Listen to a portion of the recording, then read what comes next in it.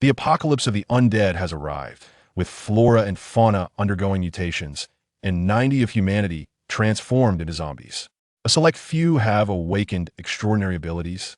Among them, Jiang Fan, who discovers that his telekinetic power allows him to absorb energy cores with an efficiency tenfold that of others. Chapter 1. Mutation Emergence. It is now September 2nd, 2030, at 10 a.m., and in just 2 minutes, the scheduled return of 2 astronauts from the Eagle Nation to Blue Star will take place. The astronauts have been on a continuous mission in space for over 2,000 days. Let us witness this exhilarating moment together. Jiang Fan gazed at the live news broadcast on his phone, which was far ahead of others. Are these 2 finally back?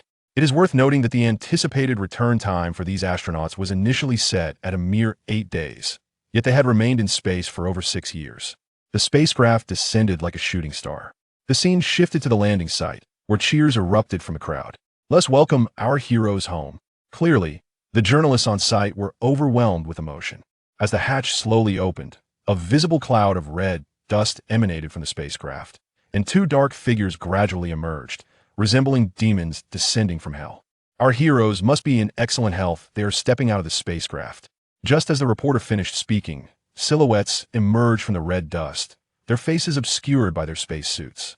One figure slowly raised a hand, fingers undulating as if acclimating to a body that was not its own. Suddenly, the fingers swelled dramatically. They breached the confines of a spacesuit, transforming into razor-sharp tips that directly struck the heart of a journalist standing 7.8 meters away. Like rubber, the fingers quickly retracted, leaving the journalist's body lifeless on the ground, a gaping hole in his chest.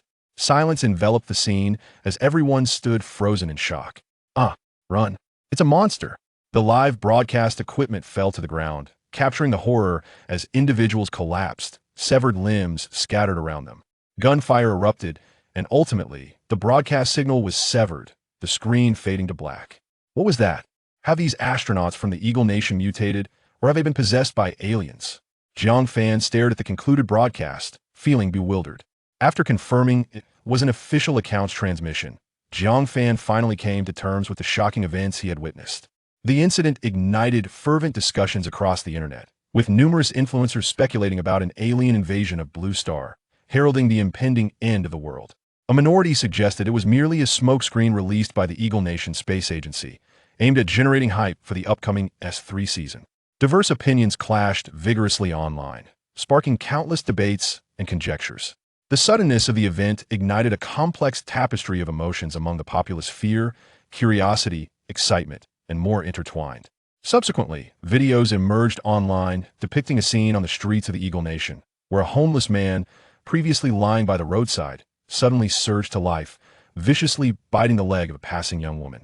The man's eyes were clouded, his skin gaunt, with dark veins etched across his face. The young woman struggled and fell, while terrified bystanders retreated, none daring to lend assistance. The vagrant continued his assault on other pedestrians, moving with an alarming swiftness, outpacing those who fled in terror. Soon, yet another unfortunate soul was brought down, greeted by frenzied bites. Screams and curses mingled chaotically, while the videographer also fled, the footage revealing a glimpse of the initial victim rising in a grotesque posture, emitting a horrifying shriek as she resumed her attack on passersby. Jiang Fan no longer doubted the thoughts swirling in his mind. Those 2 astronauts had indeed brought the zombie virus back from the depths of outer space. Hello, Lu Dong. The supermarket will be closing early today. Instruct all employees to return home. Jiang Fan instructed the store manager over the phone. Brother Jiang, is there something urgent? It seems we have more customers than usual today. It's too complicated to explain in a few words. By the way, ensure the staff transports a truckload of raw meat, cooked meat, and vegetables to the storeroom. Afterwards, distribute 2 bags of rice and 2 bags of flour to each employee and have them take some bottled water home to rest. Their wages will remain unaffected. Understood, Brother Jiang. Jiang Fan operated a 2-story supermarket spanning over 500 square meters within his community, residing in Unit 101 of Building 5, while the adjacent Unit 102 served as the supermarket storeroom, rented by him. Though the stock in the storeroom lacked the diversity of the supermarket, it contained several dozen bags of rice, flour, and oil, over 100 bottles of water, along with some alcoholic beverages and daily necessities. However, it was devoid of perishable meats and vegetables. An hour later, Lu Dong gathered the staff to unload the supplies into the storeroom before heading to Jiang Fan's home. "Brother Jiang, why are we closed today?" There were quite a few regular customers waiting at the door when we shut down. Lu Dong picked up a rainflower stone from the coffee table and lit a cigarette. Jiang Fan opened his phone and handed it to Lu Dong. "See for yourself." Moments later, Lu Dong's expression mirrored shock. "Brother Jiang, is this real? Has a zombie virus outbreak occurred in the Eagle Nation?" "Pretty much, though I can't be certain. However, our Dragon Nation has dispatched Operation 25 for evacuation, so the news is likely true. Surely it can't reach us, right? That looks rather terrifying." Lu Dong's ash fell onto the coffee table as he spoke. "It's hard to say. Have you forgotten the pandemic from a decade ago?" Jiang Fan poured a cup of tea for each of them. "Then why don't we bring all the supermarket supplies back? If the zombie virus truly reaches us, do you think merely moving everything back will ensure our safety?" "It's wiser not to put all our eggs in one basket," Jiang Fan declared, draining his teacup. "Go ahead, gather some food and drinks to take home. ITLL, probably only be a day or two before the authorities release an announcement. If anything happens, call me. If the phone lines go down, come find me." Lu Dong departed in the supermarket's delivery truck, which Jiang Fan had generously stocked with supplies. Lu Dong was Jiang Fan's comrade, and their bond was strong. Jiang Fan was 25, while Lu Dong was a year younger. After retiring from service, Jiang Fan used his resettlement funds along with a loan to open this supermarket, which found its footing in the second year. Lu Dong, lacking a formal occupation, was called upon by Jiang Fan to assist in managing the store. Initially, Jiang Fan intended to grant his comrade a share in his business. However, Lu Dong persistently insisted that he could not take advantage of Jiang Fan's generosity. Subsequently, Lu Dong became the manager of Jiang Fan's store, yet privately, they still referred to each other as brothers. Afterward, Jiang Fan contacted his uncle, relaying the information he had gathered, and repeatedly urged him to stock up on supplies, advising the family to refrain from venturing outside for the time being. Jiang Fan's parents had tragically perished in a car accident during his childhood, leaving him to grow up with his uncle's family, whom he regarded as his closest kin. Regrettably, after his cousin began working, his uncle's family relocated to Xiang province. Otherwise, Jiang Fan would have certainly brought them to his side during this tumultuous time. In the ensuing days, a deluge of videos depicting the relentless assault of zombies upon humanity flooded the airwaves, inciting widespread panic. Crowds of frantic individuals besieged both large and small supermarkets and convenience stores, resulting in empty shelves by the third day. Finally, the official announcement arrived. It has been confirmed that the zombie virus from the Eagle Nation indeed exists. The strain is suspected to have originated from two astronauts who recently returned to Blue Star from a space station, with an estimated infection rate exceeding 1 billion individuals. The zombie virus can be transmitted in two ways.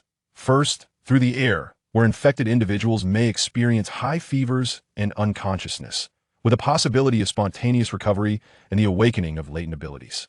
Second, through bites and scratches from zombies, which carry an exceptionally high infection rate and are currently untreatable. Citizens are advised to remain indoors and await official rescue. Inevitably, the anticipated moment had arrived. Wrapped in a blanket, Jiang Fan lay in bed, his body ablaze with fever, yet feeling as though he were freezing to the core. His head throbbed as if countless tiny hammers were incessantly striking it, causing excruciating pain. He struggled to maintain consciousness, but his eyelids grew increasingly heavy. His thoughts began to drift erratically. He would reminisce about joyous moments spent with family and friends, only to be abruptly plunged into an abyss of despair.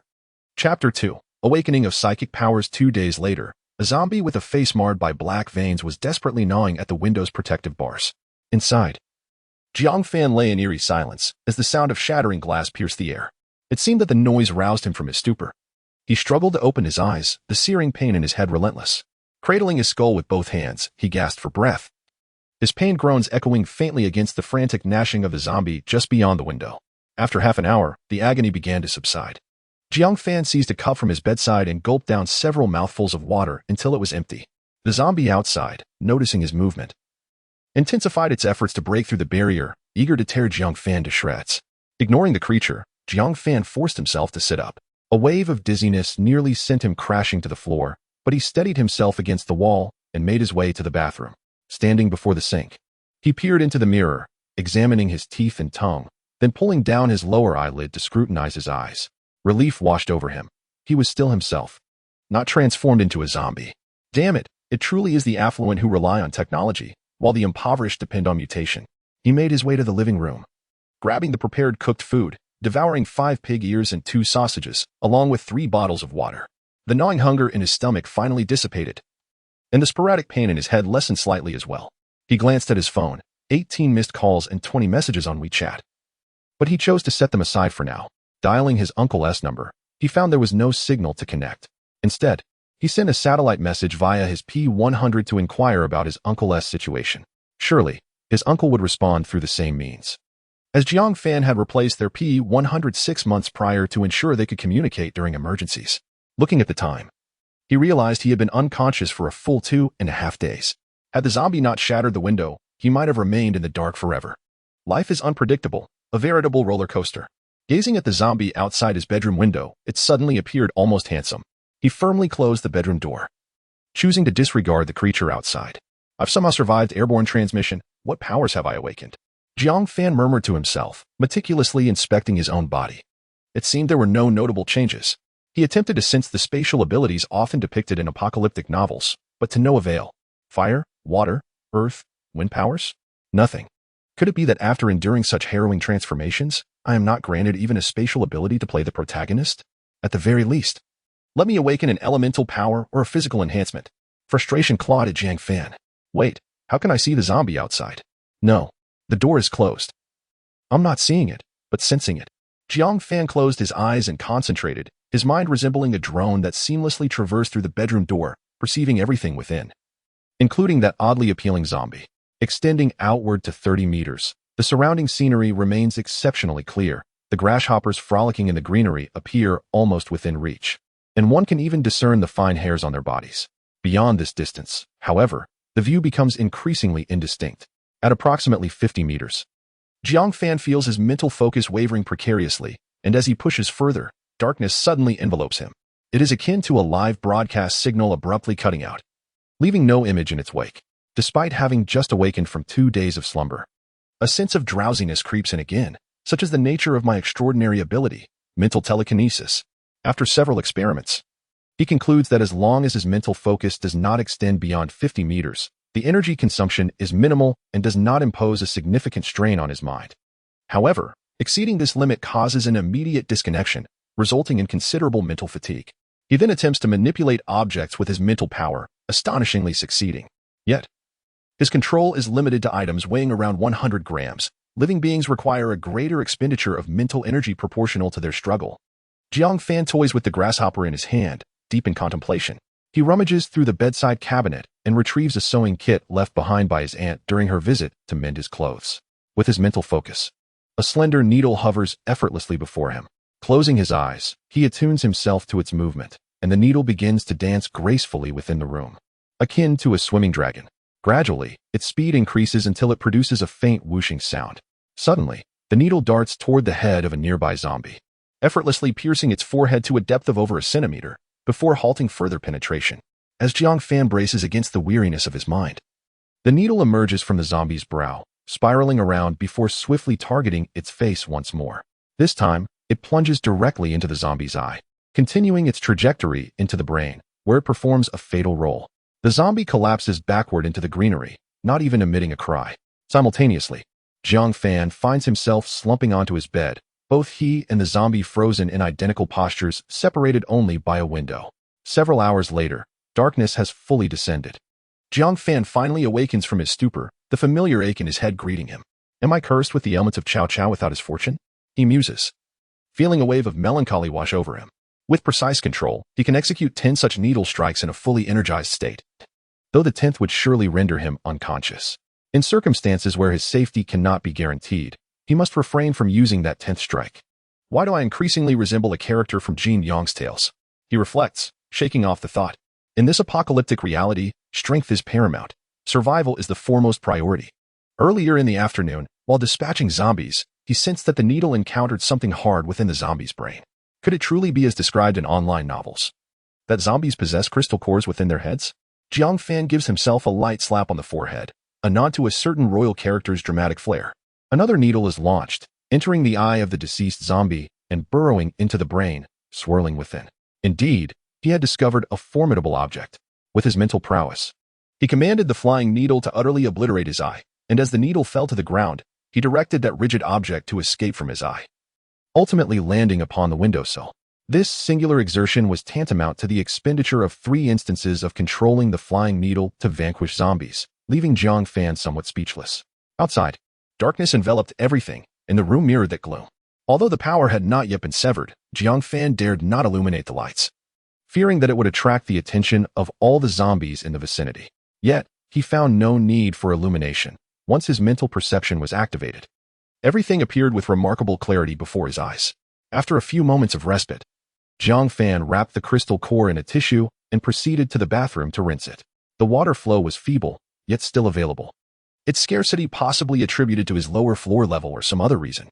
Before him lay a multifaceted crystal, roughly the size of an egg, in which strands of crimson blood swirled as if animated. The bathroom light refracted an eerie red glow from it. Could this be consumed directly? The thought revolted him. Would consuming it improperly lead to his transformation into a zombie? Jiang Fan pondered anxiously.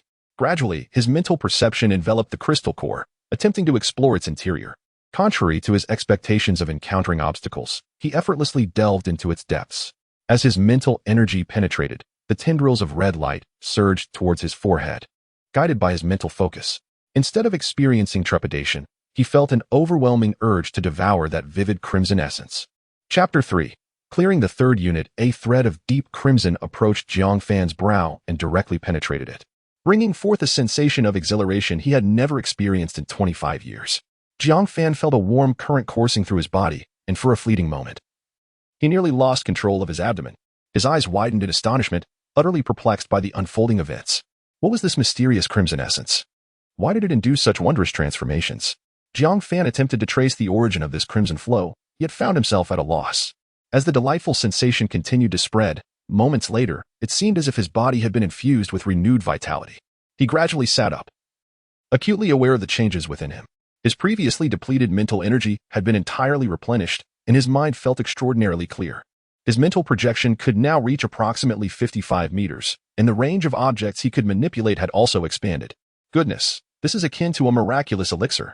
If Emperor Qin had possessed such a thing, he would not have needed to expend the entire nation's resources on alchemy.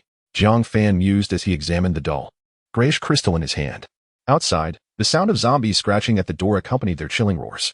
It appeared that the undead possessed heightened auditory sensitivity during the night. Shaking off his thoughts, he ventured into the living room to grab a bite. Upon checking his phone, he noted 18 missed calls, 11 from his uncle, 3 from his cousin, 2 from Lu Dong, and 1 from a telemarketer. These people were remarkably dedicated, still attempting to peddle wares even amidst the apocalypse. One call surprised him. It was from Zhang Weiwei, a beautiful owner from Building 9 in his community. Zhang Weiwei was a minor internet celebrity with tens of thousands of followers. And whenever she visited Jiang Fan's supermarket, she was loud and boisterous, never sparing a glance at anyone. He had only obtained her number after delivering goods when an employee was absent. Why was she calling him? It hardly mattered. They were not well acquainted. He then opened WeChat to find numerous messages from his uncle. Xiao Fan, we bought quite a few supplies as you suggested. We intended to purchase more today. But after visiting 4, 5 supermarkets, we found everything sold out, even salt. Xiao Fan, you're all alone over there. Please be cautious. Xiao Fan, why aren't you replying? Please respond. Xiao Fan, your sister has developed a high fever and is unconscious. We've encountered zombies like those in the videos. We have ample food here, but you must protect yourself. Reading his uncle's messages, Jiang Fan felt an overwhelming urge to jump into his car and race to Xiong province. Yet, he understood the folly of such an impulsive decision. The situation outside was undoubtedly akin to the apocalyptic films he had seen. Zombies lurked everywhere, and the roads were choked with various abandoned vehicles. Charging out carelessly would be tantamount to courting death. At 25, he had yet to find a partner and could not afford to perish, especially with his uncle's family relying on him for rescue. With a fist pounding the sofa, Jiang Fan resolved to grow stronger as swiftly as possible so he could journey to Xiong province and save his uncle's family. Additional messages on WeChat were from Lu Dong and the supermarket group. Brother Jiang, I called but you didn't answer. There's a zombie in my hallway. After I take care of it, I'll come find you. Jiang Fan truly wished to send a satellite communication to Lu Dong, advising him to remain at home. Yet this young man had previously insisted he did not want Jiang to purchase a mobile phone. The supermarket group chat was in disarray, with several individuals aware of Jiang Fan's ownership tagging him. Boss Jiang, your supermarket must still have provisions. I see you've been closed for several days. The supplies in the supermarket had long been exhausted, and even they were left without food. Lu Dong replied in the chat. Do not speak nonsense with such wide eyes. I was there the day you closed. You ceased operations a day before others raided the place. To whom did you sell your goods? Jiang Weiwei retorted. Damn you. Jiang Fan muttered under his breath. Soon, more individuals began to denounce Lu Dong, urging him to reopen the supermarket and provide for everyone. Lu Dong chose to ignore them. Unexpectedly, on the day after Jiang Fan fainted, a person named Chang Gu emerged, rallying a few individuals in the chat to demand they break down the supermarket doors. Lu Dong responded with warnings about robbery and threats to call the police, promptly expelling the troublemakers from the group. This was precisely why Jiang Fan entrusted Lu Dong with the supermarket. Sometimes a measured approach is a form of wisdom if one cannot resolve a problem. One must eliminate those who pose it. Now, 2 days had passed, and the supermarket was likely beyond salvation, a scenario Jiang Fan had anticipated. The supermarket was left open for looting. With its vast expanse, even if it appeared empty, others would continue to search for food, especially after having been closed prematurely. The unachievable perpetually stirs unrest. The entire neighborhood would remain fixated on Jiang Fan. He was no protagonist from an online novel, possessing an impregnable sanctuary. And the only way to divert attention was to allow others to obtain what they sought. The supplies in his warehouse were sufficient to sustain him for a time. His uncle had yet to reply to his satellite communication, prompting Jiang Fan to send another message. He charged his phone and unearthed 2 power banks from his home, ensuring they were fully charged, as one could never predict when power might be lost. Standing at the entrance, he carefully assessed his surroundings. The building comprised 6 floors with 12 households. On his floor, a lone zombie was clawing at his door, with one in apartment 201, 2 in 301, and 3 in 302, totaling 15 zombies throughout the building. After surveying the area, Jiang Fan took action. A flying needle shot through the window and swiftly maneuvered to the entrance, piercing through a zombie's eye and into its brain. Followed by a frenzied agitation as the zombie clutched the doorknob of Jiang Fan's home in its final moments. Jiang Fan pushed the door open, securely locking it behind him, and retrieved a large axe from the adjacent storage room, cleaving the zombie's head to extract the crystal core. He proceeded with his usual strategy, eliminating all 3 zombies from apartments 201 and 301, who were his neighbors. No need to thank me. Consider it a return favor for your patronage. Jiang Fan murmured to himself. Utilizing his mental powers, he transported the 3 crystal cores back, leaving him once again fatigued and on the verge of unconsciousness. His head throbbing, a clear indication of the toll of his mental exertion. Had he not absorbed a crystal core earlier, he likely would have already fainted. Jiang Fan absorbed another crystal nucleus, a wave of exhilaration washing over him. Despite being somewhat prepared this time, he nearly expelled it once more. Is every absorption of a crystal nucleus this delightful? It seems I ought to find myself a girlfriend someday. His mental energy transformed into a state of fullness, and the headache dissipated. However, it appeared that this time, there wasn't too much enhancement in the intensity of his psychic abilities. It seemed that the crystal nucleus primarily replenished the voids and one's supernatural powers, only strengthening them with any surplus energy, Jiang Fan pondered. In order to reduce the distance, he directly arrived at the entrance of room 302, controlling a flying needle to eliminate the zombies. Following the same method, he acquired 3 more crystal nuclei. Feeling somewhat fatigued, he thought to himself, indeed, 3 seconds makes a true man. Gazing at the 3 crystal nuclei in his hand, Jiang Fan was overjoyed, combined with those at home. He now possessed 5. His strength surely must rise exponentially. Descending the stairs to return home, he felt a surge of hidden delight. Yet, he wondered how the abilities of other awakened individuals compared. Just as he reached the 2nd floor, the door of room 202 suddenly swung open. At that moment, Jiang Fan, feeling a bit weak, was startled and stumbled. From within room 202, a slender, pale hand reached out, poised to grasp him. Chapter 4. The extraordinary zombie Jiang Fan unleashed his mental powers, and a nearly imperceptible needle hovered beside him. Quickly, come in. There are zombies outside. The owner of the hand urged. Jiang Fan raised his gaze to behold a capable young woman with hair cascading to her earlobes and delicate features. Her eyes betrayed a sense of urgency and determination, tightly gripping a sharp watermelon knife, seemingly prepared to confront any zombies that might burst in. Jiang Fan was momentarily taken aback, and the hovering needle instantly vanished. Who are you? I don't recall seeing you in this unit before, Jiang Fan inquired warily, uncertain whether this girl possessed any abilities or might ambush him. Just come inside first. I saw zombies lurking in our corridor through the peephole. Hurry, she urged, stepping aside to allow him entry while lowering her voice. Jiang Fan was at a loss, with his mental powers activated. How could he be unaware of the presence of zombies? Yet, seeing the girl's anxious demeanor, he stepped into the room. The girl swiftly closed the door and locked it. then crouched by the peephole to observe the situation outside before turning back. I'm Chun-Li. I don't usually come back here. My father lives here. And others call him Old Jiang. You didn't know there were zombies outside? What were you doing wandering the corridor? Are you not afraid of death? The girl introduced herself and then bombarded Jiang Fan with a series of probing questions. Jiang Fan was somewhat bewildered by the interrogation and had no intention of divulging his abilities to this stranger, even though she appeared to harbor no ill intentions. I just stepped out to assess the situation. There shouldn't be any zombies in the corridor. Where has Old Jiang gone? Upon hearing the inquiry about her father, the girl's demeanor dimmed. Her gaze fell slightly, her long eyelashes fluttering as if to conceal the tumult of emotions within. I don't know. He went out 2 days ago to scavenge for food and has tea returned, she replied, her voice trembling. Jiang Fan recognized Old Jiang, a chess-loving elder and a regular customer at his supermarket. Upon closer inspection, he noticed the girl bore a striking resemblance to him. Old Jiang will be fine. I live in Unit 101, Jiang Fan reassured her. My father mentioned you before. You're the owner of the community supermarket, she said, her tone tinged with a hint of unease. Well, I should be heading back now, Jiang Fan declared, moving toward the door. In this apocalyptic era, especially with his primary focus on enhancing his own abilities and swiftly reaching Hunan province to find his uncle's family, Jiang Fan was reluctant to complicate matters.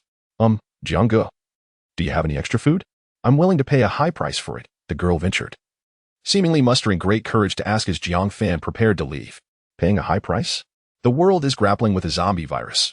It's uncertain whether our country can endure. What use is money now? Jiang Fan contemplated internally, glancing at the girl's pitiful expression. I still have some food at home. Forget the money. Follow me, he said, opening the door to head downstairs, with the girl cautiously trailing behind. As they reached the first floor, Chun-Li caught sight of a deceased zombie in the corridor, letting out a gasp of surprise before hastily covering her mouth with her hands.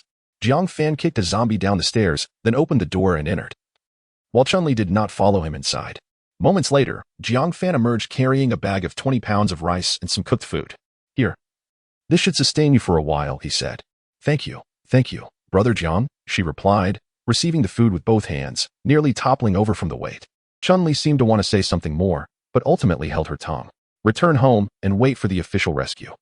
The latter part of his sentence remained unspoken, as he feared the authorities were currently unable to assist. After sending Chun-Li away, Jiang Fan resumed absorbing crystal cores, this time intending to take in several at once. After absorbing the first core, he replenished his previous energy expenditure and continued with the second. Upon completing the second absorption, his telekinetic sensing range had reached 60 meters. He proceeded to the third core, and by the time he attempted to draw the crimson energy from the fourth core to his brow, the energy did not enter immediately. Instead, it gradually coalesced into a mass at his forehead. Despite several attempts, he was still unable to absorb it. With caution, he guided the remaining crimson energy back into the crystal core, and surprisingly, it went smoothly. It seems my mental power can only be enhanced to this extent for now. Have I evolved too rapidly? Jiang Fan mused. Ultimately, his telekinetic sensing range expanded to 65 meters, and his carrying capacity saw a slight increase, though it paled in comparison to the expansion of his sensing range. Of course, the side effects were still inevitable. This time, Jiang Fan finally lost control and helplessly changed into a new pair of underwear. After consuming some food and clearing out the zombies in room 302, he obtained 3 more crystal cores and fell into a deep slumber. The following day, Jiang Fan meticulously eradicated all the zombies in the unit. Whenever his telekinetic energy was nearly depleted, he replenished it with crystal cores. Each replenishment slightly increased his original sensing range, though the increase in carrying capacity remained minimal. His sensing range had now reached 70 meters, and his precise control range had expanded to 40 meters. However, the pace of growth still lagged significantly compared to before. Jiang Fan speculated that his original mental energy was akin to a reservoir. The rapid increase previously was like filling the reservoir to the brim. Once it was full, it could hold no more water unless the reservoir itself was enlarged. Depleting his mental energy repeatedly might be the process of expanding that reservoir. He had yet to determine the reason for the slow growth in carrying capacity. However, he noticed a peculiar phenomenon. The zombies outside seemed to be evolving as well. He sensed that in one unit, a middle-aged man who had not survived the airborne infection transformed into a zombie within mere minutes of dying. The subsequent scene was brutal. That zombie killed 3 family members, yet its eyes remained clouded, with a hint of crimson seeping from the corners. Finally, that zombie broke through a protective barrier the width of a pinky finger and leaped out of the window. This was no ordinary zombie. The first one Jiang Fan had encountered had failed to breach his window despite considerable effort. It appeared that zombies varied in strength, and consuming human flesh led to their evolution. After the zombie leapt from the upper floor, it dashed straight towards Building 8. Jiang Fan attempted several times to eliminate the creature, yet the distance was simply too great, exceeding 100 meters. Currently, Jiang Fan had mastery over his flying needles within a range of 40 meters, maneuvering them with such ease that they felt like an extension of his own hands. Beyond this range, however, the needles lost their agility and speed, a limitation that coincided with the extent of his psychic sensing ability. From the direction of Building 8, the anguished cries and screams of survivors occasionally echoed. This cannot continue. Allowing this creature to grow unchecked, I will inevitably become its prey. I must devise a means to eradicate it, Jiang Fan gritted his teeth and declared. Chapter 5. The elimination of the special zombie. Drawing upon the tenacity cultivated during his military training, Jiang Fan embarked on an arduous campaign against the zombies. For an entire 2 days, aside from brief interludes for sustenance and rest, he devoted himself to the relentless slaughter of the undead. Initially, Jiang Fan resolved to forego sleep altogether, yet he soon realized that although the energy from the crystal cores replenished his mental fortitude, he could not operate like an unceasing machine. His mental prowess resembled a powerful engine. Despite a constant fuel supply, it could not function continuously without rest, leading to inevitable breakdowns. Similarly, Jiang Fan's own body required recuperation. After absorbing the energy from 2 or 3 crystal cores to continue his assault, he found his control over the flying needles diminishing to the point where they could not pierce even the eyelids of the zombies. Within his range of precise perception, he struggled to lift objects weighing merely 80 grams, a stark contrast to his usual capacity of approximately 120 grams following days of rigorous training. It became imperative for him to sleep in order to restore his optimal state for the ongoing hunt. This cycle persisted for 3 days, during which Jiang Fan periodically sent satellite communication messages to his uncle, yet received no replies. The absence of news from Lu Dong further solidified his resolve to eliminate the special zombie and seek out Lu Dong at Building 9. Notably, he received a satellite message from the official government of Longhua. Survivors, the zombie virus has precipitated a global catastrophe. It is conservatively estimated that 4 billion individuals worldwide have succumbed to the infection. The government has organized numerous rescue missions, but the results have been disheartening, and the rescue teams have suffered significant losses. Given the current situation, we urge survivors to evacuate to the 4 major safe zones. The Qilong Safe Zone is located in Qing Province, the Baihu Safe Zone in Yu Province, the Zhukai Safe Zone in the capital, and the Xuanwu Safe Zone in Hunan Province. Fellow countrymen, the moment of our survival is upon us. We will steadfastly hold the safe zones until your arrival. Jiang Fan pondered whether even the might of the state could withstand such a calamity. It appeared that the situation was far more complex than it initially seemed. Fortunately, the existence of a safe zone in Hunan Province significantly increased the chances of survival for his uncle and others. On the 4th day, Jiang Fan had successfully eradicated all the zombies in the 3 units of Building 5, including those beyond his perceptive range. Over the course of this endeavor, he had dispatched more than 100 zombies, though he could no longer keep track of the exact count. Observing the neatly arranged collection of over 80 crystal cores on the coffee table, he finally exhaled in relief. He was uncertain of the current circumstances faced by other awakened individuals, yet he could undoubtedly consider himself affluent. His perceptive range had now expanded to 85 meters, with precise perception extending to 50 meters, and he was capable of lifting 130 grams. With this newfound strength, Jiang Fan prepared to confront the special zombie. After contemplating numerous strategies over the past few days, he ultimately settled on a safe approach. He ascended to the rooftop by climbing through the maintenance shaft of Unit 2. Then made his way to the edge of Unit 3, the closest point to Building 8. He retrieved an old phone that had been replaced long ago, its speakers pulsating with dynamic music. The melodies echoed, accompanied by the sounds of cattle and horses, as the phone was tossed towards Building Number 8. Landing approximately 30 meters away, Jiang Fan unleashed his mental prowess, guiding a flying needle towards the vicinity of the phone. He sensed the survivors in the nearby buildings cautiously glancing towards the device, while the zombies, akin to those in standby mode, surged desperately towards the source of the music. Among them were several special zombies, their eyes gleaming with a crimson glow, which astonished Jiang Fan. There were far more than he had anticipated. Within 3 minutes, a throng of over 30 zombies encircled the phone, fixated solely on it, disregarding the presence of humans. An old P-60 was savagely bitten by one of the zombies, the Kunlun glass shattering with a resounding crash, yet the music persisted undeterred. Come on, beasts. Come on. Jiang Fan saw the phone teetering on the brink of destruction. But the elusive special zombie had yet to appear. He rummaged through his backpack and extracted a hefty piece of raw meat weighing 5 or 6 pounds. summoning all his strength to hurl it into the mass of zombies. One by one, he cast the entire bag of meat into the fray. The crowd of zombies now exceeded 30. Gasps arose from the people in the surrounding buildings, some of whom had spotted Jiang Fan atop the roof. Suddenly, a terrifying roar reverberated through the air, a sound so deafening it felt as though it resonated directly in their ears. A notably larger zombie charged towards him from a distance. It barreled forward like a wild beast, swinging its arm to fling a zombie that was gnawing on the meat several meters away, before joining the others and devouring the raw flesh. It appeared that this creature had yet to evolve any semblance of intelligence, yet it was undeniably more ferocious than the average zombie. Jiang Fan felt a surge of relief. Channeling his mental energy, he directed the flying needle straight into the large zombie's eye. With a sharp whoosh, the needle penetrated its brain, eliciting a bone-chilling roar from the creature.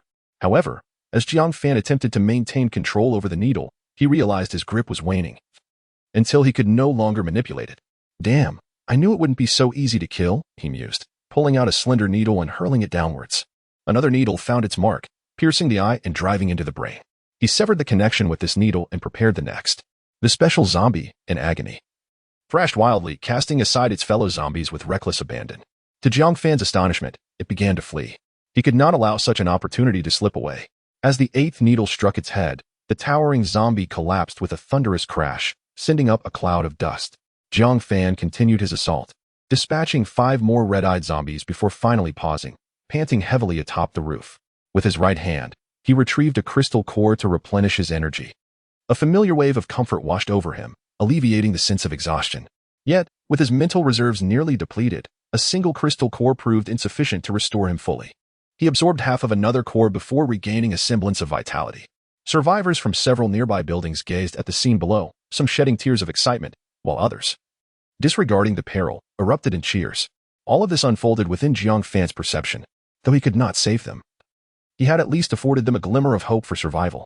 As Jiang Fan passed the second floor, he sensed Chun-Li peering at him through the peephole. Suddenly, the door swung open, and Jiang Fan calmly regarded Chun-Li, who appeared somewhat astonished by his presence. It was as if he had anticipated her emergence. Doubt swirled in Chun-Li's mind. Brother Jiang, about what is happening outside? It was Timmy. I was merely watching the commotion from the rooftop. Before Chun-Li could finish her inquiry, Jiang Fan interjected. Watching the commotion? Who would believe your words? Chun-Li mused silently. Brother Jiang, have you eaten? I have some rice here. Why not join me? Just as Jiang Fan intended to decline, Chun-Li had already turned away to serve the rice. Clad in a delicate pink silk camisole, the soft fabric clung to her graceful curves, exuding an ethereal beauty. Under the influence of the side effects from the crystal core absorption, Jiang Fan found it increasingly difficult to maintain his composure, and now, he was on the verge of complete collapse. In a flash, he vanished, leaving behind the echo of his voice in the hallway. Next time, for sure. Next time. Chun-Li was left bewildered. Chapter 6. Reunion with Lu Dong on the afternoon of the 7th day since the return of the 2 astronauts from Eagle Nation. A power outage finally occurred, and the water supply was completely depleted. This must be attributed to the efforts of the high-ranking officials of Dragon Nation. Without their intervention and pressure, the employees of the power supply unit would likely have fled long ago. It is remarkable that the electricity could last for 7 days. Aside from the areas where the power facilities were damaged by zombies, this decisive action from the authorities undoubtedly saved countless lives. That evening, Jiang Fan transported all the zombie cores he had lured and killed in the morning back using his mental powers, expending 3 cores in the process. He refrained from acting during the day for fear that other survivors might observe him. Jiang Fan firmly believed that there were definitely awakeners more formidable than himself in this world. Once others were aware of his abilities, his situation would become perilous. The unknown is indeed the most terrifying aspect. He was determined not to expose his powers to anyone. The memory of slaying the towering zombie was still vivid. Had today's target been an awakener instead of a zombie, he would not have been able to achieve such an effortless kill. Why was it that as soon as the flying needle penetrated the zombie's brain, the connection with the needle was severed? Could it be that a zombie with a higher level of evolution could block his mental powers? Or was it that this particular zombie's evolutionary stage suppressed his abilities? Jiang Fan suspected it was likely the latter. The dangers from the outside world were growing increasingly uncertain. After transporting the cores, he sensed a large rat, over half a meter long. Upon killing it with the flying needle, he found no core within its brain. It was imperative to expedite his plans. He would seek out Lu Dong tomorrow and then find a way to reach Xiang Province to locate his uncle. Every day's delay posed a greater risk to his cousin and the others. All 6 cores were transported back. Their sizes were comparable to the previous ones. Yet the blood-red hue of these 6 cores was much more intense, particularly the core from the towering zombie, which was nearly entirely red. Its weight was significantly greater than that of the other cores. The effort to transport this single core nearly drained him completely. Gazing at the core, resembling a blood diamond, Jiang Fan immediately began to absorb it, eager to discover whether it could enhance his abilities. With the guidance of his mental powers, a surge of blood-red energy flew toward his forehead, yet, as before, it felt as if a closed door obstructed him. The crimson energy could not be absorbed. Jiang Fan persisted, drawing out all the red energy until his forehead was completely enveloped in crimson. It felt akin to a heavy portal slowly being pushed ajar as the red energy began to flow into his mind. The pace quickened, faster and faster. A familiar sensation of comfort washed over him, as if every cell in his body were rejoicing, lasting a full 10 minutes. Well, I suppose it's time for a change of underwear, Jiang Fan mused, feeling increasingly gone as he touched his handsome face with a sense of bemusement. With his mental powers fully activated, his perception range had now expanded to 95 meters, with precise sensing extending to 60 meters. Remarkable. It truly exceeded my expectations. However, he sensed that unless he engaged in gradual training, the type of core he had just used would no longer facilitate further evolution. This feeling was ineffable, perhaps merely a biological instinct. A night passed in silence. Early the next morning, Jiang Fan appeared at Chun-Li's doorstep, with a backpack slung over his shoulder. Chun-Li. It's me, Jiang Fan. I have something to discuss. He knocked on the door. The door creaked open, revealing not the usual pink silk nightgown, but a blue one. Sister, even in this apocalyptic world, with water and power outages, you still change your pajamas every day? Jiang Fan mused internally. Yet he couldn't deny that Chun-Li was undeniably alluring. I need to step out for a bit. Once I leave, please lock the unit door behind me. As long as you don't encounter those mutated zombies, they won't be able to get in. When I return, I'll remind you to open the door for me. Brother Jiang, where are you going? You won't be gone for long, will you? Despite Chun-Li's resilient demeanor, a glimmer of unshed tears flickered in her eyes. Jiang Fan, momentarily at a loss, could only awkwardly respond, I will definitely come back. This is my home. If I don't return, where else would I go? He intended to convey that he hadn't yet retrieved his supplies from the warehouse and would surely starve if he didn't return. Upon hearing this, Chun-Li's expression brightened, though it was quickly replaced by worry. Brother Jiang, the outside world is teeming with zombies. I know you possess great skills, but please be careful. I'll be waiting to open the door for you as soon as you return. He left a few buckets of water and some instant food for Chun-Li as compensation for her vigilance. With his mental powers fully activated, he stepped out of the hallway, sending a floating needle flying ahead. The distance from Building 5 to Building 9 was approximately 200 meters. The needle cleared the path, eliminating 7 zombies along the way, allowing him to enter the corridor of Unit 1 in Building 9 with remarkable ease. However, upon closing the corridor door, it emitted a deafening noise. Jiang Fan hastily twisted the door lock to secure it. Damn it, these incompetent property managers can't even fix this door. It won't lock properly. He cursed under his breath. In his mental perception, he sensed that 4 to 5 zombies were already drawn by the sound of the door slamming shut. To make matters worse, 8 zombies lingered near Lu Dong's door on the 5th floor, rushing downward. While Jiang Fan was capable of eliminating around 19 zombies at once, it required time to do so one by one. He had already sensed the 8 zombies outside Lu Dong's door, initially planning to stealthily deal with them using his firearm without alerting the others upstairs. Who would have thought that the noise from the door would be more piercing than a screeching chicken? Damn it, let us do this. The needle had already pierced through the skull of a zombie on the 5th floor, while the others continued their descent. The needle did not pause as it continued to the next target. Jiang Fan, seizing a steel bar from a pile of debris nearby, wedged it between the door handles. Just as he completed this task, a tremendous force slammed against the door, nearly causing him to regurgitate his breakfast. He pressed against the corridor door with all his might. The zombies above had reached the 3rd floor, with 5 remaining. His divided attention had somewhat slowed his killing pace. Using his body to brace the door, he focused his mental powers entirely on controlling the needle to eliminate the zombies. By the time the horde reached the 1st floor, only 2 remained. The needle struck once more, embedding itself into the brain of the leading zombie. Yet the relentless zombies surged forward, directly lunging at Jiang Fan. The first zombie, its head still intact, was also charging towards him, but in the next moment, it was destined to meet its demise. Likewise, there was no time for the flying needle to eliminate another zombie. A primal roar erupted from Jiang Fan's throat, reminiscent of a wild beast. Another needle was propelled, piercing through Jiang Fan's backpack and striking straight into the zombie's brain, obliterating it in an instant. Thud, thud, the 2 zombies collapsed at his feet, their grotesque faces resting mere inches from him. Damn it, Lu Dong. Hurry up and help me, Jiang Fan shouted. Having sensed Lu Dong crouched behind the security door of room 502, he no longer cared whether his cries would attract more zombies.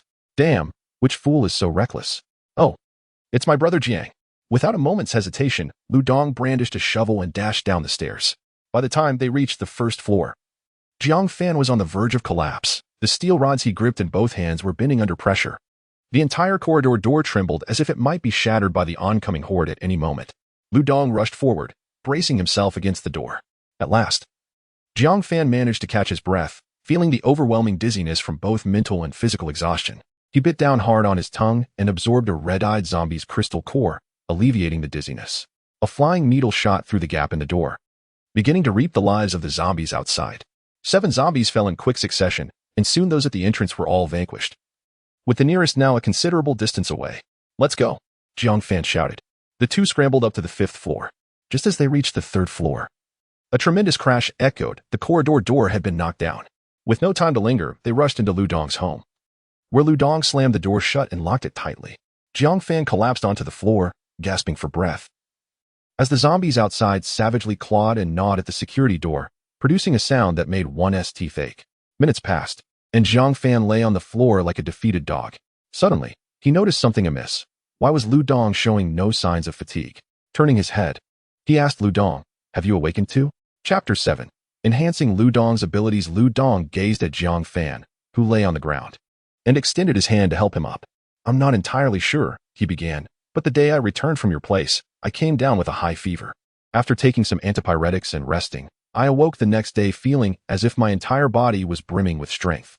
As he spoke, Lu Dong strode into the gym, where an array of fitness equipment was set up. He effortlessly lifted a barbell marked at 150 kilograms with one hand from the corner. "Look, brother Jiang, I couldn't lift 300 pounds with both hands before, but now I can easily manage it with just one." Jiang Fan watched as Lu Dong brandished a dumbbell larger than his own head, instinctively taking a step back, wary of an accidental mishap. "You must have awakened your abilities, and it appears to be a strength enhancement type. But how is it that you awakened after a single nap? While I was unconscious for 3 days and nearly didn't wake up at all. Brother Jiang, have you awakened too?" Lu Dong inquired.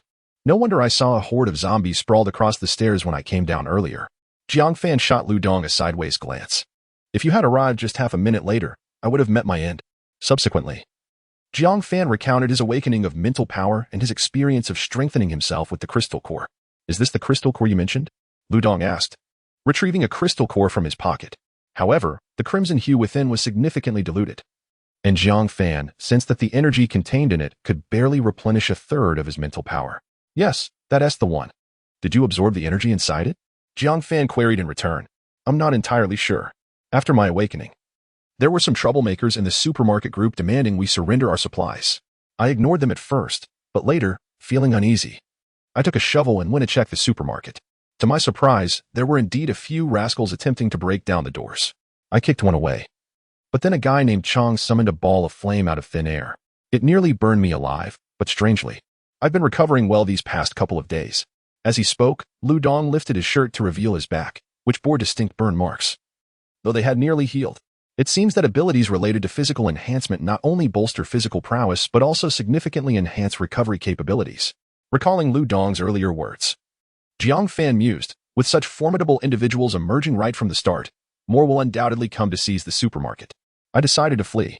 On my way, a zombie lunged at me, and with a swift swing of my shovel, I crushed its skull, retrieving this crystal core.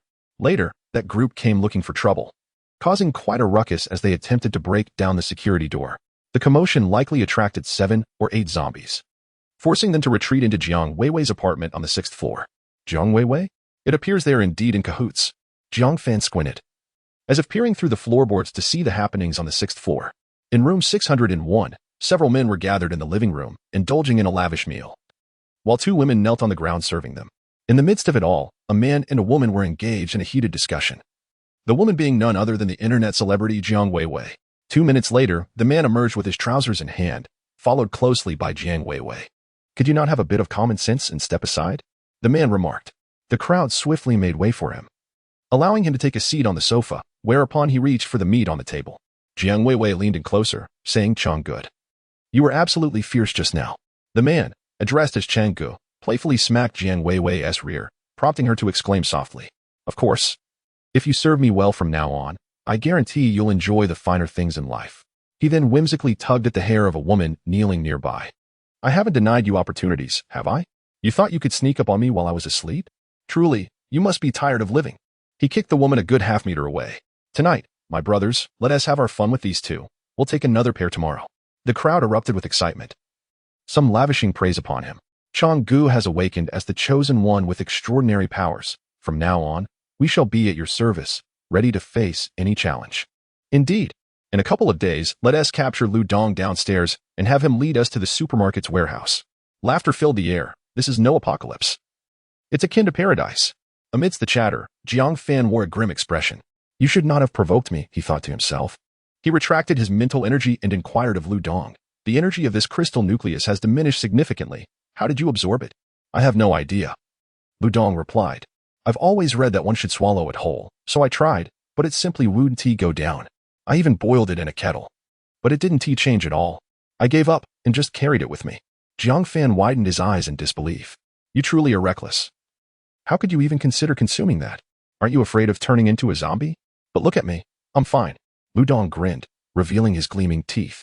Jiang Fan was left speechless, contemplating that Lu Dong must have passively absorbed the energy from the nucleus. However, judging by his words, the process was exceedingly slow. It could take a whole day to absorb the energy from just one crystal.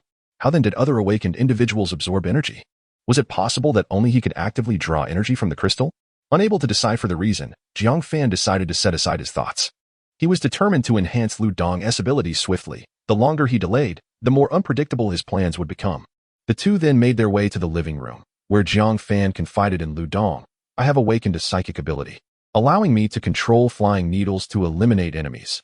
This is my means of self-preservation, and you must keep it confidential." Lu Dong nodded seriously, understanding the gravity of the situation. "I can use my psychic power to draw the crimson energy from the crystal nucleus to enhance your abilities. Let us see if it works." Jiang Fan retrieved 5 ordinary crystal nuclei from his backpack and placed them on the coffee table. Lu Dong sighed in awe. Realizing how formidable Jiang Fan was, he had been trapped at home for several days by zombies, and here was Jiang Fan, effortlessly producing 5 nuclei, as if they were mere trinkets. Truly, he was a remarkable brother. Jiang Fan focused his psychic energy, and the crimson energy began to coalesce at Lu Dong's forehead. However, despite Jiang Fan's fervent efforts, there was no sign of absorption occurring. Could it be that the physical enhancement abilities cannot actively absorb crystal cores? The physical body? The physical body. Jiang Fan fell into deep contemplation. And suddenly a revelation struck him. Where lies the essence of the physical body? In the heart. Thus, the energy converging at the center of his brow was indeed futile. This time, Jiang Fan directed the energy to gather at Lu Dong's heart. As the crimson energy made contact with Lu Dong's left chest, it vanished, absorbed immediately. Success. Jiang Fan couldn't help but exclaim in excitement, which stirred a furious scratching from the zombies outside the door. On this occasion, Lu Dong absorbed 3 ordinary crystal cores and 1 red-eyed zombie crystal core, after which he could absorb no more.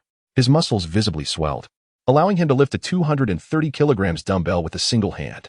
Of course, accompanying this transformation were undeniable side effects. However, for reasons unknown, perhaps due to his previous romantic encounters, Lu Dong did not appear as embarrassed as Jiang Fan. Curiously, Jiang Fan inquired about this. Lu Dong replied with a teasing smile, "You are still young.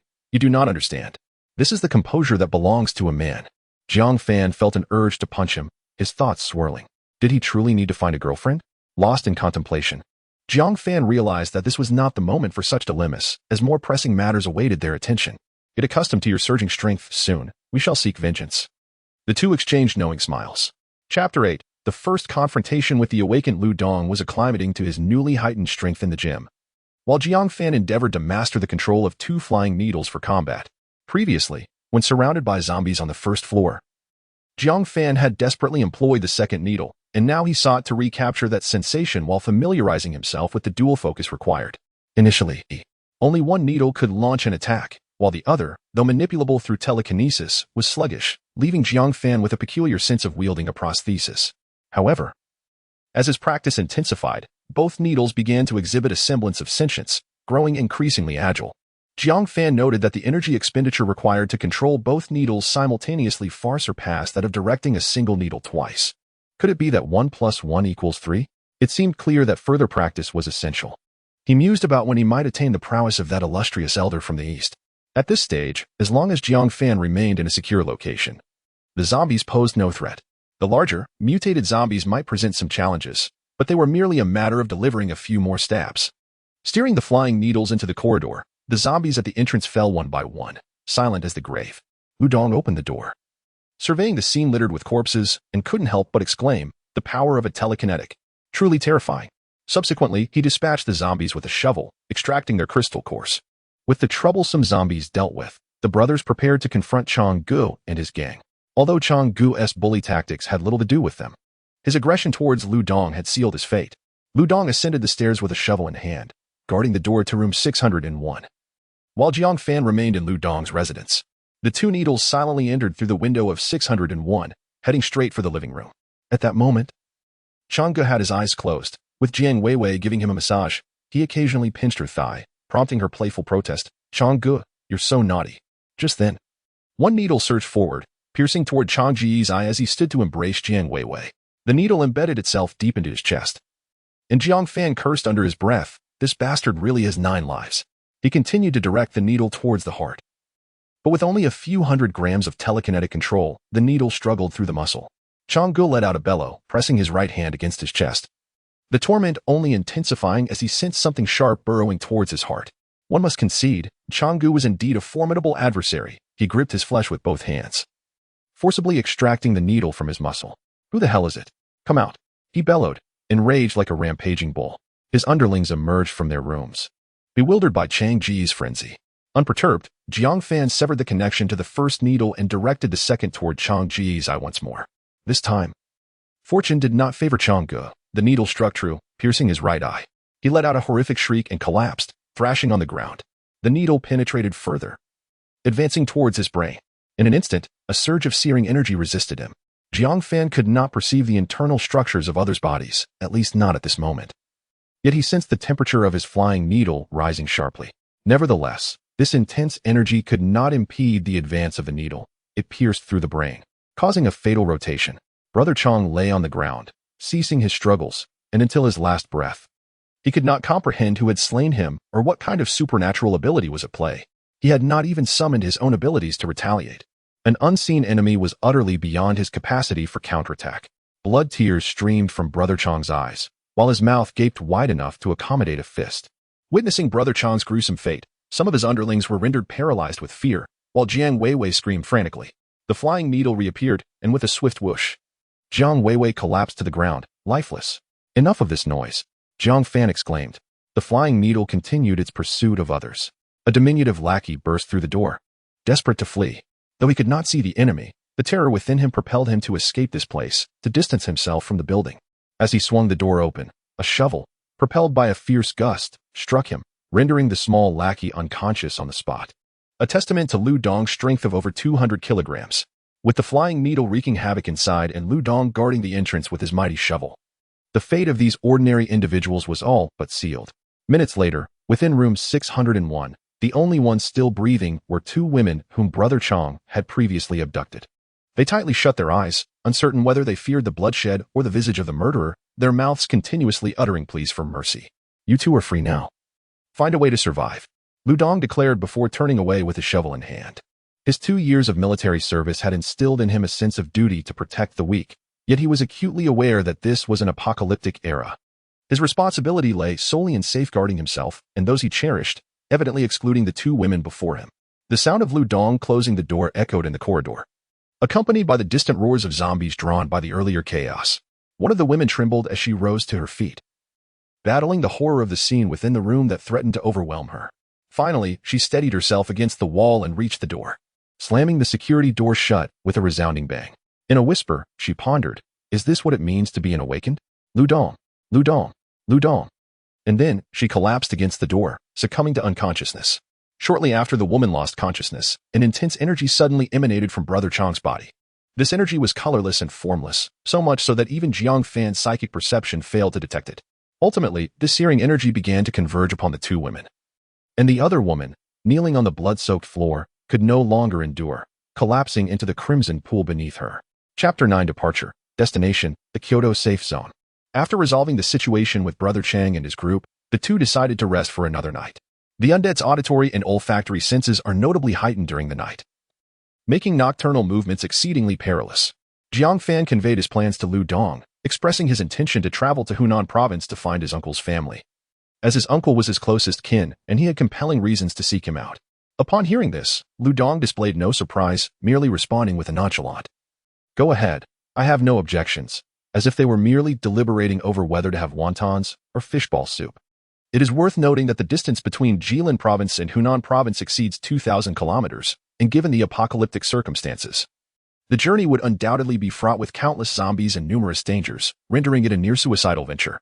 Observing Lu Dong's casual response, Jiang Fan gently patted him on the back, expressing gratitude with a heartfelt, "Thanks, brother." Lu Dong retorted, "Get lost. I'm only interested because I find your cousin attractive. Who knows? I might end up as your brother-in-law." With that, Lu Dong hurried towards the bedroom, though he could not evade Jiang Fan's swift kick. Over the years of their acquaintance, Jiang Fan had inquired about Lu Dong's family, but Lu Dong had always been reluctant to discuss it, prompting Jiang Fan to refrain from further questioning. The following day, the two devised a plan to first head to Kyoto, as it was en route and also a prominent safe zone known as the Vermilion Bird Safe Zone of the Dragon Kingdom. It was clear that operating in isolation was not an option. The safe zone was home to many survivors, and it was likely they would find valuable resources and information there. The journey from Building 9 back to Building 5 was uneventful, with Jiang Fan using his telekinetic needles to dispatch a few zombies along the way. Within his sensory range, numerous individuals attempted to venture out in search of supplies, for it had been 8 days since the outbreak of the zombie virus, and most had nearly exhausted their stockpiles. Chun-Li was observing the situation outside from the window when she caught sight of Jiang Fan and Lu Dong in the distance. Unable to contain her excitement, she rushed down the stairs. Though Jiang Fan had been away for merely a day, it felt interminable to Chun-Li, despite having only met him twice. She realized that in this brutal apocalypse, surviving without Jiang Fan was a daunting prospect. As the door of the corridor swung open, the two entered, and Chun-Li was finally dressed today in a simple athletic outfit rather than her usual camisole pajamas, looking particularly fresh and rejuvenated. "Thank you, Chun-Li," Jiang Fan remarked. "I would have starved without you. I should be the one expressing gratitude," Chun-Li replied with a gentle smile. To Jiang Fan's surprise, Chun-Li did not ascend the stairs, but instead accompanied them into the house. Assuming she was out of food, he said, "Chun-Li, we are leaving this afternoon and might not return. I will leave you some supplies, which should suffice for a while." Upon hearing this, Chun-Li froze momentarily, tears streaming down her face uncontrollably, before she knelt down. "Brother Jiang, would you consider taking me with you? If you leave, even if I have food and water, I will surely perish alone. I know you possess great abilities, and I assure you I am no burden. I am willing to do anything. Please, just don't abandon me." Jiang Fan hastily helped her to her feet, while Lu Dong, standing nearby, wore a mischievous grin as he fixed his gaze on Jiang Fan, as if to say, "Have you gotten this girl into some trouble? She seems determined to follow you. It's not that we don't want you with us. Do you even know where we're headed? Both of us might very well meet our demise out there, and your presence could put you in grave danger as well," Jiang Fan said with a serious expression, causing Lu Dong to abandon his playful demeanor. "I'm not afraid. I can contribute in many ways. There will always be tasks that men might not excel at. Besides, I graduated from Kyoto Medical University. I can handle anything you ask of me," Chun-Li insisted, emphasizing the word "any" with urgency. Jiang Fan scratched his head and glanced at Lu Dong, seeking his friend's counsel. "Then let us take her along. We're heading to the Zhuke safe zone in Kyoto anyway," Lu Dong stated, clearly indicating his agreement to bring Chun-Li along. Once in Kyoto, she could decide her own fate. "Then go gather your things. We'll head to the Zhuke safe zone together." Jiang Fan gently patted Chun-Li on the shoulder. "Thank you, Brother Jiang. Thank you, Brother Dong. I promise I won't be a burden to you," Chun-Li exclaimed gratefully before dashing upstairs to pack her belongings. Jiang Fan owned a camper van, initially envisioning romantic getaways with a girlfriend, but at 25, he remained single, while Lu Dong frequently ventured out to meet women.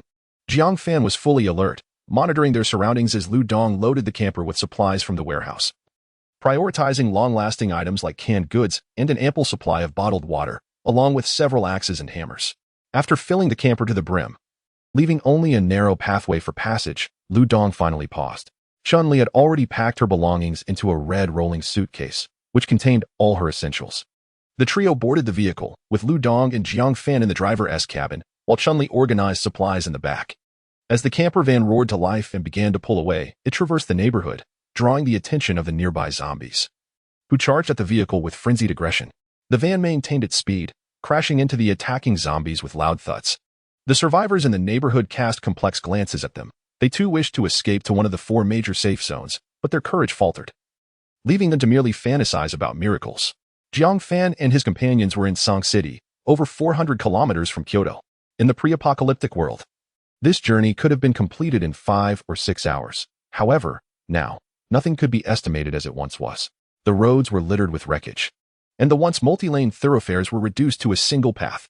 At times, Ludong had to accelerate recklessly to clear a path, the immense noise attracting nearby zombies, some of whom crawled out from abandoned vehicles, while others burst forth from roadside shops. Throughout their journey, Jiang Fan had already encountered 7 or 8 towering, red-eyed zombies, and one that leaped over 3 meters high, landing directly on their camper van. Ludong forcefully yanked the steering wheel, casting the creature from the roof of the vehicle, while Jiang Fan employed his telekinetic prowess, directing a needle-like force directly into the zombie's eyes. However, once the needles penetrated completely, Jiang Fan lost control over them. The zombie, feeling the pain, slowed its advance, allowing the RV to distance itself. The trio set out around 11 o'clock in the morning, with solar panels adorning the roof of the vehicle. At noon, Chun-Li prepared a meal for them in the kitchen. The menu included scrambled eggs with tomatoes, stir-fried green peppers with tofu, and several servings of steak. It must be said that Chun-Li's culinary skills were commendable. Jiang Fan and Lu Dong, 2 rugged men, had not enjoyed a warm meal since the outbreak of the zombie virus. This made Jiang Fan increasingly convinced that bringing Chun-Li along was an exceedingly wise decision. Throughout the journey, Jiang Fan maintained a constant telekinetic awareness of his surroundings, being cautious not to stop, as the urban landscape was exceptionally intricate. Yet, despite such vigilance, an unforeseen incident occurred. Chapter 10. Escape. Jiang Fan's mental perception has now approached the remarkable threshold of 100 meters, and merely sensing does not impose significant pressure on him. As the camper van turned into a street, Jiang Fan's expression shifted dramatically, and he urgently shouted to Lu Dong, "Turn around quickly. There are zombies ahead." The road ahead was completely blocked. Lu Dong hastily slammed on the brakes, the tires screeching against the asphalt. Immediately, a tide of zombies surged forth, their overwhelming presence sending chills down their spines. The grotesque figures clawed and howled menacingly as they rushed towards the camper van. Both Jiang Fan and Lu Dong were pale with fear. How many zombies were there? Surely over 1,000. In a panic, Lu Dong cranked the steering wheel hard and reversed. The wheels crunched over the zombies trailing behind, producing a sharp crack. The camper van swiftly turned around, accelerating away from the oncoming horde. Bang, bang, bang. Heavy thuds echoed from the roof of the vehicle, and Jiang Fan sensed that 4 towering zombies with glowing red eyes had perched atop the camper. Although Lu Dong lacked mental perception, the sounds alone alerted him to the presence of zombies on the roof. As he maneuvered the vehicle to evade the pursuing zombies, he swayed it side to side in an attempt to shake off the ones clinging above. However, the effect was minimal. Only 1 zombie was dislodged, while the other 3 clung tenaciously to the roof. They began to claw at the top with enhanced strength. While the camper's roof was sturdier than that of an ordinary vehicle, it was still primarily composed of insulation materials beneath a layer of metal, rendering it incapable of fully resisting the assault of these formidable zombies. Jiang Fan relentlessly controlled 2 flying needles, relentlessly attacking. In a short span, 10 needles had pierced 1 zombie's brain, causing it to crash down onto the roof, its hand still gripping the damaged area. Jiang Fan continued to direct the needles towards the next zombie, and within seconds, another fell. At that moment, the roof could no longer withstand the strain. The last zombie managed to create a gaping hole the size of a bowl, its bloodied, withered hand reaching through. Chun-Li, cowering in the corner and cautiously observing the roof, screamed in terror upon seeing the grotesque claw. Having just dispatched 2 zombies, Jiang Fan was now straining to control 2 flying needles simultaneously, an overwhelming feat for him at this moment. In desperation, he rose and moved toward the cabin. As he transitioned from the driver's seat to the cabin, a wave of dizziness hit him, nearly causing him to collapse. Jiang Fan realized he was at his limit and could no longer deal with the final zombie. Lu Dong could not spare a hand to fight while driving, and thousands of zombies continued to pursue them from behind. The zombies on the roof relentlessly expanded the hole, driven by primal instinct, disregarding all else as they sought to breach the camper. Chun-Li, use the axe to chop it. Don't let it in. Jiang Fan shouted through the escalating dizziness, then immediately drew out a crystal core to absorb its energy. Whether he could rely on Chun-Li remained uncertain, but he had no choice but to gamble, hoping she could hold on until he regained a modicum of his powers. Crouched in the corner, Chun-Li was utterly terrified. Upon hearing Jiang Fan's words, her eyes welled with tears. She was gripped by fear. Yet, Jiang Fan urged her to use an axe against the zombie. Observing Jiang Fan seated calmly on the ground, extracting a blood-red crystal core, Chun-Li's anxiety heightened as the hole in the car roof widened, allowing the zombie to thrust its head inside, though its body remained stuck. Chun-Li, quickly, strike its head. Lu Dong turned to assess the situation atop the vehicle. Finally, Chun-Li reacted, drawing an axe from the supplies and delivering a precise blow to the protruding head. Though impactful, it failed to shatter the skull. The zombie roared furiously at her, its foul breath and saliva spraying across Chun-Li's face. Undeterred, she swung the axe again and again, the tantalizing presence of nearby humans preventing the zombie from retreating. It continued its frenzied howls, gnashing at the air. Chun-Li persisted, relentlessly striking with the axe. After several blows, she finally breached the skull, creating a deep gash from which the brain matter oozed, releasing a repugnant odor. At last, the zombie fell still, and Chun-Li's legs buckled beneath her, causing her to collapse. Unconscious, Jiang Fan swiftly absorbed the energy from a crystal core, his mental faculties fully engaged. The roof was now clear of zombies. But those behind the vehicle were still in pursuit, all towering red-eyed creatures, with more zombies converging from the surroundings. Lu Dong, can you drive any faster? They're closing in. Jiang Fan shouted. I'd like to go faster too, but it seems a tire has been punctured. We can only slow down. Lu Dong roared back. Upon mental inspection, Jiang Fan discovered that the right rear tire had indeed been pierced by a piece of zombie bone. Damn. This isn't how it's depicted in web novels. The tire was nearly flat, relying solely on the rim to sustain itself, causing the vehicle to lurch and clatter. A breakdown was inevitable. They needed to find refuge. With a heavy heart, Jiang Fan focused his mental energy on the buildings lining the roadside. Lu Dong, turn left in 50 meters. After the turn, come and carry Chun-Li while I run. Jiang Fan called to the driver's cabin, hastily stowing canned food into his backpack. Unbeknownst to them, amidst the zombie pursuit, they had arrived at the landmark of Tsang City, the Kanglan Building. Towering at 70 stories, this structure housed a plethora of offices, commercial spaces, and multifunctional properties. The rear of the vehicle was swarmed with red-eyed zombies, with at least a dozen detected within Jiang Fan's mental awareness. Smaller buildings likely wouldn't withstand the onslaught. Only a complex structure of this magnitude might offer a chance for survival. The car skidded as it turned sharply, the screech of brakes piercing the air. Jiang Fan leapt from the vehicle and dashed towards the Kanglan Building, while Lu Dong, carrying Chun-Li, maintained his pace without faltering. They burst into the building's lobby, once bustling and vibrant, now eerily silent. Jiang Fan's telepathic perception persisted, yet curiously. The number of zombies within the building was remarkably sparse. From the first to the fifth floor, which housed a vast shopping plaza, one would expect a multitude of the undead. However, only a few scattered zombies lingered, seemingly in a stupor.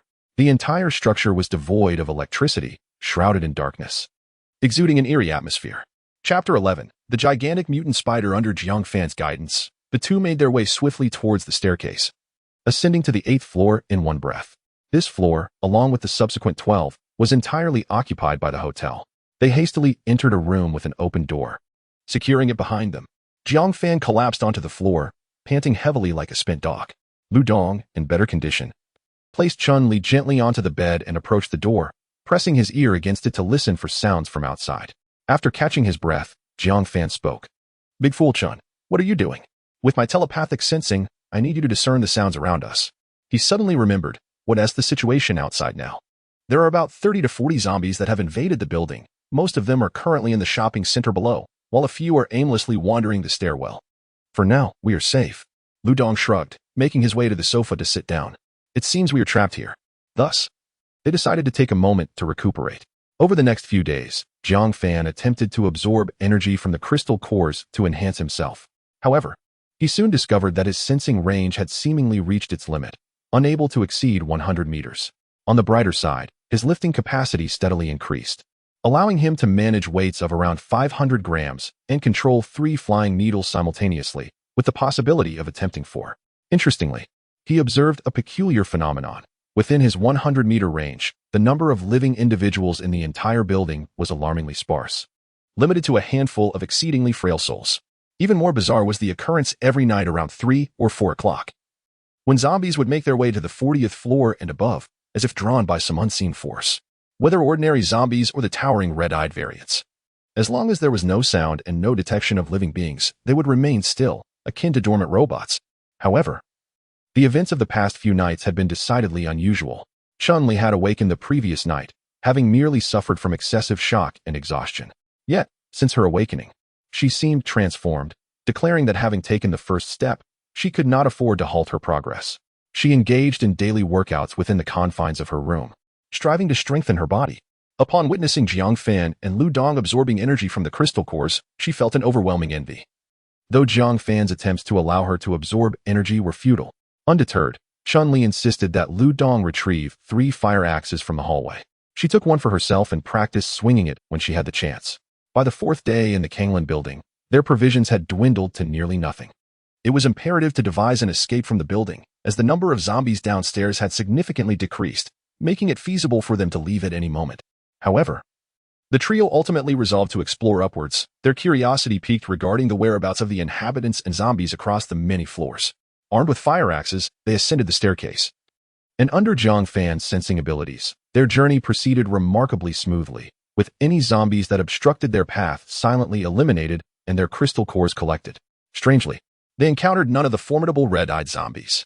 As Jiang Fan ascended to the 23rd floor, he suddenly halted, exclaiming in disbelief, "What on earth?" So this is the source of the trouble. In his perception, the 53rd floor was completely enshrouded in pristine white spider silk. Within this web, hundreds of zombies were tightly bound. Some were still struggling, while others lay motionless, ensnared and unable to move an inch. "What is going on, Brother Jiang?" Lu Dong inquired impatiently. "Indeed, Brother Jiang, what is the situation up there?" Chun-Li echoed, her curiosity piqued. "Let us proceed a few more floors. I'll investigate thoroughly and then explain in detail," Jiang Fan replied. The trio continued their ascent. And Jiang Fan sensed that the entirety of the area above the 53rd floor was a realm of spider silk, filled with zombies, mutated animals, and humans, all ensnared without exception. Upon reaching the 63rd floor, Jiang Fan finally identified the true culprit, a colossal spider, towering at least a person's height. This creature was pitch black, its hairy legs sharp as spears, glimmering with a chilling light. Its eyes glowed with an eerie red hue, reminiscent of a demon's gaze from the depths of hell. At that moment, it appeared to be feeding, its victim a man in his 30s. The man was still alive but offered no resistance as the giant spider wrenched off his arm in one swift motion, blood spraying forth. Beneath this monstrous arachnid lay thousands of eggs, each the size of a basin, radiating a faint red light, each one containing a zombie crystal core. The spider was utilizing these cores to nurture its offspring. A cold sweat trickled down Jiang Fan's back as he recounted his observations to the others. Lu Dong and Chun-Li listened intently, their expressions grave. Although they had not witnessed the scene Jiang Fan described, their imaginations conjured the horrifying spectacle vividly. Thoughts of how perilous the world had become swirled in their minds. After a prolonged silence, Jiang Fan spoke again. "It seems that animals are beginning to mutate, and the pace of these transformations exceeds our expectations. What shall we do next? Do you have any ideas?" For Jiang Fan, locating his uncle's family remained paramount. Yet the current reality dictated that if they charged ahead recklessly, reaching Xiong province would be but a distant dream. Ensuring a safe arrival at the Kyoto safe zone was equally ambitious. Without further advancement of their abilities, they could not safeguard their RV. And no one could guarantee that they would escape death as they had this time. Lu Dong understood Jiang Fan's intention all too well. He recognized that Jiang Fan aimed to eliminate the giant spider, regardless of whether the spider harbored any crystal cores within its body. The cores it had accumulated represented a significant fortune, an essential asset for their future establishment in the safe zone. "Just a larger insect, we can take it down, can't we?" Lu Dong queried, tilting his head at Jiang Fan. Jiang Fan chuckled inwardly, thinking, "Ah, you truly understand me." He then turned to Chun-Li. "Chun-Li, what are your thoughts?" To his surprise, Chun-Li responded with a serious demeanor. "The apocalypse has arrived, and I too desire to grow stronger. Brother Jiang, Brother Dong, I will follow your lead, whatever your decisions may be." Chun-Li sensed a profound change within herself. Ever since that fateful day when she wielded an axe to slay a zombie, Jiang Fan and Lu Dong had wholly embraced her as one of their own. Initially, their willingness to accompany her may have stemmed from a sense of pity, yet now they regarded her as an equal comrade in arms. She was certain that if she were to dissent, Jiang Fan would not impose his will upon her. But she pondered the uncertain fate that awaited her in this merciless post-apocalyptic world. Though the future remained a mystery, she understood that survival demanded relentless effort. The trio exchanged knowing smiles, a resolute conviction blossoming in their hearts. Chapter 12. The fire attack. Following this, the trio commenced their fervent preparations. Lu Dong and Chun-Li gathered an abundance of flammable materials from various rooms, accumulating them in the corridor of the 53rd floor. With the power cut and the elevators rendered inoperative, The stairwell became their sole means of passage. Their intention was to trap the gigantic spider above. Meanwhile, Jiang Fan scoured the floors for an array of blades, discarding kitchen knives and cleavers in favor of lightweight and sharp implements, ultimately amassing dozens. It is noteworthy that each level below the 53rd housed numerous rooms, many of which were equipped with kitchen facilities, making the collection of these knives a relatively simple task. After detaching all the handles, Jiang Fan began practicing his control over the flying knives. Managing the roughly 500-gram weight of these blades proved to be an uncomplicated endeavor. His goal was to gradually familiarize himself with the strength and sensation required to wield them. Through diligent practice, the flying knives transitioned from clumsiness to agility. Spinning through the air, making sharp turns, halting abruptly, and then accelerating swiftly to embed themselves into the wall, penetrating 3 to 4 centimeters deep. Within the span of a single day, the room's walls began to exhibit a semblance of Assyrian aesthetic. Having consumed 6 zombie cores to restore his psychic energy, he became acutely aware of his limitations. The energy required to control the flying knives exceeded that of the flying needles, restricting him to the management of but one knife at a time. Yet, their destructive capacity far surpassed that of the needles. In the course of his training, he even dispatched a towering, red-eyed zombie with a single flying knife, employing the same method as before. The knife pierced through the creature's eye, its blade embedding itself deeply into the brain, obliterating the zombie's neural tissue in an instant. For the time being, this was the extent of his capability, and he exhaled a sigh of relief. Jiang Fan felt a profound satisfaction with his proficiency in controlling the flying knives previously. He could only ensure a swift demise for ordinary zombies with the flying needles.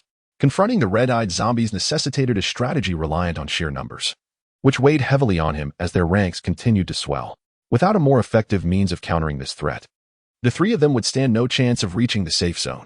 In a precautionary measure, Lu Dong and Chun Li barricaded the stairwell from the 53rd to the 50th floor with mattresses, furniture, and clothing, leaving only a narrow passage barely wide enough for one person to squeeze through. A night of silence ensued as the 3 restored their states to optimal conditions. On the following day, Jiang Fan meticulously transported all the flying knives to various corners of the 53rd to 63rd floors. Lu Dong ascended the passage and ignited the spider silk and debris in the corridor of the 53rd floor. At that precise moment, Jiang Fan sensed the movement of the colossal spider on the 63rd floor. It shook its massive head and began to descend with its 8 blade-like legs. The flying knives surged forth, like wraiths, accelerating silently from approximately 10 meters away to strike at its compound eye. With a precise thrust, the knife embedded itself into the giant spider's eye, eliciting a sharp shriek of pain as its massive form quivered. Its 8 long legs flailed wildly, as if intent on annihilating everything in its vicinity.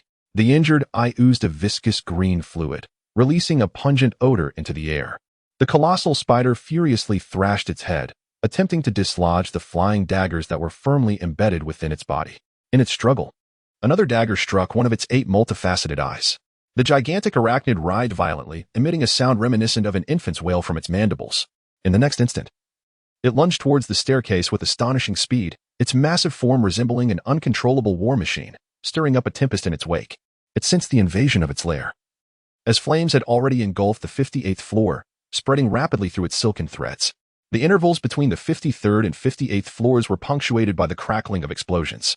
Dense smoke billowed, forcing Lu Dong and Chun Li to retreat to the room where Jiang Fan was situated. Jiang Fan realized that the beast had undoubtedly detected their presence. The giant spider had likely been preoccupied with laying eggs, which explained its absence from their pursuit for several days. Now agitated, it was determined to descend and eliminate its perceived prey. Jiang Fan relentlessly directed the flying daggers at the giant spider, yet its speed was formidable, causing his accuracy to plummet. As it reached the 58th floor, Jiang Fan managed to destroy 3 of its compound eyes, green ichor splattering as the spider let out a frenzied shriek. The raging flames loomed before it, invoking an instinctive fear. In a fleeting moment of hesitation, another dagger was launched, slicing across its remaining eye, not penetrating deeply but causing a burst of viscous fluid. Only one eye remained. Jiang Fan gritted his teeth. Enduring the immense mental strain of the battle, the spider's swift movements had compelled him to unleash over 10 attacks within mere minutes. Ultimately, the colossal spider plunged into the inferno, its entire body ignited by the fierce flames, writhing in agony as it emitted a piercing scream. The green ichor evaporated under the intense heat, releasing a pungent odor. At that moment, the spider's fury reached its zenith. Its simple mind harbored but one thought: to locate and consume the insects below, devouring them one by one to convert them into sustenance. Its gigantic form crashed through the fiery chaos, swiftly reaching the staircase of the 53rd floor, where the flames raged even more ferociously. Without a moment's hesitation, the giant spider charged into the blaze, stripped of any rational thought, driven solely by primal instinct. However, it underestimated human ingenuity. Lu Dong and Chun Li had spent an entire day barricading the corridor to prevent the beast from descending, rendering its passage nearly impossible. A considerable mass of burning furniture obstructed the hallway, and despite the spider's immense strength, it would require substantial time to clear the debris. During this interval, the searing flames would inflict further harm upon it. Seizing an opportunity amidst the spider's struggles, Jiang Fan launched another dagger, finally destroying its last remaining eye. At this juncture, the colossal spider was rendered completely blind. Once the silken threads had been incinerated, it would be incapable of discerning the positions of Jiang Fan and his companions, reducing it to a mere prey, vulnerable to their mercy. The loss of vision granted the colossal spider a flicker of intelligence, despite its inherently low cognitive abilities. Surprisingly, it began to flee upward. However, its speed had significantly diminished compared to a mere 15 minutes prior. With its compound eyes completely destroyed, it found itself unable to discern the path back, its body charred and scorched. Meanwhile, on the 50th floor, Jiang Fan had commenced the process of absorbing the crystal core to recuperate. As Jiang Fan opened his eyes, Chun Li eagerly inquired, "Brother Jiang, why is the giant spider so still? Is it dead?" Jiang Fan narrowed his eyes, seemingly perceiving through numerous barriers the enormous spider resting atop a multitude of eggs on the 63rd floor. It has returned to the 63rd floor. It appears that death is not far off. Once the fire is extinguished, we shall ascend and slay this beast. Chapter 13. The blue crystal core. The inferno raged for an uninterrupted span of 2 days and nights, its flames even encroaching upon the 49th floor, compelling Jiang Fan and his companions to retreat to the 45th floor. Throughout this ordeal, apart from moments of slumber, Jiang Fan employed his telekinetic abilities to monitor the colossal spider above, occasionally directing flying daggers to strike at it. The gigantic arachnid had been driven to a corner between the staircases of the 63rd and 64th floors. The spider steadfastly guarded its eggs, enduring the searing flames that crackled against its body, yet it was utterly powerless to halt the advancing inferno. As the relentless fire persisted, its eggs succumbed to the heat, bursting and releasing their viscous contents. Many of the already formed juvenile spiders struggled in vain, reduced to ashes in the blaze.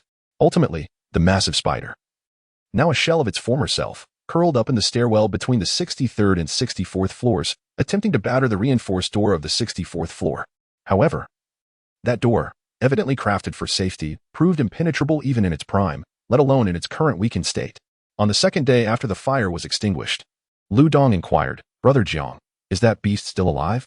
Clutching a handful of snacks scavenged from their quarters. "It should still be alive. My daggers pierced its body. Yet the connection remains intact. However, its responses are diminishing, so it must be nearing its end," Jiang Fan replied. "Shall we ascend and finish it off?" Lu Dong asked, eager for action. "Let us proceed, but we must exercise caution for its potential last stand," Jiang Fan warned, his gaze serious as he regarded the two. The trio ventured upward, clearing the ashes from the corridor. The walls from the 53rd to the 63rd floors were shrouded in a thick layer of soot, the acrid odor causing them to cough incessantly. They were compelled to cover their mouths and noses with their garments to breathe even slightly comfortably. Upon reaching the 62nd floor, the enormous spider remained unresponsive. Jiang Fan directed a flying dagger once more into its abdomen. The blade penetrated the charred exterior and pierced into its innards. This time the telekinetic control remained unbroken. Could it be that this creature is finally dead? Jiang Fan pondered within himself, continuing to manipulate the dagger to further damage its viscera. Suddenly, the massive form tumbled down the stairs, ultimately landing on its back at the corner of the staircase, its 8 elongated legs flailing helplessly in a desperate attempt to right itself. However, it was clear that it had reached its limits. No matter how vigorously its over-meter-long legs thrashed, it could not regain its footing. Lu Dong and Chun Li recoiled in astonishment at the sight of the colossal spider. Although Jiang Fan had previously described its enormity, they were nonetheless struck by the sheer reality of this monstrous being. Even in its dying struggle, its more than a meter-long body exuded an aura of dread and intimidation. Their hearts raced like drums, the tense atmosphere seemingly solidifying the air around them. Lu Dong gripped his weapon tightly, his palms slick with sweat, his eyes reflecting both fear and resolve. Chun Li, pale-faced with trembling lips, nonetheless bore a gaze of determination. Lu Dong was the first to strike. Wielding a fire axe with the strength of 500 pounds, he swung it down onto the joint of the nearest spider leg. The legs of the spider snapped audibly, yet the colossal creature showed no significant reaction, continuing to thrash its limbs. As the great spider neared its demise, Chun-Li contemplated striking the final blow with her fire axe, but Jiang Fan restrained her. The staircase was already narrow, and with both of them ascending, it would be nearly impossible to maneuver, increasing the risk of accidents. Moreover, he could discern Chun-Li's underlying fear. Women, it seemed, possessed an innate trepidation towards such creatures. Lu Dong swung his weapon repeatedly until the gigantic spider lay motionless before retreating. "Haha, we got it," Lu Dong exclaimed, grinning widely. What a struggle it was. First, we scorched it with fire, then stabbed it numerous times, and finally, you hacked it to death with your axe. If we had encountered such a beast in the wild, even a dozen fully armed soldiers would have suffered severe casualties. Jiang Fan remarked, equally awestruck. Let us see if this creature possesses a crystal core. Given its ferocity, it surely cannot be an ordinary one. Lu Dong's anticipation was palpable.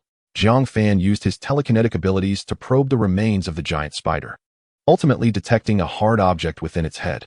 After Lu Dong delivered several blows to smash the spider's head, they extracted a crystal core radiating a blue luminescence. Haha, I knew it. This core is exceptional. Jiang Ge, take a look. Jiang Fan examined the crystal core closely. It emitted a mysterious blue glow, seemingly harboring boundless energy. He could feel a gentle warmth emanating from it, a unique sensation unlike that of ordinary cores. As his psychic energy permeated, Jiang Fan experienced the sensation of a delicate vessel adrift upon an expansive sea. The energy within this core is overwhelmingly potent, incomparable to the red cores we previously acquired. Moreover, it appears to be of a higher grade. Jiang Fan marveled. What are you waiting for? Absorb it quickly. You are the strongest in our team. And only by becoming even stronger can we acquire more crystal cores, Lu Dong urged, his eyes filled with expectation. Yes, Jiang Ge, hurry and absorb it, Chun-Li echoed. Yet, Jiang Fan detected a hint of melancholy in her gaze. Ordinary individuals in this apocalyptic world remain just that, ordinary, unable to absorb crystal cores to gain strength, destined to be left far behind by the awakened. Chun-Li, do not worry. The safe zone must possess a method for ordinary people to awaken. I will do everything in my power to ensure you awaken, Jiang Fan reassured her. A flicker of surprise crossed Chun-Li's eyes, followed by disbelief as she queried, Jiang Ge, is that true? The safe zone will indeed have a way for ordinary people to awaken? Jiang Fan nodded firmly. I believe it will. With so many scientists and researchers in the safe zone, they are surely striving to discover ways for ordinary individuals to gain strength. Lu Dong chimed in, patting his chest. Exactly. With both Jiang Ge and me by your side, we will undoubtedly find a way for you to awaken. A warm surge filled Chun-Li's heart. She felt fortunate to have met Jiang Fan amid the apocalypse. Otherwise, she might have already perished. Gazing up at Jiang Fan's handsome visage, she quietly resolved to make a decision deep within her heart. Thank you, Jiang Ge and Dong Ge. Jiang Fan was not in a hurry to absorb the blue crystal core. The surrounding environment was far too dire.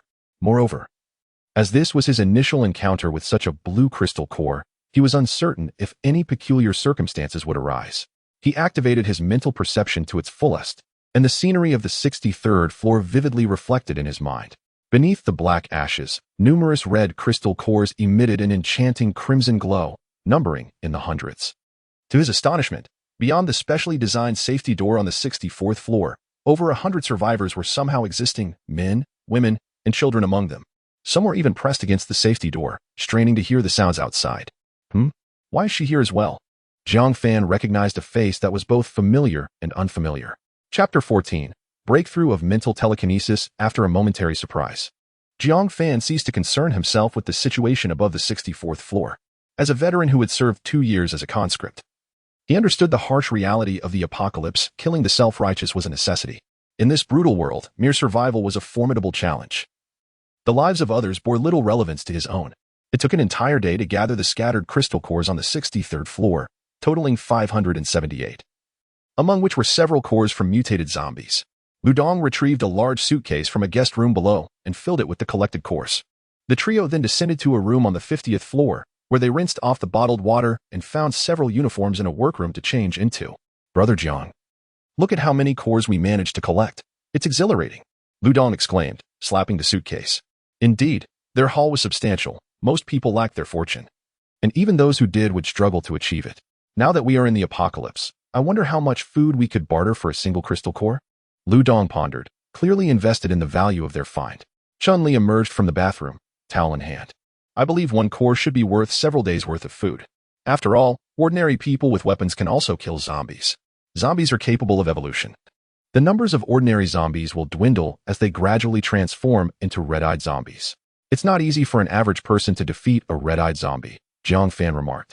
Are you suggesting that the value of crystal cores will only increase? Lu Dong inquired. Essentially, if you were to confront red-eyed zombies with all your might, how many could you take down at once? Jiang Fan continued. Me? In an open space, I suppose I could handle 2 or 3 simultaneously, Lu Dong replied, somewhat sheepishly. Precisely. While you possess only physical enhancement abilities, I have utilized telekinesis to expedite your power augmentation. Do you truly believe an ordinary awakener could surpass your capabilities? Jiang Fan gazed at Lu Dong, continuing his discourse. We have yet to encounter other awakeners, but even strong brothers' powers could only singe your back in the past. At this stage, crystal cores are undoubtedly valuable. Then we are undoubtedly wealthy now. Once we reach the safe zone, I intend to indulge myself thoroughly, huh? Lu Dong's aspirations were met with Jiang Fan's indifference. In this apocalypse, what mattered most was comfort. Donating all the cores to others would be folly. However, his priority remained finding his uncle's family, the only kin he had left in this world. They resided in a presidential suite, complete with a living room and 3 bedrooms, one for each of them. After a long day of collecting cores, Lu Dong and Chun-Li retreated to their respective rooms to rest. Jiang Fan took out the crystal core he had extracted from the giant spider's head. Its ethereal blue glow pulsing as if alive. With focused mental telekinesis, the blue energy from the core began to coalesce towards his brow, reminiscent of drifting silk. The previous barriers he encountered with the red cores seemed to have vanished, allowing the blue energy to pass unobstructed into his mind. Once again, a familiar sensation of refreshment enveloped him, as if every cell in his body were rejoicing. The feeling was simply unparalleled, prompting Jiang Fan to emit a muffled groan. Suddenly, the door swung open, and Chun-Li entered, clad in her pink nightgown. Upon seeing Jiang Fan collapsed on the bed, she feared he might be unwell. Jiang, are you all right? Chun-Li placed her hand on Jiang Fan's forehead, concerned that he might have a fever. Unbeknownst to her, Jiang Fan indeed had a fever, though it was the flame of desire igniting within his heart. At that moment, her soft hand resting on his head sent shivers through him, and he could no longer restrain himself. He seized Chun-Li's arm, causing her to tumble into his embrace. Overwhelmed by her softness, Jiang Fan momentarily entertained the thought of rolling over and pinning her down. However, reason triumphed over impulse, and he gradually released his hold on her. Jiang, I am willing. Chun-Li's voice was barely a whisper, yet it resonated clearly in Jiang Fan's ears, reigniting the fire within. If I don't take action now, am I still a man? He pondered. His hands, previously released, tightened around Chun-Li once more. Their lips met in a fervent kiss. And the details that followed are left to the imagination. An intense night ensued, leaving Lu Dong in the adjacent room unable to sleep due to their raucousness, prompting him to seek rest elsewhere. The following day, Jiang Fan awoke close to noon, and Chun-Li had already vanished. Through his psychic awareness, he sensed that she had returned to her own room. That girl is still shy, he mused, rubbing his nose as he reminisced about the previous night's intimacy. Wait a moment, this. With his mental faculties fully engaged, everything within a 200-meter radius became astonishingly clear, with even vague perceptions extending up to 300 meters. His capacity to manipulate weight had surged to approximately 1,500 grams. Continuing to control 3 flying knives, he found them hovering beside him, and he felt a newfound endurance. Managing 3 knives would allow him at least 10 rounds of attacks, an impressive total of 30 strikes. Haha. Jiang Fan could not contain his laughter, convinced that he had undoubtedly surpassed his previous limitations, as there was no other explanation for such a dramatic increase in his strength. If he had previously been at the pinnacle of a first-level awakener, he had now surely crossed the threshold into the second level. Hearing Jiang Fan's laughter, Lu Dong and Chun-Li both emerged into the living room. Lu Dong, puzzled, remarked, Jiang, even if you were the groom, you wouldn't be this happy, would you? Upon hearing Lu Dong's jest, Chun-Li's face flushed crimson, resembling a ripe apple, as she shyly lowered her head, fidgeting with the hem of her garment. Haha. Are you teasing me? Let me share some news. My strength has increased 3-fold since yesterday. Jiang Fan exclaimed, brimming with excitement. Wow, Jiang, you successfully absorbed that blue crystal core? Lu Dong responded, genuinely happy for him. Yes, the process was relatively smooth, though the side effects are a bit challenging to endure. Lu Dong, well aware of the repercussions of absorbing the core, scoffed, you've gained an advantage and are still playing coy. When will you arrange for me to have a blue crystal core as well, so I can experience the side effects? The 2 individuals burst into hearty laughter, while Chun-Li gazed at them, feeling utterly perplexed. Brother Jiang, have you also made a breakthrough? Shouldn't we be preparing to leave this place? The events of the previous day left her feeling somewhat reserved. Indeed, let us rest for another couple of days before we set forth. He wished to connect with awakened beings residing on the 64th floor and above, to observe the evolution of other awakened individuals and to discern their methods of enhancing their extraordinary abilities.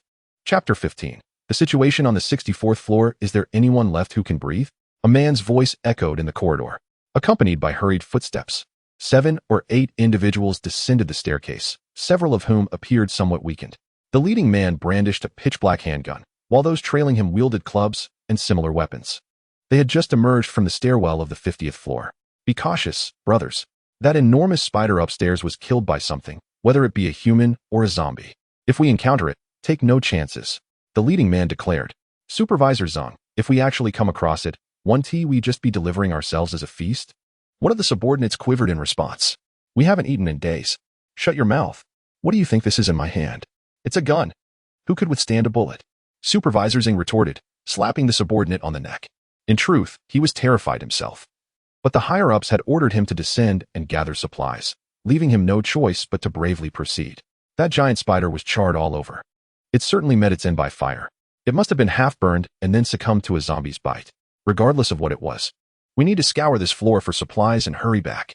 The subordinates began to chatter among themselves. Enough of this nonsense. Get into the rooms and take anything we can carry. Supervisor Zhang commanded, urging his men to move ahead while he lingered behind. At that moment, a sharp fruit knife appeared before Supervisor Zhang like a specter, suspended just a few centimeters from his face. His eyes widened in terror as fear enveloped him. His body felt paralyzed, utterly refusing to move. His mind blanked, save for the chilling glint of the knife flickering before him. After what felt like an eternity, Supervisor Zhang managed to swallow hard, his voice trembling as he spoke. Brothers, let us talk this over calmly. Don't act rashly. Place the gun on the ground and step back into the corridor. From the presidential suite, Jiang Fan's voice resonated. All right. Please, brother, don't be agitated. I'll do as you say. Supervisor Zhang hastily tossed the gun to the ground, retreating step by step. The other subordinates quickly followed suit back into the stairwell.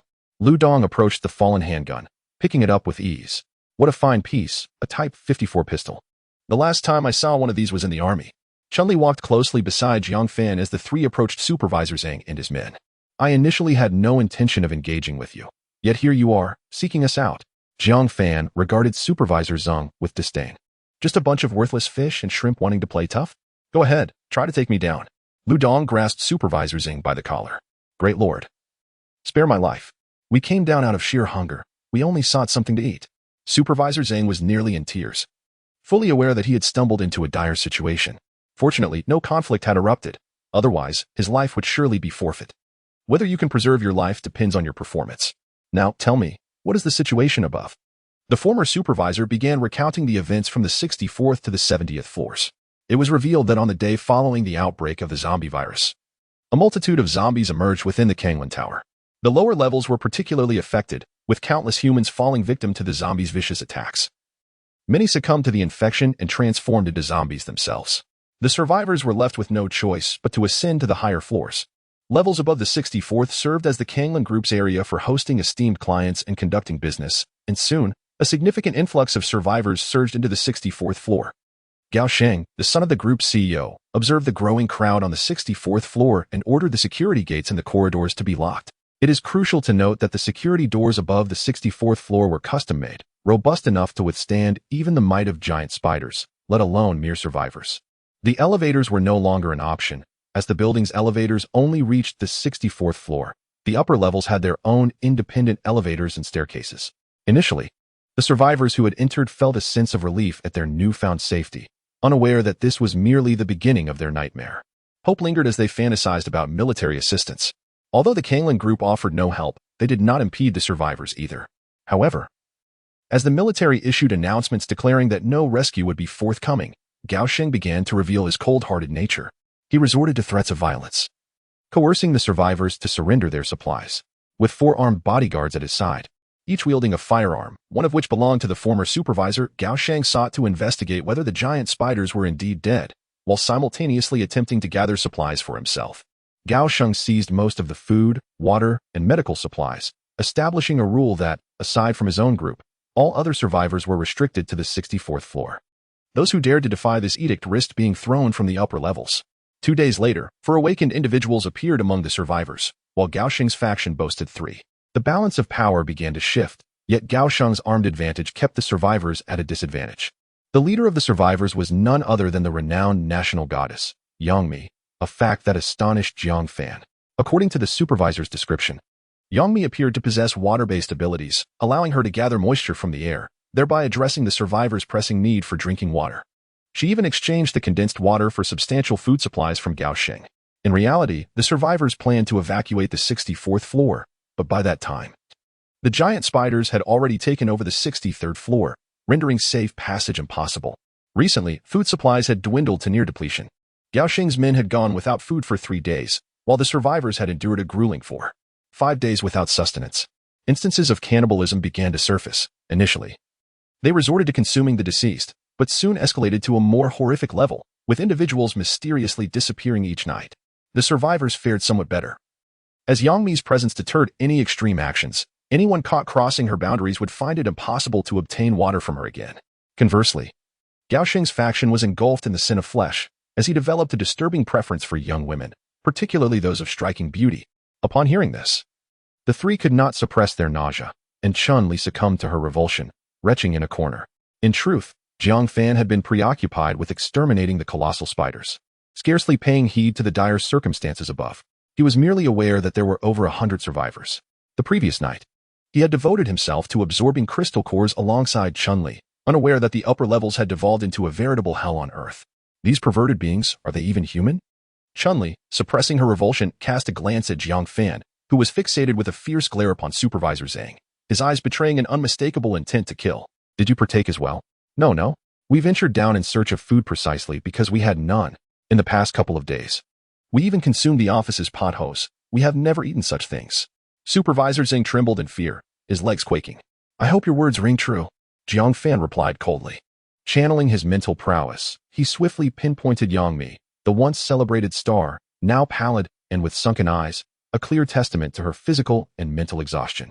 Continuing his search, he found the heir of Kanglan Group, Gao Sheng, as Supervisor Zhang had mentioned, who was indulging in a sumptuous lunch. Before him, a barbecue grill was laden with a generous platter of meat.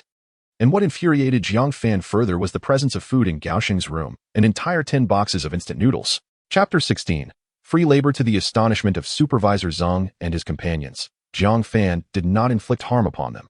Instead, he offered them food to eat. Thank you, boss. You are truly a good person, Supervisor Zhang mumbled with his mouth full. The others echoed his sentiments enthusiastically.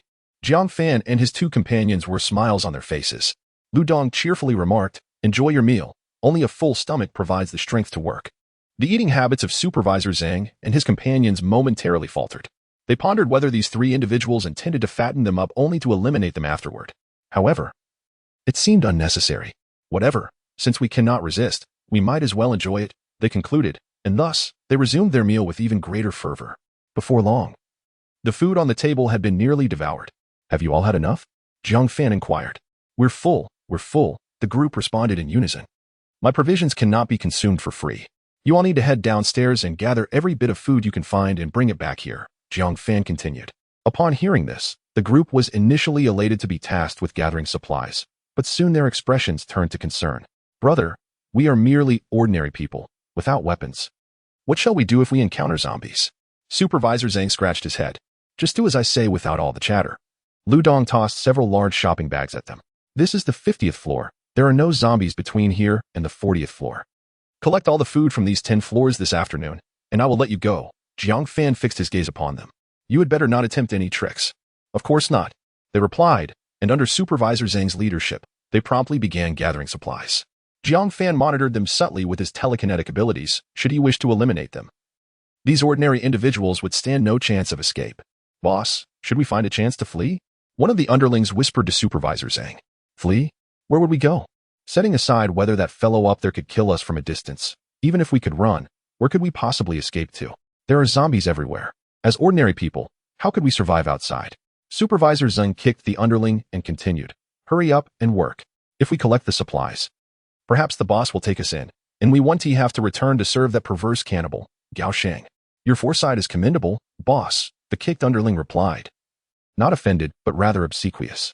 As Supervisor Zhang and his companions gathered supplies, a light drizzle began to fall outside, unlike any they had seen before. The rainwater was dark red. The world appeared transformed into a vast slaughterhouse, with droplets resembling blood falling from the heavens. Jiang Fan, why is the rain red? Chun-Li inquired. I don't know, but I suspect it has something to do with the zombie virus. We must avoid contact with this rain at all costs. Jiang Fan speculated. Our vehicle has a gaping hole. If this red rain seeps inside, all the food we have will be ruined. Lu Dong, gazing anxiously out the window at the RV below, exclaimed. I'll go move the vehicle to the underground garage. With that, Lu Dong prepared to head downstairs. Jiang Fan quickly grabbed him to stop him. The situation regarding the Crimson Rain remains unclear, and we cannot proceed recklessly without understanding the consequences, lest an accident occur. However, all our supplies are in the vehicle, Lu Dong exclaimed, his anxiety palpable as he stomped his foot. Supplies can be replaced. You are my brother. If something were to happen to you, what would I do? Jiang Fan fixed his gaze upon Lu Dong, his eyes brimming with unwavering resolve.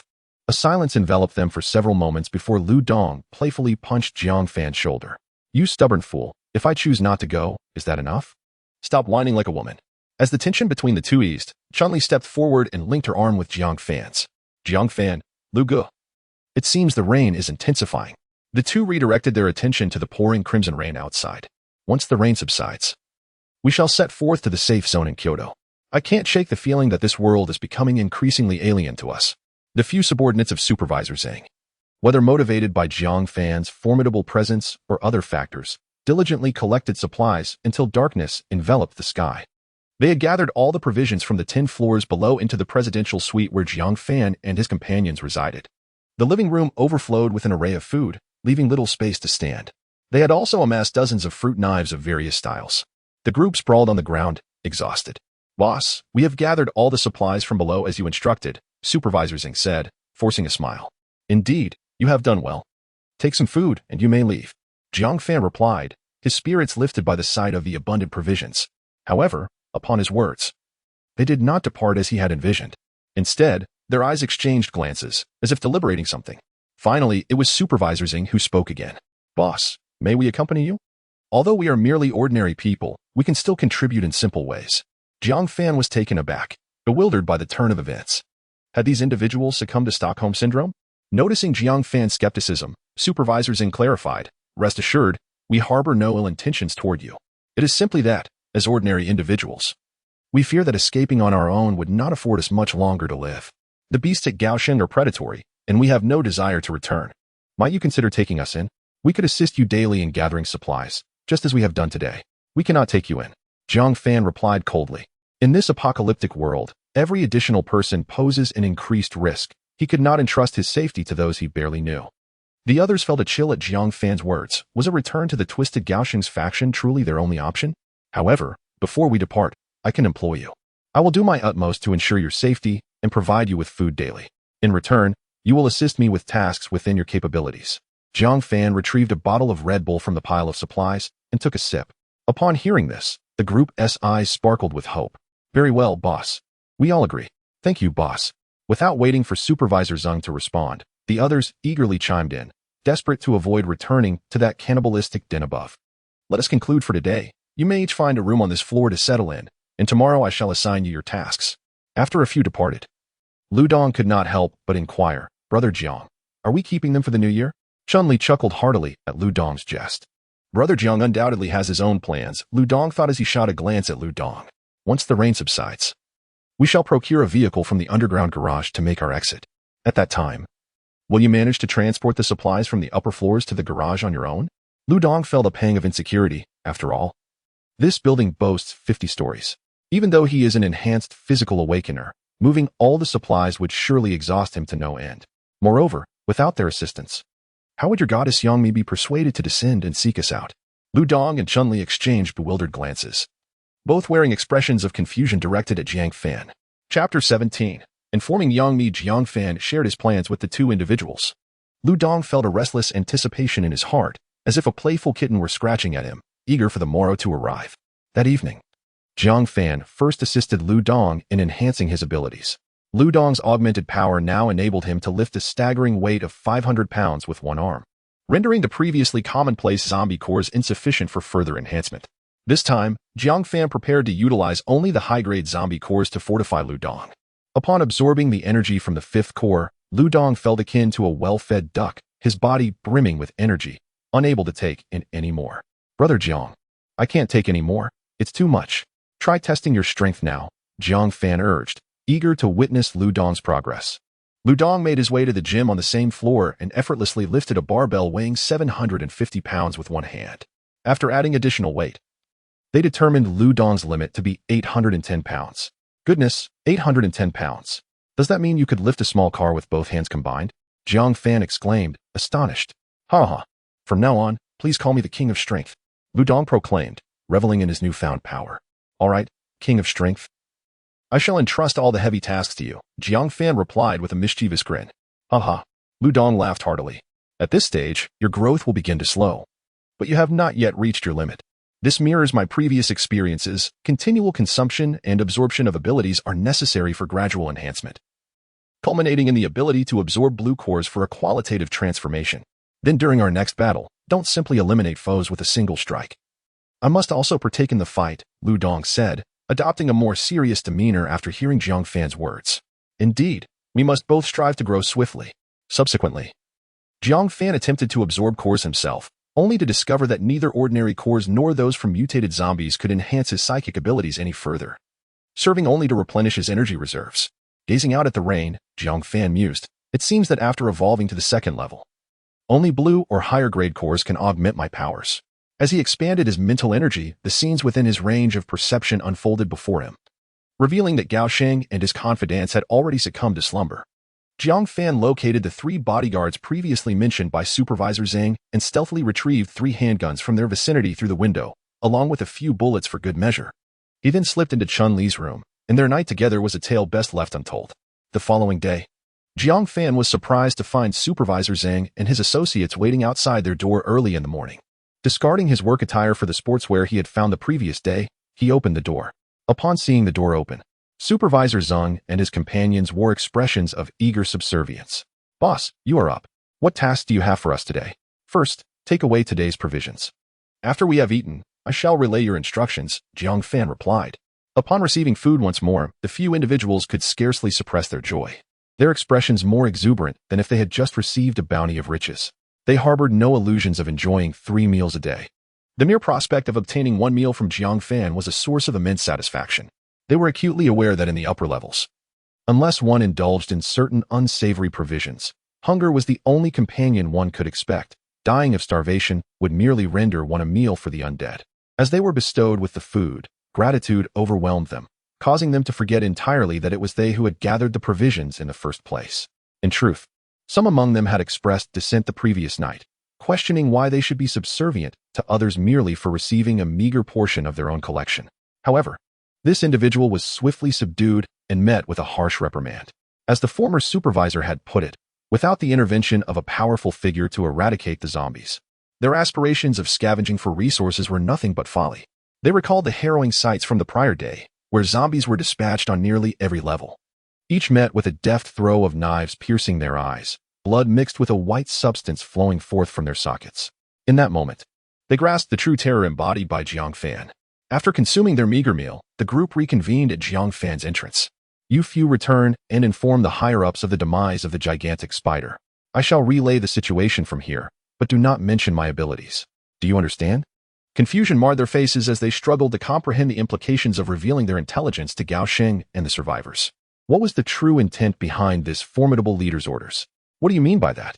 Just do as you're told without question, and hurry up, Lu Dong urged. Seeing Jiang Fan's nod of affirmation, they hesitated no longer and made their way to the 64th floor. Brother Zhang, what do you think this means? One of them murmured, unable to contain their curiosity. How the hell should I know? If I possessed such insight, I wouldn't have been relegated to merely a supervisor before the apocalypse. Brother Zhang replied, equally perplexed by the leader's enigmatic commands. Once we ascend to the 64th floor, we shall deliver the message and depart. If we encounter Gao Sheng, our escape may become problematic. With a series of firm knocks, Brother Zhang rapped on the secure door. Open up. It's me, Old Zun. Inside, 2 groups awaited, one comprised of weary survivors, their faces gaunt and eyes dull, while the other exuded vitality, clad in matching gray uniforms. Old Zhang and his crew have returned. Open the door, someone from the uniformed group hastened to say. As the security door swung open, the man wasted no time, urgently posing a question. Old Zhang, is the giant spider still down there? Why didn't you return yesterday? Rather than addressing the inquiry, Old Zing turned to the other group of survivors. Bring your leader, Yang Mi, to me. I have crucial information to share. Among the survivors, men, women, and children alike bore the weight of desperation, having faced 5 days without sustenance. Even the A4 paper intended for office use had been consumed, let alone the decorative plants, which had been uprooted entirely. Were it not for Yang Mi's water manipulation abilities, which provided them with potable water, they would surely have succumbed to their plight by now. However, Yang Mi is not an inexhaustible machine. Devoid of nourishment, both her body and spirit have grown exceedingly frail, rendering her incapable of utilizing her extraordinary abilities. From the chaotic throng, resembling a mass of mud, a woman clad in a white dress slowly rose to her feet. Though her figure appeared somewhat weakened, she radiated a distinctive aura. This individual was none other than the once-beloved national goddess, Yang Mi. I am Yang Mi. Speak your mind, she declared, assisted to her feet by a nearby girl. Zhang, the supervisor, recognized Yang Mi immediately and responded, the gigantic spider below has been vanquished by our new leader. So you may descend. If you wish to gather provisions, aim for the floors below the 40th. As soon as Zhang's words reached the ears of the crowd, a wave of jubilant cheers erupted from the seemingly lifeless mass surrounding Yang Mi. Tension, which had gripped them tightly, finally began to dissipate, as if a glimmer of hope had pierced their endless despair. Is this truly the case? Does your leader, Gao Sheng, possess such prowess? Inquired a stout man beside Yang Mi, struggling to steady himself, disbelief etched upon his face. I never mentioned Gao Sheng. Our leader is. Zheng paused momentarily. It is Boss Jiang. He did not wish to keep Jiang Fan's identity a secret, for there was little worth concealing in a name. Rather, he simply did not know what Jiang Fan was called. A sigh of relief escaped Yang Mi, and a faint blush graced her previously pale cheeks. She cast a grateful glance at Zhang, then stood tall and proclaimed to the assembly, Did you all hear that? We can leave this place now. Quickly gather your belongings and prepare to descend in search of sustenance. Just then, a discordant voice interrupted. Zhang, I hear you found a new boss? Upon hearing this voice, Zhang and his companions felt their scalps prickle. The last person they wished to encounter, Gao Sheng, had indeed arrived. Chapter 18. The emergence of conflict. The 64th floor and above had always been the private office space of the Kanglan Tower's Gao family. The 64th floor essentially served as a grand hall, designated for reception and hospitality, while the upper levels could only be accessed via a dedicated staircase.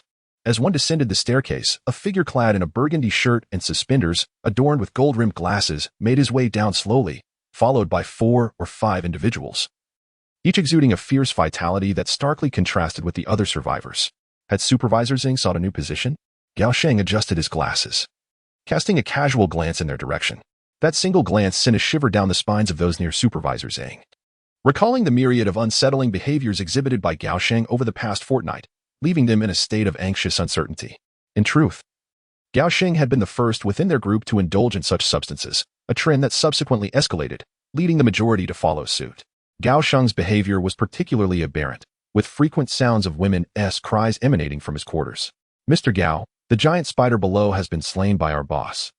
We shall no longer disturb you, Supervisor Zhang mustered the courage to say, relying on the formidable Jiang Fan for support. Upon hearing Supervisor Zhang's words, Gao Sheng's pupils constricted.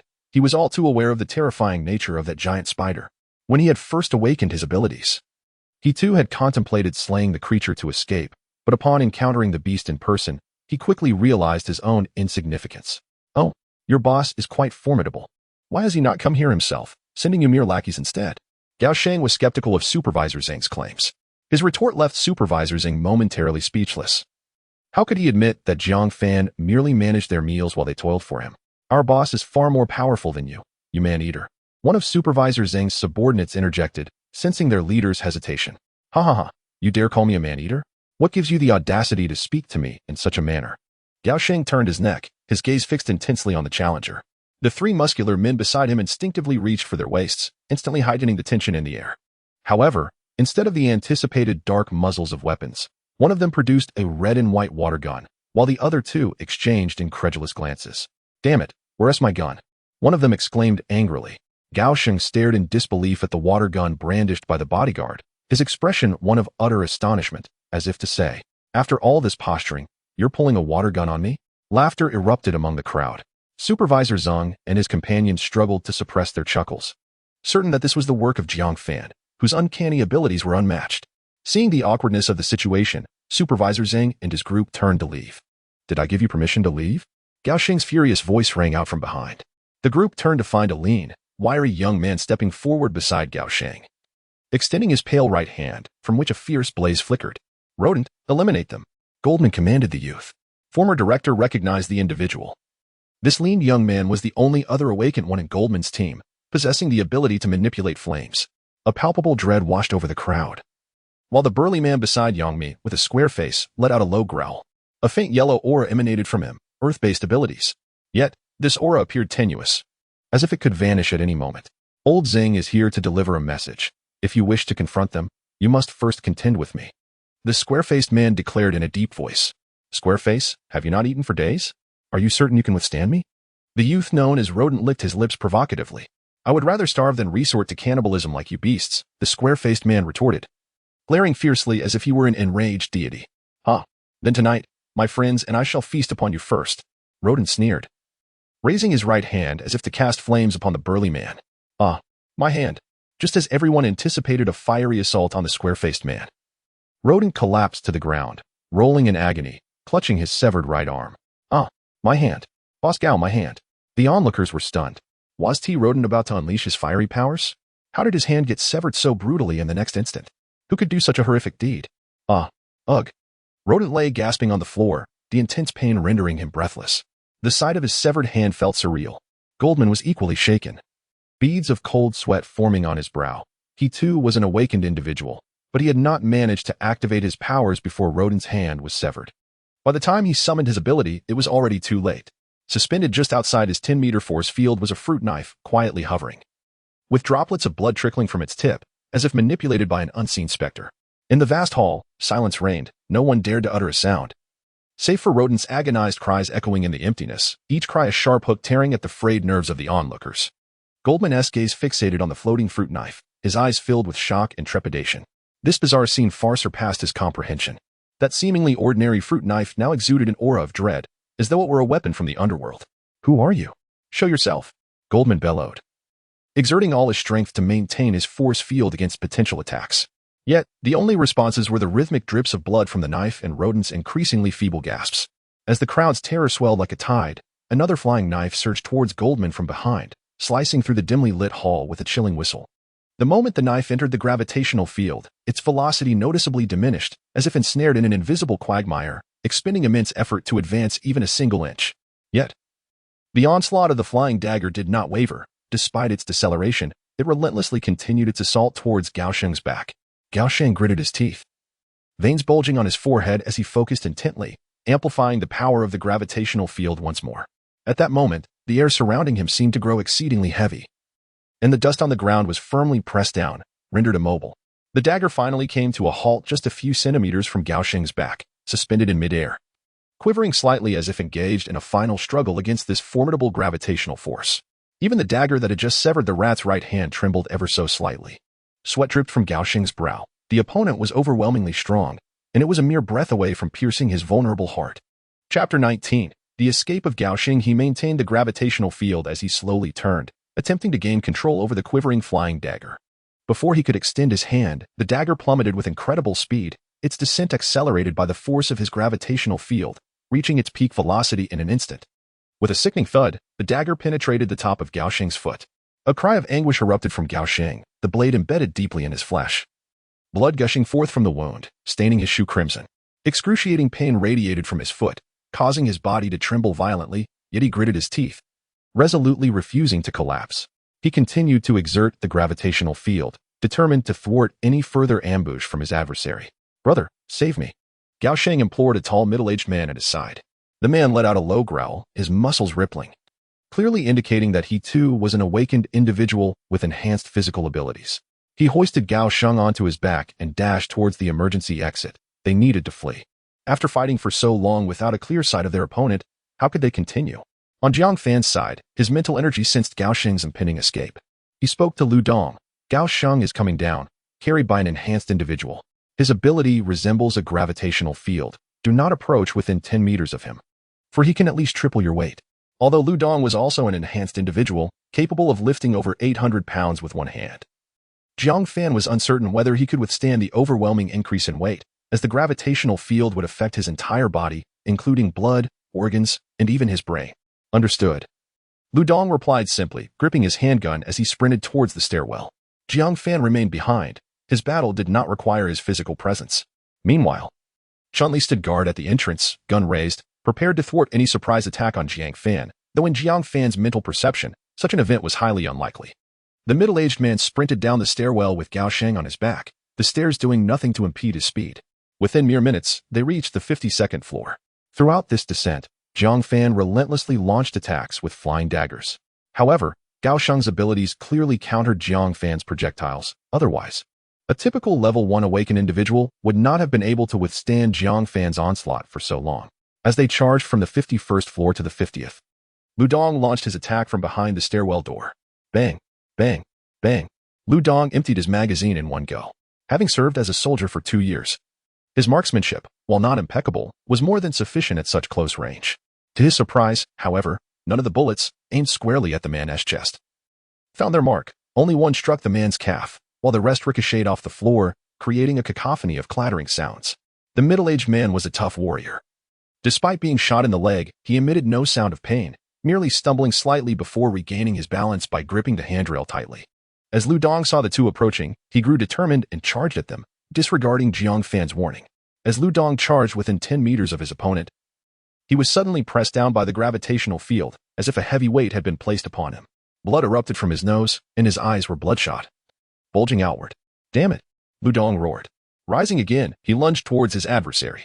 The middle-aged man, noticing Lu Dong's advance, flashed a glimmer of murderous intent in his eyes. With one hand bracing against his back, he drew a 30-centimeter Nepalese knife from its sheath on his thigh and swung it horizontally at Lu Dong. In a moment of mental clarity, Jiang Fan observed the scene unfold with alarming precision. Realizing the perilous situation, he directed another flying knife towards the foe, launching the attack from above.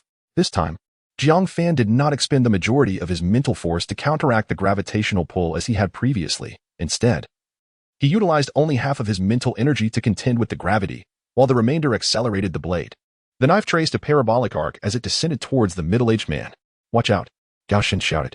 The middle-aged man, noticing the incoming knife, abruptly halted his attack on Lu Dong and deflected the blade away with a swift upward motion. Meanwhile, Lu Dong had closed the gap and delivered a powerful punch to the man's chest. The impact resonated with a sharp crack. As the force behind Lu Dong's blow, exceeding 800 pounds, was formidable, a lesser individual would have been dispatched with such a strike. The middle-aged man was sent tumbling down the stairs, violently coughing and spewing blood. He glared at Lu Dong, seemingly determined to etch the image of his assailant into his memory. Remarkably, he grasped the stair railing and, with Gao Sheng in tow, continued his frantic escape. Just as Lu Dong prepared to pursue, an overwhelming wave of nausea washed over him, an after effect of his body adjusting to the drastic shifts in gravity. This was why astronauts underwent extensive training to acclimate to the variations of weightlessness and hypergravity encountered in space travel. Don't chase them. As long as they remain within my mental reach, they cannot escape, Jiang Fan exclaimed, emerging from the floor with a firearm in hand. In truth, when Lu Dong had charged, Jiang Fan had already been en route. However, the exchange between the two had transpired in mere seconds, and the adversaries had now reached the 46th floor. Jiang Fan had anticipated that Lu Dong would likely eliminate the threat. And even if Lu Dong failed to strike a vital point, his mental prowess would ensure the foe could not evade capture in a severely injured state. To his surprise, the gravitational disruption had only allowed the opponent to sustain a leg wound, and the middle-aged man was remarkably resilient. Damn it, that cursed gravitational field affected me, Lu Dong retched. I shot that guy and landed a punch. He shouldn't have been able to run far. Enough with the bravado, let us return and rest, Jiang Fan reassured him. Chun-Li approached, supporting Lu Dong's arm. Brother Lu, let us head back. That kid is certainly no ordinary awakened one. I suspect he is either a mercenary or a seasoned special forces soldier, truly formidable. Lu Dong ceased his retching, expressing his frustration. It is indeed a formidable task. An ordinary individual would undoubtedly lack such unwavering resolve. Jiang Fan affirmed this notion. Gao Sheng, having merely sustained a wound from a flying knife to his foot, was rendered incapable of movement.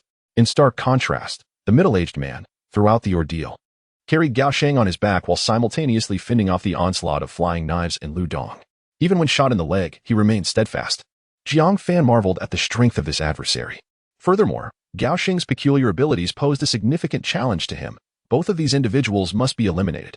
Through his psychic perception, He sensed the middle-aged man sprinting out of the Kanglin building with Gao Sheng on his back. Along their path, every zombie was subdued by the gravitational field. The two raced through the crimson rain, gradually fading from Jiang Fan's perceptive range. Chapter 20. The arrival of Yang Mi on the 64th floor. The rat had ceased his cries. He had long since succumbed to unconsciousness. A pool of blood gushing from his severed wrist. Yang Mi and the numerous survivors remained enveloped in the shock of recent events. Who, indeed, was this new overseer? Such an unfathomable ability was truly terrifying. The broad-faced man inhaled sharply, turning to Yang Mi. I have no idea. That person has not shown themselves at all. They might possess the power to manipulate metal or control objects remotely. Clearly, Yang Mi was also pondering the implications. She continued. It appears that they harbor no ill intent towards us. They sent the former supervisor to inform us of our situation below, presumably wishing to prevent our continued entrapment and slow demise by starvation. Yet, I cannot fathom why they would choose to save us. After enduring over half a month in this apocalyptic world, she found it hard to believe that anyone would act out of mere compassion. Especially not someone of such immense power. Why bother with so much deliberation? If they truly wished us harm, they could have simply killed us outright without all this fuss. Interjected a girl who had been supporting Yang Mi. I suspect that person must be a fan of Miss Yang. Before the apocalypse, they were undoubtedly captivated by her beauty. And now, upon discovering that their goddess is trapped here, they specifically came to rescue you, contributed a diminutive figure from the survivor group. Standing barely a meter tall and resembling a middle schooler. He continued, Miss Yang, you must cling tightly to this benefactor. If all else fails, offer yourself in gratitude. If this great leader is willing to protect us, we are certain to survive. Upon hearing his words, Yang Mi furrowed her brow, an angry glimmer in her eyes. What I should do is none of your concern. This little man, named Zhu Shangtian, was among the earliest survivors to reach this place, due to his frail constitution. He was among the first to have his food stolen by Gao Sheng and later fell into a feverish stupor, forgotten by all. It was only after Yang Mi organized the survivors to resist Gao Sheng that he managed to survive with the assistance of others. To everyone's astonishment, upon awakening, Zhu Shangtian had manifested extraordinary powers, enabling him to transform into a towering giant of 3 meters, significantly enhancing his physical prowess and resilience. In the previous confrontation with Gao Sheng, he had even managed to take on the rat single-handedly, becoming a pillar of strength among the survivors. However, as food supplies dwindled, Zhu Shangtian began to extend his grasp towards those who had once aided him. He started to seize food from other survivors and opposed Yang Mi's decree against consuming certain meats. He justified his actions as a necessary survival strategy, garnering support from many survivors. Yet, constrained by Yang Mi's ability to purify water, they could not overtly indulge, and in the shadows, many knew the truth of their actions. Yang Mi sighed inwardly, grateful for the presence of that benefactor today. Otherwise, the survivor group would surely have descended into a hellish existence. With her own weakened state and depleted powers, she could no longer conjure drinking water. Had today's events not unfolded as they did, Zhu Shangtian would likely have begun to defy her authority. Zhu Shangtian, have you lost your mind? Are you incapable of thinking beyond your base instincts? The girl beside Yang Mi retorted. Aren't all female celebrities like that? Yang Mi, dare you claim you haven't done the same before? Zhu Shangtian wore a disdainful expression. Yang Mi, unwilling to engage in a debate, recognized the futility of arguing with him. Akin to dealing with trolls from the pre-apocalyptic era, any response would only elicit further insults. The girl beside Yang Mi rolled her eyes at the dwarf and chose to ignore him. Sister Mi, what shall we do next? Yang Mi glanced at the multitude of survivors in the hall, hesitating for a long moment before addressing everyone. Now that the giant spider is dead, we should head down to the lower floors to gather supplies. The survivors began to mobilize, but out of 100 or so, only about 20 remained able to act. These individuals were already quite weakened, and upon reaching the 40th floor, they would have to contend with zombie attacks, yielding scant rewards. 3 more had been bitten by zombies and transformed into one of them. Miss Yang, this won't do. We have only gathered this little food. And we've already lost 3 people, said a stout man, eyeing the mere dozen packets of instant noodles and a few scattered snacks before him. Why is there so little? I saw Zhu Shangtian and his group collecting a considerable amount. Yang Mi remarked, puzzled by the meager provisions. That ingrate didn't even bring his collected supplies over. And he left with a dozen people, the stout man scoffed. Sister Mi, should we seek out that big shot and see if he can assist us? A young girl inquired. It seemed there was no other choice. Yang Mi, feeling helpless, organized the remaining individuals to eat. The scant food was quickly consumed, leaving a few still wanting more. In the presidential suite on the 50th floor, Jiang Fan stared blankly at his Huawei P100, still awaiting a response from his uncle's family via satellite communication. Sigh. No news might be the best news, he mused. Jiang Fan, don't worry too much. Your uncle's family will surely be fine, Chun-Li said, approaching and taking his hand gently to offer comfort. Yes, I hope so. Deep down, Jiang Fan understood that the situation on his uncle's side must not be good. If there were food and drink without any life-threatening circumstances, his uncle would certainly respond to the satellite messages. Even without electricity, a phone in standby mode could last a week without issue. Yet it had been nearly half a month without contact. Regardless of whether they're alive or dead, I must go to Xiang province to search, Jiang Fan resolved silently. Knock, knock, knock. A voice called from outside the door. Big shot, this is Old Zun. Miss Yangmi wishes to meet with you. Are you available? Without waiting for Jiang Fan's reply, Lu Dong dashed from the room to stand before him. Have they arrived? What do you think of my outfit today? Jiang Fan could only smile in exasperation as he noticed Lu Dong had somehow acquired a costume resembling that of a certain character, complete with a long trench coat, dark sunglasses, and a black top hat. Didn't we just say yesterday that you were the Strength King? How did you turn into that character today? Are you playing cosplay? Hee hee, is it not time to meet my idol? I must prepare myself. Lu Dong grinned widely. Idol? What films have you seen her in? This time, Lu Dong did not hasten to respond. He raised an eyebrow at Jiang Fan, revealing a knowing look, and leaned closer to Jiang Fan's ear. Wait a moment. Where's my husband? Goodness, is this truly your idol? Jiang Fan was left speechless, utterly taken aback. Chapter 21. The extraordinary nature of mental power. As the door swung open, Yangmi was taken aback to find a young girl standing before her. She could not help but scrutinize Chun-Li, who possessed a charming visage with delicate features. Her face pristine and unblemished. Her hair, meticulously styled into a ponytail, shimmered with a healthy luster, while a few playful strands framed her cheeks, accentuating her petite and exquisite face. Although her attire was somewhat ill-fitting, it was nonetheless tidy and clean. In stark contrast, Yangmi observed her own appearance. Her white dress was marred with stains, the lace trim at the collar wrinkled and frayed, hanging limply as if lamenting its own plight. Once a national goddess before the apocalypse, Yangmi had always prided herself on her appearance. However, the ravages of the past half-month had left her feeling like an ugly duckling in the presence of this young woman. With a slight adjustment of her disheveled hair and a firming of her posture, she finally spoke. Hello, I am Yangmi. We would like to express our gratitude for Mr. Zhang's assistance. May I inquire if he is available? Chun-Li, perceptive to Yangmi's subtle expressions, mused internally. Truly. She was the national goddess from before the apocalypse. Though her lips bore signs of dryness and her skin lacked the flawless sheen seen on television, her features were undeniably beautiful, and those ample bosoms certainly surpassed her own, inciting a twinge of jealousy. She resolved not to let this vixen ensnare her Jianggu. Jianggu is inside. Please, come in, she said, leading the way to the living room and seamlessly linking her arm with Jiang Fan's. Yangmi, along with the young girl and a burly man with a square face, entered the living room. Indeed, the beautiful Yang is as stunning as portrayed on television, Jiang Fan remarked, rising to greet them as they arrived. Having witnessed the other party's prowess, Yangmi dared not act arrogantly, especially since her visit was driven by a request. She stepped forward, extending her hand for a handshake with Jiang Fan. Mr. Jiang, you flatter me. Those accolades belong to a time before the apocalypse. Now, true strength is what matters, and your prowess is truly awe-inspiring, she acknowledged. Jiang Fan briefly clasped Yangmi's hand before releasing it. Lu Dong, standing nearby, eagerly stepped forward, enveloping Yangmi's hand in his own. Miss Yang. I am Lu Dong, a good friend of Jiang Fan. His demeanor was somewhat boorish, but the sunglasses he wore lent him an air of mystery that might have otherwise suggested he was a rogue. This is my brother Lu Dong, also an ability user, Jiang Fan clarified. Though somewhat surprised, Yangmi maintained her radiant smile. Having navigated numerous social engagements before the apocalypse, she was far from flustered by such trivialities. Mr. Lu, it is a pleasure to meet you. Given your camaraderie with Mr. Jiang, I can only assume your abilities are formidable as well. Absolutely. Just wait and see, he proclaimed, releasing Yangmi's hand and striding toward the exit. Jiang Fan, while keeping a composed facade, was inwardly amused. He knew Lu Dong's intentions well. He was off to fetch a barbell from the gym to impress Yangmi.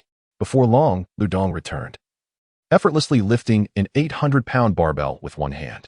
So what do you think, Miss Yang? How does my strength measure up? Lu Dong exuded an air of triumph, reminiscent of a peacock displaying its plumage in courtship. Yangmi and the others were left utterly astonished, their mouths agape in disbelief. Lu Dong, your strength is truly terrifying. Is this your extraordinary ability? Inquired the young girl beside Yangmi, her eyes sparkling with admiration. Encouraged by this acknowledgement, Lu Dong became even more animated. Haha.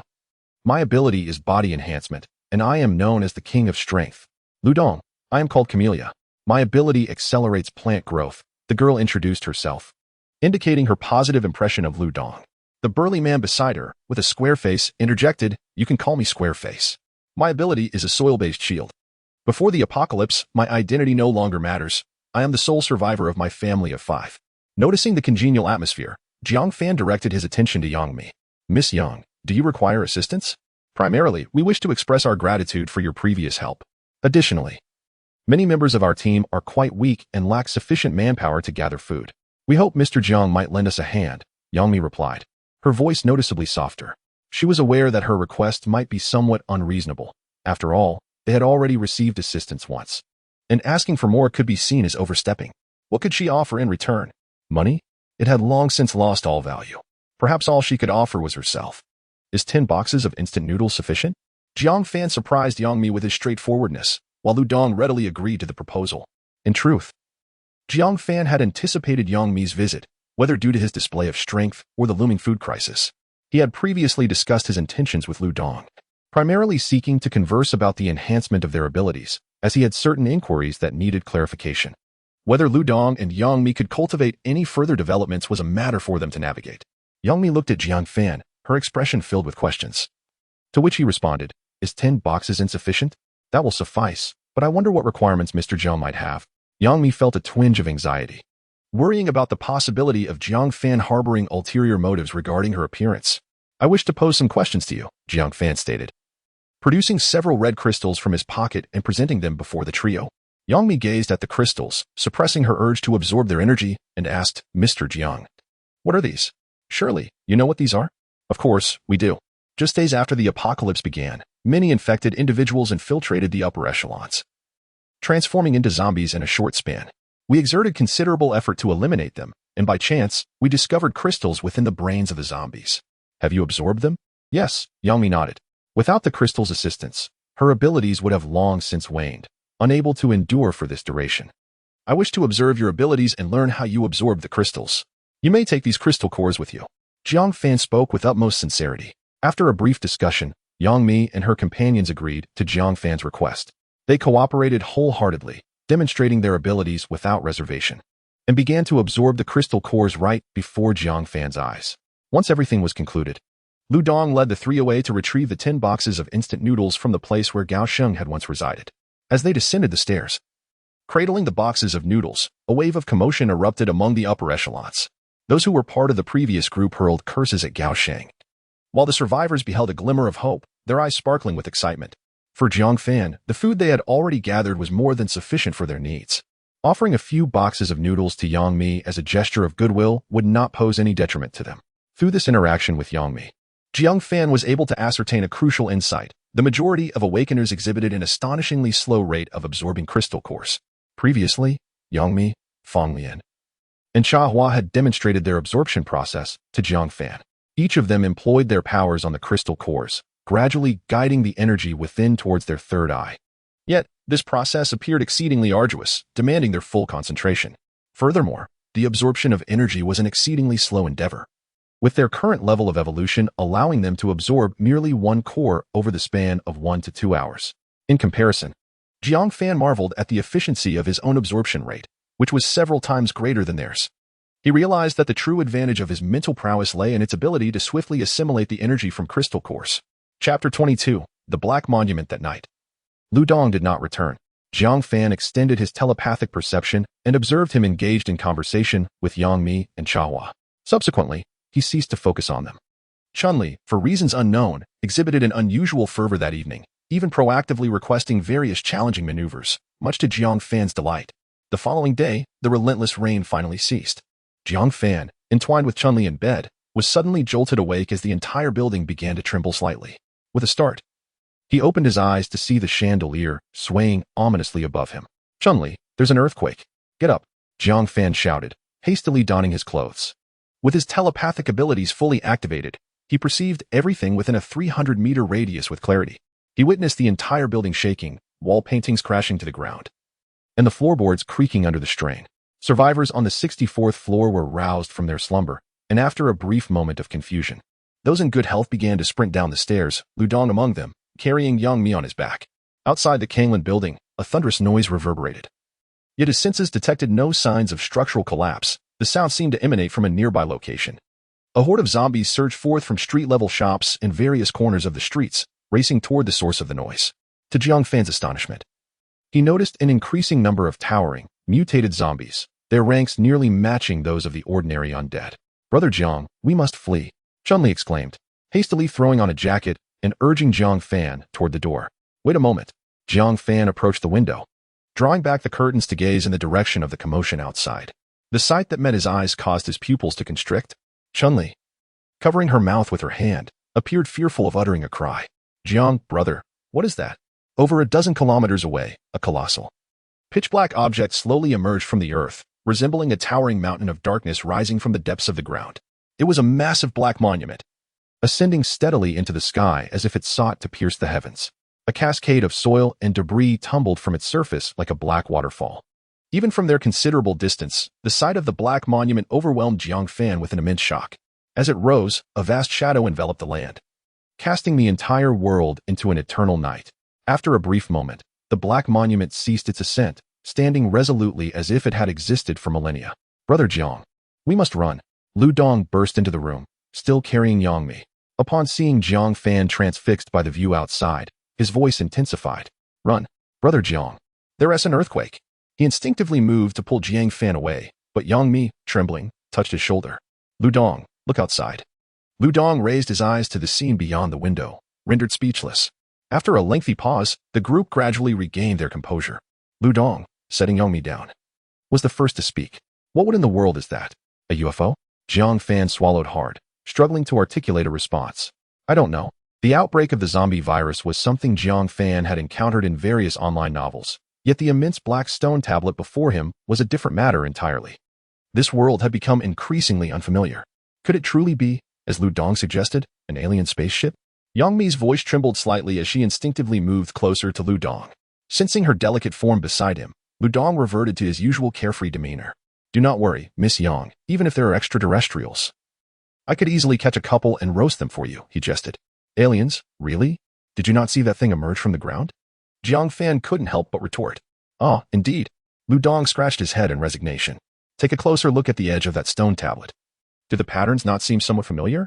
Chun-Li pointed to one side of the tablet, from which they could only discern this particular angle, rendering the full width of the stone obscured from their view. Jiang Fan had previously perceived the tablet as exuding an ancient and mysterious aura, without paying much attention to the intricate designs. Now, following Chun-Li's direction, he gazed at the edges of the stone. Noting that the patterns twisted and coiled like ancient vines, their lines fluid yet imbued with an inexplicable majesty. Suddenly, a series of indistinct images flashed through his mind, reminiscent of a news report from before the apocalypse. Was it not the bronze bricks excavated from the Sangsingui site? Jiang Fan exclaimed. "Did you see that report as well?" "Jianggu, does this black stone tablet not resemble the bronze bricks unearthed back then?" Chun-Li pondered aloud. Alongside them were hundreds of bronze figurines, some adorned with rings, others wielding various weapons, and a few even clad in armor. Yet all the figurines were reverently kneeling towards a central bronze brick. This discovery had caused a significant stir within the academic community. My mentor is an expert in medicine and paleobiology, and I had the fortune of participating in the research alongside him. According to a consensus among domestic and international experts, this entire set of artifacts dates back over 10,000 years. Are you suggesting that over 10,000 years ago, someone recorded the arrival of the black stone tablet using bronze artifacts? Yang Mi's eyes widened in disbelief. Perhaps it was 10,000 years ago, or maybe even a million. Humanity's technology can only ascertain a timeline of over 10,000 years, Chun-Li remarked, her gaze lost in the sight of the stone tablet outside. The group fell into a profound silence, staring at the towering black stone tablet that obscured the sky. After a lengthy pause, Jiang Fan spoke up. "I must take a closer look. I have an inkling that this tablet may be linked to the apocalypse. I shall accompany you," Lu Dong declared without hesitation. Jiang Fan, glancing at his loyal friend, felt no surprise. He lightly punched Lu Dong's chest with a fist, his eyes brimming with gratitude. Chun-Li bit her lip, a flicker of determination in her eyes. "I want to go too. I am your woman. Do not think of leaving me behind." "Who said anything about leaving you behind? If you wish to stay here, I would not allow it. Besides, who else would massage me tonight?" Jiang Fan teased, causing a faint blush to rise on Chun-Li's cheeks. As Yang Mi observed the three individuals present making their decisions, She experienced a fleeting desire to accompany Lu Dong on his venture. However, ultimately, reason triumphed over impulse. "I am sorry, but I cannot go.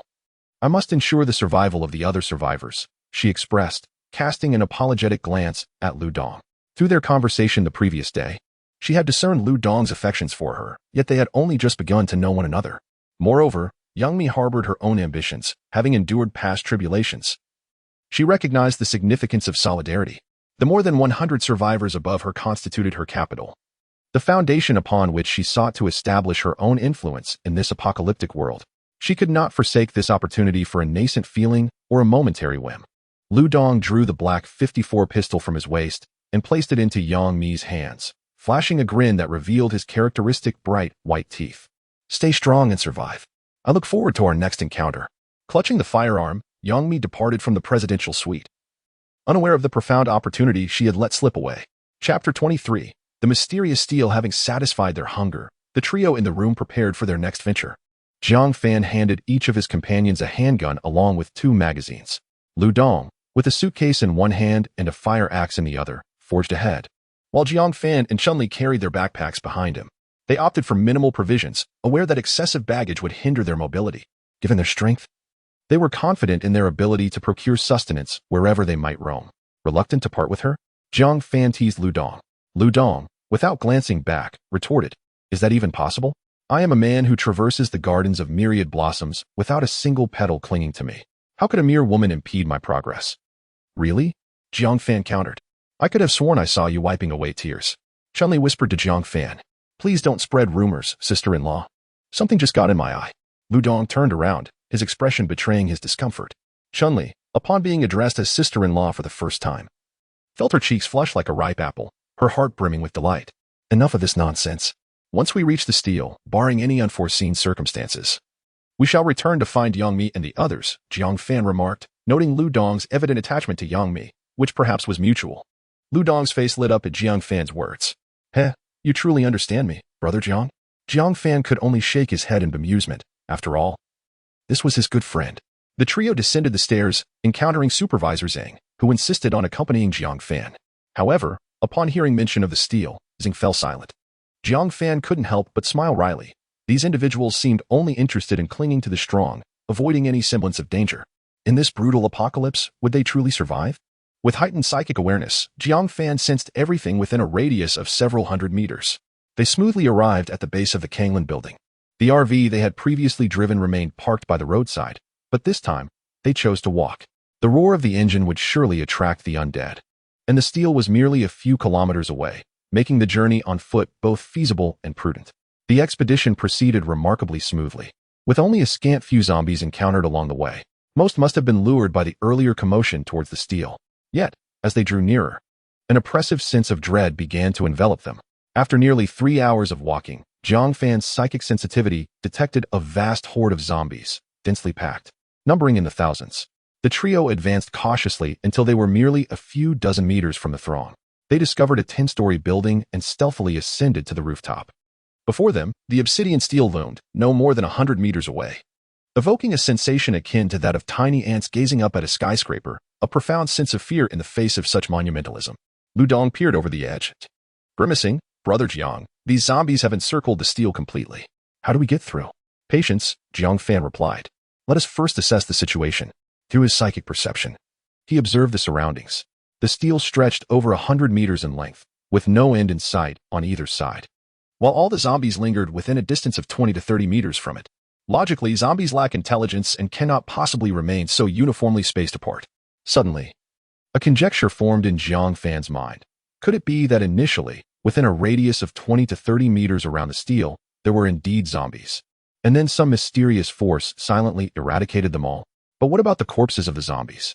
Never mind. He decided to conduct an experiment. He picked up a stone from the rooftop and handed it to Lu Dong, saying, "Use all your strength and throw it over there." Lu Dong took the stone, weighed it in his palm, and replied, "Watch closely." With a sudden tension in his muscles, akin to a bowstring drawn tight, he hurled the stone towards the steel. The stone, propelled by Lu Dong's might, arched through the air, heading towards the space between the zombie horde and the steel. The three of them fixed their gazes on the stone, their heartbeats seemingly synchronized with its trajectory. As the stone flew over the heads of the zombies, It continued toward the steel, striking it with a resounding crash and shattering into fragments. Instantly, the nearby zombies erupted into chaos, rushing towards the source of the sound. Yet they could not advance even a step further, as if an invisible barrier of air held them at bay. Lu Dong's eyes widened in astonishment. Is this an air wall like in video games? Jiang Fan furrowed his brow. It seems my initial hypothesis was incorrect. The steel directly prevents all zombies from approaching. Chun-Li swallowed nervously and inquired, what should we do? How do we get in? Don't panic. Let me try my abilities, Jiang Fan replied. This time, he commanded a flying knife to traverse the layers of zombies, heading straight for the steel. However, as it entered the 30-meter range, it suddenly lost control and fell to the ground nearby. Even my psychic energy gets severed within that range. How bizarre. Jiang Fan marveled. After contemplating for a moment, he located a rat using his mental powers and transported it to the rooftop. Donggu, how about we throw this? Are you kidding me? You know I'm terrified of these things. Lu Dong shook his head vehemently. Hurry up. It's the easiest live thing to grab around here, and I can't carry anything larger. Jiang Fan urged, while Chun-Li had already taken refuge behind him. For what girl isn't afraid of rats? You're truly a pain. Lu Dong reluctantly found an abandoned plastic bag on the rooftop and placed the rat inside. Then, with a whoosh, he sent the rat soaring towards the steel.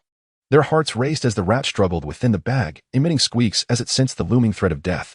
The plastic bag traced an arc through the air, swiftly approaching the steel. In an instant, it passed through the point where the zombies halted, continuing onward. Before long, the rat reached the base of the steel. Just when the three thought the rat would be crushed upon impact, a peculiar scene unfolded. The rat vanished into thin air, along with the plastic bag. What the hell? Where did the rat go? Lu Dong watched in disbelief as the rat seemingly disappeared without a trace, and this time, he was utterly unsettled. Jiang Fan and Chun-Li were equally astonished. The black stone tablet had brought them an abundance of the unbelievable today. Jiang Fan, unwilling to accept this, sought out a few small animals for Lu Dong to test, but predictably, they vanished upon contact with the tablet. Notably, one of the hedgehogs seemed to have undergone an evolution, its size significantly larger than that of ordinary hedgehogs, with its spine standing erect, rivaling the sharpness of steel needles. Initially, Jiang Fan had contemplated keeping it as a pet, but the creature proved to be quite feral and hostile, ultimately meeting the same fate as the others when Lu Dong cast it upon the stone tablet, causing it to disappear. This episode left the three of them thoroughly despondent. Lu Dong lay on the rooftop, using a suitcase as a pillow, muttering, what the hell? Could it be that this tablet connects to the underworld? Touching it sends one straight into reincarnation? Jiang Fan, sensing Lu Dong's unease, replied, if it comes to that, we should head back. I can't shake the feeling that this tablet is ominous. Clearly, the previous events had instilled some fear in Chun-Li. Yes, let us depart. This place seems to be a forbidden zone, Jiang Fan concurred, feeling perplexed and resolved to leave. As they prepared to take their leave, Jiang Fan cast one last reluctant glance at the tablet, and in an instant, he was frozen in place. Chapter 24. The trading space of the steel. As Chun-Li and Lu Dong observed Jiang Fan standing motionless, they followed his gaze into the distance. Suddenly, a white plastic bag appeared out of thin air above the horde of zombies, within which a mouse seemed to struggle. The bag and the mouse plummeted into the throng of the undead, inciting a cacophony of growls from the horde. Isn't that the very mouse we threw out earlier? Lu Dong exclaimed, his voice inadvertently rising in volume. Jiang Fan hastily covered his mouth, sensing the zombies below. Fortunately, they were high enough that disturbing the creatures beneath would undoubtedly spell disaster for them. Lu Dong signaled his understanding, and Jiang Fan removed his hand. The group lingered on the upper floor for a while longer. The small animals that had vanished earlier reappeared from the spot they had been thrown, seemingly vigorous, with not a mark of injury upon them. Yet their lives were fated to be cut short, as the zombie horde had been lying in wait. Brother Jiang, it's been exactly half an hour, Chun-Li remarked, glancing at her wristwatch. After pondering, Jiang Fan concluded, it seems there are certain rules within the steel's domain. Staying inside for over 30 minutes appears to result in a forced exit. The 30 minutes of absence must have been safe, as the earlier creatures emerged in lively condition. Gazing somberly at the steel before him, Jiang Fan felt a wave of helplessness wash over him. He had once believed that awakening his powers would ensure his survival in this wretched apocalypse. Yet the uncertainty before him once again made him acutely aware of his own frailty. Whatever lies within, I must see for myself. The zombie virus outbreak coincided with the emergence of this steel. I can't shake the feeling that they are somehow connected. If anyone should venture in, it should be me, Lu Dong declared, his eyes resolute as they met Jiang Fan's.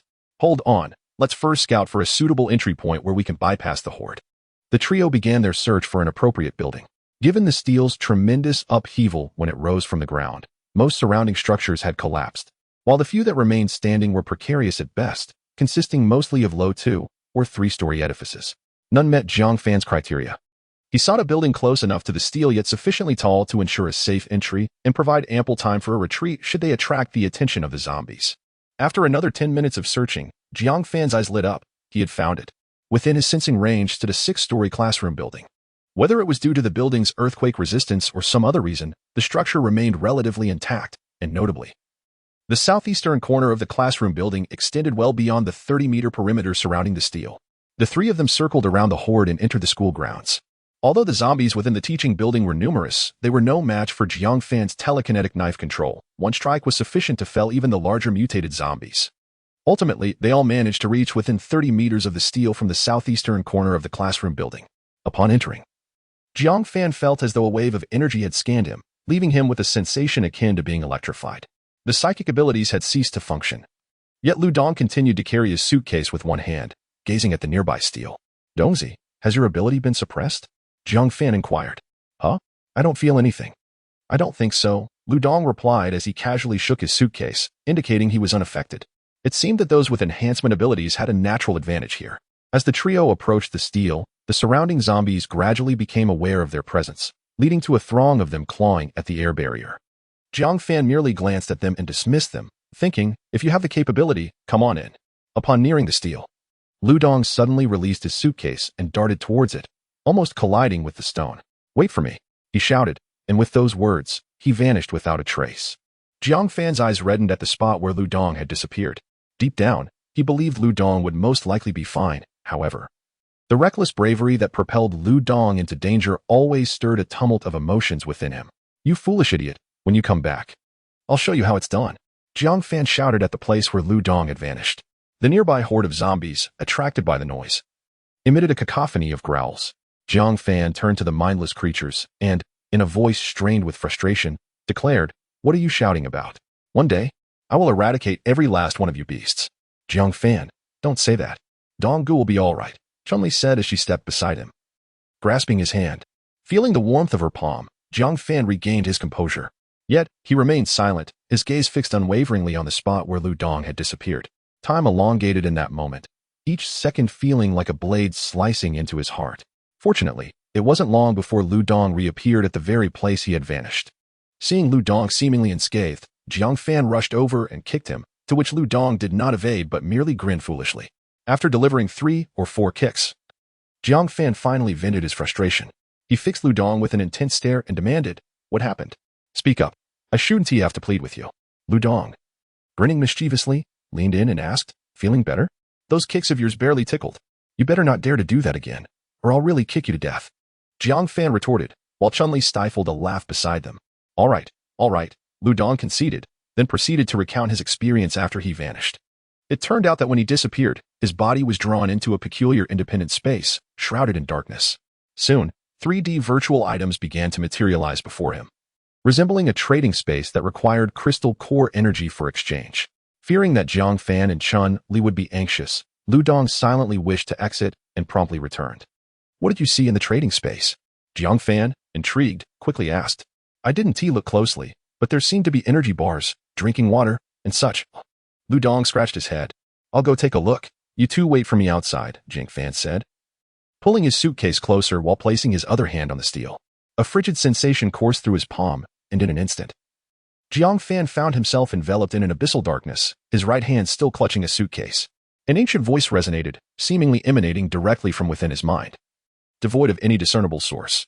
Child, since you have arrived here, it is evident that humanity stands at its gravest hour. Utilize the artifacts within the stone tablet to survive. On the day you attain sufficient strength, we shall meet again. The voice faded, and a series of three-dimensional projections materialized around him. Old man, who are you? Old man, Jiang Fan shouted, yet the only response was the silent, hovering 3D images. He muttered to himself, wasn't it supposed to be a benevolent system elder? This old man is a fraud. In a distant realm, an elderly figure with hair as white as snow let out a soft exclamation, his gaze seemingly transcending the fabric of time and space toward the direction of Blue Star. The old man smiled. What an intriguing young lad. Ha ha ha. Time Elder. You cannot escape. The Arbiter has declared that if you surrender the Chaos Tablet, your lineage shall be granted an additional 20,000 years. An ominous voice echoed through the ether. The old man maintained his serene smile, gradually dissipating into the surrounding void. Chapter 25. Abundant Treasures. Jiang Fan directed his attention to the 3D projection before him. Initially, he beheld an object resembling a book. A gentle touch of his finger allowed a torrent of information to flood into his mind. Rules of the Chaos Monument. 1. All humans, including species from Blue Star, are permitted to enter the vicinity of the Chaos Monument, a radius of 30 meters, and engage in trade. 2. Each entry is limited to 30 minutes. Exceeding this time will result in a forced expulsion from the monument's perimeter. Access to the Chaos Monument for trading is restricted to once every 7 days. 3. The higher the awakening level, the more trading privileges are unlocked. 4. Transactions within the Chaos Monument's trading space utilize energy points, which can be exchanged for crystal cores or mutated beast meat. 5. Energy points are universally applicable across all Chaos Monuments and are bound to the identity of the trader. So, this is a manual for the rules of the monument. Crystal cores and mutated beast meat can be exchanged for energy points? Could the mutated spider from earlier also be exchanged? With this thought, Jiang Fan felt a wave of frustration wash over him.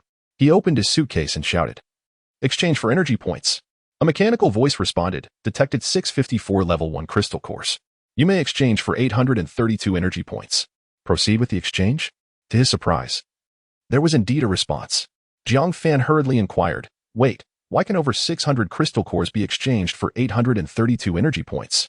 The cold, mechanical voice replied, "The Chaos Monument will exchange energy points based on the amount of energy contained within the crystal cores. Would you like to proceed?" Thus, it appeared that ordinary zombie crystal cores could yield approximately 1 energy point, while mutated zombie crystal cores could yield just under 2. Jiang Fan hesitated no longer. He retrieved a dozen crystal cores from his suitcase, placed them into his backpack, and declared, "Exchange." The suitcase, filled with crystal cores, vanished. And before him materialized a 3D hologram identical to himself. Name, Jiang Fan. Ability, Level 2 Psychic Power. Energy points, 811. Trading Authority, Level 2. The system detected that the trader's ability level had met the requirements for the Chaos Monument imprint. Please set your title. Jiang Fan was perplexed. What did this Chaos Monument imprint signify? The mechanical voice continued. Traders ranked among the top 10 in ability strength on Blue Star may choose to have their titles imprinted on the Chaos Monument. From the moment of emergence, monthly ranking rewards will be distributed. What? Ranking rewards? Is this a game we're playing? After a moment of contemplation, he decided on the title The Controller.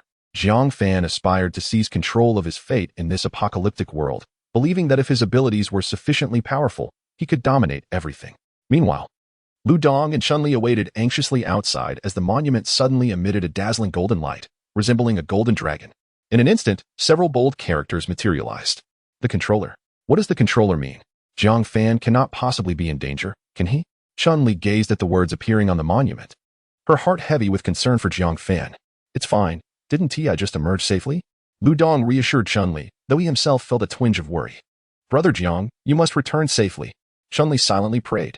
Within the confines of the monument, Jiang Fan had set his title and began to investigate the items available for exchange. Items available for exchange with Level 1 Trading Authority. Energy Bar. Exchange 5 energy points for 1. Consuming it replenishes the daily energy expenditure of an average individual. Drinking water. Exchange 1 energy point for 1 liter. Communication implant chip. Exchange 50 energy points for 1. This device is implanted within the body and utilizes bioelectric signals for communication. Items available for exchange with Level 2 Trading Authority. Crimson Insect Armor. Exchange 500 energy points for 1. This lightweight armor is crafted from the shells of mutated creatures and can withstand most Level 1 supernatural attacks. Spatial Ring. Exchange 500 energy points for 1. This ring, created by a powerful being who captured a segment of space, contains 100 cubic meters of independent space. 9 Feathered Shuriken. Exchange 500 energy points for 1. A weapon composed of 9 feather-like flying daggers, reputedly once owned by a formidable psychic practitioner.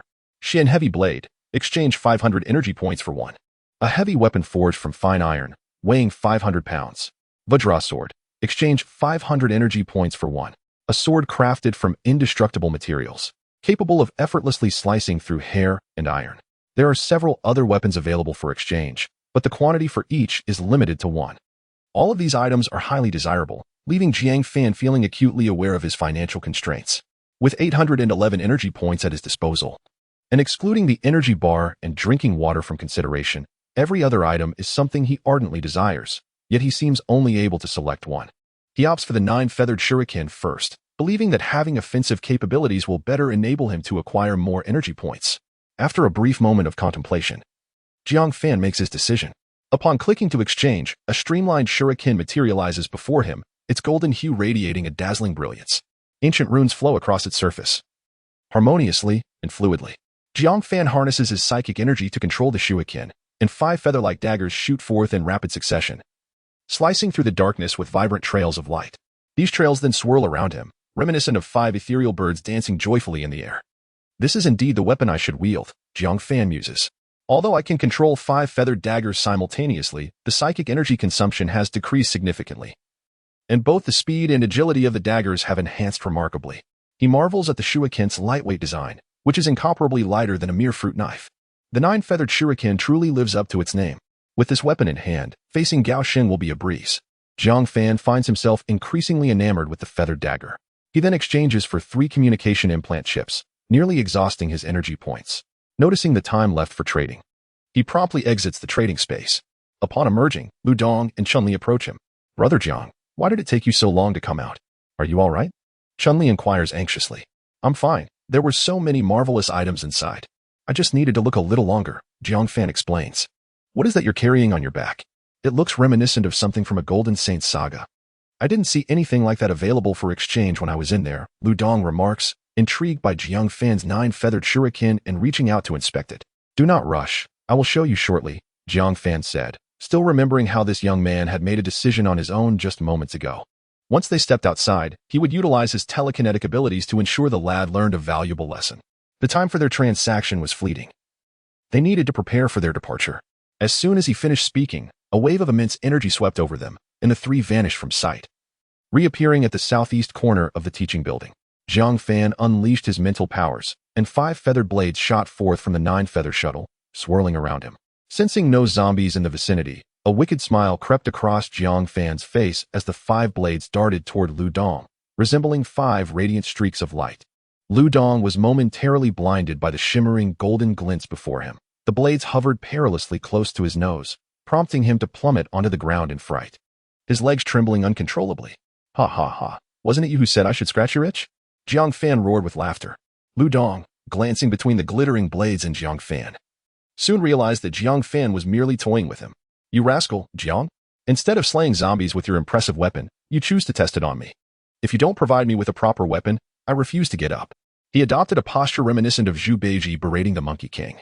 "You brought this upon yourself. Do not act so recklessly again." Chun-Li chuckled, covering her mouth. "Ah, so this is how you two decide to bully me?" Lu Dong said, tilting his head and crossing his arms defiantly, embodying the spirit of a stubborn pig unafraid of boiling water. "I initially intended to gather enough energy points to exchange for that profound heavy blade, but it seems..." Jiang Fan's words trailed off as Lu Dong sidled up to him. "Brother Jiang, what blade are you referring to? Is it truly impressive?" Chapter 26. Communication chip. Jiang Fan shared what he had observed in the trading space with the 2 companions. Lu Dong, brimming with excitement, rubbed his hands together and exclaimed, "Brother Jiang, is that mysterious heavy sword impressive? Is it akin to the legendary dragon-slaying blade?" "Quite similar, I must say, considering your eagerness. However, let us first test the communication chip." Jiang Fan applied the chip, resembling a soybean in size, to his arm. It seemed to possess a life of its own, adhering to his skin with a cool sensation. Within mere minutes, it melded seamlessly with his arm, and he experienced no pain throughout the process. As he touched the spot where the chip had been placed, he felt no foreign presence. A projection screen emerged from his arm, featuring a simplistic interface reminiscent of the green bubbles from the pre-apocalyptic era, allowing for communication with friends. Yet, it also included a regional channel and a world channel. Lu Dong and Chun-Li leaned in, scrutinizing the display. The regional channel was devoid of any messages, leaving Jiang Fan uncertain about its scope. Could it encompass the entirety of the Dragon Nation? He then gently tapped the regional channel and sent a message. "Controller, uncle, cousin. Can you see this? I am Jiang Fan. If you can, please contact me as soon as possible." After a moment's reflection, he realized that his uncle's family might lack the means to exchange for communication chips, prompting him to send additional messages. "Controller, missing persons notice. Wang Jiangwo, Wang Shuai. Residents of Xiang Province, originally from Jingxiua Garden Community in Duansha City. If anyone can ensure their safety, I am willing to offer 1,000 energy points as a reward." In the world channel, several messages caught his eye. "Sun God Temple, David, we are the military of the Eagle Nation. After extensive data verification, The earliest infected individuals of the zombie virus, 2 astronauts, have reached level 5 evolution. We are recruiting powerful abilities from around the globe to eradicate them. We hope all strong individuals of the Blue Star will join us in battle. Descendants of the Dragon, I am Xiaoji Long from the Kyoto Safe Zone. I urge citizens of the Dragon Nation to head to the 4 major safe zones. They are now equipped to withstand zombies and mutated creatures. Please trust in our country and do not lose hope. Nakano, roadside. The Cherry Blossom Empire requests assistance from the Dragon Nation. We are under attack by giant sea beasts. Should the Dragon Nation provide aid, we are willing to dismantle the Golden Fruit Shrine and acknowledge our historical transgressions. Jiang Fan couldn't help but chuckle at the last message. The speaker was undoubtedly from the Dragon Nation. The subsequent messages were predominantly pleas for help from various nations. Considering how recently the monument had appeared, most survivor teams were likely struggling for their very existence. Only a national apparatus could mobilize forces into the monument space in such a short time. Jiang Fan reposted the missing persons notice in the World Channel and was about to shift his focus when a notification appeared. Emperor Yin requests to add you as a friend. He clicked to accept, and the other party sent a private message. Emperor Yin, big shot. Are you the only listed controller? I saw your message. I'm currently in Xiang Province, and our team possesses the strength to assist you in locating them. Upon reading this, Jiang Fan wondered at the serendipity of the situation. However, if the other party can indeed protect Uncle's family, he would not mind bestowing the promised reward upon them. Controller, it is I who is in control. So I entrust this task to you. If you can assist me in ensuring their safety, I shall promptly journey to Hunan Province and render payment. Yin Emperor, rest assured. My brother, I am diligent in my endeavors, but could you possibly provide a portion of the deposit? We currently require energy points to exchange for equipment before we can assist in locating your people. Goodness, even in the apocalypse, there exists online fraud? Lu Dong harbored serious suspicions regarding their ulterior motives. Chun Li also lamented. What sort of individuals are these, seeking recompense before any tasks are undertaken? Jiang Fan gazed at the chat interface, hesitating only briefly before activating the transfer function, inputting 161 and confirming. He directly transferred all his remaining energy points to the other party. Controller, I have sent you all my remaining energy points. I hope you will honor your agreement and help me find them. The other party seemed taken aback by Jiang Fan's immediate transfer. As the chat interface remained silent and the transfer was not accepted, a new message notification chimed. Yin Emperor, thank you for your trust, my brother. Our team is committed to this task. Once we extricate ourselves from our current predicament, we shall set forth to aid you. Furthermore, I have intelligence to share. Level 2 zombies have now emerged, and they possess a degree of intelligence. Exercise caution. Controller, thank you for the warning. I entrust this task to you. Exiting the chat page, the light screen projection turned off. You wouldn't hold it against me, would you? Jiang Fan referred to his unilateral decision to transfer the energy points. Quite the spectacle, I assent it. Have I been ensnared in the Green Tea Act? Lu Dong casually remarked as he began to examine his communication chip. I have faith in your judgment. Chun Li smiled subtly, her eyes reflecting admiration. In her view, Jiang Fan's loyalty and righteousness exuded a certain masculinity. Having such a man to shield her from the storms of apocalypse felt like a stroke of fortune. Once both had implanted their communication chips, Chun Li attempted to reach out to her acquaintances through the channel, yet received no responses. A new name appeared on the stone tablet, Thunder God, positioned directly beneath the controller. It seemed that the only survivors currently interacting with the stone tablet were the 2 level 2 ability users. Brother Jiang, someone else has made the list. I wonder if this Thunder God is from the Dragon Kingdom? Lu Dong inquired, gazing at the golden characters on the tablet. Who knows? Let it be. Jiang Fan replied. We must secure the rewards on this golden list, not just for me, but for you as well. Only in this way can we maintain our current advantage and survive better in this apocalypse. Absolutely, Lu Dong affirmed confidently. Chun Li, do not worry. Once my trading privileges increase, I will certainly procure something to assist in your awakening. Hearing Jiang Fan's words, Chun Li felt a wave of comfort wash over her. Her cheeks tinged with a faint blush. In truth, I would be fine without awakening, as long as you do not come to disdain me in the future. Subsequently, the 3 commenced their endeavor to slay zombies and excavate crystal cores. First clearing the zombies from the teaching building, and then proceeding to rid the entire school of the undead. Perhaps the origin of the zombie virus outbreak lies within the Eagle Nation. Many parents have witnessed the videos circulating online, showcasing that the zombies in schools primarily consist of duty-bound teachers, security personnel, and those later drawn in by the emergence of the Chaos Monument. Throughout an entire afternoon, they amassed a remarkable collection of 145 crystal cores, the majority of which were derived from mutated zombies, equating to approximately 300 energy points. The trio's coordination gradually became more adept. Jiang Fan's prowess in dispatching zombies was nothing short of overwhelming. With his second-tier mental telekinesis, he could control 9 feathered darts simultaneously, effortlessly eliminating over 50 zombies in a single breath. However, for safety's sake, Jiang Fan refrained from exhausting his mental energy completely before absorbing the crystal core's energy. Subsequently, at Lu Dong's urging, he would occasionally allow a few zombies to escape, prompting Lu Dong to deal with them. Lu Dong wielded a fire axe with deft precision, often severing a zombie's head with a single swing, effortlessly managing 2 zombies at once. Chun-Li, on the other hand, would wait until the two had vanquished all the zombies before extracting the crystal cores from their decapitated heads for collection. The sight of such a delicate and charming girl covered in grime tugged at Jiang Fan's heartstrings. Yet, when he suggested that she take a break, Chun-Li vehemently declined. Jiang Fan recognized her strong-willed nature. She did not wish to be merely an ornamental figure for others to admire. After an afternoon of intense combat, Jiang Fan absorbed crystal cores twice to replenish his mental energy and assisted Lu Dong in replenishing his 3 times.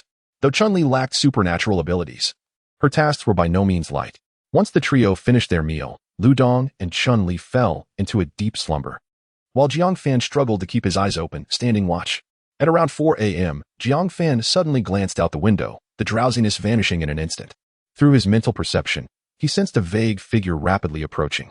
Chapter 27. The second-level zombie. Jiang Fan's mental perception locked onto a slender female zombie that materialized in his mind. Her form was almost translucent, with deep-set eye sockets and the corners of her mouth stained with copious amounts of dried blood. She was rapidly approaching the classroom where they were resting, clearly intent on reaching them. Dongzi, wake up. Jiang Fan gently tapped on Chun-Li beside him while softly calling out to Lu Dong. Chun-Li, bleary-eyed, began to rise, only to have Jiang Fan swiftly cover her mouth. Upon seeing the tension etched on Jiang Fan's face, she instinctively recognized the peril they faced. Lu Dong remained oblivious, his heavy breathing rhythmic and deep, indicating he was in a profound slumber. In his perception, the female zombie had already arrived at the base of the teaching building. Their resting place was a classroom on the 3rd floor. With determination, Jiang Fan unleashed 5 beams of golden light from his 9 feather shuttles, which shot through the cracks of the door, all aimed at the female zombie below. The female zombie seemed to sense the impending danger, and with an eerie speed, she evaded 4 of the 5 golden beams, though the last one grazed her shoulder. She let out a piercing shriek that reverberated through the silent campus, akin to a roar from the depths of hell, instilling fear in all who heard it. The chilling scream jolted Lu Dong awake. He sat up abruptly, confusion and anxiety clouding his features as he gazed at Jiang Fan. Without time for an explanation, Jiang Fan whispered urgently, "There's a zombie. Prepare for battle." Instantly alert, Lu Dong grasped the fire axe that lay beside him, vigilantly scanning their surroundings. In a heartbeat, 5 beams of golden light launched another assault on the female zombie from various directions. The zombie bent her legs slightly and leaped an astonishing 7 or 8 meters high, evading the feathered attacks while landing just outside their classroom. Jiang Fan inhaled sharply. "What on earth is that?" he exclaimed, then quickly warned Lu Dong, "It's coming." Lu Dong held the fire axe defensively in front of him, beads of cold sweat trickling down his forehead.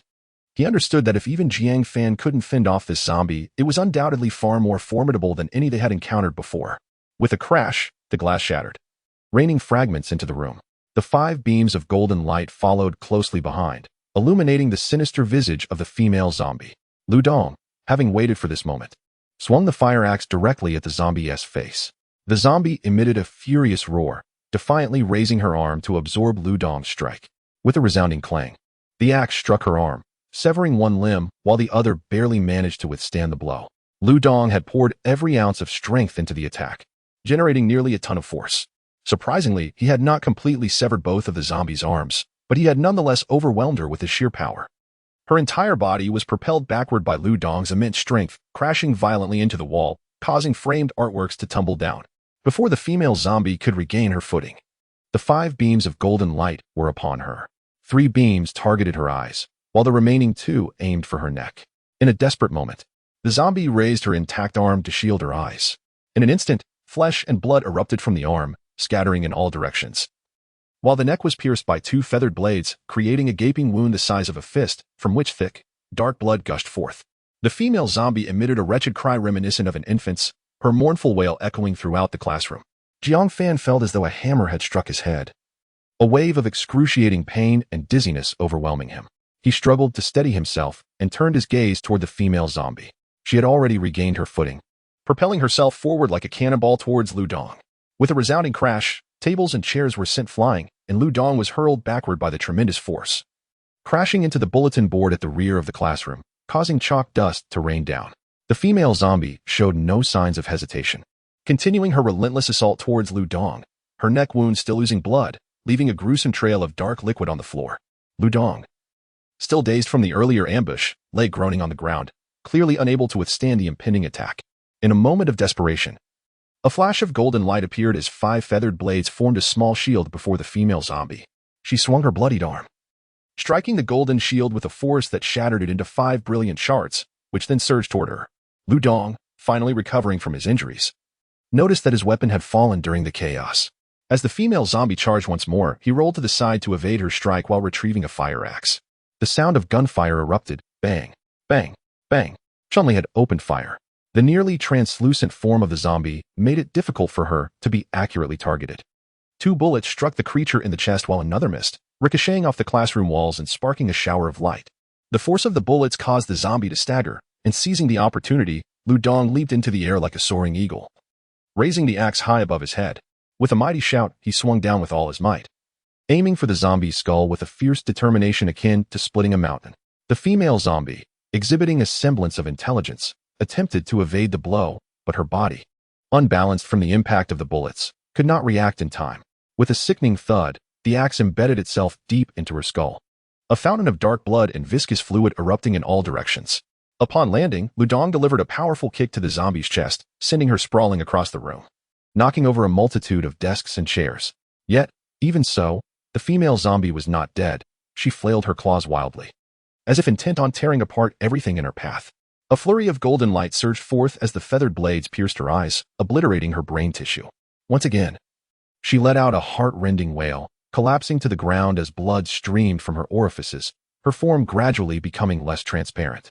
Observing the female zombie begin to solidify, Lu Dong, having momentarily escaped the tension of battle, gasped for breath, his hands tingling painfully from the earlier combat, the skin around his thumbs cracking slightly and oozing drops of blood. Do not be careless. That sound was too loud, and a horde of zombies has been attracted. We must relocate. Jiang Fan sensed through his telepathy that 200 to 300 zombies were charging towards them. A female zombie emitted a crystal core radiating a nebulous blue light from her eye socket, which Jiang Fan grasped firmly in his hand. He was the first to exit, leading the 2 others towards the rooftop. After a considerable while, the zombies finally calmed down. Jiang Fan leaned against the rooftop railing and spoke softly. Most of the zombies are concentrated on the 3rd and 4th floors. As long as we do not awaken them with noise, we are temporarily safe. I almost suffocated. I truly dared not even breathe. Lu Dong gasped heavily. Chun-Li, beside him, gently patted her chest, attempting to calm her wildly pounding heart. She cast a reproachful glance at Lu Dong and said, Lu Dong, keep your voice down. You might wake the zombies below. Rest assured, sister-in-law. As long as there are no invisible zombies, I, Lu Dong, shall be like Elbu today. I alone can defend this rooftop. Lu Dong patted his chest with bravado. Oh, please. I have never seen Elbu wielding a fire axe. Chun-Li retorted, rarely engaging in banter with Lu Dong. What do you know? Elbu. Even riding a dog remains Elbu. Besides, I am about to acquire my Feng Dianyu halberd and the Xuanzhong sword. Through numerous life and death trials, the bond among the 3 members of the team grew ever stronger. Chapter 28. The clever Rottweiler Jiang Fan approached Lu Dong and helped him to his feet. We must exercise greater caution from now on. This second-tier zombie possesses the ability to become invisible, yet that does not imply that all second-tier zombies share this singular capability. Hearing Jiang Fan's words, Lu Dong nodded gravely. Indeed, the zombies in this apocalyptic world are becoming increasingly bizarre, and no one can predict what peculiar abilities may emerge next. Therefore, we must intensify our efforts to eliminate zombies, trade for more formidable equipment, and accelerate our growth, so that we can keep pace with the evolution of the undead. As he spoke, Jiang Fan retrieved a crystal core emanating a faint blue glow from his pocket. Through his mental focus, he sensed the vast energy contained within, instinctively compelled to absorb it in one breath. Suppressing this impulse, Jiang Fan understood that, at this stage, Lu Dong needed the core more than he did. Dongzi, you must strive hard in the coming days. Once you feel that your abilities can no longer progress, you can absorb this crystal core and ascend to the 2nd tier. Ha ha ha, it seems we're ready to soar alongside the red hair and the Fang Tian Huaji.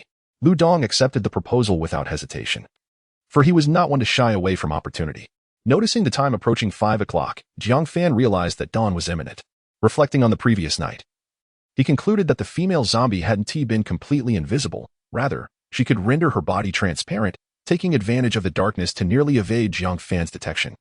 Both Lu Dong and Chun Li expressed that they were no longer tired, with the two of them keeping watch. Jiang Fan felt a sense of reassurance and soon drifted into a deep slumber against Chun Li. The following morning, Jiang Fan was awakened by a cacophony of barking.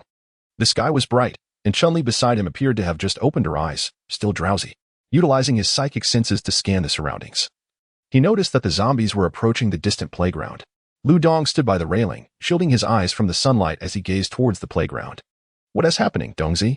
Jiang Fan inquired. Turning to see Jiang Fan awake, Lu Dong pointed towards the playground, exclaiming, "There's a foolish dog surrounded by zombies over there. It resembles old Zhang's dog remarkably." Before the apocalypse, old Zhang was a loyal customer at Jiang Fan's supermarket, and he owned a Rottweiler distinguished by a tuft of white fur atop its head. Following Lu Dong's gesture, Jiang Fan's gaze landed on a pitch-black Rottweiler bravely battling against 7 or 8 zombies. Majestic and imposing, the Rottweiler stood over a meter tall, its coat glistening like black satin in the sunlight, save for the white tuft on its forehead. Its eyes sparkled with fierce determination, showing no fear in the face of the encroaching undead. With its jaws wide open, the dog lunged at the nearest zombie, its sharp fangs sinking deeply into its flesh. With a sickening crunch, the neck of one zombie was severed, dark blood splattering across the Rottweiler's fur. After successfully landing a blow, the Rottweiler retreated, poised to strike again. Although it sustained injuries, each attack it launched resulted in the demise of a zombie. Astonishingly, this solitary dog seemed to dominate against multiple attackers. The ferocity of the dog left Jiang Fan and Lu Dong in stunned disbelief. If it had existed before the apocalypse, it could have likely taken on a mounted warrior single-handedly. However, the distance to the playground had already exceeded 300 meters. Even though Jiang Fan was eager to tame the large dog, he found himself powerless to do so. Furthermore, a horde of zombies was rapidly approaching, and the dog was likely facing grave danger. The Rottweiler sniffed the air, seemingly aware of the impending swarm, and turned its head towards Jiang Fan and his companions. For a fleeting moment, the man and the dog locked eyes, and inexplicably, Jiang Fan felt a sense of shared misfortune. The large dog did not linger. It turned and sprinted away, vanishing from sight within seconds. The first dozen mutated zombies, having arrived earlier, chased after the direction in which the dog had disappeared, while the remaining undead began to roam the playground. "That looks just like old Zhang's dog," Lu Dong inquired. "Yes, it bears a striking resemblance.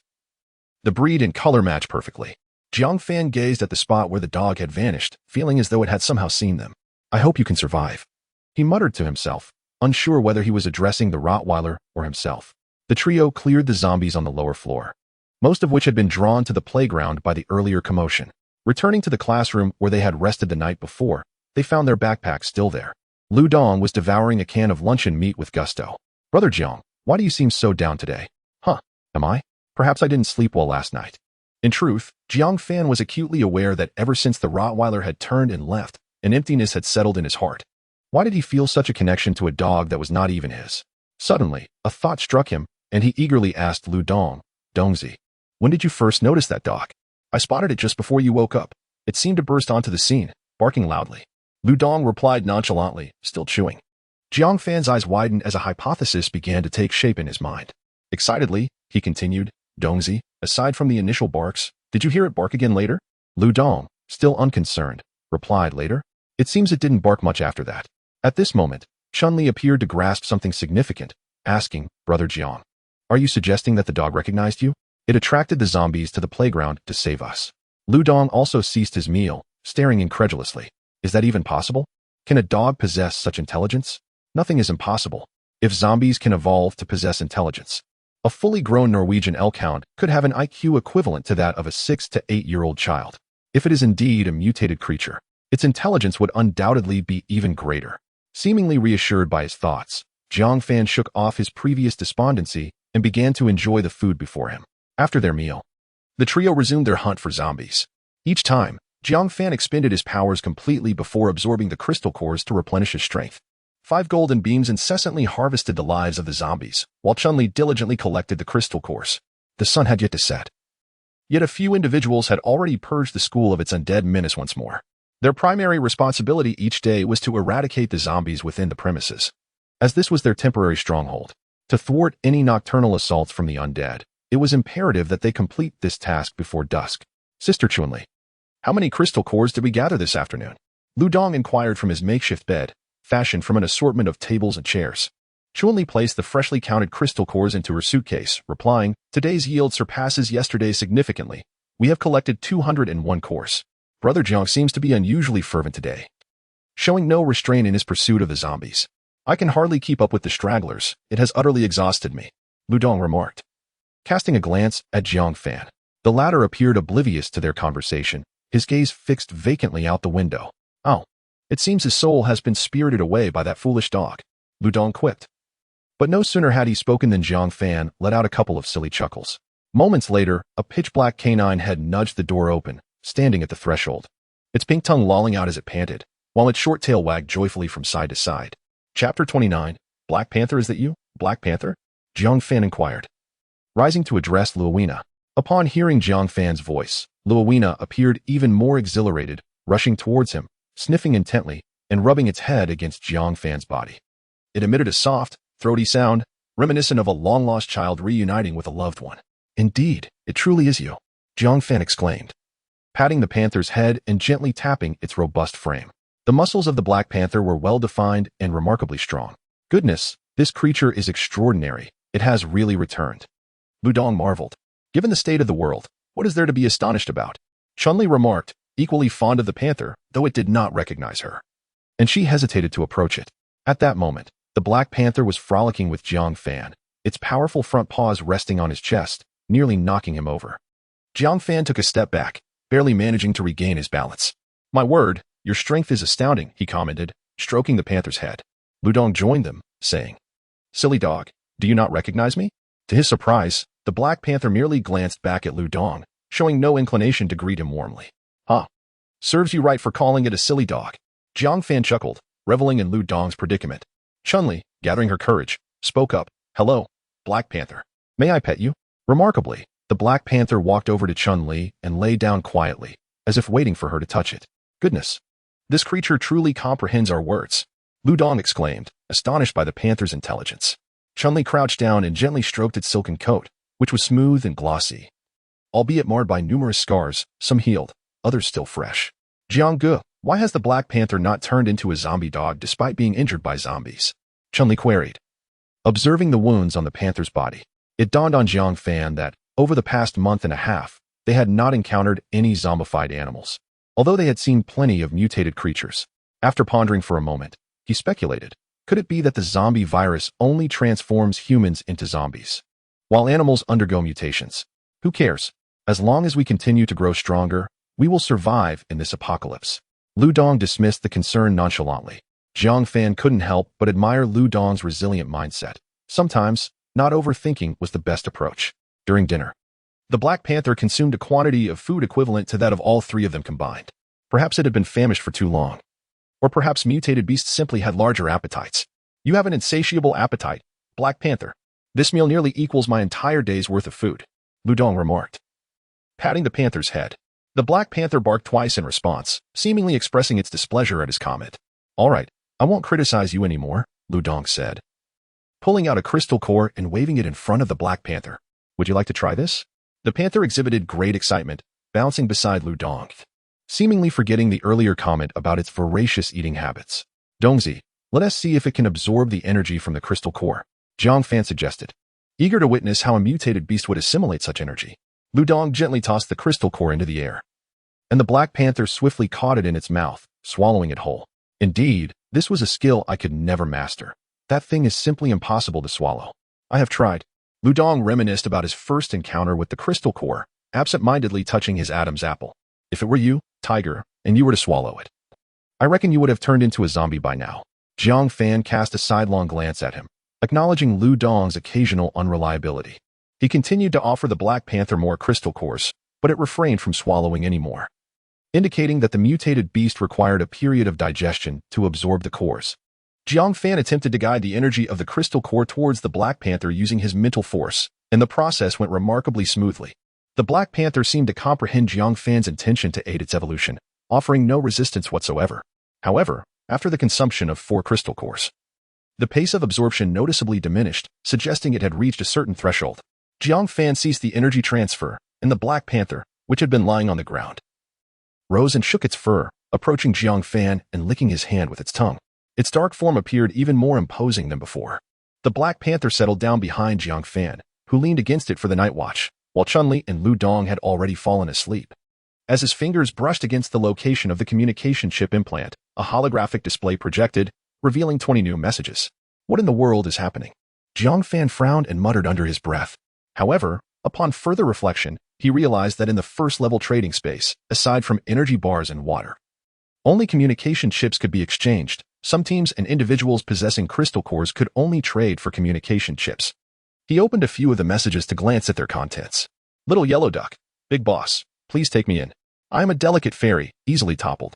Shin's devoted admirer, Great Controller, can you save my goddess? She has been bitten by a zombie. Surely you have a way to rescue her? Crispy Melon Seeds, Great Controller. We are a survivor team of 100. Would you be interested in joining us? If you come, I can make you the vice leader. Flame Emperor, Big Boss. We have resolved our troubles here and expect to arrive at the beautiful garden community in 3 to 5 days. I will inform you of any updates immediately.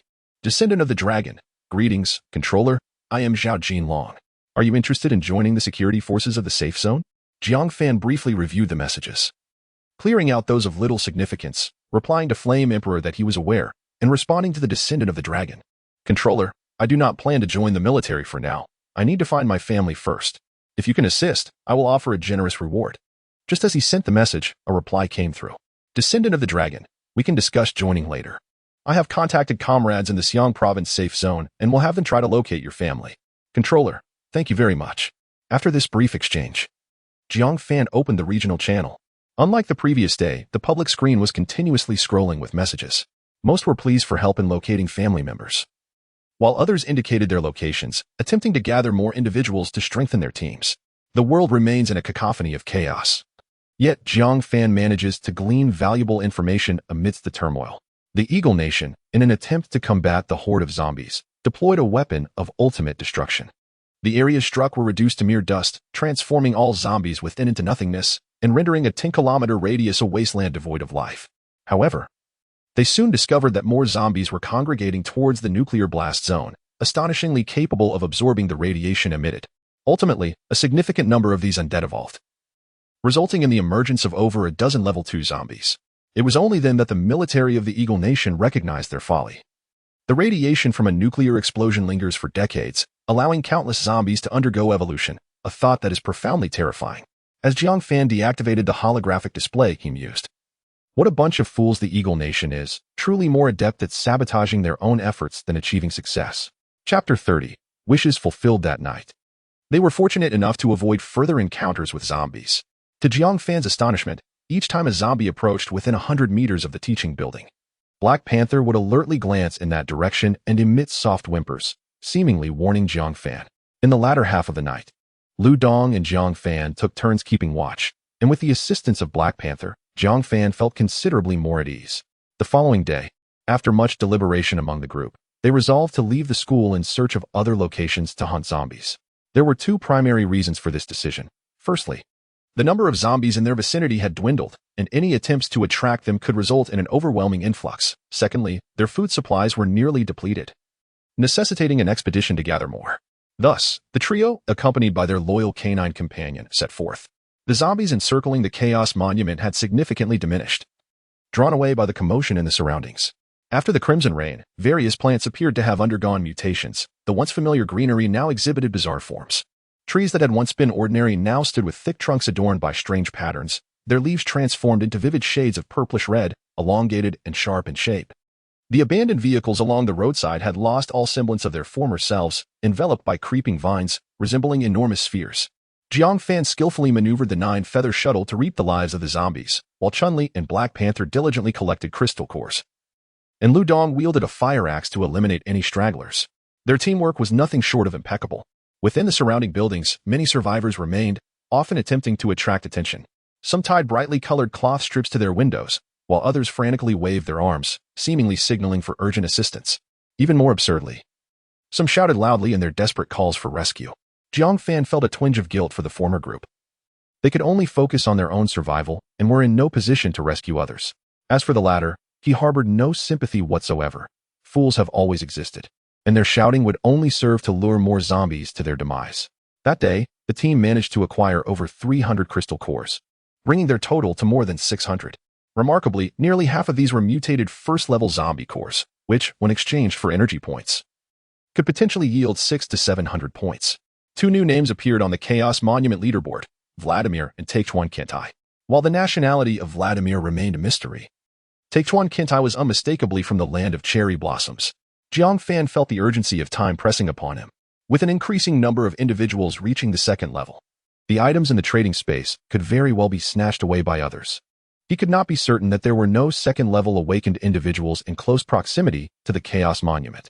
Lu Dong's heavy sword and spatial ring were unique treasures.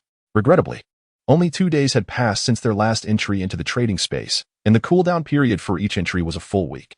In the following days, they continued to hunt zombies around the Chaos Monument, amassing crystal cores in ever-increasing quantities, which had now surpassed 2,000. My heavy sword. You must not be exchanged by anyone, Lu Dong exclaimed, carrying 2 large suitcases brimming with crystal cores. Rest assured, Lu Dong. If anyone were to exchange, it would be for the spatial ring. Who would be foolish enough to trade for that sword? Chun-Li reassured him. Indeed, let them exchange their rings first. Whoever has taken my blade, I shall hold them accountable, Lu Dong exclaimed as he effortlessly tossed a suitcase high into the air, catching it single-handedly with remarkable ease. After several days of intense zombie hunting, Lu Dong's extraordinary abilities seemed to be approaching their limits. His single arm now wielded a strength nearing 1,000 pounds. You simply cannot discern the significance of the small and large kings. If the Xianzhong Dao is exchanged, I can procure a substitute weapon for you. However, should the spatial ring be lost, prepare to embrace the role of Sha Shidi. Jiang Fan jested. Sha Shidi, so be it. Isn't it merely about moving some items? I possess ample strength. I demand my Xianzhong Dao, Lu Dong retorted, a hint of defiance in his tone. Jiang Fan, exasperated, tossed a crystal core toward the Black Panther, which leaped gracefully to catch it, swallowing it whole. Ahead lay the Chaos Steel, and the trio, accompanied by their canine companion, entered the trading zone. The initial tension had dissipated, replaced by a flicker of anticipation. Jiang Fan, carrying 2 suitcases, stepped into the trading space. The familiar obsidian void enveloped him as he sought out the secondary trading privileges. The 3D projection of the spatial ring materialized before him, allowing his anxious heart to finally settle. With over 2,000 crystal cores, he exchanged them for 145 energy points. Upon clicking to redeem, an ancient greenish-blue ring appeared delicately in his palm. Jiang Fan placed it on his index finger for a closer inspection. The ring emitted a subtle azure glow, a luminescence imbued with an enigmatic rhythm that danced around its circumference. A cubic space of 100 cubic meters materialized in Jiang Fan's mind, empty as a transparent box. As he touched the suitcase, it instantly vanished into the ring's realm. Indeed, this treasure was invaluable. It would undoubtedly facilitate the transport of greater supplies in the future. Jiang Fan's fingers caressed the spatial ring, his fondness for it growing with each moment. He continued with the exchange, seeking the Xianzhong Dao. A formidable broad-bladed saber floated before him, its length exceeding 1.5 meters and width surpassing 30 centimeters. The entire blade was a deep black, glimmering with a chilling radiance at its edge, as if it could effortlessly rend asunder any obstacle in its path. A majestic golden dragon, intricately carved, coursed along the spine of the blade, each scale exquisitely detailed, seemingly alive and emitting a faint golden glow. The dragon's eyes were wide open, akin to 2 blazing golden flames, exuding an air of authority and mystery. As Jiang Fan grasped the hilt with both hands, a frigid, weighty sensation coursed through his body. Even with his enhanced physical prowess in this post-apocalyptic world, it took all his strength to execute a single swing. This weapon was clearly suited for someone of Lu Dong's caliber. With a resigned sigh, Jiang Fan stored the Xianzhong Dao within the spatial ring.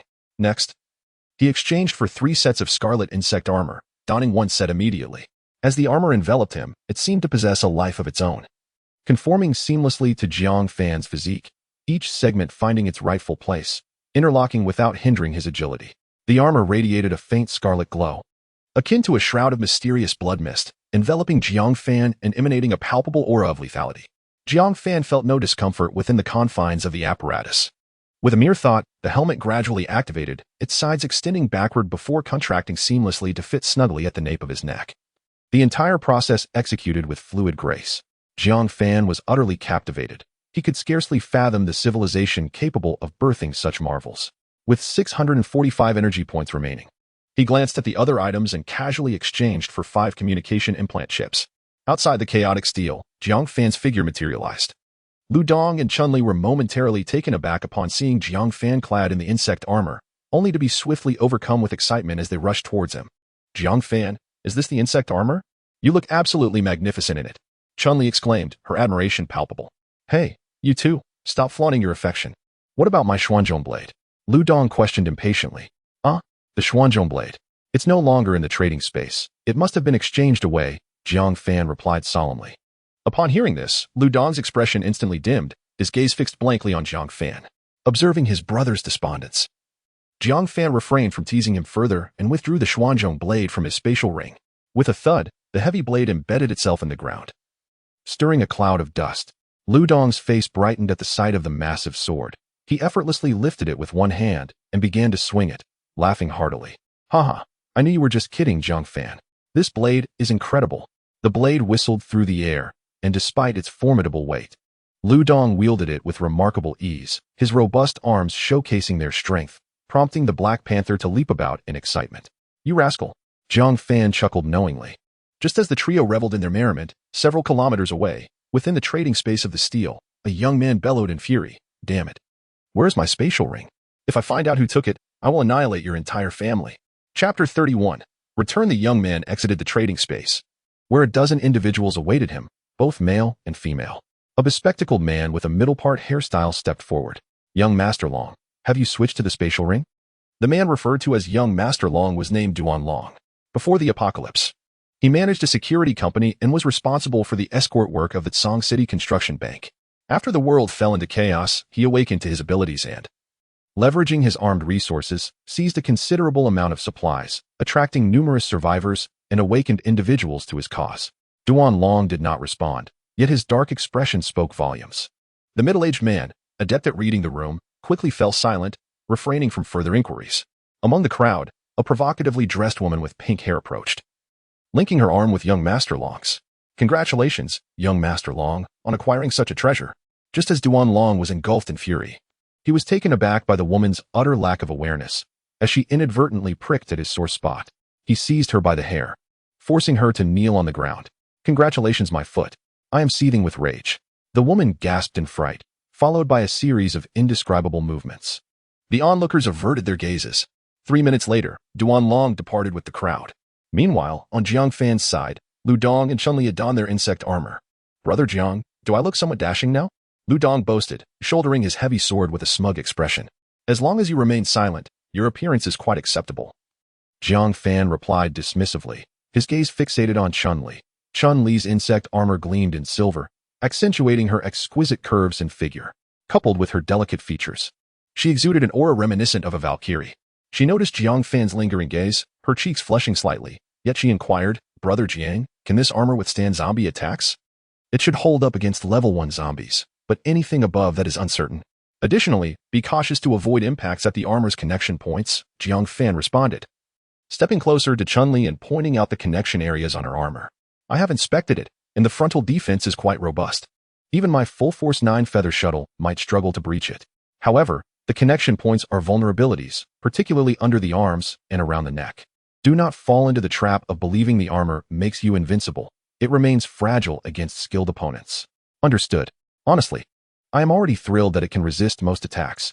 As an ordinary person, possessing such armor feels incredibly fortunate, Chun-Li said, her blush deepening as she gently grasped Jiang Fan's hand. Ahem. Brother Jiang, should we consider returning to the Kanglan building? Our RV is still there, Lu Dong suggested, his expression betraying his unease. In truth, all three were aware that the RV had suffered significant damage, rendering it nearly useless. Lu Dong still harbored concerns for Yang Mi.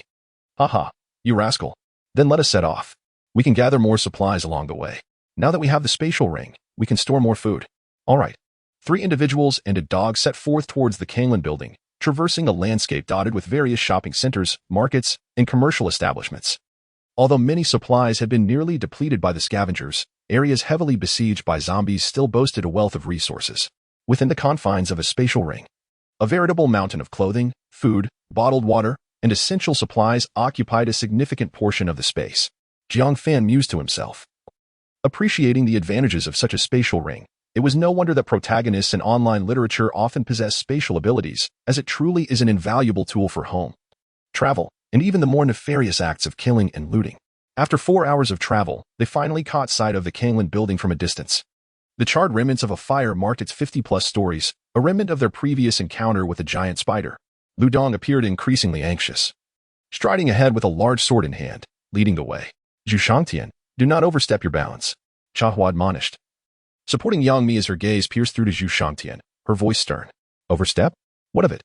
If it weren't for your fleeting beauty, I would have disposed of you long ago, Zhu Shangtian retorted defiantly, licking his lips with a cocky smirk. Yang Mi, we are in the apocalypse now. Do you still consider yourself a star? I advise you to serve Brother Zhu well, or you shall suffer the consequences, a woman beside Zhu Shangtian interjected. You heartless brutes. Were it not for Miss Yang, you would have perished from thirst long ago, yet now you conspire with this scoundrel Zhu Shangtian against us. Chahua seethed with fury. We are merely fighting for our survival. Do not impose your moral judgments upon us. A middle-aged woman protested. Moral judgments? Do you possess any morals? A pack of ingrates. Chahua trembled with indignation. Leave. Yang Mi raised a sleek black Type 54 pistol, her eyes glinting with murderous intent. Upon seeing Yang Mi brandish her firearm, the crowd quickly recoiled behind the wall. Yang Mi, I offer you one final chance. If you serve me well, I shall allow you to leave unharmed. Otherwise, prepare to meet your demise. I reckon you have only one bullet left in that gun of yours, Zhu Shangtian taunted from behind the wall. Why not test the remaining bullets yourself? Yang Mi's voice was icy. Recalling the events that had transpired, her heart grew colder. After Jiang Fan and the others departed, Yang Mi had continued rallying the survivors to gather food for their own survival. Initially, everything progressed smoothly, but Zhu Shangtian and his small band operated independently. On the third day following Jiang Fan's departure, Zhu Shangtian revealed his true nature, leveraging his abilities to prey upon other survivors, executing anyone who defied him, and drawing more and more individuals into his fold. He subsequently seized all the food that Jiang Fan had been unable to transport. When a burly man confronted Zhu Shangtian, he was swiftly rendered unconscious, and it was only after Yang Mi fired 2 shots that he was brought back. They found themselves cornered on the 10th floor. Whenever their group attempted to descend to gather supplies, they either faced violent repercussions or defected to Zhu Shangtian. The exodus continued until they were left with but 5 individuals. Aside from the stout man with a square face and the camellia, there was also an elderly gentleman and a youth of 17 or 18. This pistol had been left for Yang Mi by Lu Dong before his departure, yet now she was left with only a solitary bullet. Zhu Shangtian seemed to have sensed her dwindling ammunition and once again came to coerce her into submission. You insolent wench, do not mistake my leniency for weakness. Surrender your weapon now, and you shall find yourself in a position of power. Otherwise, once I am satisfied, my men will have their turn with you. You beast. Zhu Shangtian, are you not afraid of Lu Dong and Boss Jiang returning? They will not spare you, threatened the camellia. Upon hearing her words, Zhu Shangtian initially faltered, but quickly regained his bravado. They have been gone for a week. They are likely dead at the hands of zombies. Even if they return, I fear them not.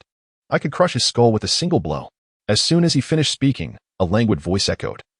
I am quite curious to see who dares to attempt to shatter my skull. Chapter 32.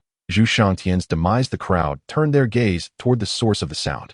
3 figures approached Zhu Shangtian and his companions, clad in peculiar armor, 2 in dark crimson and 1 in white. Leading them was a man accompanied by a massive, pitch-black dog, which emitted low, ominous growls, as if ready to pounce and tear apart any adversary at its master's command. A palpable sense of dread enveloped the onlookers, causing some to retreat. Who are you?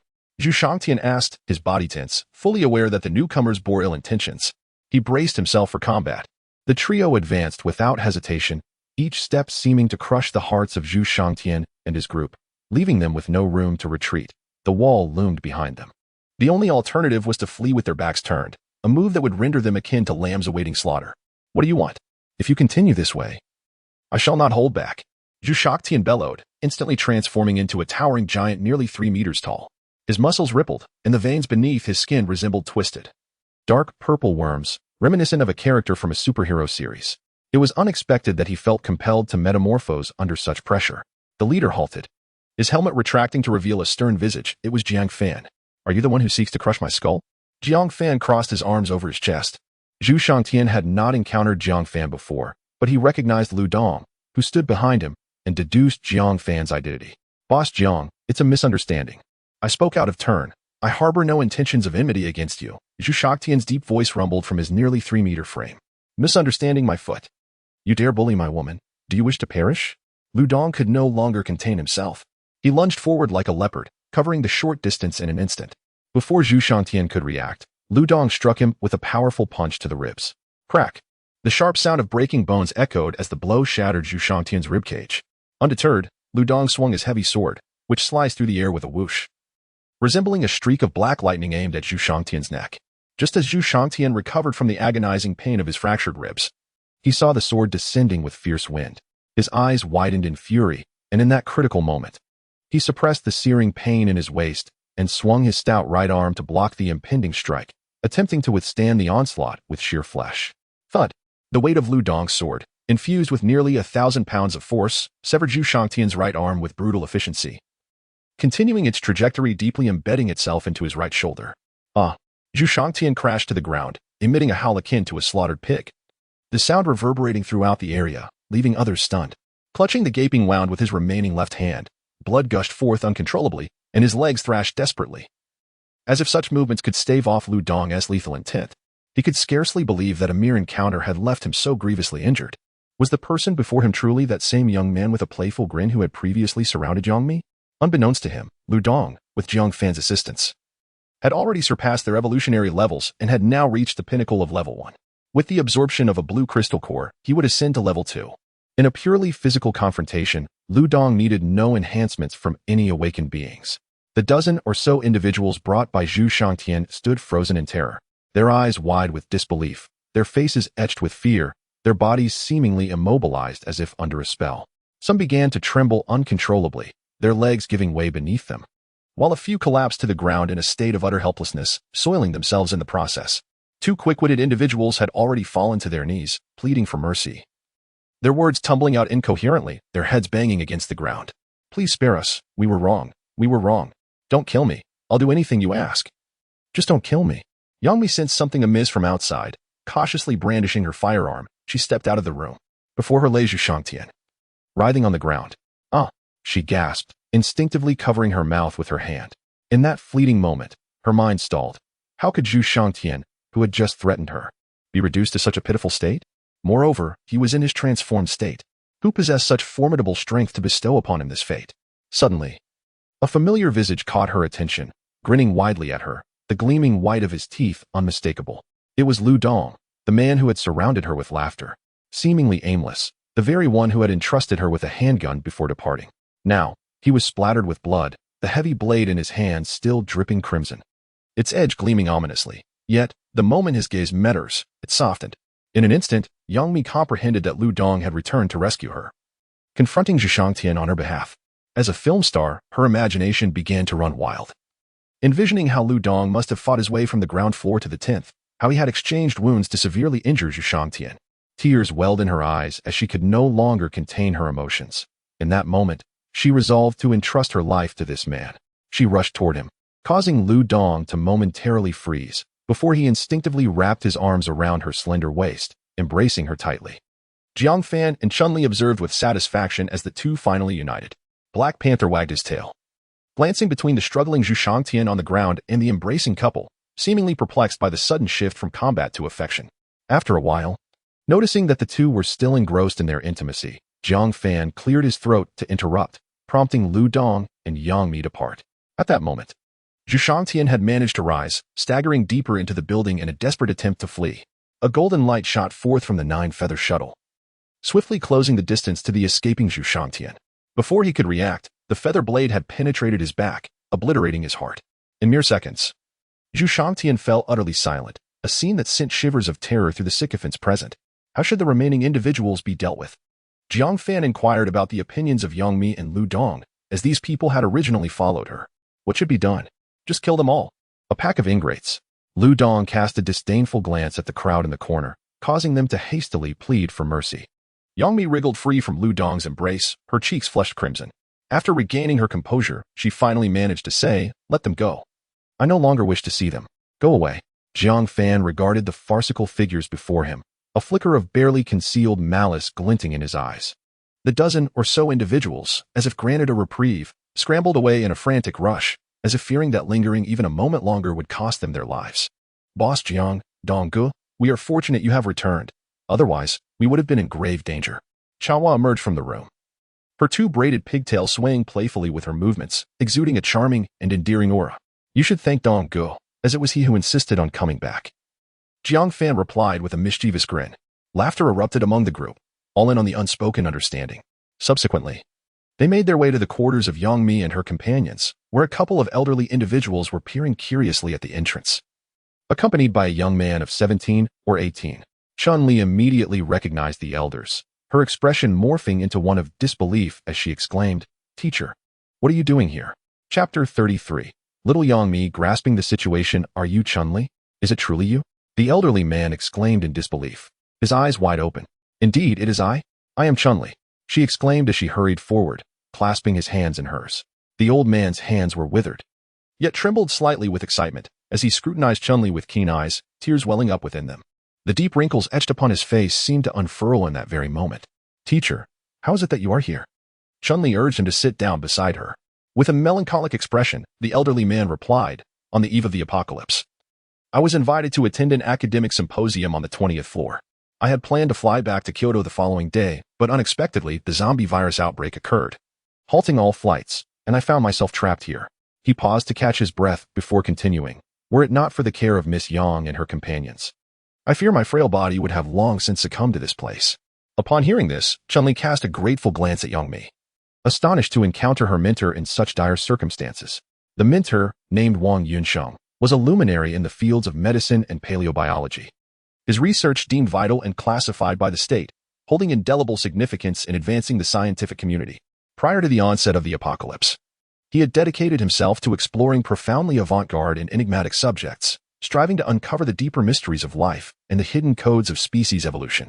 After his retirement, he was reappointed to Kyoto Medical University, where Chun-Li had the honor of being his protege. Wang treated Chun-Li as a cherished family member, often inviting her to dine at his home, and she reciprocated his affection, regarding him as kin.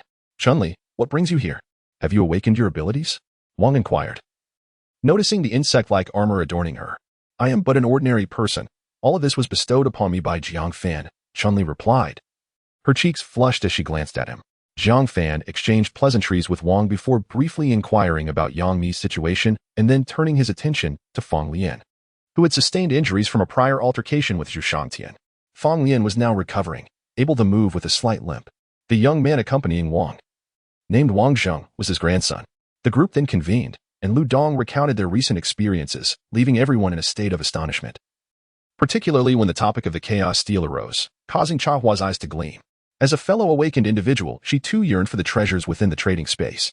Brother Dong, are you saying that the radiant figure atop the steel is none other than Brother Jiang Fan? Chahua exclaimed, her face awash with disbelief. Who else could it be? Brother Jiang reached level 2 a week ago. Lu Dong responded dramatically, as if he were speaking of his own achievements rather than Jiang Fan's. Young Jiang truly embodies the heroism of youth. Although Wang was not an awakened individual, he gleaned the significance of Jiang's standing from Lu Dong's narrative. Wang then inquired, in your view, what do you believe is the nature of this zombie virus? Jiang Fan sought Wang's insights, knowing that an expert of his caliber would possess unique perspectives on the matter. Upon hearing Jiang Fan's words, old Wang pondered for a moment before responding. Based on what you have just articulated, I suspect that this zombie virus is a deliberate attack specifically targeting humans. A deliberate attack on humanity? Jiang Fan furrowed his brow, his eyes filled with perplexity and gravity.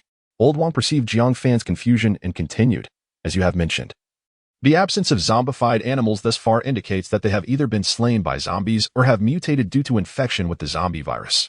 The Black Panther serves as the best evidence. Despite having been attacked by zombies, it did not succumb to zombification. This can only mean that the zombie virus is a genetic pathogen that exclusively targets human DNA, akin to the swine fever and avian influenza of the pre-apocalyptic world. Other flora and fauna possess genetic differences from humans, leading to mutations upon infection, which you refer to as transformation. Some individuals who awakened prior may have had pre-existing genetic deficiencies or anomalies. However, these irregularities did not hinder their normal lives. The entry of the zombie virus has catalyzed the awakening of extraordinary abilities in these genetically compromised humans.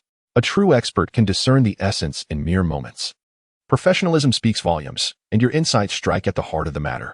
Are you suggesting that this apocalypse is premeditated? Jiang Fan asked incredulously, a revelation dawning upon him. I cannot say for certain. Without specialized instruments here, I could have inferred more about the composition of the zombie virus had we been in Kyoto. Upon hearing Old Wang's words, the others wore solemn expressions. The more they understood about the apocalypse, the more they felt their own insignificance. Old Wang, is there an antidote for this virus? Although Lu Dong felt somewhat lost, he grasped the gist of the conversation. The structure and characteristics of the virus remain unclear. Discussing an antidote is premature. Old Wang shook his head in resignation. Given the current circumstances, we know virtually nothing about this zombie virus. Without sophisticated instruments, we cannot even explore its genetic sequence, infection mechanisms, or mutation tendencies, let alone develop an antidote. Jiang Fan furrowed his brow in contemplation for a moment. His immediate priority was to reach Xiang Province to find his uncle's family.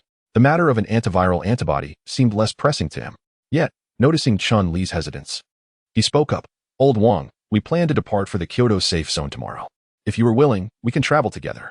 Upon hearing Jiang Fan's words, Chun Li felt overjoyed. She understood that Jiang Fan was a particularly vigilant individual. Had it not been for her presence, he would not have proposed bringing them along.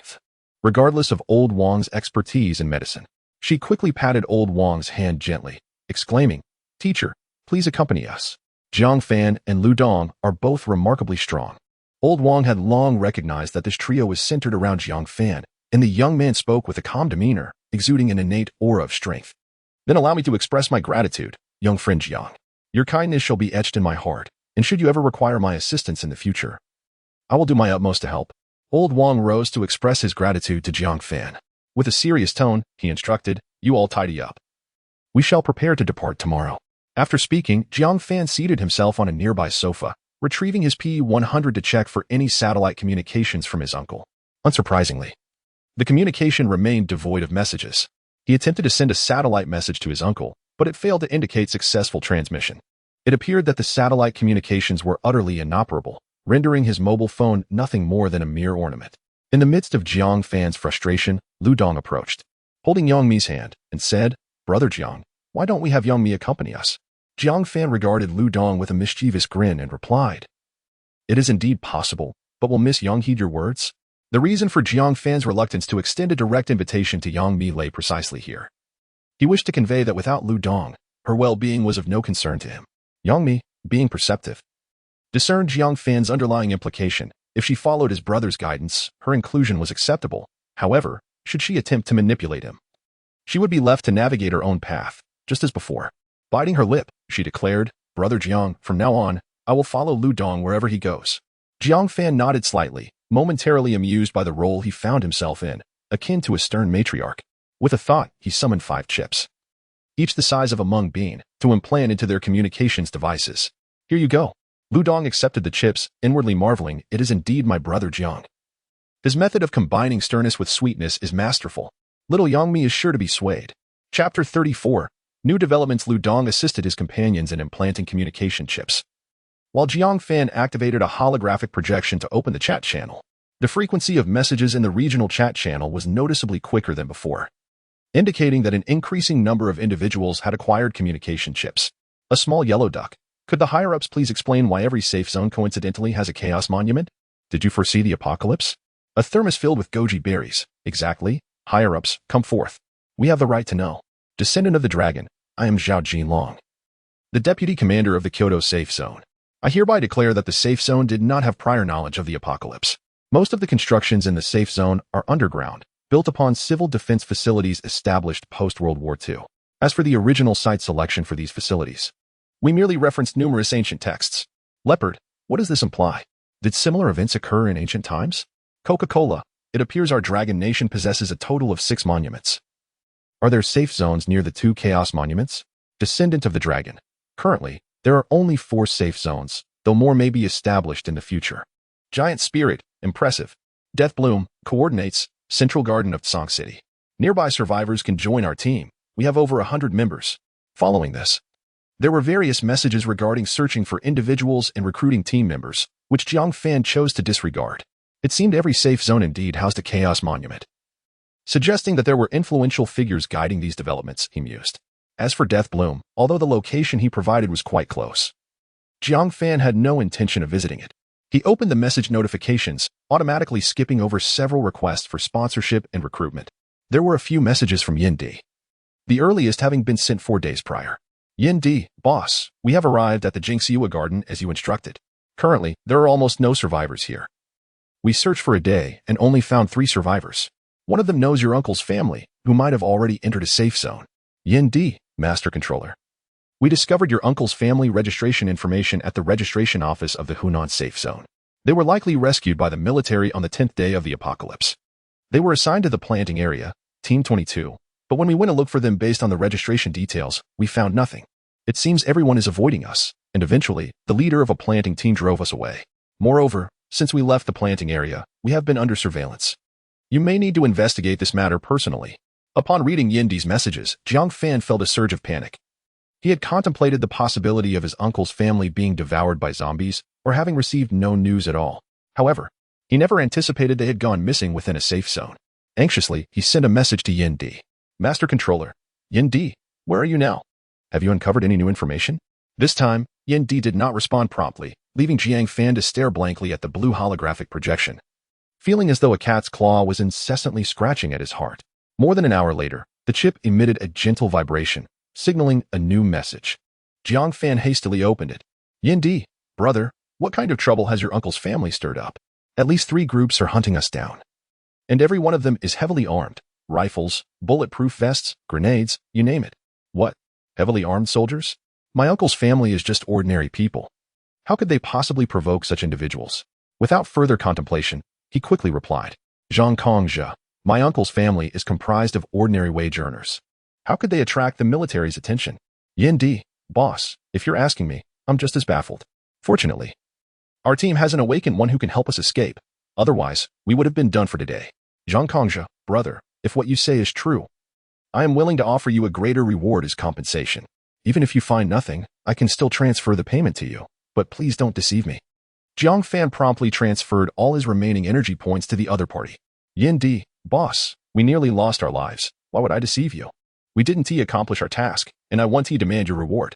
However, do exercise caution when you reach the safety zone in Xiang. Yin Di returned Jiang Fan's transfer. Seeing the money being refunded, Jiang Fan felt a pang of anxiety. Perhaps he had overthought it. His uncle's family had likely indeed provoked some formidable force. Zhang Kongzhe, brother, it seems I was overly concerned. Thank you for assisting me with the investigation. I, Jiang Fan, owe you a favor. Yin Di, no problem. I would have suspected the same. Let us discuss this further when you arrive in Xiang province. We need to leave our current location. Zhang Kongzhe, take extra care. Yin Di did not reply further. Jiang Fan stood before the expansive floor-to-ceiling window, gazing outside. The sky was gradually darkening, yet the city remained devoid of light, resembling a ghost town. Within a 300-meter radius centered around Jiang Fan, 5 beams of golden light harvested the lives of the zombies, causing them to collapse in droves. As mental energy waned, he absorbed the crystal cores. In just over an hour, more than 100 zombies had been slain around him. With a loud crash, his fist struck the window, causing the glass to shatter, sending shards cascading down the building's exterior with a clatter. A cold breeze swept in, and Jiang Fan exhaled deeply. Chun-Li embraced him from behind, gently whispering, Jiang Fan, don't be like this. We all need you. After a prolonged silence, he responded, I'm fine. Tomorrow, I'll take them to collect the zombie crystal cores. Jiang Fan's eyes were bloodshot, and his voice was low. Seeing Jiang Fan in such a state caused Chun-Li a pang of sympathy. She looked up at him and said, Brother Jiang, have you considered why they reacted so strongly as to send so many armed forces to surround Yin Di and the others? Jiang Fan turned to Chun-Li, asking, What do you mean? I believe that Uncle and the others are still alive. If something had happened to them, there would be no need for such extreme measures, even if they have caused the demise of my uncle's family, given the adversary's influence. They could easily concoct a pretext involving an outbreak of a zombie virus to deflect blame, rendering such a commotion utterly unnecessary. Upon hearing this, Jiang Fan experienced a moment of clarity and tightened his grip on Chun-Li's arm. Are you suggesting that my uncle has been taken captive by them? Or for some other reason, yet he is still alive? They fear that Yin Di might trace the clues back to my uncle's family, correct? Indeed. Otherwise, their actions would be as transparent as a thief in the night. Chun-Li met Jiang Fan's gaze, her eyes filled with resolve. So, does this mean they are certainly still alive? Absolutely alive. Huh. Jiang Fan, filled with a mix of joy and anxiety, paced back and forth in excitement. He must grow stronger. He must rescue his loved ones. That night, Jiang Fan hardly slept. As visions of his uncle's family's persecution haunted him the moment he closed his eyes. Eventually, he rose and used his mental powers to sense the surroundings. Outside, a light rain began to fall, the droplets still a haunting crimson. Within his range of perception, Jiang Fan beheld a bizarre sight. The zombies he had previously dispatched were now converging from various buildings onto the streets. The thoroughfare was enveloped in an ominous shadow of death. A palpable sense of dread permeating the atmosphere, akin to a desolate graveyard. The zombies stood like cold, foreboding gravestones, devoid of vitality and emanating an aura of malevolence. Chapter 35. The red rain descends once more under ordinary circumstances. If no sounds lure the zombies, they remain in a dormant state, not resembling the chaotic frenzy observed now. Gazing out at the rain, Jiang Fan pondered a possibility. Could this red rain induce evolution in the zombies? Perhaps their instinctive desire to be drenched in the crimson downpour is what has drawn them out. Upon reflection, the likelihood of such a scenario seemed substantial. After the last occurrence of red rain, a multitude of mutated zombies had emerged, culminating in their encounter with second-tier zombies. Convinced of his assessment, Jiang Fan continued to scrutinize the zombies on the street. They stood motionless, akin to gravestones embedded in the earth, as the red rain coursed along their skin and into their mouths. Shortly thereafter, a single zombie began to convulse. This was no ordinary creature, but a mutated one. Its body swelled at an alarming rate, expanding to the girth of 3 or 4 men within mere moments. Its already tattered clothing was strained to the point of tearing, revealing skin that was a sickly gray, covered in fissures, as if it might burst at any moment. Black blood streamed down its skin, mingling with the rain that fell like blood upon the ground. A chilling roar emanated from its throat, and its eyes flickered with a faint blue light. What is this? Has it evolved into a second-tier zombie? Jiang Fan's drowsiness dissipated instantly, and a flurry of thoughts raced through his mind. If the red rain can facilitate the evolution of zombies, would killing one in the midst of this transformation, or one that has just completed it, yield a more advanced crystal core? Crisis often accompanies opportunity. Jiang Fan resolved to put his theory to the test. With a flash of golden light, the 9-feathered shuriken unleashed 5 razor-like feathers that soared from the window, reaching the grotesque zombie in mere seconds. The obese creature seemed to sense danger, yet its movements appeared sluggish. Before it could react, the 5 beams of light penetrated its eyes and ears, turning its brain into a mushy pulp. The process unfolded with remarkable ease. It appeared that this zombie possessed slightly enhanced perception compared to its mutated counterparts, yet exhibited no other significant improvements. The enormous corpse of the zombie thudded into the rain with a splatter, drawing the attention of nearby zombies, who began to converge toward the source of the sound. Before they could reach the site of the disturbance, the body of the obese zombie exploded with a resounding bang, the immense force scattering the surrounding zombies into a mist of blood, while those at a greater distance were hurled several meters into the air by the shockwave. A crystal core, emitting a faint blue glow, was propelled far from the explosion. Jiang Fan swiftly enveloped the core with his mental energy, retrieving it with urgency. As he beheld the softly glowing crystal, a surge of excitement coursed through him. After more than a week, he had finally acquired a second-tier crystal core once again. The last time he had obtained such a core was during his encounter with the invisible zombie alongside Lu Dong. However, this core seemed to contain significantly less energy than the previous one, and the fact that the obese zombie exploded upon its demise was astonishing. The sheer power of the explosion rendered the area within 10 meters nearly barren, rivaling the destructive force of C4 explosives. Jiang Fan quietly reminded himself to maintain a safe distance from such corpulent zombies in the future, who could fathom the magnitude of the explosion once they fully evolved.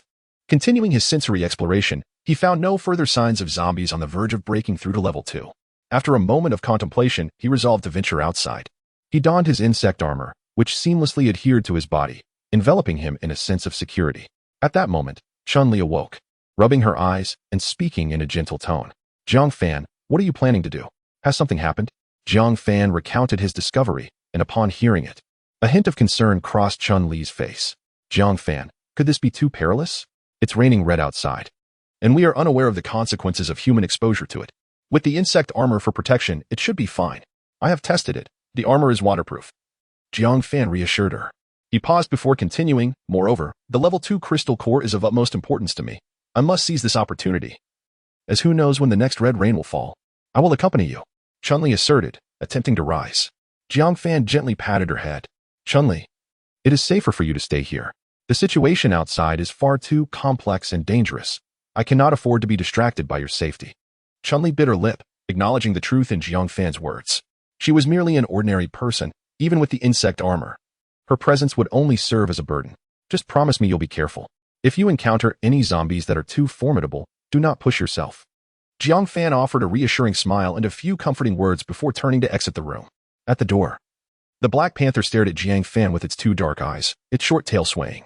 Black Panther, keep Chun-Li safe for me. I need to step out. The panther approached Jiang Fan, nudging its head against his leg, then laid down at the entrance, seemingly conveying its commitment to protect. Jiang Fan patted the panther's body, praising it. Well done. He called out to Lu Dong, who was engrossed in a moment with Yang Mi, and the two descended the stairs together. Brother Jiang, are you suggesting we seek out those zombies that are currently only level 1 but already harboring level 2 crystal cores in their minds? Lu Dong inquired, his face a mask of confusion. He had been deeply engaged with Yang Mi when Jiang Fan summoned him, and he knew that such urgency indicated something of great importance. As Jiang Fan explained the situation, Lu Dong found himself momentarily at a loss for words. Not quite. These zombies are in the midst of evolution, their energy undergoing transformation.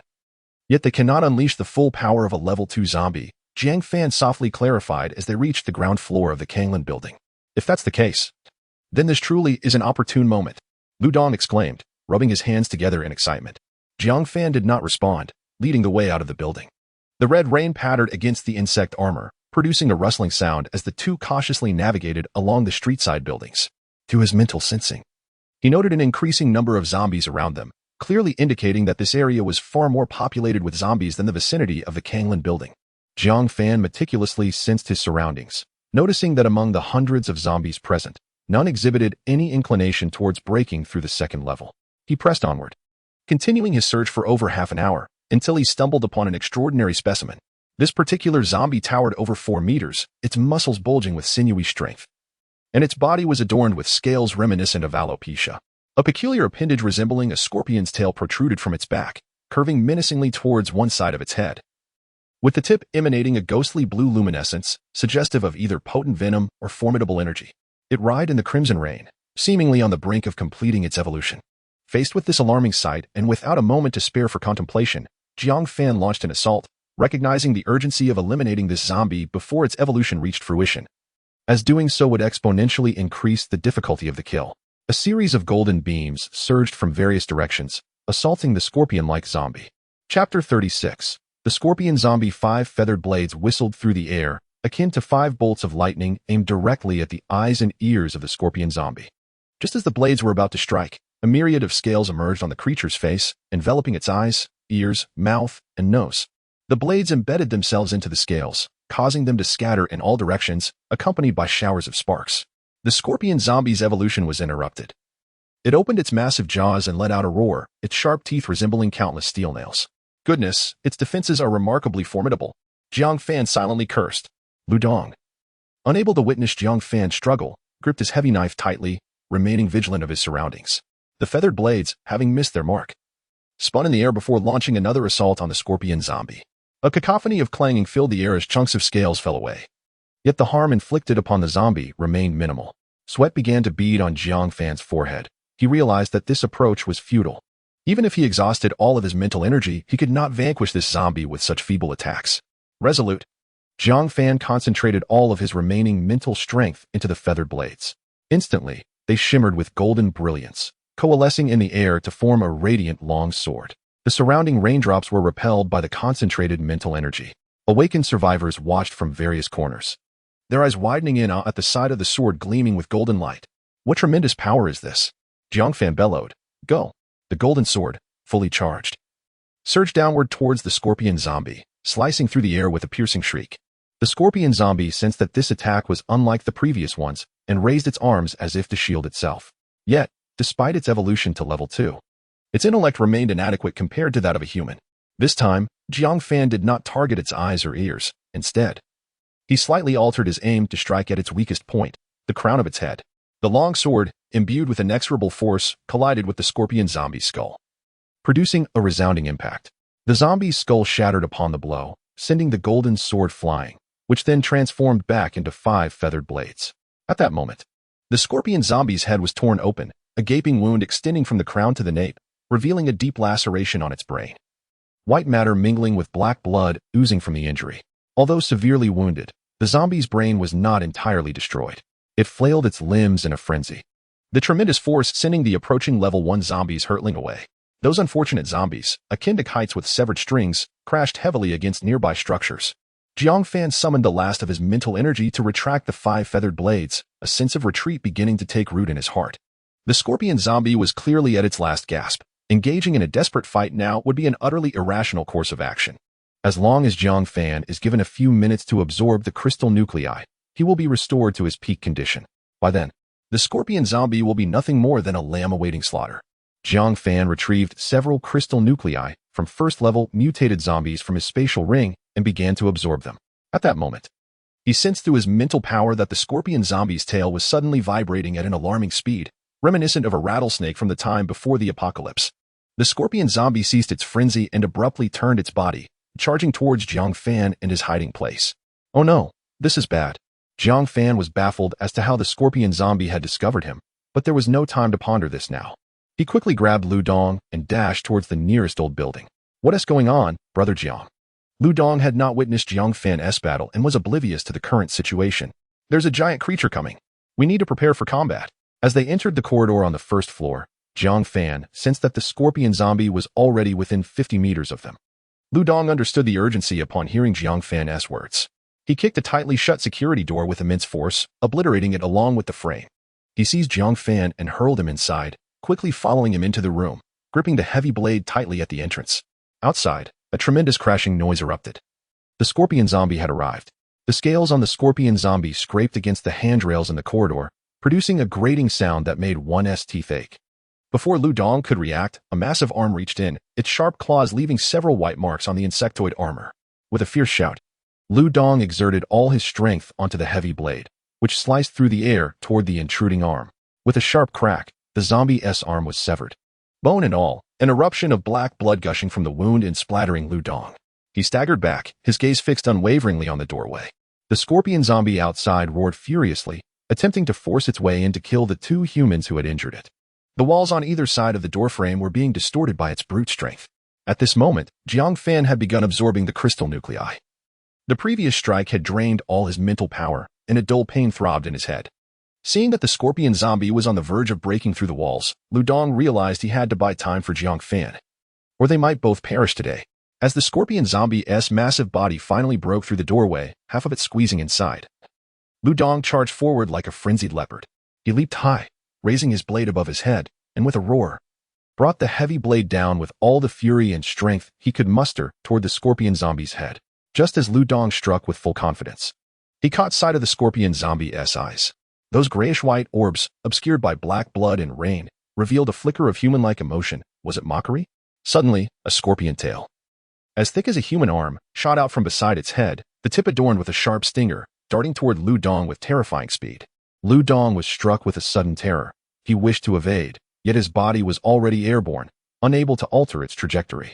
Alas, it seemed he was destined to fall. A wave of overwhelming force surged towards him, propelling his body like a cannonball into the corner of the room, where a heap of clutter was shattered into fragments. Lu Dong felt as if every bone in his body were on the verge of disintegration. A metallic taste filled his throat, and he coughed up a mouthful of blood. At that moment, Jiang Fan had just absorbed the energy of half a crystal core. Witnessing Lu Dong spew blood from the force of a single strike, his eyes widened with fury as he bellowed, "You shall perish." He fervently channeled the meager reserves of his mental energy into 5 shimmering feather blades, which instantly blazed with brilliance, whirling through the air while emitting a sharp, piercing whistle as they hurtled towards the scorpion zombie. At this juncture, the scorpion zombie had fully entered the room, its grotesque form lunging at Lu Dong with a ravenous intent to shred him apart and devour his flesh. Its bloodthirsty nature rendered it oblivious to the impending peril. The 5 beams of golden light struck with precision, piercing the gaping wound on its head and invading its brain, turning it into a pulpy mess. The massive frame of the scorpion zombie lost all control, collapsing forward as if a frenzied bull had its spine severed. With a deafening crash, the ground trembled beneath the impact, and a cloud of dust enveloped the room. Jiang Fan gasped for breath, his body swaying unsteadily, the exhaustion of his mental exertion nearly rendering him unconscious. Yet, gritting his teeth, he pressed on toward Lu Dong. "Brother, you cannot die. Dongzi, Dongzi." Jiang Fan cried out desperately, his gaze fixed upon the glaring blood-staining Lu Dong's chest. Chapter 37. Fangning Shui. At that moment, the short distance seemed insurmountable. As if it were a vast chasm, Jiang Fan felt as though an eternity had passed by the time he finally reached Lu Dong's side. He crouched down, embracing Lu Dong, murmuring softly, "Brother, I'm here. Brother, I'm here." Outside, the chilling roars of zombies echoed, drawn by the tumultuous sounds of the earlier battle. Yet, Jiang Fan appeared oblivious to the impending danger, his entire focus fixated on Lu Dong. It felt as though his throat was constricted by a stone. And he struggled to voice his concerns, his tone laced with anguish. Dongzi, Dongzi, please wake up. Images flashed through his mind like slides, each depicting moments shared with Dongzi, where he always wore a broad grin, revealing his signature bright white teeth. Jiang Fan berated himself for daring to venture out to hunt the second-tier zombies. He loathed his own weakness. A series of coughs jolted him from his reverie, and he was relieved to see Lu Dong's eyes flutter open. Dongzi, you're awake. Thank goodness. Where does it hurt? Jiang Fan asked urgently, his voice trembling with anxiety. Cough, cough. Everywhere hurts. Lu Dong managed to reply with effort.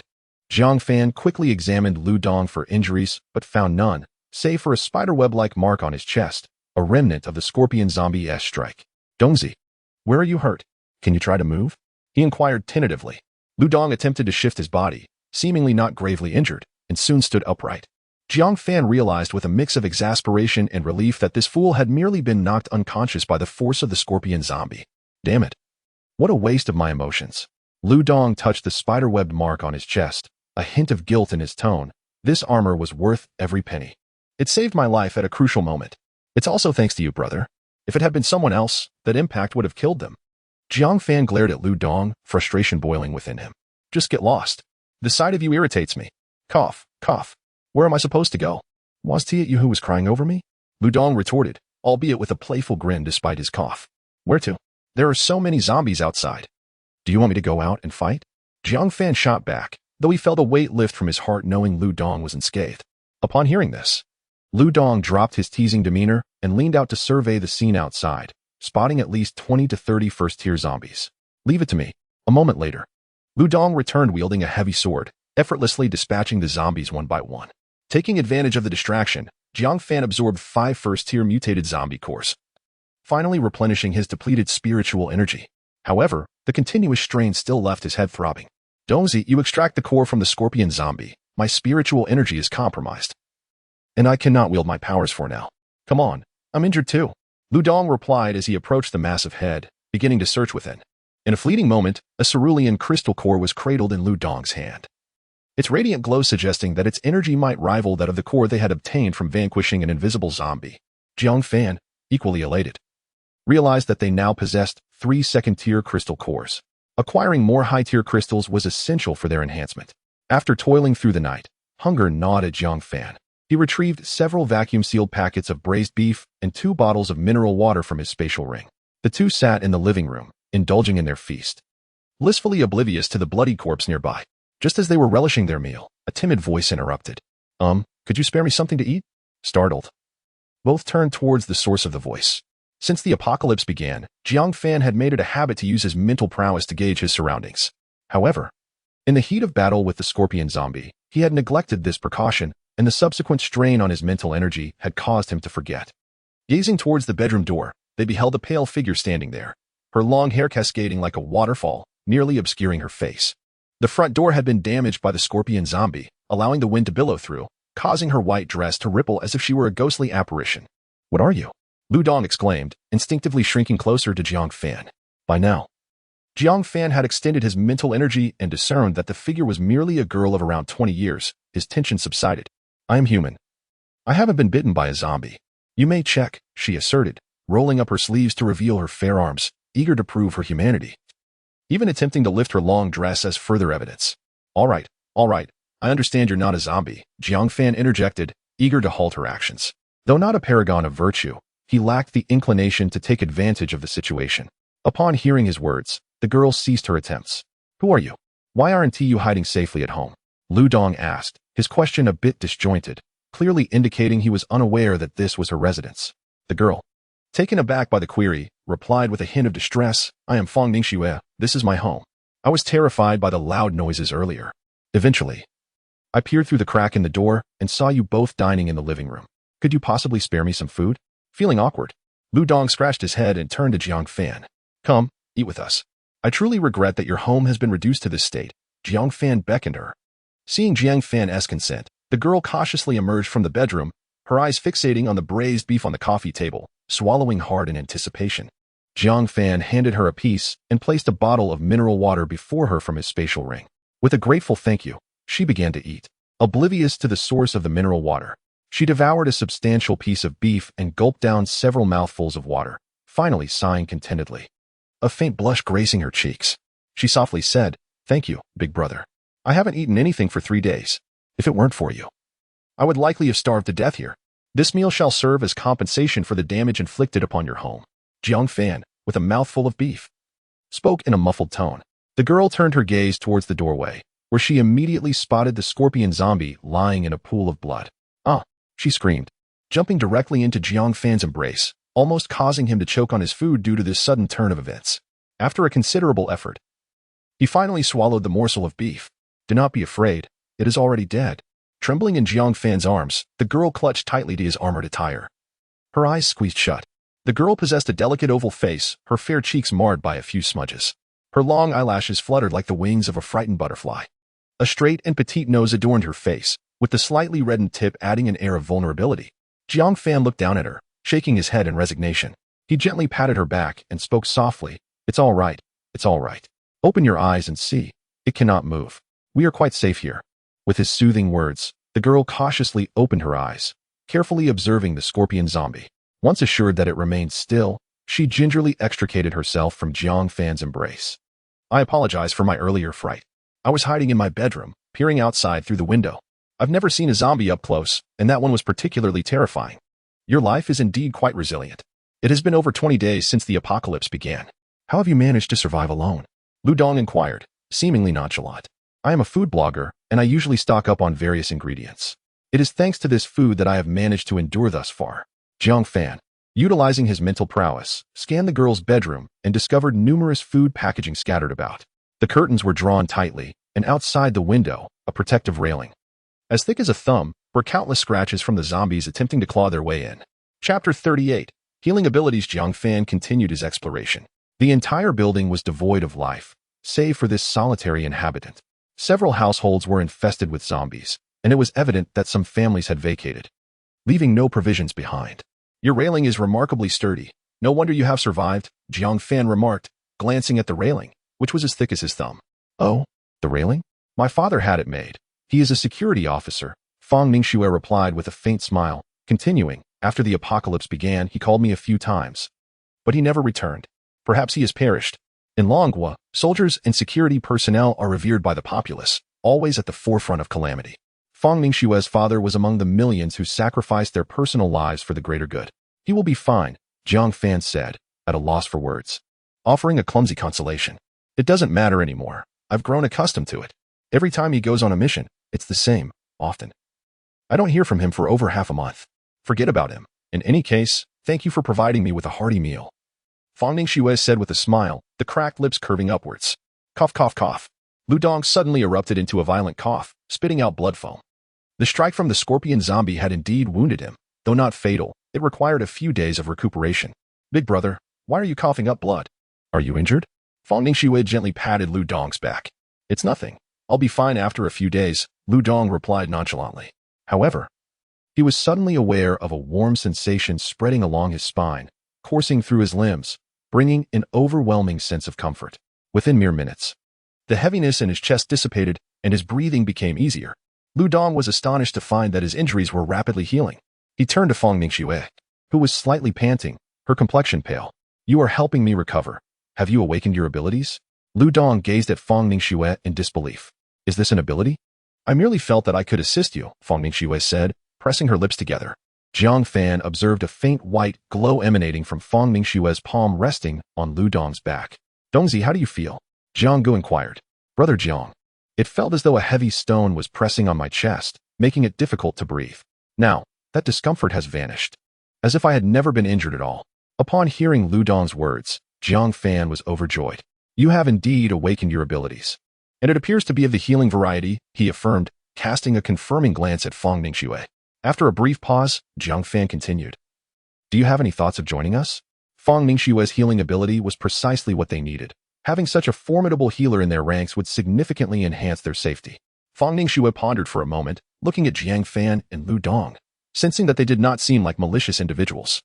"Will you ensure that I have enough to eat every day? And where are we headed?" "It is essential to ensure that you are well fed, and as a food blogger, you must possess culinary skills, correct?" From now on, we shall indulge in exquisite delicacies. Lu Dong excitedly smacked his lips. For nearly half a month had passed without a warm meal. It was not that they lacked cooks, but amateurs could hardly rival professionals. Our initial destination is the Kyoto Safe Zone, followed by the Hunan Safe Zone. Upon reaching Kyoto, you may choose to remain there or continue traveling with us. Jiang Fan conveyed his plans to her. Fang Ningxue brushed her hair aside and raised an eyebrow. Brother, why press on to Hunan after arriving in Kyoto? Because my relatives are there. They await my rescue, Jiang Fan replied without a hint of hesitation. Upon hearing his words, Fang Ningxue refrained from further questioning. In this apocalyptic world, how could someone who would traverse thousands of miles to save their kin be deemed malevolent? She gazed at the stern man before her, her mind swirling with thoughts. Then I shall accompany you, big brother. Enough with the big brother. I am Lu Dong, and this is Jiang Fan, Lu Dong introduced. Jiang Fan then shared tales of the stone tablet and other members of their group. When he spoke of Chun-Li, Fang Ningxue's curiosity was piqued, prompting her to inquire extensively about her, to the point where Jiang Fan had to verify whether they were acquainted. After absorbing a few crystal cores himself and assisting Lu Dong in replenishing his abilities, Jiang Fan was struck by a sudden desire to observe Fang Ningxue's rate of absorption. As anticipated, under Jiang Fan's guidance, she swiftly began to absorb the crystal cores. However, her pace was comparable to that of Yang Mi and the others, taking roughly an hour to absorb one core. As dawn broke and the crimson rain finally ceased around 6, Jiang Fan and Lu Dong collected the crystal cores and returned with Fang Ningxue to the Kanglan building. Before they even entered, Jiang Fan sensed chaos at the far end of the lobby, where a group of survivors was besieging an individual. That individual bore the grotesque marks of a zombie, with dark veins marring half his face and one eye clouded. He cowered behind the reception desk, wielding a chair as a shield while others attacked with mops and various objects. Kill this zombie. He'll turn at any moment. Dispatch him quickly. I told you. This crimson rain is undoubtedly carrying the zombie virus. This foolish dog dared to venture into it. Stop. I am not a zombie. Please, do not strike me. As Jiang Fan and the others entered the lobby, all eyes turned towards them. Upon seeing the two clad in black and red armor, a collective instinct caused the survivors to recoil. One of them had severely injured Zhu Shangtian with a single strike the previous day. The gruesome image lingered in their minds. Jiang Fan's cold gaze swept over the crowd, his disdain palpable. Now speak. What transpired? Jiang Fan extended his index finger, pointing at the beleaguered individual. The man, seeing the attack had ceased, still clutching the chair, trembled as he began to speak. Last night, I witnessed the two of you venturing out, and I was led to believe that the crimson rain could awaken latent abilities within individuals. Thus, I too ventured outside to embrace the downpour. I cannot fathom why I have become like this. Esteemed one, please save me. I am not a zombie. I am human. Goodness. This crimson rain truly has the power to transform one into a zombie. Lu Dong was suddenly struck with trepidation, recalling the first occurrence of the crimson rain. Had it not been for Jiang Fan's intervention, he too might have succumbed to such a ghastly state, neither human nor ghost. Do you perceive any changes within yourself? Jiang Fan continued to inquire, as if interrogating a criminal. The individual seemed oblivious to Jiang Fan's indifference. He felt compelled to seize this fleeting opportunity for survival. Aside from the areas where I was drenched resembling that of a zombie, I have not experienced any other transformations. Oh, is that so? Then there is nothing to worry about. Jiang Fan led the way toward the staircase, only to be met with the desperate pleas from behind. Esteemed one, please save me. I am not a zombie. I am willing to serve you. Please, save me. Chapter 39 Departure. As they ascended to the 3rd floor, the Black Panther dashed down the stairs, exuberantly circling Jiang Fan and wagging its tail fervently. Haha, good dog. Good dog. Jiang Fan affectionately patted the panther's head. This was indeed the Black Panther, impressively large and remarkably handsome. Fang Ningxue gazed at the majestic creature, feeling both admiration and a hint of trepidation. Fear not. The Black Panther is quite intelligent. It will not harm you, Jiang Fan assured her confidently, explaining that the panther possessed a high level of understanding, capable of comprehending emotions that were not overly complex. Fang Ningxue cautiously extended her hand to stroke the Black Panther, which did not even glance back. It's dark. Listening eyes cast a mournful look at Jiang Fan, seemingly questioning the identity of this foolish woman. The trio made their way to the room where they had rested the previous night, the morning light already bright outside. Everyone was gathered in the living room, a nearly extinguished candle flickering on the table. Upon their return, Chun-Li was the first to approach them. Brother Jiang, Dongzi, why did you take so long? Did anything happen? She had not slept that night, her mind preoccupied with thoughts of Jiang Fan. Her gaze then shifted to the girl beside him. Curiosity piqued. Why had he returned with a woman? We encountered a minor mishap, but it has all been resolved. Jiang Fan replied with a smile, appreciating the warm sentiment of someone having been concerned about their well-being. Ah, as long as everything is fine. And this girl is? Chunli inquired, her eyes reflecting her intrigue. This is Fang Ningxue, an awakened one we met outside. She is now part of our team, Jiang Fan introduced. Sister Chunli, I am Fang Ningxue. It is a pleasure to meet you, Fang Ningxue greeted warmly. Chunli examined Fang Ningxue, noting that the girl appeared to be around her own age. Possessing an exceptionally sweet visage and bright, lively eyes, her long, raven hair cascading casually over her shoulders. However, her skin had a slightly pallid quality, and her chest appeared less developed than Chunli's. Welcome, welcome. We are quite similar in age. Perhaps I am even younger than you, Chunli responded with a smile. Sister Chunli, I just turned 20. I heard from Brother Jiang that you are in your 4th year. Therefore, you must be a little older than I, Fang Ningxue remarked. Chunli maintained her cheerful demeanor, yet inwardly she harbored reservations. This girl, appearing harmless, might very well have intentions towards Jiang Fan. I must keep a close watch on him from now on. While the gentleman may have been oblivious, Yang Mi sensed the underlying tension and swiftly redirected the conversation. Brother Jiang, you mentioned Ningxue is an awakened one? What is her ability? She possesses healing powers. Last night, I was injured, and when she placed her hand on my back, my wounds were completely healed. Isn't that impressive? Lu Dong exclaimed, his face alight with excitement. You were injured? Where? Was it serious? Yang Mi stepped forward, gripping Lu Dong's arm. I'm fine now. That level 2 zombie was incredibly fierce. It nearly killed me. Thankfully. My insect armor offered protection, Lu Dong explained, touching the cracked area of his armor. Yang Mi inspected Lu Dong, her heart racing at the sight of the spider web-like cracks in the armor. What would she do if something truly happened to him? She was acutely aware that Jiang Fan's willingness to allow them to join was primarily due to Lu Dong. Simultaneously, she cast a glance at Fang Ningxue. Contemplating, this girl is youthful and radiant, possessing healing abilities. I must ensure she does not get too close to Lu Dong in the future. Truly, I am grateful to you, Sister Ningxue. Without your healing, I cannot fathom when Lu Dong's injuries would have healed. As Yang Mi finished speaking, everyone turned to look at her, caught off guard by the unexpected display of affection.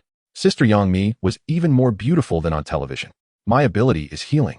Should anyone be injured or unwell, do not hesitate to seek my assistance, Fang Ningxue declared, lightly patting her chest twice. Ah, right, Fang Lian. Come here and let Ningxue see if she can treat you, Jiang Fan suggested, recalling Fang Lian's leg injury. Fang Lian limped awkwardly from the sofa, sheepishly admitting. If it weren't for that little scoundrel, Zhu Shangtian, ambushing me, I wouldn't have sustained such a severe injury. Haha, Fang Lian, you are merely a colorful pencil. Even a small fry like Zhu Shangtian can injure you like this. I'll teach you a few tricks in the future, Lu Dong mocked. TCH, once I'm healed. Let's have a spar, Fang Lian retorted, refusing to back down. All right, Ningxue, please help Fang Lian with his treatment, Jiang Fan instructed, looking towards her. Fang Ningxue placed her hand gently on Fang Lian's leg, a soft white light emanating and visibly seeping into his skin. After a brief period, Fang Lian paced around the living room, incredulously exclaiming, Ningxue, you are simply more remarkable than Huata. At this moment, beads of sweat formed on Fang Ningxue's forehead as she nodded slightly. Chunli promptly assisted her to the bedroom for a respite. Fang Lian's injuries had healed, and Lu Dong boisterously challenged him to a spar. Jiang Fan, amused, pondered for a moment before stating, we are preparing to leave here today. The zombies within a 300-meter radius have been mostly cleared. Let us descend and collect some crystal cores. I shall refrain from engaging with the scattered zombies. What I seek are capable teammates, not perpetual dependents. Lu Dong, Fang Lian, and Yang Mi, you shall handle the zombies. The rest will gather the crystal cores. Any questions?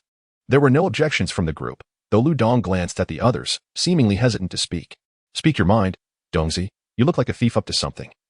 Jiang Fan remarked, puzzled by Lu Dong's demeanor. Lu Dong forced a laugh and said, Brother Jiang, Yang Mi's ability only allows her to condense water elements. Does she need to handle zombies too? Is that so? You sly one. Jiang Fan replied, turning to Yang Mi. In my estimation, Yang Mi's ability certainly possesses greater potential. She simply has yet to harness its full power. Huh? What do you mean? Lu Dong was genuinely perplexed by Jiang Fan's implication, thinking her ability was merely a lackluster support skill. Yang Mi, if you can condense water elements, can you control water?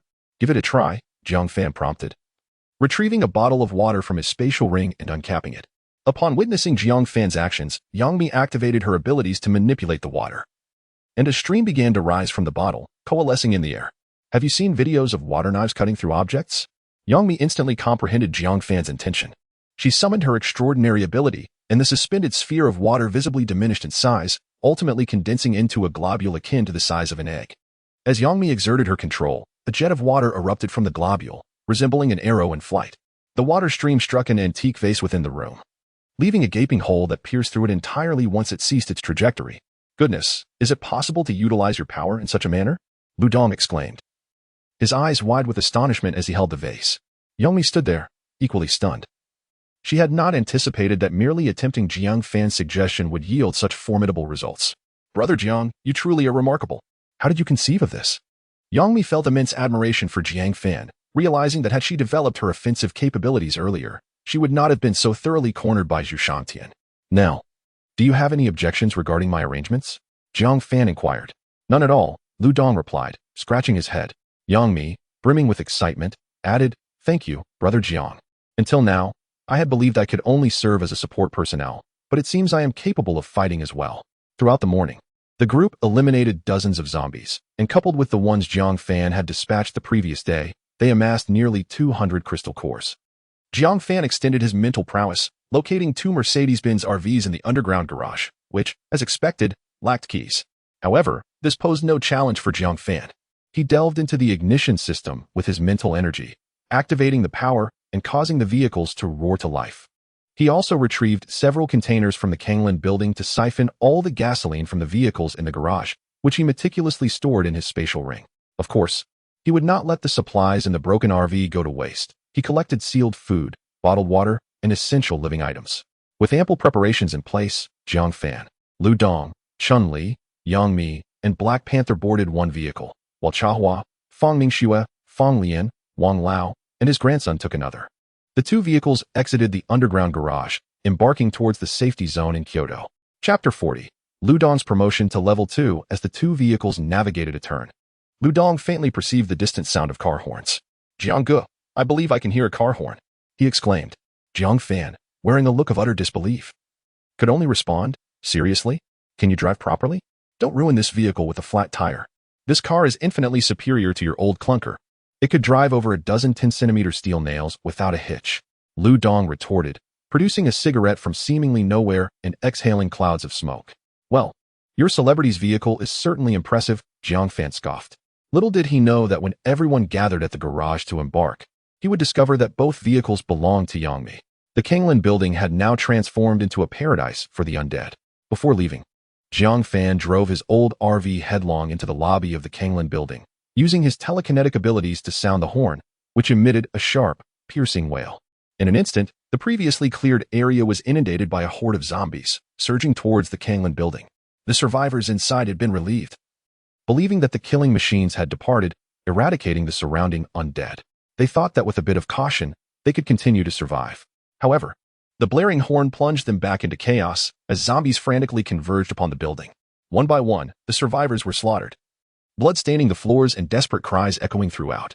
Eventually, the building fell silent again, but it was now home to over 100 additional zombies. Meanwhile, the 2 RVs weaved through the urban landscape, and despite Jiang Fan's telekinetic senses acting as a radar, they still stirred a significant commotion among the undead, with some zombies even chasing after the vehicles.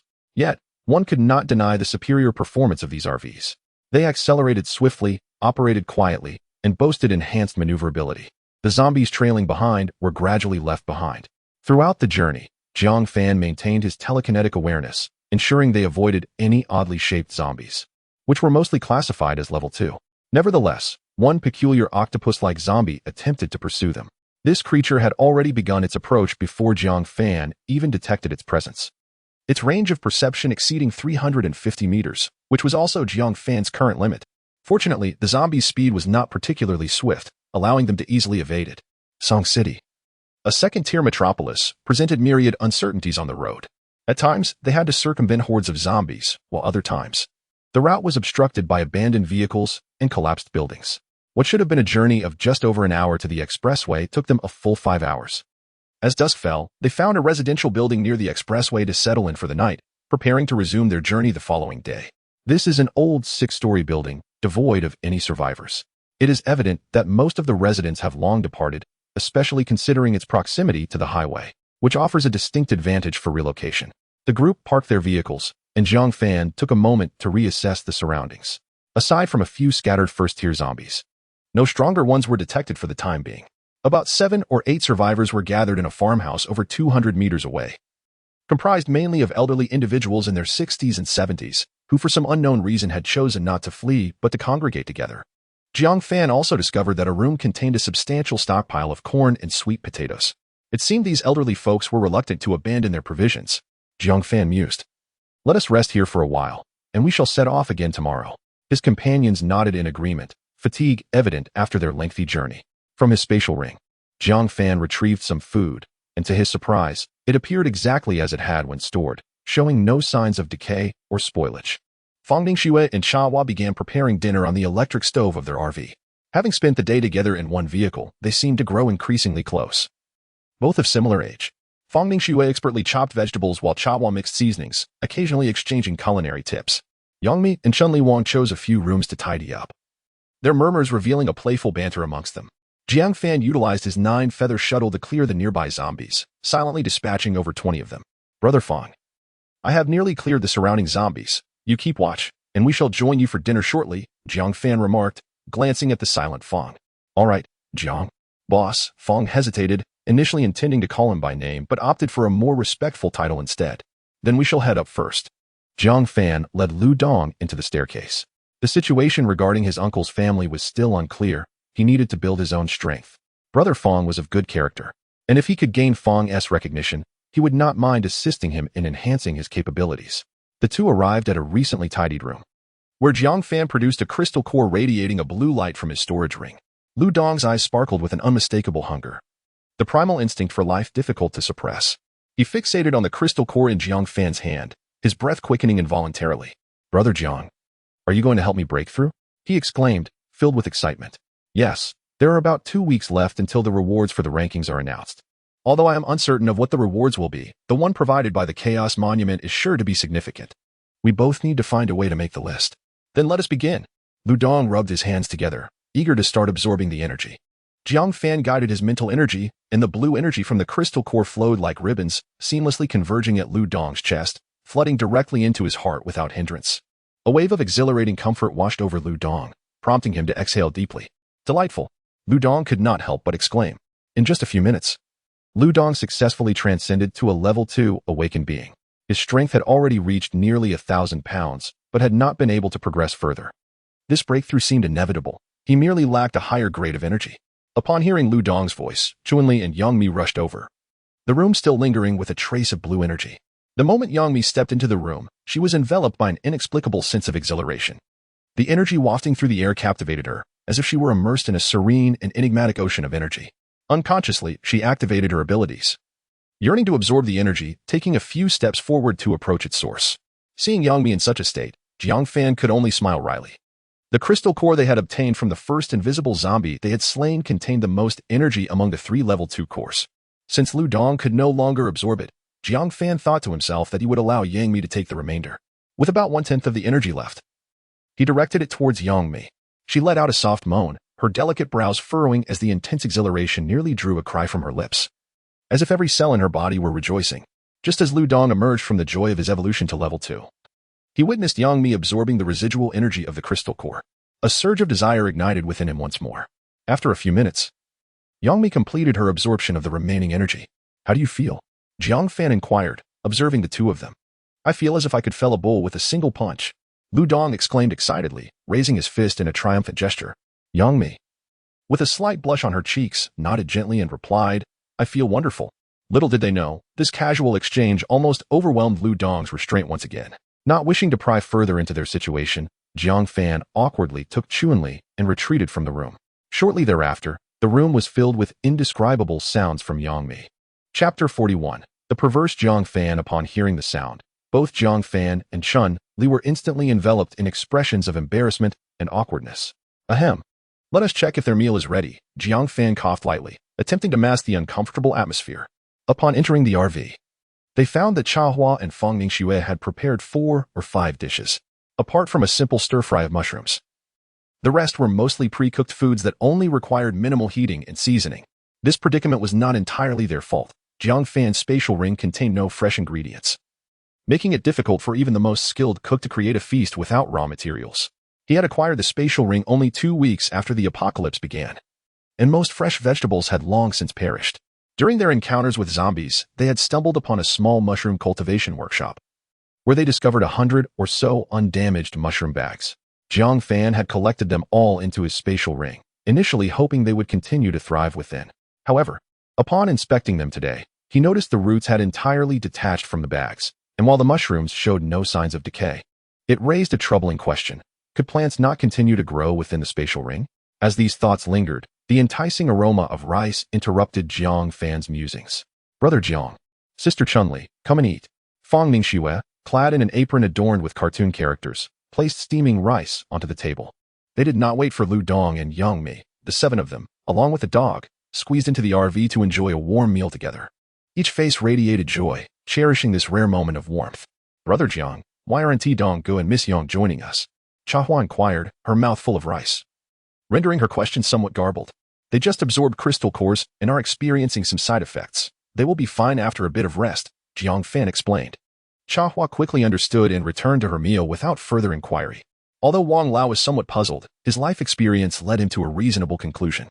After we finish eating, I will assist those who have already awakened to absorb another crystal core, Jiang Fan announced, glancing at the group. Fang Lian, Chunli, and Fang Ningxue all exhibited expressions of confusion upon hearing this. Brother Jiang, we can absorb the crystal cores ourselves. Why burden yourself with helping us? Fang Lian questioned, unable to comprehend Jiang Fan's intentions. You will understand shortly. By the way, do try to exhaust your abilities first, he advised, leaving them even more perplexed. After the meal, Fang Lian activated her Earth-type protective shield, and Jiang Fan decided to test its strength. Channeling 30% of his mental energy, he directed a feather blade toward Fang Lian. With a single strike, her protective shield shattered like an eggshell. She collapsed to the ground, gasping for breath. Boss Jiang, you are utterly monstrous. Your strike shattered my shield. I can barely withstand another of your attacks with the remaining energy I have left. Had he been aware that Jiang Fan could unleash at least 100 more strikes, one wonders what expression would grace his face, for the disparity between them is indeed vast. It is not my strength that prevails, but rather your inherent weakness. Should I unleash my full might, a single blow would prove fatal to you. Jiang Fan felt no qualms about delivering a blow to Fang Lian. He sought formidable allies. And if his companions could not match his pace, the journey to the safety zone in Kyoto would inevitably lead to their parting. Fang Lian, incensed by Jiang Fan's words, defiantly retorted, I refuse to believe it. I am, after all, adept in defense.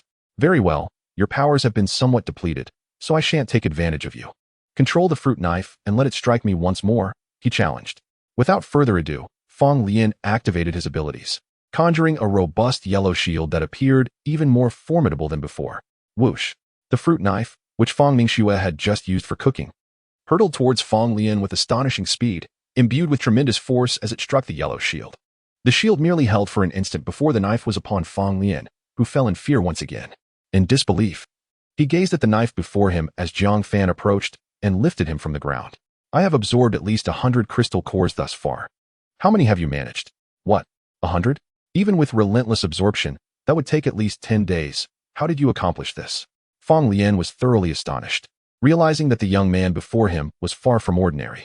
Boss Jiang, if you can assist me in growing stronger, I shall pledge my loyalty to you. Unflinchingly facing any challenge, Fang Lian's eyes shone with fervor and determination. Excellent.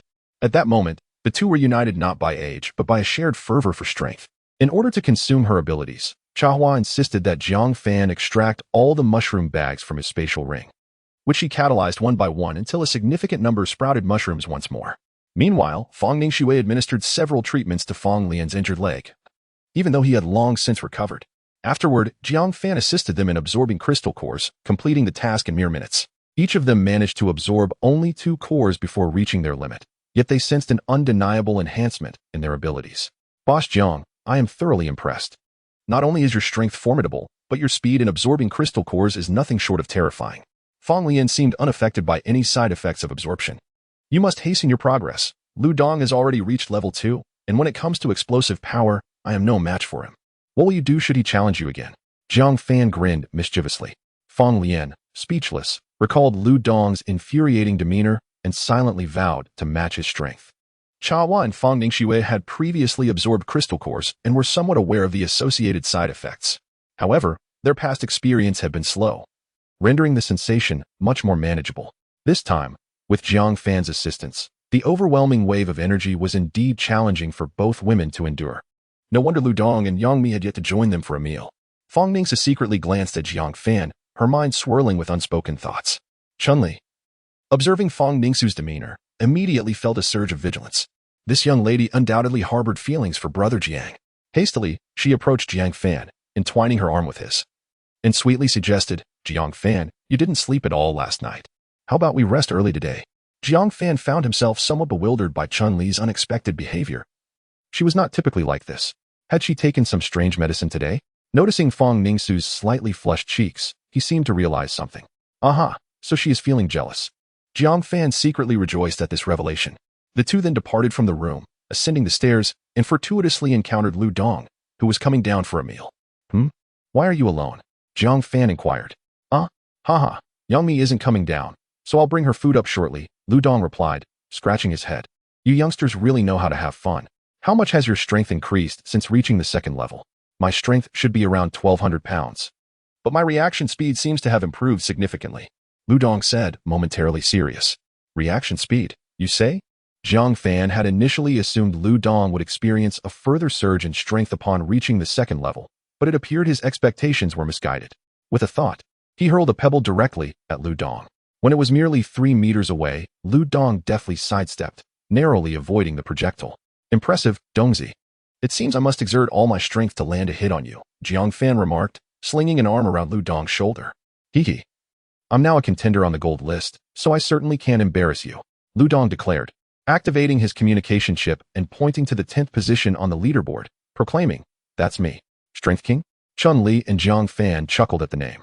Lu Dong had indeed chosen a rather amusing title. Upon examining the other rankings, Jiang Fan noticed he had climbed to 4th place, with some familiar names above him, along with several new titles that had never been seen before. However, the names of Du Chuan and Jian Tai dominated the top ranks. It seemed the communication chip was capable of detecting each individual's strength and updating the rankings in real time. The sophistication of such a device was truly astonishing. Chapter 42. Is Chun-Li about to awaken? Jiang Fan and Chun-Li returned to their room, where he observed the incessant flow of messages on the global chat channel. In no way, Ryuichi. Haha, have you seen it, you piglets of the Dragon Kingdom? Our Yukikawa Kentai has claimed the top spot on the leaderboard. Kawashima Kyoto. Our Sakura nation shall undoubtedly rise anew from this apocalypse. Julius God, the fool above has been identified. Little Wind, the Dominator has held the #1 position for over a week, and yet you dare not utter a sound. Now you leap high with glee. Just wait until the Dominator reclaims the top spot. Let us see how bravely you carry on then. Dog-headed lowly. I eagerly await the moment you are proven wrong. Nakamura. Nihao, what is the Dominator, but merely a stepping stone for Yukikawa? The chat channel buzzed with a myriad of messages, most of which revolved around the recent dethroning of the Dominator from the top rank. Brother Jiang, you should quickly absorb the crystal course. I truly dislike witnessing the Sakura nation mocking us in the channel, Chun-Li remarked, feeling a twinge of discomfort at the banner. Just a bunch of buffoons. Jiang Fan thought disdainfully of these jesters. He refrained from closing the communication chip and retrieved 2 secondary crystal cores from his spatial ring. Instantly, the room was enveloped in a mesmerizing blue light. Jiang Fan first absorbed a primary crystal core to replenish his abilities to their fullest before commencing with the secondary crystal core. The blue energy, guided by his mental focus, flowed gracefully towards his brow, resembling a vividly colored ribbon. No energy was lost. It all streamed through his brow into his brain. The familiar sensation of euphoria causing Jiang Fan to tremble uncontrollably. It had been over a week since he last experienced such exquisite evolution.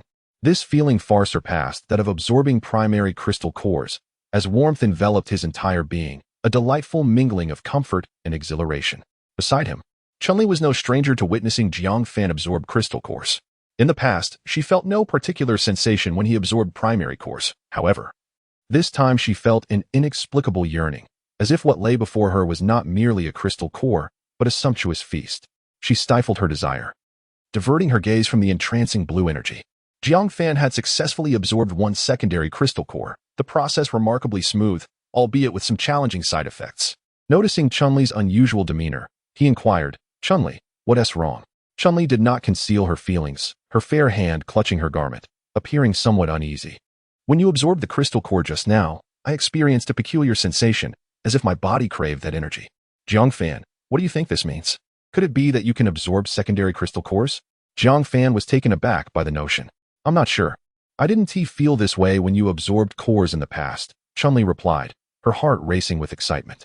She had fantasized about awakening her own powers for quite some time, especially since Feng Ningxua's arrival. If a secondary crystal core could catalyze her awakening, she might finally possess the means to keep pace with Jiang Fan, no longer merely a hindrance. As Jiang Fan beheld Chun-Li's appearance, a ripple of emotion stirred within him. He was acutely aware of Chun-Li's long-standing insecurities stemming from her perceived inadequacies. Should she truly awaken her latent powers through this opportunity, it would be nothing short of splendid. In due time, he would ascertain the truth. Glancing at the communication projection on his arm, he noted that the rankings had shifted, with the name of the controller reclaiming the top position. It appeared that the individual from the land of the rising sun, Duzhong, had not surpassed him by much. It remained uncertain whether his opponent was unable to continue absorbing energy or simply lacked additional crystal cores. In a distant underground shelter in the Cherry Blossom Nation, a balding middle-aged man hurled his teacup at a young man with great force. Duzhong, you worthless fool. The Legion has already provided you with 10 level 2 crystal cores. And you have allowed that controller to reclaim the top of the leaderboard so easily? The young man named Duzhong did not flinch or evade. He stood still as the teacup struck him. Bowing his head, a fierce glint flashed in his eyes before he quickly resumed a respectful demeanor. Mr. Shippo, I am currently unable to absorb any more crystal energy. I will devise a way to reclaim the top position as swiftly as possible. Idiot. You have brought disgrace upon the Cherry Blossom Nation. If you fail to surpass that controller before the rewards are distributed, prepare to face the Emperor's wrath. Humph. The balding man continued his tirade, entirely disregarding the presence of the young man before him. As Duzhong exited the commander's quarters, his countenance was as dark as a stormy sky, with several fully armed soldiers trailing behind him. Dispatch the Sunrise Squad to investigate. I want to know who this controller from the Dragon Nation is. Capture him alive. I must understand how this individual has evolved so rapidly. Is it possible he has no bottlenecks and can endlessly absorb crystal cores? The Cherry Blossom Nation had also discovered a method to break through evolutionary bottlenecks by continuously depleting their abilities and subsequently replenishing them in a cyclical manner. However, the absorption of crystal cores was exceedingly time-consuming. Take Duzhong for instance. He required the energy from 5 level 1 crystal cores to replenish his abilities, a process that took no less than 4 hours. For other awakened individuals, the time required would be even longer. Moreover, they could only replenish twice a day, otherwise, they would suffer debilitating headaches and even faint. This controller must harbor a secret. Duzhong squinted, observing the desolate landscape of ruins through the surveillance monitors. Meanwhile, Jiang Fan continued to absorb the second crystal core, initially drawing out about 1/10 of its energy, a tiny orb akin to a droplet of water. The blue droplet gradually floated toward the center of Chun-Li's forehead, her eyes tightly shut and hands instinctively clenched. Much like before, the blue energy seemed to be obstructed by an unseen force, rendering it impossible to absorb. Jiang Fan attempted to strengthen his mental control, compressing the droplet of blue energy until it conformed to her forehead like a mask. With the intensification of his mental focus, the blue energy finally began to undergo a transformation. It was absorbed by Chun-Li at a painfully slow pace, as if the imposing door had been forced ajar. A trickle of azure energy seeped into Chun-Li's mind. Her delicate brows furrowed slightly, and her body trembled faintly. Her breath came in heavy gasps as though she were enduring some profound anguish. Jiang Fan inquired softly, Chun-Li, how do you feel? I'm fine. Don't stop. I can endure. She replied, her eyes remaining closed, her voice trembling. Jiang Fan sighed inwardly, recognizing her indomitable spirit. He meticulously regulated the intensity of his psychic energy, striving to maintain a delicate balance. Unbeknownst to him, he had no way of discerning how much azure energy Chun-Li could truly withstand, nor whether an excessive intake might inflict harm upon her. 10 minutes elapsed, and the azure droplets had been absorbed significantly, yet Chun-Li's reactions grew increasingly pronounced. Her body began to convulse violently, beads of sweat cascading down her forehead, dampening her garments. Jiang Fan hastily ceased his manipulation of the psychic force in that instant. Chun-Li resembled a kite severed from its string, her body slackening as she succumbed to unconsciousness. He caught her as she fell, gently placing her upon the bed. At that moment, Chun-Li was engulfed in fever, radiating heat like a furnace. Could she truly be on the verge of awakening? Jiang Fan recalled his own awakening. It too had come with a high fever, rendering him unconscious for several days. Chapter 43. Top of the rankings? I can reclaim at any time after assessing Chun-Li's condition. Jiang Fan noticed her breathing was steady, although her heart rate was slightly elevated, which was still within normal limits, providing him with a measure of reassurance. He continued to absorb the remaining blue energy, and without any complications, he successfully consumed all of it. Jiang Fan had a premonition that if he were to receive another second-level crystal core, he might not be able to absorb it entirely. He was nearing his own limits. He expanded his mental sensing range to approximately 550 meters, an impressive increase of 200 meters. With his telekinetic control, 9 feather blades began to swirl in the air, and he felt empowered, as he could now manipulate one additional blade, allowing for a potential of over 70 attacks in one go. The process of evolution was wondrous. This sensation of becoming stronger captivated him, though Chunli's condition slightly troubled him. After providing Chunli with some water and observing that she would remain unconscious for the time being, Jiang Fan suppressed the side effects of absorbing the crystal core and perused the chat channel. World chat channel. Dog-headed lowly. Slapping faces often comes so suddenly. I feel sympathy for those little lives for just a second. Little whirlwind. Ha! Let me see the faces of those from Sakura country. Are they swollen? Sure yeah. Kozo, don't rejoice too soon. Our Lord Dazichuan will surely reclaim the top of the rankings. Park Jaehyun. The ruler must undoubtedly be from our great Republic of Korea. His name is unmistakably local. Mighty God, the fool above, identification complete. Cute little yellow duck. Everyone, look quickly. Thor has surpassed Dazichuan to become the second on the rankings. Jiang Fan glanced at the leaderboard, where the top 3 were Ruler, Thor, and Dazichuan Jiantai. Shortly after, he noticed Thor's comment. Thor, I am Thor from the Kyoto safety zone of Dragon Country. I will undoubtedly claim the top spot. What the hell? This is directed at me. Jiang Fan did not anticipate that the gossip would turn personal. Lonely woman, Thor is so domineering. I want to bear your children. Little whirlwind, is this a blatant challenge? I wonder if the ruler will respond. A barrage of messages followed, with most discussions revolving around the few individuals on the leaderboard. Jiang Fan chose to remain silent, as his primary focus was to locate his uncle and their family. As for the top spot, he preferred to quietly claim the rewards without engaging in verbal sparring. Ding ding ding. A private message notification appeared. It was from Zhao Jinlong, descendant of the dragon. Congratulations, ruler, on reclaiming the top ranking. Ruler, thank you, Captain Zhao. I wonder if you have managed to gather any information regarding the matter I entrusted to you? Descendant of the dragon, I, Zhao Jinlong, would never go back on my word, but the information we have gathered is quite limited. Descendant of the dragon, my informants encountered significant obstacles during their investigation. It seems your relatives have offended someone of high status within the safety zone, and they have been trying to hinder our efforts. However, we have still managed to unearth some clues. Ruler, Captain Zhao, what do you require? Energy points or something else? The descendant of the dragon, haha. I don't need any of that. I simply wish to befriend a great figure. Jiang Fan dreaded such situations the most. 4 human connections are the most challenging debts to repay. The master, then I shall ensure this friendship. As I will be arriving at the Kyoto safe zone in a few days. We must indulge in revelry then. The descendant of the dragon, absolutely. The descendant of the dragon. On to serious matters. We have traced the last known whereabouts of your relatives to Team 22 in the agricultural sector of the Xiong province safe zone, after which they vanished. Team 22 in the agricultural sector. This was also the location indicated by Yen Di. Even someone with Zhao Jinlong's military background could only uncover this information? A weight settled in Jiang Fan's heart. The descendant of the dragon. Later, my associates uncovered some clues from the internal records of the safe zone. They found your cousin's name on an experimental list. The master, what? An experimental list? Are you certain it is Wang Shiya? The descendant of the dragon. Given how publicly you sought your relatives, how could I possibly be mistaken? The name is indeed correct. Unless there is another person with the same name.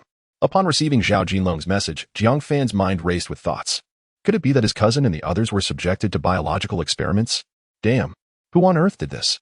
Jiang Fan clenched his fists, veins bulging on his forehead. The descendant of the dragon. This is all I can ascertain for now, and my sources do not have access to more classified information. The master, yes. Brother Zhao has already assisted me greatly. I will seek you out as soon as I arrive in Kyoto. The descendant of the dragon, haha. I shall await the good news from you, Brother Jiang. After terminating the communication chip, Jiang Fan was engulfed in fury by the new information regarding his uncle's family. However, he understood that anger served no purpose. All he could do was grow stronger, so that he could uproot the forces that persecuted his family.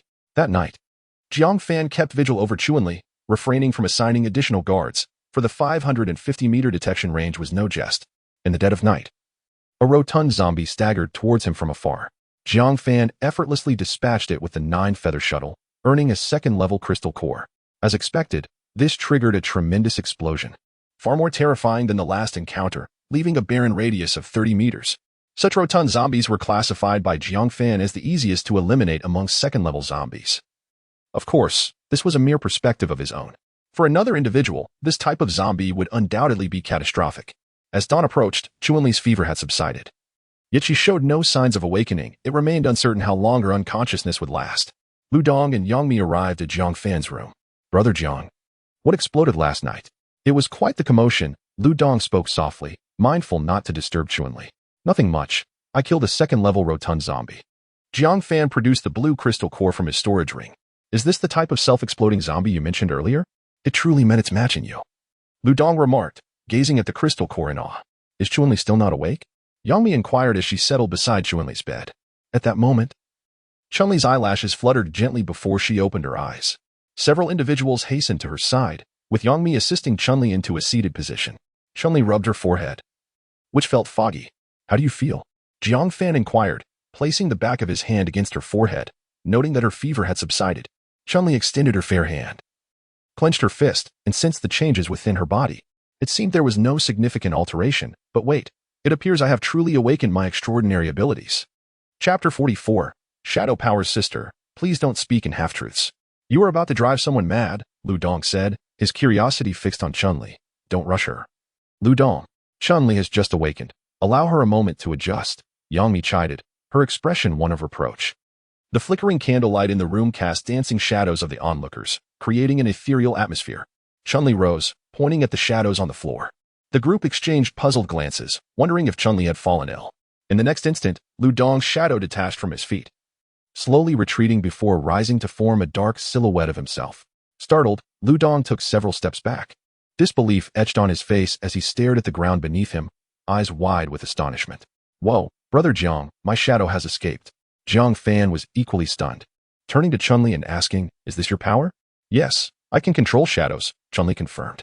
Encouraged, Jiang Fan bravely approached the shadow, extending his hand, which passed through without resistance. "Can it launch an attack?" Chun-Li closed her eyes, attuning herself to the phenomenon. Lu Dong's shadow moved with an otherworldly swiftness, gliding into the living room. It stood upright, deftly grasping a cup from the table without making a sound.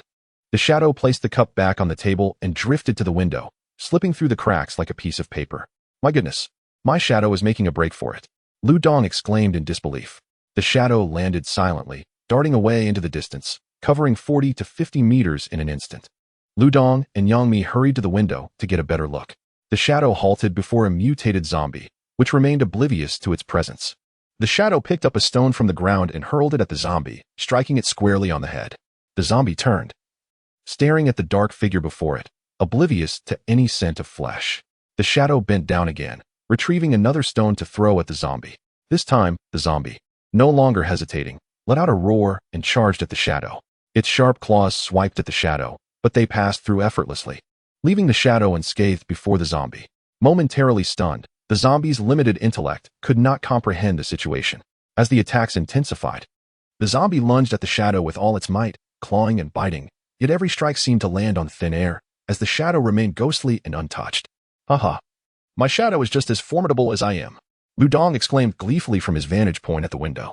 "Chun-Li, this ability of yours is indeed rather peculiar," Yang Mi remarked softly, her gaze fixed on the shadow outside. Minutes passed, and the shadow retracted to the ground, flowing back towards the window like a puddle of water. It entered through the window, swiftly coiling around Lu Dong's feet, and in no time, it reattached itself beneath him. Like a child, Lu Dong danced with delight, watching as the shadow mirrored his every move. "Dear Chun-Li," I remarked, "the next time you decide to play with my shadow, might you greet me first?" It was rather startling. Chun-Li smiled gently. "You were standing directly in front of the candle, and your shadow was at its largest. I merely wanted to experiment with it. I never anticipated it would awaken your latent abilities." Jiang Fan shared in Chun-Li's joy, fully aware of her yearning for such powers. Chun-Li remained silent, her eyes glistening with unshed tears. It had been 3 weeks since the world had ended, and as an ordinary person, she had navigated this new reality with utmost caution. The pressure had intensified, especially since Yang Mi and Fang Mingxue had joined their group. She feared she could not keep pace with Jiang Fan's progress. Now, however, she too had awakened as a special being. Jiang Fan enveloped Chun-Li in his arms, placing a tender kiss upon her forehead. "In truth, whether or not you possess abilities matters little to me. I understand, yet I do not wish to be a burden to you." Chun-Li looked up into Jiang Fan's eyes, filled with emotion. The unexpected display of affection left Lu Dong and Yang Mi somewhat speechless. Ahem, perhaps we should take our leave and allow you two to continue. Lu Dong remarked with a teasing tone. Haha, are you not concerned that Chuanli may choose to keep your shadow for herself next time? Jiang Fan playfully retorted. Chuanli. You must not do that. Lu Dong leaned against the wall, seemingly attempting to conceal his own shadow. Chuanli composed herself and explained. I can only control shadows for a limited time, roughly half an hour. Once the time elapses, they will return on their own. Your abilities are indeed formidable. Yang Mi mused. Shadows cannot be harmed, and during the time you control them, are they not invincible?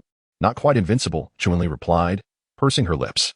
The shadows I control are roughly equivalent in strength to my own, and their bodies cannot directly harm others. They can merely wield some weapons. Suddenly, an idea struck Jiang Fan, one that seemed particularly suitable for Chuanli. How many shadows can you control at once? Chuanli paused, uncertain of his intent. Currently, I can manage 2 or 3 simultaneously. If each shadow were to wield a firearm, could you command them? Chuanli was taken aback. If the shadows could not be attacked, equipping them with guns would render them nearly invincible. With this thought, she activated her abilities once more, and her shadow detached itself from her feet, rising gracefully. She handed over her pistol, the 54-style handgun now firmly grasped by the shadow. Jiang Fan opened the window, and the shadow leaped silently down, continuing its advance towards a nearby zombie without hesitation. As it approached within 5 or 6 meters, the zombie remained oblivious, while the slender shadow aimed its weapon. Bang! The pistol erupted with a thunderous report, the golden bullet striking the zombie's head, which fell lifelessly, a gaping wound revealing the white matter within. The surrounding zombies, drawn by the cacophony, began to converge. Bang, bang, bang. Flames erupted from the muzzle as several more zombies fell. Moments later, the shadow returned, and Lu Dong wore an expression of exhilaration. Once Sister Chuanli becomes formidable, wouldn't she be equivalent to an entire legion on her own? It's not as powerful as you suggest. To establish a shadow army, one must first possess a multitude of shadows, along with a sufficient arsenal, Chuanli remarked. What if we were in a secure zone, a place where military forces are stationed? Jiang Fan inquired. The group pondered for a moment, their faces lighting up with excitement. Sister Chuanli, your shadow ability is simply invincible in a secure zone like this, where all conditions are met, Yang Mi said as she approached Chuanli and grasped her hand. Jiang Fan nodded slightly. Once she matures and unleashes her powers, hundreds or even thousands of shadows armed for battle would undoubtedly pose a lethal threat to the enemy. Chapter 45. Duan Long. The sharp sound of tires grinding against the pavement echoed as several vehicles came to a halt. Among them, a solitary RV led the procession, followed by a convoy of escort vehicles. A youth, approximately 1.7 meters tall, descended from the RV, clad in a striking suit of red and black armor, which was, in fact, a vivid crimson insect shell. This individual was none other than Duan Long, who had previously failed to acquire a spatial ring.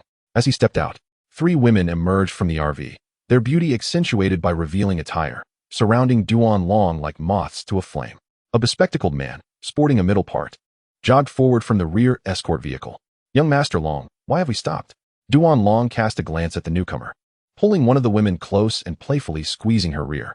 You've been with me for quite some time. Haven't you ever thought to use your brain? The middle-aged man opened his mouth to respond, but then fell silent. With our 7 or 8 vehicles and dozens, perhaps even hundreds of people, we lack sufficient food reserves. Once we hit the highway, there will be no village in sight and no store around. Where will we find sustenance then? Hearing Duan Long's words, the bespectacled man inwardly scoffed. Only you would think of such things. Do I not know to gather supplies? Yet we are running low on ammunition. As a secondary awakened individual, your abilities are primarily effective against ordinary folk. Following such a leader is truly disheartening. However, he replied, you are right, young Master Long. But our bullets are scarce, perhaps just over 20 in total. Is that sufficient for dealing with zombies? Isn't that why I'm calling you foolish? If we lack ammunition, why not seize supplies from survivors? Would they dare resist when they see you wielding shotguns? After speaking, Duan Long pointed toward a nearby residential building from his vantage point. He could vaguely discern 2 RVs parked below. Look over there. Are those not RVs? There must be survivors nearby.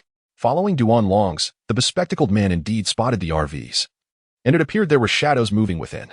Young Master Long is indeed astute. Our group relies on you for survival. Behind the bespectacled man were about 10 others, 5 of whom were brandishing shotguns, echoing his sentiments.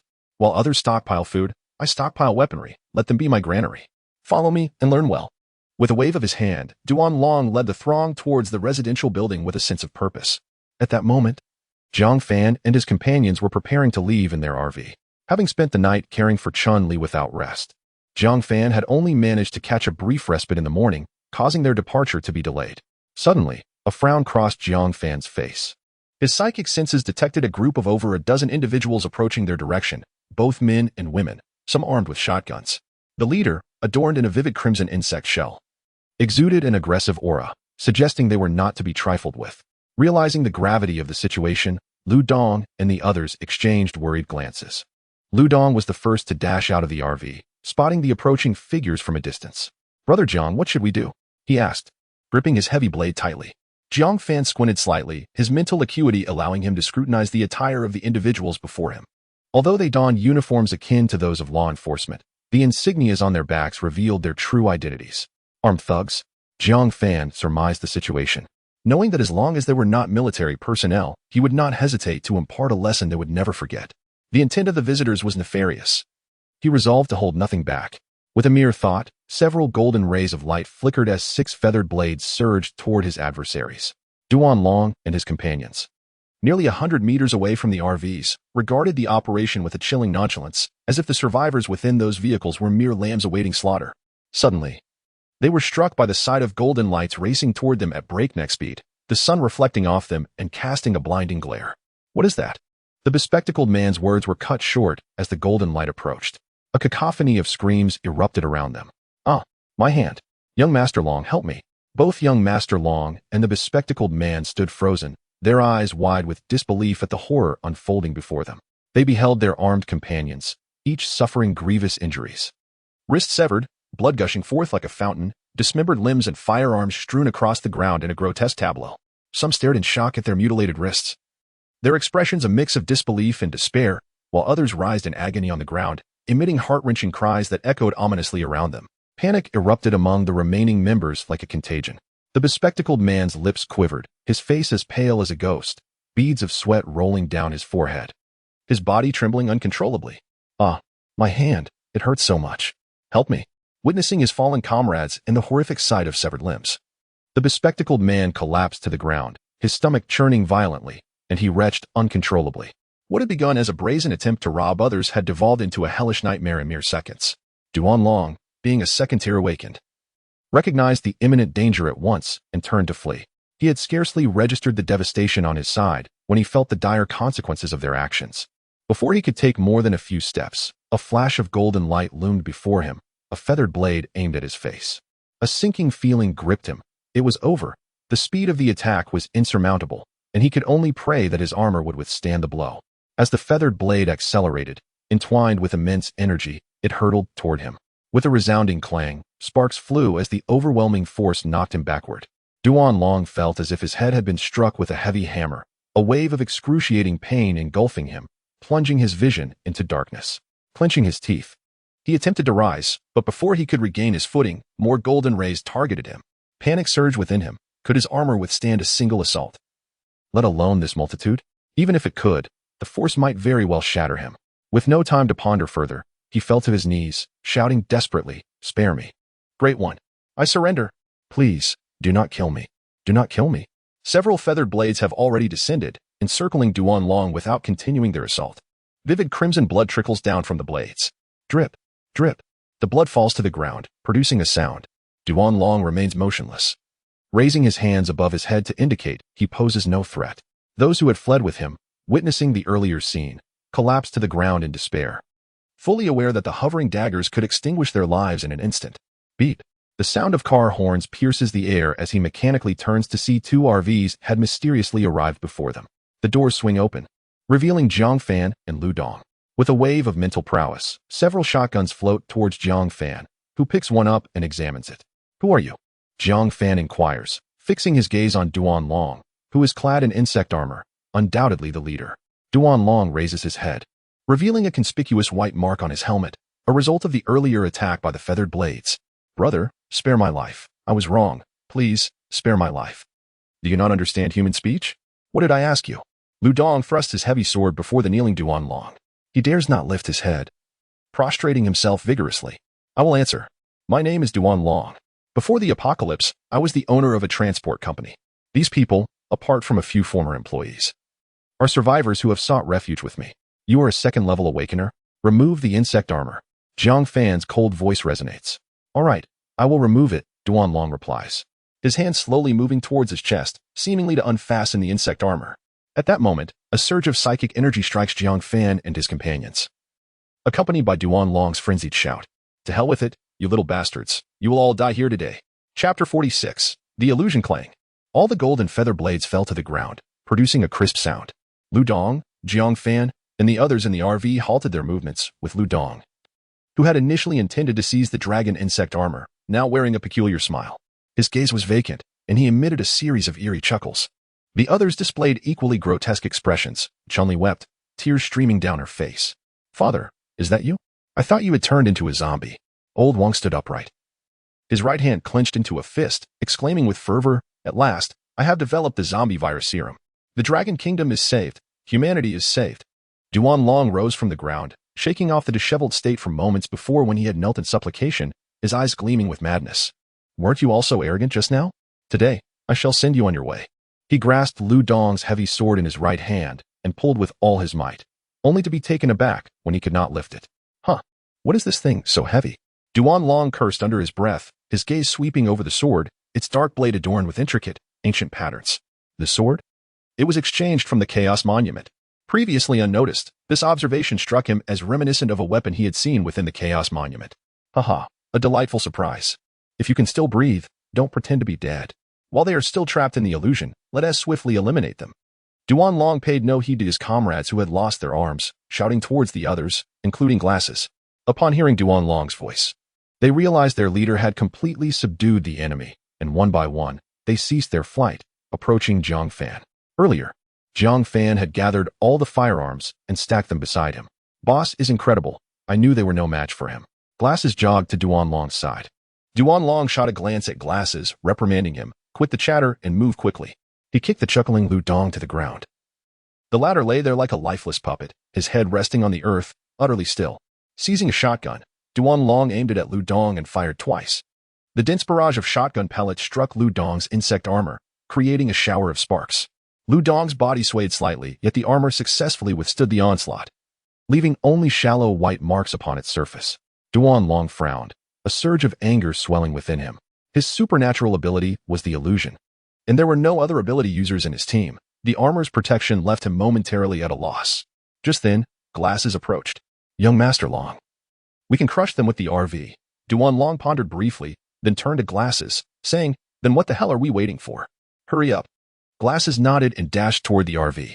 As he passed Jiang Fan, he initially intended to deliver a fierce kick, but recalling the terrifying presence of this killing deity, his body involuntarily shivered, and he ultimately refrained, instead running straight towards the RV. Duanlong's gaze scrutinized Jiang Fan, and upon noticing the ancient ring adorning Jiang Fan's finger, his pupils dilated in astonishment. A spatial ring? So, you were the one who exchanged for it first. What a twist of fate. Today, you shall fall into my hands. And it serves you right. Ha. Glasses, what the hell are you doing? Run them over. Glasses had been inside the RV for half a minute. Yet there was not a hint of movement from the vehicle. Duanlong began to feel anxious. He was uncertain how long he could maintain control over his opponents, especially that young man who wielded flying blades. Receiving no response from Glasses only deepened his confusion. Could there be an ambush inside the RV? He turned to those who had just picked up their firearms and commanded, Go check it out. The armed individuals trembled, their legs shaking uncontrollably. They were not particularly ruthless to begin with, and after witnessing the preceding bloody scene, none dared to take a step forward. A bunch of useless fools.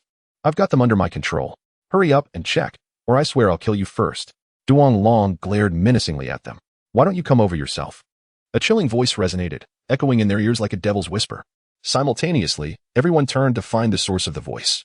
Beneath the red and black helmet, the figure's face remained obscured, yet they were certain that the individual had broken free from the illusion. This demon had awakened. The feather blades that once lay scattered on the ground had vanished, akin to the scythe of death, beginning to reap the lives of the living. Those holding firearms didn't have a chance to fire before being assaulted by the feather blades. This time, it was no longer a matter of merely severing limbs. Golden flashes erupted, heads bursting open under tremendous force, bodies lifted into the air before crashing heavily to the ground, stirring up clouds of dust. In the blink of an eye, only Duanlong remained standing. The others lay dead, unable to utter even a single plea for mercy. Impossible. It has even been 5 minutes. How could you have escaped the illusion? Who are you? Who exactly are you? Duong Long raised his shotgun, aiming it at Jiang Fan. Bang, bang, bang, bang. Duong Long unleashed all the bullets in a single volley until the weapon emitted a series of clicking sounds. His fingers still tightly gripping the trigger. Smoke billowed as gunpowder ignited, and Duong Long's gaze remained fixed on Jiang Fan, confident that even with the bug armor, his opponent would suffer gravely. The smoke dissipated swiftly, revealing a shield taller than a person, shimmering in the sunlight as it reflected golden light. Suddenly, the upper half of the shield disintegrated, transforming into 6 feather blades that scattered, unveiling the indifferent expression of Jiang Fan behind. Now, it is my turn. The 6 feather blades coalesced in the air, forming a golden sword nearly a meter long, suspended and rotating, its tip aimed directly at Duong Long. Duong Long's mouth fell agape. He was baffled by the level of his opponent, whose defense and offense were so formidable. Could it be that the adversary had reached the 3rd tier? With a fierce determination, he unleashed his extraordinary abilities, enveloping Jiang Fan in a mental illusion. However, contrary to his expectations of bewitching Jiang Fan, he was met only with the rapid advance of a radiant golden sword. Impossible! The golden sword, imbued with an unmatched might, pierced towards Duong Long's brow. In an instant, that colossal force forced him to the ground, the sword emitting a creaking sound as it struck the insectoid helmet. Ah! Encased in the insect armor, Duong Long cried out. Even through the helmet, the blow inflicted injury upon him, leaving a deep gash on his forehead that bled down into his eyes and mouth. Ha, ha, ha. I am not dead. You cannot kill me. Ha. Duong Long's maniacal laughter echoed, and he struggled to rise, attempting to flee. Is it still impossible? Jiang Fan muttered to himself, referring not to his inability to kill Duong Long, but rather to his failure to breach the armor's defenses with a single strike. A slender steel needle darted swiftly along the ground, soon catching up with the fleeing Duong Long. The needle penetrated through the damaged seam of the helmet, piercing his eye and continuing deep within, turning his brain into a pulpy mass. Duong Long's body collapsed like a robot severed from its power source, crashing to the ground, swiftly devoid of life. Thus, the entire group of over 10 individuals met a tragic end. Chapter 47. Why must we persecute each other? Lu Dong lay face down on the ground, still chuckling foolishly. Jiang Fan hastened to his side, helping him to his feet and patting his helmet several times until Lu Dong ceased his silly laughter, a glimmer of awareness slowly returning to his eyes. The seductive dancer from the illusion had gradually morphed into Jiang Fan, startling Lu Dong into a stumble. Jiang, is that you? Who else could it be? The illusion has turned you into a fool. Just look at your predicament. Jiang Fan shot him a disdainful glance. Lu Dong stared wide-eyed at Jiang Fan for a moment before recollecting the events that had transpired. He surveyed his surroundings, noting the scattered limbs and severed body parts. What the hell? Is this the work of that leader? At that moment, Lu Dong grasped the gravity of the situation. Damn it, where is that little bastard? I'll make him pay. Jiang Fan regarded him with contempt and gestured towards a figure in insect-like armor lying not far away. Lu Dong rose and followed Jiang Fan's indication, spotting a body with a small dent in the helmet, from which blood oozed, staining the ground crimson. The design of the scarlet armor was remarkably intricate. By today's standards, it was utterly unfathomable. When donned, the armor would conform to the wearer's body and synchronize with their thoughts, as long as the wearer did not wish to remove it. No external force could pry it off. This was precisely why Duong Long had chosen to have the glasses drive into Jiang Fan and the others. However, if the wearer perished, the armor could be removed from the outside. Lu Dong removed Duong Long's helmet, a torrent of blood gushing forth, mingled with bits of white matter. Ugh, how disgusting. Lu Dong kicked Duong Long's body and muttered, what a grotesque sight. What good is this armor? Jiang Fan's lips twitched slightly. He knew Lu Dong was thick-skinned, yet he had underestimated him. Are you not even a bit fearful? If it weren't for my formidable mental strength, we would have fallen into his trap today. Fear is one thing, but what can my body-enhancing ability do? Besides, I have you here, right? Lu Dong grinned his characteristic goofy smile. At that moment, the occupants of the RV also freed themselves from the illusion, initially startled by the corpse of the glasses wearer. They soon turned their attention to Lu Dong and Jiang Fan, along with the carnage strewn about. They hurriedly exited the vehicle and rushed towards Jiang Fan. Gazing at the scattered limbs, it was evident without doubt that Jiang Fan was responsible for this devastation. Brother Jiang, what just happened? Chun-Li inquired, her brow furrowed as she surveyed the surroundings. The sight of the bodies unsettled her slightly, but the journey had hardened her. She was no longer the fragile girl she once was. Jiang Fan succinctly recounted the events, eliciting a wave of apprehension among the group. This person managed to ensnare us in an illusion in an instant. He must be extraordinarily powerful, Young Mi remarked, her brow knit in concern. She could scarcely fathom the outcome had Jiang Fan not been present. Indeed, this individual is likely a level 2 awakened. Jiang Fan gazed at the distant corpse of Duan Long, deep in contemplation. The other's illusionary abilities were likely contingent upon the strength of their mental fortitude. And since Jiang Fan had awakened his psychic powers, he was confident that his mental prowess far surpassed that of his adversary. However, he had fallen prey to Duan Long's illusion the first time it was used. A spark of inspiration ignited within him. He wondered what the outcome would be if he were to directly assault his opponent with his mental energy. Yet, the challenge remained: how to wield an intangible force to strike another. Jiang Fan recognized the complexity of this task. But having endured Duan Long's illusory assault and armed with experience in manipulating his psychic abilities, he felt he was not entirely at a loss. Observing Jiang Fan lost in thought, the others refrained from interrupting. Ludong beckoned to Yang Mi. This set of insect armor is still usable. I'll strip it off for you to make do with for now. Yang Mi stepped forward, her gaze landing on Duan Long's gruesome state. A wave of nausea washing over her, her expression contorted with conflict. She too desired a set of insect armor, but the one before her, soaked in blood, seemed repugnant, even if cleaned. Moreover, she understood that Jiang Fan was the leader of their group, and Lu Dong, being his close ally, shared a bond of camaraderie that precluded her from claiming the spoils for herself without causing rifts within their ranks. Jiang Fan, oblivious to her internal struggle, assumed she simply found the armor distasteful due to its origin. Let us give it to Fong Lian for now. We can trade for a new set for everyone at the Chaos Monument in Kyoto later, Jiang Fan declared. Upon hearing this, Fong Lian's spirit soared. I won T-hold back then. Thank you, Boss Jiang Fan, and thanks to everyone. With that, he and Lu Dong began to strip the armor from Duan Long's corpse, unable to suppress their glee. Who are these people?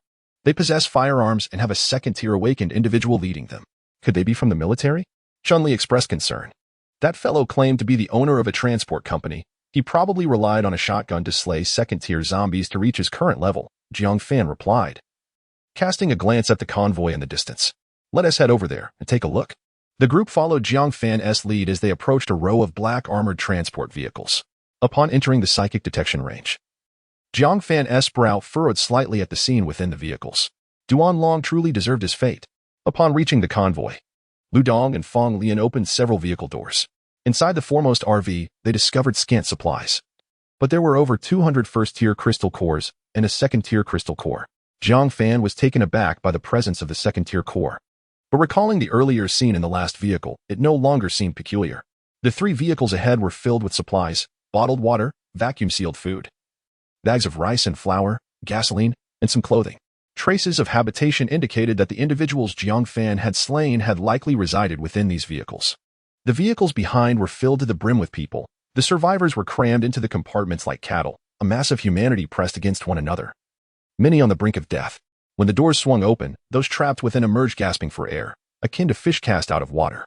7 or 8 individuals tumbled out of the vehicle, landing heavily on the ground. Upon witnessing this scene, Lu Dong and his companions were taken aback, their eyes wide with shock, swiftly followed by a surge of indignation. That beast, Duan Long, Lu Dong exclaimed first, stepping forward to assist the survivors in their escape, with others hastily joining in to offer their help.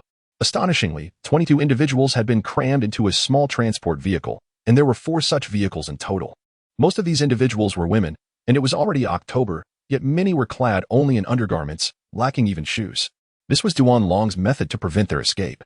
In the final vehicle, a horrifying sight awaited zombies. 7 or 8 of them were on the verge of reaching level 2. And the compartment was littered with remnants of human bones. Duan Long was using humans to feed the zombies. Witnessing this, Old Wong's eyes welled with tears as he choked out. In this apocalyptic world, the survivors already face enough hardship. Why must we further persecute one another? Why? Chapter 48. Journey to Kyoto. Upon counting, a total of 98 souls were crammed into 4 vehicles. 7 had already perished, and over a dozen were on the brink of death, likely not to survive the day. It was later revealed through their accounts that most of these individuals hailed from the same upscale community, with Duan Long's escort company situated nearby. As the apocalypse descended, Duan Long, armed and with a following, swiftly formed a band of survivors, and these people gradually sought refuge with them. Initially, Duan Long distributed food and aided them in fending off the zombies, until the official announcement declared that no rescue would come, at which point Duan Long revealed his true nature. He began to diminish the food rations for each individual, eventually withholding meals for 2 or 3 days at a time.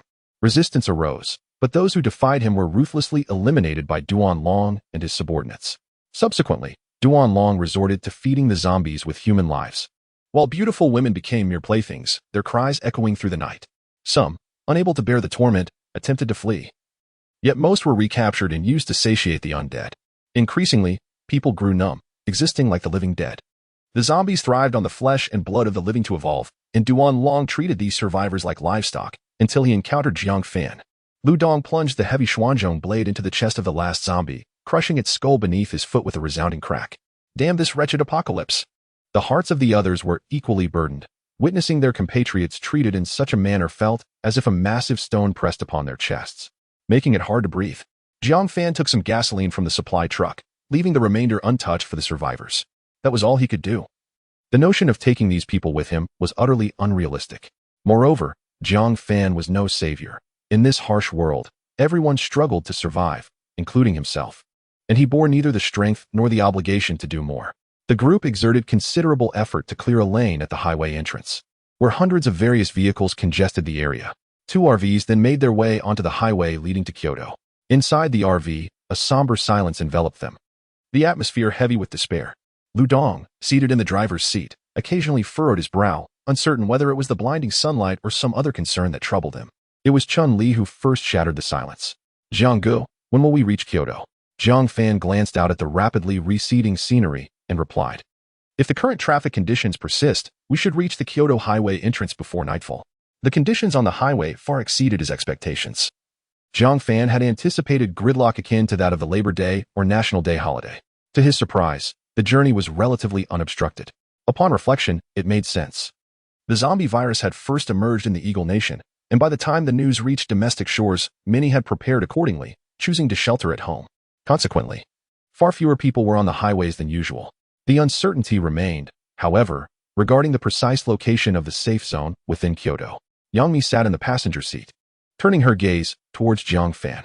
This is not difficult. The safe zone is established in connection with the Chaos Monument. We simply need to head towards it when the time comes. She smacked her forehead, realizing she had forgotten this detail. Yang Mi, once we reach the Kyoto safe zone, what are your plans? Chun Li inquired casually. Lu Dong also glanced at Yang Mi before returning his focus to driving, pretending to appear indifferent. Yang Mi remained silent, her eyes fixed on Lu Dong, until he glanced back at her, prompting her to let out a soft chuckle. Of course, I will follow you all. Wherever Lu Dong goes, I shall go. Through their time together, she had discovered that apart from being a straightforward man, Lu Dong had many admirable qualities. Not to mention he had saved her life. Most importantly, Lu Dong was Jiang Fan's brother. And who was Jiang Fan? He was the one who topped the rankings. Moreover, Jiang Fan could assist her in absorbing crystal cores. Now that she possessed a communication chip, a capability that Lu Dong had never even mentioned in their discussions. It was only beside Jiang Fan that she could enhance her strength swiftly. Lu Dong grinned widely, confidently winking at Jiang Fan in the back seat, as if to say, look at my charm. Just learn from me, and you'll be speechless. Jiang Fan paid no heed to Lu Dong. Yang Mi was a clever woman. It was not surprising that she chose to remain with Jiang Fan. The journey proceeded relatively smoothly, occasionally encountering chain collisions. Yet there were gaps through which they could barely pass. It seemed others had traversed this route and cleared some pathways. Thus, their RV was able to navigate the highway with relative ease. As they drew closer to Kyoto, the scenery began to change. Abandoned vehicles became increasingly dense, many bearing the marks of zombie attacks, with dried blood and shattered windows scattered everywhere. As dusk approached, the RV could advance no further, as a multitude of derelict cars blocked the road entirely. It appears we need to proceed on foot, Jiang Fan remarked, eyeing the large characters spelling Kyoto at the nearby highway entrance. Let us make haste. We must find a place to spend the night before it is completely dark. The group swiftly gathered their essential supplies, cautiously exiting the RV in single file. Most of the abandoned cars along the way were enveloped by dense vegetation, while some seemed to be more recent, untouched by the mutated plants. After navigating through the derelict vehicles for about 10 minutes, they finally reached the highway entrance. Through his mental perception, Jiang Fan detected a 10-story apartment building a few hundred meters away, devoid of any zombies. Was it possible that awakened individuals had cleared the area? This thought intrigued Jiang Fan, but the absence of survivors within the building raised further questions. Glancing at the sky, he noted that darkness was fast approaching. Nighttime zombies would become more agitated and sensitive. After a moment of contemplation, he resolved that they would spend the night there. Brother Jiang, you are being overly cautious. I told you it would be fine, Lu Dong said, munching on a piece of cooked food. Perhaps I have been too prudent, Jiang Fan replied with a wry smile. I perceive that you have been quite fatigued lately. You should retire early for the night. I shall keep vigil with Square Face during the first half of the night. And I will awaken you for the latter half, Lu Dong continued. Jiang Fan nodded, acknowledging that his recent sleep had indeed been insufficient. After consuming a modest meal, he and Chun-Li found a room to rest, while the others also sought repose. Only Lu Dong and Square Face remained on watch, engaged in conversation until past 2 o'clock. Outside, not a single sound disturbed the serenity. Glancing at the clock, they thought it prudent to wait a little longer before calling Jiang Fan. However, this delay would lead to significant trouble. The once tranquil building began to emit a rustling sound, reminiscent of something scraping against the walls. Meanwhile, Lu Dong and Square Face had succumbed to slumber, utterly oblivious to the subtle noises outside. Chapter 49. The sinister vines in the darkness. Deep crimson vines crept up the exterior walls of the apartment building. Upon contact with the surface, the vines swiftly unfurled into broad, flat leaves adorned with eerie patterns resembling human eyes. Before long, the entire edifice was cloaked in the foliage. And from a distance, it appeared as though countless bloodied eyes were affixed to the structure, creating an exceptionally terrifying sight. In the tranquil night, a scream shattered the silence, reverberating through the apartment. Jiang Fan was jolted awake, his body instinctively tensing as he attempted to rise from his bed, only to discover that he seemed to be ensnared by some unseen force, utterly immobilized. Bathed in the moonlight, he could faintly discern that dark red strips appeared to be coiling around him, digging painfully into his skin, though he felt no pain whatsoever, extending his mental energy. Jiang Fan finally unveiled the true nature of these bindings. They were, in fact, the tendrils of a plant. Not only were they ensnaring him, but the entirety of the building was infested with these vines, densely proliferating to the point of triggering his fear of clusters. Jianggu, what is that on you? It looks like a mass of eyes. Chun-Li, leaning against the wall, trembled slightly. She had originally risen to use the restroom, but upon her return, she caught a glimpse of Jiang Fan, who appeared to be covered in human eyes that blinked incessantly, frightening her into a scream. Stay there, don't come closer. A flash of golden light erupted as several feather blades separated from the Jiuyu shuttle, slicing toward the sinister plants. The blades were extraordinarily sharp, and after a few swift passes, they severed the vines binding Jiang Fan. The severed tendrils oozed dark red viscous fluid, and to his horror, the cut ends began to regenerate at an alarming rate, extending over half a meter in the blink of an eye. Moreover, the previously tranquil vines commenced a violent writhing, resembling venomous serpents entangled in chaos. Alarmed, Jiang Fan realized the malevolence of these vines, summoning his strength. He broke free from their grasp and attempted to distance himself from the source of danger. Yet, the moment he moved, he discovered that his legs felt utterly foreign, as if they no longer belonged to him, and below his chest, he had lost all sensation. With a thud, he collapsed to the ground. Seeing Jiang Fan tumble from the bed, Chun-Li rushed to his side, momentarily disregarding his plea for her to remain back. Jianggu, what's wrong? It seems this plant has paralyzing effects. I cannot move my legs. Jiang Fan, gazing at the thrashing vines with rising anxiety, clutched his thighs in a desperate attempt to shift his body, but to little avail. The tendrils creeping in from the window appeared to have lost their patience. They coiled like snakes, rapidly lashing out towards Jiang Fan and Chun-Li. 6 feather blades whirled, weaving a golden protective net before them, colliding with the striking vines, producing a series of crackling sounds and splattering dark red viscous droplets. The blades, razor-sharp, severed the vines upon contact, yet the cut ends would swiftly regenerate, continuing their relentless assault. A slender vine pierced through the defenses of the feather blade, striking directly against Jiang Fan's arm. The vine, adorned with tiny barbs, instantaneously penetrated his skin and then unfurled its broad leaves, intent on enveloping his entire arm. A tingling sensation coursed through his arm, akin to a fleeting electric shock, followed by an unsettling numbness that rendered the limb partially uncontrollable. Alarm surged within Jiang Fan. He hastily commanded the feather blade to sever the vine and tear away the leaves, only to discover a large patch of his arm had swollen and turned red. As the feather blade gradually succumbed to adversity, Chun-Li, summoning an unexpected surge of strength, lifted Jiang Fan with determination and staggered towards the exit. In that moment, her sole conviction was to carry Jiang Fan away from the terrifying vines. Upon exiting the room, Chun-Li set Jiang Fan down, only to realize that the narrow corridor of the apartment was also infested with vines, albeit less densely than within the room.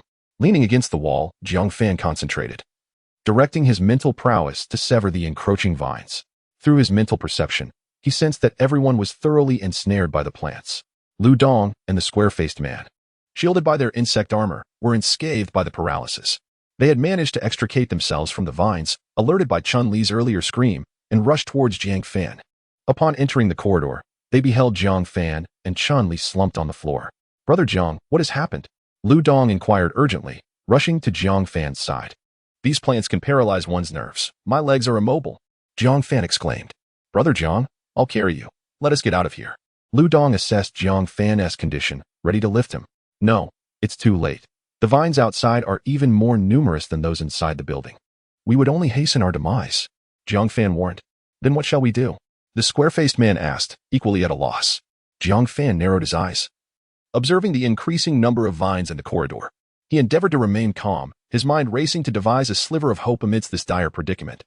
Through his mental faculties, he sought the roots of the vines, only to discover that all the vines seemed to emanate from a singular direction. Could it be that all these vines belonged to a single plant? The thought sent shivers down his spine.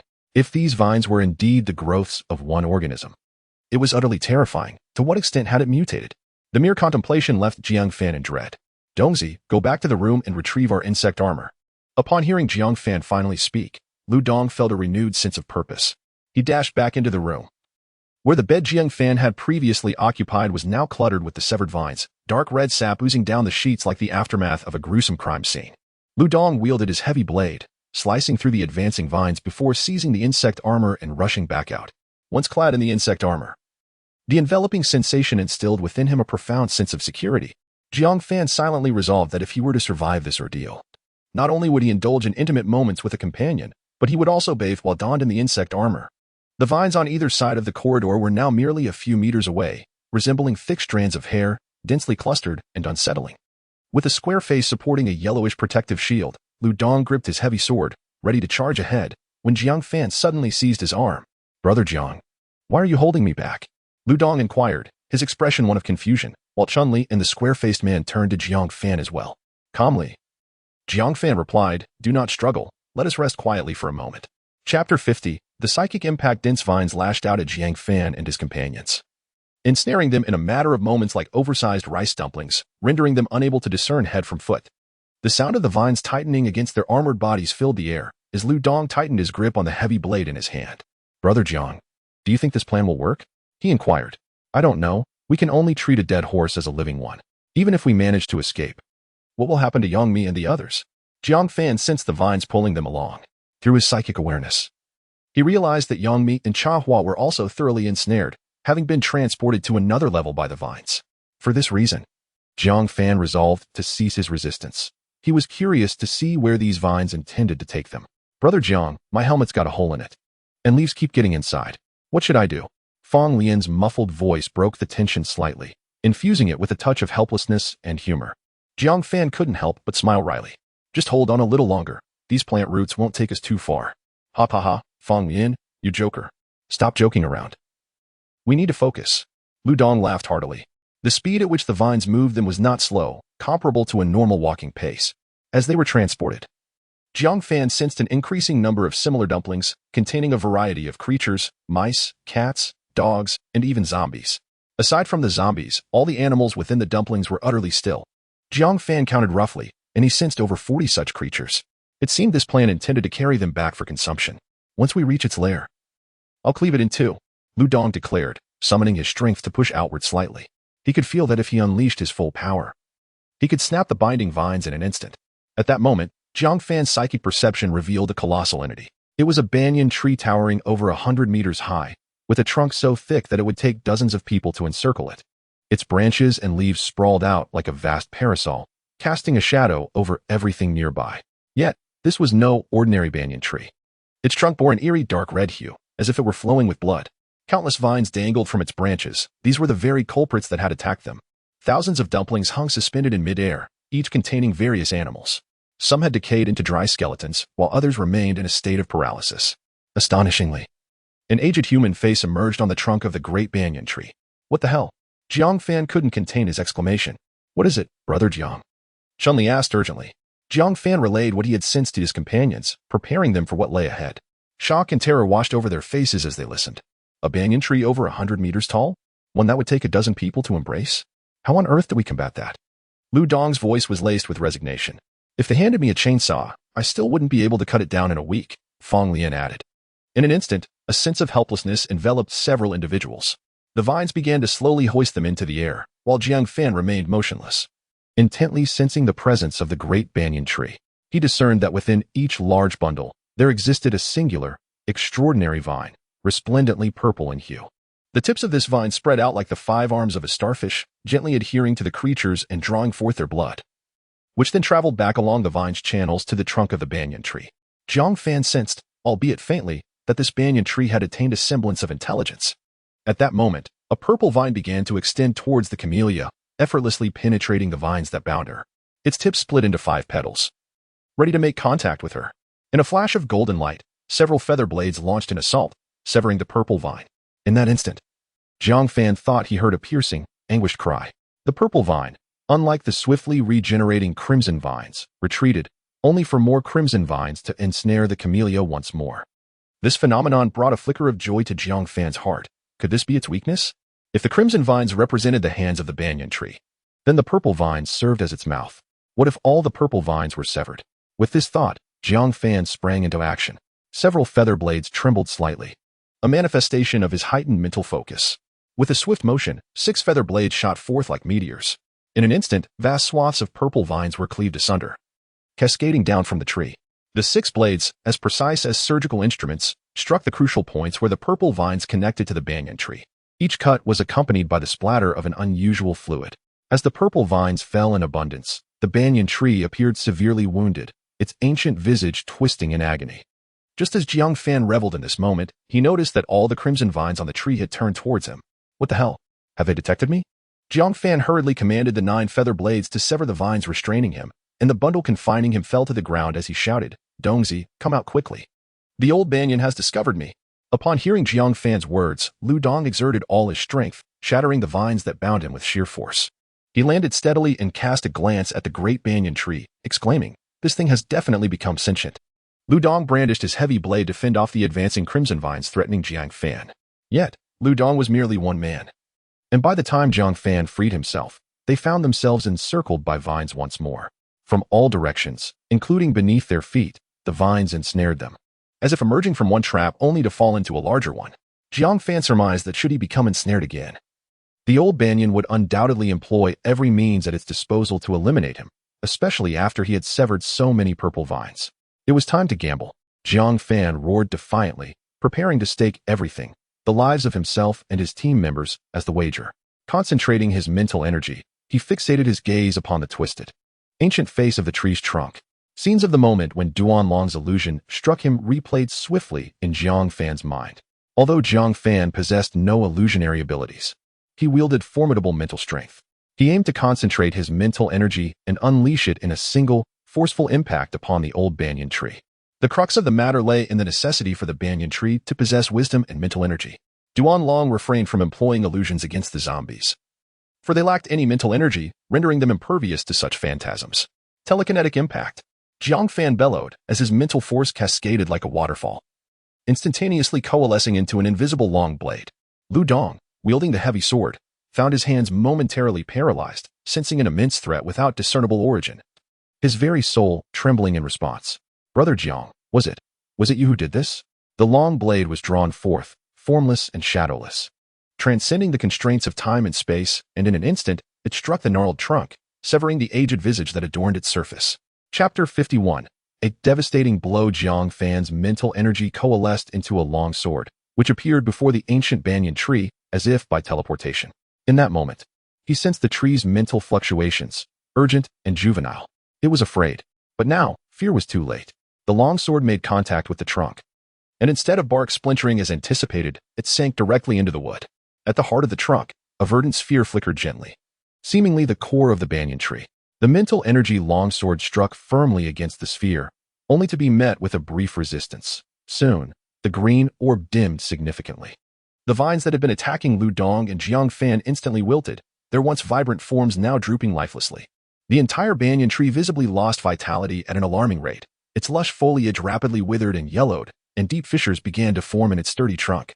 Numerous vines dried up swiftly, and the fallen bundles from the tree plummeted to the ground. Yet, the green orb erupted again with a brilliance even more dazzling than before, casting a radiant green light throughout the trunk. Clearly, the ancient banyan was fighting back with all its might. The mental energy longsword continued its assault, the green orb fiercely resisting, with both sides rapidly depleting. The long sword began to shatter, and the orb gradually dimmed in response. Sweat beaded on Jiang Fan's forehead as he gasped for breath, summoning all his mental power left him utterly drained. Unlike previous instances where he had drawn upon his mental force to control the nine-feather shuttle, this time he transformed his mental energy into a weapon, directly clashing with the tree's mental force. This brought upon him a tremendous backlash, not only leaving him dazed from mental exhaustion, but also causing each collision of energies to feel like countless steel needles piercing his brain, sending waves of unbearable pain through his head. Seeing the attacking vines wither and dry up, Lu Dong was momentarily stunned. He turned to Jiang Fan, who sat trembling on the ground, on the verge of collapse. Realizing that Jiang Fan must have paid a tremendous price to injure the banyan tree, he quickly crouched down to support him and anxiously asked, "Brother Jiang, how are you?" Jiang Fan's face was as pale as paper, his lips devoid of color, and beads of sweat streamed down his forehead. His gaze was somewhat unfocused. He opened his mouth but could only manage a faint whisper, "I am fine. First, rescue the others." Lu Dong glanced around at the wilting vines but did not leave, fearing for Jiang Fan's safety. Jiang Fan took a deep breath and weakly urged, "Hurry. The banyan tree is at its last gasp. Its condition is far worse than mine, and it won't recover in a short time." Lu Dong looked at Jiang Fan and then took up the Xuanzhong blade to rescue the others. After several minutes, everyone had been freed. But apart from Chun-Li and the square-faced individual, the rest were unable to move, paralyzed by the vines. Under the moonlight, Chun-Li gazed at the weakened Jiang Fan, her eyes instantly reddening. With a thought, 3 shadows rose from beneath the others. "Brother Jiang, give me the shotgun. I will shatter this demon tree." Although Jiang Fan believed that firearms would not inflict significant damage upon the ancient banyan tree, he nonetheless retrieved several shotguns from his spatial ring. 3 shadowy figures advanced, seizing the shotguns and charging towards the venerable tree. Bang, bang, bang. The relentless gunfire echoed as bullets struck the aged bark, causing splintered fragments to scatter and carving a basin-sized crater into the trunk. However, such damage was but a mere drop in the bucket against a tree of such colossal stature, requiring dozens of people to encircle its trunk. Observing the situation, Lu Dong, wielding a heavy sword, also attempted to step forward. "Don't go. This banyan tree is far too immense. You cannot inflict any real harm on it. Ningxue, can you still utilize your abilities? Help me recover from my injuries." Upon hearing Jiang Fan's words, Lu Dong glanced at the towering banyan tree, halting his steps. An unwilling expression etched upon his face. He gripped his heavy sword tightly, its blade glinting coldly under the moonlight, yearning to unleash a flurry of strikes upon the enchanted tree. Yet, Lu Dong understood the truth in Jiang Fan's words, with their current means of attack. Attempting to shake this ancient banyan was akin to an ant attempting to uproot a tree. Fang Ningxue nodded slightly, straining to extend her hand towards Jiang Fan, but her body remained paralyzed, rendering her incapable. Ultimately, with Chun-Li's assistance, she managed to place her hand upon Jiang Fan's back. Her palm radiated a soft, white luminescence, and a warm current flowed through Jiang Fan's back, permeating his entire being. Jiang Fan sensed the numbness ebbing away, and the piercing pain in his head subsided significantly. Feeling revitalized, he gestured for Fang Ningxue to cease her healing. "Ningxue, focus on recovering yourself first, then assist others." Fang Ningxue nodded in agreement. Jiang Fan withdrew a second-tier crystal nucleus from his spatial ring, disregarding any concerns of waste as he began to absorb its energy. The blue essence flowed like silken ribbons towards his forehead, entering his mind. Moments later, Jiang Fan exhaled deeply, his gaze sharpening once more. At that moment, his mental energy surged to a state of fullness, though the previous exertion had left his mind somewhat clouded. Gritting his teeth, he concentrated his mental force, preparing to coalesce it into a spiritual blade, aware that using such a technique might plunge him into unconsciousness. Suddenly, a faint mental wave emanated from the ancient banyan tree. "No, please, do not harm me." This delicate wave was strikingly weak, reminiscent of a child's voice. Jiang Fan was momentarily taken aback. What was happening? A tree was pleading for mercy? Before he could react, the intermittent mental wave continued. "No, do not harm me. I can offer you something good." In an instant, Jiang Fan experienced an illusion, perceiving not the banyan tree, but rather a child learning to speak, the tone filled with fear and helplessness. The tender timbre starkly contrasted with the age-old and enigmatic tree, stirring a flicker of hesitation within Jiang Fan's heart. He halted the gathering of his mental energy, intent on discerning the tree's intentions. A minuscule amount of mental force slowly extended towards the green aura of the banyan tree, attempting to convey his thoughts, and surprisingly, the connection was remarkably smooth. "What treasures do you possess? Should I find myself dissatisfied, I shall not hesitate to bring about your demise today." As Jiang Fan transmitted this message, he sensed a violent tremor from the green orb, as though it had been startled by his threat. Immediately, a tumultuous and urgent emotion surged back, accompanied by some indistinct images and information, reminiscent of a child striving to articulate a matter in a state of panic, yet failing to convey it due to nervousness. Jiang Fan focused his mind, endeavoring to untangle the chaotic information. He beheld some peculiar sights. Vast expanses of deep crimson vines dragged glutinous rice dumplings toward the ancient banyan tree from afar, while purple tendrils siphoned the blood from the dumplings into the trunk, which transformed it into nourishment. A small portion fortified its own form, while the majority was transported to the top of the trunk, where 3 vividly red fruits coalesced, sparkling under the sunlight and emanating an alluring energy. Chapter 52. The simple-hearted old banyan tree. A deep crimson vine gradually extended towards Jiang Fan, its leaves unfurling to reveal 2 red fruits nestled within. The fruits lay quietly upon the leaves, resembling 2 exquisite rubies, unlike any fruit Jiang Fan had previously encountered. These 2 were merely the size of a fist, yet, upon catching a whiff of their intoxicating aroma, a shiver coursed through him, reminiscent of his first encounter with the energy of a crystal core. Merely inhaling their fragrance was enough to send him into a state of bliss. These fruits were undoubtedly treasures of rare value. Ludong, brimming with excitement, moved closer to the 2 fruits and inhaled deeply, nearly drooling at the sight. Chun-Li and Squareface also gazed in their direction, their eyes filled with longing. What does this old banyan tree mean? Is it truly offering us a gift? Could there be some ulterior motive? Squareface strained to savor the sweet scent wafting through the air. What do you know? The old banyan tree has been subdued by Brother Jiang. This is compensation for us. Ha ha ha. Ludong laughed heartily, oblivious to any concerns. Jiang Fan carefully reached out to grasp one of the fruits, feeling its cool, soft surface. It seemed that with the slightest pressure, it would easily rupture. Cradling the fruit in his palm, he examined it closely. The skin displayed a profound and mysterious shade of red, as if meticulously painted with fresh blood, interwoven with faint golden veins that shimmered tantalizingly, exuding an indescribable aura of mystery. Closing his eyes to attune to its energy, he sensed a gentle flow emanating from the fruit, markedly different from the violent energy of a crystal core. This was exceedingly soothing. He was convinced that the fruit posed no danger. Brother Jiang, how about letting me have a taste? I could sacrifice myself and play the role of Shin Gnome. Ludong said, licking his lips. Your intentions are so transparent that even my grandmother could hear them. Squareface scoffed at Ludong. Their banter elicited laughter from the others. Flower, with her sparkling eyes brimming with desire, chimed in, Brother Jiang, I don't want to eat the fruit. Just save the seeds for me afterward. Flower's words sparked a realization in Jiang Fan. These fruits were indeed remarkable. If Flower could cultivate them in the future, they would become a strategic and rare resource. With a flick of his hand, he stored the 2 fruits in his spatial ring and continued to communicate with the old banyan tree through his mental energy. I see 3 fruits. Why have you only given me 2? You are not being forthright. And no, that fruit is not yet ripe. It cannot be eaten. The old banyan tree conveyed in fragmented thoughts. Don't attempt to deceive me. Be wary, or I shall sever you. Jiang Fan warned. Please, don't. I will show you. The top of the trunk cracked open slightly, revealing another fruit hidden within.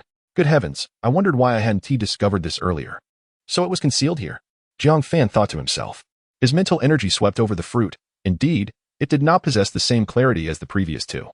Its color less vibrant.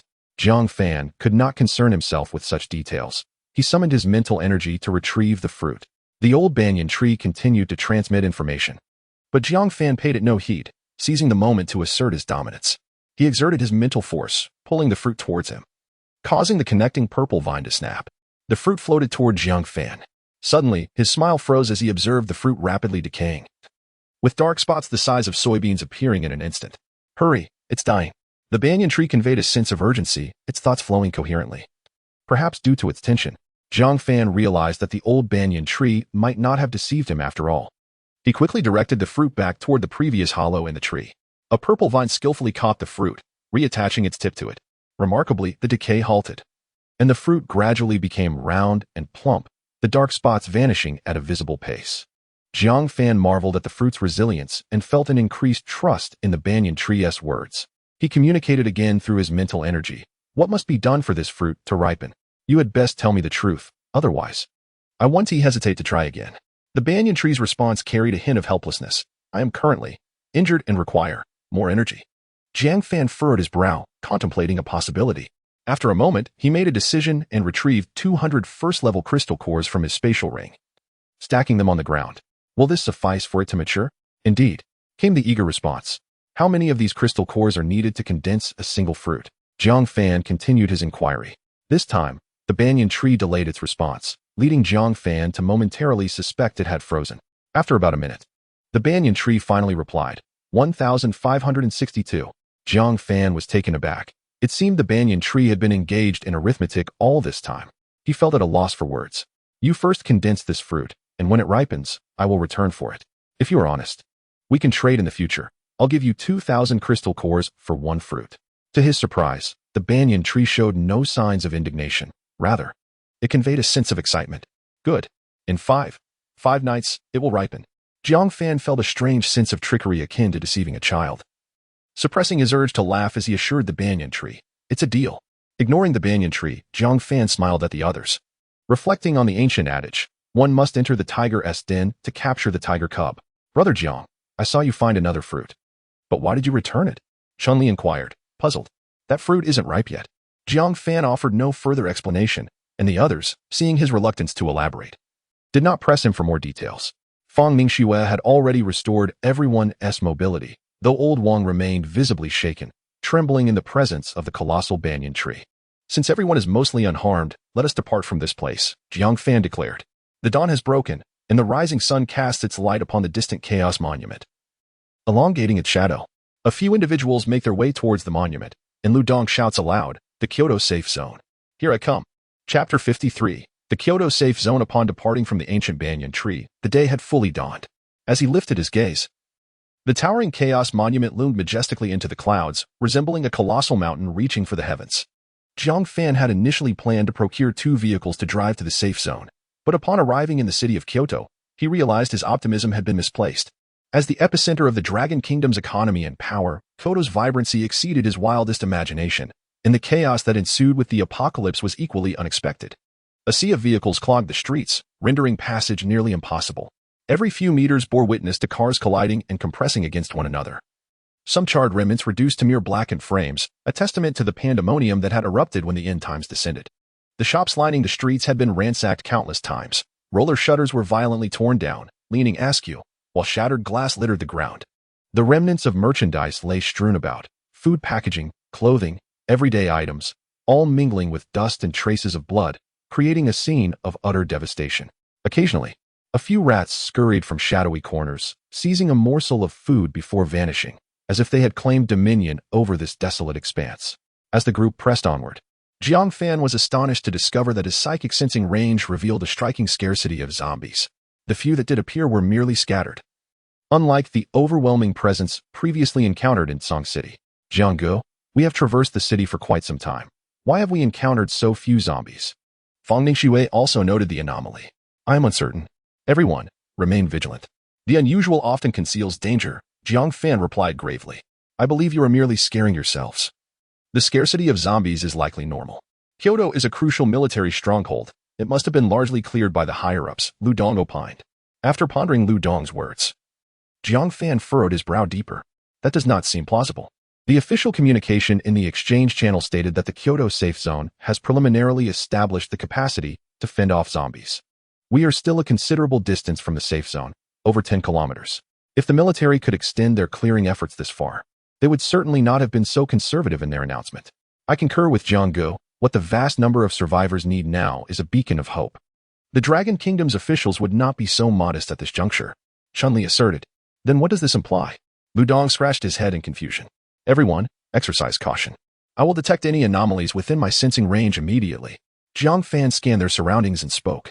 The group continued their journey, each member now more vigilant than before. An eerie silence enveloped them, punctuated only by the sound of their footsteps echoing down the desolate streets.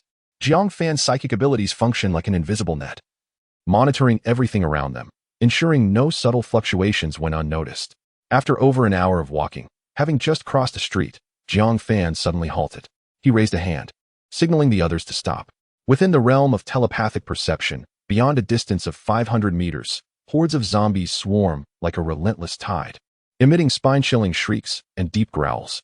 These grotesque beings exhibit a variety of forms. Some are missing limbs, dragging their decayed bodies forward with great difficulty. Others are contorted and misshapen, as if ravaged by explosions. Still others are adorned with tattered clothing and dried bloodstains, exuding a nauseating stench. The number of zombies within the range of perception exceeds 2,000. By heavens, why are they all congregated together?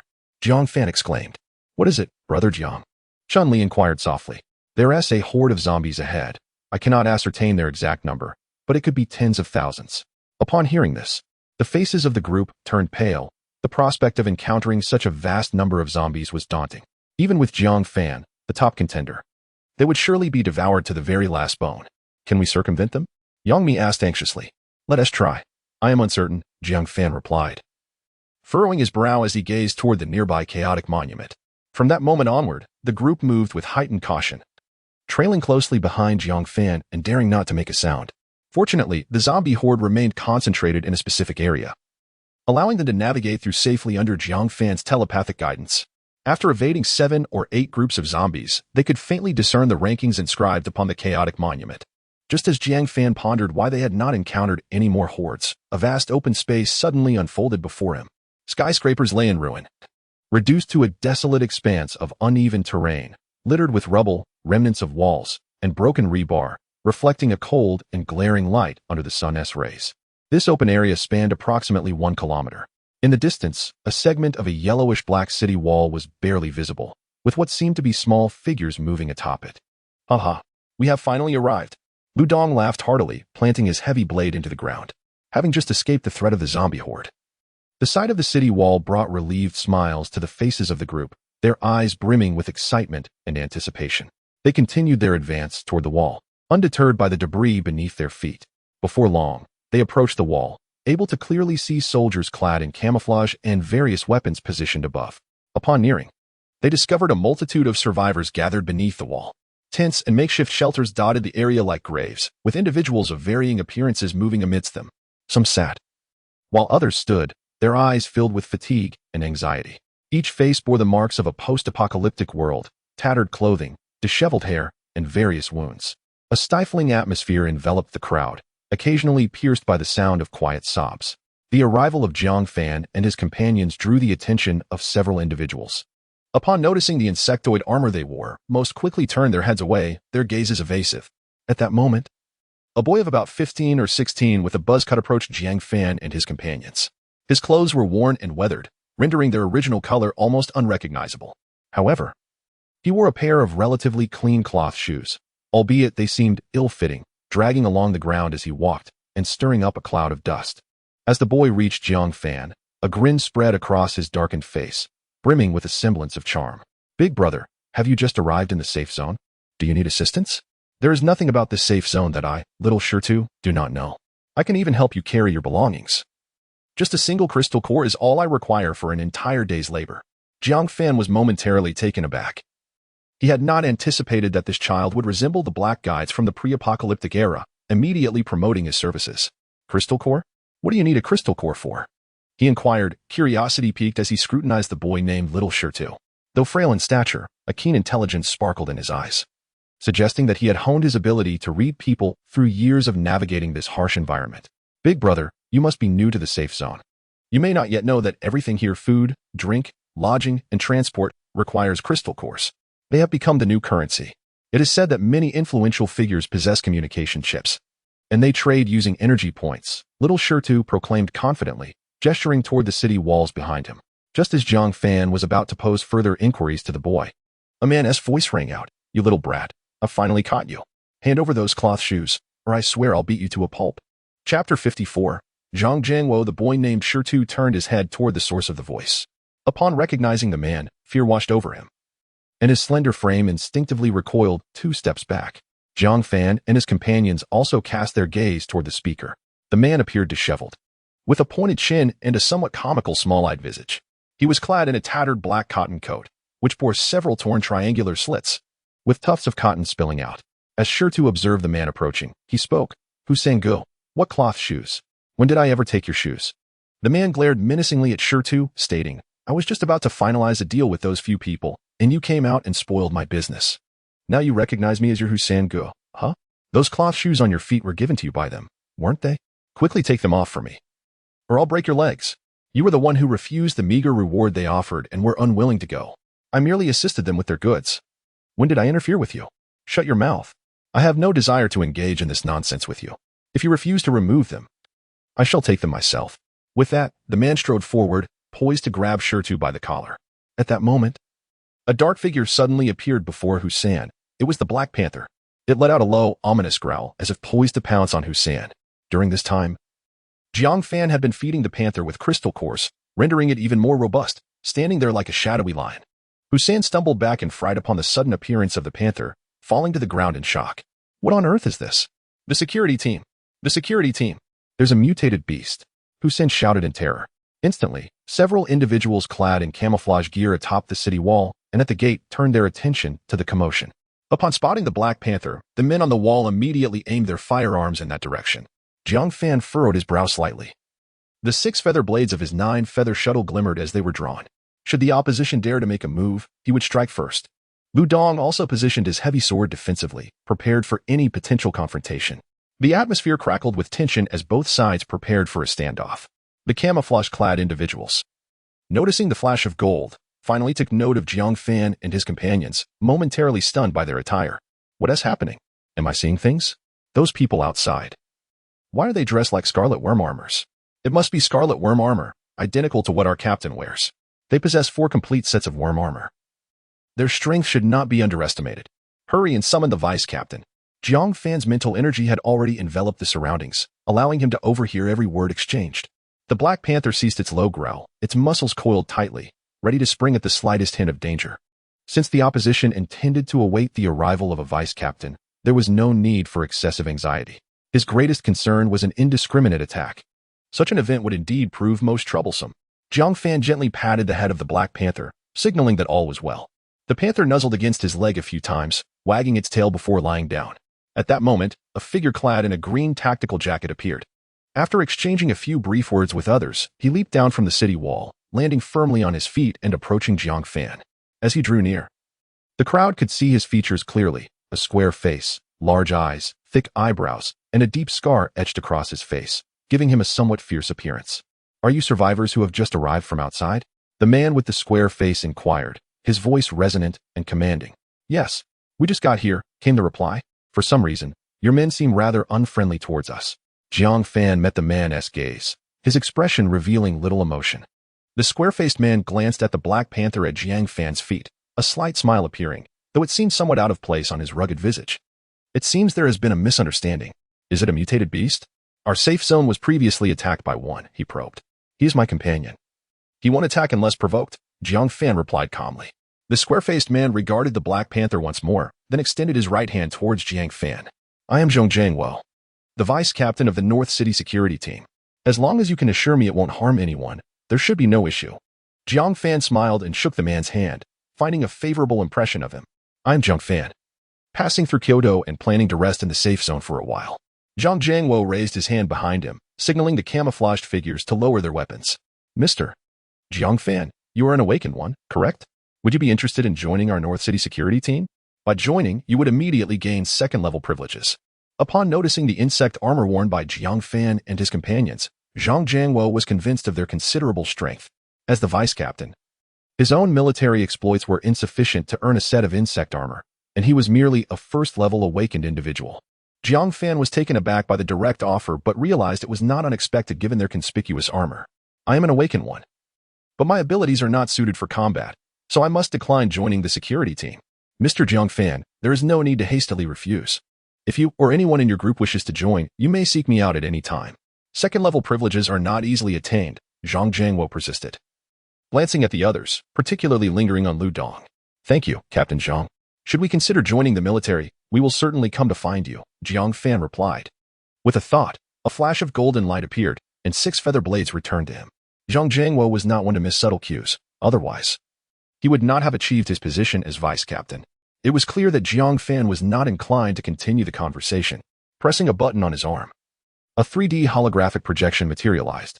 Since that is the case, I will not press further. Mr. Jiang, let us exchange contact information for future communications. Jiang Fan harbored the desire to add the other party's contact information, yet he was reluctant to reveal his identity as the top achiever. For a moment, he found himself at a loss for words. Observing this, Lu Dong, standing nearby, produced his communication chip and remarked, "Our boss doesn't possess a communication chip. He is rather averse to these implanted devices. You may add mine instead." Jiang Fan glanced at Lu Dong, internally marveling at how sometimes the lad could be rather foolish. Yet at other times, his reactions were remarkably swift. Zhang Jiangwo, with a look of skepticism, called out to Lu Dong, and upon seeing Lu Dong's name, he displayed an expression of disbelief. You are the Strength King? Chapter 55, The Registry. Are you the formidable Li Wang? The one who ranked 10th on the gold list? Zhang Jiangwo could scarcely believe that the person before him was indeed a renowned individual from the list. He turned to glance at the Chaos Steel, hoping to find Li Wang's name inscribed there. However, to his dismay, the 10th position had already been claimed by another, leaving him feeling somewhat awkward. Ha ha, I am indeed Li Wang. I never anticipated that Captain Zhang had heard of my name, Lu Dong said with a broad grin, revealing his signature bright white teeth. I can ascend the gold list at any time. It's just that I have been rather occupied lately. Ah? You can ascend at any moment? Zhang Jiangwo mused, having not found Lu Dong's name on the steel. He had assumed that Lu Dong had reached a plateau in his evolution, allowing others to surpass him.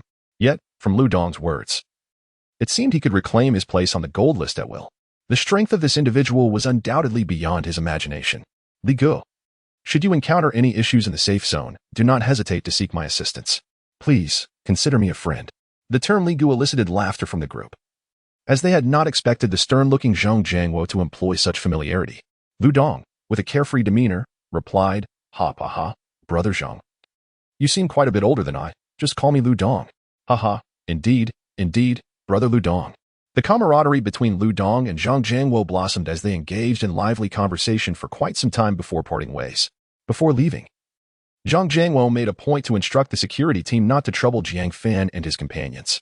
Goodness, one might think you two are brothers, Fang Lian teased. Lu Dong smirked and retorted, "Jealousy can make one's face transform, but I am the one who has graced the gold list. Why are you sulking?" His words left Fang Lian momentarily speechless. With a resentful glance at Lu Dong, he turned towards Jiang Fan, who was amusedly observing their banter. Realizing Fang Lian's gaze was directed at him, Jiang Fan thought, "Goodness, he is looking to me." Reluctantly, he said, "Once we settle in, I will assist you in absorbing the crystal course, striving to elevate you to level 2 as soon as possible." Fang Lian's face lit up with joy, and he was surprised to see that the other women were also eager, seemingly preparing to voice their thoughts. Jiang Fan quickly interjected, "Little Shirtu, lead the way. Let us proceed into the safe zone." As he spoke, he tossed a crystal core to him, which Shirtu caught with both hands, his face alight with excitement. "Thank you, big brother. Thank you." The group made their way towards the city gate, leaving behind a visibly terrified Hussein. From the moment Zhang Jiangwo arrived, he had sensed that these individuals were anything but ordinary. Later, he had not dared utter a word, fearful of incurring their wrath. Upon reaching the city gate, 4 or 5 guards in camouflage uniforms stood respectfully, conducting no checks or inquiries. Jiang Fan observed that the city wall was quite extraordinary, showing no signs of human construction. It appeared to be a single, cohesive structure. Towering over 10 meters high and 4 to 5 meters thick, it was predominantly a dusty yellow, stretching endlessly to the horizon. "Little Shirtu, do you know how the city wall was constructed?" "Of course. I am from the capital, and I witnessed its construction from afar," Shirtu replied, brimming with enthusiasm. At that time, the military summoned all the Earth-affiliated supernatural beings in Kyoto, gathering over 100 individuals. Together, they toiled for 7 days and nights to erect the city walls, long before the emergence of the Chaos Monument. Springley could not help but inquire, was the area outside the city already in ruins prior to the appearance of the Chaos Monument? Once, it had been filled with towering buildings. But after several waves of zombie hordes, those structures were reduced to rubble by various artillery strikes, and fighter jets were deployed multiple times. Speaking of fighter jets, Shirtu wore a look of pride. Passing through the city gate, they encountered an expanse of open land, with patches of green vegetation sprouting in some areas. Men and women were busily engaged in various tasks, while fully armed soldiers in camouflage uniforms patrolled the vicinity. Through Shita's narration, they learned that this was a military planned cultivation zone. The safety zone laboratory had discovered several mutated plants that grew at an astonishing rate, bearing fruits with peculiar effects, all of which remained unaffected by the red rain. Jiang Fan had heard of the cultivation zone before, but was unaware of the specific uses of these fruits. After walking for about 10 minutes, they finally arrived at the central area of the safety zone. Little Shirtu first led them to the registration office.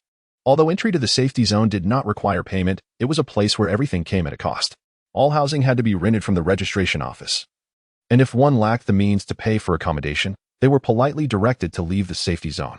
The regulation stipulated that survivors without legal residence must vacate the city after 8 p.m. or risk being permanently blacklisted. While this policy significantly incentivized survivors to work and enlist in the military, it posed a dire challenge for those unable to labor. Fortunately, there had yet to be a formidable horde of zombies capable of breaching the city walls. You may be young, but you should be able to engage in some cultivation or light work, right? Why do you reside outside? Young me asked, puzzled. I would like to work. But those leeches at the registration office won't give me a chance. Sure exclaimed in frustration, his voice rising.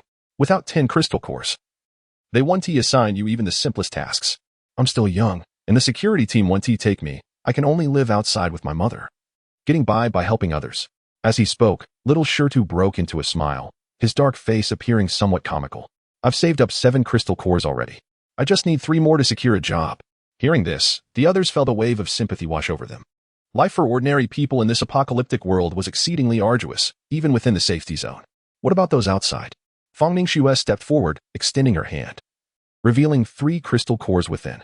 Little Shirtu, let me help you with the remaining cores, and you can start working today. Jiang Fan was not surprised by Fangning Xue's gesture. He merely stood quietly by, knowing that a few crystal cores were but a trifling matter to him, as he had over 2,000 in his space ring. Moreover, what he distributed was rightfully theirs, and he would not interfere with how his teammates chose to utilize their resources.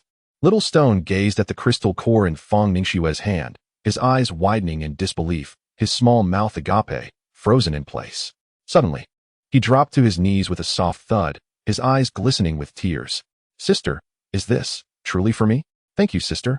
With these 3 crystal cores, I can change jobs, and then I can earn money to pay for my mother's medical treatment. Fangning Xue gently stroked Little Stone's head, her gaze tender as flowing water. Taking good care of your mother is the best way to repay your sister. Yangmi and Chunli exchanged warm smiles. Though Chunli contemplated giving Little Stone more crystal cores, she ultimately decided against it. If they could assist one Little Stone, what about the others? The group approached the registration desk, observing Little Stone's excitement, and Jiang Fan resolved to let him change jobs first. Little Stone scurried over to a plump woman, whispering something to her. She wore a dark gray uniform coat, emblazoned with the words Kodo Safe Zone. After a few exchanged words, it seemed a disagreement had arisen between them. The stout woman furrowed her brow, her facial flab quivering with her expression, her eyes filled with impatience and disdain. Raising her voice, she barked, "You little brat. What does it matter to me if your mother is dying?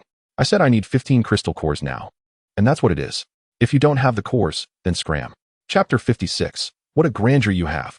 Dear Sister Fat, please have mercy and grant me a job in exchange for just 10 crystal cores. I have saved these for half a month. Stone implored, clasping his hands together in desperation. Who do you think you are, calling me Sister Fat? You wretched child without a father. The overweight woman glared, raising her hand to strike Stone. Slap. The crisp sound of a slap echoed, but the hand did not land on Stone's face. Instead, a vivid red imprint appeared on the woman's cheek, leaving her dazed and stunned, her head buzzing from the sudden blow. She stared wide-eyed, incredulously at the stranger who had emerged seemingly from nowhere. You dare strike me? How dare you? The overweight woman shrieked in outrage, her voice sharp and piercing, her flesh quivering with fury. Am I to simply stand by while you harm my brother? Fangning Xue retorted, pulling Stone behind her, her gaze unwavering as she met the woman's fury head-on. As a public servant of the safe zone, you audaciously accept bribes and resort to violence. What is wrong with me striking you? Fangning Xue's argument left the woman momentarily speechless, flummoxed by the audacity of the accusation. You lie. When did I ever take his crystal course?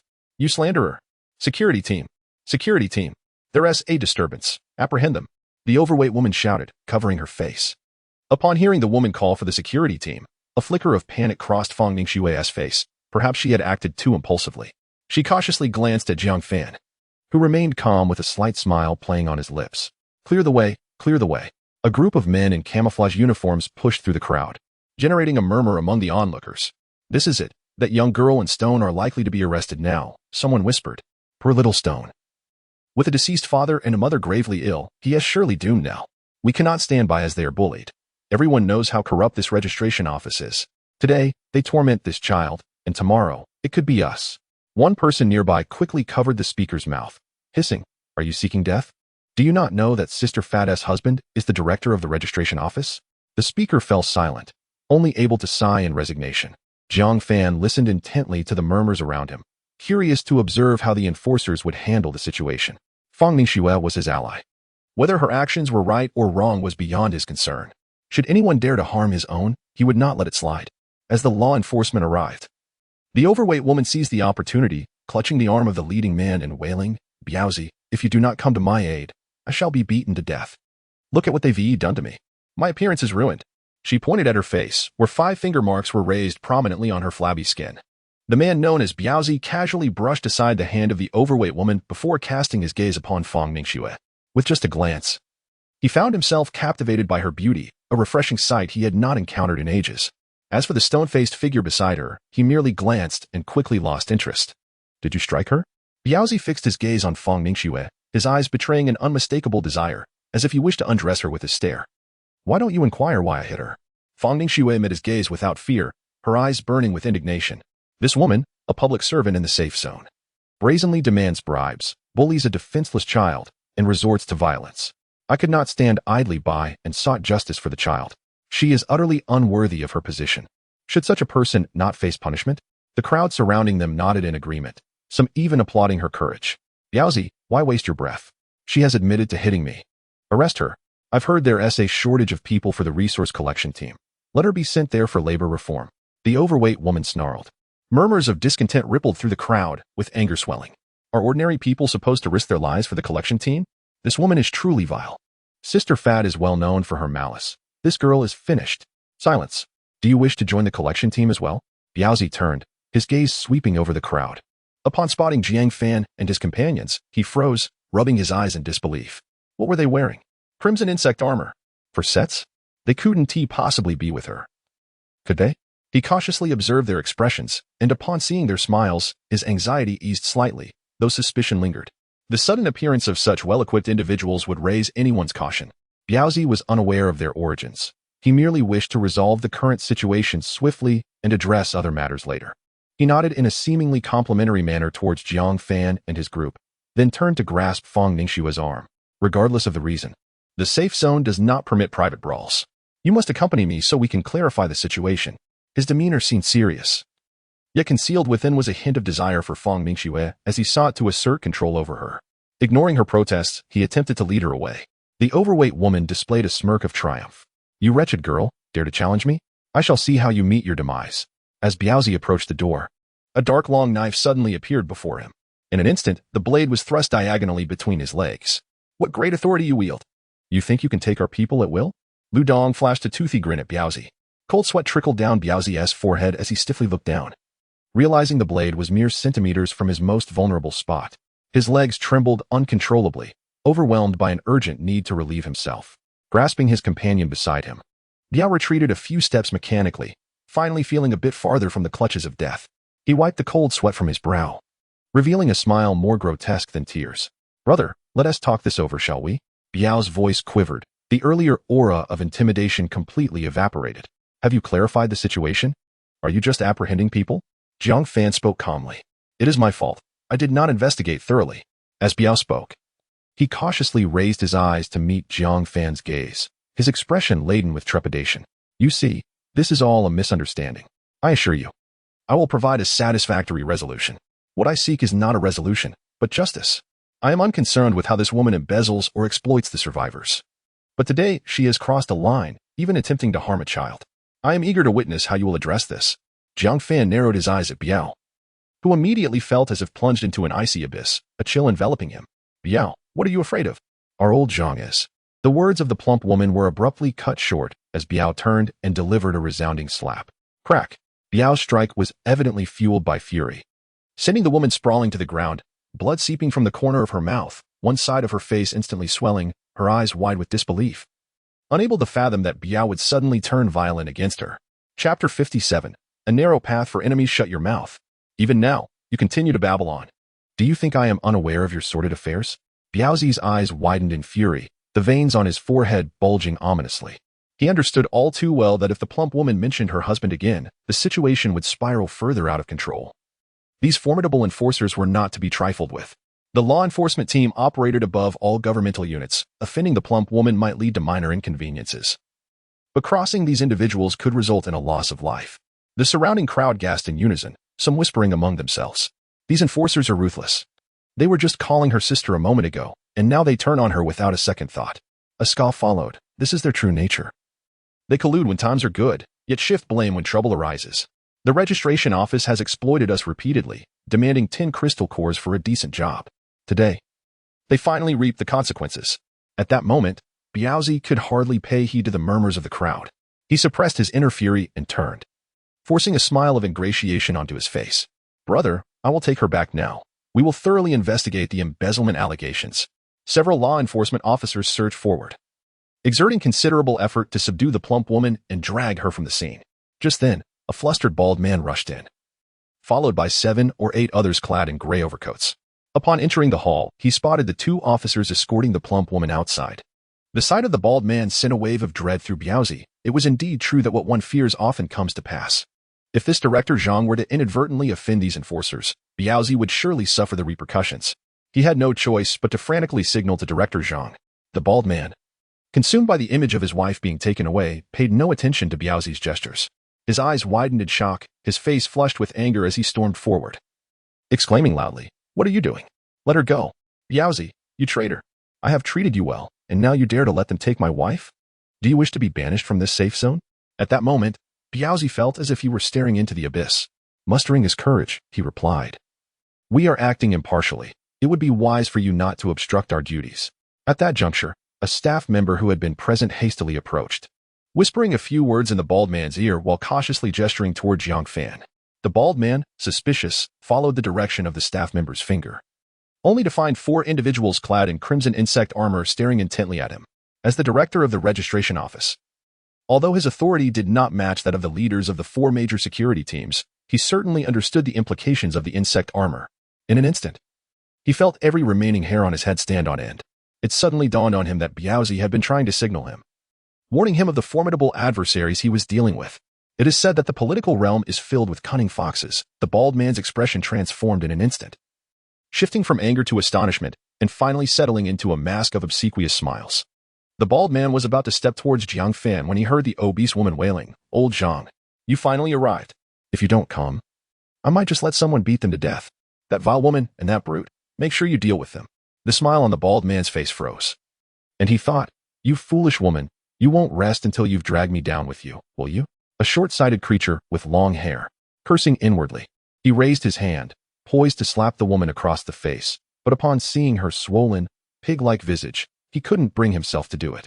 He shot her a fierce glare and coldly commanded, "Shut up." At that moment, even the dim-witted woman realized something was amiss. First it was the brute, and now her own man was acting this way. Could the other party truly be a person of considerable stature? She sheepishly closed her mouth and instinctively backed away. Subsequently, the bald man feigned an inquiry into the situation and solemnly confirmed the woman's acceptance of bribes. The woman remained silent, allowing the brute and the law enforcement officers to escort her away. After dispersing the onlookers, he approached Jiang Fan with an obsequious demeanor. "Esteemed guests, our staff has committed this egregious act under the guise of their positions.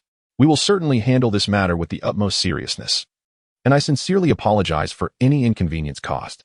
Jiang Fan had initially intended to rest briefly in the safety zone of Kyoto before departing, and the corruption here was of no concern to him. He regarded the man with an indifferent expression. "Is it possible to arrange a position for that boy?" "Certainly. I can assign him the role of logistics clerk for material registration. How does that sound?" Jiang Fan did not respond but instead turned to Stone, whose expression revealed his satisfaction with the offer. "Also, help me find a place that can accommodate 10 people. The rent can be a bit steep." Upon hearing this, the bald man thought, renting a house. It seemed these individuals were not of high status, and he felt a bit more at ease.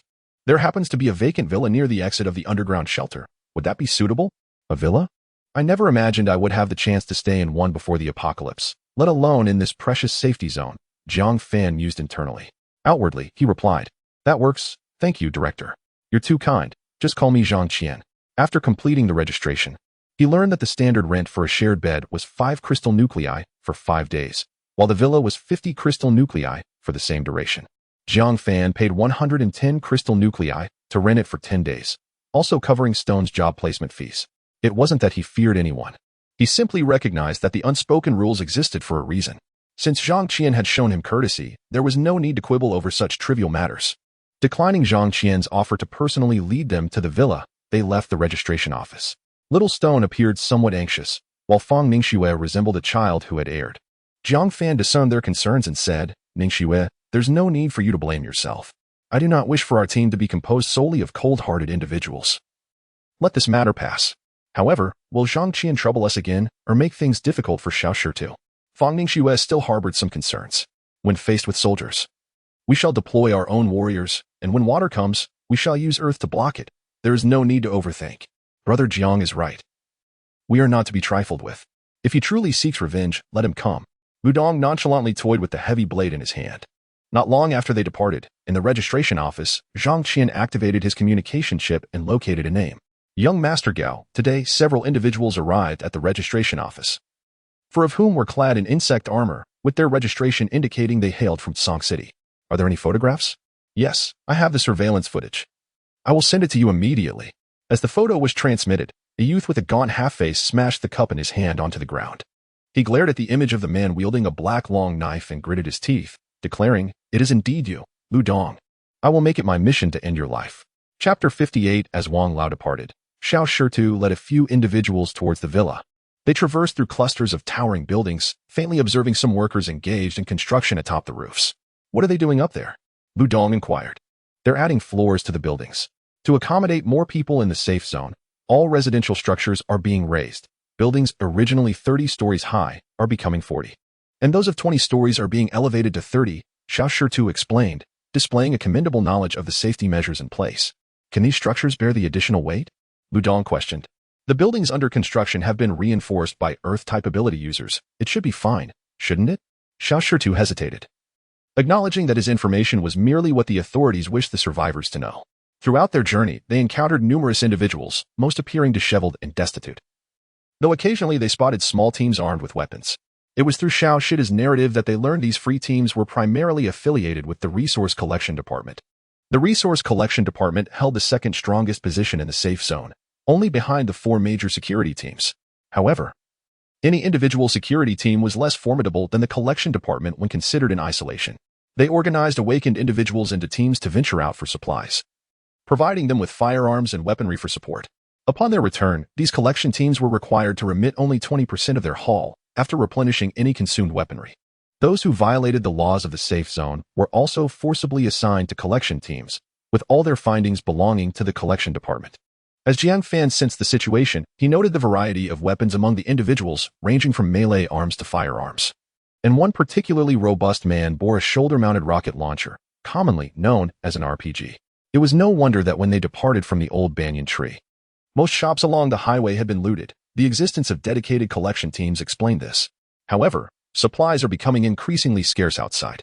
Recently, I've seen many collection teams returning empty-handed or with only a few meager items, Xiao Shi continued. This predicament was inevitable, as the continuous outings of collection teams had already depleted the easily accessible resources. Supermarkets, warehouses, and even residential homes had been thoroughly searched. Additionally, the activity range of zombies and mutated creatures seemed to be expanding, severely hindering the operations of collection teams and significantly increasing the difficulty of acquiring supplies. After more than 20 minutes of walking, they finally arrived at their rented accommodation, a standalone villa with 4 floors above ground and 2 below. The interior was well equipped, featuring amenities such as a gym and a game room. However, due to limited power supply in the safe zone, the villa was restricted to a daily usage of 10 kilowatt-hours. Fang Ningxue and Chawa sprawled across the spacious leather sofa, their lovely legs casually intertwined. This feels wonderful, Fang Ningxue exclaimed, gently massaging her calves to alleviate the soreness from their arduous journey. Indeed, it has been a long time since I've felt this relaxed, Chawa agreed.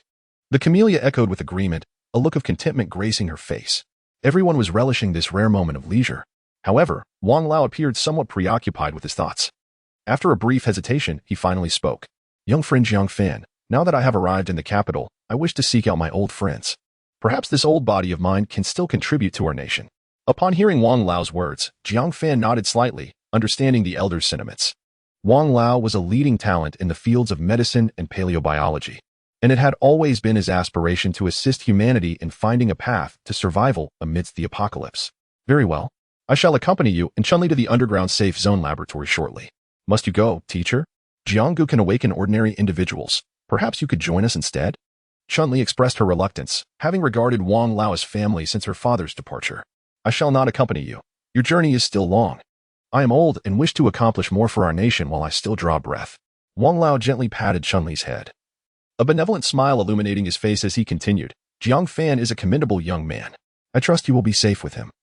And I shall keep your matters confidential. Chun-Li's eyes instantly glistened with unshed tears. She opened her mouth to speak, yet the words faltered on her lips.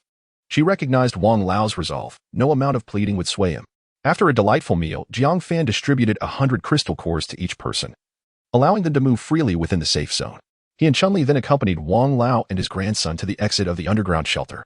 In truth, the true core of the Kyoto safe zone lay within the underground sanctuary, where various resources, technological expertise, and crucial documents were amassed. Guided by Shi, they soon arrived at the entrance of the underground shelter. There stood a formidable metal door, flanked by an array of advanced security devices and defensive installations, with squads of fully armed soldiers patrolling vigilantly. A soldier halted their progress, scanning the three of them with a device resembling a temperature gun. Your clearance is insufficient. Level 3 access required. Please depart. The soldier spoke calmly, oblivious to the astonishment of others at the sight of the insectoid armor. I am Wang Yunxing. Please inform the laboratory and see if anyone there recognizes me. The soldier, having gleaned Wang Lao's identity from the recent scan, recalled the elder's image and significant contributions to scientific research from the military database. After a moment's hesitation, he relayed the situation to the command center via intercom. In merely a few minutes, the heavy metal door swung open, and an elderly man in glasses and a lab coat emerged with great urgency. Upon seeing Wang Lao, his face illuminated with surprise and excitement. He stepped forward and grasped Wang Lao's hand. Old Wang, I thought I would never see you again. It is truly wonderful to see you. The visitor's voice trembled, his eyes already moist with emotion. Indeed, it is splendid. I owe it all to these two young friends. Otherwise, I fear I would have long since perished. Wang Lao was also quite excited, the hands of the two elderly men tightly clasped together. After a brief exchange of pleasantries, Jiang Fan learned that the visitor was named Zhang Dezhong, the head of the laboratory. The elder expressed profound gratitude for Jiang Fan's care of Wang Lao during their journey and promised to facilitate Jiang Fan's entry into the laboratory. However, Jiang Fan had little interest in this offer. Ultimately, Zhang Dezhong suggested elevating his privileges to level 3, but Jiang Fan paid it no heed. After bidding farewell to Wang Lao, Jiang Fan instructed Shi to escort them to the trading center in the safe zone. This was the very place Jiang Fan had long yearned for, as his purpose for coming to the safe zone was not for leisure but to find ways to continue enhancing his strength.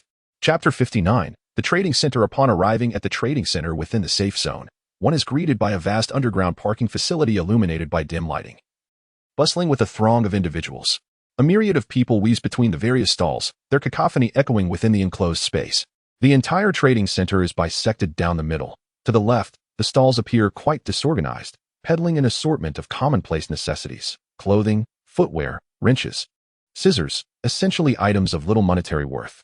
Conversely, the stalls on the right exhibit a more orderly presentation, showcasing a variety of food items, peculiar fruits, and plants.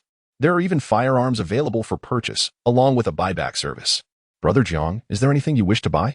If something catches your eye, be sure to test it first. This place is rife with swindlers. Little Stone exclaimed with exaggerated expression, perhaps having been duped himself in the past. Jiang Fan nodded slightly, using his mental prowess to scan the stalls. Noticing a stall not far from him selling apples, he walked over. The stall owner, perhaps unfamiliar with the scarlet worm beetle, greeted him enthusiastically upon seeing a customer. Come take a look, folks. These are enhanced fruits just harvested from mutated plants this morning. A man can't handle them, and a woman can't handle them either. If both eat, the bed can't handle it. The owner's words elicited hearty laughter from Jiang Fan, reminiscent of the bustling markets before the apocalypse. Is this what you call enhanced fruit? It looks no different from an ordinary apple, he remarked. You are mistaken. My apples are undoubtedly top tier among enhanced fruits. Just look at old Lee's grapes over there. They can't compare to mine, the owner asserted, pointing to a nearby stall where several bunches of grapes were displayed. Old Lee sells his grapes for 1 crystal core each. What a ripoff. My apples are just 10 crystal cores. Truly a bargain. The old man selling grapes glanced over, cursing under his breath. Jiang Fan found the stall owner quite amusing. He casually picked up an apple, examining it. It was neither large nor particularly red, reminding him of the 2 fruits given to him by the banyan tree, which were incomparable. He retrieved 10 crystal cores from his spatial ring, placing them on the stall, wiped the apple with his hand, and took a bite. The flesh was tangy and sweet, entirely reminiscent of an apple's flavor. Just as Jiang Fan thought he had been swindled, a warm sensation began to flow from his abdomen to his extremities. He swiftly consumed the rest of the apples, feeling a significant ease throughout his body, as if the tension in his muscles had subsided. "Brother Jiang, how do you feel? Is the vendor deceiving you?" Chunli inquired softly, noticing his prolonged silence. "This apple is indeed effective," Jiang Fan replied to Chunli, then turned his gaze back to the stall owner. "I'll take them all." "How many crystal cores do you require?" The vendor, taken aback by Jiang Fan's generosity, counted the remaining fruits on his stall, contemplating for a moment. "There are 23 left." A flat price of 100 crystal cores, not a single core less. Clearly, the vendor was also a straightforward individual. Jiang Fan was equally delighted. After paying with crystal nuclei, he stored the remaining fruits in his spatial ring. Subsequently, they purchased several other enhancement fruits, expending a total of 500 crystal nuclei. Observing Jiang Fan's lavish spending, other vendors approached him to promote their wares. One vendor loudly proclaimed that his mutated beast could enhance physical strength. But upon inspecting the items at the stall, Jiang Fan quickly decided that he would prefer the fruits instead. The vendor's stall displayed a decaying piece of cowhide, which was quite unappetizing. Just as Jiang Fan was about to leave, his attention was captured by a woman's stall. He proceeded down the aisle, with Little Stone and Chunli hastily following behind. Upon arriving at the stall, they found it surrounded by a dozen onlookers. Jiang Fan glanced at the woman, who appeared to be in her 30s, her figure oddly bulging as if she were clad in an excessively padded-down jacket. Puzzled, he wondered why in October it was not cold enough to warrant such attire. A sweep of his mental energy revealed a curious detail. The woman had sewn steel plates into her clothing, creating a makeshift stab-resistant suit. With a furrowed brow, the woman addressed a middle-aged man. "I have made myself clear. I will not sell this level 2 crystal nucleus for money. How about 300 level 1 crystal nuclei in exchange? Do not be greedy. Just yesterday, someone here sold one for only 260 level 1 nuclei." The middle-aged man feigned to take the crystal nucleus from the stall. The woman's expression sharpened, and just as his fingers were about to touch the nucleus, crystalline ice began to emerge from the red fabric of the stall, resembling blooming snow lotuses. The ice quickly spread, climbing up the man's fingers until, in an instant, a thin layer of frost enveloped his fingertips. A chilling sensation causing him to instinctively retract his hand, his face betraying a hint of panic. "I shall reiterate. I am only willing to exchange this crystal nucleus for the services of a healing-type awakener. All other negotiations are off the table," the woman stated coldly, her gaze unwavering. Two enforcement officers armed with rifles approached from the side, one of them calling out, "No disturbances are allowed in the trading center. Ice Lotus, if you act recklessly again, we will have to escort you away." The woman huffed softly, her piercing gaze sweeping over the onlookers, who felt an immediate drop in temperature and instinctively stepped back, creating a considerable space in front of the stall. Jiang Fan had confirmed through his mental power that the level 2 crystal nucleus was intact and sufficiently energized, comparable to the one he had acquired from a self-destructing zombie previously. "What do you need a healing-type awakener for?" The crowd and Ice Lotus turned their attention to the voice, parting to reveal Jiang Fan. As he stood before them, two figures emerged. Little Stone, who had been trailing behind, was overlooked by the crowd. Upon seeing the two in their crimson insect armor, astonishment rippled through the onlookers. "What manner of individuals are they?" was the unspoken thought among the crowd. Ice Lotus, recovering from her surprise, looked at Jiang Fan with renewed hope. You are a healing-type awakener, aren't you?" "I am not, but my associate possesses healing abilities." Upon hearing Jiang Fan's words, Bing Lian appeared quite exhilarated as she eagerly inquired, "Can he save our captain?" "Our captain has been poisoned. If he can ensure her survival, this second-tier crystal core shall serve as your reward." Jiang Fan pondered for a moment. If it were merely a case of poisoning, Fang Ningxue should be capable of administering treatment. If all else failed, they would suffer no substantial loss. "Let us give it a try. Where is your captain?" "Our captain is nearby. Could you please summon her promptly?" "She is in dire need of rescue," Bing Lian replied. Her demeanor considerably more respectful than before, her demeanor transformed, and she gazed at Jiang Fan with eager anticipation. Jiang Fan activated the communication chip and sent a message to Fang Ningxue. She responded swiftly, and within approximately 10 minutes, Fang Ningxue, clad in casual attire, appeared at the entrance of the underground garage, her youthful and vibrant presence instantly captivating the attention of those around her. Chapter 60. Enhancing Strength. Jiang Fan succinctly explained the situation, and Fang Ningxue nodded slightly. Bing Lian stowed away the crystal core and led them to their residence, located just above the trading center.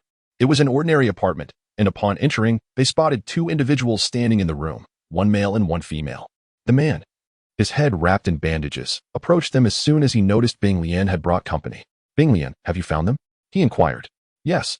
Please step aside and allow them to assess the captain's injuries, she replied urgently.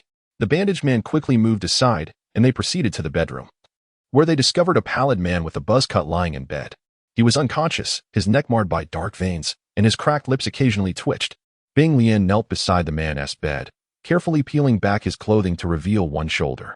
There, for distinct puncture wounds marred his skin, resembling the bite of a serpentine creature. The spacing between the wounds suggested an unusually large snake. The surrounding skin had taken on a blackish-purple hue, but fortunately, the injury was on the right shoulder, and the toxin had not yet fully reached his heart. Otherwise, he would have perished by now. We encountered a mutated venomous snake while searching for supplies, and these wounds are the result of its bite, Jiang Fan informed Fang Ningxue. Nodding to signal her to commence treatment, Fang Ningxue summoned her abilities, her palm emanating a gentle white light that gradually enveloped the wounds of the buzz-cut man.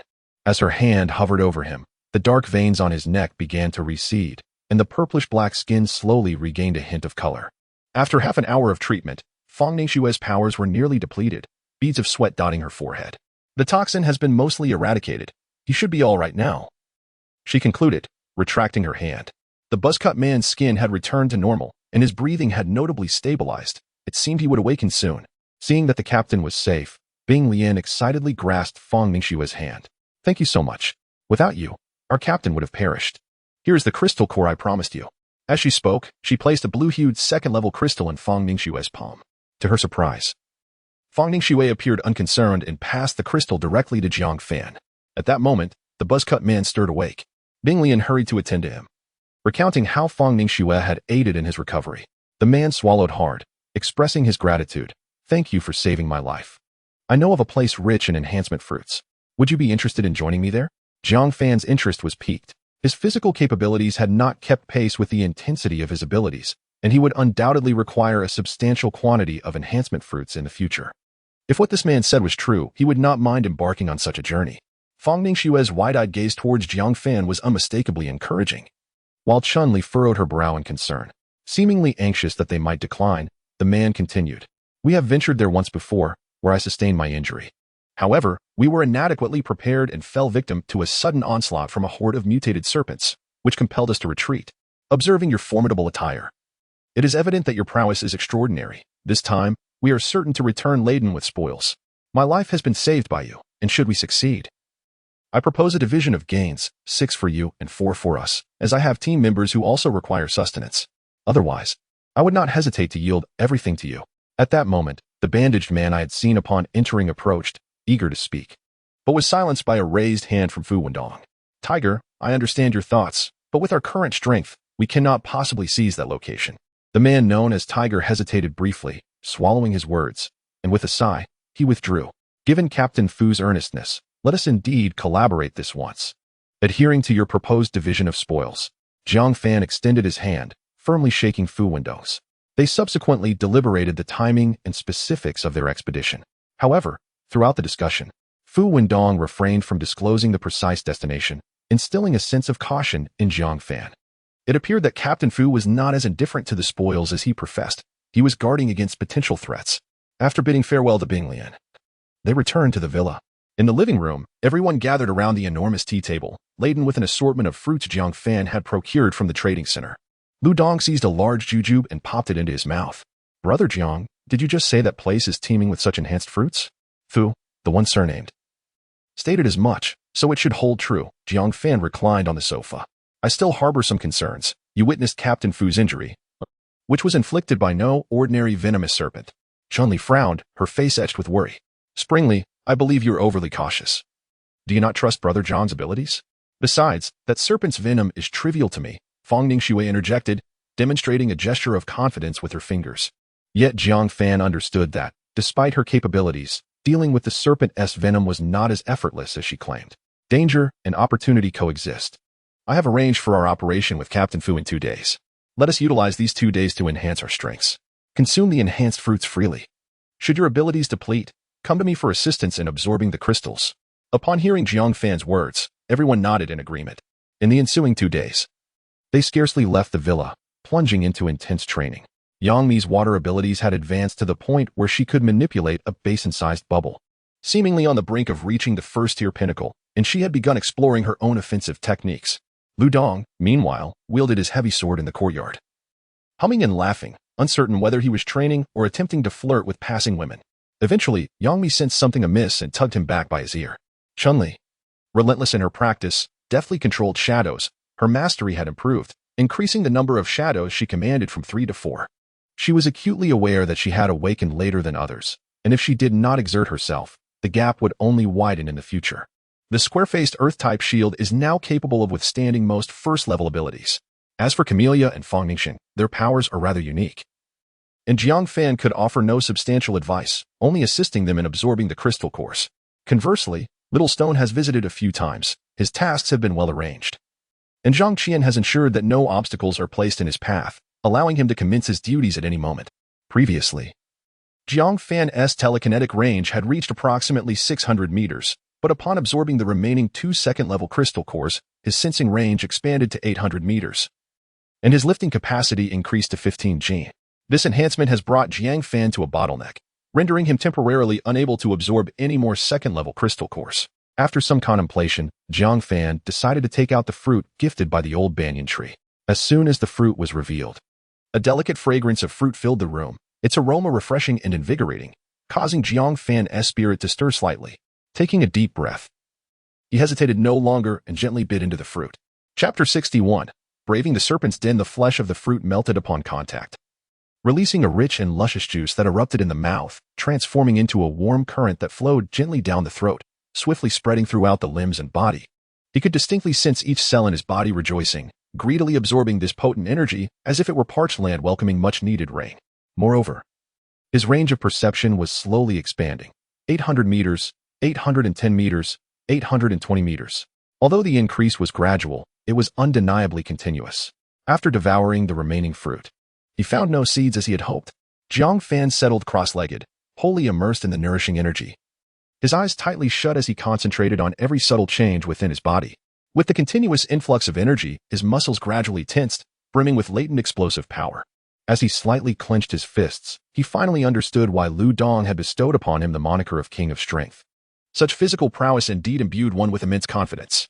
His physical attributes had likely more than doubled, and his perception range had reached an impressive proximity of 1,000 meters. With a lifting capacity of 30 pounds, one could not help but marvel at the formidable power of the banyan tree's fruit, which had transcended his limitations and elevated him to the pinnacle of level 2. With a thought, the 9-feathered shuttle behind him glimmered with golden light, and 9 feathered blades swirled around Jiang Fan, appearing almost alive in their grace. At last, I can fully control the 9-feather shuttle, he murmured, excitement gleaming in his eyes. Suddenly, the door creaked open, and Chun-Li entered, carrying a plate. Brother Jiang, have some fruit. If you don't eat soon, that rascal Lu Dong will finish it all. Of course, she referred to the enhanced fruit. At that moment, having just absorbed the crystal core, Jiang Fan was still feeling the lingering side effects. Upon seeing Chun-Li, he flashed a charming smile and pulled her into an embrace. The ensuing events were rather mundane, and the author shall refrain from elaborating further. The following morning marked the day Jiang Fan had arranged to set out with Captain Fu. He and his companions arrived outside the city walls of North City, where they waited briefly before catching sight of Fu Wendong approaching briskly, accompanied by 4 or 5 individuals, including Ice Lotus and the formidable Huzi. Captain Fu, we've kept you waiting. Let us depart. Fu Wendong appeared to have nearly recovered from his injuries. Clad in a self-made anti-stab suit akin to Ice Lotus', bearing a sleek black longbow adorned with intricate runes, Jiang Fan merely glanced at the weapon and immediately recognized it as originating from the Chaos Steel, the runes on the bow resembling those on Lu Dong's heavy sword. It seemed that Captain Fu was indeed more complex than he appeared. A sense of caution arose within Jiang Fan. The 2 teams, comprising a total of over a dozen individuals, set off in a grand procession. Previously, Jiang Fan had informed Fu Wendong of his perception-based abilities. Thus the task of scouting the zombie horde naturally fell to him. With his significantly enhanced range of perception, navigating the team past these hordes was now a matter of ease.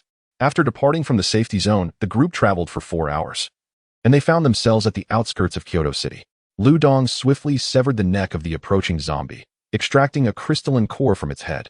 I remarked to Captain Fu, if we continue at this pace, we will soon reach my grandmother's house. Upon hearing Lu Dong's inquiry, Fu Wendong halted, shielding his eyes from the sun as he gazed into the distance. Once we scale the earthen mount ahead, we shall arrive. Perhaps we should take a brief respite. Moving forward will lead us into the territory of those serpents. Jiang Fan nodded in agreement, retrieving some provisions from his spatial ring to share with the team, eliciting envious glances from Fu Wendong's group. However, when Jiang Fan offered the food, they all waved their hands in refusal, except for Bing Lian, who accepted it with a smile, further affirming Jiang Fan's thoughts. After a brief rest, the team resumed their journey. Indeed, as Fu Wendong had predicted, upon climbing over the earth mound, various serpents began to sporadically appear within their range of perception, all unmistakably venomous, as indicated by their vibrant patterns. As they ventured deeper into the serpentine territory, the number and size of the snakes increased. Initially, the venomous creatures would flee at their approach. But as the group delved further, Jiang Fan noticed that the snakes had begun to encircle them. Several hundred meters away, a massive serpent, emerald green and as thick as a water barrel, slithered rapidly towards them. "Everyone, be on guard. A formidable creature approaches," Jiang Fan shouted. The group halted, their vigilance heightened as they scanned their surroundings. The Black Panther, sensing the impending danger, pressed closely against Jiang Fan, emitting a low growl as its eyes surveyed the area. Muscles taut and ready for combat. A rustling sound emerged as snakes began to appear from the underbrush and the trees on either side, flicking their tongues, their cold slit pupils gleaming with a thirst for blood as they slithered toward the group. Fu Wendong's team had already commenced their assault. Bing Lian activated her abilities, causing ice to spread from her feet, swiftly enveloping the serpents that had been roaming nearby in a layer of frost, significantly slowing their movements. Meanwhile, several other team members utilized various firearms to shoot at the serpents, their coordination remarkably seamless. Fu Wendong, however, remained still, having drawn his longbow from his back. He pulled the bowstring taut, an arrow shimmering with a frosty light poised on the string, his gaze fixed intently on the location where the green serpent would soon emerge. Jiang Fan's group was equally engaged, each member unleashing their unique abilities. Fang Lian raised an earthen shield to protect the others. Chun-Li, with four shadowy figures, charged forth wielding a shotgun. The sound of gunfire erupted, often obliterating several snakes with a single bullet.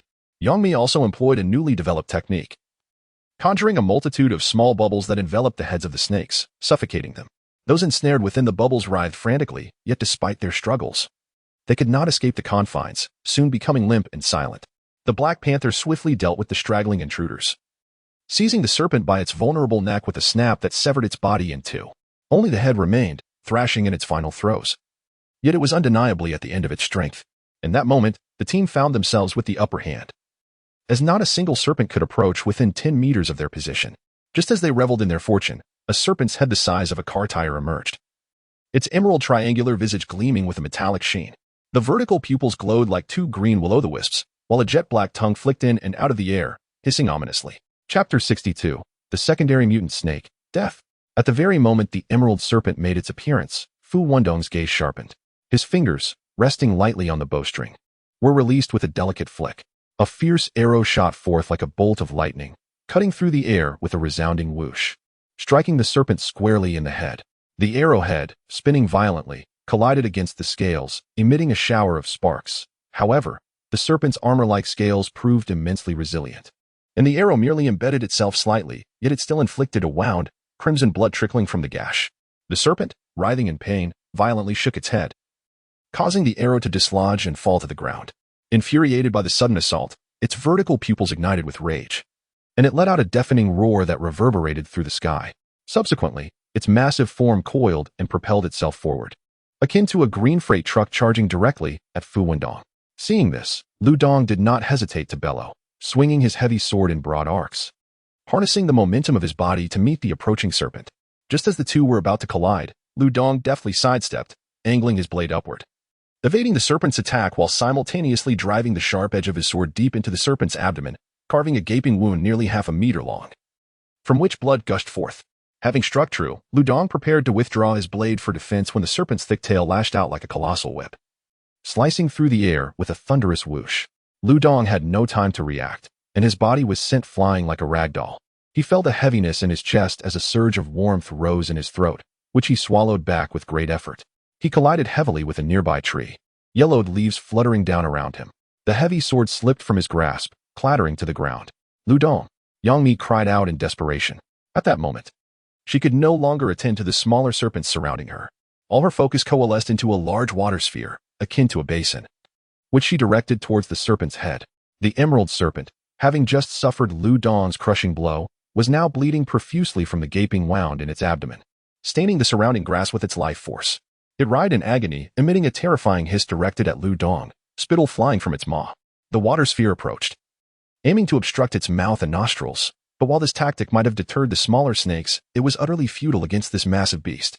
The serpent swung its colossal head, shattering the water sphere into countless droplets, which momentarily suspended in the air before reconstituting. Yet, realizing the harmlessness of this element, the serpent renewed its assault on Lu Dong, opening its gaping maw in a predatory lunge, determined to devour the human who had wounded it so grievously. At that instant, Lu Dong, struggling to rise, found the serpent's gaping maw closing in on him. With a flash of inspiration, he summoned his strength, leaping high into the air, grasping the branch of a tree overhead. With a powerful pull, he swung his body over the serpent, narrowly escaping its deadly grasp. The serpent, thwarted, crashed heavily into the tree behind Lu Dong, uprooting its sturdy trunk and sending a cloud of dust into the air. Yang Mi's face contorted with fury. She could not fathom why Jiang Fan had yet to intervene. Lu Dong had come perilously close to meeting his end. In that fleeting moment, Jiang Fan nearly succumbed to the urge to take action. However, upon witnessing Lu Dong's escape, he exhaled a long sigh of relief.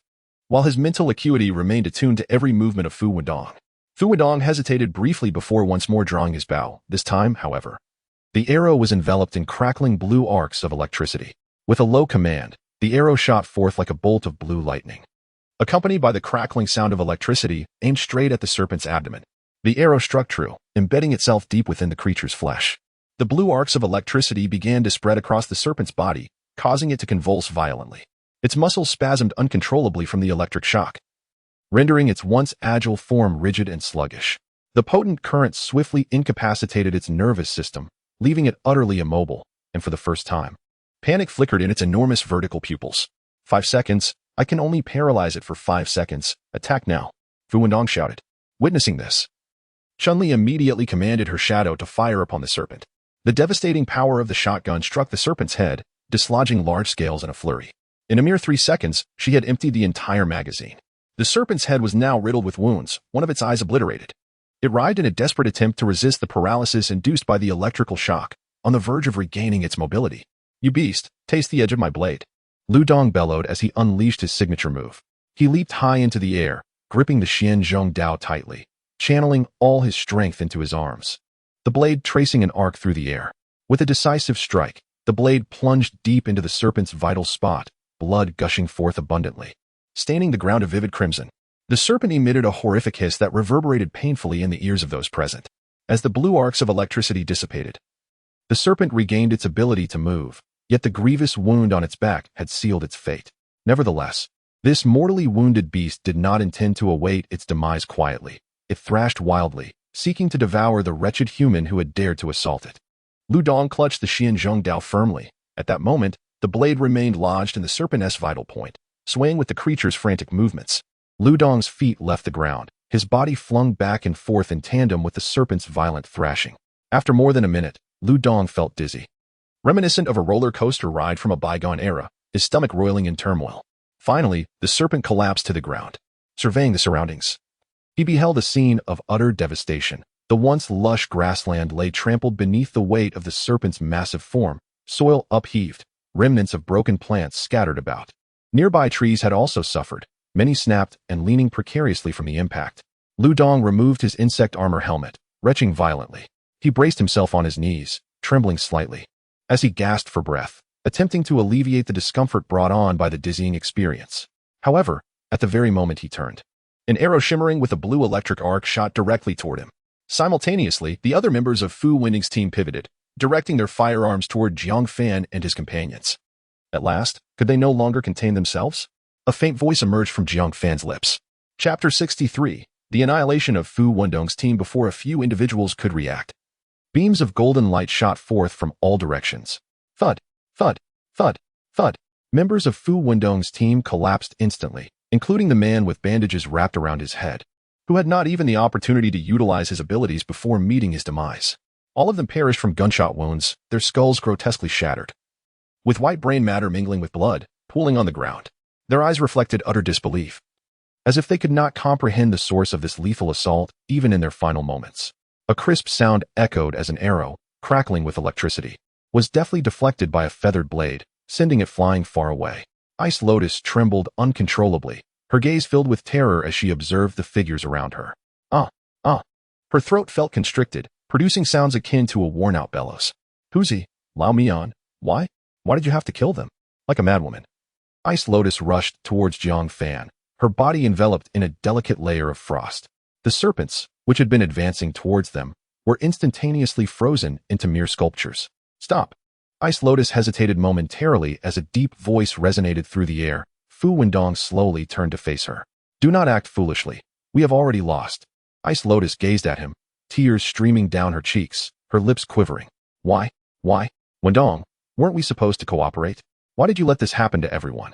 Fu Wendong looked at her, his eyes filled with tenderness. Ice Lotus, there is no reason. If you must place blame, let it be on this apocalyptic world. He then shifted his attention to Jiang Fan, speaking calmly. I never anticipated your concealment was so profound. I had always believed Lu Dong to be the strongest in your team. Reflecting on it now, I realize how naive I was. I wish to know. When did you become aware? Several feathered blades circled around Jiang Fan, poised to strike at any moment. Initially, I was uncertain, until you released your second arrow. Had you no ulterior motives, you would have employed your abilities during the first attack. Ha! I was indeed too hasty. Fu Wendong laughed maniacally. Are you not concerned that your brother might fall to that great serpent? Before Jiang Fan could respond, Lu Dong dashed over, launching a kick that sent Fu Wendong flying a considerable distance. You scoundrel, facing death, yet still attempting to scheme. Do you think you can sow discord among our brotherhood? Just as Fu Wendong attempted to rise, Lu Dong hurled a heavy blade towards him. In that moment, Fu Wendong's eyes revealed a fierce defiance. Arcs of electricity crackling around him. As the arc met the heavy blade, it astonishingly restrained the weapon, preventing it from advancing further. At that moment, Fu Wendong had transformed into an embodiment of thunder, the ceaseless crackling of electricity resonating in the air. He coldly regarded Jiang Fan, stating, I know that my death is inevitable today. Come, allow me to witness your most formidable attack. A slight smile curled at the corner of Jiang Fan's lips. To kill you, this move shall suffice. 9 blades hovered in midair, gradually converging to form an enormous golden sword that radiated a blinding light, rendering the onlookers unable to open their eyes. The majestic golden sword, imbued with an overwhelming aura, descended with an apparent slowness, yet in the next moment, it was already before Fu Wendong. Ha! He laughed maniacally, a frenzied glint gleaming in his eyes. At that moment, arcs of electricity coursed vigorously across his body, momentarily shrouding his figure. Boundless arcs of electricity surged toward the golden sword. However, when the two forces collided, Fu Wendong truly comprehended Jiang Fan's terrifying might. In merely an instant, a significant portion of the electric arcs was repelled, scattering in all directions. Feng Lian hastily activated the Earth-type shield to protect the others. Yet the dispersed arcs still posed an immense pressure. No. Ice Lotus screamed in agony, frantically rushing toward Fu Wendong. In the next moment, silence enveloped the scene. The thunder ceased, leaving only 2 silhouettes. Ice Lotus stood in front of Fu Wendong, and both bore a horrifying wound at their chests, as if they had been cleaved in two. With a thud, they collapsed to the ground, Fu Wendong coughing up copious amounts of blood. He struggled to embrace the person before him, but his fading consciousness rendered his efforts futile. Thus, Fu Wendong's entire team perished, with none escaping. The surrounding venomous snakes lay charred from the previously scattered arcs, and the air was thick with the acrid scent of burnt flesh. Fu Wendong is indeed despicable. We saved his life, yet he sought to harm us. Lu Dong spat, gripping the heavy sword embedded in the ground. Fu Wendong was certainly contemptible. But Ice Lotus seemed entirely oblivious to their plans. Sighing, Chun-Li gazed at Ice Lotus's lifeless form. In this world, only the strong survive. Had Jiang Fan not been present today, we would have surely fallen to these individuals. Do you think Ice Lotus would have spared us then? Yang Mi, known for her grudges, recalled that Fu Wendong's final arrow had been aimed at Lu Dong. Chun-Li remained silent, acknowledging her excessive sentimentality. Yet, had it been Jiang Fan who had perished today, she would have acted just as Ice Lotus did. Dongzi, go check if there is a crystal core in the giant snake's head. Jiang Fan was not one to indulge in sentiment, for this apocalyptic world allowed no room for such weakness. All right. Lu Dong hoisted the heavy sword onto his shoulder and approached the massive serpent's head, which resembled a car tire. Let me show you. He cursed as he forcefully plunged the heavy sword into the snake's skull, swiftly unearthing a crystal core the size of an egg. The crystal core was entirely blue, with a faint hint of purple shimmering within. Could this be a peak-level second-tier mutated beast? Are third-tier cores purple? Lu Dong scratched his head and handed the crystal core to Jiang Fan. You had no means to resist against a second-tier opponent, so it must indeed be the peak of the second tier, Jiang Fan mused, toying with the second-tier crystal core. The hint of purple appearing intriguingly enigmatic. Having visited the trading center, Jiang Fan was resolute not to relinquish the corpse of the green serpent this time. Its worth undoubtedly surpassed that of a second-level crystal core, given its immense size. He discarded some of the water barrels from his spatial ring, barely managing to fit the colossal serpent inside. Lu Dong hurried to the front of Fu Wendong, unfastening the ebony longbow. With both hands, he exerted force, bending the bow into a perfect crescent. The ancient runes upon it flickered momentarily, and a phantom arrow emerged, only to vanish into thin air. What on earth is this bow? I could have sworn I saw an arrow just now. Where did it go? Lu Dong rubbed his eyes, disbelief etched upon his face. Indeed, an arrow did appear. Try again, Jiang Fan urged. Gritting his teeth, Lu Dong summoned all his strength, and the bowstring was instantly drawn taut.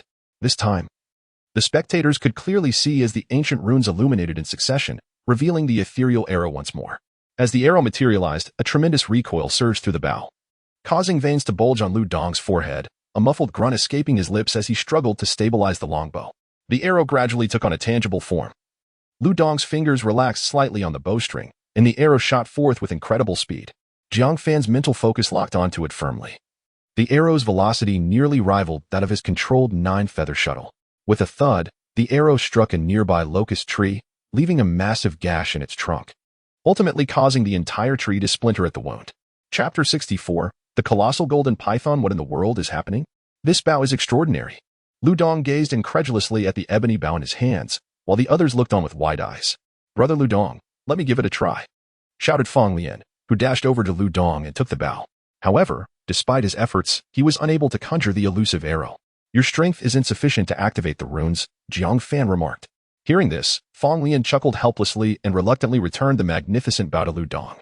Now you've truly become formidable, with the Xuanzhong knife for close combat and the black bow for ranged attacks. Lu Dong slung the bow over his shoulder, grinning widely. What black bow? From now on, it shall be known as the Sunshot bow. Once I reach levels 5 through 8, I'll draw the bow and shoot down the sun. Keep dreaming, Fong Lian retorted, picking up a rifle from the ground and fiddling with it. This is more suited to me. After collecting their spoils, Jiang Fan led the group onward. The path ahead narrowed increasingly until they arrived at a hollow in the mountains, where the sight before them left everyone momentarily breathless. On either side of the hollow, various mutated plants flourished, adorned with an abundance of fruits, many reminiscent of those from before the apocalypse, discernible upon closer inspection. Hawthorn, cherry tomatoes, apples, plums. Jiang Fan utilized his mental prowess to scan the area and was astonished to discover that all these fruits were indeed enhancement fruits, exceeding 2,000 in number. If one were to equate this to the apples he had purchased at the trading center, the value of these enhancement fruits would surpass 20,000 crystal cores. Even Jiang Fan felt his heart race with excitement. It was an overwhelming bounty. Ha! Brother Jiang, we struck it rich, Lu Dong exclaimed, dancing with glee, his smile stretching from ear to ear as he eagerly scrambled up the slope. Plucking an apple, he bit into it with a satisfying crunch. These are enhancement fruits, ha ha ha. We hit the jackpot. He tossed a few to the others. Indeed, these fruits are far superior to those we purchased, Chun-Li exclaimed, swallowing the fruit flesh with enthusiasm. Observing his excited companions, Jiang Fan felt a surge of elation as well, yet a nagging suspicion lingered in his mind. With so many enhancement fruits, could it truly be that only a level 2 mutated snake was guarding them? It seemed improbable. As far as Jiang Fan knew, mutated beasts could also enhance themselves by consuming enhancement fruits. This thought caused him to furrow his brow slightly.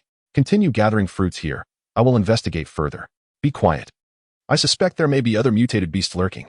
Brother Jiang, have you discovered something? Chun-Li inquired. Not yet, but I find the situation rather suspicious. Lu Dong came running down from the slope, stirring up a cloud of dust. Brother Jiang, I'm coming with you. Stay behind. I can manage cautiously. If both of us leave, our combat power here will be dangerously low. Jiang Fan spoke earnestly, although Lu Dong felt reluctant. He understood the rationale behind Jiang Fan's words and could only pout in response, grumbling, just be careful. If you encounter an insurmountable situation, flee promptly. Chun-Li, with a face full of concern, cast a worried glance at Jiang Fan. Do not act recklessly. We will be here waiting for you. Jiang Fan nodded and ventured deeper into the valley. Throughout his journey, Jiang Fan remained vigilant, maximizing his mental perception. After walking for about 10 minutes, the slopes on either side continued to be littered with enhancement fruits, and occasionally, he spotted some first-level mutated beasts traversing the foliage. He treaded cautiously, striving to minimize any noise. Gradually, he encountered an abundance of snake skins. The white remnants rolled about with the wind, sending shivers down his spine. Jiang Fan did his utmost to avoid these skins, but as he progressed, the path narrowed, forcing him to step upon these repugnant remnants. Turning a corner, he found the path ahead had vanished, leaving only a pitch-black cave entrance. Jiang Fan let out a slight sigh of relief. "It seems I have overthought," he murmured, preparing to turn back. Just then, within the confines of his mental perception, a massive python emerged from the depths of the cave. It was entirely golden, its head alone as large as a compact car. Each scale on its gleaming body was the size of a basin, reflecting a chilling metallic sheen in the darkness, as if meticulously forged from gold. At that moment, Jiang Fan felt a prickling sensation at the back of his neck, his heart racing to its utmost limit. His back drenched in cold sweat. He stood frozen in place, fearful of making even the slightest sound that might disturb the creature. Time seemed to stagnate as his mental perception intensely focused on the horrifying giant snake. Deep within the cave, the golden serpent lifted its massive head, rubbing it against the stone wall, causing large boulders to cascade down with a thunderous roar, kicking up clouds of dust. In that instant, Jiang Fan was on the verge of fleeing, but the subsequent scene halted his retreat. The colossal snake, undeterred by the crumbling wall, continued to rub its head against it. Before long, it had worn away a substantial gash in its skin, from which a copious amount of translucent slime oozed forth. As the snake's mouth opened and closed, the gash widened further. What had been revealed was merely the shed skin. This enormous golden python was in the midst of molting. Jiang Fan's panic subsided as everything fell into place. No wonder there were so many enhancement fruits guarded by only a single second-level mutated snake. The true ruler of this domain was in the process of shedding its skin. At this moment, even if the golden python were to notice Jiang Fan and the others, it would not emerge, for serpents are at their most vulnerable during the molting process, especially at the pivotal moment of completion. Shedding skin demands an enormous expenditure of energy from serpents, as evidenced by the earlier sight of the colossal golden python scraping against the rocky wall. They must incessantly rely on external forces to aid them in tearing away their old skin, each frictional movement signifying a strenuous battle against the confines of their former epidermis, which undoubtedly exacts a significant toll on their stamina. Furthermore, a serpent that has just undergone molting temporarily loses its vision, rendering it effectively blind. Coupled with the instability of its new scales, its defensive capabilities are severely compromised. Jiang Fan narrowed his eyes slightly, clenching his fists tightly, resolutely making up his mind.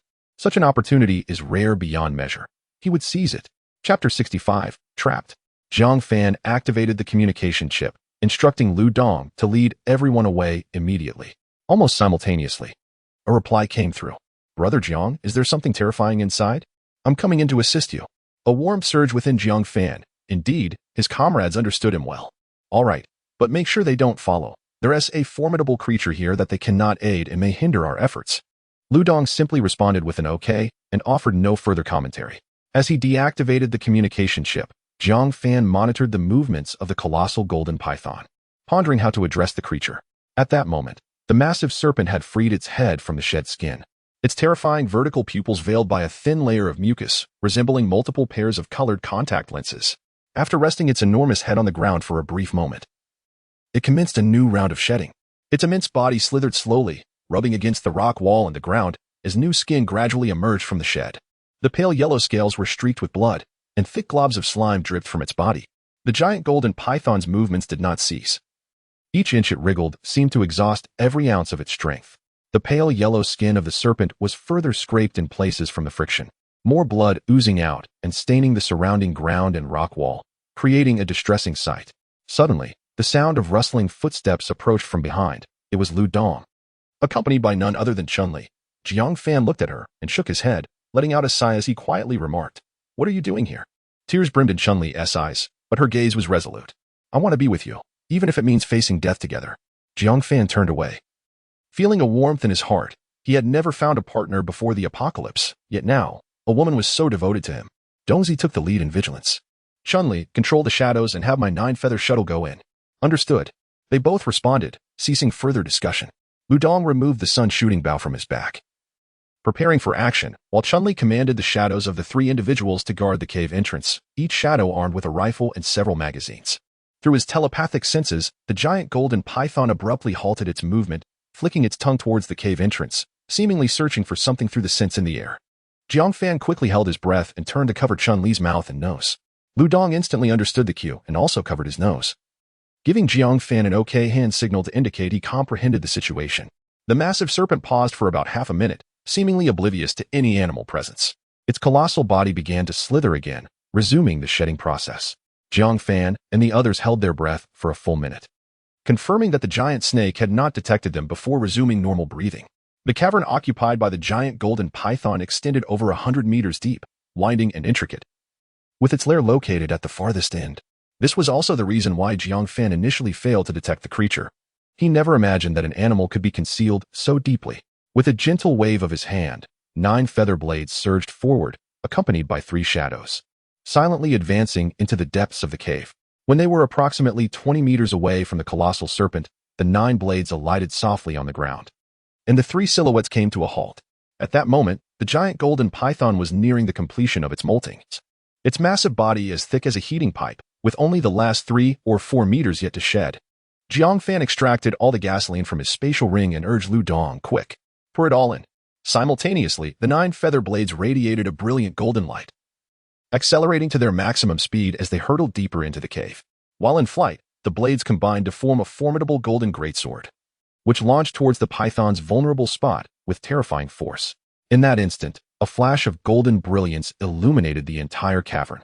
The sword's tip grazed the light yellow scales at the python's vulnerable point, barely meeting any resistance before it breached the serpent's defenses. With a resounding crash, the golden greatsword pierced through the python's body, striking the ground and creating a tremendous noise. The cavern reverberated with the sound, causing Lu Dong, who was pouring gasoline at the entrance, to shudder. He hastily tossed the last barrel of gasoline into the cave and sprinted to safety. As the dust settled, the golden python writhed in agony, revealing a horrific wound where its pipe-like body had been blasted apart by a third. Blood gushed forth like a fountain, instantly staining the cave floor red. In pain, the python raised its head and emitted a piercing hiss. It realized it had been attacked, and at its most vulnerable moment, survival demanded it eliminate the intruders. Its massive form sprang into action, charging towards the cave's exit, oblivious to the horrific wound that continued to bleed profusely. Its enormous head collided with the cave's stone walls, sending debris flying, resembling an out-of-control heavy truck barreling forward with relentless momentum. Each movement left a shocking trail of blood on the ground, as if it were hemorrhaging without restraint. Yet, at this moment, it was blind to all but its murderous intent towards Jiang Fan and his companions. Bang, bang, bang. The 3 shadows, armed with rifles, unleashed a barrage, splattering blood as the giant serpent's head was reduced to a pulp. Remarkably, it seemed impervious to pain, continuing its frantic charge towards the cave's entrance. The massive serpent's maw opened wide, attempting to bite the shadows, which seamlessly passed through, merging with the serpent's head, leaving only 2 rifles clutched in its jaws. The serpent's intellect was, of course, incapable of comprehending this. It had no need to understand. Swallowing the rifles, it pressed on towards freedom. The final shadow refrained from attacking the serpent further. Instead, it pivoted the rifle's muzzle downward and pulled the trigger. The bullet struck the rocky wall, igniting a shower of sparks that ignited the gasoline pooled on the ground. With a resounding roar, flames surged forth, swiftly spreading along the pool of gasoline that blanketed the ground. In the blink of an eye, a sea of fire materialized, engulfing the massive form of the python. The inferno scorched the creature's body, and where its wounds had already bled profusely, the flames crackled ominously, releasing the acrid scent of charred flesh that permeated the entire cavern. In agony, the python writhed violently, desperately attempting to escape the fiery abyss, but a considerable distance ahead remained shrouded in flames, which only intensified. The golden python emitted a heart-wrenching hiss, its once unstoppable momentum forcibly halted by the blaze. Meanwhile, behind it, the resplendent sword of light surged forth once more. Chapter 66. The second form of the 9-feather shuttle, the radiant greatsword, exuding an unparalleled aura, struck the serpent's tail with tremendous force, tearing away large chunks of flesh. The golden python writhed in agony, its massive body contorting violently. However, the confines of the cave severely restricted its movements, causing numerous cracks to form along the stone walls. It opened its cavernous maw and unleashed a furious roar, as though intending to collapse the entire cavern. The tremors were so intense that they were felt by Jiang Fan and his companions outside. "Dongzi, it's coming out," Jiang Fan shouted loudly. Upon hearing this, Lu Dong tensed, his arm straining as he drew the sunshot bow into a perfect crescent. The runes along the bow glowed sequentially, and an ethereal arrow materialized from nothingness into reality. The enraged golden python, heedless of the surrounding inferno, charged recklessly. In mere seconds, Its colossal head appeared at the cave's entrance. Lu Dong barely had time to comprehend the emerging creature before he relaxed his fingers on the bowstring, releasing a pitch-black arrow that whistled through the air. The blinded golden python showed no inclination to evade. The arrow struck its head with a spin, sending a large mass of flesh flying and leaving a horrific gash that penetrated from its mouth to the back of its skull. The serpent seemed to be struck at its very core, its body going limp as its enormous head crashed against the cave's entrance. At this moment, Lu Dong finally caught sight of the gigantic python and couldn't help but exclaim in disbelief, "What the hell is that?" Suddenly, the golden python reopened its massive vertical eye, its body surging forth from the cave with ferocity. Like a golden train, it barreled towards Lu Dong at breakneck speed, its gaping maw revealing 4 venomous fangs, each over half a meter long. "Dongzi, get out of the way," Jiang Fan bellowed. Lu Dong, thinking he had vanquished the golden python, found himself caught off guard. Realizing too late that evasion was impossible, in a panic, he could only draw the Xian heavy blade that was nearby. In the next instant, the python's jaws clamped shut, ensnaring Lu Dong within its maw. Jiang Fan's eyes widened in fury, veins bulging at his temples, visibly straining against his skin. With a furious roar, he channeled all his mental energy into the 9-feather shuttle. Instantly, the golden light surrounding the 9-feather shuttle surged forth, and the ancient runes on the feather blades illuminated in succession, revealing a new form of the 9-feather shuttle in Jiang Fan's mind.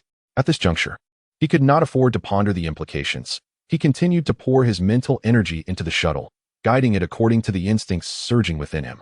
Long beams of light, approximately 1 meter in length, extended from the 9 feather blades, resembling the laser weaponry of a galactic battle.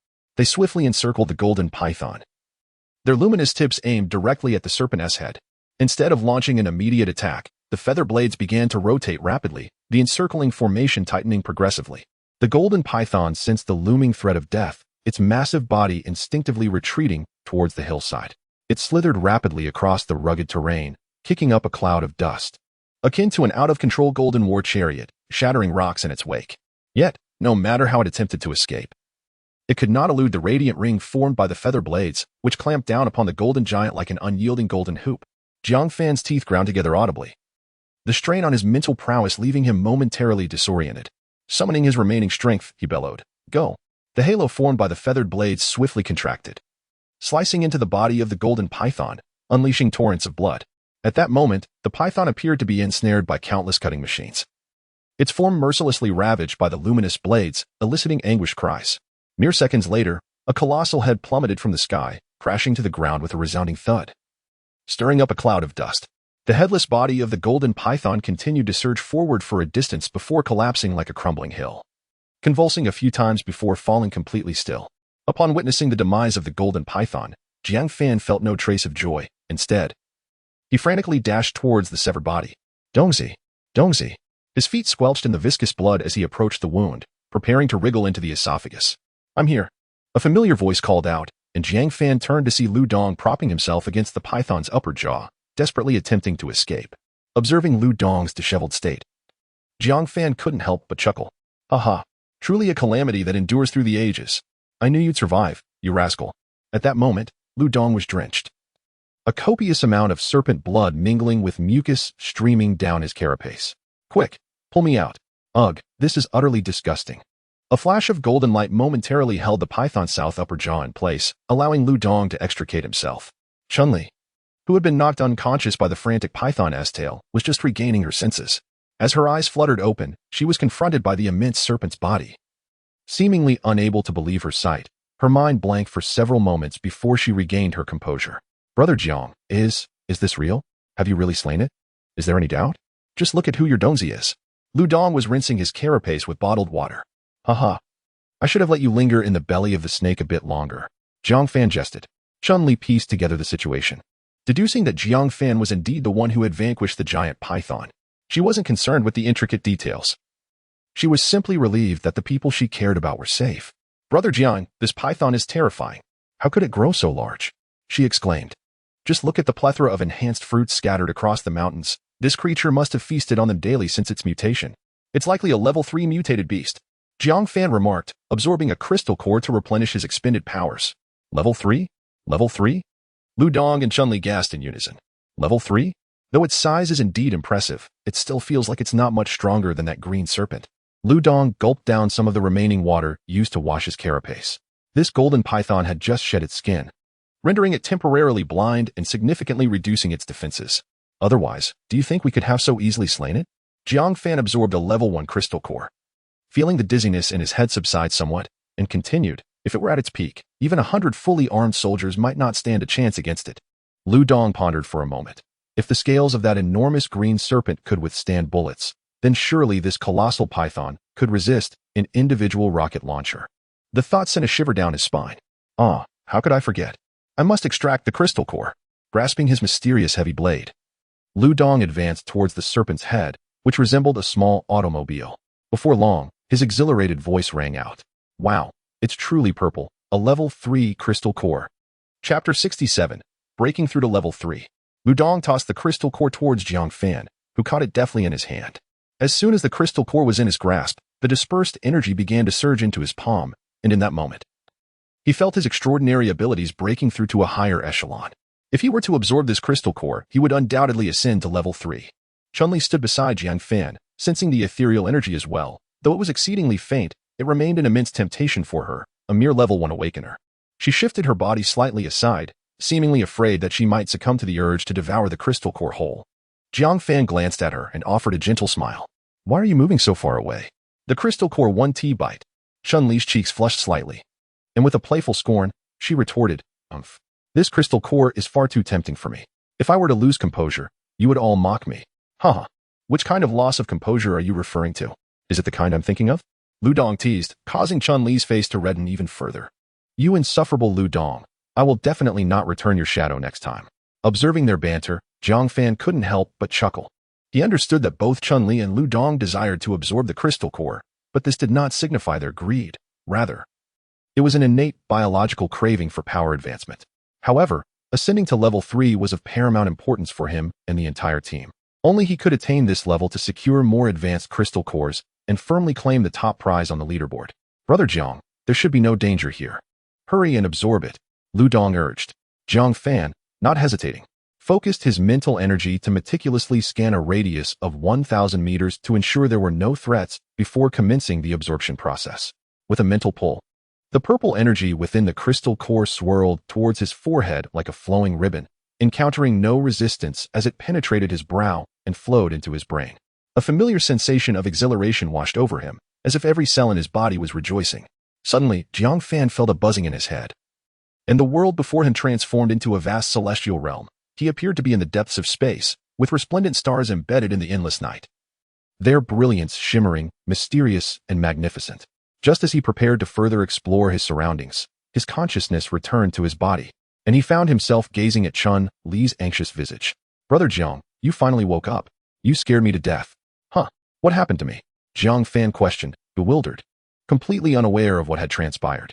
After that purple energy entered your body, you began to tremble violently, and then collapsed, Chun-Li explained, her eyes glistening with unshed tears. Perhaps from having cried recently, her voice tinged with a hint of distress. Lu Dong, equally worried, scratched his head and added, Yes, Brother Jiang, when you fainted, we were terrified, thinking something had gone awry with the crystal core's energy. But now that you're awake, how do you feel? Is anything bothering you? I think I just took a trip to outer space. Huh? Outer space? Don't tell me you didn't even leave this place, even if you did. A 5-minute round trip is quite impressive. Lu Dong gazed at Jiang Fan with a look of incredulity, extending his hand to touch Jiang Fan's forehead, as if to ascertain whether he had a fever. Jiang Fan swatted Lu Dong's hand away, chuckling in resignation. I have no idea. It's rather peculiar. Am I perhaps dreaming? Yet it feels so tangible. Why ponder so much? As long as you're all right, that's what matters. Chun-Li beamed, her eyes sparkling as she regarded Jiang Fan. He too considered that in this apocalyptic world, there were countless inexplicable phenomena. Must every truth be unraveled? That was the task of a scientist. Why should he burden himself with unnecessary worries? Brother Jiang, have you broken through to level 3? Lu Dong inquired eagerly, his gaze fixed on him. Jiang Fan summoned his mental energy, and in an instant, the entirety of the 3,000-meter radius around him, the blades of grass, the stones, and the pebbles, became vividly clear in his mind. He even spotted Fong Lian and Chahua anxiously waiting beneath a gnarled tree. Ha! Jiang Fan could not help but burst into laughter. He turned to Chun-Li and activated his mental force, causing her to levitate. Startled, Chunli gasped, flailing her arms in the air, her eyes wide with terror and confusion. Brother Jiang, what is happening? Put me down. Lu Dong's eyes widened in astonishment, nearly dropping his heavy sword. Brother Jiang, come on, put me down. Jiang Fan sighed, lowering Chunli to the ground. You weigh nearly 200 pounds. I can't lift you. Lu Dong feigned an air of seriousness, declaring, the revolution has yet to succeed. Little Jiang must strive harder. This elicited a fit of giggles from Chunli. Subsequently, Jiang Fan discarded several miscellaneous items from his spatial ring before managing to fit the massive head of the golden python into it. The three of them exchanged glances at the enormous carcass of the python, shaking their heads in resignation. It simply couldn't be transported. Lu Dong felt a pang of regret, but had no better alternatives for the moment, deciding to wait until they returned to a safe zone. Reuniting with Yangmi and the others, the group was eager to hear news. Fang Lian, in particular, clamored to find Jiang Fan and the others himself. Upon seeing them return, he dashed forward. Brother Jiang, you finally returned. There was such a commotion in that hollow. I thought something had happened to you. Fang Lian. It's commendable that you were concerned for us. Lu Dong laughed heartily, revealing a bright smile as he continued. We just dealt with quite a formidable creature. You wouldn't believe that the snake's head was as large as a car. You must be joking. How could there possibly be a snake that large? Fang Lian turned to Jiang Fan, seemingly seeking confirmation. Jiang Fan remained silent, merely nodding slightly, leaving everyone in stunned disbelief. The enhanced fruits are all here? Jiang Fan's mental energy scanned the backpack on the ground, revealing it to be filled to the brim with enhanced fruits, around 1,000 of them. Yes, they're all here. We received your message and left from there. Should we return to gather some more? Yangmi glanced longingly at the hollow in the distance. Her eyes filled with reluctance. As Jiang Fan hesitated, a pack of wild dogs emerged within his sensory range. Their agile forms, adorned with disheveled fur, revealed glimmering green eyes that shone ominously in the shadows. The pack numbered between 20 to 30, approaching rapidly in a fan-shaped formation towards the valley. With a slight probe, Jiang Fan frowned. These were all mutated beasts, among which at least 3 were level 2 wild dogs. The leader's rank remained uncertain, but it might have already reached level 3. It was the sin of the giant golden python's blood that had lured them here. This meant that soon, more mutated creatures would arrive, and the situation would spiral out of control. Much like the dynasties of history, when one power falls, the surrounding wolves and leopards swiftly devour the spoils. Now, with the death of the giant golden python, its lingering scent was akin to a treasure signal radiating deadly allure, enticing mutated beasts from all directions. Jiang Fan understood well that they were like a solitary boat caught in a whirlpool, and a moment's carelessness could lead to being engulfed by the surging undercurrents. They had already gathered considerable rewards. It was time to withdraw. Several kilometers away, a gaunt young man with a half-blank face was gazing towards the valley. Lu Dong, it is time to settle the score. Chapter 68. He is a demon. With a command from Jiang Fan, the group ceased their hesitation and swiftly retreated towards the safety zone. As they ascended the earthen mound they had previously traversed, they caught sight from afar of a group of African mutants that had charged into the valley, engaging in a fierce struggle for the carcass of a colossal golden python. Their bared teeth and ferocious demeanor instilled a sense of dread. Jiang Fan and his companions dared not linger, quickening their pace. At that moment, a flock of mutated vultures swooped down from the sky, plunging into the fray. Jiang Fan silently rejoiced at their timely withdrawal. As they pressed onward, Jiang Fan's mental acuity remained vigilant, scanning a radius of 3 kilometers around them. The daylight was dwindling, and they aimed to return to the safety zone before darkness enveloped the land. With roughly a week remaining until the rewards for the rankings were distributed, he planned to sell some evolution fruits to trade at the Chaos Steel before departing Kyoto. Brother Jiang, why do I feel that the mutated beasts seem to be growing stronger? Lu Dong questioned, popping a reinforced jujube into his mouth. Lu Dong, are you foolish? Isn't it better that we haven't encountered any advanced zombies? If a tier 3 zombie were to confront you, would you stand a chance? Fang Lian shot a disdainful look at Lu Dong. Jiang Fan chuckled softly and remarked, Dongzi is correct. The trend of mutated beasts becoming stronger is quite evident, likely due to environmental changes and intense competition among them. As for the advanced zombies, I too find it perplexing. With so many zombie hordes surrounding the Kyoto safety zone, I haven't even spotted a single tier 2 zombie. Could it be that they've all been eradicated by the people in the safety zone? Fang Ningxue innocently inquired. Ningxue, you claim your chest is not ample, yet your reasoning is quite lacking. The safety zone probably doesn't have more than 10 tier 2 awakened beings. How could they have wiped out all the advanced zombies? Chawa shot her a glance of disapproval. In any case, once we return and I take care of some matters, we will leave Kyoto. I have an unsettling feeling that something is amiss here. Jiang Fan gazed towards the direction of the Chaos Steel, a hint of worry gnawing at his heart. Suddenly, he detected several individuals within his sensing range. They were clad in identical camouflage uniforms, indistinguishable from the attire of the security team in the safety zone. As they continued forward, more figures emerged, each armed with firearms, their weapons concealed among the trees. Had it not been for Jiang Fan's mental perception, it would have been nearly impossible to detect them. These individuals lay in ambush along the route back to the Kyoto safety zone.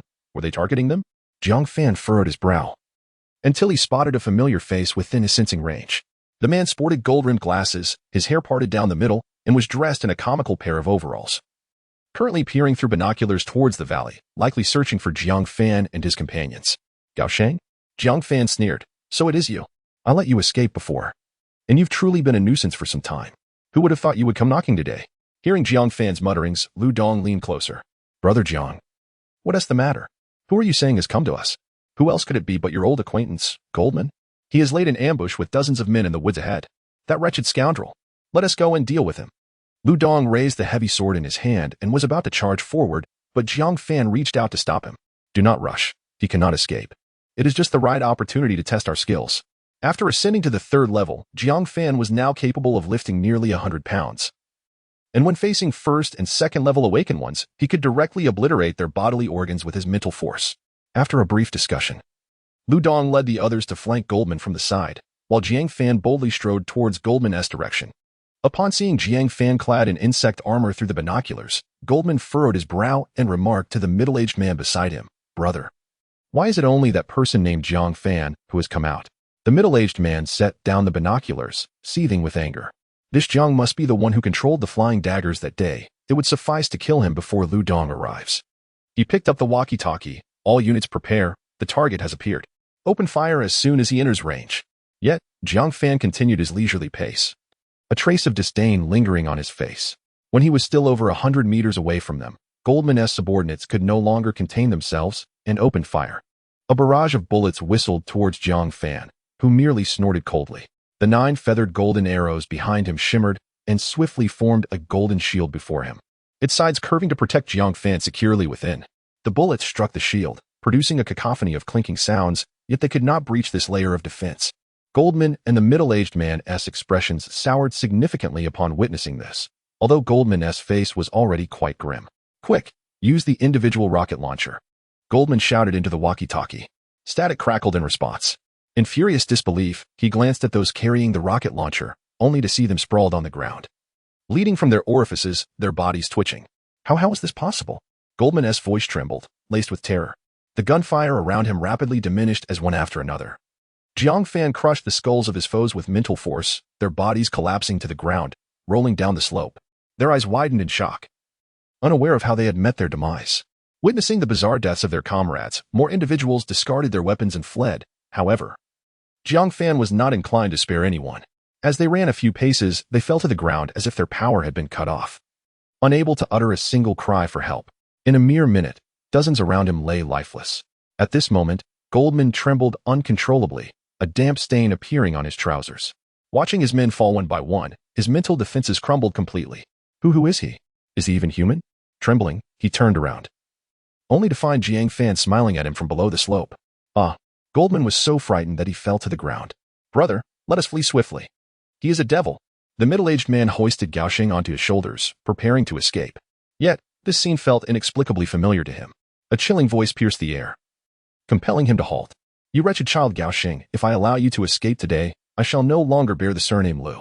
Chapter 69. Goldman, perish. The middle-aged man gazed at the group emerging slowly from the woods, gently lowering the incapacitated Goldman from his shoulder. Hasten to activate your abilities. A panicked Goldman took a deep breath, striving to compose himself. He was now a pinnacle-level awakened being, and in an instant, a gravitational field spanning nearly 20 meters materialized. Leaves cascaded from the trees, and various flora were pressed flat against the ground. The middle-aged man drew forth a silvery longsword, his gaze turning fierce. Who might this be? Scared so badly you've soiled yourself? That face of yours is absolutely revolting. Let me guess. Did you get yourself covered in red rain during your last escape? Lu Dong jeered, causing Goldman's face to flush crimson as he swallowed hard. Lu Dong, could you spare us? My father is Gao Hongqi, the deputy commander of the Kyoto safety zone. If you let us go, we can consider our matters settled. Are you telling me a joke? You come at us with such grand theatrics to kill us, and now that you see your demise approaching, you plead for mercy? Lu Dong laughed uproariously, embodying the very essence of a villain. My father possesses ample resources within the safety zone. I can offer you countless crystal cores, supplies, and even beautiful women. Whatever you desire, I can procure. Does your father know about your current endeavor? A calm voice interjected. Goldman turned to see Jiang Fan. Instinctively stepping back a couple of paces, the memory of Jiang Fan's earlier display of power still haunting him. Before Goldman could respond, the middle-aged man spoke up. If we fail to return, you shall all suffer the consequences. I assure you. Jiang Fan nodded slightly. In that case, then Goldman and the middle-aged man's eyes widened. A flicker of hope igniting within them as they believed Jiang Fan might hesitate and spare them. Goldman hastily interjected. Yes, yes. If you let us go, we shall consider the past grievances settled. I will not trouble you again. However, Jiang Fan merely smirked coldly. Then you absolutely cannot leave. The expressions on their faces froze instantaneously, and in the next moment, Jiang Fan's mental force crushed their heads into a pulp. Blood gushed from their orifices, and their bodies crumpled to the ground. The middle-aged man's mouth opened and closed as if attempting to utter something, yet no coherent sound emerged. Only a tide of blood and foam. Brother Jiang, your power is utterly terrifying. A mere glance, and you can kill? Lu Dong swallowed nervously, silently grateful that Jiang Fan was his ally. Facing such adversaries would extinguish any spirit of resistance. Currently, as long as the opponent's evolutionary level was beneath his, Jiang Fan's mental force could directly invade their bodies, rendering them utterly defenseless. The others regarded Jiang Fan with a newfound reverence. While Chun-Li stepped forward to link her arm with his. Brother Jiang, what shall we do next? Shall we return to the Kyoto safety zone? Of course we shall return. The distance from Kyoto to Xiang province spans over 2,000 kilometers without the Chaos Monument. I need to exchange for some items. Jiang Fan glanced at the tragic demise of the two from Kaohsiung and continued, as for my cheap old man, anyone who dares to bare their teeth at me shall meet the same fate. Yang Mi stepped forward, plucking an ancient ring from Kaohsiung's finger and presenting it to Jiang Fan. Brother Jiang, doesn't this ring resemble the one you wear? Jiang Fan's face lit up with surprise. Just as he was dozing off, a pillow had been delivered. He slipped the ring onto his finger and instantly sensed the treasures contained within this spatial ring. There lay a mountain of first-level crystal cores, numbering over 3,000, and a wooden box that contained 2 second-level crystal cores, presumably prepared by Kaohsiung for his own breakthrough. To his astonishment, aside from the crystal cores and supplies, a significant portion of the space was filled with an assortment of stockings, lace, fishnet, and bodysuits. He stored all the soldiers' weapons within the spatial ring, handing a silver longsword of a middle-aged man to Chun-Li, and the group continued on their journey. Eventually, before darkness enveloped the sky, they returned to the northern city gate of the safe zone. Every few meters along the towering walls stood powerful floodlights, illuminating the surrounding ruins as brightly as day. Unexpectedly, they encountered Little Stone, who still donned that well-worn garment, though his ill-fitting cloth shoes were replaced by a pair of tattered ones. Little Stone, why are you still here? Where are your new shoes? Fang Ningxue seemed quite fond of him. Sister Ningxue, I gave my shoes to my mother. In a couple of days, we'll be moving to the city. We still need a few more crystal cores. Little Stone trotted over to Jiang Fan and the others. Didn't you have crystal cores? Why do you still need more? Chun-Li asked, puzzled. Those were for my mother's treatment. She is much better now and can walk again. Little Stone expressed his gratitude, bowing to everyone. Jiang Fan smiled and nodded in acknowledgement. With a sweep of his mental force, he noticed a pale woman cooking in a makeshift shelter behind Little Stone, stirring an unknown concoction in a dark pot. Fang Ningxue discreetly slipped a few crystal cores to Little Stone, urging him to return to the city the following day. This time, without the green light from Zhang Jiangwo. The guards at the gate meticulously checked their identities and scanned them with a device to confirm that none had been bitten by zombies before allowing them to pass. Upon returning to the villa, Jiang Fan began contemplating how to handle their recent acquisitions. The enhancement fruits were certainly to be reserved for himself and his teammates. Yet he felt torn over the second-level mutated snake and the third-level snake head. After a while, Fang Ningxue emerged from the kitchen carrying a large platter. Jiang Fan was immediately hit by a strong, pungent odor mingled with a subtle hint of decay. Everyone instinctively covered their mouths and noses. Jiang Fan, puzzled, inquired, Ningxue, is this what you made with the third-level snake meat I provided? I did my best, but no matter how I prepare it, it carries an odd smell that simply cannot be eliminated. Fang Ningxue replied, her expression one of distress, nearly on the verge of retching. Jiang Fan pinched his nose and placed a piece of snake meat into his mouth, swallowing it without even chewing. Instantly, a warm current surged through his stomach, nourishing his limbs and enhancing his physique far beyond that of the mutated fruit, in terms of physical fortification alone. It could rival a small piece of the banyan tree's fruit. However, the taste was utterly revolting, reminiscent of consuming raw zombie flesh. Gritting his teeth, Jiang Fan endured the sensation, but ultimately could not restrain himself and vomited for a full 5 minutes. Goodness, is this truly so potent? Lu Dong, undeterred, also tried a piece, only to find himself in a similar predicament, gasping for breath as he expelled the contents of his stomach. In the end, everyone unanimously agreed to sell this item. After pondering for a while, Jiang Fan instructed Lu Dong to notify Zhang Jiangwo, while he sent a message to Zhao Jinlong. Brother Zhao, I have a third-grade mutated snake head for sale. I am at Villa number 198 in the safe zone. Chapter 70. The snake seller Zhao Jinlong soon responded with a simple, "Wait for me." Jiang Fan often found himself perplexed by this fellow. Did he have nothing better to do? His messages were always replied to in an instant. Seizing the opportunity while neither party had arrived, Jiang Fan glanced at the rankings on the golden list. 1. The Controller 2. Duchuan Jiantai 3. Thunder God 4. Vladimir 5. Black Dragon King 6. Posa God 7. Sun God Temple, Arthur 8. Descendants of the Dragon 9. Lord of the Nether 10. Messenger of Holy Light. The top 3 had remained unchanged, except for Duchuan Jiantai reclaiming the second position, while Thunder God had slipped to third. To Jiang Fan's surprise, Zhao Jinlong had made the list as well, securing the 8th spot. The sight of Thunder God reminded Jiang Fan of the last time he had openly challenged him in the regional channel, prompting a wry smile and a shake of his head. The regional channel remained bustling with activity, though it seemed that an increasing number of messages pertained to trade. Xiao Shadow, 10 kilograms of second-level mutated beast meat for 50 energy points. Eat, sleep, and stay healthy, a 20-year-old girl from Hu City for 100 energy points. I love eating lemons. Seriously? For 100 energy points, I could get 4 of them. Do you believe it? Iquan plays basketball. Unlimited purchase of second-level crystal cores for 500 energy points in the Xiang province safe zone. Wuji, recruiting for a team, generous benefits, meals and accommodation provided. Awakeners preferred. Suddenly, a knock sounded at the door. Tihua opened it, and a hearty laughter filled the air. Ha! Jiang, my brother. I have arrived. A robust man over 6 feet tall entered, sporting a crew-cut, dragon-like eyes, heavy brows, and sharp cheekbones. He was clad in a vibrant red insect armor, a sharp dagger at his waist, exuding an imposing aura. Jiang, my brother, you finally decided to reach out to me. I was beginning to think you had not arrived. His voice resonated like a bell, filled with both authority and warmth. Haha, Zhao, my elder brother, I just arrived 2 days ago. I had some matters to attend to, but I've just wrapped them up to seek you out. Haha, I have missed you daily and longed for your company night after night. I have eagerly awaited your arrival as the number 1 on the golden list. Zhao Jinlong exhibited great enthusiasm as they clasped hands. Jiang, my brother. You mentioned in your message that you possess a third-level mutated snake head? Quickly, let us see it. Zhao Jinlong discreetly glanced at Jiang Fan's spatial ring, clearly recognizing its significance.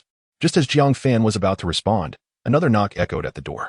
The soldier who had accompanied Zhao Jinlong opened the door, allowing a tall woman with a ponytail to enter. She appeared quite capable, dressed in a similar insect armor, followed closely by Zhang Jiangwo. Upon seeing Zhao Jinlong, her expression shifted to one of surprise. They clearly knew each other, though neither had anticipated the other's presence here. Captain Su, what a coincidence. I didn't expect to encounter you here. We truly are fated. Zhao Jinlong was the first to speak. Does your delicate deputy captain know about this? The ponytailed woman, referred to as Captain Su by Zhao Jinlong, replied with a cold laugh. Zhao Jinlong was momentarily taken aback, offering a resigned smile. The woman then turned her gaze toward Jiang Fan. Mr. Jiang Fan, I am Su Mei, the captain of the North City security team. It is a pleasure to meet you. After a brief exchange of pleasantries, the conversation shifted to the main topic. In fact, Brother Jiang need not address me as Captain Su Mei. Our West City security team could easily secure this deal, Zhao Jinlong declared with confidence. I believe Brother Jiang is quite right. Valuable items should go to the highest bidder. And there are other factions besides your West City security team interested in the crystal cores. Su Mei seemed to have a slight rivalry with Zhao Jinlong, sparing no words in her retort. You have misunderstood. I actually have 2 items for sale, which is why both of you are here. Upon hearing Jiang Fan's words, both individuals paused momentarily, their minds filled with curiosity. After speaking, Jiang Fan led them directly to the basement of the villa, where an expansive garage awaited. With a mere thought, a snakehead the size of a small car materialized before them, its venomous fangs gleaming ominously. Next to it, on the vacant ground, a large snake, approximately 7 to 8 meters long and as thick as a barrel, appeared. The once empty garage was instantly filled. Zhao Jinlong observed the bleeding snakehead, reaching out to touch its massive scales. Su Mei, having shed her earlier aloofness, exhibited an eager glint in her eyes. She desired both specimens. The rarity of the third-level snake head was unquestionable, but the complete second-level mutated snake was also a rare find. Brother Jiang, it seems you have stirred up a hornet's nest in the past 2 days, joked Zhong Jiangwo, unable to contain his amusement. It was merely good fortune. The taste of the snake meat is simply beyond comprehension, and we cannot enjoy it. Otherwise, I wouldn't be selling it. Jiang Fan candidly admitted. Haha, indeed. Brother Jiang is quite forthright. The flavor of mutated snake meat is truly indescribable. For that third-level snakehead, I will offer 10,000 energy points. Zhao Jinlong laughed heartily. Clearly having sampled mutated snake meat before, Sumei shot Zhao Jinlong a disapproving glance. For such a fine item, you're offering a mere 10,000 energy points? Do you take Brother Jiang for a fool? I will offer 20,000.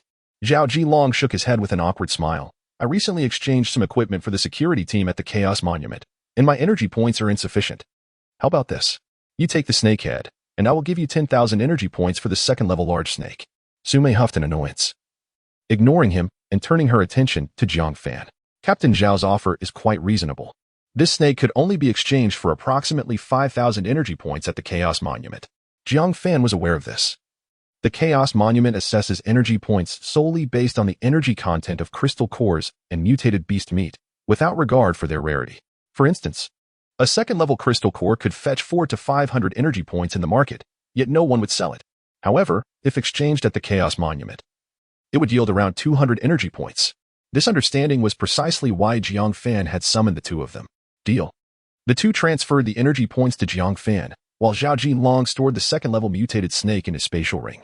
Sumei arranged for a military truck from the security team to transport the third-level snakehead.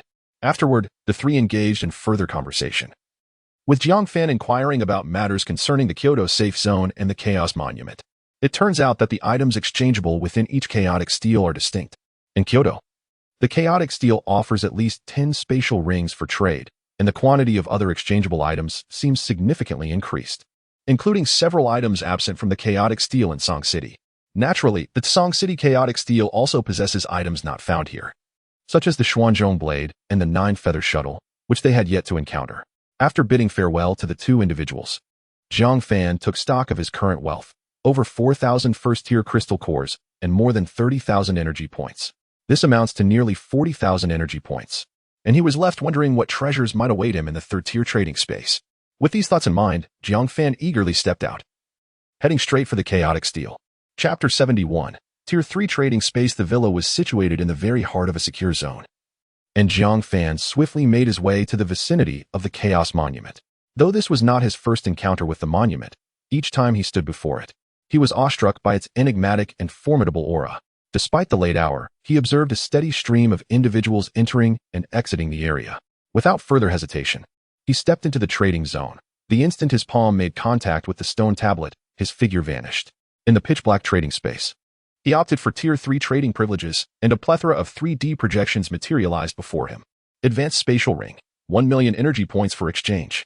This enhanced version of the spatial ring contains 100,000 cubic meters of independent space, a masterpiece crafted by a certain spatial adept. Runic Battle Chariot. 1 million energy points for exchange. A multi-terrain vehicle fabricated with runic technology, it serves as a mobile fortress capable of accommodating numerous individuals. It utilizes crystal cores for propulsion and can deplete them to activate a protective shield, but the consumption is staggering. Silverflow Battle Armor. 5,000 energy points for exchange.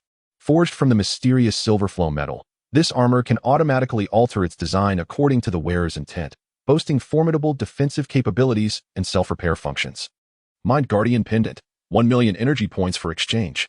This pendant protects the wearer's psyche from psychic attacks while enhancing their perceptive range.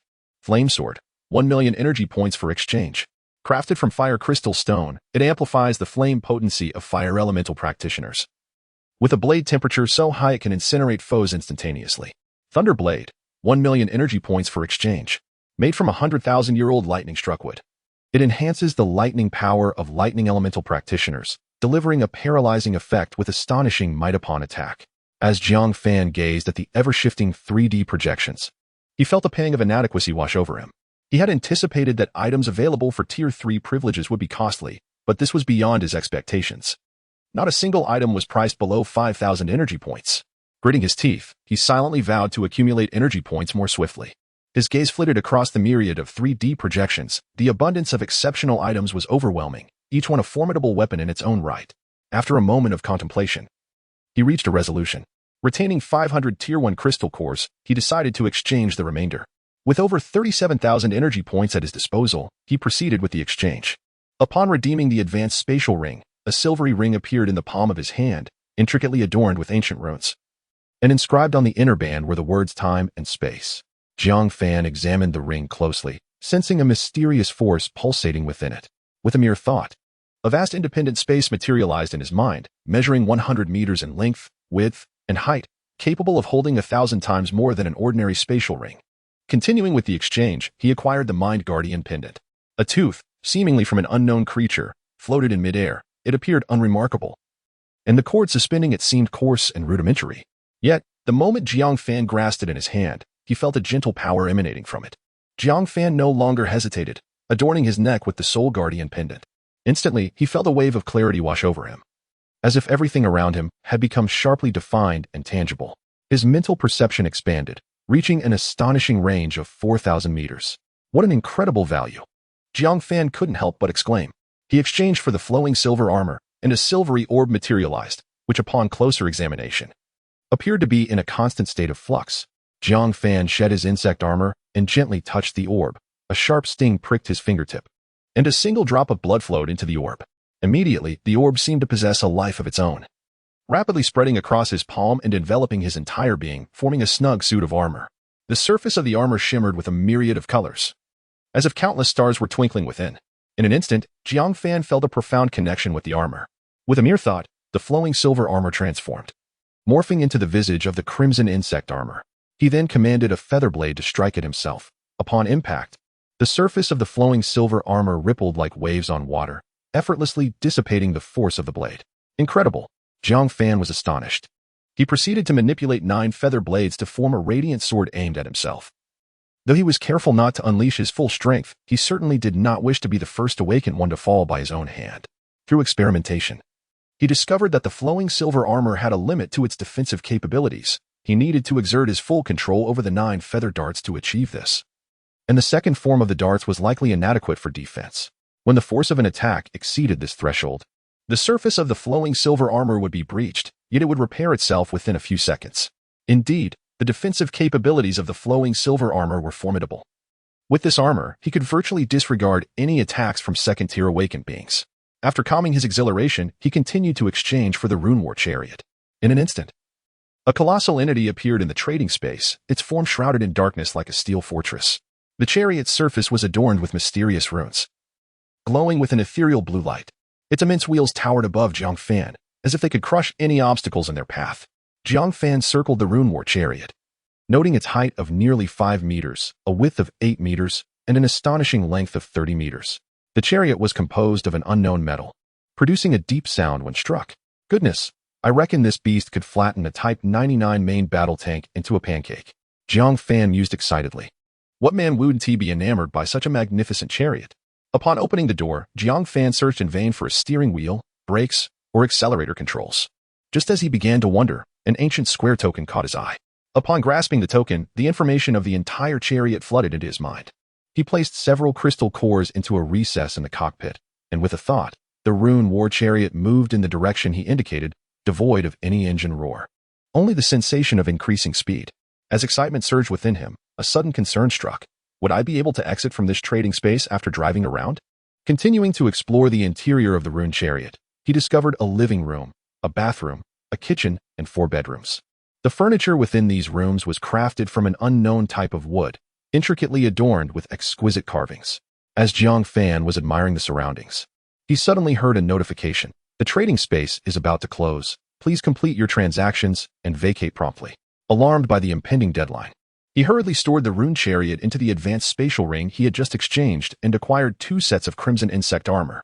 In the next moment, he found himself back in the place from which he had entered. Chapter 72. The Zombie Siege. Just emerging from the trading space, Jiang Fan was still enveloped in the joy of his abundant harvest when a cacophony erupted around him. What to do? What to do? A horde of zombies is attacking the city. Hurry to the underground shelter. But that's absurd. The underground shelter requires level 3 access. How can ordinary people enter? So what shall we do? I just visited the northern city. It was a sea of zombies. Can the security team hold them back? Let us in. We've paid rent in the safe zone. You must ensure our safety. At this moment, Jiang Fan had already activated his telepathic perception, gaining control over everything within a 4,000-meter radius. The entrance to the underground shelter was packed with people, thousands of them, young and old alike. The crowd surged forward, with even more individuals rushing in from every corner. At the entrance of the underground refuge stood dozens of armed soldiers, their weapons trained on the front line of the crowd. The safeties on their firearms were disengaged, fingers poised on the triggers, ready to fire at a moment's notice. The atmosphere was charged with tension. Tat, tat, tat, tat, tat. If anyone dares to take another step forward, I assure you, the next bullet will find its mark. A man stepped forward from among the soldiers, wielding a Type 95 assault rifle, smoke curling from the barrel. He raised his weapon, sweeping the sights across the crowd, sending waves of fear through the onlookers who recoiled in terror. I am Thor, the captain of the Southern City's security team. The man paused as curses erupted from the throng. Who the hell do you think you are? Get out of my way. I want to go in. Yeah, let us in. With so many zombies, the city walls won't hold. The man smirked derisively as a crackle of lightning enveloped him. In an instant, he summoned a bolt of electricity that ensnared the initial speaker, arcs of lightning dancing over his body. Within moments, the man was left unconscious. An eerie silence fell over the crowd. No one dared to utter a sound. Now, with the zombies besieging the city, your task is to defend the walls, safeguard our safe zone, and protect our homes. And what are you doing? Thor's eyes blazed with fury as his voice resonated like thunder. If the security team and the guards on the walls were as feeble as you, this city would have fallen long ago. You have witnessed the madness of the zombies. Once they breach the gates, it will be a river of blood and a field of corpses. Your loved ones, your friends, will become their prey. Is this what you desire to see? But we are just ordinary people. A brave youth, around 17 or 18, spoke up. We have no weapons. We cannot stand against the zombies. Very well said. No weapons? Then I shall provide you with weapons. No gear? I shall furnish you with gear. Now tell me, do you have the courage to fight these zombies? A hush fell over the crowd, but after a brief moment, the young man clenched his teeth and shouted, Yes, I dare to fight them. Others in the crowd began to echo his sentiment. Give me a weapon. I will slay the zombies. Tell my mother that I am not a coward. As more and more voices joined the rallying cry, Thor's piercing gaze commanded attention as he proclaimed, Those with courage, come forth to collect your weapons and join me in defending the city walls. As for the rest of you, return to your beds. The underground shelters are meant to preserve the flame of survival, not to harbor timid souls. The crowd stirred, with an increasing number of individuals eagerly rushing towards the armory. So this is Thor. A figure of note, indeed. Upon sensing something amiss, Jiang Fan decided to withdraw, and soon found himself back at the villa. Brother Jiang, you finally returned. What is the situation outside the city? Should we lend our assistance? Lu Dong approached him hastily. Concern etched on the faces of the others as well. I am not certain of the specifics. The distance from the city walls is too great for me to sense anything accurately. He retrieved 3 sets of insect armor from his spatial ring and placed them on the table. Yangmi, Ningshui Changhua. Each of you take a set and change quickly. We must head to the northern city wall. Without a moment's hesitation, the 3 women seized the armor and hurried to change. In no time, they were fully equipped. Jiang Fan led his companions out, heading directly for the northern city wall. Along their path, they encountered numerous panicked individuals fleeing in the opposite direction.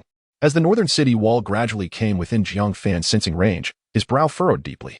There are far too many, he thought. Over 50,000 were already within his detection, and they were still 2 to 3 kilometers away from the wall. What he could perceive was merely a fraction of the northern city wall, suggesting that the total number of zombies participating in the siege could exceed 1 million. This realization brought to mind the earlier absence of high-level zombies. Could it be that a zombie king had emerged among them? Had all the advanced zombies been summoned together?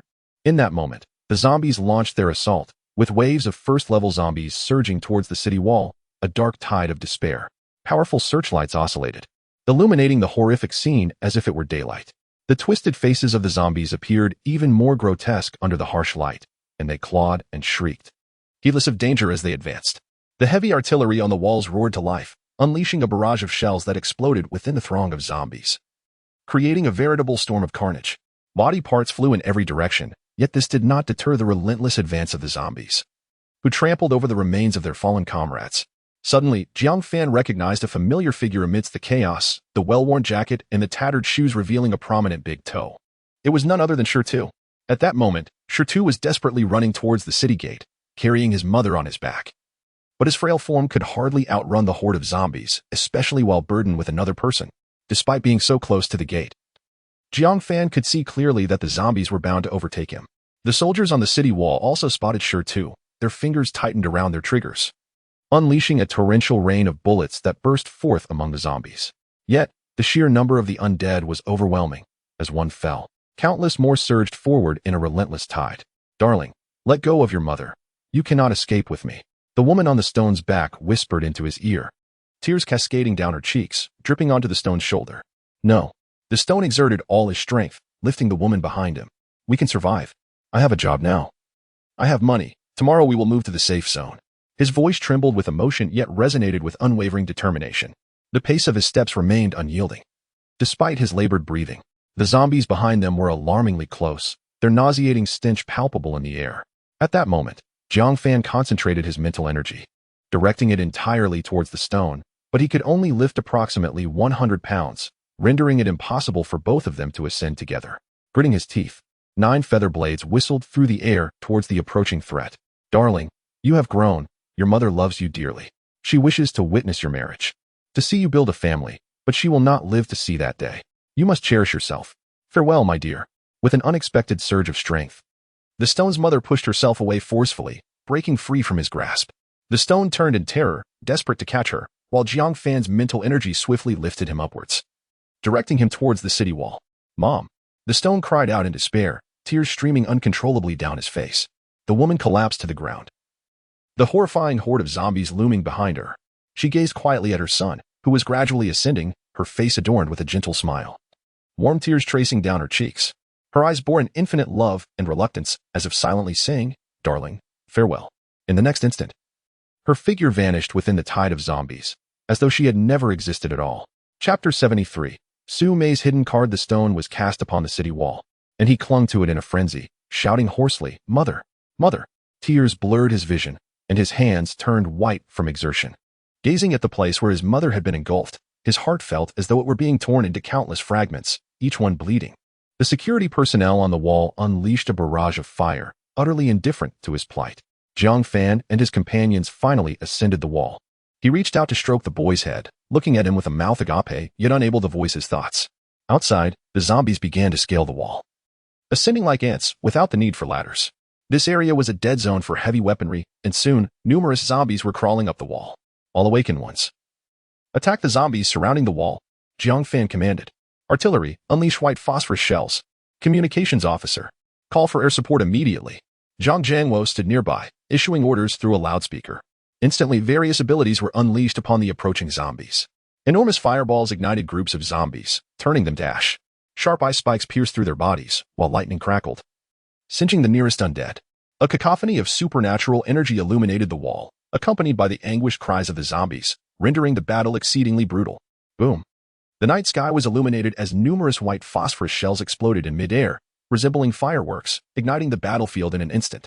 The zombies within the blast radius had their limbs severed, collapsing to the ground, while more zombies surged forward.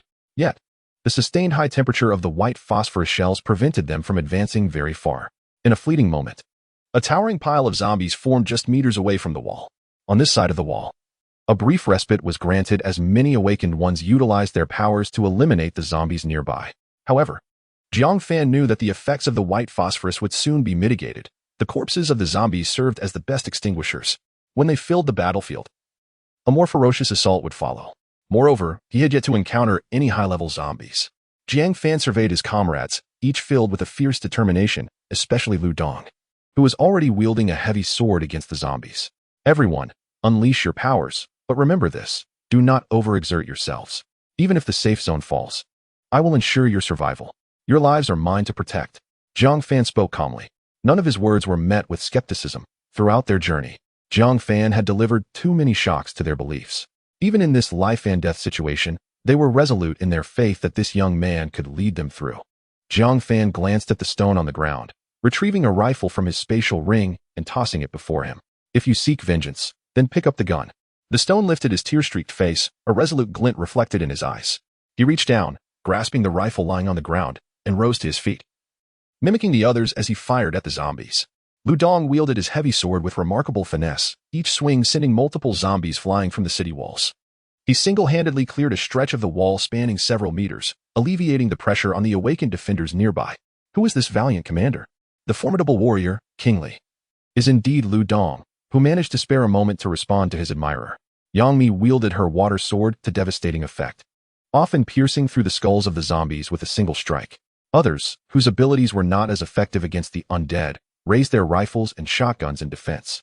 Throughout the northern wall, battles erupted in every corner, yet not a single position had fallen. Zhong Jiangwo hefted a massive axe taller than a man, effortlessly severing a zombie's head with one swing. However, Captain Su Mei of the Northern City team, whom they had encountered previously, refrained from engaging. Her brow furrowed as she gazed toward the oncoming horde, lost in thought. Boom. The massive zombies collapsed as many plunged into the burning white phosphorus. The battlefield filled with a nauseating stench of charred flesh. A new wave of assault commenced. The zombies surged forward, trampling over the corpses of their fallen brethren. The heavy weaponry stationed atop the walls continued to fire without pause, unleashing a barrage of colorful abilities upon the throng below. Waves of zombies fell as if they were mere crops being harvested, the pile of corpses on the ground growing thicker than 3 meters in mere moments. Yet, the undead seemed inexhaustible, continuing their relentless advance. More zombies began to scale the walls, increasing the defense pressure dramatically, with some already suffering injuries. Transformation into the undead merely a matter of time. Artillery, give me another round of white phosphorus shells. Zhong Jiangwo bellowed, cleaving through another zombie's skull with his axe. We can no longer use that. The fumes from the white phosphorus will poison our soldiers. Many have already begun to vomit. If we continue, we will lose our men to the poison, even if the zombies do not breach our defenses. His aide cautioned. Damn it. Where is the air support you called for? Where are the bombers?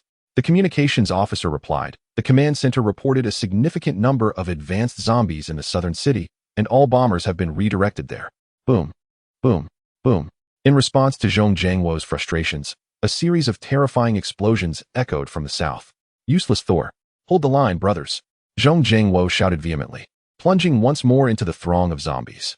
At that moment, a vast spatial rift suddenly emerged outside the northern city wall, appearing silently as if a colossal lightning bolt had cleaved through the horde before them. A powerful suction emanated from the rift, instantly drawing in the surrounding zombies, who vanished without a trace. The entire battlefield seemed to freeze, all eyes fixated on the mysterious and terrifying rift, hearts filled with astonishment. Though the rift appeared for but a brief moment, its terrifying power left everyone speechless. With this single act, it had claimed the lives of at least 50,000 zombies. As Jiang Fan was taken aback, he turned to gaze at Su Mei, the captain of the North City security team. Her hair, once neatly tied up, now cascaded down, dancing in the night breeze, with strands playfully brushing against her cheek. However, the once lustrous black hue had transformed into a stark white, a testament to the toll exacted upon her vitality. Sensing Jiang Fan's gaze, she turned her head, their eyes meeting in a poignant exchange. In that moment, Jiang Fan realized for the first time how strikingly beautiful a woman could be. Chapter 74. The Unexpected. After Su Mei executed her extraordinary maneuver, a vast expanse of nearly 100 meters was instantly cleared from the surging horde of zombies. The front line was successfully pushed back. Kill, kill, kill, roared the guards atop the northern city wall, their morale soaring to unprecedented heights. The cacophony of battle cries reverberated through the air, their eyes ablaze with fierce fury, as if they aimed to incinerate every zombie before them. The awakened ones were equally resolute, their extraordinary powers radiating once more. Various mortars, rocket launchers, and machine guns thundered in unison. Shells streaked across the night sky like meteors, exploding in brilliant flashes among the horde, unleashing torrents of blood and chaos. Smoke billowed, flames soared, and the entire battlefield resembled a hellscape. For a moment, the zombie tide was rendered utterly incapable of advancing an inch. Lu Dong set the heavy sword aside and retrieved the sun arrow bow from his back. He loosed an arrow that pierced through the bodies of 4 or 5 zombies. Brother Jiang, whose power is that gaping void? Its might is terrifying. It belongs to Captain Su. I do not know how she accomplishes it, but she must have paid a significant price. Jiang Fan pondered internally. If he were in her position, would he have done the same? In Jiang Fan's mental perception, the number of zombies in the northern city had dwindled to less than 100,000, while the security team, along with various scavenging squads and some scattered individuals, totaled nearly 5,000. Though the disparity seemed stark, the guards were equipped with an array of heavy weaponry and a multitude of awakened ones, sheltered by the towering walls, making victory merely a matter of time. Within the zombie horde, every second saw several zombies inexplicably collapse. Externally, they bore no visible wounds. Yet an examination of their brains would reveal a massive pulp. This peculiar phenomenon was occurring throughout the northern city whenever there was a lull in firepower. Groups of zombies would fall en masse, as if a colossal hand were orchestrating the battlefield's fate. Initially unnoticed, as the number of zombies dwindled, more individuals began to recognize this anomaly. A soldier, poised to pull the trigger of his sniper rifle, watched in astonishment as the zombie in his sights suddenly toppled over. He glanced around, discovering similar occurrences in other areas. What could be happening? Could there be a mysterious expert aiding them from the shadows? At that moment, Jiang Fan stood atop the city wall, a flicker of fatigue crossing his features. Beneath the flowing silver armor, the energy from the crystal cores converged at his forehead, seeping inward. Having slain nearly 10,000 zombies, even though each exertion was minimal, he had still absorbed energy equivalent to 2 crystal cores. He wondered how the situation fared in other locations.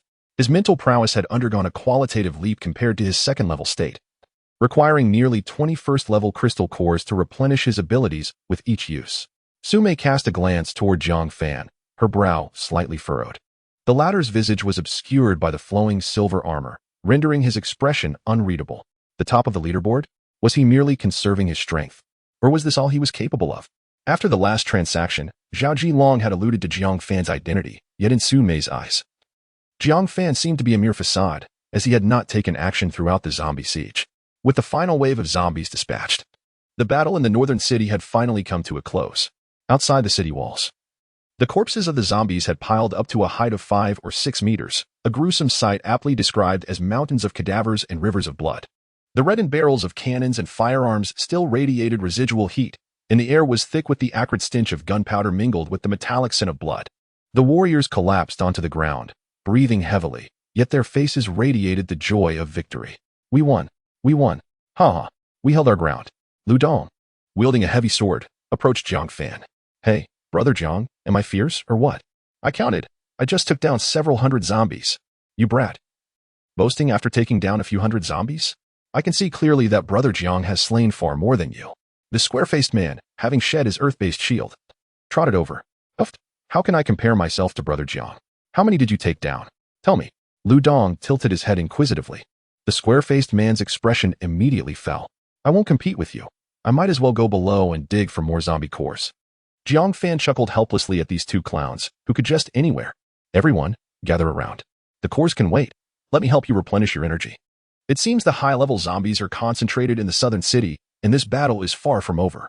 Previously, he had heard from Zhong Jiangwo that all the high-level zombies were in the southern city, and air support had been redirected there.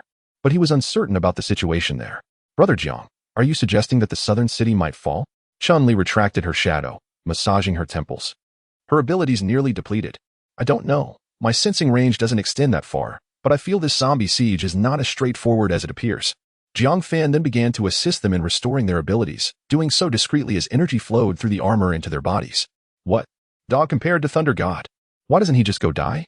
Zhong Jiangwo suddenly erupted in fury, veins bulging on his forehead as he slammed his fist against the nearby wall, causing bricks to tumble and dust to rise. The surrounding guards were startled by his sudden outburst, casting bewildered glances. Sume strode over, her brow furrowed, her voice sharp. Zhong Jiangwo, what happened? That beast Thunder God has fled the battlefield. The southern city has fallen. Zhong Jiangwo gasped, his expression one of wanting to devour Thunder God whole. What on earth happened? Wasn't there a garrison of over 10,000 at Thunder God's side? And air support? Sume began to grasp the gravity of the situation. I'm not sure of the specifics. Just now, the communicator relayed that the southern city has been lost. Thunder God, along with his close to 1,000 loyal followers, retreated to the underground shelter, while the others were completely annihilated. That scoundrel, always acting as if he possesses great righteousness, yet becomes a coward at the crucial moment. This time, it was Sume who was consumed by rage. As the southern city fell into utter ruin, the defenses of the safe zone became a mere jest. A throng of zombies surged into the residential areas, their numbers escalating at a terrifying pace. Even more infuriating was the complete sealing of the entrance and exit to the underground shelter, leaving the inhabitants of the safe zone bereft of their last avenue of escape. Only a scant few managed to seek refuge within the chaotic trading space, yet once the trading period elapsed, they too would inevitably become fodder for the undead. Sume snatched the walkie-talkie from the hands of the communications officer and bellowed, "Establish contact with headquarters and request reinforcements. Hurry." The communications officer, with a look of despair, replied, "Captain, the signal is down. We cannot connect at all." In a fit of rage, she smashed the walkie-talkie to pieces, extracting the communication chip, and sent a message to Thor. "You had better hope for my demise, for if I survive, I shall personally ensure your end." Chapter 75. Then let us not depart. Everyone rallied their spirits. The South City had fallen, yet the battle was far from over. Sumei's voice resonated through the loudspeakers atop the city walls, reaching every ear. Doubt etched across their faces. Many questioned whether they had misheard. Was there not a force of nearly 10,000 on the southern front? How could it be declared lost so suddenly? Should we not withdraw? It is still not too late to escape. To hell with retreat. My family is still inside, exclaimed one among them. Those useless fools in South City. Even a herd of 1,000 pigs would take time to corral. Yet here they are abandoning their position after merely 2 hours? Boom. A fighter jet plunged from the sky, crashing into a building with a terrifying explosion, igniting a fireball that illuminated the surroundings. Despite the considerable distance, those on the walls could witness the zombies surging towards them like a relentless tide. Their grotesque visages, illuminated by the flames, appeared even more terrifying as they emitted guttural roars, reminiscent of demons from the abyss. "Prepare for battle," Sumei shouted, "for our homeland, for our loved ones." Instantly, the flames of war were ignited. The thunderous roar of artillery erupted, shells streaking across the night sky, exploding amidst the horde of zombies and dazzling displays of fire. Machine guns unleashed a torrential barrage, bullets forming curtains of death that shredded the front line of the undead. The awakened summoned their various powers, poised for action, yet deep down they understood that their abilities were dwindling. Unlike Jiang Fan, who had briefly absorbed a crystal core, many had only managed to assimilate a fraction of one. Fortunately, the open fields between the residential area and the northern wall allowed long-range weapons to unleash their full potential. Shells and bullets cascaded down upon the horde, inflicting tremendous casualties. The warriors atop the walls dared not pause for even a moment, their weapons spitting fire incessantly. Yet, mere minutes had passed before zombies encroached upon the walls. Even more troubling was the staircase on the inner side of the wall, designed for transporting large machinery, which allowed the zombies to surge up without needing to form a human ladder. Jiang Fan and his comrades found themselves at a stairwell. Lu Dong drew his heavy blade and charged upward, single-handedly defending a passageway nearly 8 meters wide. With each swing of his sword, he sent the surrounding zombies' limbs flying, his immense strength toppling those behind them, evoking the sensation of battling in a grand epic. Elsewhere, the situation was less favorable. Several stairwells, lacking sufficient defenders, witnessed hordes of zombies flooding the walls, engaging the warriors in brutal close combat. Jiang Fan tirelessly utilized his powers to stabilize the situation, acutely aware that should the zombies threaten the ranged firepower, the northern wall would surely fall. Whoosh! 2 fighter jets streaked through the night sky, releasing missiles that detonated among the throng of the undead. The blinding explosion instantly illuminated the entire battlefield, billowing clouds of smoke ascending into the heavens. The zombies were shattered into pieces, and those nearby were flung far away. A piercing shriek echoed through the horde, followed by a shocking spectacle. The 2 fighter jets suddenly seemed to lose power, plummeting towards the distance. The foremost attackers felt a wave of dizziness wash over them. As if everything before their eyes had been fast-forwarded, the zombies surged forward, beginning to tear at their flesh. The protective necklace at Jiang Fan's chest emitted a faint glow, and he remained unaffected. In stark contrast, Lu Dong stood dumbfounded, his heavy sword lodged in the ground as he stared blankly at the approaching zombies. With a mere thought, Jiang Fan caused the zombies around him to collapse as if they were cut wheat. It took Lu Dong 3 long seconds to snap out of his stupor. He shook his head and staggered, nearly falling. "Dongzi, attack!" Jiang Fan shouted. Only then did Lu Dong regain his grip on the heavy sword and charge towards the zombies. Elsewhere along the city walls, chaos reigned, and screams filled the air. "Wake up! Wake up!" Zhang Jiangwo shouted, one hand striking his head while the other held a megaphone. Sumei clenched her fists tightly, her nails digging into her flesh, as if grappling with an internal decision. A fissure spanning 4 to 5 meters appeared, drawing in the surrounding zombies, which seemed to expand ominously. At that moment, a terrifying golden dragon phantom soared where the west and north cities met, its immense form rivaling the distant skyscrapers. "Yao Jinlong?" Sumei gazed towards the golden dragon apparition, and the spatial fissure ceased its expansion. In the next instant, the dragon lifted its head and exhaled a fiery breath. A chasm of flames, over 10 meters wide, manifested before the northern city wall, scorching everything in its path and incinerating the zombies to ashes. As the dragon phantom dissipated, Zhao Jinlong fell from the sky, gasping for breath and appearing extremely weakened. With his assistance, the northern city wall regained some stability, but Jiang Fan knew this was merely temporary, as he observed a multitude of second-tier zombies, scorpion zombies, invisible zombies, and obese zombies, among others he had never encountered before. Moreover, he had yet to locate the source of the earlier scream.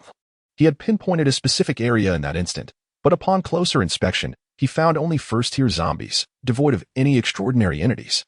In this moment, Jiang Fan hesitated.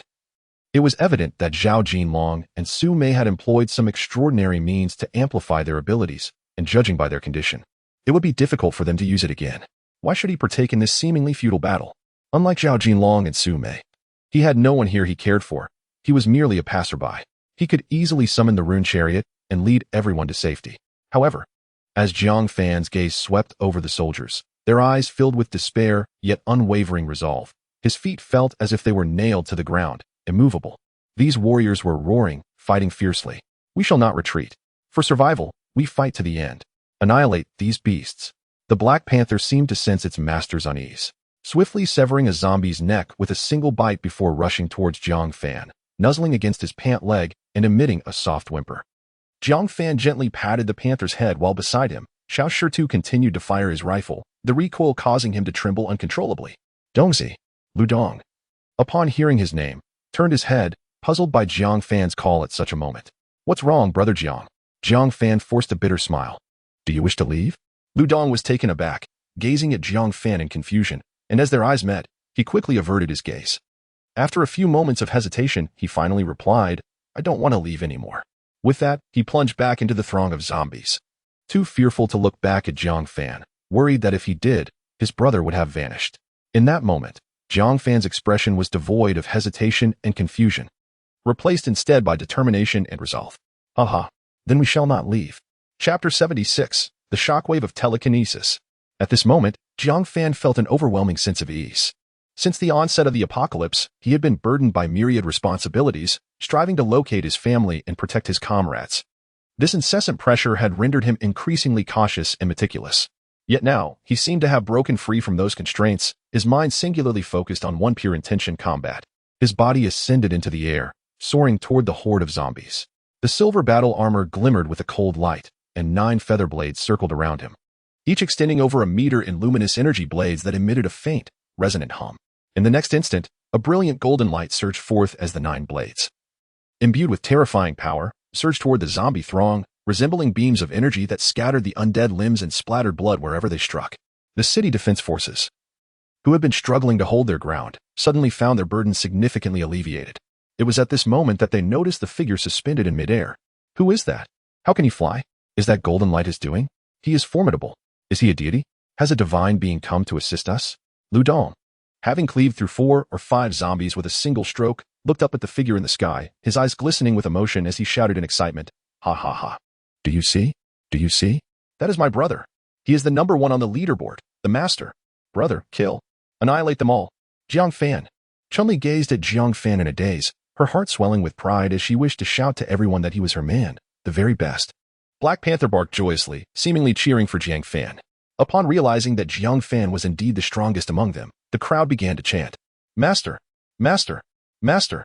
The entire northern city guard echoed the chant, their voices resonating with such intensity that the ground trembled beneath them. The previously low morale was instantaneously ignited. A dragon's breath cleaved the battlefield in two, with Jiang Fan hovering in the void on one side and the horde of nearly 200,000 zombies on the other.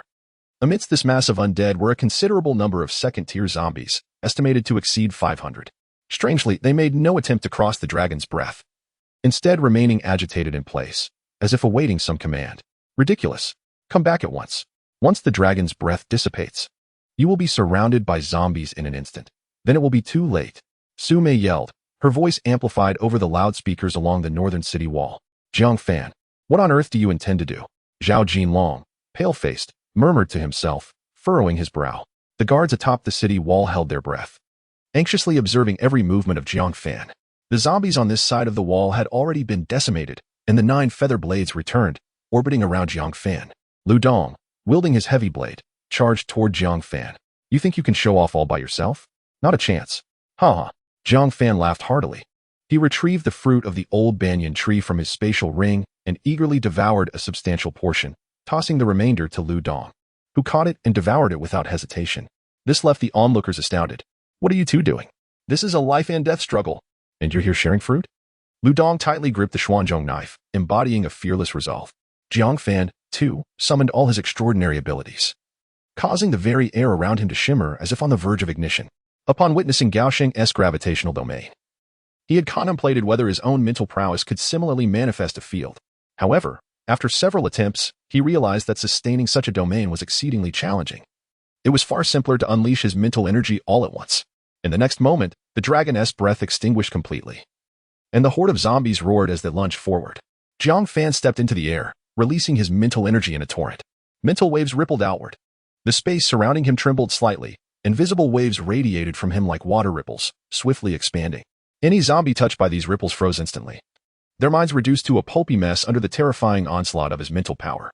The ripples faced no obstruction, spreading thousands of meters in an instant. Masses of zombies fell like wheat being harvested, regardless of whether they were ordinary zombies, scorpion zombies, or stealth zombies, those of the second tier. Nearly 200,000 zombies were obliterated in that fleeting moment, with over 80% eradicated, leaving only those at a greater distance unscathed. Everyone atop the city wall was profoundly shocked, their mouths agape, eyes wide as saucers, as if their very eyeballs might pop out. Sume, who had been preparing to call Jiang Fan back, stood frozen, her loudspeaker clattering to the ground. She stared blankly at Jiang Fan suspended in the air, her lips quivering, unable to utter a single word. After a long pause, Sume regained her composure, swallowing hard as she murmured to herself, How is this possible? Her gaze was filled with disbelief. Zhao Jilong snapped back from his astonishment, vigorously rubbing his eyes as if to confirm that he was not merely witnessing an illusion. Truly worthy of being the top of the rankings, how utterly terrifying. It must be noted that the explosive power he and Sume had exhibited earlier was derived from a life-draining serum developed in a secure laboratory. It was inconceivable that Jiang Fan, upon his arrival in Kyoto, possessed such highly confidential substances. As Jiang Fan's strike concluded, the battlefield fell into a brief silence. Moments later, a thunderous cheer erupted from the city wall. The master is incredible. I want to bear your children. Waves of guards surged from the wall, completely disregarding military orders or tactics in their haste. All they knew was that they could not allow Jiang Fan to face the onslaught alone. After unleashing that powerful strike, Jiang Fan's head buzzed, and he collapsed, plummeting towards the ground. Lu Dong's heart tightened as he rushed forward to catch him, calling out Jiang Fan's name several times, but there was no response. At that moment, Fang Ningxue and the others arrived, and Chun-Li, with tears streaming down her face, cradled Jiang Fan in her arms, her tears falling upon his visage. Fang Ningxue's palm radiated a luminous white light as she pressed it against Jiang Fan's chest. The brilliance intensified, enveloping his entire being. After a brief moment, Jiang Fan finally opened his eyes. The previous strike had depleted all his mental energy. Had he not consumed the fruit from the ancient banyan tree beforehand, even with Fang Ningxue's healing, he would likely have remained unconscious for several more days. Brother Jiang, you have finally awakened. How do you feel? Chun-Li wiped her tears and broke into a smile. Jiang Fan rubbed his temples, still feeling a wave of dizziness. He attempted to summon his mental energy to absorb a few crystal cores, but found it utterly impossible. Any attempt to utilize his supernatural abilities resulted in a sharp, piercing pain in his head. It's all right. A few days of rest should suffice. Amidst the clamor of the guards' fierce battle nearby, Jiang Fan suddenly recalled something significant. When he had unleashed his mental shockwave earlier, he sensed an exceptionally unique zombie. This particular creature bore no distinguishing features from an ordinary first-level zombie. Yet it withstood the impact of his mental force, indicating it was at least a level 3.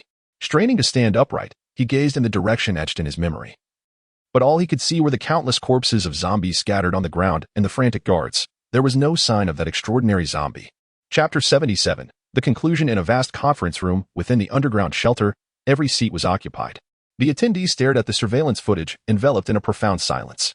After a considerable time, a balding middle-aged man spoke. What are your thoughts? Please share. An elderly man clad in a white lab coat rose. He was Zhang Dizong, the head of the laboratory. What more is there to discuss? This battle has been executed splendidly. Jiang Fan, Zhao Jinlong, and Su Mei are heroes of the safety zone, pillars of our nation. The elder, filled with fervor, struck the table and glanced at the figure next to him, Thunder God. Unlike certain individuals who merely engage in superficial endeavors, presenting a facade of righteousness while faltering at critical moments. In times of national crisis, we rely on genuine capability and courage, not on boasts and flattery. The elder's agitation intensified, his face flushed with indignation. The balding man gently tapped the table with his fingers. Old Zhang, at your age, how can you still be so impetuous? Commander Zhu, I am merely passionate. I still advocate for recognizing their contributions and providing substantial rewards. Such powerful and patriotic awakeners deserve our cultivation. Well, What do the rest of you think? The balding man surveyed the others. I concur with old Zhang's proposition, yet Jiang Fan's prowess is truly formidable. If such a powerful awakener cannot be harnessed for our cause. Have you contemplated the repercussions? A tall, slender man with a buzz cut stood, his two tufts of mustache appearing somewhat comical. Gao Hongqi, what do you imply? Zhang Dizong could not restrain his inquiry. This time, the balding man did not intervene but turned his gaze toward Gao Hongqi. Commander Zhu. Consider this. This young man's strength is immense. He can single-handedly withstand nearly 200,000 zombies. Should he harbor ambitions of seizing control of the Kyoto safety zone, then? Gao Hongqi left his thought unfinished, but the implication was clear to all present. In fact, Gao Hongqi had recognized Jiang Fan and Lu Dong the moment he saw them on the monitors, recalling how Gao Sheng had previously requisitioned a 100-man unit to confront them. Zhang Dizong, are you certain he lacks such intentions? He directed his gaze at Zhang Dizong, his narrowed eyes gleaming with cunning. Gao Hongqi, do not judge a gentleman by the standards of a petty individual. When Jiang Fan fought valiantly on the battlefield, why did you not voice such concerns? Zhang Dizong glared fiercely. Gao Hongqi offered no retort, merely returning to his seat in silence. Thunder God. The balding man's deep voice resonated. Thunder God jolted, immediately standing upright. Commander, I am here. Share your perspective. The balding man fixed his penetrating gaze upon him. I believe we should first send someone to gauge Jiang Fan's stance. If he indeed harbors rebellious sentiments, we ought to eliminate him swiftly. Thunder God hesitated momentarily before speaking.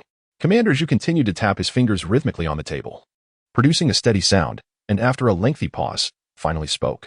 The Thunder God led his comrades to offer reinforcements, while also intending to engage with Jiang Fan, elevating his authority to level 4.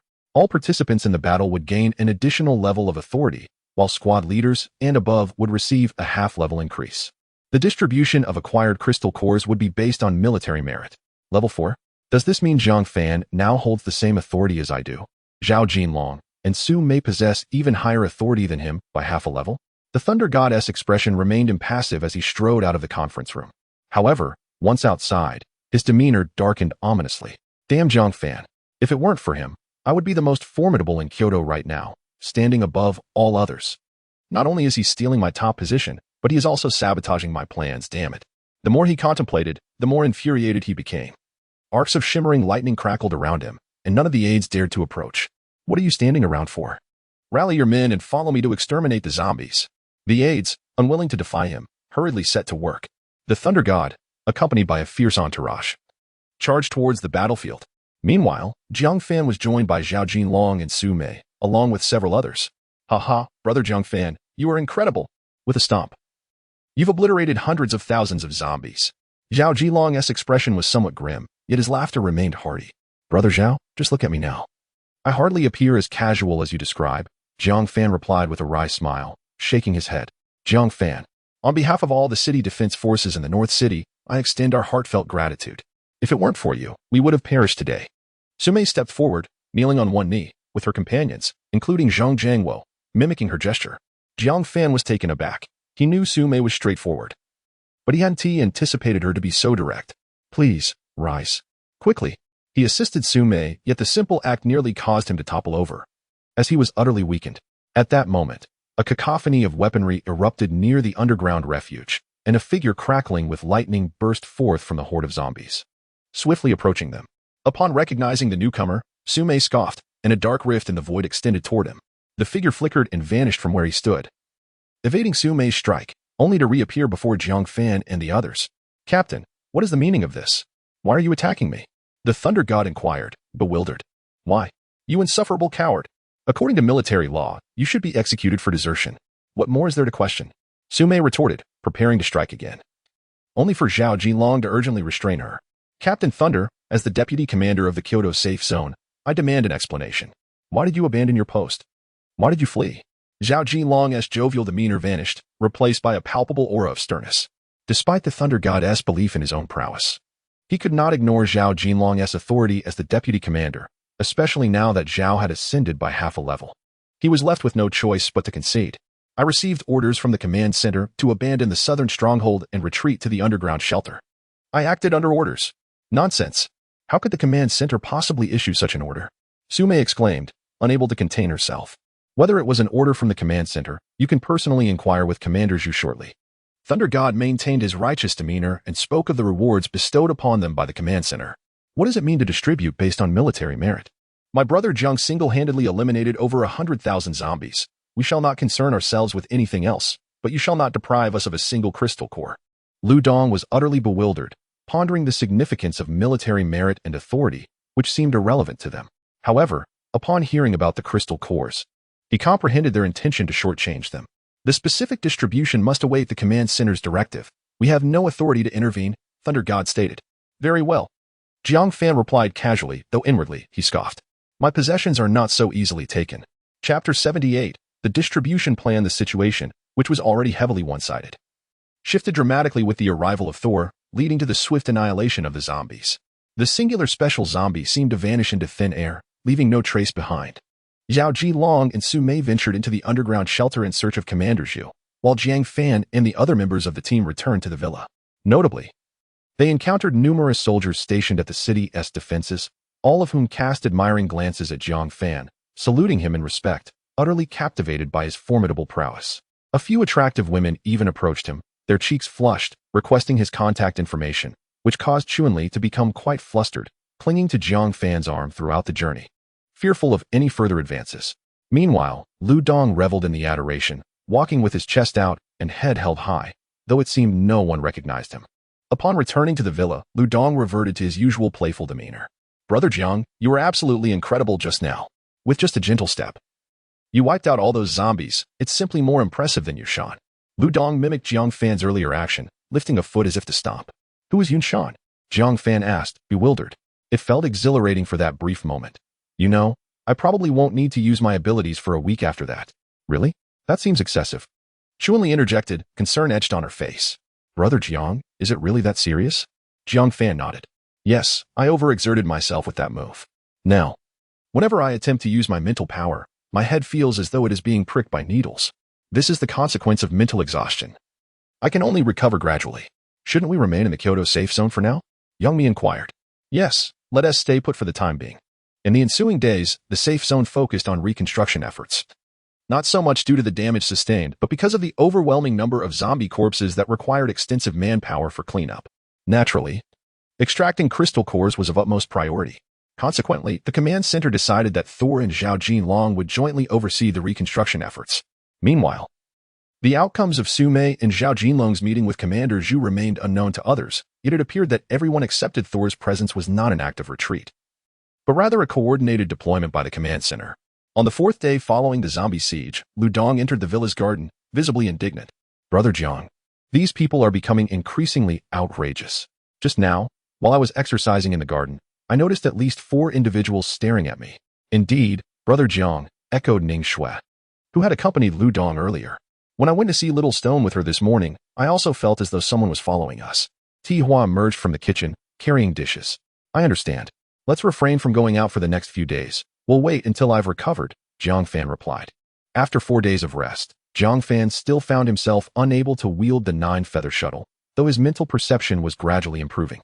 Brother Jiang, what do you think their intentions are? We helped them secure the safe zone, and now we become the subjects of surveillance. Lu Dong remarked, taking a bite of the food on the table. What could it mean? Do you understand the phrase too much merit overshadows the master? They are frightened. Jiang Fan gazed out the window, where a seemingly ordinary middle-aged man was stealthily glancing in their direction, just as Lu Dong prepared to utter another word. A knock echoed from the villa's front door. Is Jiang Fan in? I am Thor. A collective frown creased the brows of those present. As the door swung open, Thor stepped inside, followed unexpectedly by Zhao Jinlong. Brother Jiang Fan, you truly live up to your reputation as the strongest among the elite. And I see your condition has improved significantly in just a few days, Thor remarked with an air of nonchalance. Indeed, I have nearly recovered. But I must express my gratitude to the command center for providing round-the-clock protection, Jiang Fan replied, momentarily leaving Thor at a loss for words. Zhao Jinlong chuckled in the background. Huh. It appears Brother Jiang Fan is indeed in fine form. Brother Zhao, what brings you here this time? Has the distribution of crystal cores been finalized? Jiang Fan inquired, ignoring Thor and focusing on Zhao Jinlong. The latter paused briefly before bursting into laughter. Huh. They say there are only erroneous names, never erroneous nicknames, and it holds true. Brother Jiang Fan truly has everything under control. You flatter me. But I am rather curious about the quantity of crystal cores allocated to me. Jiang Fan inquired calmly. According to the careful consideration of the command center, they have acknowledged Brother Jiang Fan's significant role in this battle. However, as the safe zone is currently in a rebuilding phase, crystal cores are in high demand everywhere. For now, we have provisionally allocated 20,000 level 1 crystal cores and 50 level 2 crystal cores to you, Thor explained slowly. At that moment, Zhao Jilong wore an expression of helplessness. What? Are you treating us like beggars? We have slain nearly 200,000 zombies. And you dare to offer us such a meager amount of crystal cores? Lu Dong's anger flared, and he pointed an accusing finger at Thor. Isn't this rather excessive? Fang Ningxue chimed in, hands on her hips, her expression fierce. Jiang Fan remained silent, yet the 9 feather blades behind him glimmered ominously, their golden edges encircling him. All aimed at Thor. I believe you should return and reconsider the allocation, Jiang Fan asserted. Thor felt an overwhelming sense of pressure. Memories of Jiang Fan's formidable kick flooded his mind, instilling a sense of trepidation within him, even as he radiated a crackling energy. The atmosphere grew palpably tense. Do not resort to violence. It was stated to be provisional. Provisional means it can be negotiated.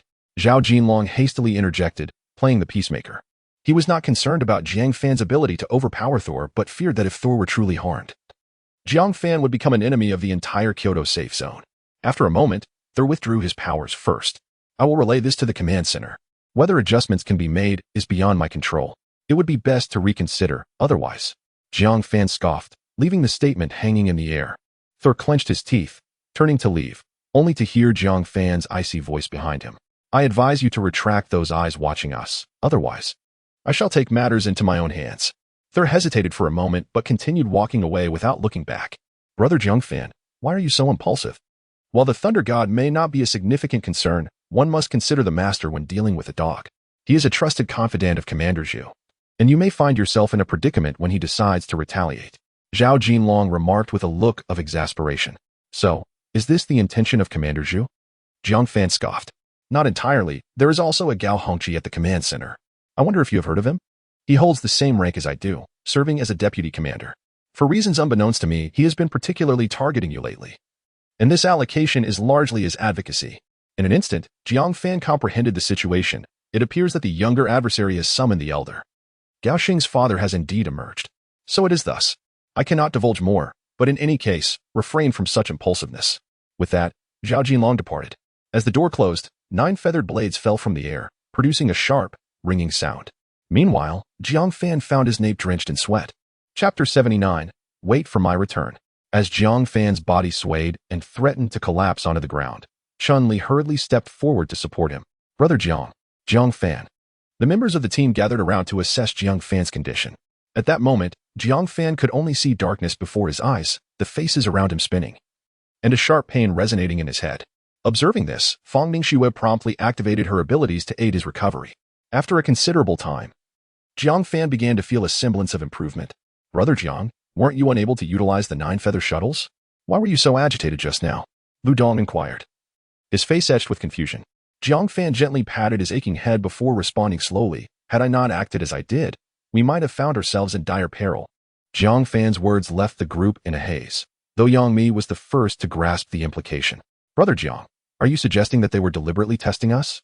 Indeed, we have slain 200,000 zombies, yet they only offered us 20,000 crystal cores. Does that seem reasonable to you? Jiang Fan continued. You mean to say they were uncertain whether you had fully recovered? If we accepted those 20,000 cores, they would have been assured of your inability to wield your abilities. Chun-Li exclaimed in realization. This bunch of scoundrels is utterly revolting, even in this apocalypse. They cling to their schemes and intrigues as if still in the political arena. We should have left that day, Lu Dong expressed with fervor. His right fist clenched and swung emphatically in the air. We fought against the horde of zombies for the sake of the city's defenders and our own passion. Did we not? Jiang Fan remarked, smiling at Lu Dong. Alas, I too acted impulsively. Please, Brother Jiang, spare me your sarcasm. Lu Dong scratched his head sheepishly. Haha. It's not sarcasm. I genuinely thought that way at the time, Jiang Fan said, pausing briefly before continuing. I hadn't anticipated that they not only wished to reap the rewards, but also sought to bury the very ones who nurtured the trees. However, they have miscalculated. A safe zone in Kyoto can easily be overturned. Yes, let us topple them, Lu Dong replied vehemently. So, what shall we do next? Brother Jiang, having forcefully used your abilities, we don't know when you'll recover. Will they come to test us again? Fang's face reflected concern. In truth, Brother Jiang has already revealed a significant flaw today. The group turned to Yang Mi, who pursed her lips and continued. Imagine if it were the peak of Brother Jiang's power. Even with the entire Kyoto safe zone backing him, how could he let Thunder God go without a lesson? Fortunately, Zhao Jinlong was present today, which may have confused them, leading them to believe you were holding back out of regard for Zhao Jinlong. Yet, this rationale does not withstand scrutiny. After hearing Yang Mi's explanation, a sense of urgency enveloped the group. Thus, Brother Jiang's claim of wanting to eliminate their spies was a ploy to hastily depart before they could react. One must sometimes concede that Yang Mi's intelligence ranks among the highest in the team, as she had accurately discerned Jiang Fan's intentions. Jiang Fan nodded. We shall depart tonight. Indeed, as Jiang Fan had anticipated, they had not detected anyone watching them throughout the afternoon. By the time darkness enveloped the sky, Jiang Fan and his companions had exited the villa, clad in ordinary attire, concealing their insect armor underneath. Why don't we wait until midnight to leave? There are so many people outside. What if someone sees us? Lu Dong murmured, pulling his hat brim lower. I always thought you were naive, but it seems you are rather foolish. Being out here alone at night makes us even more conspicuous, Fang Lian retorted disdainfully at Lu Dong. Just as Lu Dong was about to shoot back, Jiang Fan's voice interrupted. Everyone, keep quiet and act naturally. The North City gate is just ahead. The group feigned calmness as they approached the gate, where the security team paid them no mind. Jiang Fan glanced at his companions, realizing they were the guards who had fought alongside him earlier that day. The area outside the North City had been cleared, leaving only the still damp bloodstains as a testament to the recent carnage. Thanks to the cleaning efforts over the past few days, no refugees remained. It was also possible that they had all perished. Just as the group stepped beyond the city walls, their spirits lifting, an array of lights suddenly illuminated the desolate ruins ahead. Jiang Fan, where are you lot heading off to at this hour? A familiar voice, one Jiang Fan dreaded, echoed through the night. If it weren't for Gao Hongqi's warning, you would have truly deceived me today. The Thunder God emerged from the shadows, lightning coursing across his body. It seems I underestimated both you and your resolve to oppose me, Jiang Fan stated, removing his hat. Huh, only the dead pose no threat. Lu Dong shot back defiantly, brandishing his heavy blade and stepping to the forefront of the group. The Thunder God sneered, and a surge of electricity erupted from him. A lightning serpent as thick as a finger lunging at Lu Dong. With a fierce shout, Lu Dong swung his blade at the serpent. In an instant, the lightning coursed through the blade, enveloping Lu Dong entirely. He managed to endure the strike, bolstered by his enhanced physical ability, though his hair stood on end, and his face was left charred. Damn it, this guy is powerful, Lu Dong cursed, though he spoke defiantly. It was evident to onlookers that Lu Dong's physical enhancement ability was thoroughly countered by the Thunder God, who also possessed the skill of lightning teleportation, making victory against him nearly impossible. Jiang Fan's fingers grazed the spatial ring, contemplating whether he might need to summon the rune chariot to escape. As the Thunder God conjured two larger lightning serpents, a pitch-black rift appeared before them. The lights on the North City wall shifted toward this direction, illuminating the night as if it were day. Someone is taking on the controller. Brothers, will you stand with me? Sumei's voice rang out, imbued with resolute determination. No. Suddenly, a chorus of responses erupted, and a multitude of figures emerged atop the northern city wall, various firearms aimed in this direction. Sumei, are you intending to betray the safe zone? Thunder God pointed a finger accusatorily at Sumei. What do you think you are? Can you truly represent the safe zone? Sumei stepped into a rift in the fabric of space before her, and in the next moment, she appeared beside Jiang Fan. Jiang Fan, you all must depart. I shall deal with this old cur.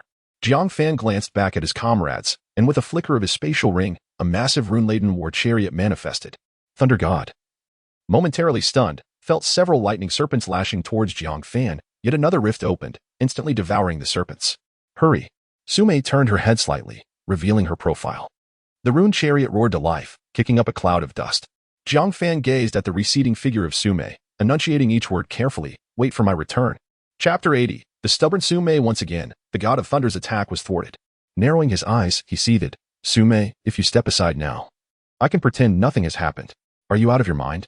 Sumei retorted without an ounce of mercy. Do you think I am incapable of killing you? Or do you believe I lack the courage to do so, which gives you such audacity? The God of Thunder's expression darkened, the atmosphere around him becoming increasingly agitated. He glared at Sumei, fury igniting like flames in his eyes. Enough of your nonsense. If you wish to fight, then let us engage. If not, then be gone. Very well. Since you are so intent on courting death, I shall eradicate you on behalf of the safe zone. With a thunderous roar, the God of Thunder's body crackled with electricity, powerful energy waves radiating outward from him. He pointed toward the void, and instantly a tempest arose, accompanied by booming thunder. A bolt of lightning, as thick as an arm, descended upon Su Mei. The furious winds whipped up dust and debris, obscuring Su Mei's figure. She gazed upward at the lightning with a flicker of surprise. The god of thunder had reached the pinnacle of level 2. With no time for further contemplation, she summoned all her abilities, and a spatial rift, several meters wide, appeared above her. The massive bolt of lightning, akin to divine retribution, struck directly into that rift. In an instant, the rift shimmered with brilliant light, and the electricity surged chaotically, as if it sought to tear apart the very fabric of space. Su Mei bit her lip, beads of sweat rolling down her forehead, as she exerted every ounce of strength to stabilize the rift. Observing this, the god of thunder moved his hands once more, channeling even more electrical power into the rift.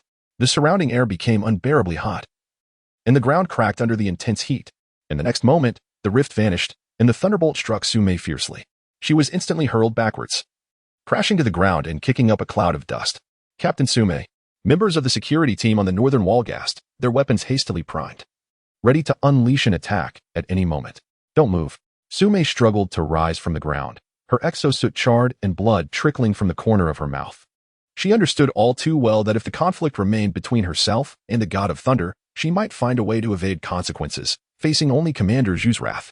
However, if a clash erupted between the security team and the god of thunder's forces, the situation would escalate significantly, implicating all members of the security team. The god of thunder glanced in the direction of the wall. At least you know your place. With that, he prepared to pursue the ruins of the war chariot. Wait, I have not yet given you permission to leave. Su Mei's voice rang out once more. The god of thunder inhaled deeply, his expression darkened. He had initially considered sparing this woman, recognizing her as the captain of the security team. Killing her could lead to complications. Yet her repeated provocations had eroded his patience entirely. Su Mei produced a vial of deep blue potion and injected it into her arm. A surge of extraordinary power erupting from within her.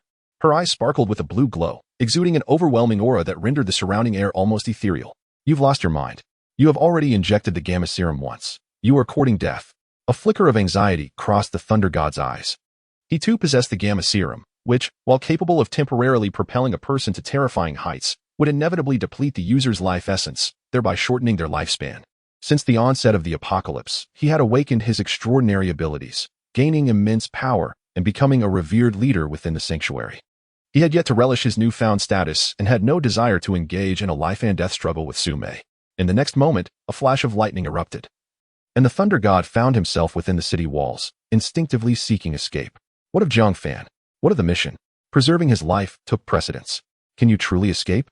Su Mei scoffed, and a fissure of void, stretching hundreds of meters, extended toward the thunder god with unprecedented speed. In the blink of an eye, he was engulfed by the rift.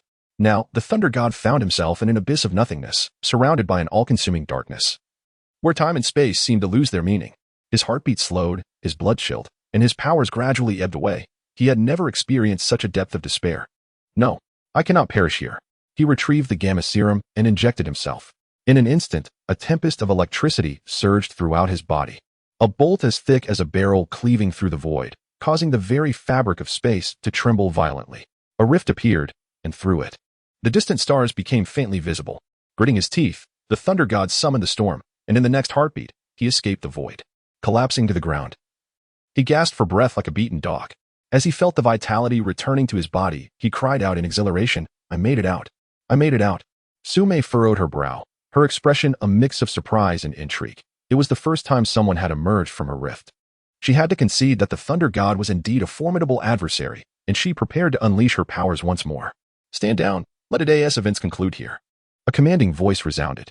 Both Su Mei and the thunder god turned to see a balding middle-aged man approaching, flanked by Gao Hongqi and Zhao Jinlong. It was Commander Zhu. Upon seeing the newcomers, the thunder god felt emboldened.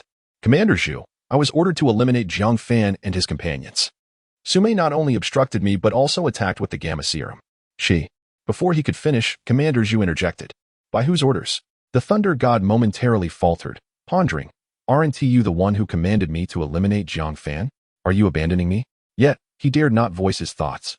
Hastily sealing his lips, Commander Zhu then glanced at Su Mei and instructed Zhao Jinlong, take these two back to the underground refuge.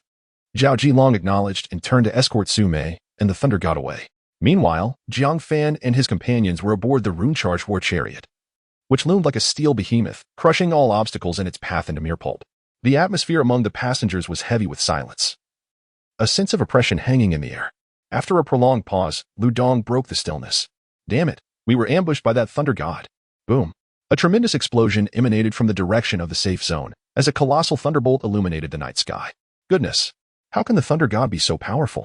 Fang Lian exclaimed, gazing at the terrifying lightning. He must have employed similar tactics, Jiang Fan remarked. I wonder how Su Mei is faring? Lu Dong sighed in frustration. The absence of gunfire suggests that Su Mei is likely unharmed. Otherwise, the security team in Beicheng would undoubtedly confront the thunder god fiercely, Yang Mi pondered. Su Mei is safe, Xiao Shitu has just responded.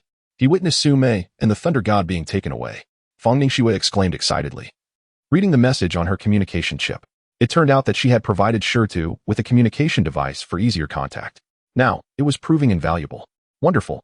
As long as she is temporarily safe, once Brother Jiang recovers, we will be able to rescue her, Chuanli said, her face alight with enthusiasm. Brother Jiang, where shall we head next? Jiang Fan inquired, suppressing the fury within as he gazed at the night sky. Let us proceed to the great banyan tree. Chapter 81. Lurking.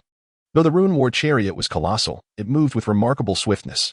In just over an hour, they had departed from the urban expanse of the pre-apocalyptic world. Observing the crushed vehicles and collapsed structures beneath the weight of the chariot, Jiang Fan furrowed his brow slightly.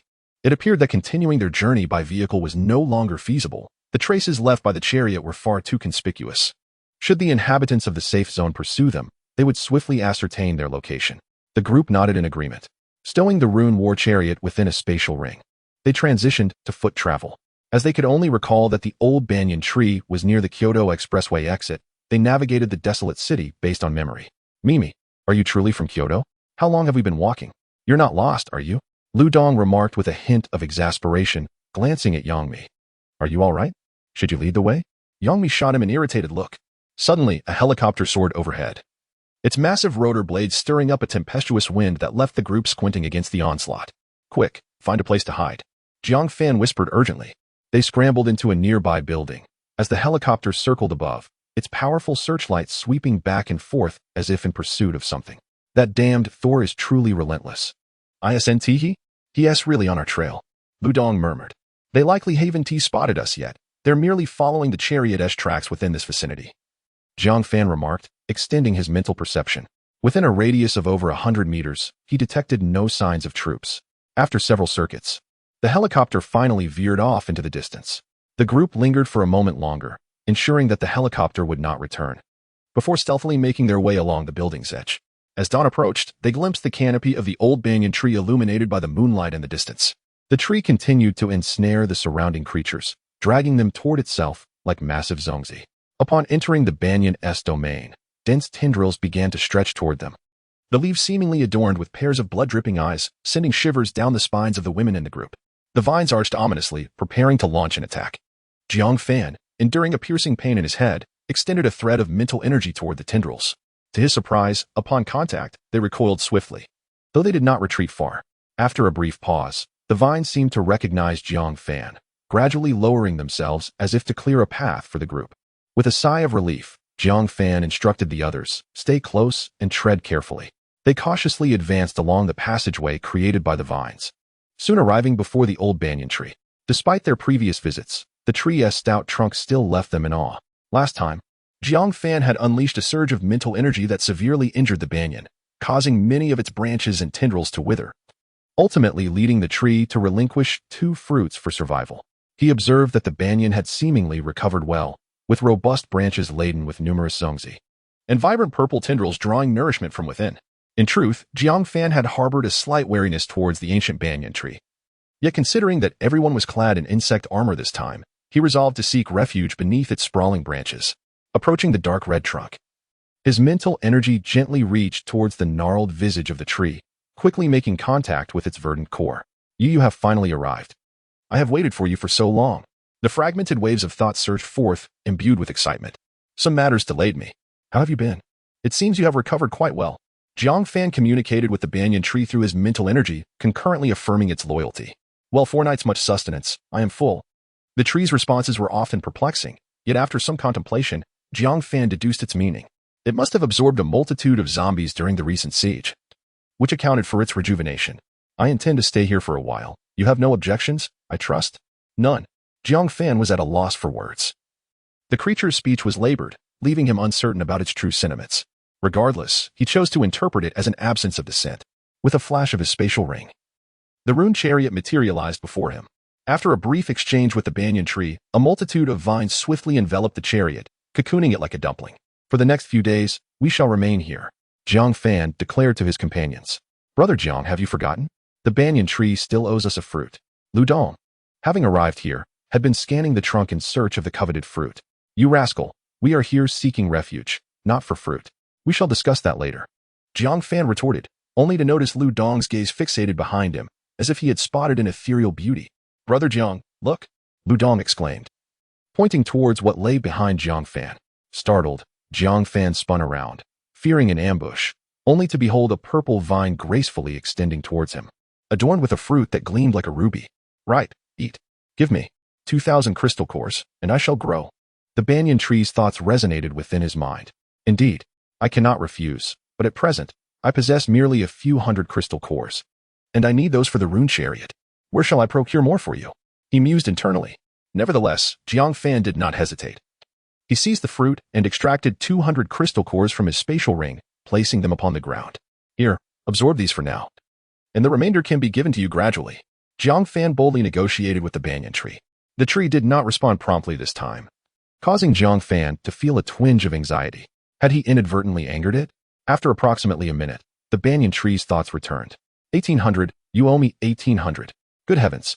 Jiang Fan had completely forgotten the tree's poor arithmetic skills. Thus, Jiang Fan and his team made their temporary abode beneath the banyan tree, where the rune chariot provided ample comfort and all necessary amenities. Particularly for several ladies, the post-apocalyptic existence had rendered them homeless and devoid of security, leading them to regard the rune chariot as their mobile sanctuary. From the following day onward, the other members of the team ventured out to hunt zombies. It became evident that Jiang Fan's recent injury had awakened a realization among them regarding the significance of their own strength. They could no longer rely solely on Jiang Fan for every endeavor. Time swiftly passed, and before they knew it, the fourth day had arrived. Jiang Fan had finally made a complete recovery, and with a surge of mental energy, he found himself in control of everything within a radius of over 4,000 meters. It was time to return. Chapter 82. I shall see how you conclude. In recent days, Lu Dong and his team members have amassed over 1,000 primary crystal cores, even vanquishing 2 second-tier zombies. With the assistance of Jiang Fan, Yang Mi, Fang Ningxue, and Fang Lian successfully ascended to the second tier, aiding Lu Dong in absorbing 2 second-tier crystal cores, thereby enabling him to reach the mid-second tier. With only 1 day remaining until the ranking rewards of the Golden List are distributed, Jiang Fan remains firmly seated atop the leaderboard, despite having not elevated his status for an entire week. The primary reason is the absence of third-tier crystal cores for him to absorb. Perhaps the fruit from the great banyan tree may prove useful, yet after careful consideration, Jiang Fan has resolved to reserve the fruit for Lu Dong, who might leverage it to ascend the Golden List. The crystal cores obtained by the team were not further bestowed upon the ancient banyan tree, as Jiang Fan intends to conserve them for the runic war chariot as a source of energy. This decision has left the banyan tree exceedingly displeased, incessantly transmitting thoughts to Jiang Fan as if it were a creditor, causing him considerable vexation over the past few days. Old banyan, I need to attend to some matters. I promise to replenish the crystal cores upon my return. Jiang Fan communicated through mental energy. A purple vine gradually extended towards him, bearing a vibrant red fruit, catching Jiang Fan off guard. What could the banyan tree possibly mean by this? You owe me. The banyan tree began, but Jiang Fan interrupted. All right. I get it. I owe you 1,800 crystal cores. If I don't repay you next time, I'll be a dog. Is that satisfactory? Half a day passed without a ripple of response from the banyan tree, likely pondering the true nature of a dog. Jiang Fan mused that after spending more time with humans, he has grown to prefer conversing with trees. Bidding farewell to the banyan tree, Jiang Fan and his companions boarded the runic war chariot, setting off towards the Kyoto safe zone.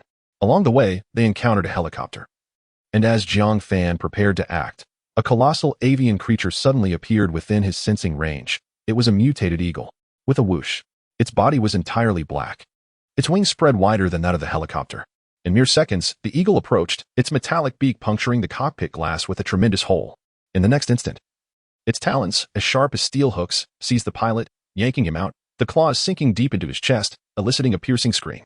Jiang Fan's gaze sharpened, and with a surge of mental energy, he obliterated the eagle's consciousness, causing its body to go limp and plummet alongside the helicopter. The eagle's talons remained firmly entrenched in the pilot, who, as the ground rushed towards him, envisioned himself being shattered upon impact. Just as he was about to collide with the earth, he felt an inexplicable lightness, as if something had caught him, and then he crashed onto the eagle's body. After a considerable time, he slowly opened his eyes to find 7 or 8 individuals observing him, with none other than Jiang Fan, the very subject of his current search mission, leading the group.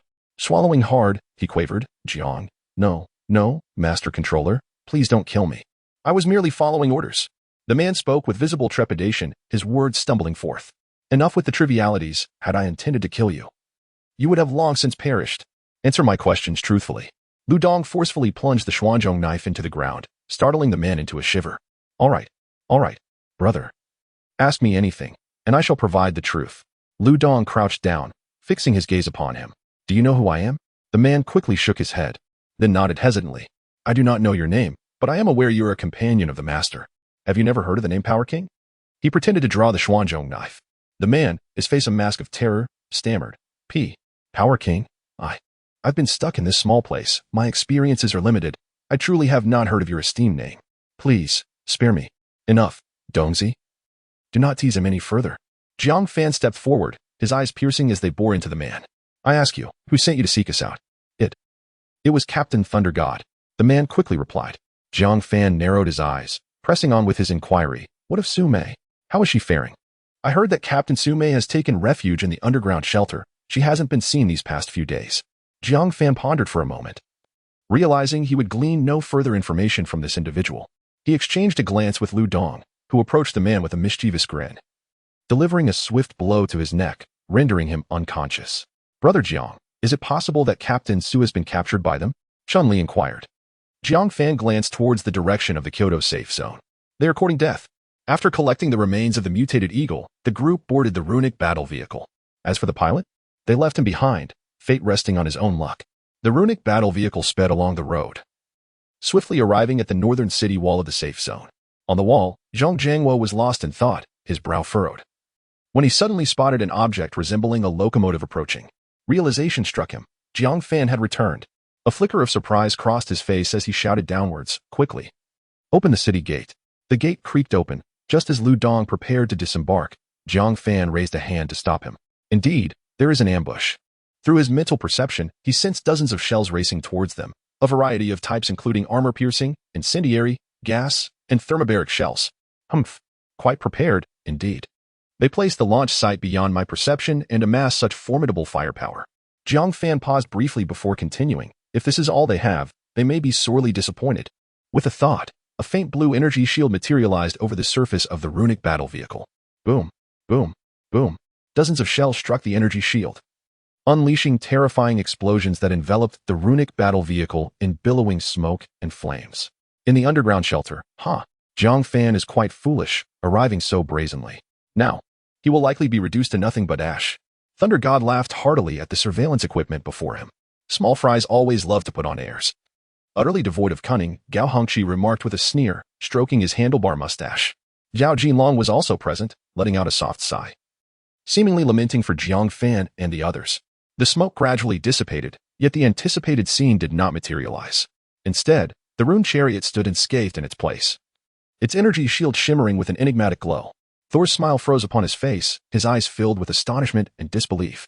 Gao Hongqi was also in a daze, his hand, which had been stroking his mustache, suspended in midair. As the window rolled down, the figure inside was none other than Jiang Fan, who made a throat-cutting gesture towards the distant camera. In the next moment, the surveillance equipment lost its signal. Zhao Jinlong remarked nonchalantly, "Now, I wonder how you shall conclude this." Chapter 83. Return to the safe zone, Zhao Jinlong. "What do you mean?" Thunder God glared furiously at his opponent. "What do you mean?" Zhao Jinlong sneered and continued. "Rather than barking aimlessly at me, you should ponder how to confront Jiang Fan's wrath." Thunder God's face turned pale with anger. "This is Commander Zhu's order. Do you intend to defy military commands?" I certainly do not. But Commander Zhu merely instructed me to keep an eye on Su Mei. I shall not interfere with other matters." Having said that, Zhao Jinlong turned and departed without a backward glance. "What shall we do?" They are already heading towards the shelter. Gao Hongqi appeared somewhat flustered. Thunder God gritted his teeth, exclaiming, "What is there to panic about? Continue the bombardment. I will go with Alpha Team. We can always employ the Gamma Agent once more. The last time we used the Gamma Agent, it at least reduced his lifespan by 20 years. Now, he won't even be able to rise in the morning." On the northern city wall, the recent barrage had consumed over 100 crystal cores for the rune chariot. No wonder the consumption is terrifying. This alone is over 100 cores, which ordinary people simply cannot afford. Jiang Fan sighed inwardly. Subsequently, he sensed more shells approaching, utilizing his mental powers. He did not attempt to block them, but instead applied force from the side, causing the missiles to instantly alter their flight paths. An eerie scene unfolded as the rune chariot boldly advanced towards the safe zone, with explosions erupting around it, stirring up vast clouds of dust. Yet the chariot remained steadfast amidst the hail of gunfire, utterly unaffected. On the northern city wall, Zhang Jiangwo gaped in astonishment. By heavens, Brother Jiang Fan is truly formidable. Even the shells must evade him? Brothers, Captain Su has been under house arrest for several days. It is time to rescue him. We can no longer remain passive. Let us charge alongside Brother Jiang Fan. Zhang Jiangwo rallied his comrades with a fervent cry. In truth, he felt uncertain. After all, they were opposing the entire safe zone. And failure would mean death for all. Rescue Captain Su. Rescue Captain Su. Charge. In an instant, the soldiers were filled with fervor, responding with shouts that reverberated through the air. Aha! Good brothers, all good brothers.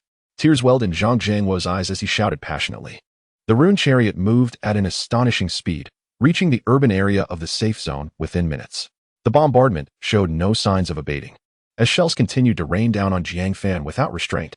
However, the accuracy was absurdly low, with ordinary shells consistently missing their targets, causing nearby buildings to collapse in succession.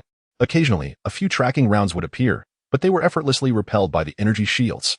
As the rune chariot advanced, Jiang Fan finally located the positions of the heavy weaponry, astonishingly situated on the southern city wall, where Thunder God's security team was stationed. Humph. They are truly seeking their own demise. Jiang Fan let out a cold snort, his mental prowess instantly targeting those manipulating the weapons. In the next moment, they fell silently, blood gushing from their mouths and noses. As someone attempted to check on their fallen comrades, they too succumbed, their orifices bleeding profusely. This horrific scene instilled terror in the hearts of the onlookers, causing them to instinctively retreat, their weapons trembling in their hands. It was the master. Only he possessed such terrifying power. Quick, flee. Panic spread rapidly, and the once prepared team descended into chaos, everyone fleeing in all directions. Captain, it's in disarray. Completely in disarray. Thunder God grimaced as he listened to the voice crackling through the intercom. Let us go. Follow me to confront the enemy. He understood Jiang Fan's capabilities. Hiding was futile against him. His mental force was too formidable, and the only chance of fighting back lay in closing the distance. Yes. His team of over 10 Alpha Squad members replied. This squad had been meticulously trained by Thunder God, comprised entirely of lightning-affiliated supernatural beings who could amplify his powers during combat. This was why Thunder God had previously always managed to outmatch Xiao Jinlong. However, just as the alloy doors of the underground refuge swung open, every member of the Alpha Squad crumpled to the ground, frothing blood from their mouths, their vitality slipping away. Thunder God's eyes widened in fury, but an excruciating pain suddenly pierced his head, as if invisible hands were squeezing his skull, attempting to crush it. He cried out in agony, clutching his head and rolling on the ground. Beads of sweat streamed down his forehead, his complexion draining to an ashen hue. He felt his consciousness fading, as if on the brink of plunging into an abyss of darkness.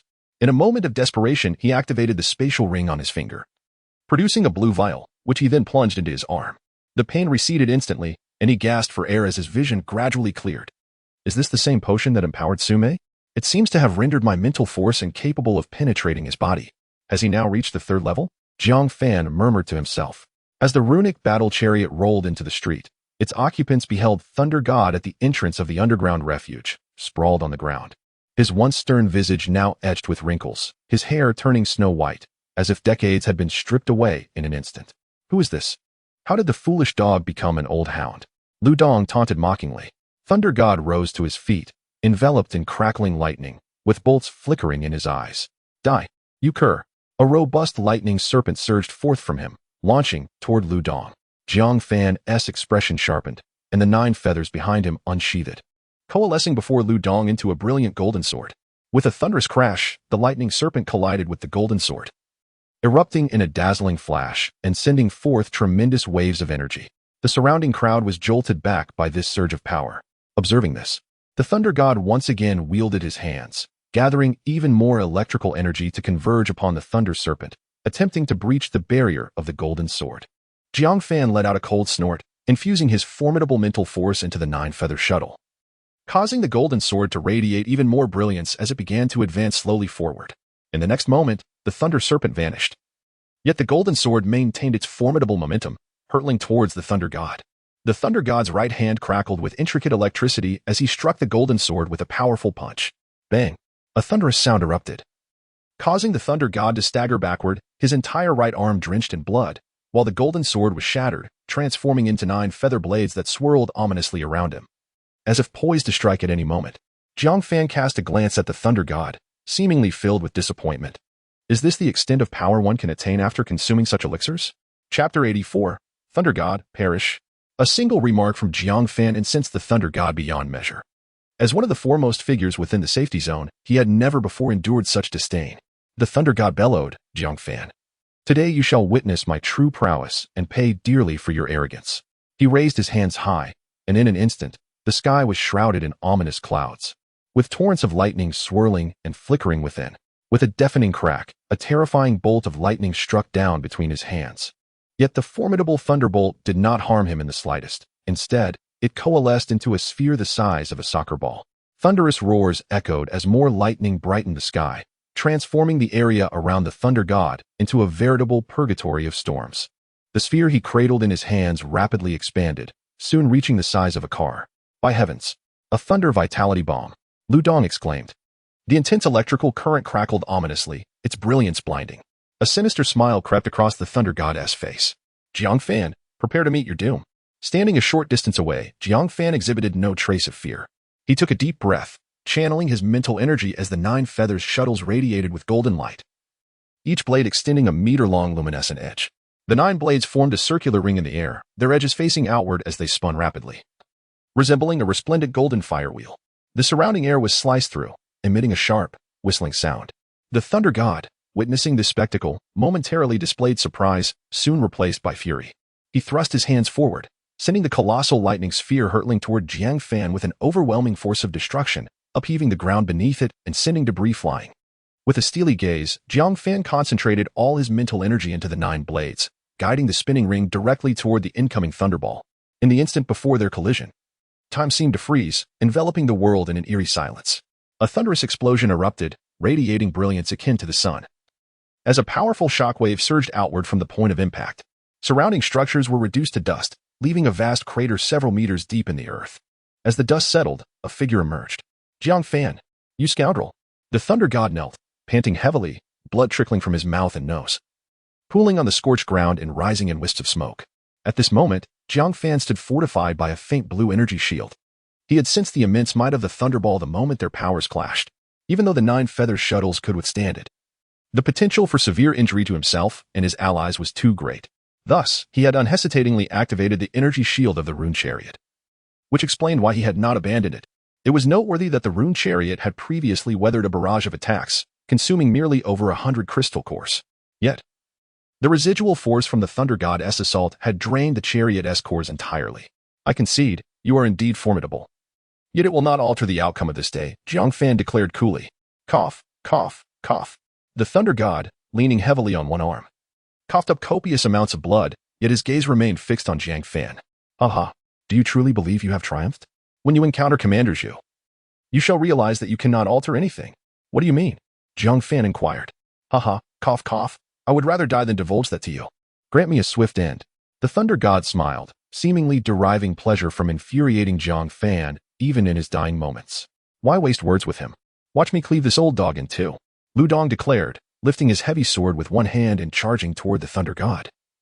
The dark blade aimed at his neck. A flicker of resentment flashed in the thunder god's eyes. How could a figure of his stature, a captain from the Kyoto safe zone, meet his demise at the hands of such an insignificant foe? If only Lu Dong were aware, his fury would be boundless. With a sickening sound, the thunder god's head was sent soaring, blood gushing from the severed neck as his body fell heavily, stirring up a cloud of dust. Observing the corpse amidst the pool of blood, Jiang Fan felt no pangs of compassion. In this apocalypse, lives were as expendable as grass. The moment the thunder god first struck at him, He should have contemplated the possible outcome. With a flick of his wrist, Jiang Fan summoned the Thunder God's spatial ring, which floated into his palm. Upon inspecting its contents, he was momentarily taken aback. Aside from various supplies, the ring was filled with crystal cores, an approximate count exceeding 50,000, along with a dozen second-level cores. There was also a significant amount of mutant beast meat, predominantly from relatively intact specimens like bears and deer, surely far superior in flavor to snake meat. Several sets of crimson insect armor and some rune-etched weapons were neatly arranged in a corner, likely products of the chaotic monument, now becoming Jiang Fan's spoils. A glimmer of surprise crossed Jiang Fan's eyes, the adage of killing and arson leading to wealth rang true. More than a month had passed since the onset of the apocalypse, and the resources he had amassed paled in comparison to this single windfall. In that moment, he even found himself wishing for more affluent adversaries like the Thunder God to cross his path, enabling him to reap substantial rewards with legitimacy. Having gathered his spoils, Jiang Fan led the group into the underground shelter. Although it was his first visit, navigating through it was no challenge under his mental perception. The underground refuge was reminiscent of a certain game's layout, with each level housing hundreds of independent spaces, fully equipped for research, agriculture, animal husbandry, and medical care. Numerous individuals inhabited this space, most of whom were elites from the pre-apocalypse era. Jiang Fan even caught sight of a few scantily clad women, swaying their hips on a grand stage while the audience below raised glasses of red wine, reveling in the festivities. He paid them no heed. His priority was to locate Su Mei and, subsequently, to shatter that insufferable Commander Zhu's skull with a single punch. The elevator halted at the 20th sublevel, revealing a familiar face, Zhao Jinlong. Jiang Fan regarded him with an expression devoid of emotion. "Do you intend to obstruct my path?" Zhao Jinlong offered an awkward smile. "Not at all, and I cannot stop you. I merely wish to caution you. Commander Zhu is not to be killed. As for the reason, you will understand when you meet him." Upon finishing his words, he entered the elevator, where the mechanical sounds echoed. Access verification successful. The elevator continued its descent, ultimately halting at the 29th floor. "Go ahead, Commander Zhu is awaiting you." Chapter 85. The Truth. Jiang Fan exited the elevator and strode purposefully in a singular direction. Through his mental perception, he sensed that a multitude of individuals awaited him in a conference room. The aged Su Mei, Elder Wang, Zhang Dezhong, and several others, including the unfamiliar Commander Zhu, Gao Hongqi, and a few elderly men. The door stood ajar, and without hesitation, Jiang Fan entered, instantly drawing the collective gaze of the assembly. Upon seeing Jiang Fan, Su Mei offered a faint smile, though the additional wrinkles on her face betrayed her advanced age. Surprisingly, it was not Su Mei who spoke first. Rather, it was the balding middle-aged man seated in the center who initiated the dialogue. The top of the gold list, the master of control, truly lives up to his reputation. "Please, take a seat." Jiang Fan regarded the balding man, presuming him to be Commander Zhu, the highest authority in the safe zone. Instead of sitting, he moved directly opposite Zhu, surveying the attendees. Those elderly individuals he had not encountered before flinched under his keen gaze, instinctively avoiding his eyes. Conversely, Elder Wang and the familiar Zhang Dezhong nodded in acknowledgement. As his gaze swept past Gao Hongqi, he met a fierce glare that radiated an aura of lethal intent, as if Gao Hongqi wished to devour Jiang Fan whole. Recognizing the man's appearance, Jiang Fan surmised that this must be the father of Gao Sheng, the one responsible for his grievances. In the next instant, a brilliant flash illuminated the room as 9 feathered blades surged toward Gao Hongqi. Jiang Fan was no soft-hearted individual, harboring a vendetta against the man for the death of his son. He deemed it an affront to both himself and his team members to allow Gao Hongqi to draw breath for even a moment longer. Before Gao Hongqi could react, the 9 blades neared their target, poised to claim his life. Suddenly, a swirling mass of black mist enveloped Gao Hongqi, deflecting the feathered blades. A chilling, malevolent energy coursed back toward Jiang Fan through the blades, and he realized his control over them was rapidly waning, as if striking a fellow ability user of equal power. Quickly retracting the blades, Jiang Fan squinted, casting a cold glare at the ominous mist. Laughter, grating and disconcerting, echoed from within, gradually coalescing into a human form. He. The master of control at the pinnacle of the gold list possesses quite the temper. The figure was shrouded in a swirling black fog, obscuring its features. Yet the voice belied its youth. "Jiang Fan, do not act impulsively." Su Mei stepped forward, grasping his arm. "Please, sit down. Things are not as you perceive them." Zhang Dezhong echoed her sentiments, urging calm. "Commander Zhu, what discussions can be had with such an individual? He has slain my son. Reconciliation is beyond possibility. As long as Captain Wu is absent, he will undoubtedly seek my life. His presence here negates mine." From within the black mist, Gao Hongqi, witnessing Jiang Fan's assault thwarted, shouted in agitation. Jiang Fan scoffed, pulling out a chair as if to sit. However, In the next moment, Gao Hongqi emitted a strangled groan. The onlookers turned to see blood streaming from his orifices as he collapsed to the ground, lifeless and beyond revival.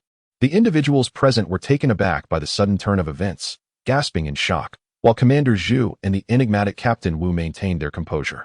Ha ha ha, so you have indeed killed him. Captain Wu cackled, as if he had anticipated Gao Hongqi's demise all along. So what if I did? What can you do about it? Jiang Fan lounged casually on his chair, exuding indifference. Behind him, his team members were readying their powers, poised for an imminent clash.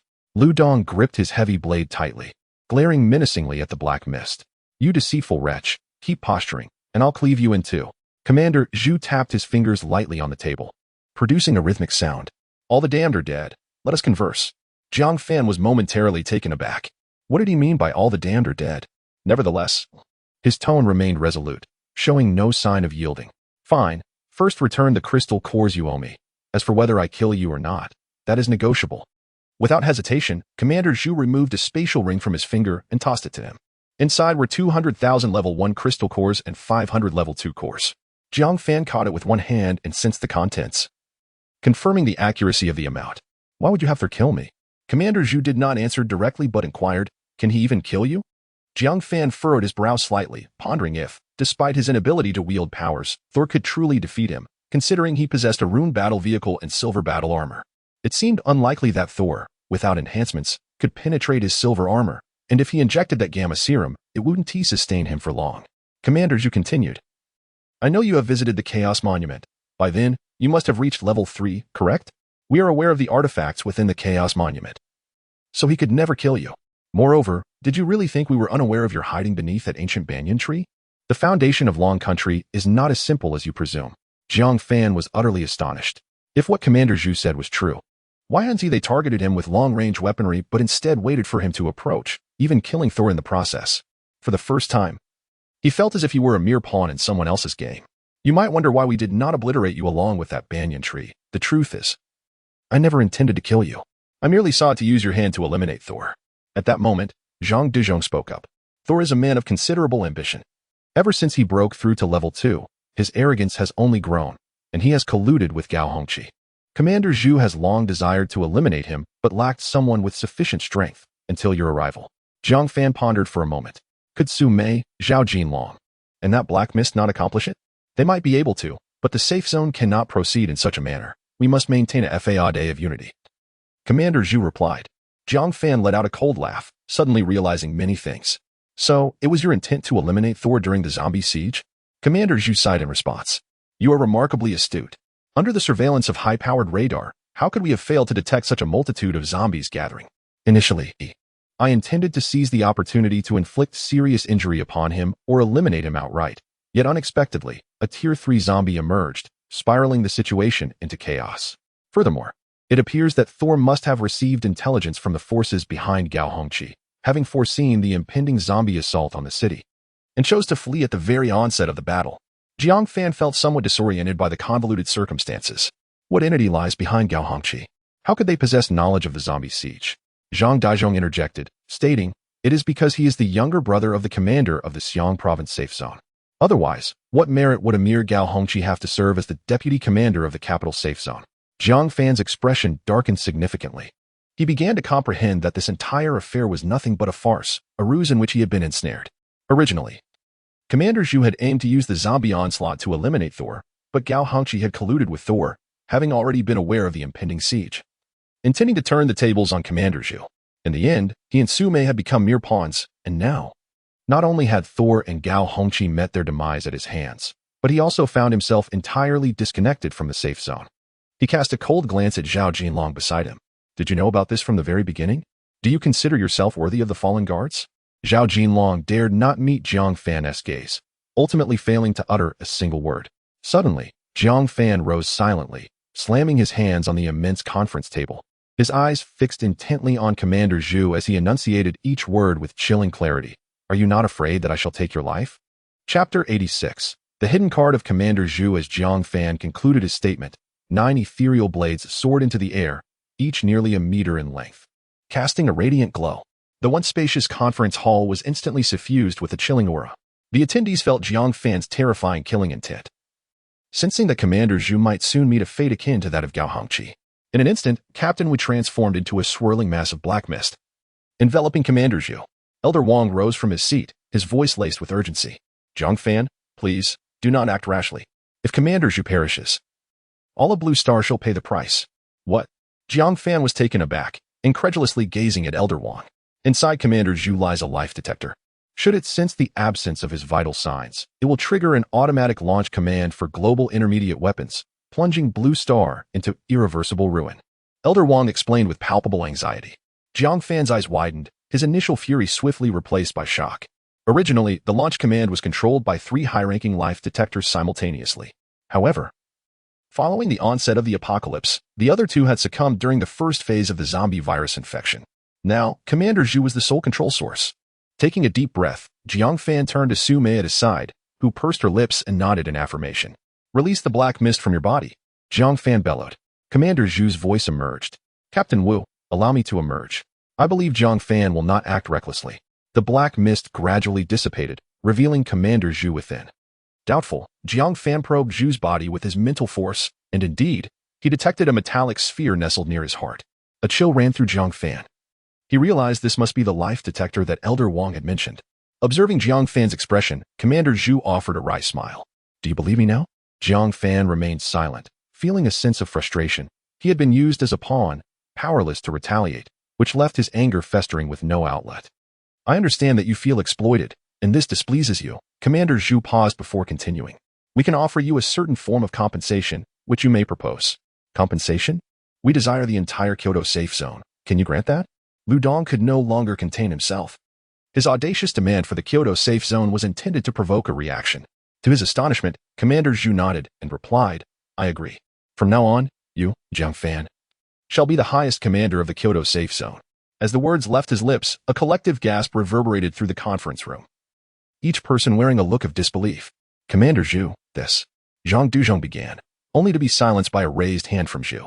The elders, who had intended to interject, swallowed their words. Jiang Fan, does this arrangement satisfy you? Commander Zhu asked, his gaze beaming with mirth as he looked at Jiang Fan. This cunning old fox has recognized my strength and seeks to bind me to their cause, Jiang Fan mused internally, while outwardly he responded. The position of commander does not pique my interest. Rather, I find Su Mei to be quite fitting. What do you think, Commander Zhu? Su Mei widened her eyes in astonishment and hurriedly exclaimed, Jiang Fan, do not jest. I lack the capability. You can. For you are a friend I hold in high regard. Should there arise insurmountable challenges, I will assist you. Jiang Fan's words appeared directed at Su Mei. Yet they served to inform Commander Zhu that should Su Mei ascend to the role of the public highest commander, he would lend his support from behind the scenes, effectively binding Jiang Fan to the Kyoto safe zone. Commander Zhu, astute as ever, discerned the underlying implications and smiled. Since Jiang Fan fervently recommended her, Su Mei would henceforth assume the role of the highest commander of the safe zone. However, Jiang Fan, should there come a day when a decision must be made, you must align with Kyoto.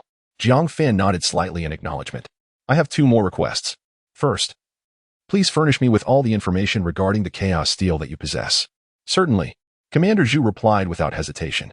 Secondly, I require 20 vials of that blue serum. This time, Commander Zhu did not respond immediately but turned to Zhang Dizhong beside him. The latter sighed. There are not that many available. Due to the scarcity of raw materials, the entire laboratory can only provide a maximum of 10 vials. Observing Jiang Fan's skeptical expression, Zhang Dizhong continued. The level 3 gamma serum is extracted from the bodies of level 3 mutated beasts. We were only fortunate enough to acquire a few incomplete corpses. There is truly nothing left. Elder Wang is aware of this as well. Moreover, you have no use for so many. You are already at level 3. And injecting the level 3 gamma serum would have minimal effect. Elder Wang nodded toward Jiang Fan, indicating that the situation was indeed as stated. Is there a level 4 gamma serum? Lu Dong inquired excitedly. In theory, it could be produced, but that requires the flesh of level 4 mutated beasts, Zhang Dizhong remarked. Looking at Jiang Fan with an expression of anticipation, as if silently asking when he would procure some level 4 mutated beast meat for them. Jiang Fan did not engage with Zhang Dizhong's comment and turned his gaze back to Commander Zhu. Please ensure the items are delivered to my villa promptly. I shall be departing in a day or 2. Having said this, he proceeded toward the door, but upon reaching it, he turned back. By the way, I almost forgot to ask. If you were to be manipulated, would it trigger the ultimate weapon? Jiang Fan observed the color of Commander Zhu's face deepen to a shade resembling that of a liver, letting out a cold chuckle as he departed with the others. Commander Zhu watched their retreating figures, no longer composed as usual. A hint of unease flickered in his eyes, and beads of sweat formed on his bald head. Captain Wu remarked ominously, though he has reached level 3, it is highly unlikely he can master the means of control. It is difficult to say. His abilities are unfathomable and seem to lean towards the mental realm. Zhao Jinlong expressed his concern.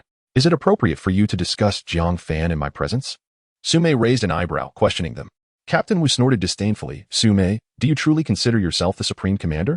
Is it not so? Sumei shot a frosty glance at him. Seeing the impasse between the two, Commander Zhu interjected, enough. Let Sumei handle matters beyond the safe zone. And as for Jiang Fan, let us refrain from provoking him for the time being. Chapter 87. Manipulating the Chaos Steel. Commander Zhu's appointed personnel exhibited remarkable efficiency, delivering 10 vials of level 3 gamma serum alongside a substantial stack of documents that very afternoon. Jiang. These documents indicate that the Chaos Steel is not a novel phenomenon. Take a look at this, Chuanli remarked, placing 2 photographs on the table. The first photograph depicted what appeared to be a metallic plate, intricately engraved with hundreds of characters. This plate, unearthed from the early founding period of the Dragon Kingdom, remains a mystery in terms of its precise origin. The inscriptions suggest a foreboding message, the arrival of a frigid apocalypse heralded by a swarm of insectoid creatures, coinciding with the emergence of the Chaos Steel. However, the details concerning the items available for trade within the steel are limited to level 3 transactions, with no further records provided. A frigid apocalypse? There is no mention of zombies? Jiang Fan inquired, furrowing his brow. The script on this photograph is exceedingly archaic, unlike any we have encountered before. If not for the unique material of this metallic plate, it would not have endured to this day. Moreover, it has taken several generations of scholars to decipher mere fragments of its content. Yet there is indeed no mention of zombies, Chuanli explained as she perused the documents. It appears that the Chaos Steel manifests solely during times of human crisis or apocalyptic events, Yangmi observed, scrutinizing the photograph once more. Indeed. That seems to be the case, Jiang Fan nodded, shifting his gaze to the second photograph. This image portrayed a sculpture of a humanoid figure extending a hand towards a pitch-black steel, which dwarfed the figure significantly. Beneath it, a half-submerged body was visible, seemingly trapped beneath the weight of the steel. What could this imply? Yangmi mused, her brows furrowing in contemplation. And what of the individual beside it? Are they attempting to rescue the one trapped beneath? Lu Dong queried, scratching his head. Perhaps this person is the one manipulating the Chaos Steel to crush the other? Jiang Fan's suggestion sent a collective gasp through the group. Jiang, are you jesting? You know the magnitude of the Chaos Steel. It would require immense power to lift it. Lu Dong exclaimed incredulously. Perhaps I am overthinking it, Jiang Fan replied with a self-deprecating smile. Nonetheless, it appears that the Chaos Steel has indeed appeared before, and the means to end this apocalypse may lie hidden within it. The others nodded in agreement. With the day of the reward ceremony approaching, Jiang Fan remained firmly in first place. However, due to his injuries sustained over the past week, he had been unable to assist his team members in absorbing crystal cores, resulting in their levels lagging behind. He possessed a significant quantity of level 2 crystal cores within his spatial ring and aimed to elevate everyone's levels before the rewards were distributed, ensuring that Lu Dong at the very least secured a position among the top 10. Jiang, I truly cannot absorb any more, Lu Dong lamented. A look of dismay etched across his face. This marked the 4th secondary crystal nucleus that Jiang Fan had assisted Lu Dong in absorbing, pushing him to the very limit of his absorption capacity. Rising to his feet, Lu Dong reveled in the surging power coursing through his body, instinctively clenching his fist. Since reaching the secondary level, his abilities had transcended mere enhancement of strength. They now encompassed improvements in reaction speed, agility, and overall power. Haha, Brother Jiang. I feel like I could defeat that thunder god with a single punch, Lu Dong exclaimed, laughter spilling forth in his excitement. Hold your horses. You're merely at the late secondary stage. Do you really believe that the thunder god would simply allow you to strike him down? Jiang Fan retorted, activating his communication chip. The leaderboard still bore no mention of the mighty Li Wang, and the frequency of changes on the board had noticeably accelerated, with several newcomers ascending to prominent positions. How could these individuals have surged in rank so dramatically? Lu Dong questioned, bewilderment etched upon his face. Jiang Fan pondered briefly and surmised that perhaps these individuals had never ventured into the Chaos Steel space or implanted communication chips before. This realization instilled a sense of caution in Jiang Fan. He couldn't afford to be blindsided at the last moment by an unexpected contender. Within his spatial ring lay 2 fruits from the ancient banyan tree, and he contemplated saving one for himself. However, Reflecting on the experience of consuming a fruit prior to the zombie siege, he concluded that the enhancement it could offer him, at his current tertiary level, was negligible. He promptly handed both fruits to Lu Dong, who was instantly electrified with excitement. "Haha, Brother Jiang, are these truly for me? Eat them quickly. The fruits from the ancient banyan tree provide a sustained enhancement process. Whether you can ascend the leaderboard hinges upon them," Jiang Fan urged. "Sure thing." Lu Dong wasted no time, devouring the 2 fruits with the fervor reminiscent of Zhu Beiji consuming ginseng fruit. As he felt his body strengthening incrementally, his exhilaration knew no bounds. "Brother Jiang, these banyan tree fruits are simply extraordinary. They can disregard the limits of crystal nucleus absorption and continuously elevate one's capabilities. It's akin to bathing in a pool of experience." Indeed, Lu Dong's analogy was astute, given sufficient quantity. The banyan tree fruits could propel a person from the first to the pinnacle of the second level, presenting an almost game-breaking advantage at this stage. This development posed a conundrum for Jiang Fan, as he was determined to depart for Xiang province, necessitating a trustworthy individual to remain behind. His plan involved having Chahua stay in Kyoto, while also positioning Su Mei as the visible commander, all orchestrated for future contingencies. In due course, Su Mei could leverage the banyan tree fruits to establish her own foundation and solidify her standing. This strategy served as a safety net for Jiang Fan. As Lu Dong's abilities continued to grow, Jiang Fan remained industrious, aiding other teammates in absorbing crystal nuclei. For Jiang Fan, assisting multiple individuals simultaneously in this endeavor had become an effortless task. Harnessing the power of mental energy, the forces within the crystal cores were instantaneously drawn forth, converging upon their foreheads as the individuals reveled in the ecstasy of evolution. After a brief moment, Chun-Li and Camellia simultaneously concluded their absorption, achieving the pinnacle of level 1. Chun-Li, the last to awaken her extraordinary abilities, had now caught up to Camelia's progress. Moments later, Yang Mi, Square Face, and Fang Mingxue also opened their eyes, having all ascended to level 2. "Haha, delightful. Finally reached level 2. Square Face exclaimed with exuberance. "Lu Dong, let us compare skills," he declared, pulling the mischievous Lu Dong towards the outside. "Ahem. Allow me to remind you that Lu Dong has already reached the late stage of level 2, Jiang Fan chuckled, suppressing his laughter. Upon hearing this, Square Face's expression immediately fell, and he hastily waved his hands. "No comparison, no comparison. I cannot win." The enhancement from the fruits of the ancient banyan tree had bestowed Lu Dong with a substantial boost that lasted a full hour by the time its effects wore off. It was nearly midnight. At this juncture, the competition for the golden rankings had gradually stabilized, with no dark horses emerging to disrupt the order. Jiang Fan's first position remained unshakable, while the name of the Strength King appeared in the 9th position. Ding, ding, ding, following 3 resonant chimes. An ancient voice emanated from the chaotic steel scattered across the globe, as if it were directly reaching into the souls of each individual, imparting its meaning with clarity. "The time limit has expired. The rankings are now announced." Chapter 88. The Golden List rewards the final rankings of the Golden List manifested upon the Chaos Monument. 1. The Master 2. Duzhou Jintai 3. Vladimir 4. The Spirit Array Master 5. The Black Dragon King 6. The Bodhi Deity 7. The Sun God Temple, Arthur 8. The Descendant of the Dragon 9. The Power King 10. The Mother of Death upon each Chaos Monument. The originally radiant golden characters glowed even more brilliantly, illuminating the night as if it were day. The Mother of Death and the Spirit Array Master had never appeared before. This marked their inaugural listing. The aged voice continued, announcing the rewards. For those ranked 4th to 10th, 1 level 3 crystal core each. For those ranked 2nd and 3rd, 2 level 3 crystal cores and a 30-year lifespan elixir. And for the first place, 3 level 3 crystal cores, 2 30-year lifespan elixirs, and a wisp of chaos energy. All rewards would be distributed upon the next entry of the ranked individuals into the Chaos Monument trading space. Children, strive to grow stronger. Your time is running short. The voice faded, leaving only the Chaos Monument radiating golden light. Haha. Brother Jiang, they are directly distributing level 3 crystal cores as rewards. Does this mean that once I enhance my abilities further, I can directly step into level 3? Lu Dong exclaimed, lifting Yang Mi and twirling her around in excitement. He had not expected the Chaos Monument to reward them with crystal cores directly. Jiang Fan smiled and shook his head, continuing. Those ranked ahead of you have nearly all evolved to the pinnacle of level 2. What they lack is that crucial level 3 crystal core. With this reward, those on the golden list will swiftly widen the gap with other awakeners. Indeed, we have yet to encounter other level 3 awakeners, but in Brother Jiang's presence, defeating level 2 opponents is a mere trifle. Thus, they will acquire even more resources.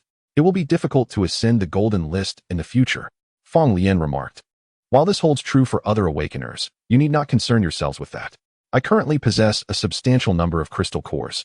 As long as you have not reached your limits, I can assist you in absorption, Jiang Fan addressed the group.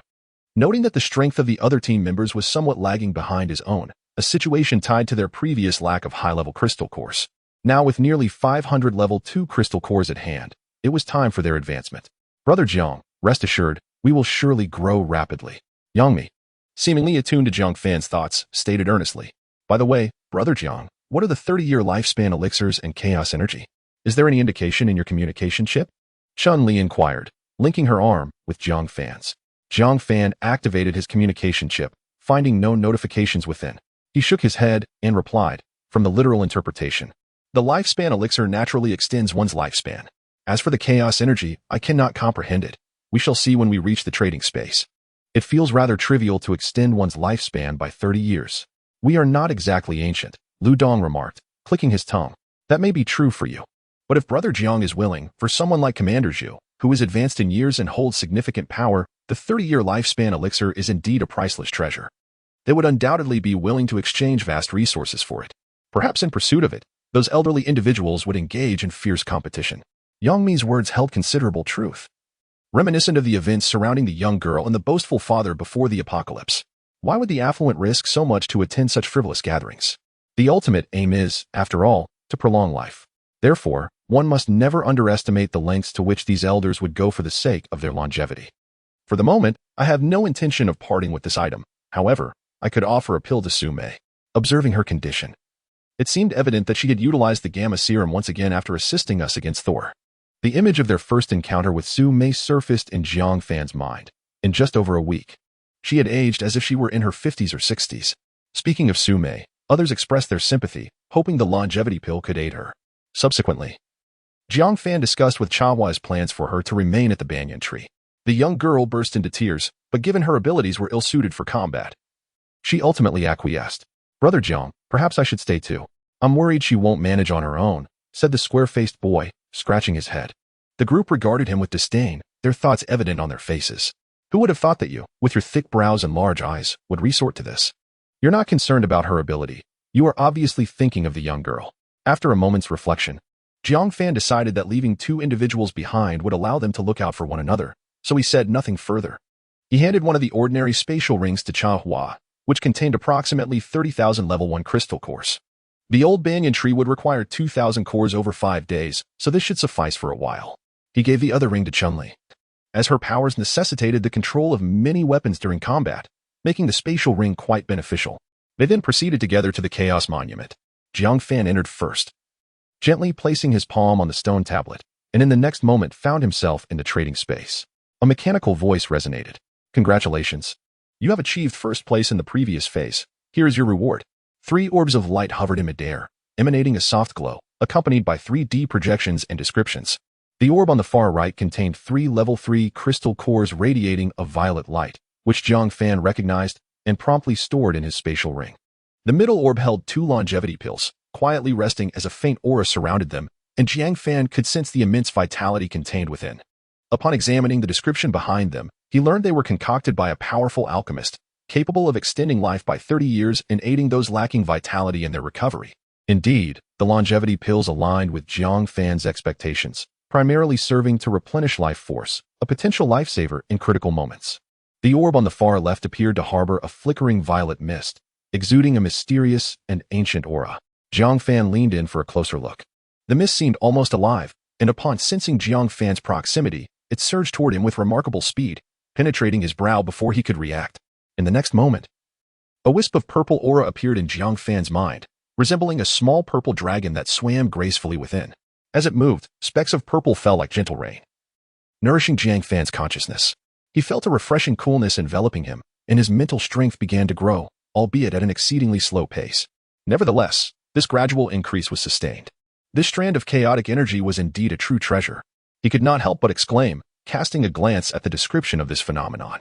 Chaotic energy. A primordial companion of the universe, nourishes the soul. It was later acquired by a powerful being to serve as one of the materials for refining the chaos steel. Mastering 3 strands of chaotic energy allows one to enter the trading space without a cooldown. Mastering 6 strands grants the ability to manipulate a chaos steel. And mastering 9 strands enables one to wield all chaos steel at will. Incredible. This is truly extraordinary. Chapter 89. Tender moments before departure. To my astonishment, I had indeed guessed correctly. The Chaos Monument could be manipulated. Excitement sparkled in Jiang Fan's eyes as he mused that if he could one day master all the Chaos Monuments, he would surely be not far from the ethereal realm of the divine. However, the task was undeniably formidable, requiring 9 strands of chaotic energy. Just to control a single Chaos Monument demanded 6 strands of chaotic energy, which would take at least 6 months to gather. Setting aside these thoughts, Jiang Fan resumed his exploration of the items available for trade within his Tier 3 privileges. During his previous exchange, time had been of the essence, and he had not had the opportunity to examine many items thoroughly. After a lengthy perusal among the numerous 3D projections, 2 items piqued his interest. 1. Rune Laser Cannon. 5,000 energy points for exchange. A laser weapon crafted with rune technology, powered by a crystal core, boasting remarkable power but a terrifying consumption rate. 2. Water Spirit Staff. 10,000 energy points for exchange. A staff forged from deep-sea precious metal, capable of enhancing the water-based damage of ability users. Having exchanged 100,000 Tier 1 crystal cores for over 14,000 energy points, he directly acquired 10 rune laser cannons. These were simple to operate and should possess considerable might, with Chun-Li's shadow being able to wield them, significantly augmenting their output. The Water Spirit Staff was, without a doubt, tailored perfectly for young me. Additionally, he exchanged for 6 sets of silver flow battle armor, ensuring that each member of the team would receive one. His remaining energy points now stood at 50,000. Feeling quite affluent initially, his balance had taken a sharp decline upon visiting the Chaos Monument. Upon exiting the trading space, the team awaited him outside. Jiang Fan distributed the acquired items, and astonishment lit up each face. Brother Jiang, this silver flow battle armor is so cool. The design can change at will. How is its defensive capability? Lu Dong exclaimed, manipulating the armor to shift shapes. Why not give it a try? Chun-Li, how about you fire a shot at him with your rune laser cannon? Jiang Fan's mischievous side emerged, knowing that with Fang Ningxue present, even if Lu Dong were injured, she could tend to him. What? You can't just incapacitate me in one shot. Lu Dong protested, but his words were barely out when Chun-Li's shadow had already fired. A laser, as thick as an arm, streaked past and precisely struck Lu Dong's crossed arms. The surface of the silver flow battle armor rippled like water, successfully absorbing the impact. It was not that the rune laser cannon was ineffective. Rather, Chun-Li had not sustained the assault, or else the armor might not have withstood the blow. Chun-Li, how many crystal cores did that shot consume? Jiang Fan inquired, curious about the weapon's consumption despite its formidable attack power. Approximately 10 crystal cores, Chun-Li replied, leaving everyone astounded. Just for that single shot, 10 crystal cores were expended. It was more taxing than the rune battle vehicle. Yang Mi clutched the water spirit staff with immense delight. Brother Jiang, thank you, she exclaimed. Before Jiang Fan could respond, Lu Dong cheerfully placed a hand on his shoulder. What are you thanking me for? We are all comrades. Expressing gratitude feels too formal. Well, you've said all I wanted to say, so what more is there for me to add? Jiang Fan smiled helplessly, and the crowd joined in laughter. Ever since the apocalypse descended upon the world, it had been a long time since they experienced such lightheartedness. The once cohesive world had fragmented, with each person struggling for survival under the shadow of death. Now, this rare moment of warmth was a cherished reprieve. All right, I will distribute another 5,000 crystal cores to each of you. Feel free to explore the trading space. If anything catches your fancy, go ahead and purchase it. The remainder will surely come in handy for you, Jiang Fan announced. The crowd erupted in cheers, though they knew the weight of the crystal cores would be a burden. Once everyone emerged from the trading space, they were met with an unexpected downpour of crimson rain. It came swiftly, and by the time they returned to the villa, the outside world was enveloped in a torrential downpour, rendering everything hazy. Jiang Fan pondered the implications of this storm, contemplating how many high-level zombies and mutated flora and fauna it might spawn. As he murmured to himself, he felt 2 gentle hands wrap around him from behind. Turning, he beheld Chun-Li clad in a lacy nightgown, the hem brushing lightly against his arm, leaving a barely perceptible sensation. Her cheeks were flushed, her hair slightly disheveled. Yet this only enhanced her allure, her eyes shimmering with affection. Jiang Fan scooped Chun-Li into a princess carry, to which she let out a soft hum, instinctively wrapping her arms around his neck. The subsequent details are best left to the imagination. The following day, the red rain showed no signs of abating. If anything, it seemed to intensify. Jiang Fan resolved to depart from Kyoto, knowing their journey could be made in a rune-powered vehicle, thus unaffected by the weather. However, before leaving, he wished to see Sumei for two reasons: to present her with a lifespan pill and to introduce her to Chahua and Fonglian, while also informing her about the old banyan tree. Fonglian and Chahua lacked the strength to procure fruit from the banyan tree indefinitely. Over time, they would surely attract unwanted attention. With Sumei's involvement, the threat from smaller factions would be largely mitigated. The true powerhouses, such as Zhao Jinlong and Commander Zhu, would likely refrain from crossing Jiang Fan. After sending a message to Sumei, she quickly agreed to meet. Jiang Fan then perused the global chat channel. Anthony. Red Bean, Master Controller, add me. I can offer 100,000 crystal cores for a lifespan pill. Shadow Emperor, are you out of your mind? You think 100,000 is enough? I'll offer 200,000. Not a cilantro fan. DeWichuan, come out and take your beating. Forever the runner-up. Nakano Koji, our great DeWichuan will surely seize first place on the next gold list. Colossal strength, the fool above, assessment complete. Suddenly, there was a knock at the door. Jiang Fan stood to open it, revealing Sumei clad in her insect armor. Due to the torrential rain outside, she wore a helmet, which she removed upon entering, unveiling her somewhat aged visage.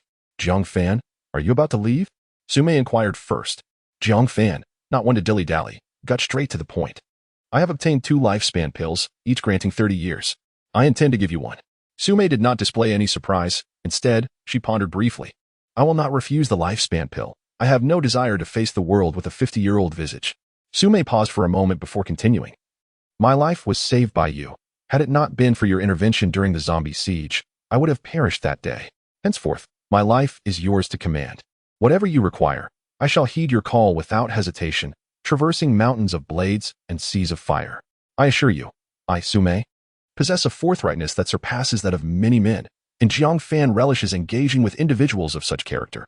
He then shared with Sumei the matters concerning the old banyan tree, the camellia, and the square-faced individual. In summary, you must expedite the enhancement of your abilities and establish your own cadre, Jiang Fan stated with a serious demeanor, his gaze infused with a hint of expectation. Sumei nodded earnestly. Rest assured, I shall swiftly solidify my position within the Kyoto safe zone. Should you require assistance elsewhere? I am always prepared to mobilize my team at a moment's notice. Chapter 90. The strange fish. Jiang Fan retrieved a 30-year longevity pill and presented it to Sumei. The moment Sumei laid eyes on the pill, her eyes sparkled with excitement. After all, which woman does not cherish beauty, especially a strong-willed woman like her? The pill in her palm emitted a radiant aura, and without further hesitation, she consumed it. As the pill melted in her mouth, it felt as though a refreshing spring flowed through her limbs, warm and soothing. Immediately, a gentle force surged within her, initiating a remarkable transformation in her appearance. Her once slightly sagging skin gradually tightened and regained its elasticity. Wrinkles faded away, leaving her complexion smooth and delicate. The spots on her face vanished without a trace, revealing a youthful glow. Her hair, which had turned completely white, regained its lustrous black sheen, cascading smoothly over her shoulders. In just a few minutes, Sumei, revitalized, youthful and vibrant, stood before the large mirror in the living room, seemingly in disbelief at her own reflection. It was nothing short of miraculous. Elated, Sumei reflected on the various methods she had attempted over time, all yielding minimal results, until she discovered the longevity pill among the rewards of the golden list, reigniting her hope. Initially, she had planned to seek Jiang Fan out to purchase one, but she was taken aback by his generosity in gifting her one outright. Deeply touched, she vowed silently to repay Jiang Fan's kindness in the future. With Sumei's issue resolved, Jiang Fan's team prepared to depart. We will head to the old banyan tree shortly, Jiang Fan announced. Sumei nodded and boarded the rune battle vehicle with him. As the vehicle set in motion, they crossed through the North City Gate, where they spotted a figure waiting. Zhao Jinlong. Clad in insect armor, he appeared to have been waiting there for quite some time. Jiang Fan did not invite him aboard, but merely observed him through the window. Brother Jiang Fan, about the past, Zhao Jinlong began, but Jiang Fan interrupted him. There is no need to dwell on past events. We were merely serving our respective masters. I only hope that Captain Zhao will consider the safety of the hundreds of thousands of survivors in the safe zone, along with the tens of thousands of guards, before taking any action in the future. With that, Jiang Fan steered the rune battle vehicle away. Inside the vehicle, Fang Ningxue and Camellia were whispering together, seemingly discussing matters concerning Little Stone. Meanwhile, Fang Lian was grimacing as he wrestled with Lu Dong, yet he could not secure a single victory. The group soon arrived at the old banyan tree, where Jiang Fan communicated telepathically. informing it of his impending departure and that Camellia and Fong Lian would handle transactions in his absence. Wait, grow up. Let us go together. The mental waves from the banyan tree startled Jiang Fan, leaving him wide-eyed. What do you mean? You've grown so much, yet still claim you haven tea? And what does let us go together signify? Unbeknownst to him, only he could communicate with the old banyan tree, leading it to mistakenly believe they were of the same species. Grow, rebirth, and go with you. This time, Jiang Fan had roughly discerned its meaning. When he grew up, he would be able to cultivate a new banyan tree. In the realm of immortal cultivation novels, it could be likened to living a second life. And he would take Jiang Fan along when that time arrived. Good. The extraordinary abilities of the camellia can aid your growth. I shall seek you out then. Jiang Fan communicated telepathically.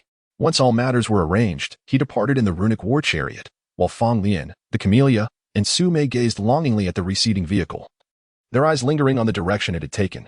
At that moment, the camellia was already inconsolable in her tears. Do you think crying will enable you to keep pace with everyone? You should be striving to grow stronger, Su Mei remarked, her words blunt as ever. The camellia stared at the torrential rain, and eventually, her tears ceased, replaced by a resolute determination. I will grow stronger. Then I will be able to assist Brother Jiang and Sister Mi. The runic war chariot maneuvered through the multitude of abandoned vehicles, swiftly making its way onto the expressway leading to Xiong Province. Along the route, the number of derelict vehicles was noticeably greater than it had been a fortnight ago. Every few minutes, they encountered obstacles or entire clusters of vehicles completely obstructing the path. Consequently, the chariot could only maintain a speed of 50 to 60 miles per hour. Thus, they journeyed intermittently, and as dusk gradually descended, they finally arrived in Zheng City, within the borders of Yu Province. Before them lay a fractured bridge that utterly blocked their way. The relentless red rain continued to pour as Jiang Fan disembarked, gazing at the broken bridge with a slight furrow in his brow. The bridge spanned over 5,000 meters, supported by more than 100 piers. Yet 2 or 3 dozen of these piers lay shattered. What could have caused such destruction to the bridge? Jiang Fan pondered, intrigued. Brother Jiang, what is it? Chun-Li inquired. If heavy objects had caused the bridge to collapse, or if it had deteriorated over time, we would expect to see localized cave-ins or a complete submersion of the structure into the river. However, most of the piers on this bridge are broken, as though something had deliberately damaged them. After voicing his thoughts, Jiang Fan extended his mental perception to investigate below the water. The turbulent river was laden with an abundance of silt, severely hindering his range of perception. It felt as though he were gazing through frosted glass. And the exertion drained his extraordinary abilities, forcing him to retract his mental reach. Originally spanning over 4,000 meters, his detection range had now been reduced to merely over 100 meters. Brother Jiang, have you discovered anything? Is there something in the water? Ludong approached, his expression obscured beneath his helmet. The river is filled with silt, and my perception range has been significantly diminished. I have not detected anything at present. No sooner had he spoken than a colossal fishtail erupted from the water, soaring nearly 10 meters above the bridge. Run! Jiang Fan bellowed, seizing the others as they fled toward the runic war chariot. With a thunderous roar, the ground where they had just stood collapsed, sending a spray of water and debris skyward. Jiang Fan and the others dared not look back as they sprinted desperately, reaching the chariot and swiftly climbing aboard. The war chariot roared to life, reversing at full throttle as the bridge continued its relentless collapse before them. A massive stone plunged into the river, producing a dull thud. At this moment, Jiang Fan finally sensed it, a terrifying fish stretching over 100 meters in length, resembling a grotesque version of the grouper from the world before the apocalypse. Its dorsal fin was adorned with countless barbed spines, each measuring several meters long, while its body was clad in a thick layer of scales. The once delicate fins had transformed into razor-sharp blades, glinting ominously. At that time, the Rune War chariot was still nearly 1,000 meters away from breaking free of the bridge's surface. Yet the monstrous fish had abandoned its assault on the bridge and was swiftly approaching them beneath the water, moving even faster than the chariot itself. Jiang Fan calculated briefly, and his heart sank. No, it was too late. Chapter 91. Hopeless crossing. The monstrous fish moved with astonishing speed, certain to catch up with them before the runic war chariot could escape the bridge. With a flicker of thought, Jiang Fan summoned the 9-feathered golden light, and 9 shimmering blades soared forth from the war chariot, coalescing in midair to form a magnificent golden sword. Chun-Li, meanwhile, maneuvered the shadows of several individuals to the top of the war chariot, each shadow wielding a runic laser cannon, the barrels humming ominously as they gathered immense energy. In the next instant, the water erupted in a colossal splash as a gigantic fish head emerged, its cavernous maw agape, revealing a serrated array of sharp teeth, ready to snap at the runic war chariot. Concealed by the bridge's structure, Chun-Li was unable to see the monstrous fish at first glance. Jiang Fan, however, directed the golden sword towards the creature's eye while attempting to penetrate its body with his mental force. As anticipated, his psychic probe was swiftly severed upon contact with the fish's scales, preventing any deeper invasion. The golden sword was now poised to strike the fish's eye, which loomed like a lantern. At that moment, the creature's pectoral fins flipped into position, blocking the lethal blow. The collision between the golden sword and the fins produced a sharp metallic screech, accompanied by a dazzling shower of sparks. The 5 runic laser cannons unleashed beams as thick as a man's arm, all converging upon the beast. The fish quivered under the sudden onslaught, wisps of smoke rising from the points of impact, yet it remained undeterred, closing the distance to the war chariot to less than 10 meters, preparing to rend it in two. A blue energy shield flared to life, with the creature's razor-sharp teeth grinding against it, creating a cacophony of piercing sounds as the energy core depleting at an alarming rate. The massive body then lunged towards the bridge, intent on collapsing it and dragging the war chariot into the depths below. Jiang Fan, in a state of utter desperation, summoned all his mental energy, manifesting an almost imperceptible psychic blade. With a powerful mental strike, the blade cleaved through the air, transcending the constraints of space and time, and struck the colossal fish head. In an instant, the creature released its grip, ceasing its thrashing fins, and plummeted towards the bridge. Jiang Fan fought to maintain his focus, commanding the war chariot to retreat with all its might. Boom! The fish's body, propelled by an overwhelming force, shattered the bridge's surface, dragging the steel structure into the water and sending up a tremendous spray. The war chariot sped away like an arrow, continuing for 2 kilometers before finally halting. The occupants gasped for breath, while Jiang Fan, drenched in cold sweat, alone understood the true terror of that monstrous fish. Moments ago, he unleashed a barrage of abilities. Yet the maximum effect was merely a fleeting disturbance. It was utterly insufficient to vanquish the creature, for that monstrous fish possessed no mental prowess. It was akin to a blade of mental energy that failed to strike its target, only to dissipate and leave the entity dazed. What exactly was that fish? It was truly colossal. Lu Dong gazed at the distant bridge, his eyes still brimming with trepidation. Brother Jiang, did that monster fish perish? Chun-Li inquired with a worried expression. No, it will only be unconscious for a time. In reality, I scarcely inflicted any harm. Jiang Fan replied, furrowing his brow. The recent attack had drained his mental energy, leaving him slightly disoriented. He hastily retrieved several crystalline cores to absorb their energy, and after a moment, the dizziness gradually subsided. With that creature lurking in the river, we cannot cross here. We must devise another plan, Jiang Fan declared. Chun-Li pondered briefly, surveying the surroundings. That river should be the Yellow Sand River. Taking a detour is certainly not feasible, and I wonder if the other bridges have been attacked. Even if we locate an intact bridge, it remains perilous. No one knows how many of those monstrous fish are in the river, or even more terrifying entities. Yang Mi analyzed seriously, continuing, Brother Jiang, can your abilities allow you to fly across? Not feasible. The river spans nearly 3,000 meters, and my mental power cannot sustain such a duration. Even if I could replenish the crystalline cores during flight, what if a mutated avian appeared? That would indeed spell doom. Jiang Fan replied. Upon hearing his words, the group fell silent. All their options seemed futile, leaving them at a loss. Since we are at an impasse, let us rest for the night and reassess in the morning, Jiang Fan concluded, re-engaging his mental perception as the 9-feather shuttle began to harvest the lives of the zombies within a 300-meter radius. In a mere span of a few minutes, he had eradicated the surrounding undead, totaling over 300, of which nearly half had already attained the 2nd level, with 2 crystalline cores exhibiting hints of purple, indicating their ascent towards the 3rd level. This torrential crimson rain had persisted for nearly 2 days, driving these zombies into a frenzy of evolution. Should the rain continue for another week, humanity would truly face extinction. The energy shield consumed minimal power when not under assault. Yet when Jiang Fan prepared to activate it for rest, he discovered that the earlier encounter with the monster fish had depleted 800 crystalline cores. This indicated that the creature's casual bite possessed a potency rivaling the dying strike of the Thunder God post-drug use. This accursed apocalypse leaves one to ponder. If he struggles so fiercely for survival, how are the ordinary survivors faring? A night of silence ensued. Bark, bark, bark. Jiang Fan was roused from his slumber by the cacophony of the Black Panther. He peered outside to find that the red rain had finally ceased, and he extended his mental perception. The Black Panther was barking furiously in one direction, prompting Lu Dong and Yang Mi to glance in that direction as well. Before them lay a campfire, over which half a mutated deer was roasting. Behind a stone, over 100 meters away, 2 furtive youths were concealed. Clad in a cacophony of colors, their attire appeared to be a haphazard assembly from unknown sources. Brother Zhu, they have dogs. Could they unleash them upon us? The younger of the 2 expressed his evident trepidation. What is there to fear? We are capable of extraordinary abilities, replied the youth addressed as Shu, thumping his chest with bravado. Shortly thereafter, his form began to shimmer into transparency, rivaling the stealth of an invisible zombie, proving even more elusive to detection. I will attempt to procure some food. Wait for me here, Zhu declared, peering out from behind the stone toward Lu Dong's direction. Jiang Fan chuckled softly and stepped out of the combat vehicle. Have you two been roasting mutated beast meat? Haha, Yangmi mentioned wanting to sample it. So I prepared half a deer. Lu Dong scratched his head, smiling.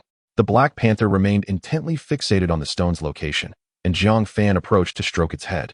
Calming its growls, Jiang Fan tore off a piece of the venison, consuming it with ease, and seemingly carelessly tossed the bone aside, though he discreetly exerted a bit more force. Ouch! Zhu yelped, his figure gradually becoming visible. Chapter 92, The Tower of Hope in a Moment of Panic. Zhuzi hastily covered his mouth, only to realize that his figure had already been revealed. Lu Dong, startled by the sudden appearance of an individual before him, gripped a Xuanzhong knife tightly, poised to strike at any moment. Brother, please don't kill me. I merely sought to pilfer some food and drink. I harbor no ill intentions. Zhuzi, recognizing the formidable presence of the man before him, pleaded for mercy. Lu Dong stepped forward, pressing the blade of his Xuanzhong knife against Zhuzi's throat. Who are you? Who sent you? Zhuzi, consumed by fear and trembling uncontrollably, fell to his knees and cried out. Brother, spare me. I am Zhuzi from the Shadowless Squad. Please don't take my life. In his despair, he wet himself, tears streaming uncontrollably down his cheeks. The Shadowless Squad, Jiang Fan murmured, channeling his mental energy. Another young man, hidden behind a stone, suddenly floated towards them. Let me go? Let me go? The youth struggled futilely, ultimately being discarded beside Zhuzi. Now, speak. Who are you? And what is the Shadowless Squad? With a glimmer of survival in their eyes, the two hastily divulged all they knew. It turned out that one was named Zhuzi and the other Go Xing, both of whom were first-level awakeners.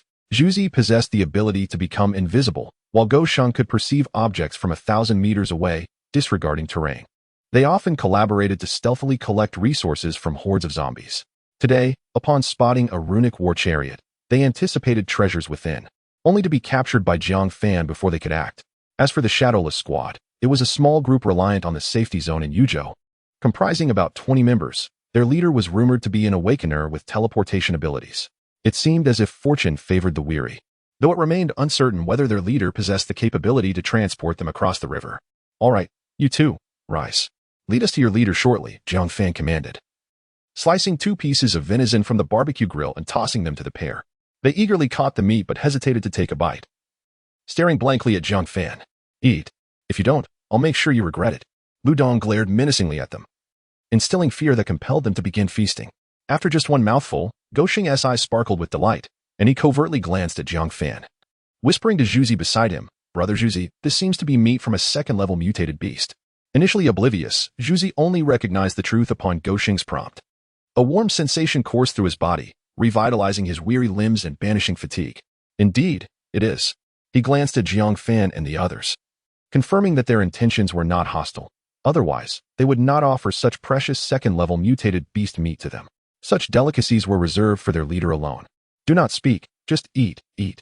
At this moment, Chun-Li and Fang Ningxue also emerged from the runic chariot. Let's have a quick bite, shortly. We shall head to their team's outpost, Jiang Fan suggested. Upon grasping the situation, the others expressed no dissent.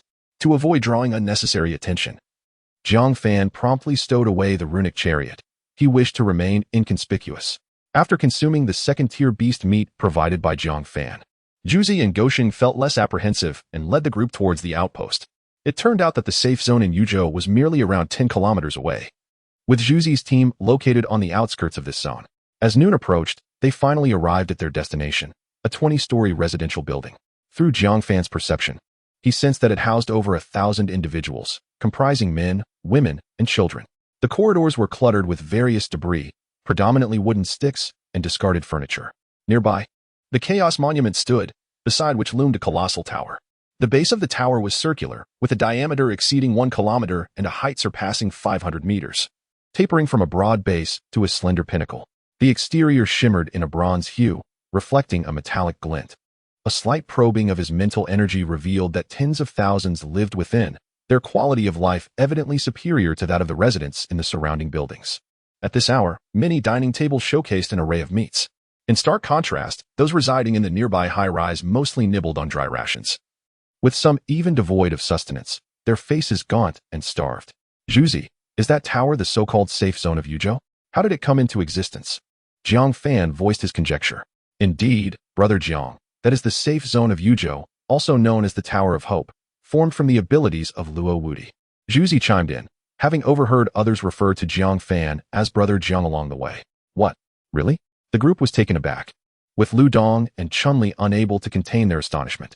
This was actually birthed from an individual's abilities? That is utterly astounding, stammered Lu Dong.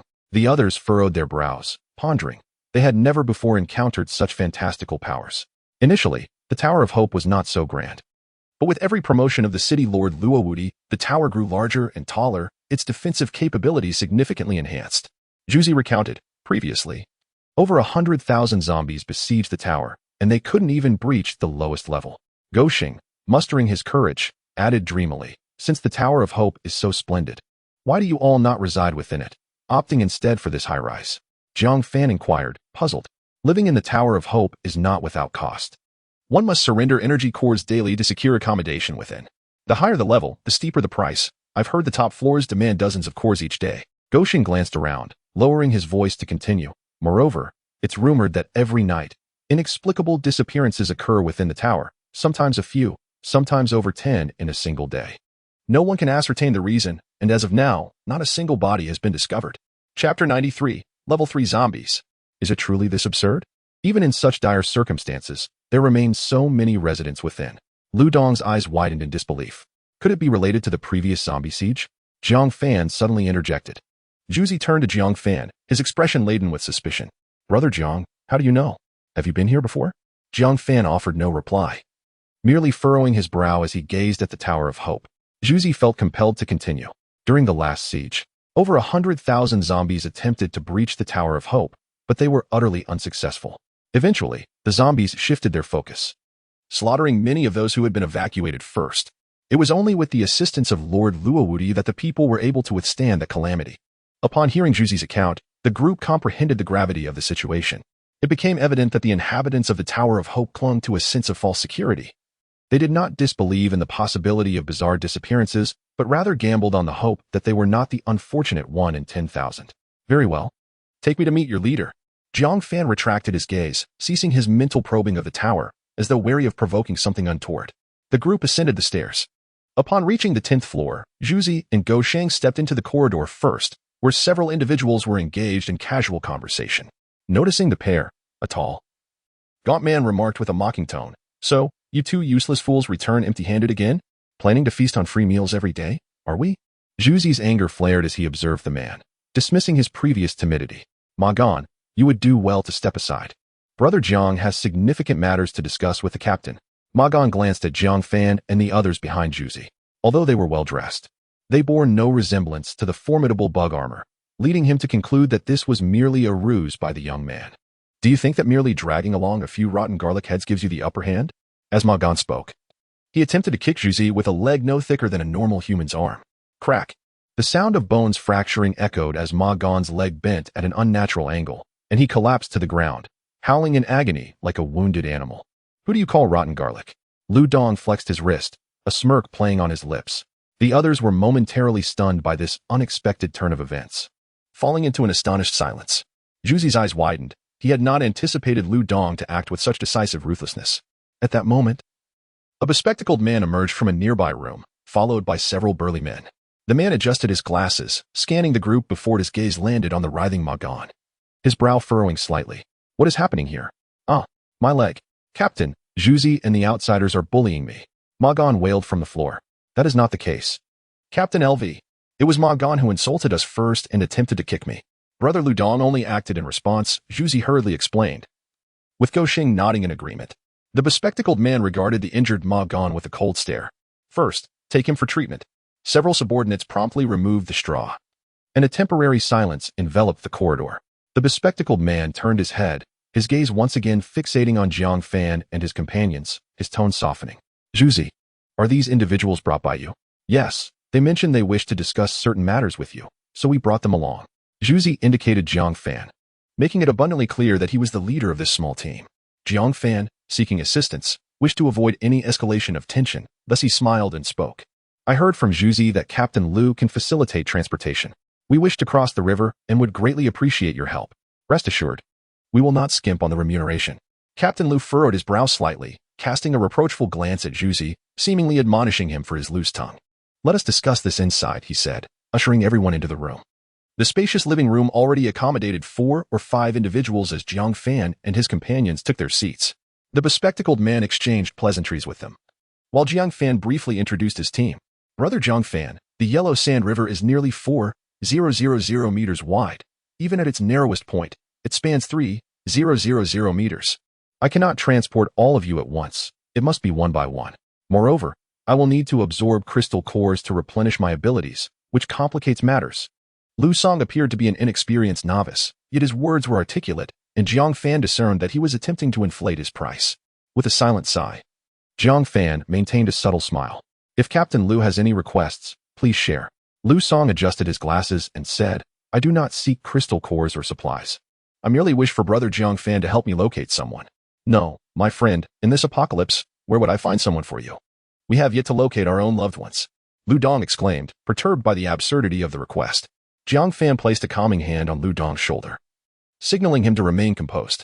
This person is my wife. She is within the Hope Tower, and we are certain she is there. Lu Song continued, his eyes brimming with hope. How can you be so sure? Jiang Fan inquired. A young woman stepped forward from behind Lu Song. My ability is divination. I foresaw that my sister is at the very top of the Hope Tower, but our strength is insufficient to rescue her. As she spoke, tears flowed uncontrollably from her eyes.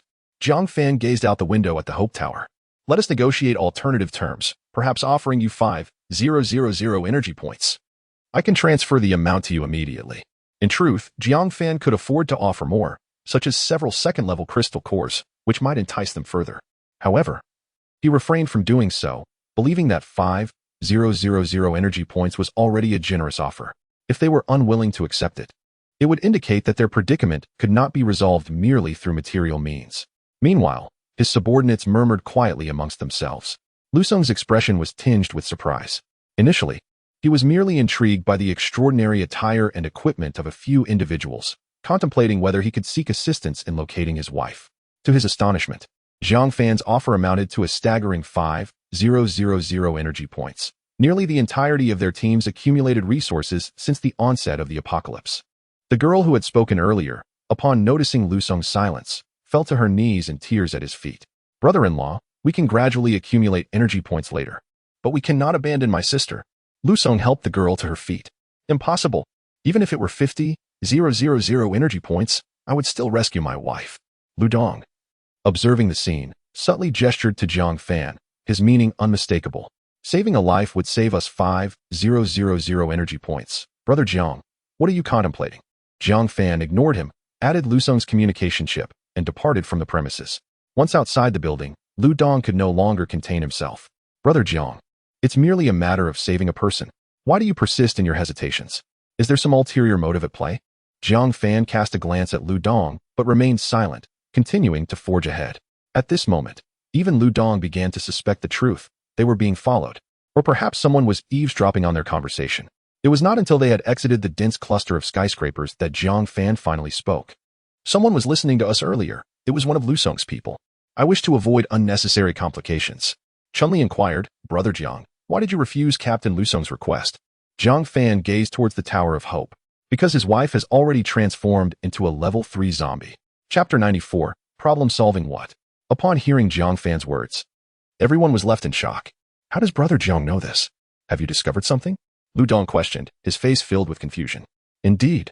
I witnessed a woman on the highest floor of the Tower of Hope, who bore a striking resemblance to the girl from today. Jiang Fan paused momentarily before continuing. However, she has transformed into a zombie, and it seems she sensed my probing, leading me to conclude that she is a third-tier zombie. She can perceive your mental energy? How is that even possible? Chunli exclaimed in disbelief. I am uncertain. When I detected her, she suddenly turned her gaze in our direction, although separated by numerous buildings. I believe she must have sensed something. Jiang Fan recalled the earlier scene. Moreover, she was confined within an iron cage, bound tightly with chains. Brother Jiang, are you suggesting that she is being kept there by that Lord Luo? Fang Ningxue covered her mouth with her hand, as if she had uncovered a monumental secret. Jiang Fan nodded, reminiscing about the earlier sensations. It should be so, and that so-called Luo Wudi seems to be growing impatient. He might take action in the next couple of days. What shall we do then? That dim-witted Lu Yong, without any energy points, expects us to find someone for him? Lu Dong grumbled, plunging his heavy sword into the ground. I believe Lu Yong's concern for his wife is questionable. It's more likely he is attempting to deceive his sister-in-law, Yang Mi remarked. How so? Jiang Fan raised an eyebrow, inquiring. I cannot articulate it clearly, but my intuition tells me that Lu Yong has likely lost his wife and has set his sights on his sister-in-law. Thus he has no choice but to feign concern. Yang Mi brushed her scattered hair aside. I also sense that Lu Yong is not a good person. His gaze towards his sister-in-law has always been inappropriate. Wearing glasses and looking lascivious. Chun-Li scoffed disdainfully. Jiang Fan found himself at a loss for words. After all this deliberation, these two were merely speculating. Brother Jiang, why don't we search the nearby gathering places? They are close to the river. Perhaps others can assist us in crossing, Yang Mi proposed. Indeed. It seems we have no other option.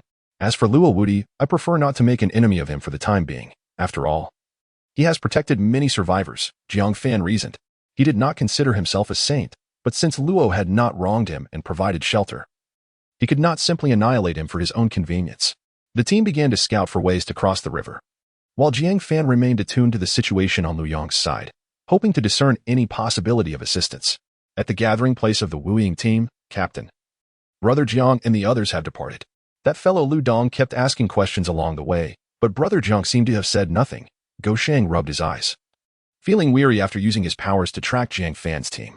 Given their equipment comes from the Chaos Steel and their generous demeanor, they should possess the strength to rescue people from the Tower of Hope. Why did they refuse so decisively? El Song adjusted his glasses, his fingers gently rubbing against each other.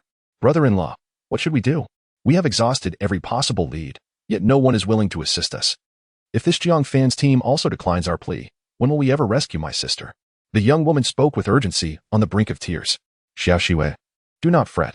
I will devise another plan. That Luo Wudi has maintained his barrier at the highest level. Otherwise, I would have teleported there long ago. Alas, if all else fails, I shall wait until I reach level 3, by which time Luo Wudi's restrictions will no longer hinder me. As El Song spoke, he unexpectedly grasped the woman's hand, prompting Xiao Shiwei to quickly withdraw her own. My sister must be enduring inhumane torment there. By the time you reach level 3, she may already be tortured to death. Xiao Shiwei's eyes glistened with tears, her voice tinged with desperation. If you can rescue my sister, I will immediately acquiesce to your request. Otherwise, I will never allow you to succeed, even if it costs me my life.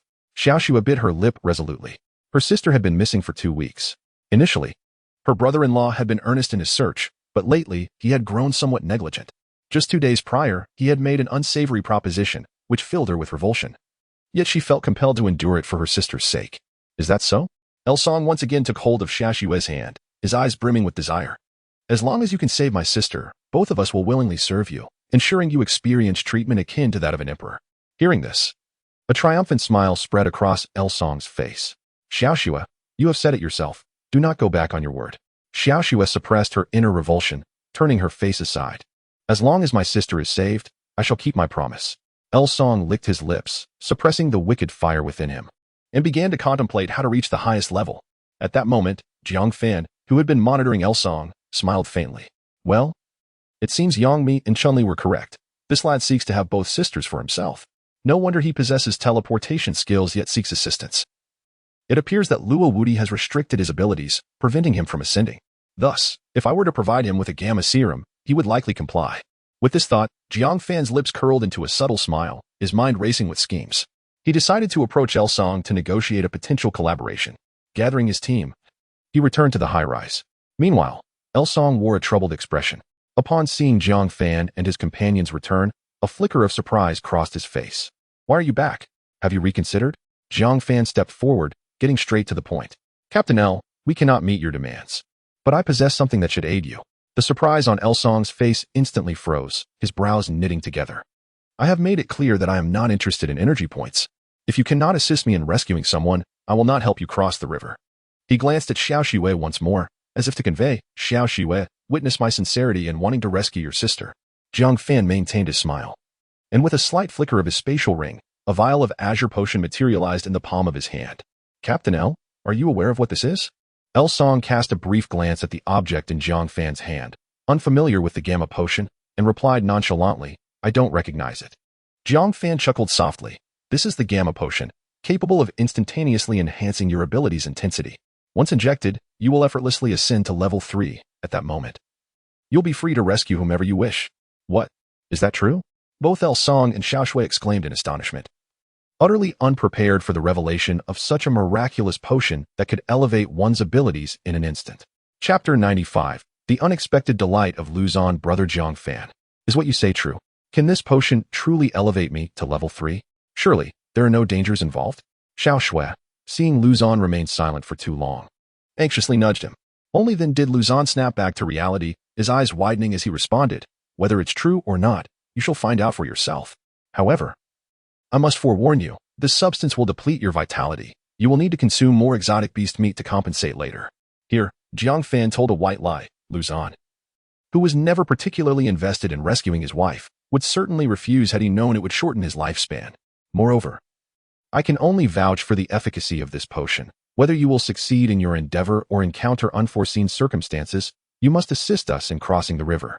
Jiang Fan's gaze was sharp as he directed it at Luzon, the gamma potion levitating ominously toward him, the threat implicit in his tone unmistakable. Luzon caught the potion, his expression tinged with skepticism, yet he ultimately declared, Jiang Fan, I understand. If this potion proves effective, I shall uphold my end of the bargain. Beside them, Xiao Shui could no longer contain her excitement, exclaiming, Brother-in-law, hurry and inject it. Sister is waiting for us to rescue her. Taking a deep breath, Luzon hesitated no longer and injected the potion into his body. In an instant, his form began to tremble as a surge of powerful energy coursed through him. After a brief moment, Luzon slowly opened his eyes, a mysterious blue gleam flickering within. How do you feel? Jiang Fan inquired with a smile. Haha, is this what it feels like to be at level 3? Luzon laughed maniacally, glancing towards the Tower of Hope and continuing. I feel that the restrictions placed by Luo Wudi are nothing but a joke. I can enter effortlessly now. Brother-in-law, let us hasten to rescue my sister. Xiao Shui exclaimed in excitement. Yes? Very well. Brother Jiang Fan, please wait here. We shall return shortly, Luzon declared, clasping Xiao Shui's hand. He summoned his abilities, and in the next moment, their figures vanished from sight. At the pinnacle of the Tower of Hope, there was only an expansive hall, enveloped by a layer of restrictions. Anything that made contact with these wards was repelled. Luzon and Xiao Shui disregarded the barriers, directly entering the hall. Upon surveying the vast emptiness, Xiao Shui felt momentarily disoriented. She sensed her sister was near, yet where was she? Perhaps due to her anxiety. She overlooked the enormous object shrouded by a black cloth in the center of the hall. Luzon, however, noticed it and tugged at the hem of Xiao Shui's garment, urging her to direct her gaze there. Only then did Xiao Shui come to her senses, and the pair cautiously approached the dark cloth. Just as they were about to draw closer, a rustling sound emanated from beneath the fabric, as if some creature were stirring. Xiao Shui's heart raced, and she gripped Luzon's arm tightly. Luzon grasped a corner of the black cloth and yanked it down with force. The massive covering fell away with a swish. A sharp claw grazed Luzon's nose, narrowly avoiding piercing his skin. A cold sweat broke out on Luzon's brow as he rapidly retreated. Xiu Shui was startled, emitting a piercing scream at the sight before her. Before them stood an iron cage, constructed from steel bars as thick as a wrist, its surface marred by rust and stained with dark blood. Within the cage, a female zombie glared at them with a fierce intensity, her eyes devoid of any emotions. Only an endless coldness. Unlike other zombies, this one did not roar or thrash wildly. Instead, it crouched down, picking up a severed arm from the ground and gnawing on it with an unsettling crunch. Xiao Shui, terrified, fell to the ground. And upon realizing what the female zombie was consuming, she could not help but retch. Meanwhile, Olsong stood frozen in disbelief, his mouth agape as if unable to comprehend the horrifying scene before him. Chu Bing? Olsong trembled as he uttered this name. Xiao Shui, who had been retching, halted her actions, her face a mask of shock as she gazed at the zombie within the cage. Sister? Xiao Shui's voice quivered, unable to believe her eyes. How could this possibly be her sister? How could she have transformed in such a way? She scrutinized the zombie before her, but the features unmistakably belonged to her sister. Tears streamed down Xiao Shui's face as she cried out to the iron cage. Sister, wake up. It's me, Xiao Shui. Look at me. Yet the female zombie remained unresponsive, mechanically chewing on the flesh in her mouth, her gaze still cold and menacing. Wolfsong stepped forward, grasping Xiao Shui's arm. Stop calling out. She is no longer your sister. At least not anymore. Xiao Shui broke free from Wolfsong's grip, her emotions surging. No, she is my sister. There must be a way to bring her back. Brother-in-law, you have a solution, don't you? Even if there is no way, we cannot leave her here. Wolsong glanced at the zombie before him. Who could have imagined that this was once his beloved wife? It seemed she was different from the other first or second-tier zombies. Could it be that she had reached the third tier? The thought sent his heart racing. He felt an urge to laugh out loud. Fate had not been cruel to Wolsong. Having lost one wife, he had been granted a third-tier zombie in return. What a bargain! He suppressed his excitement, outwardly presenting an extreme fury. Damn you, Luo Wudi. You wretched creature. How dare you turn my wife into a zombie and feed her the living? I, Wolsong, will not let you go unpunished. Beside him, Xiao Xue was already in tears. Brother-in-law, let us take sister away. Wolsong nodded in agreement. All right. He took Xiao Xue to a spot further from the female zombie, while his other hand swiftly grasped the steel bars of the cage. The surrounding space seemed to ignite, emitting subtle ripples. Clearly, transporting such a large object in an instant was still a challenge for Wolsong, who had reached the third tier.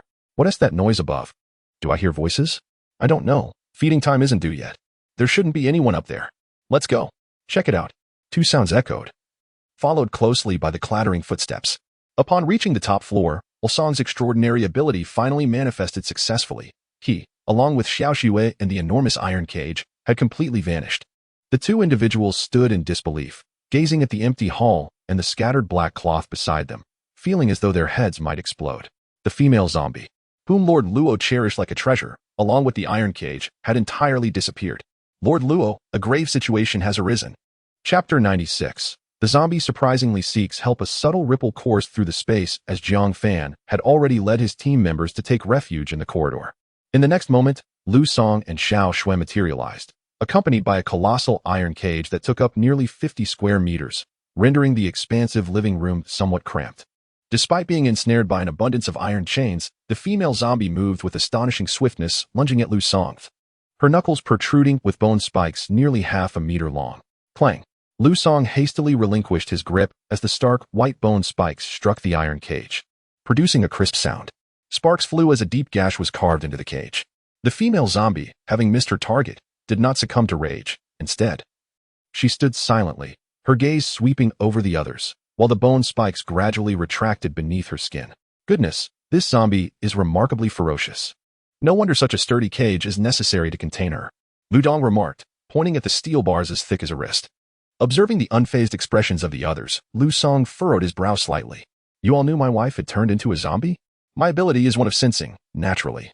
I would be aware, Jiang Fan replied, his expression calm.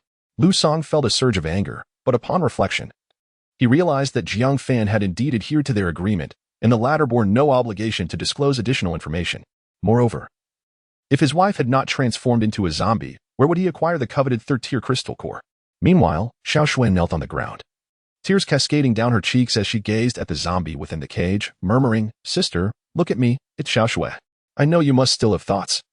You are different from other zombies. You remember me, don't you? The female zombie turned her gaze toward her expression still cold. Yet Jiang Fan experienced an unsettling chill as he discerned a faint smile directed at Xiao Xue, an observation unnoticed by others, perceived only through his mental acuity. Brother-in-law. I just saw my sister smile. She must still recognize me. Let us help her. She can surely return to being human, Xiao Xue exclaimed, rising and grasping Lu Song's arm, her eyes brimming with hope. Xiao Xue, I understand this is difficult for you to accept. Chu Bing is my wife, and I share in your pain. However, she has become a zombie. How could she possibly revert to being human? Lu Song's disbelief in the notion of transformation was palpable. Even if such a possibility existed, he would not permit it, for this was his hope of advancing to the third tier. No one would be allowed to jeopardize that. With her eyes reddening, Xiao Xue raised her voice. Brother-in-law, how can we know it's impossible if we don't try? My sister clearly smiled at me just now, indicating she still possesses awareness. There is hope. Slap. Lu Song struck Xiao Xue across the face. She covered her cheek, incredulity etched on her face, tears brimming in her eyes. Brother-in-law, you actually hit me? Lu Song adjusted his glasses, his gaze cold and unyielding. Someone, take Xiao Xue away. Two individuals promptly approached, escorting Xiao Xue to another room. Captain Lu, we have already assisted you in rescuing your wife. Shouldn't you now fulfill your promise to us? Jiang Fan inquired. The effects of the gamma potion were gradually fading. Lu Yong gazed into the mirror, taken aback by the sight of his graying hair. This so-called depletion of vitality was indeed alarming.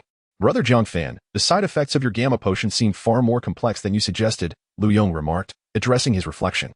Oh, are you implying that you intend to breach our agreement? Jiang Fan narrowed his eyes, his voice calm yet laced with an unmistakable threat. Lu Yong pondered for a moment. Jiang Fan appeared formidable. Though he had concealed certain truths, the outcome seemed favorable, particularly since he had acquired a level 3 zombie. It was crucial to note that his abilities were primarily suited for evasion, and acquiring a level 3 crystal core was an exceedingly daunting task, one that was typically unattainable. Brother Jiang Fan, do not rush me. I am not unwilling to fulfill our agreement. I simply require a day or two to recuperate. Allow me this time. And I shall escort you across the river. Lu Yong feigned sincerity. Not a problem. I can assist you in regaining your abilities. We must depart today. Jiang Fan's words left no room for negotiation. His objective was to cross the river, and he wished to avoid entanglement in the conflict between Luo Wuti and Lu Yong. Humph. And what if I refuse? What can you do to me? Lu Yong's expression darkened, firmly believing that no one could hinder his escape if he truly desired it. In an instant, Lu Yong collapsed to the floor, clutching his head, feeling as though his brain was being gripped tightly, his body curling up like a boiled shrimp, trembling uncontrollably. I did not wish for this, but your lack of compliance leaves me no choice, Jiang Fan sighed, shaking his head in resignation. Wrong. Jiang. Brother Jiang Fan. I was mistaken. I will take you across the river immediately. Lu Yong stammered, realizing in that moment the sheer terror of the man before him. He stood no chance of resistance. Jiang Fan retracted his mental grip, but one hand remained firmly grasping Lu Yong's arm. Aware that Lu Yong's abilities made him nearly invincible when fleeing, thus he remained vigilant. Let us proceed. Once this matter concludes, I assure you, I shall not make things difficult for you, Jiang Fan stated. Lu Yong wore an expression more pitiful than sorrow, his glasses having long since fallen to the ground. Hearing the commotion, several members of the shadowless squad rushed over but were halted by Lu Dong wielding his heavy blade. Do not move. Guard this place diligently. No one is to enter the living room. I shall return shortly, Lu Yong commanded before leading the way outside, with Jiang Fan closely following, gripping his arm. Once outside the building, they made their way toward the bridge. To expedite their journey, Jiang Fan produced a runic battle vehicle, leaving Lu Yong utterly astonished. His mind racing with thoughts. I must hasten to send these living beings away. They are far too formidable to provoke. Despite knowing the bridge was infested with monstrous fish, it was Lu Yong's suggestion to traverse that route.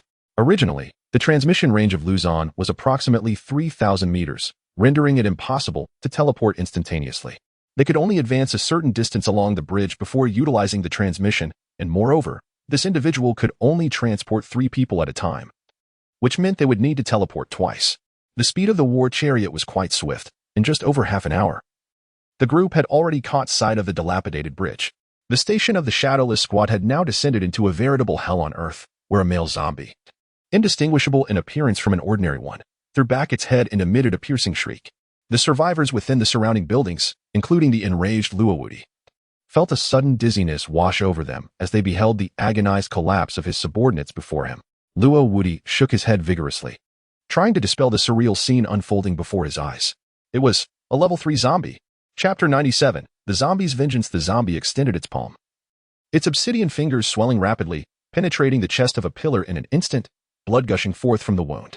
At this point, the entire building was devoid of life, littered with severed limbs and dismembered bodies, while blood cascaded down the staircase, creating a rhythmic dripping sound. With a ferocious swipe of its claws, the door was reduced to splinters by an overwhelming force. As the dust settled, a female zombie, imprisoned within a massive iron cage, was revealed. The male zombie entered the room, gripping the steel bars of the cage with both hands, seemingly attempting to bend them with sheer force. The female zombie, too, extended her bony spikes, launching a frenzied assault against the bars, each strike leaving deep marks. Ultimately, through their relentless efforts, the steel was bent, creating an opening in the cage, through which the female zombie emerged. She lifted her head and emitted a terrifying shriek, as if celebrating her newfound freedom. The 2 zombies leapt from the 10th floor, and as they neared the ground, numerous bone blades sprouted from the female zombie's body, embedding themselves into the earth and effectively absorbing the impact, while the male zombie landed heavily, creating a large crater upon impact. Passers-by were startled into screams by the suddenness of the scene. Luo Wudi shook his groggy head, finally shaking off the dizziness. He hurried to the window and gazed outside the tower. The ground was stained crimson, littered with severed limbs tossed haphazardly. 2 terrifying figures were rapidly approaching the Tower of Hope, one of which was unmistakably familiar. It was the 3rd-level zombie he had been nurturing. This is bad, Luo Wudi lamented inwardly, hastily activating his powers. A faint bronze aura began to emanate from the Tower of Hope. The entire structure transformed into a masterfully engineered machine, extending bronze plates from every direction, sealing all doors, windows, and exits, leaving not a single gap. The female zombie arrived first, her body now adorned with bone spikes.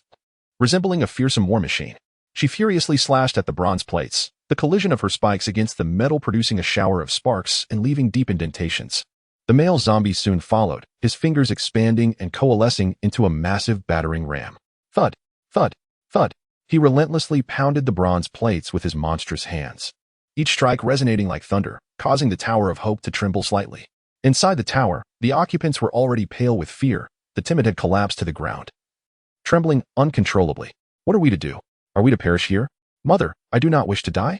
Everyone, remain calm. Do you not recall the last zombie siege? The Tower of Hope will surely withstand their assault. Lord Luo Wuti is invincible.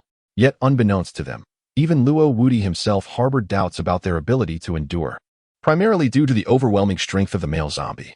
He is currently urging the enhancement of the Hope Tower's defenses through his abilities.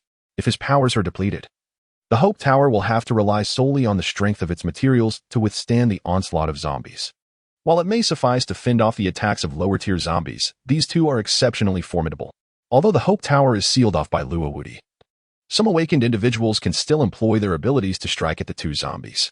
Various attacks of fire, ice, and wind are unleashed upon them. Yet it appears to have no effect. Just as despair begins to envelop the group, an unexpected silence descends outside. Luo Wuti peers down from the tower and is astonished to see the two zombies abandon their assault on the Hope Tower, turning instead to sprint in another direction, towards the bridge where Jiang Fan and his companions are located. Wiping the cold sweat from his brow, Luo Wuti realizes that his powers are nearly exhausted. So close, yet so far. Meanwhile, Jiang Fan had prudently stowed away the rune chariot early on to avoid alarming the monstrous fish in the river. The group treads cautiously along the center of the bridge, careful not to utter a sound. The previously damaged section of the bridge now spans only about a quarter of its original surface, and after yesterday's pursuit, nearly half of it lay in ruins. As they proceed for about 300 or 400 meters, Jiang Fan's brow furrows slightly. His gaze seems to pierce through numerous obstructions to a distance of 3 kilometers. In his perception, the two zombies are charging towards them at a terrifying speed. One is Liu Song's wife, while the other, deeply etched in Jiang Fan's memory, is the very one that escaped from the Kyoto safe zone. To his dismay, that beast has returned in pursuit. Jiang Ge, what is wrong? Chuanli, sensing the gravity in Jiang Fan's tone, inquired anxiously. Do you remember the zombie from the Kyoto safe zone?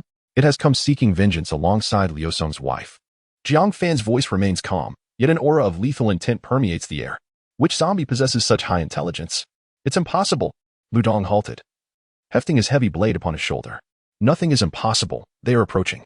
Lu Song, take me, Fang Ningxue, and Chuanli across first, to prevent any trickery from Lu Song. Jiang Fan insisted on being present for each teleportation. Lu Song nodded silently, offering no further protest. The group formed a circle, clasping hands as Lu Song activated his abilities.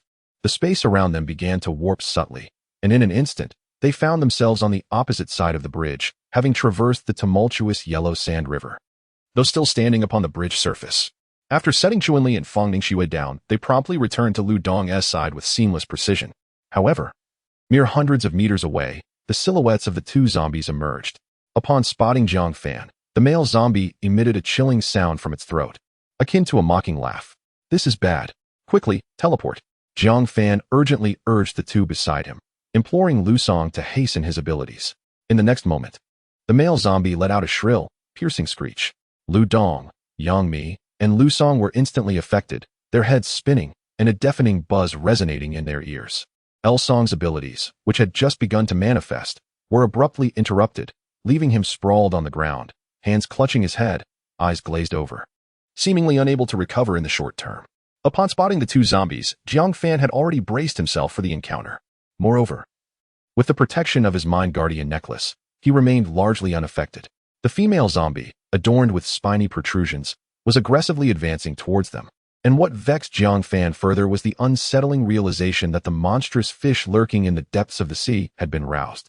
It was now rapidly ascending from the riverbed. Chapter 98, Male Zombie, Perish. With a swift motion, 9 feather blades shot forth, coalescing in midair to form a magnificent golden greatsword, which descended upon the zombie adorned with bone spikes. The female zombie approached Jiang Fan with alarming speed, and to Jiang's astonishment, she did not flinch or evade. Instead, she braced herself to withstand the imminent assault. Raising her hands, The tin bone spikes at her knuckles interlaced to form a bone shield. With a resounding crash, the golden greatsword struck the bone shield, generating a powerful shockwave that rippled through the surrounding air. The ground beneath the female zombie fractured instantly, causing her body to sink slightly. Yet she remained resolute in withstanding the blow. While unleashing the 9 feather blades, Jiang Fan simultaneously retrieved the rune chariot. His objective was not to engage in a fierce battle with these 2 zombies. He needed to escape, at the very least ensuring that Lu Dong and the others could vacate the bridge safely. Whether it was due to his enhanced physique from consuming mutated beast meat or the adrenaline coursing through him, he effortlessly hoisted the still-dazed Lu Dong and Lu Song onto the rune chariot, to which Lu Dong let out a yelp, appearing significantly more alert.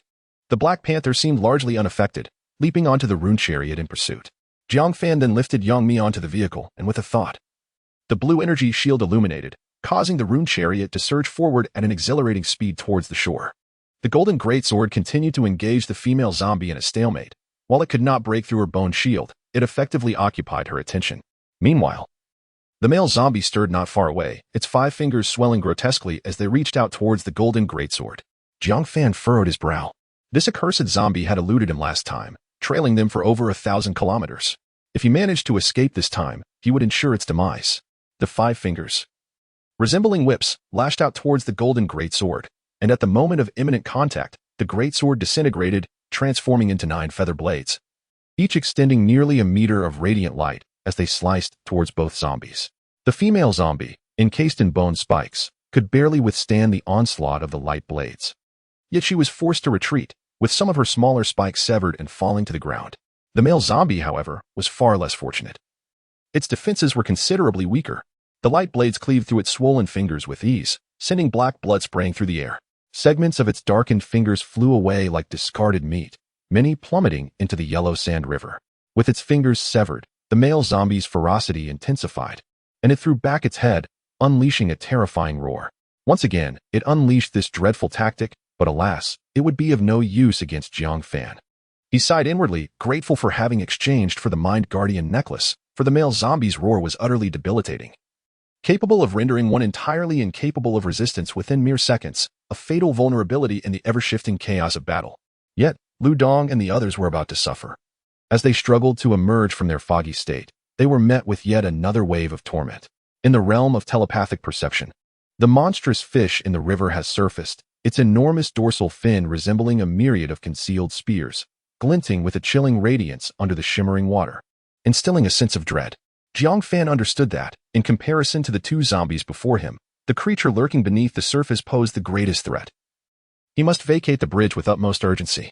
The rune chariot charged forward at a terrifying speed towards the female zombie, seemingly intent on crushing her to dust. The female zombie's arms, reminiscent of Wolverine from the movies, extended long bony spikes from her knuckles, relentlessly assaulting the energy shield, each strike sparking a flurry of sparks. Within the brief span of their encounter, she had already launched over a dozen attacks, each one significantly draining the rune chariot's energy reserves. Frowning, Jiang Fan maneuvered the rune chariot to the side, attempting to evade her. Unexpectedly, the zombie's arm emitted a crimson glow, the surrounding void appearing as if ignited, slightly distorting. With a fierce swing, the sharp bone spikes tore through the energy shield, leaving behind 5 deep fissures.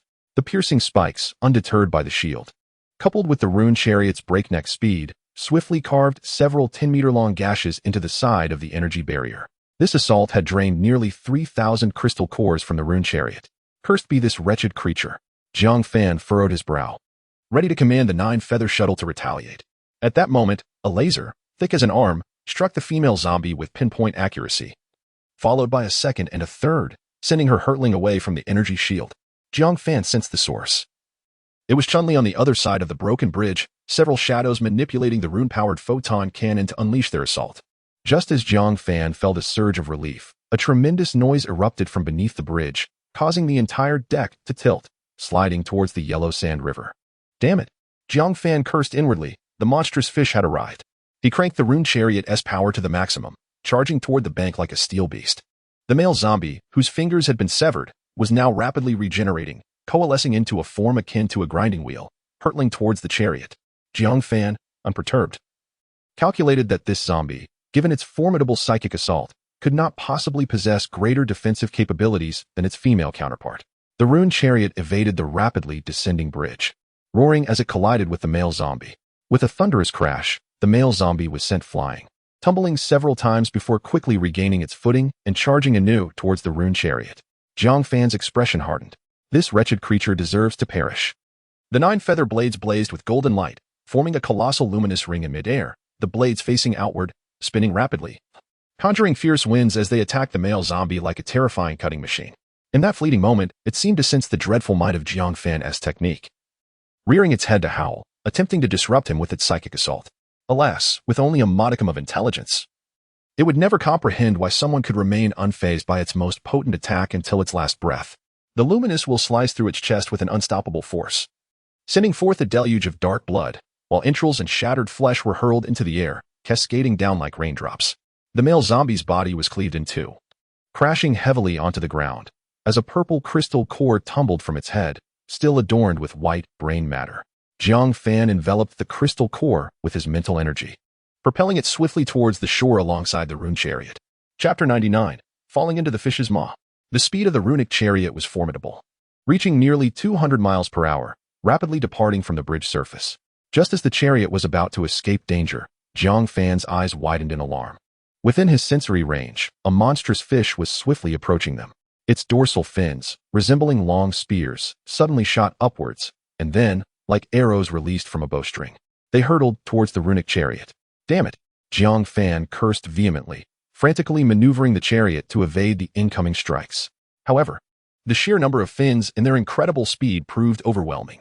With a resounding thud, one fin pierced through the bridge, embedding itself in the chariot's underside. The blue shield was instantly breached, and the fin continued its deadly trajectory into the cabin. Lu Dong, just recovering from his daze, found a fin as thick as a utility pole shooting between his legs, sending him into a cold sweat, nearly causing an accident of another kind. Get out and run, Jiang Fan shouted. The runic chariot, impaled by the fish's fin, became akin to a colossal kebab skewered on the bridge. There was no hope of escaping via the chariot. They could only flee on foot. Lu Dong, no longer in a stupor, hoisted Young Mi onto his back and dashed out. As Jiang Fan passed by Lu Zhu, he kicked him out of the vehicle and swiftly stowed the chariot, then took off running. At this moment, Lu Dong had already sprinted 30 meters, burdened with Young Mi. And Jiang Fan couldn't help but think, you may not be great at fighting, but damn, you can run fast. Countless fins, resembling utility poles, erupted from the bridge, hindering Jiang Fan's speed as he was forced to dodge the relentless onslaught. Black Panther followed closely, occasionally barking as if urging him on. Run faster, I can manage. Jiang Fan roared at Black Panther. Understanding his command, the panther began to sprint with all its might, for in its world, Jiang Fan was the epitome of strength. If he said he could escape, then surely he could. With mental energy enveloping him, Jiang Fan's body began to levitate, rising over 10 meters above the bridge before moving forward. He employed this tactic because the fins, after penetrating the thick concrete of the bridge, could only reach a distance of about 10 meters. However, this maneuver had its drawbacks. Suspended in midair, Jiang Fan became a challenging target to evade once locked onto by the enemy, relying solely on his mental strength rather than physical prowess. As he navigated towards the shore, he remained attuned to the situation behind him. After being kicked off the chariot by Jiang Fan, Lu Zhu narrowly avoided being skewered by a fin that tore through his shirt, leaving a substantial gash and a spray of blood. At this point, he was fully alert and quickly activated his powers. The air shimmered slightly as he teleported far from the bridge. Initially, Jiang Fan had not noticed the female zombie, assuming it had fallen into the Yellow Sand River. But this newfound awareness revealed her whereabouts. The female zombie was scuttling beneath the bridge, moving with the agility of a spider. No wonder the monstrous fish has been relentlessly launching its dorsal fin at the bridge. It has been attacking this entity all along. At this moment, it has reached the junction between the bridge and the shore. As soon as it flips over from one side of the bridge, it will immediately confront Lu Dong, who is on the bridge. Jiang Fan, in a state of desperation, shouted, Lu Dong, be cautious of the side. Hearing the shout, Lu Dong was startled and instinctively turned his head. He saw the female zombie leap onto the bridge, propelling herself towards him with her legs. Neither Lu Dong nor Yang Mi on his back anticipated that the female zombie would suddenly appear before them, leaving them with no time to react. In the next instant, a shadowy figure emerged. It was Black Panther, which collided forcefully with the female zombie, causing her to stumble. The bony spines grazed Yang Mi's delicate frame, severing a segment that scattered across the ground. Black Panther and the zombie fell together, and before Black Panther could rise, a bone spike, radiating a crimson glow, pierced deeply into its body. A woo! Black Panther let out a heart-wrenching cry, its dark eyes gazing towards Jiang Fan in midair, as if bidding him farewell. Damn it! Black Panther! Both Jiang Fan and Lu Dong roared in unison. Although Black Panther was merely a dog, it was also Jiang Fan's companion, a comrade who had fought alongside him since the onset of the apocalypse. In that moment, Jiang Fan cast aside all thoughts of the monstrous fish in the water. He was determined to kill, to rend the vile zombie into pieces. His mental energy poured forth like a torrent, swiftly coalescing in midair into a blade of psychic force. Go! The psychic blade, unaffected by the constraints of time and space, instantly penetrated the female zombie's skull. The zombie's movements halted abruptly, her body froze in place. The madness and ferocity in her gaze gradually fading away. With reddened eyes, Lu Dong rushed forward, wielding his heavy sword. The blade carved a semicircle before it struck fiercely at the zombie's neck. Crack! The female zombie's head tumbled to the ground, dark blood splattering everywhere. The psychic blade had drained all of Jiang Fan's mental energy, leaving him feeling like a kite severed from its string, plummeting towards the ground. The exhaustion from overextending his mental faculties caused a dizzying sensation. Fortunately, his recent consumption of mutated beast flesh had allowed him to barely stabilize himself. Even so, the drop from a height of over 10 meters left his feet numb from the tremendous impact, as if they had lost all sensation. He steadied himself, preparing to rush towards Black Panther when suddenly, the bridge tilted sharply, and the surrounding debris quickly slid into the Huasha River. Jiang Fan attempted to dash towards the shore, but the collapsing bridge beneath his feet made every step a Herculean effort. With each stride, the ground crumbled, and his body swayed precariously. The entire bridge was rapidly tilting, forcing Jiang Fan to use both hands and feet in a desperate bid to escape the crumbling structure. However, a throbbing pain in his head slowed him down significantly. Veins bulged on Jiang Fan's hands as he exerted himself, his fingers turning pale from the strain. Digging deep into the crevices of the stones in an attempt to gain some support and propel himself forward. However, the slanted bridge deck resembled a merciless trap, relentlessly dragging him into the abyss. At last, he, along with the entire bridge surface, plummeted toward the yellow sand river, where a gaping maw waited below. Lu Dong watched this scene, his eyes filled with rage. Jiang Gu. He lunged forward in a frenzied manner, disregarding the treacherous depths beneath. All he knew was that Jiang Fan had descended, and he must follow. Yangmi attempted to intervene, but it was too late. She could only watch helplessly as Lu Dong vanished from her sight. No. In despair, Yangmi collapsed to the ground, tears streaming uncontrollably. Her gaze was filled with terror and helplessness as she stared at the tumultuous yellow sand river, her heart seemingly plunging into the endless abyss alongside it. Chapter 100. The treacherous Lusong. Yangmi knelt at the fractured edge of the bridge, her voice tinged with sorrow. Below her lay the surging yellow sand river. Devoid of any trace of the two individuals, including the strange fish, all vanished without a shadow. Tears streamed down her face like beads released from a broken string, her body trembling from overwhelming grief. How could this happen? How could it? She murmured in a daze. The Black Panther had been pierced by bone spurs, blood gushing from the wounds, staining its satin-like fur a deep crimson, summoning its last reserves of strength. It managed to rise, blood pooling in its mouth. Each step seemed to require every ounce of its energy, its body swaying unsteadily as it struggled to reach the edge of the broken bridge. Woof! The Black Panther barked twice towards the river below, its voice carrying far before being drowned by the rushing waters. Seemingly expending its final bit of strength, or perhaps merely wishing to follow its master, it began to topple forward. In that critical moment, Yangmi, quick as lightning, embraced the Black Panther. Black Panther, you mustn't be harmed. They will surely return, she choked out. The Black Panther gasped weakly, its eyes fluttering as if consciousness was slipping away. The air shimmered slightly, and Lusong's figure materialized. He surveyed Yangmi and the Black Panther, his gaze drifting until it landed on the severed head of the female zombie lying on the ground, causing his breath to hitch momentarily. Within it lay the coveted third-level crystal core. Lusong mused inwardly, though he dared not reveal his thoughts outwardly. Miss Yang, where are Jiang Fan and that brother with the large knife? He recognized Yangmi, the renowned national goddess from before the apocalypse, and was secretly envious of Lu Dong for a long time after their first encounter that day. Initially, Yangmi ignored him, but suddenly recalled something urgent. Quick, transport me to the other side of the bridge. The Black Panther needs treatment. Lusong had long lost track of his glasses and was nearsighted, unable to distinguish between human and dog beyond 20 meters. To confirm his suspicions, he pressed further. Do they not require transport as well? Yangmi sensed something amiss with Lusong. This man was unscrupulous, greedy, and lustful. She could not allow him to discover Jiang Fan and Lu Dong's disappearance. They went to chase that male zombie. They'll be back shortly. Just take me over. Our dog needs treatment. Upon hearing Yangmi's words, Lusong appeared to grasp something, a faint smile crossing his lips as he strode directly towards the head of the female zombie. That belongs to Brother Jiang. Yang Mi's brows furrowed slightly. And in an instant, a water vortex formed, ensnaring the zombie's head within. Surrounding it were several water serpents, poised to strike Lu Song at any moment. This was a skill Yang Mi had developed after her advancement to the second tier. Previously, Jiang Fan and Lu Dong had shielded her from needing to display it. But now it was more than sufficient to deal with the fleeing Lu Song. What does Miss Yang mean by this? Lu Song habitually adjusted his non-existent glasses and continued. If my conjecture is correct, have those two already perished? Or perhaps been devoured by that monstrous fish? Just look at your ethereal beauty. You would fare better by accompanying me, and I shall ensure you enjoy the finest delicacies. Yang Mi, however, did not engage in idle chatter. A water vortex was already surging towards him, while the surrounding water serpents lashed out at Lu Song.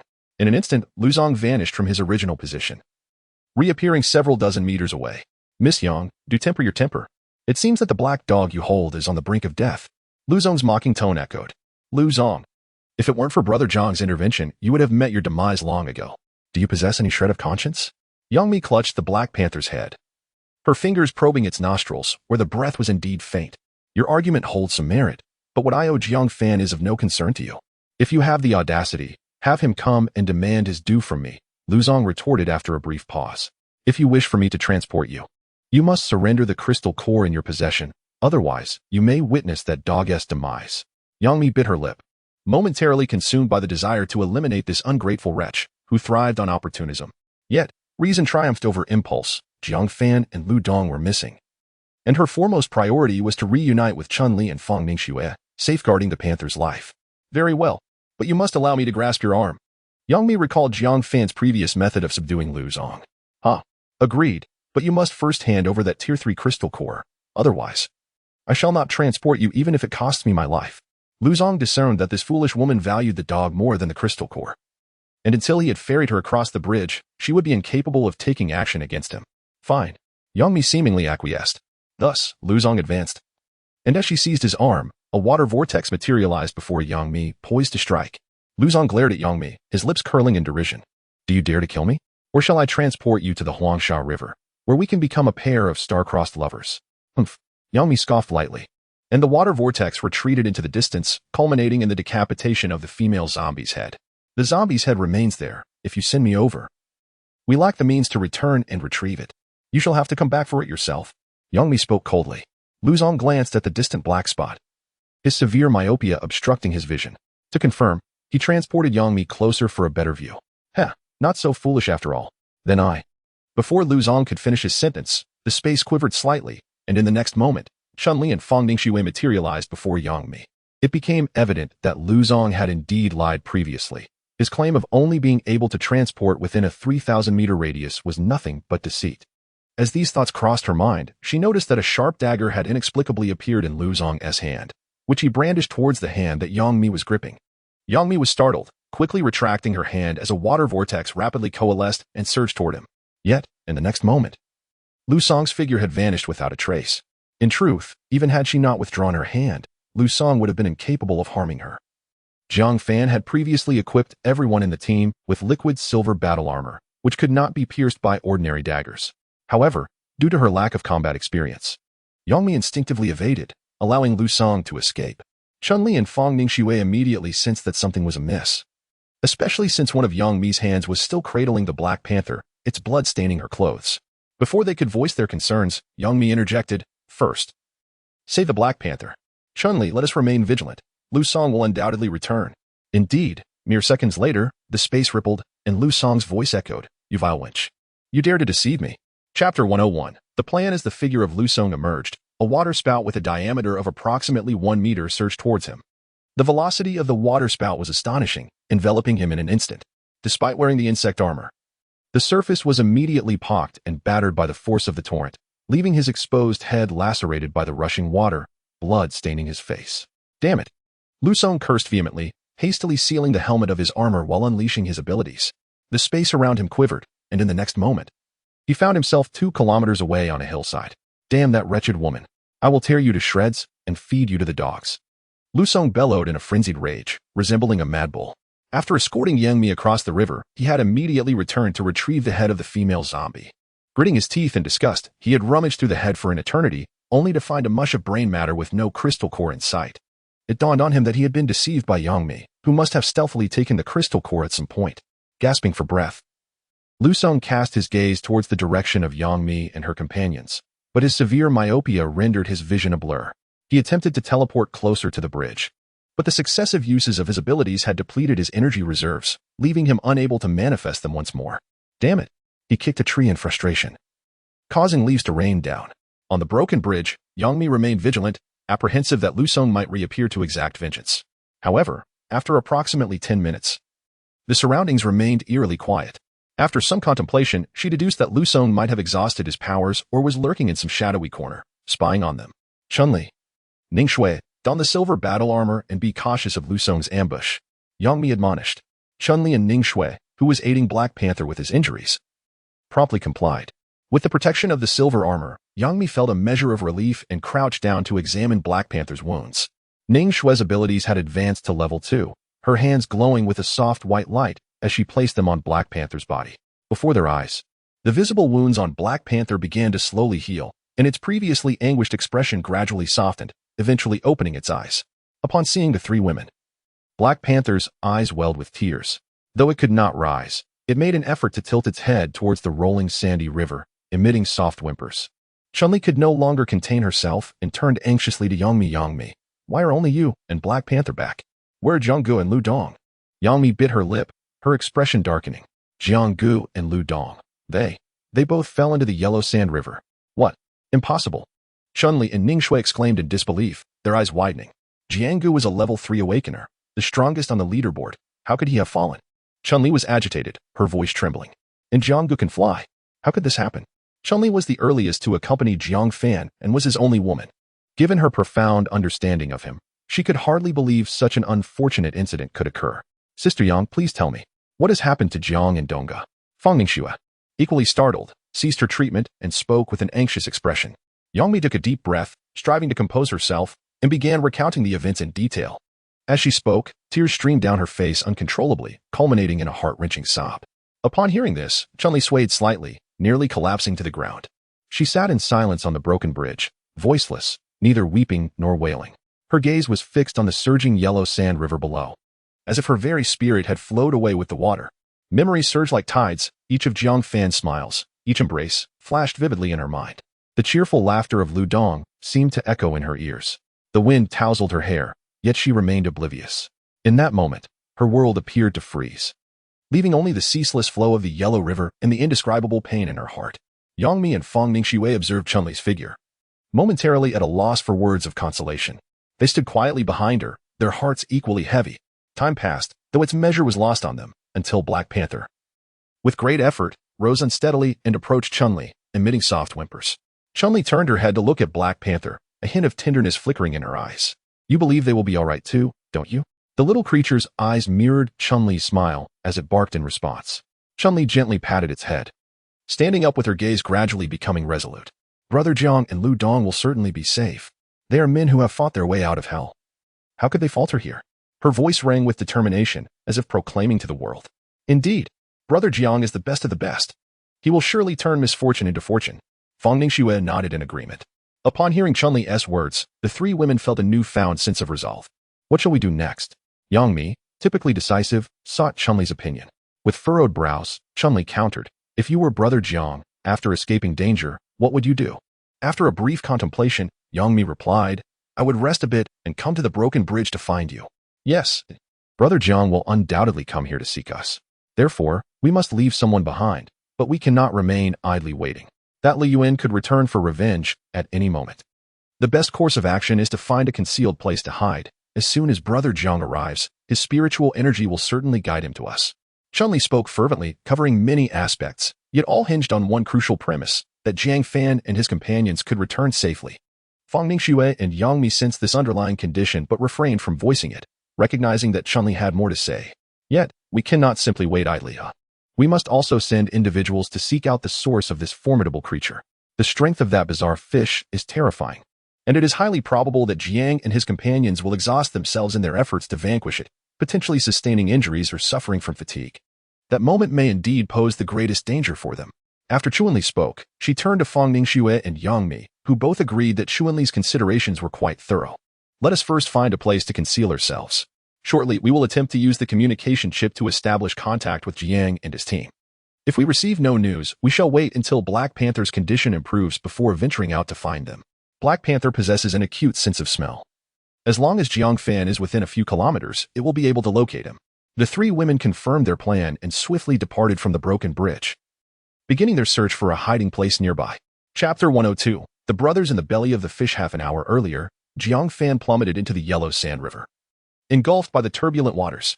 Fortunately, he had enveloped himself in the silver flow battle armor while still in midair. The river, laden with copious amounts of silt, turned the water into a murky haze, rendering Jiang Fan's vision utterly obscured. He bore the throbbing pain in his head and activated his mental perception. It felt as though he were ensnared within a colossal toilet, his body uncontrollably pulled towards the gaping maw of a monstrous fish. He struggled to swim against the current, but to no avail. Thankfully, the silver flow battle armor was waterproof and capable of filtering air, preventing him from succumbing to asphyxiation. With a slight sense of reassurance, Jiang Fan ceased his struggles, allowing the water to carry him toward the creature's vast jaws. "Brother Jiang!" A thunderous shout pierced the chaos as Lu Dong leaped from the bridge. After plunging into the water, he could not discern Jiang Fan's presence but was convinced that his friend had already been devoured by the beast. With fervor, he flailed his limbs, propelling himself towards the fish. In the next moment, both were swallowed whole. Darkness enveloped them completely as the current continued to drag them deeper. Despite the protection of the silver flow battle armor, they experienced a wave of dizziness. After a few seconds, they traversed a relatively narrow passage, where larger debris was filtered out. Then, with a splash, they fell into a viscous, damp chamber, the unmistakable belly of the beast. A nauseating, acrid odor assaulted their senses, evoking a visceral urge to retch. The walls around them appeared to undulate slowly, secreting corrosive fluids. Jiang Fan had realized Lu Dong's reckless act as he leaped into the river, lamenting his impulsiveness, yet a warmth blossomed within him. He emerged from the noxious mixture of river water and gastric acid, sensing Lu Dong's location and swimming towards him, calling out loudly, "Dongzi! Dongzi!" The voice echoed dully from within the helmet of his armor. As Lu Dong surfaced, he heard a voice calling to him from the abyss. However, the pitch-black surroundings offered no glimmer of light, and he could only shout back hoarsely, "Brother Jiang! Brother Jiang, you're alive! That is wonderful! I'm here!" Jiang Fan swiftly reached Lu Dong, gripping his arm tightly. "You fool!" he began, intending to voice his reproaches, but realizing the futility of such words in their dire situation, he refrained. "Haha, Brother Jiang, I thought you were dead. I can't believe I actually found you," Lu Dong exclaimed, seemingly indifferent to the dire predicament they faced. "Rest assured, I am quite resilient. How could I possibly perish before you?" Jiang Fan replied with a wry smile, engaging in playful banter despite the gravity of their circumstances. Who would have imagined that the two of them, having been swallowed by a monstrous fish, would still find moments of levity? As the influx of river water ceased, the walls of the stomach began to convulse, and the water level slowly receded. "Brother Jiang, have we truly found ourselves in the belly of the beast?" Lu Dong inquired. "It appears that the water level is receding, and soon a copious amount of gastric acid will be secreted to digest us." Jiang Fan sensed his surroundings, and several crystal nuclei had already materialized in his hands. He prepared to absorb the nuclei hastily, hoping to restore his abilities and find a way to escape. "Huh? Are we not akin to the Monkey King?" Lu Dong exclaimed. "I shall make this monstrous fish pay dearly." With that, he summoned a sun arrow bow, his arms straining as the bowstring was pulled taut, transforming it into a perfect crescent. An arrow, solidified from ethereal to tangible, was launched toward the fish's stomach wall. With a sharp whoosh, the arrow flew forth with fierce momentum. However, upon striking the stomach wall, it penetrated only slightly before failing to advance any further, ultimately vanishing and leaving behind but a shallow wound. "Impossible!" Lu Dong gasped in disbelief. The sun arrow bow could injure even the golden python before. Though its defenses were diminished after shedding its skin, it was still a legitimate level 3 beast. Yet now, we cannot inflict substantial damage on this creature's insides. "Brother Jiang, could this fish have reached level 4? Lu Dong's face was etched with incredulity. After a moment of contemplation, Jiang Fan replied, "Even if it is not level 4, it must be at the pinnacle of level 3. Otherwise, such terror would be unfathomable. I refuse to believe that I cannot breach its defenses even within its own body," Lu Dong declared defiantly, swimming toward the stomach wall. As he approached, he activated the spatial ring on his finger, and the Xianzhong blade appeared in his grasp. With a mighty shout, he channeled all his strength into the blade and struck the stomach wall with all his might. A resounding clang echoed, sparks flying as a shallow gash appeared on the wall, crimson blood oozing forth. Sensing something amiss within its stomach, the monstrous fish thrashed violently in the water, causing the two to be tossed about mercilessly. "Be careful, Dongzi," Jiang Fan shouted. The two struggled within the fish's stomach, finally stabilizing themselves with great effort. "Brother Jiang, I feel utterly powerless. My strongest strike felt merely like a scratch," Lu Dong lamented, gazing at the meager 10-centimeter wound on the stomach wall. Insignificant against the vastness of the creature. "For now, let us refrain from provoking it further. Allow me to absorb a few more crystal nuclei," Jiang Fan declared, continuing to absorb the nuclei to replenish his powers. Lu Dong ceased to interrupt him, silently observing the walls of the stomach. Minutes passed, and the water level had receded to Lu Dong's waist, with large quantities of green gastric fluid flowing down the walls, tinting the water a vivid green. "Goodness, Brother Jiang, is the liquid silver armor on the verge of failure?" Lu Dong exclaimed, staring at his armor in alarm. At that moment, the liquid silver armor began to emit smoke, its surface taking on a liquid form. Upon closer inspection, it appeared to be shifting its contact points with the river water, seemingly resisting the gastric acid in this manner. Jiang Fan opened his eyes, having finally replenished his abilities. In addition to consuming over a dozen level 1 crystal nuclei, he had also absorbed 2 level 3 nuclei, further augmenting the strength of his spiritual energy. Harnessing their mental prowess, the two of them levitated completely, rising above the surface of the water. "Ha! Incredible! Jiang Gu, are you the legendary master of timing?" Lu Dong exclaimed with exuberance. With Jiang Fan's extraordinary ability, at the very least, they need not fear being corroded into a sanguineous liquid by gastric acid. Jiang Fan surveyed the surrounding gastric walls and smiled faintly. "Today, let us embrace the spirit of the great sage equal to heaven." Chapter 103, The Golden Legend. With a swift sound, 9 feather blades unsheathed, instantly radiating a brilliant golden light, each blade extending a luminous edge over a meter long. The entire space was illuminated by this dazzling brilliance, dispelling the surrounding darkness in an instant. The 9 feather blades formed a radiant ring in the air, spiraling rapidly towards the stomach wall. A sharp ripping sound echoed as the stomach wall was swiftly torn open, creating a gash approximately half a meter long. As the ring continued to spin, the terrifying wound expanded further, crimson blood mingling with gastric fluid gushing forth. In agony, the monstrous fish began to thrash violently. Torrents of river water surged down its esophagus, seemingly attempting to drown the intruders within its belly. However, Jiang Fan and Lu Dong floated effortlessly in midair, completely unaffected by the chaos below. The ring continued its relentless rotation, and in an instant, the wound had lengthened to over a meter. The creature's struggles intensified, churning the entire aquatic realm into disarray. Yet, Jiang Fan frowned slightly, and the ring transformed back into the 9 feather blades. "Brother Jiang, why did it stop?" Lu Dong inquired, curiosity evident in his voice. "The destructive power is still lacking. We won't be able to escape before the gastric fluid engulfs us," Jiang Fan mused, gazing at the enormous gash, deep in thought. The stomach of the monstrous fish was indeed its most vulnerable area, followed by its bones and skin. At this rate, before they could breach the creature's belly, they would be overwhelmed by the gastric fluid. "What should we do then? We can't just wait here to die," Lu Dong exclaimed, beads of sweat forming on his forehead. "When have I ever let you down?" Jiang Fan responded with unyielding confidence. "Watch closely." With a resounding click, the 9 feather blades converged into a magnificent golden sword. Unlike before, this sword extended 7 or 8 meters of brilliant light from its edge, causing the surrounding space to tremble slightly. "Go!" Jiang Fan roared, and the golden sword surged forth with unstoppable momentum, piercing the stomach wall of the fish. With a thunderous crash, the stomach wall was instantly penetrated, and the golden sword pressed onward, unstoppable as it cleaved through. A stark white fish bone emerged, but it offered only a momentary defense before being severed in two. Ultimately, it carved a gory gash into the fish's flesh. Through the final layer of skin and scales, the rolling yellow sands of the river were now visible. If the previous strike had merely inflicted minor damage, this assault undoubtedly dealt a significant blow to the creature.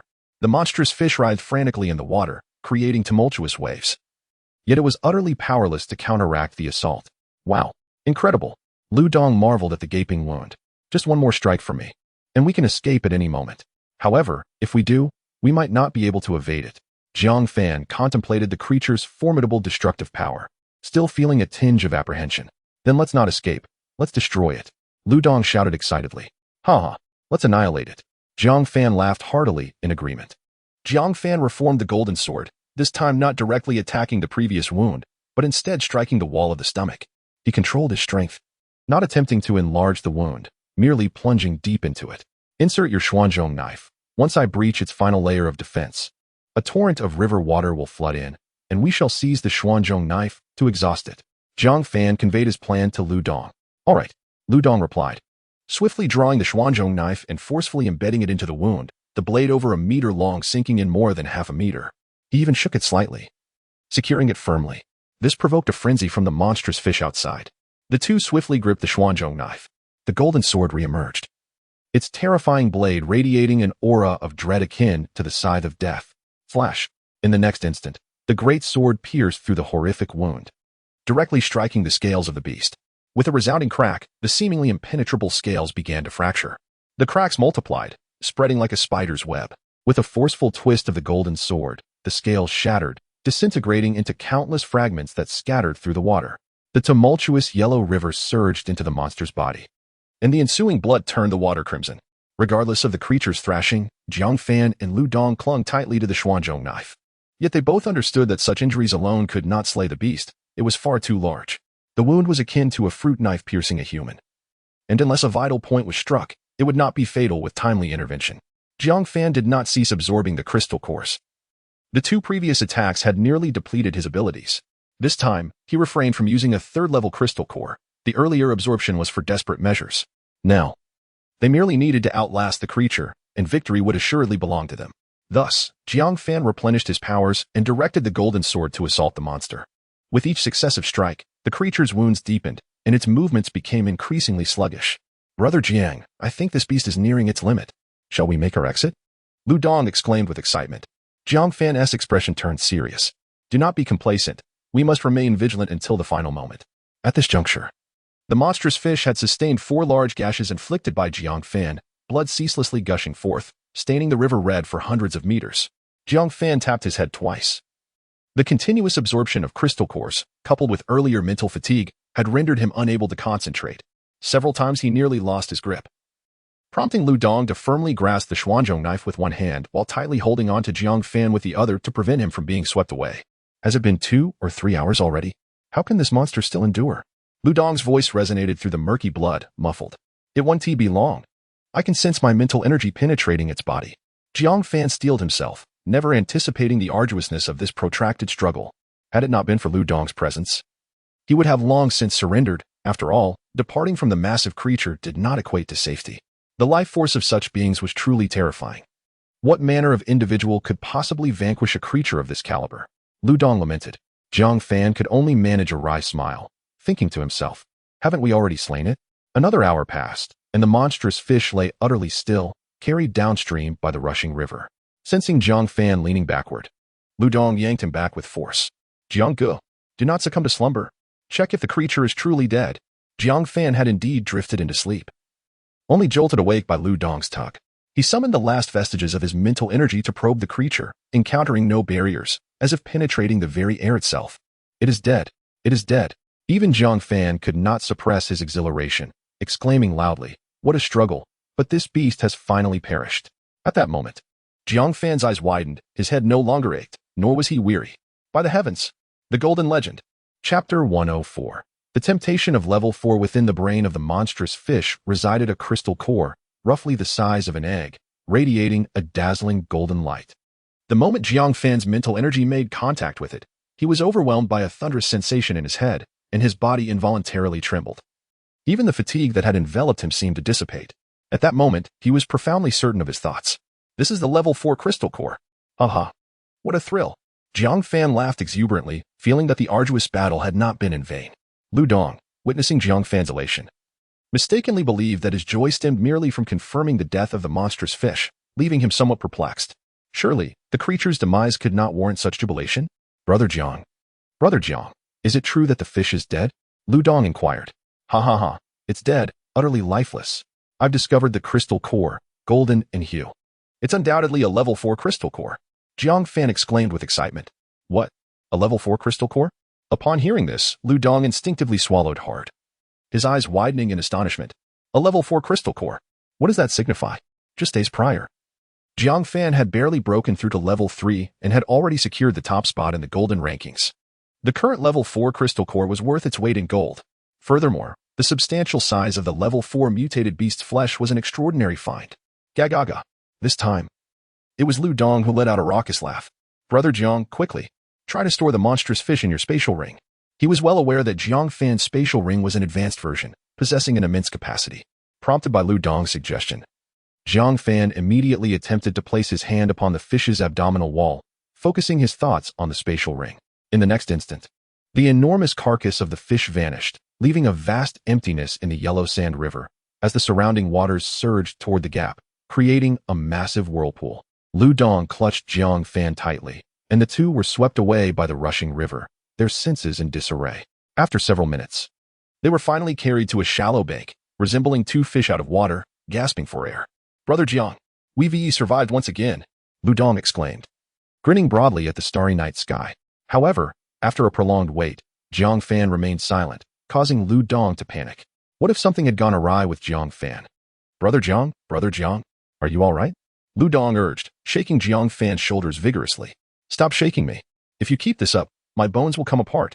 Jiang Fan opened his eyes, having succumbed to exhaustion after their narrow escape, and had inadvertently drifted into slumber. Hey, I thought something terrible had happened to you. Lu Dong scratched his head, laughing carefreely. Jiang Fan could only smile wryly, forcing himself to gather his wits and assess their surroundings. They were unaware of where the yellow sand river had carried them. In the vicinity of several kilometers, they encountered only a few scattered individuals. And while there were indeed a handful of zombies, they were far fewer than those in the city. Jiang Fan retrieved the rune war chariot from his spatial ring, and the two swiftly mounted it, activating the blue energy shield. I can hardly hold on any longer. As you maneuvered the rune chariot to a secluded spot, Jiang Fan spoke, then closed his eyes, drifting into slumber within mere seconds. Youth truly is a blessing, Lu Dong thought, shaking his head in resignation as he steered the chariot into a thicket. When Jiang Fan finally awoke, it was already midday the following day. He extended his mental perception to assess the surroundings, noting a dozen corpses of zombies nearby, their heads severed, likely by Lu Dong's hand. At that moment, Lu Dong was tending to a campfire, adding wood while roasting some exotic beast meat. Dongzi, you're up quite early, Jiang Fan exclaimed as he emerged from the chariot, sunlight bathing him in warmth, prompting an involuntary stretch. Jianggu, you've finally risen. Hurry, get some meat from the strange fish. We shall feast on grilled fish today, Lu Dong said, swiftly stowing away the half-cooked mutated beast meat into his spatial ring. Haha, splendid, Jiang Fan declared, raising his hand as the carcass of the bizarre fish appeared beside him. Previously unseen in its entirety underwater, they now marveled at its enormity and ferocity on the shore. The fish's scales shimmered with an eerie luminescence in the sunlight, its sharp teeth resembling a series of deadly spikes. Though its massive eyes had lost their vitality, they still emanated a chilling presence. The creature measured over 150 meters in length, with several gaping wounds no longer bleeding, revealing the pristine white flesh within. Damn it. This creature could sustain us for an entire year, Lu Dong remarked as he approached the fish, wielding a heavy blade to slice the flesh at the wounds. Yet, despite the fish's demise, the task proved arduous. After considerable effort, they managed to extract only a meager amount of meat, with Jiang Fan's assistance using the 9 feathers blade, yielding a modest haul of fish flesh. Good grief. Even in death, it remains so resilient, Lu Dong exclaimed as he placed the fish meat over the flames, releasing an intoxicating aroma that filled the air. How delightful. Lu Dong inhaled deeply, swallowing hard. The mere scent invigorated him, hinting at the exquisite taste of the fish meat. While Lu Dong tended to the grilling, Jiang Fan deftly severed the fish's head with the 9 feathers blade, retrieving a shimmering golden crystal core. Cradling the core in his palm, he felt the energy radiate through his arm and envelop his body, imparting a sensation of lightness, akin to being in a state of ethereal bliss. Lu Dong jogged over, his eyes sparkling with excitement upon seeing the crystal core. Jianggu, this must be far more delectable than the fish meat. Why not absorb it? Don't be absurd. This should be preserved for a breakthrough to the 4th level. While it may offer a swift enhancement now, it would not unleash its full potential. Jiang Fan replied with a smile. Haha, I was merely jesting. Please, stow it away. It's like a beauty, just for admiration, not for consumption. I shall return to grilling my fish meat. Lu Dong smacked his lips, reluctantly diverting his gaze from the crystal core. You should hasten to break through to level 3. Then we can slay a few more of these monstrous fish together. Jiang Fan tucked away the crystal core. In truth, it was not only Lu Dong who found it difficult to resist. Even he himself struggled to maintain composure. The allure of such transcendent energy was akin to a stunning beauty beckoning after a bath, a temptation few could withstand. After expending considerable effort to carve out some morsels of fish flesh from the creature for future consumption, Jiang Fan activated the communication chip. Since his fall into the fish's belly yesterday, the location of the implanted chip had intermittently vibrated, signaling messages from friends, presumably from Chun-Li, and the others reaching out to him. Chapter 105. Fish and meat. As the communication chip activated, a notification appeared, indicating there were 23 unread messages from friends, the majority of which were from Chun-Li. Brother Jiang, can you see this? Brother Jiang, how are you? And Lu Dong, are you both alive? Please reply when you see this. Brother Jiang, we are in a residential building about 2 kilometers from the broken bridge. You must come find us if you manage to escape. There were numerous messages, and approximately every half hour, Chun-Li would send one. Jiang Fan felt a warm surge in his heart as he read them. He quickly replied to Chun-Li, I'm with Dongzi. We have escaped, but we are currently unaware of our location. We will try to ask someone for directions. How are things on your side? Almost immediately after Jiang Fan sent the message, a reply came back. Brother Jiang, is it really you? It's wonderful to know you are alive. We have been so worried about you these past few days. Are you both uninjured? Did you manage to kill that strange fish? Black Panther's injuries are almost healed. We are doing all right here. But that Lusong seems to be searching for us. Fortunately, he hasn't discovered our hiding place yet, and his abilities are non-aggressive, so we can handle the situation for now. Chun-Li sent several more messages in quick succession.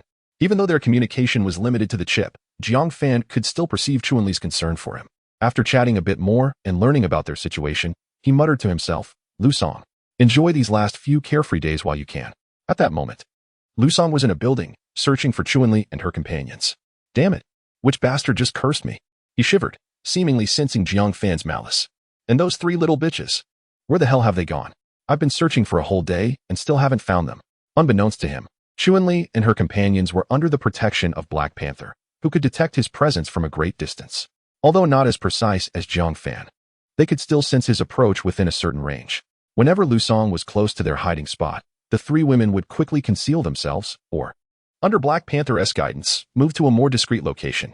It was that they were afraid of Lusong. Rather, his abilities were slippery and elusive. If he were to discover them, it would be exceedingly difficult to eliminate him, resulting in an endless cycle of passivity. On Jiang Fan's end, after communicating with Chun-Li and understanding their situation, the anxiety that had been weighing on him began to lift. He hadn't anticipated how clever they were, especially Mimi, who was truly resourceful. Not only did she manage to have Lusong transport her, but she also retained the crystal core, effectively outsmarting him. Lu Dong excitedly flipped the sizzling fish in front of him. You think they are all like you, a reckless brute? Do you honestly believe their intelligence could trick you into eating shit?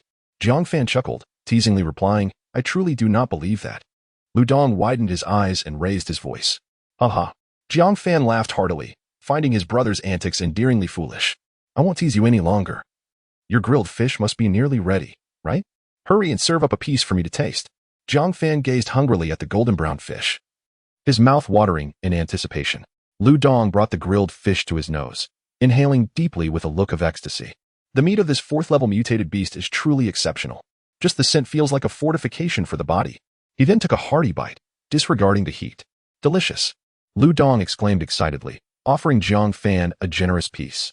Seeing Lu Dong so engrossed in his meal that he could hardly speak, Jiang Fan entered his own eating mode, grasping the fish with both hands and taking a sizable bite. As the succulent, juicy texture and rich aroma exploded in his mouth, it felt as though every taste bud was rejoicing. This is unbelievably tasty, Jiang Fan mumbled, his words barely intelligible, as the fish slid down into his stomach. A wave of warmth began to radiate throughout his body, swiftly coursing through his limbs. To his astonishment, his muscles started to quiver uncontrollably, akin to someone who has long suffered from a deficiency suddenly consuming a potent tonic, causing dizziness and even a nosebleed.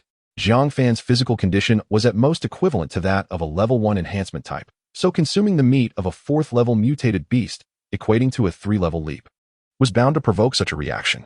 It was similar to a level 1 Awakenu absorbing a 4th-level core. Even a mere trace of energy would result in significant enhancement, albeit with an uncomfortable process. Jiang Ge, what's wrong? Did you eat something bad? Lu Dong asked, observing Jiang Fan's trembling form. Get lost. Jiang Fan replied irritably. He was acutely aware of his own body. This was merely a sign of excess energy absorption. His body was greedily consuming the energy, leaving him with a tingling sensation. He clenched his fists, relishing the surge of power. Who cares how much I can absorb? Let us relish the moment, Jiang Fan thought, continuing to indulge in the fish. After about 10 minutes, the 2 lay sprawled on the beach, their bellies round and content, letting out satisfied belches. Jiang Ge, what shall we do next? Lu Dong inquired. What else is there to do? We'll find someone to ask, first determine where this strange fish has brought us, and then seek out Chun-Li and the others. Jiang Fan replied, eyes closed, savoring the delightful sensation of constant bodily enhancement. I noticed the water over there was blue. It seems we've reached the seaside, Lu Dong remarked. Indeed, this must be where the yellow sand river meets the ocean. Jiang Fan, having absorbed 2 third-level cores, had expanded his sensing range to 5 kilometers. With the enhancement from his psychic necklace, he could perceive over 6 kilometers, everything within his control. Wait, does this mean we are now 600 or 700 kilometers away from Chun-Li and the others? That foolish fish has taken us so far? Lu Dong sat up. Disbelief etched on his face. The speed of the monstrous fish is such that even the rune chariot cannot keep pace with it. It remains submerged in the water, facing no impediments whatsoever, which is entirely reasonable. However, one cannot help but wonder if the rune chariot was adversely affected by the hole the fish's dorsal fin pierced through it. Jiang Fan continues to recline, reluctant to move. He believes there is nothing amiss, as he had driven quite well yesterday and felt no adverse effects. After hearing Lu Dong's reassurances, Jiang Fan felt a sense of relief. Otherwise, traversing the 600 or 700 kilometers without the rune chariot would prove quite challenging for the two of them. Suddenly, Jiang Fan sat up abruptly, a frown creasing his brow. Why do these individuals appear to be acting rather strangely? Chapter 106, Team Sunrise a few kilometers away. 3 men and 2 women caught Jiang Fan's attention. These 5 individuals seemed to materialize out of thin air, appearing clearly within his perception range in an instant.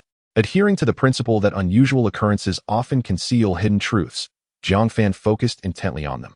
Forward wheels do not turn, but rear wheels do, remarked a man with a warrior's hairstyle.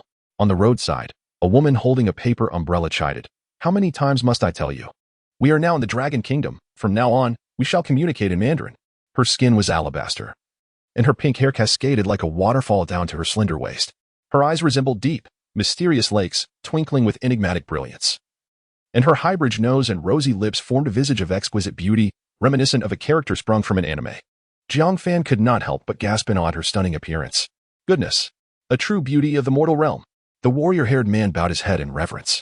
Indeed. Miss Mihoko, where are we headed next? Kyoto or Hunan? Inquired another man sporting a stubbly beard. Mihoko pondered for a moment and turned to the woman beside her. Elisa. What do you think?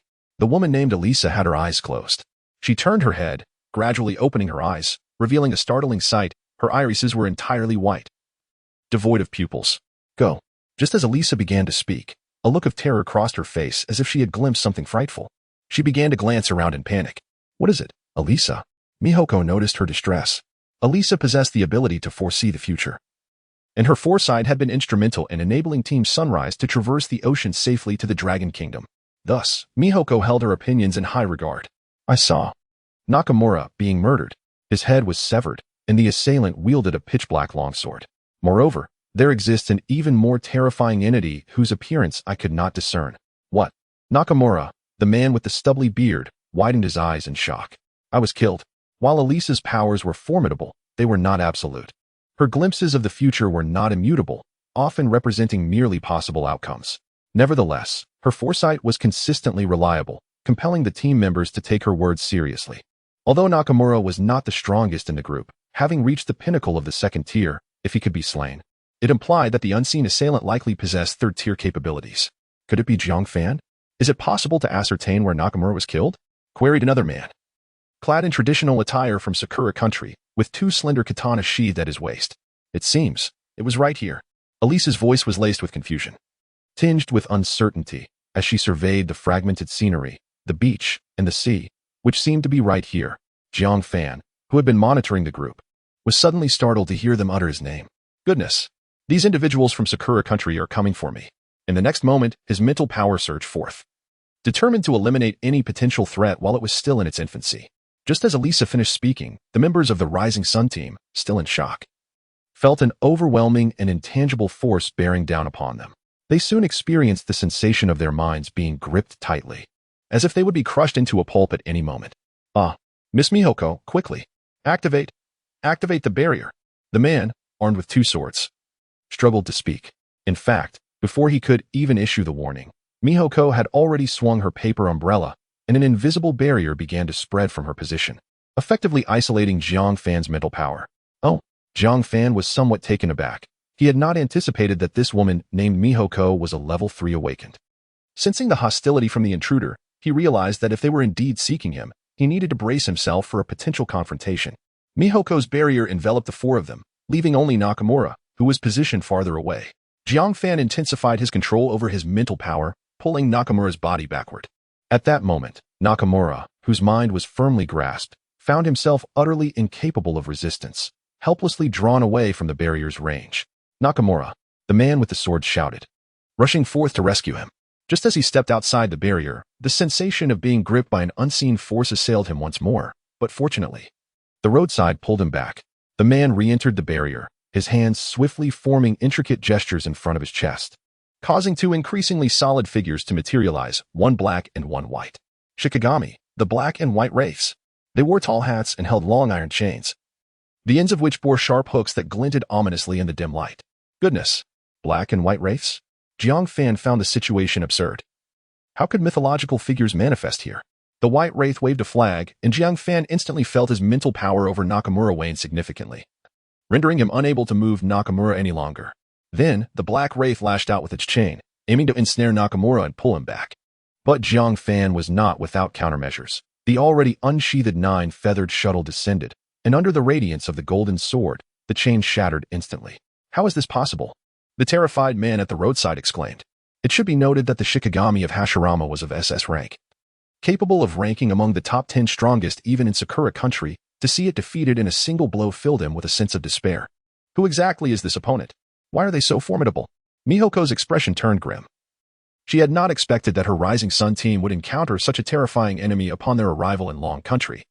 And it seemed that Nakamura was indeed on the brink of death, just as Elisa had foreseen. Everything transpired so abruptly that it left her somewhat at a loss. Jiang Fan severed the iron chains with a single strike, yet he did not relent. He was determined to discover the nature of this barrier and why it could withstand his mental prowess. The golden sword circled in the air before slicing directly toward the barrier. However, in the next instant, Jiang Fan's jaw dropped in astonishment. Chapter 107. Lu Dong's double kill. The radiant golden sword astonishingly pierced through the barrier from one side and emerged from the other. What a remarkable occurrence. Jiang Fan was somewhat taken aback, as it was his first encounter with such an extraordinary ability. Lu Dong, what is happening? What remarkable occurrence? Upon seeing Jiang Fan suddenly sit up, the 9-feather shuttle behind him soared into the air. Lu Dong, realizing Jiang Fan might be engaged in battle, had refrained from interrupting him, but could no longer contain his curiosity and inquired. There are several individuals from Sakura Nation over there that just mentioned my name, and I am currently confronting them. Jiang Fan indicated the direction of the Rising Sun team. What? Those rascals? Let's go? Let's eliminate them. Lu Dong rushed onto the ruined battle vehicle.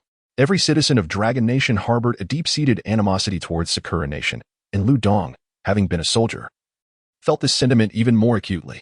Jiang Fan had no objections. It was evident that he had the upper hand, and the adversaries would likely struggle to retaliate. Lu Dong maneuvered the ruined battle vehicle at full speed, causing the sand below to rise high as the tires churned through it. Meanwhile, Jiang Fan continued to control the 9-feather shuttle. He was eager to test whether his most formidable technique could shatter the opponent's barrier. The golden sword blazed brilliantly, and from its tip extended a light blade several meters long, resembling a roaring golden dragon, charging with immense might toward the barrier. Mihoko, witnessing such a terrifying assault, turned pale with fear. She was well aware that the barrier was not truly impervious to attack. It merely redirected any impacted objects or energies to another location. However, this was contingent upon the attack's intensity not exceeding the barrier's threshold. The full-force strike from Jiang Fan left her utterly convinced that the barrier could not withstand the onslaught. Quickly, summon the spatial wormhole, Miyoko shouted. But Nakamura, hurry, she interrupted, not allowing him to finish. Roera gritted his teeth and hastily activated his abilities. Before him, the space began to warp, and a glowing wormhole gradually took shape. Quick, enter, Mihoko urged. Elisa dashed inside, her mind still haunted by the gruesome image of Nakamura's demise. She was genuinely terrified. Hashirama and Roera dared not linger and followed closely behind. Just as they entered the wormhole, Jiang Fan's attack reached its target. The surface of the barrier rippled like water, seemingly dissipating energy, but in the next instant, the barrier shattered like a soap bubble, revealing Mihoko on the verge of entering the wormhole. Seeing the golden sword approaching, Mihoko tossed aside her paper umbrella and dove directly into the wormhole. The umbrella, facing the golden sword, transformed mid-air into a woman, who bit down on a red katana, its hue identical to that of the umbrella's handle. The golden sword met the woman's katana and, after merely a moment's resistance, disintegrated into nothingness. The two were simply not of the same energy caliber, and she could not possibly withstand it. The woman glanced back at the spot where Mihoko had vanished, a sorrowful smile gracing her lips. The terrifying sword light pierced through her body, ultimately transforming into a tattered paper umbrella that fell to the ground. The wormhole quivered slightly before vanishing without a trace. Damn it, they managed to escape. Lu Dong drove the rune battle vehicle to the scene, just in time to witness several individuals flee into the wormhole. No worries. I've still left you one, Jiang Fan remarked, gesturing towards Nakamura, who remained immobilized nearby. At that moment, Nakamura's orifices bled profusely. A result of Jiang Fan's restrained exertion, yet controlling such a phenomenon proved challenging. Who could predict the extent of harm each mind could endure? Lu Dong showed no mercy, rushing to Nakamura's side and coolly delivering 2 strikes, severing his limbs with precision, observing that his adversary had been reduced to a mere torso. Jiang Fan lifted the mental influence he had imposed upon him. Nakamura collapsed face first onto the beach, his blood mingling with the sand, creating a grotesque visage. Speak. What brings you lot to our Dragon Kingdom? Lu Dong crouched down, delivering a sharp slap to Nakamura's head. Baka, you Dragon Kingdom swine. Our Cherry Blossom Nation will inevitably trample you underfoot. Damn your mother. Lu Dong stomped on Nakamura's head and, with one hand, wielded the heavy blade to sever his neck. You bastard, keep talking tough? Keep barking. Lu Dong then kicked Nakamura's head far away, where it plummeted into the sea, attracting a frenzy of mutated fish. After completing these actions, Lu Dong suddenly realized that this little life was a hard-won captive that Jiang Fan had painstakingly preserved. In his excitement, he had inadvertently killed him. Brother Jiang, I didn't mean to. I got carried away. Lu Dong scratched his head, resembling a child caught in mischief. You fool. At least ask him something before you kill him. Jiang Fan shot him a glare and continued. Killing is fine, but that idiot seems tough. He probably wouldn't have revealed much anyway. Hearing Jiang Fan's lack of continued reproach, Lu Dong flashed a toothy grin. Brother Jiang, that girl from earlier was quite stunning. Next time we capture someone, I'll definitely spare her life. Just for you. Get lost. Jiang Fan kicked Lu Dong in the backside. Fully aware of the implications behind Lu Dong's words. Though he had been kicked, Lu Dong continued to grin foolishly, picking up the paper umbrella from the ground. He attempted to open it, only to find that the canopy appeared to have been scorched, shedding black ashes. Brother Jiang, I think I just saw a woman burst out of that umbrella. Lu Dong remarked, gazing at the skeletal remains of the paper umbrella in his hands. Indeed. It was a person. Those little devils take a liking to such chaotic sorcery. Jiang Fan searched within the range of his mental perception for Mihiko and the others, but found no trace. It seemed that this wormhole was unlike the teleportation from Luzon. It could transport individuals over much greater distances, at least exceeding 6,000 meters. Brother Jiang, they just mentioned your name. Could they be operatives sent by the military of the Cherry Blossom Nation? Lu Dong speculated, folding the paper umbrella in half with both hands. Suddenly, the paper umbrella transformed into a woman, whose features bore an uncanny resemblance to Mei Hui. The garments draped upon her form were scant, revealing her alabaster skin, yet she had long since succumbed to death's embrace. Is it fate that brings you misfortune again? Jiang Fan remarked with a bemused tilt of his head. This is news to me. Lu Dong replied with a face full of innocence. Several dozen kilometers away, the members of the Shuri team were panting heavily, their hearts heavy with trepidation.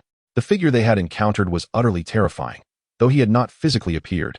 He had wreaked havoc upon their ranks, leaving chaos in his wake. Nakamura is finished. Who would have thought that upon our arrival on Longwood soil, we would face such a formidable adversary? Hashirama exclaimed, his fist striking the trunk of a nearby tree in frustration. That individual's power undoubtedly reached level 3. It is a miracle we managed to escape with our lives. Eliza continued, her hand pressed against her chest. Miss Mei Weave Mena. She observed the absence of the paper umbrella in Mei Hui's grasp and surmised the gravity of the situation. Mei Hui offered no response, her chilling expression speaking volumes. She activated her communication chip and sent a message, possible sighting of Jiang Fan, requesting assistance. Chapter 108. Lu Dong's promotion to level 3 useless. Dezawa slammed his fist onto the table before him, shattering it into fragments in an instant. 5 at level 2, 1 at level 3. And they hadn't even laid eyes on the opponent before being driven to the brink of annihilation. What a bunch of incompetent fools. Dezawa's expression was grotesque as he uttered these words with venomous disdain. In the vast conference room, not a soul dared to speak. All heads were bowed in fear of Dezawa's wrath being directed towards them. After a long silence, a timid voice finally broke through. My lord Dezawa. If we heed Mahiko's words, it is highly probable that the adversary is the controller, Jiang Fan. The speaker cautiously observed Aizawa's demeanor, reassured by the absence of fury. Before continuing, with Nakamura and Minako both perished, the Sunrise Squad currently poses no threat to Jiang Fan.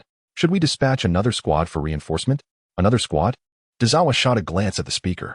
The Sunrise Squad is already the strongest unit in the Imperial Army. Who else could we send?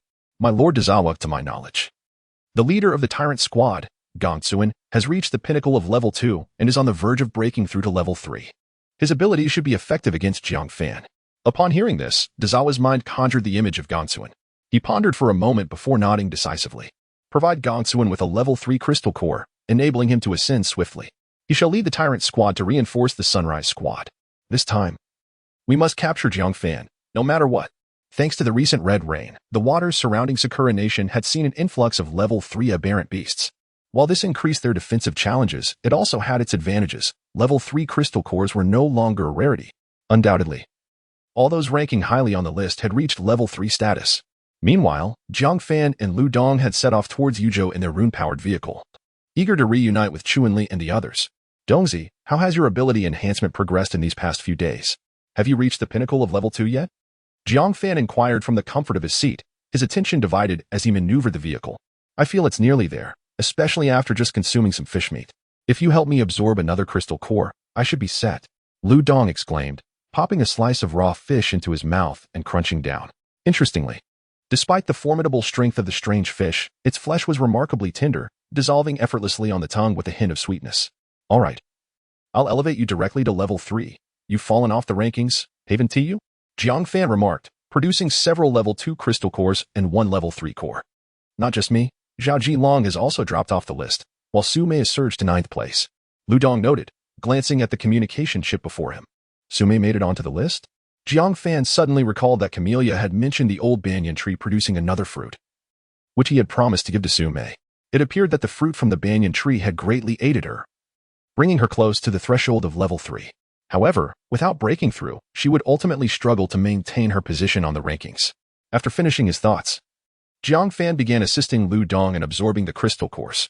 The process proceeded smoothly. After absorbing 2 secondary crystal nuclei, Lu Dong successfully reached the pinnacle of the 2nd level, making his subsequent advancement to the 3rd level a natural progression. Following his promotion, Lu Dong's body was further enhanced, his skin exhibiting a metallic hardness that shimmered with a chilling luster. What surprised Jiang Fan even more was that when he probed Lu Dong with his mental force, he found it impossible to clearly lock onto Lu Dong's form, even though Lu Dong was not consciously activating his abilities. It was as if a thin veil shrouded him, obscuring the truth. Jiang Fan could not help but speculate that if his intangible mental force was partially obstructed, then the elemental powers of earth, fire, water, and wind might be equally ineffective against Lu Dong. Dongzi, it seems that your physical enhancement ability, once elevated to a certain level, truly renders you impervious to all methods. Perhaps even immortal, Jiang Fan remarked in awe. Indeed, I feel incredibly powerful now. I could dismantle a Leopard 2 main battle tank with my bare hands, just like I saw on television. Lu Dong grinned widely.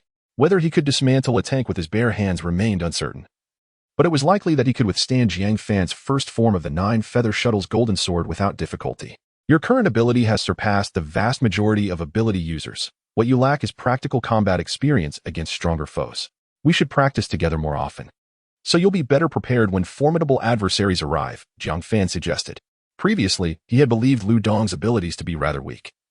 Hence, he would secretly protect him even in one-on-one confrontations.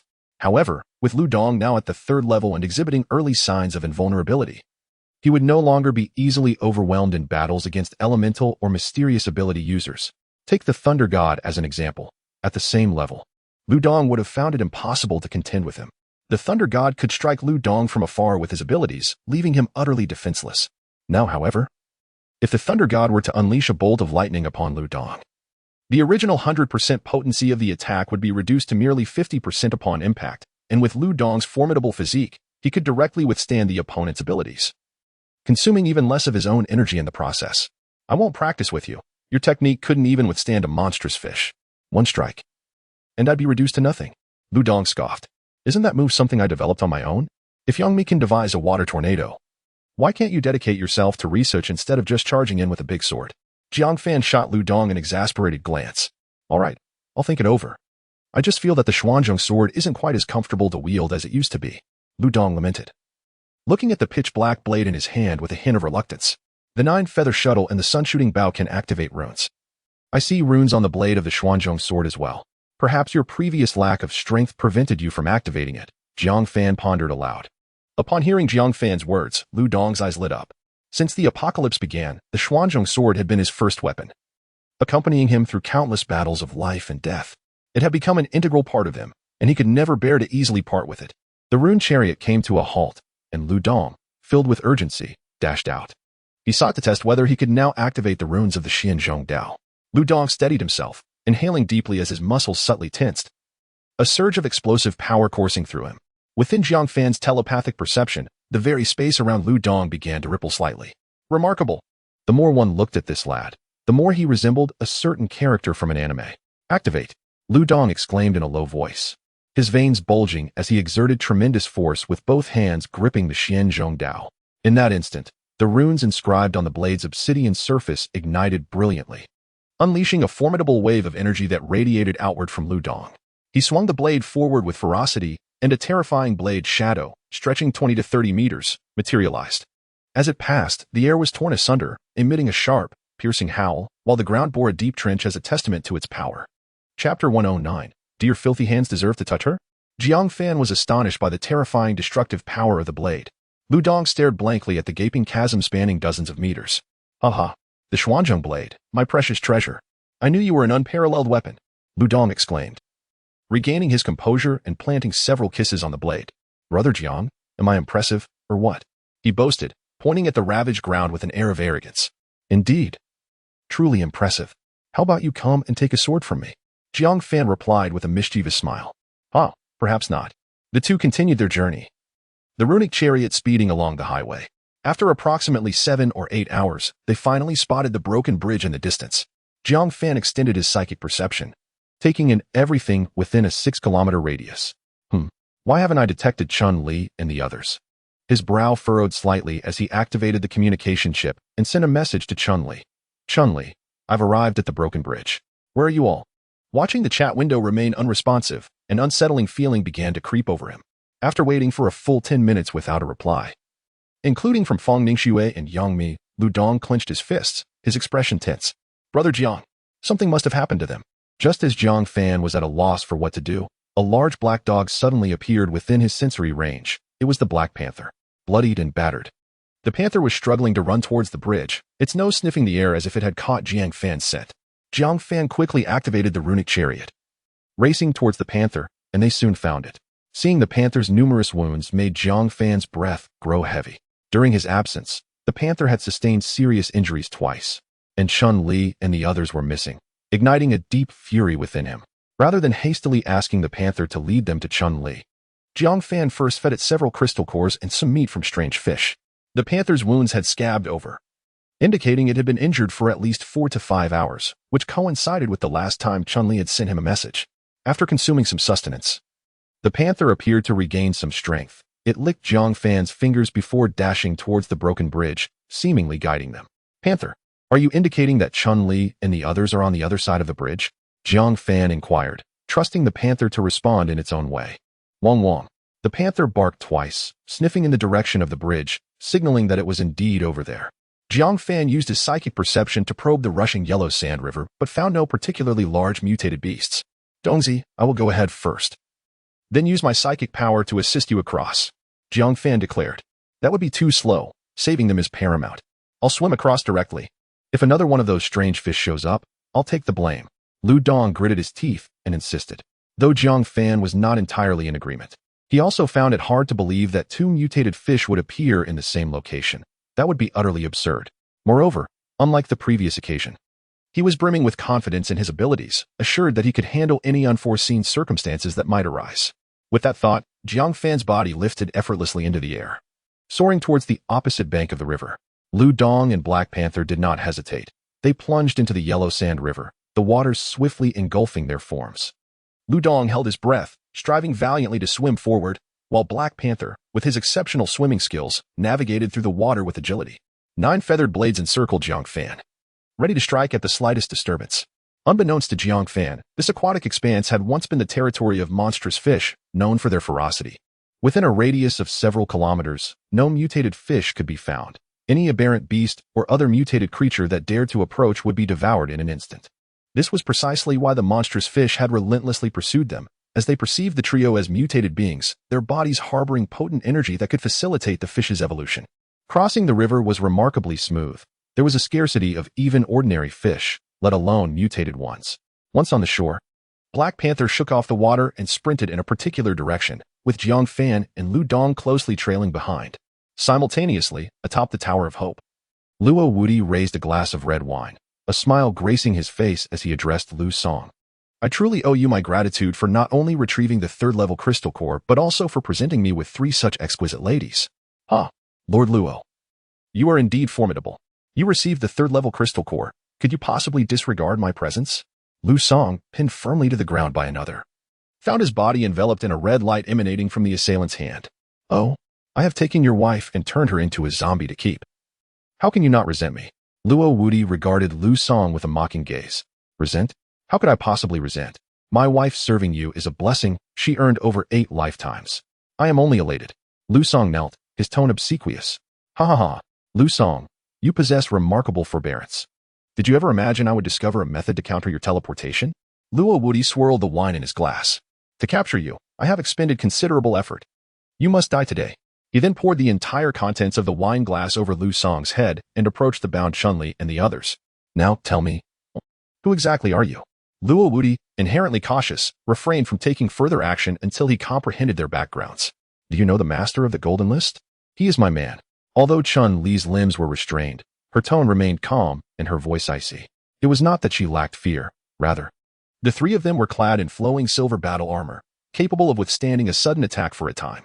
Thus, she invoked Jiang Fan's name, hoping to gauge their adversary's intentions. What? Luo Wuti was taken aback. The title of the master was universally recognized. His expression shifted rapidly, as he began to weigh the advantages and disadvantages in his mind. If Chun-Li speaks the truth, then I have indeed stumbled upon an impenetrable barrier. However, if her words are fabrications, how can I continue to establish my presence in this area after being so easily deceived? You claim he's your man, but do you possess any evidence? Luo Wuti feigned calmness as he inquired. Chun-Li let out a cold laugh. Evidence? I could activate the communication chip for you to examine.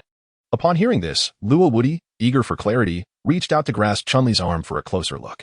At that moment, a golden feather blade appeared instantaneously, severing his hand with a swift stroke.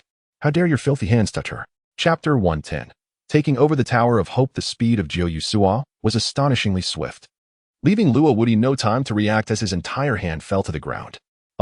After a brief moment of shock, Luo Wuti let out a pained howl. Blood from his severed arm spraying over a meter away. His eyes widened in horror, fixed on the hand that lay on the floor. My hand. A feather blade, radiating a golden light, hovered in the air like the scythe of death, instilling fear in all present. Your name is Luo Wuti. You cannot genuinely believe yourself to be invincible, can you? You dare to harm my people? The crowd turned towards the staircase, where a young man was ascending with a graceful posture, his expression stern, and his gaze exuding an unnerving authority. Each step he took was steady and powerful, as if carrying an invisible weight. Jianggu, Chun-Li exclaimed excitedly, her eyes filled with delight. You have suffered. He hasn't harmed you, has he? Jiang Fan looked tenderly at the 3 women, and in an instant, Jiu Yusua severed the ropes binding them. We are fine. It's just that our spatial rings have been taken from us, Chun-Li replied. What the hell are you all staring at? Kill him, Luo Wuti shouted, clutching his severed arm with his other hand, directing his anger at his subordinates. Instantly, several individuals attempted to unleash their abilities against Jiang Fan, but in the next moment, blood streamed from their orifices, and they collapsed to the ground, lifeless. The remaining few, slower to react, watched in terror, their legs trembling as any thoughts of aggression vanished. Luo Wuti involuntarily stepped back, his heart churning with fear. The person before him was both terrifying and enigmatic. He hadn't even seen how the assailant struck, and his subordinates had fallen. How could they fight back? Was the opponent truly the one in control? Who are you? Luo Wuti's voice quivered. What do you think? Jiang Fan replied, casting a fleeting glance at him before shifting his focus to the still restrained Lu Song. Luo Wuti's ability belonged to the Tower of Hope, and he was now before Jiang Fan, a mere lamb awaiting slaughter. Lu Song's ability, however, was elusive. He could not be allowed to escape. Captain Liu, I've heard that during my absence, you have been tormenting Chun-Li and the others? Jiang Fan inquired. Looking at Lu Song, Luo Wudi and the man holding Lu Song were momentarily taken aback, not expecting this young man to have grievances with Lu Song. Jiang, it's all a misunderstanding. You see, I am also a captive now, just like your people. This has nothing to do with me. Lu Song's expression was more pitiable than that of someone weeping. He was acutely aware of Jiang Fan's terrifying reputation, especially now that he was restrained and unable to utilize his powers. Jiang Fan felt a wave of nausea at Lu Song's sycophantic demeanor. He was indeed a petty man who would stop at nothing to achieve his ends. Jiang Fan cared not for reason. Anyone who provoked him or his allies would meet their demise. Humph. Jiang Fan let out a cold snort, amplifying the mental force he exerted upon Lu Song's mind. In an instant, Lu Song's eyes bulged as he felt as though his brain was on the verge of being crushed. Jiang, brother, I can teleport. Spare me this time, and I shall be your loyal dog. Before he could finish his plea, Jiang Fan abruptly unleashed his powers, reducing Lu Song's mind to a mere pulp. The onlookers gasped in terror, too frightened to even breathe. Even the individual who had been restraining Lu Song hastily withdrew, taking several steps back. Was this still a human? Whoever he decreed to die would meet their end. And it was utterly impossible to discern how he executed such a feat. A few among them knelt down, prostrating themselves on the ground, paralyzed with fear that they might be the next to perish. Master of Control, I have not harmed them. I merely seized their spatial rings. Everything is here, along with all their possessions as compensation. Please, grant me mercy. Luo Wudi fell to his knees, utterly convinced that the person before him was indeed the #1 master on the golden list. He dared not entertain even the slightest thought of opposing him. Brother Jiang, what are we waiting for? Just kill him. What purpose does a creature that feeds the undead with the living serve? He even dared to steal our belongings and kidnap our people. Lu Dong brandished his heavy blade, preparing to advance. Luo Wudi remained on his knees. And just as Lu Dong was 3 to 4 meters away, a fierce glint flickered in his eyes. In the next moment, he vanished from his spot. Huh? Where did he go?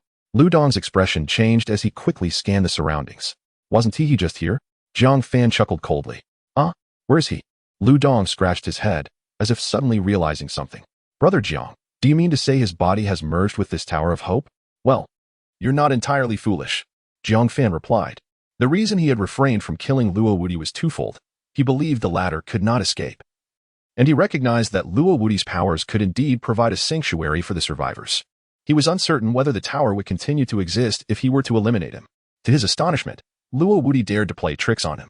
Jiang Fan summoned his mental energy to envelop the entire tower, instantly detecting a consciousness traversing within its structure, constantly shifting its position.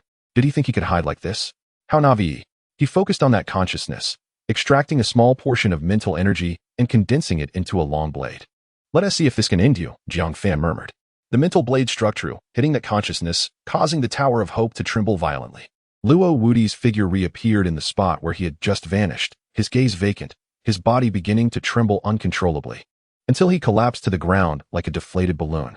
Jiang Fan approached to assess his condition. That strike had evidently damaged his consciousness, rendering Luo Wudi a mindless shell. This is acceptable. One can only hope that the Tower of Hope will be rendered incapable of self-defense in the future. Nonetheless, it has provided survivors with a sanctuary. Jiang Fan shook his head and spoke. Brother Jiang, should we assign someone to manage the Tower of Hope from now on? Chun-Li inquired. Although Jiang Fan initially had no desire to take on this troublesome task, he pondered for a moment and ultimately activated the communication chip to send a message to Su Mei. Su Mei, are you familiar with the safety zone in Yu Province? The response arrived swiftly. Is it that Tower of Hope? Jiang Fan, what is the matter? Su Mei clearly possessed knowledge regarding the circumstances of the Yu Province safety zone. I have rendered Luo Wudi into a state of vegetative existence. Could you send a few trustworthy individuals to take over the Tower of Hope and perhaps assess the possibility of integrating the awakened individuals here? Su Mei, upon receiving Jiang Fan's message, found herself momentarily at a loss for words. Goodness, you've just arrived in Yu Province and have already seized control of a safety zone.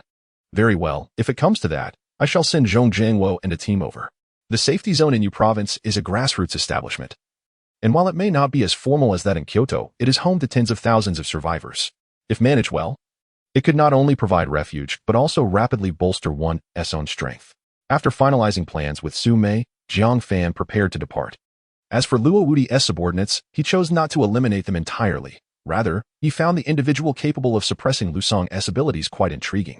This person, Lu Ming, was astute, never daring to oppose Jiang Fan, and even candidly revealing that his ability merely involved locking down the surrounding space, thereby preventing Lu Song from teleporting. His ability, while somewhat impractical, could only counter certain space-oriented awakened individuals and offered no offensive or defensive capabilities. Zhong Jingwo would need 3 to 4 days to arrive, and Jiang Fan, naturally, would not linger here. After giving Lu Ming some instructions, he and his team set off, continuing their journey towards the safety zone in Xiong Province. Chapter 111. Arrival in Xiong Province 2 days later, the Rune Chariot traversed the winding mountain roads. The roads in Xiong Province are incredibly difficult to navigate. It seems we are either ascending or descending, with nary a flat stretch, Lu Dong lamented. Xiong Province is surrounded by mountains on 3 sides. According to the information Su Mei sent, the safe zone is located within the renowned Zhangjiji scenic area. Yang Mi scrutinized the map on her communication chip, comparing it with the scenery outside. Goodness, what is that? Lu Dong exclaimed, pointing in astonishment.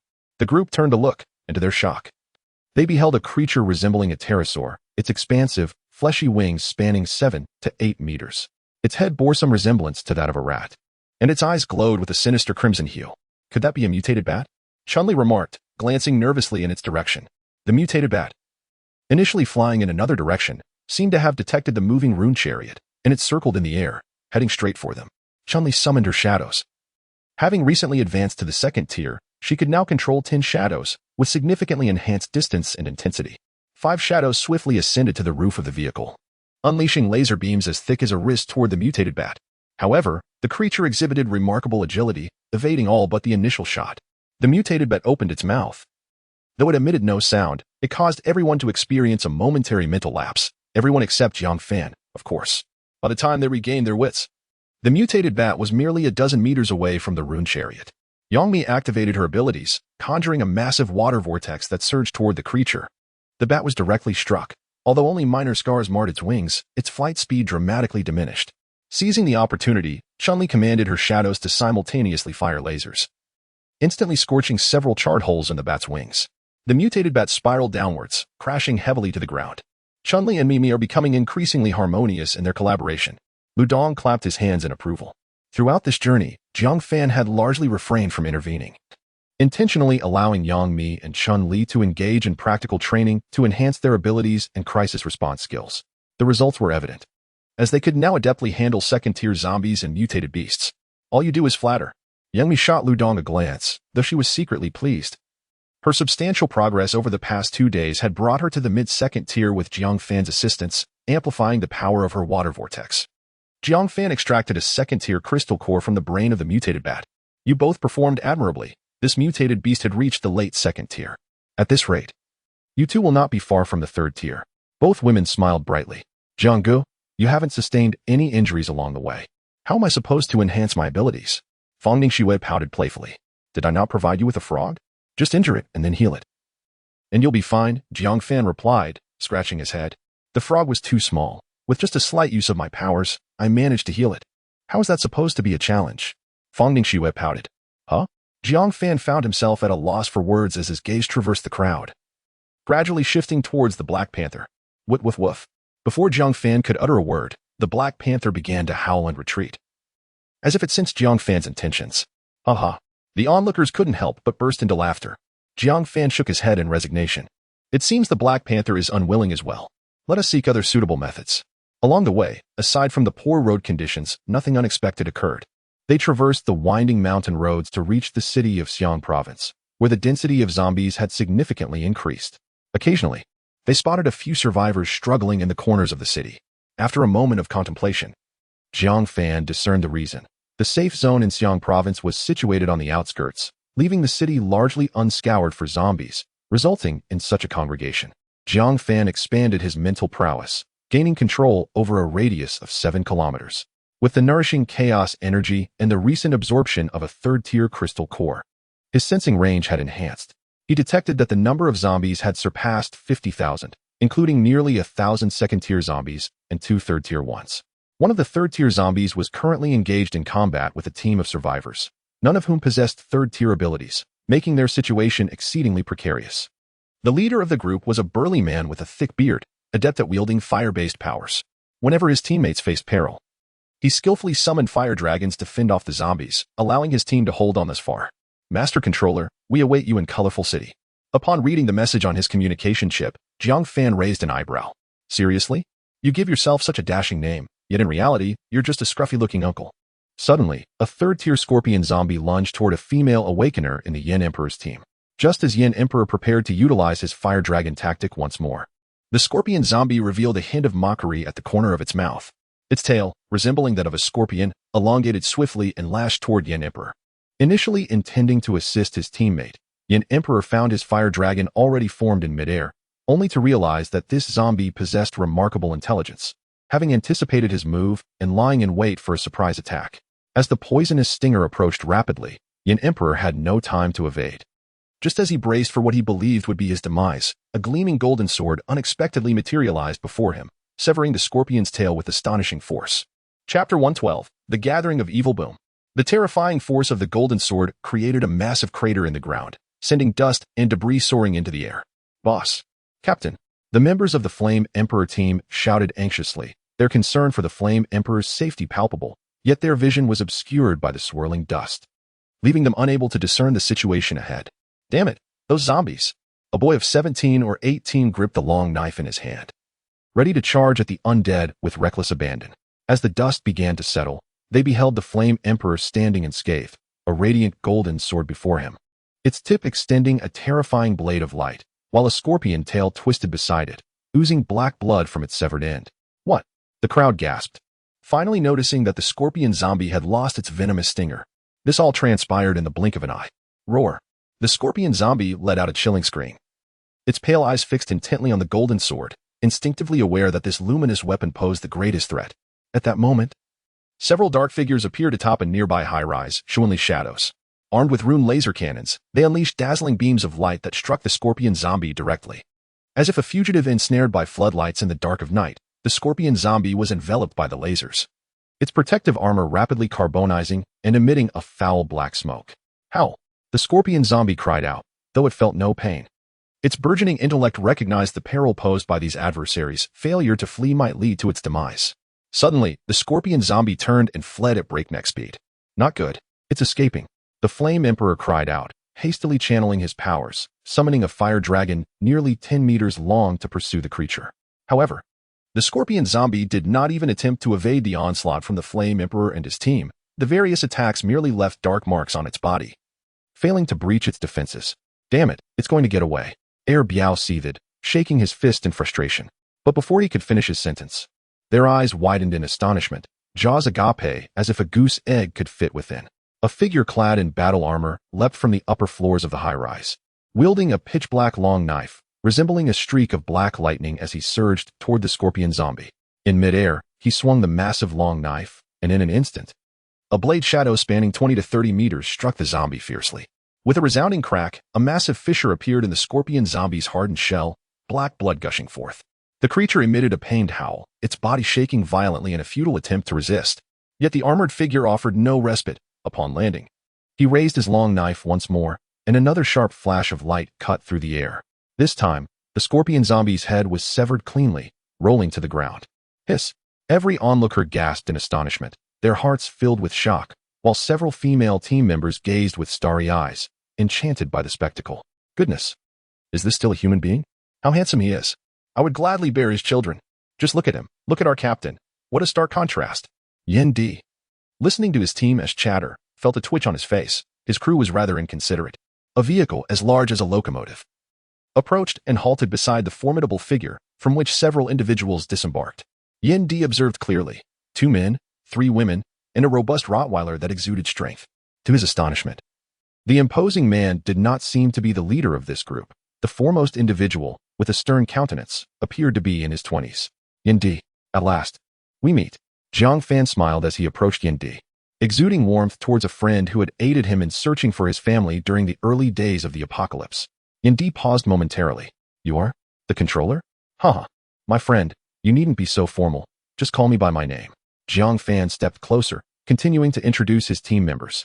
This is my brother, Lu Dong, and these are our companions. Haha. Brother Jiang Fan, you finally arrived. I owe you my life just now. Yin D wiped his hands and shook Jiang Fan's. His teammates, witnessing the cordial interaction between Yin Di and the newcomer, murmured amongst themselves.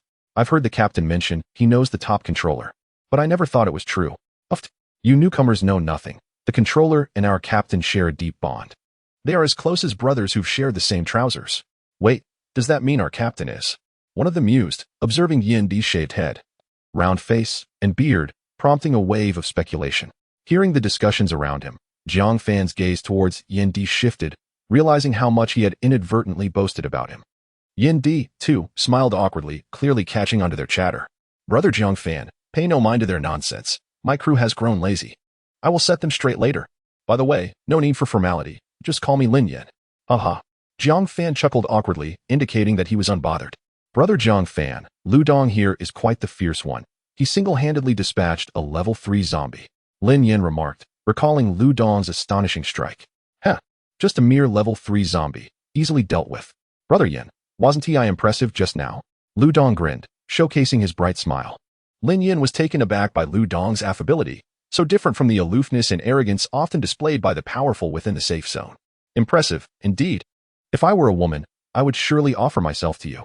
Lin Yan's remark left everyone's expressions frozen, as if they were collectively questioning. Could it be that he is indeed? After exchanging pleasantries, Lin Yin guided Jiang Fan and the others away towards their base. Throughout their journey, Lin Yin shared many stories. Originally, their encampment was located in a place known as the Gathering of Xiang Province, home to over 10,000 individuals, predominantly awakened beings.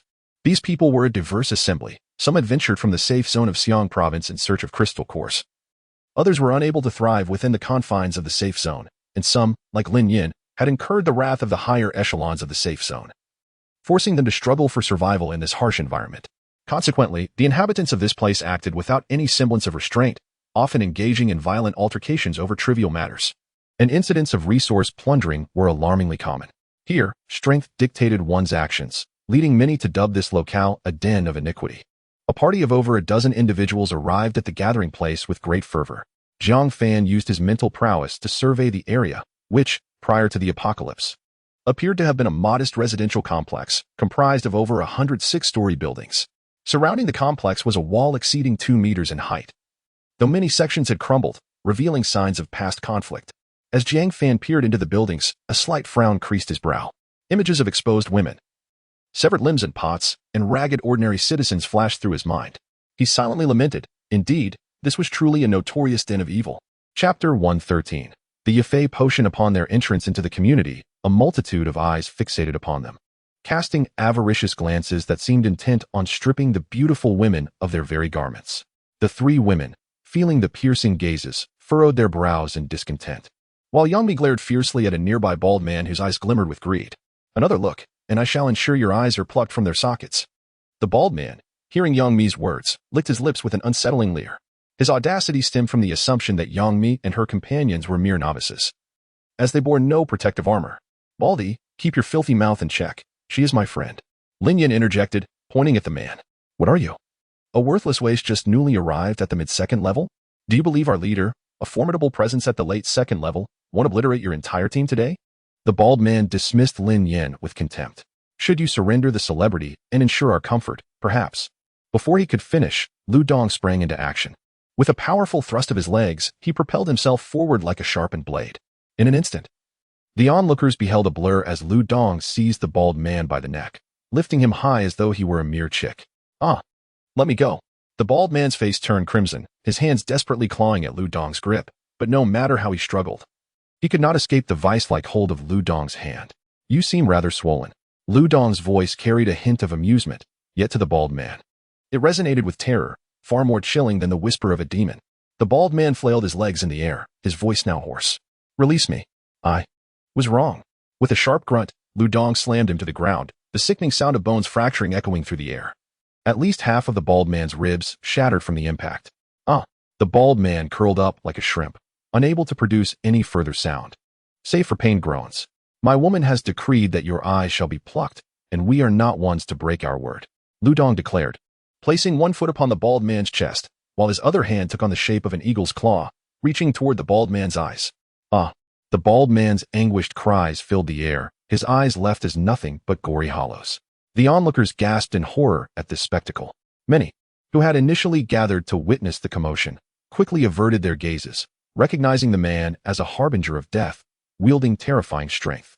They feared that a lingering glance might incite his wrath, leading to their own demise.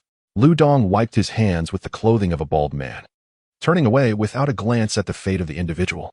Upon noticing a hint of displeasure on Jiang Fan's face, he scratched his head and spoke childishly, "Brother Jiang. I seem to have acted impulsively." Jiang Fan was taken aback, realizing that Lu Dong had misunderstood his intent. Impulsive? In such situations, one should simply eliminate the threat. Should we keep him around for the new year?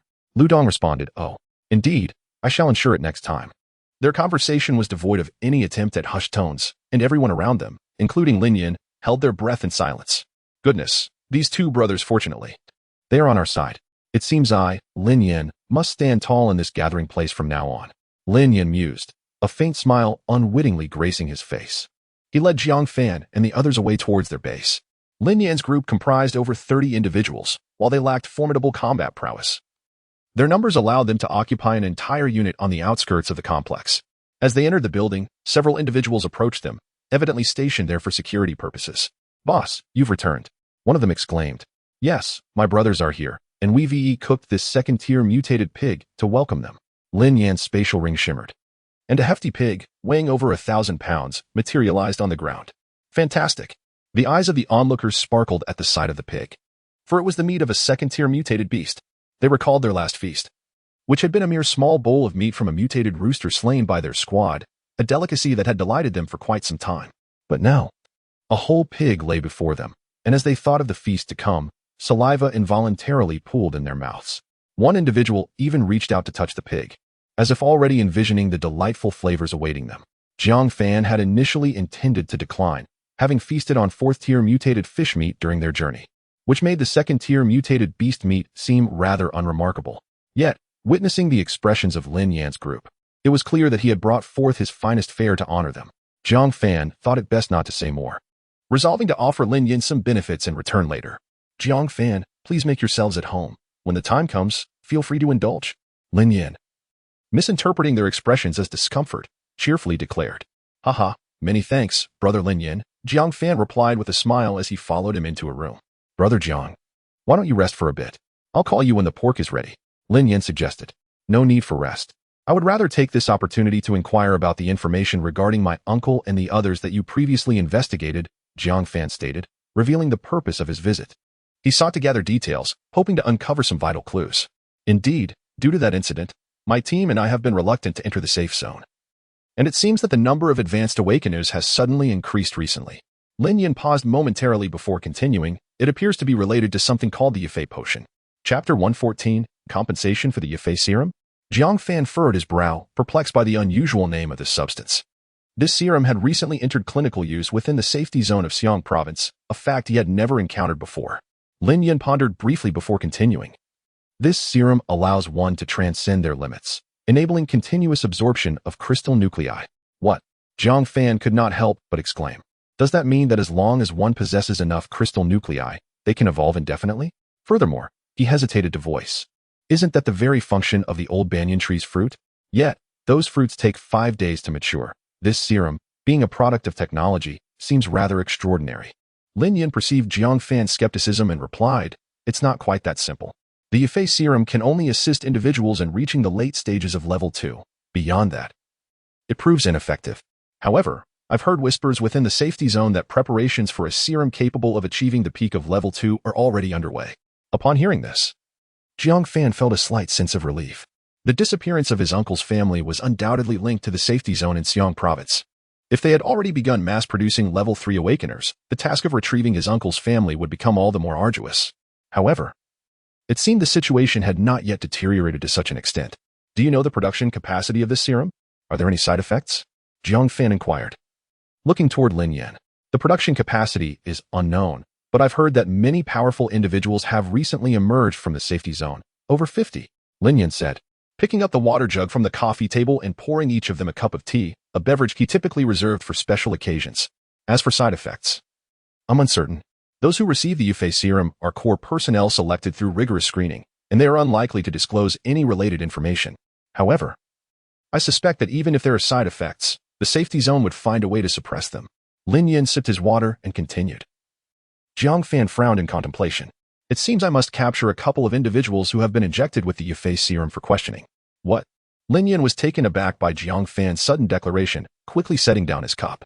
Those individuals are at the late stages of level 2, and they operate in teams, capable of taking down even peak level 2 awakeners. They can even handle level 3 zombies and mutated beasts. Do you have the confidence to confront them? Huh. That's where you misunderstand. Below level 3, they are but ants. Their numbers cannot compensate for their inferiority. Can you guess how many level 1 and 2 zombies Brother Jiang has slain with a single strike? Lu Dong said, feigning mystique. Lin Yin recalled Lu Dong's previous decisive blow. Having never witnessed another level 3 awakener in action, he pondered for a moment and doubled his initial estimation. 2,000? He ventured. Add 2 more zeros. Lu Dong smiled faintly. Add 2 zeros? That would mean an additional 100. Lin Yin replied nonchalantly, only to suddenly freeze in place. His facial muscles twitching in disbelief, one eye wide and the other narrowed, filled with incredulity. Could it possibly be 200,000? Lu Dong remained silent, stifling a laugh as he nodded. Lin Yin's gaze towards Jiang Fan was one of utter disbelief, as if he had encountered a ghost. After a considerable pause, Lin Yin stammered, This is simply outrageous. Brother Jiang Fan, how on earth did you achieve this?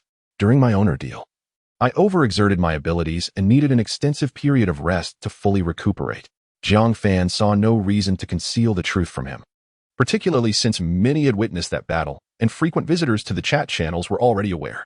I had only known that Brother Jiang Fan ranked first on the list and possessed formidable strength, but I never anticipated such terrifying prowess. If Blue Star had more individuals like you, I dare say the zombies would be eradicated. Rather than delve further into this topic, Jiang Fan redirected the conversation, inquiring about the information Lin Yin had gathered. To be honest, I've shared most of what I know with you. Your uncle's family was rescued to the Xiang province safe zone on the 10th day of the apocalypse. They were among the earlier survivors, fortunate enough to be assigned to the planting team, Squad 22, before they vanished.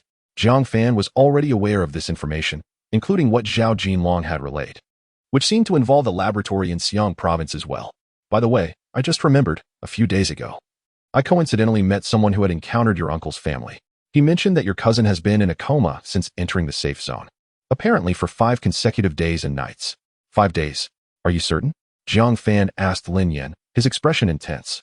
He had awakened with immense psychic power after merely 3 days of unconsciousness. If his cousin had truly been in a coma for 5 days, he could scarcely fathom the magnitude of her awakened abilities. I believe there is no mistake. That person had no reason to deceive me, Lin Yin pondered before continuing. It seems likely that your cousin attracted attention from the Xiang province safe zone due to her exceptionally strong abilities, leading to your aunt being coerced into participating in human experimentation. At this thought, Jiang Fan's fist clenched in anger. Those despicable bastards! If that is the case, I will ensure that the upper echelons of the Xiang province safe zone are utterly annihilated. Noticing Jiang Fan's distress, Chun-Li gently took his arm, offering reassurance. Brother Jiang, your uncle and the others will be fine. Yes, Jiang Fan replied with a nod. All right, Brother Jiang Fan, I shall check on how the mutated pork stew is progressing. If it's ready, I will bring some for you, Lin Yin said, rising to his feet. Just then, a woman clad in insect armor entered, her features striking and her tall, slender frame commanding attention. Notably, she sported a sharp crew cut that lent her an air of fierce determination. Ross, just in time. Allow me to introduce you to the formidable Jiang Fan, the top-ranked individual, Lin Yin announced to the newcomer. Humph. No wonder you've pulled out our last reserves of level 2 mutated beast meat. Have you forgotten why we have been relentlessly pursued? Why we cannot enter the safe zone? The woman, named Ross, exuded an assertive presence, showing little regard for Lin Yin, and even less for Jiang Fan and his companions. Ross, do not be unreasonable. We initially accepted Jiang Fan's task, and both parties were willing participants. Thus, we must bear certain risks ourselves. How could we possibly shift the blame onto Brother Jiang? Lin Yan's voice rose slightly, clearly perturbed by Ross's attitude. We did accept his mission. Yet the meager compensation does not align with the difficulty of the task, and we still have not received full payment. What is this? You still wish to treat them this way? Ross retorted angrily. Enough. Lin Yan's palm struck the coffee table, his anger palpable, prompting Ross to fall silent. Brother Jiang, please do not take offense. Ross has been with me from the beginning. Her nature is straightforward, and her words may be harsh, but her heart is not malicious. It is merely that we have been pursued for some time, and she feels unjustly burdened. Lin Yin explained, a note of resignation in his voice. Jiang Fan nodded, choosing not to respond. In truth, he had previously sent the remaining compensation to Lin Yin, but Lin Yin felt the matter was unresolved and returned it. He had not anticipated that this would cause Lin Yin such trouble. Ultimately, it was a debt Jiang Fan owed. Reflecting on this, Jiang Fan waved his hand, and a piece of mutated fish meat weighing over 1,000 pounds appeared on the coffee table. Brother Lin, this is some level 4 mutated fish meat. A small token of my compensation to you. Chapter 115. Do not leave the translucent fish meat emanated an enticing sheen, as if each intricate line contained a mysterious power. Its delicate texture resembled finely carved jade, evoking an irresistible urge to touch it. Lin Yin gazed at the mutated fish meat on the coffee table, swallowing involuntarily. The woman named Ross also displayed an expression of astonishment. Lin Yan's body trembled slightly. The sight before him was utterly unbelievable. Yet his instincts informed him that this was indeed 4th-tier mutated fish meat. Gritting his teeth, he exclaimed, "Brother, this treasure is far too precious. How can we accept it? Please, take it back." Jiang Fan, however, had no intention of retracting his offer. Firstly, he possessed an abundance of this delicacy. The fish was over 100 meters long, and the portions before them were but a drop in the ocean. Secondly, he recognized Lin Yin as a trustworthy individual, and this act could be seen as returning a favor. Jiang Fan was not one to remain indebted to others. "Please, accept it. I have plenty more." Lin Yin was about to voice further objections when Ross interjected. "You claim this is 4th-tier mutated fish meat? Just because you top the rankings. Do you really think you can slay a 4th-tier mutated beast? My elder brother is straightforward, but I am not so easily deceived." Ross crossed her arms, regarding Jiang Fan with skepticism. "You are being utterly unreasonable. If you doubt its authenticity, why not taste it?" Chun-Li, who had observed Jiang Fan being challenged, could no longer contain herself. "Fine, I shall taste it," Ross declared, drawing a dagger from her waist and advancing toward the fish meat on the table. Yet, no matter how forcefully she attempted to slice through it, the fish remained unscathed, devoid of even a scratch. Ross's eyes widened in disbelief. "How is this possible? This dagger was exchanged from the Chaos Monument." "Humph. You naive fool. The flesh of a 4th-tier mutated beast is beyond your cutting capabilities." Fang Ningxue, harboring her own frustrations, seized the opportunity to retort at Ross's expense. Upon hearing this, Ross's anger flared, and she prepared to unleash her powers once more to attempt slicing the fish. Lin Yin hastily intervened, concerned that such a precious item would be wasted should Ross use her wind abilities recklessly. Jiang Fan smiled slightly, and with a flicker of golden light, he sliced off some delicate fish fillets. "Everyone, do have a taste." Chun-Li and the others refrained from partaking, as they had been consuming this dish daily. Lin Yin felt somewhat embarrassed, but Ross boldly took a piece of fish meat and placed it in her mouth. Instantly, her eyes widened, and a look of delight spread across her face. The fish melted in her mouth, succulent and refreshing, with a hint of sweetness. As it settled in her stomach, a surge of powerful energy radiated throughout her body, causing her muscles to tremble, reminiscent of Jiang Fan and Chun-Li's reactions upon their first taste. Noticing her discomfort, Lin Yin inquired with concern, "Ross, are you all right?" I am fine. The energy is simply overwhelming." Ross gritted her teeth, struggling to respond. "Miss Ross, do you believe this gift can compensate for the losses you have endured from being relentlessly pursued?" Fang Ningxue inquired with a hint of sarcasm. This time, Ross remained silent. She was forthright, yet not foolish. The value of this fish and meat is undoubtedly equivalent to that of a 3rd-tier crystal core. Since Jiang Fan is willing to offer such a treasure, it clearly signifies his stance. To speak further would only undermine Lin Yin. "Brother Lin Yin, please put away the fish and meat. We shall indulge in braised pork for our meal. It has been quite some time since we last savored this dish." "A change of taste is in order," Jiang Fan suggested. "Ah, thank you, brother. Your gift is truly extravagant," Lin Yin responded, waving his hand to store the fish and meat into his spatial ring, while keeping the portions Jiang Fan had carved for the team. It seemed he intended to share them with his comrades. Before long, the delectable aroma of braised meat wafted in, and the 30-plus members of Lin Yan's team gathered in the living room, relishing their feast together. However, Lin Yin refrained from disclosing that the fish and meat were of 4th-tier quality. The more individuals who knew, the less benefit there would be. As the group enjoyed their meal, suddenly, a team member burst into the room, shouting, "Captain, the bald eagle is bringing dozens of men toward us. Their intentions do not appear friendly. Damn it, this bald eagle won't relent." Lin Yin exclaimed, preparing to lead his team downstairs. "Bald eagle? Is he the leader referred to by that bald man?" Jiang Fan inquired. "Indeed, that scoundrel has frequently clashed with our team. This time, it seems he intends to settle old scores along with new grievances," Lin Yin replied calmly. Although he had never witnessed Jiang Fan in action, He knew that Jiang Fan had the prowess to annihilate 200,000 zombies with a single strike. A mere bald eagle was hardly a concern. At that moment, Jiang Fan furrowed his brow slightly. He had intended to seek them out, but it appeared they had delivered themselves directly to him, within the range of his psychic perception. The bald eagle was closely following a man of approximately 1.70 m in height, exhibiting excessive deference. Captain Black Tiger, Lin Yan's team is just ahead. My men have been keeping a close watch. They should be dining at the moment. We must eliminate them all in one fell swoop. The bald eagle, lacking eyebrows, had a rather comical appearance. Rest assured, once we eliminate them, I will report your achievement to the safe zone. Your team may even secure a formal establishment in the safe zone. The man referred to as Black Tiger replied. Thank you, Brother Tiger. Thank you, Brother Tiger. The bald eagle hurriedly expressed his gratitude, secretly reveling in the thought that not only would he eradicate Lin Yan's team and avenge the incident with the bald man, but he might also secure the establishment of a special operations team in the safe zone. It was indeed a stroke of luck. Observing the 6-story building in the distance, Black Tiger inhaled the aroma in the air. These little brats are feasting quite well. This must be the scent of mutated beast meat. He gestured to the dozen individuals clad in insect armor behind him. Go, encircle the entire building, leave not a single one behind, and move swiftly. We might still catch up to enjoy the meat. Black Tiger smirked disdainfully. At that moment, everyone felt as though their minds were being tightly gripped, as if their very lives could be snatched away at any instant. A voice resonated from within the room, declaring, "Now that you are here, none shall depart." Chapter 116. The Hulk. Upon hearing the words, Black Tiger was taken aback, suppressing a faint throbbing pain in his head while feigning composure. Who dares to play tricks? Show yourself. Several figures emerged from the corridor. Leading the way were Jiang Fan and Lin Yan, followed closely by a multitude of indistinct silhouettes. Black Tiger did not recognize Jiang Fan, but he had seen Lin Yan's photograph in the task documents within the safe zone. Although he was unsure of the source of the pain in his head, he surmised it was likely connected to Lin Yan and his companions. However, given the situation, attempting to thwart them was nothing short of a fanciful delusion.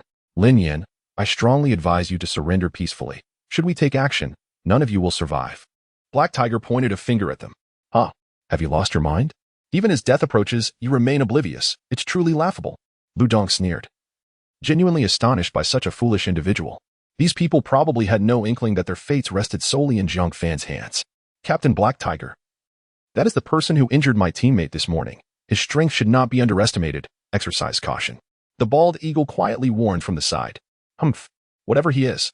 Brothers, charge. Spare Lin Yan's life for the sake of appearances. Eliminate the rest. With a commanding shout, Black Tiger ordered his dozen or so men to unleash their various abilities, preparing to attack Jiang Fan's group. Just as Lin Yan's team readied themselves for confrontation, an astonishing scene unfolded before them. One by one, Black Tiger's companions collapsed as though their spines had been abruptly severed, blood oozing from their orifices in a most bizarre manner. In the blink of an eye, the group of over a dozen, along with the bald eagle and his teammates, had transformed into lifeless husks, utterly beyond salvation. The sudden turn of events left everyone in stunned silence, and Black Tiger, paralyzed with fear, crumpled to the ground. Terror-stricken as he gazed at the grotesque state of his fallen comrades, his body trembling uncontrollably. What manner of terrifying power is this? Black Tiger's teeth chattered, his voice rife with dread and despair. Not only Black Tiger, but Lin Yan and his team also gaped, eyes wide with disbelief, as if struggling to comprehend the reality before them. Observing the composed Jiang Fan and his companions, Lin Yan's mind was beset by tumultuous waves of realization. Could it be? Was all of this orchestrated by Jiang Fan? Is this truly the extent of his power? Amidst the astonished gazes of the crowd, Jiang Fan slowly approached Black Tiger. He refrained from using mental force to manipulate his brain, fearing that a miscalculation might render his opponent utterly incapacitated. Don't come any closer. Black Tiger pleaded, attempting to flee, yet his trembling legs betrayed him, preventing him from standing. He could only thrash frantically on the ground. In a moment of desperation, he slammed his hands against the ground, summoning several ropes as thick as an arm to ensnare Jiang Fan. Jiang Fan disregarded the chains entirely, continuing his leisurely stride. Just as the chains were about to make contact, a flash of golden light erupted, severing the chains into countless fragments that dissipated into energy. The crowd finally discerned the several shimmering feather blades encircling Jiang Fan, and they harbored no doubt that these very blades could effortlessly claim their lives. Rose wiped the cold sweat from her forehead, and it dawned upon her the terror that Jiang Fan represented. Indeed, the top of the gold list was fearsome beyond measure. Reflecting on her previous underestimation of him, A wave of dread washed over Rose. Jiang Fan approached the black tiger, looking down upon him from an imposing height. His gaze icy. "Speak, who sent you?" At this moment, the black tiger was already petrified with fear, trembling as he stammered. "I merely accepted a task from the safe zone. I didn't tee." Before he could finish, a feather blade whirled and severed his thigh with a single, swift motion, turning his vital essence into mere pulp, along with the loss of one of his legs. "This is the first and the last time I will ask you anything. I seek only the answer and do not wish to hear any nonsense." Jiang Fan crouched down slightly, his eyes fixed intensely on the black tiger. I'll tell you, it was Commander Hulk. He sent us to capture Lin Yan." Under the influence of adrenaline, the black tiger, though numb to the pain below, felt sweat continuously trickling down his forehead, his voice trembling and urgent. "Hulk? I'm also Iron Man, you insolent fool." Lu Dong, upon hearing the black tiger's words, brandished his heavy sword and stepped forward. "Brother." "No. Father, you are my fathers. I am not deceiving you. Our commander is indeed named Hulk. He possesses body enhancement abilities and has reached the pinnacle of level 2. I've heard the higher-ups in the safe zone have rewarded him with a level 3 crystal core, and he could break through to level 3 at any moment." Seeing no deceit in the black tiger's eyes, Jiang Fan turned to Lin Yan, believing he might possess vital information about the safe zone after being pursued for so long. "I've heard of this Hulk.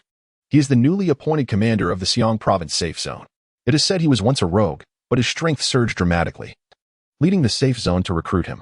Moreover, he is ruthless, willing to employ any means to achieve his ends," Lin Yan stated gravely. "Brother Jiang, there is indeed something amiss with the Xiang province safe zone. They have entrusted such a cold-blooded individual with power. The disappearance of Uncle Chun's family must be their doing," Chun-Li declared bitterly. Jiang Fan nodded slightly, observing the black tiger's pale face from blood loss. He addressed Fang Ningxue, "Tend to his wounds. I have many more questions to pose." Upon hearing this, the black tiger felt a surge of hope within. "What a good person. He fears I might bleed to death. If I cooperate, perhaps I might truly survive," he thought, seemingly forgetting who had inflicted such harm upon him. "No need for such effort. I shall staunch his bleeding." Lin Yan, having been hunted for over a month since the apocalypse, harbored deep-seated hatred for the minions of the safe zone. With that, Lin Yan conjured a flame, which enveloped the black tiger's wounds instantaneously, eliciting a scream of agony from him. It's burning me alive. Big boss. He wants to kill me, save me." In merely a few seconds, the tantalizing aroma of grilled meat wafted through the air. The flames extinguished, and the wound on the black tiger had indeed ceased to bleed. However, the charred gash was a gruesome sight to behold. The pain was so excruciating that the black tiger nearly lost consciousness, beads of cold sweat cascading down his brow. Jiang Fan perceived no wrongdoing in Lin Yan's actions, as long as the fellow remained alive. "Why are you pursuing Lin Yan? And what precisely are Hulk's powers?" The black tiger appeared to grasp the faintest glimmer of hope for survival. "I only know that Captain Hulk received orders from above.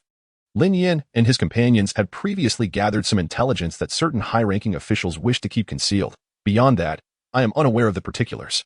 The black tiger, feeling somewhat feeble, gasped for breath before continuing. "Captain Hulk possesses transformation abilities. He can metamorphose into a form akin to the Hulk, which is how he acquired his name.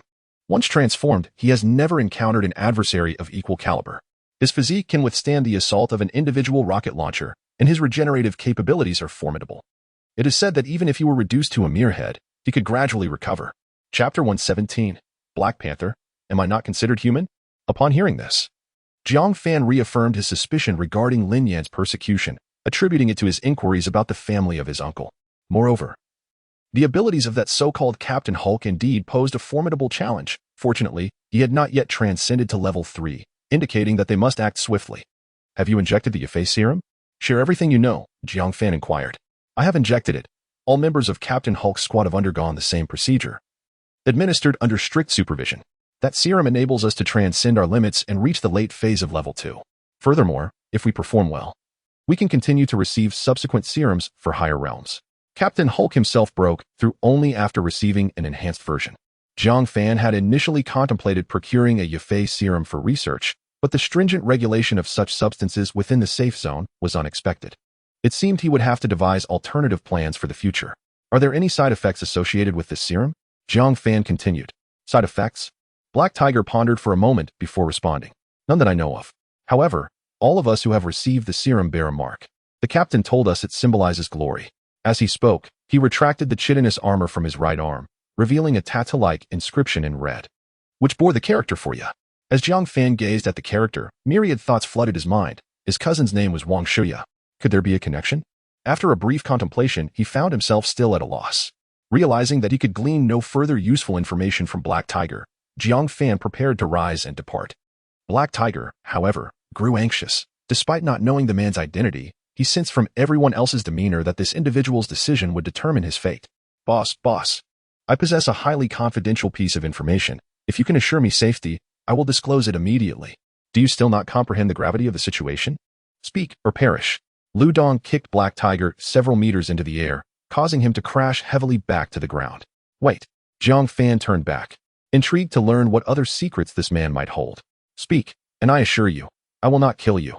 Though on the brink of death, Black Tiger, being a level 2 awakener with considerable enhancements, struggled to rise and stated, Boss, you must guarantee that not only you, but everyone present will spare my life.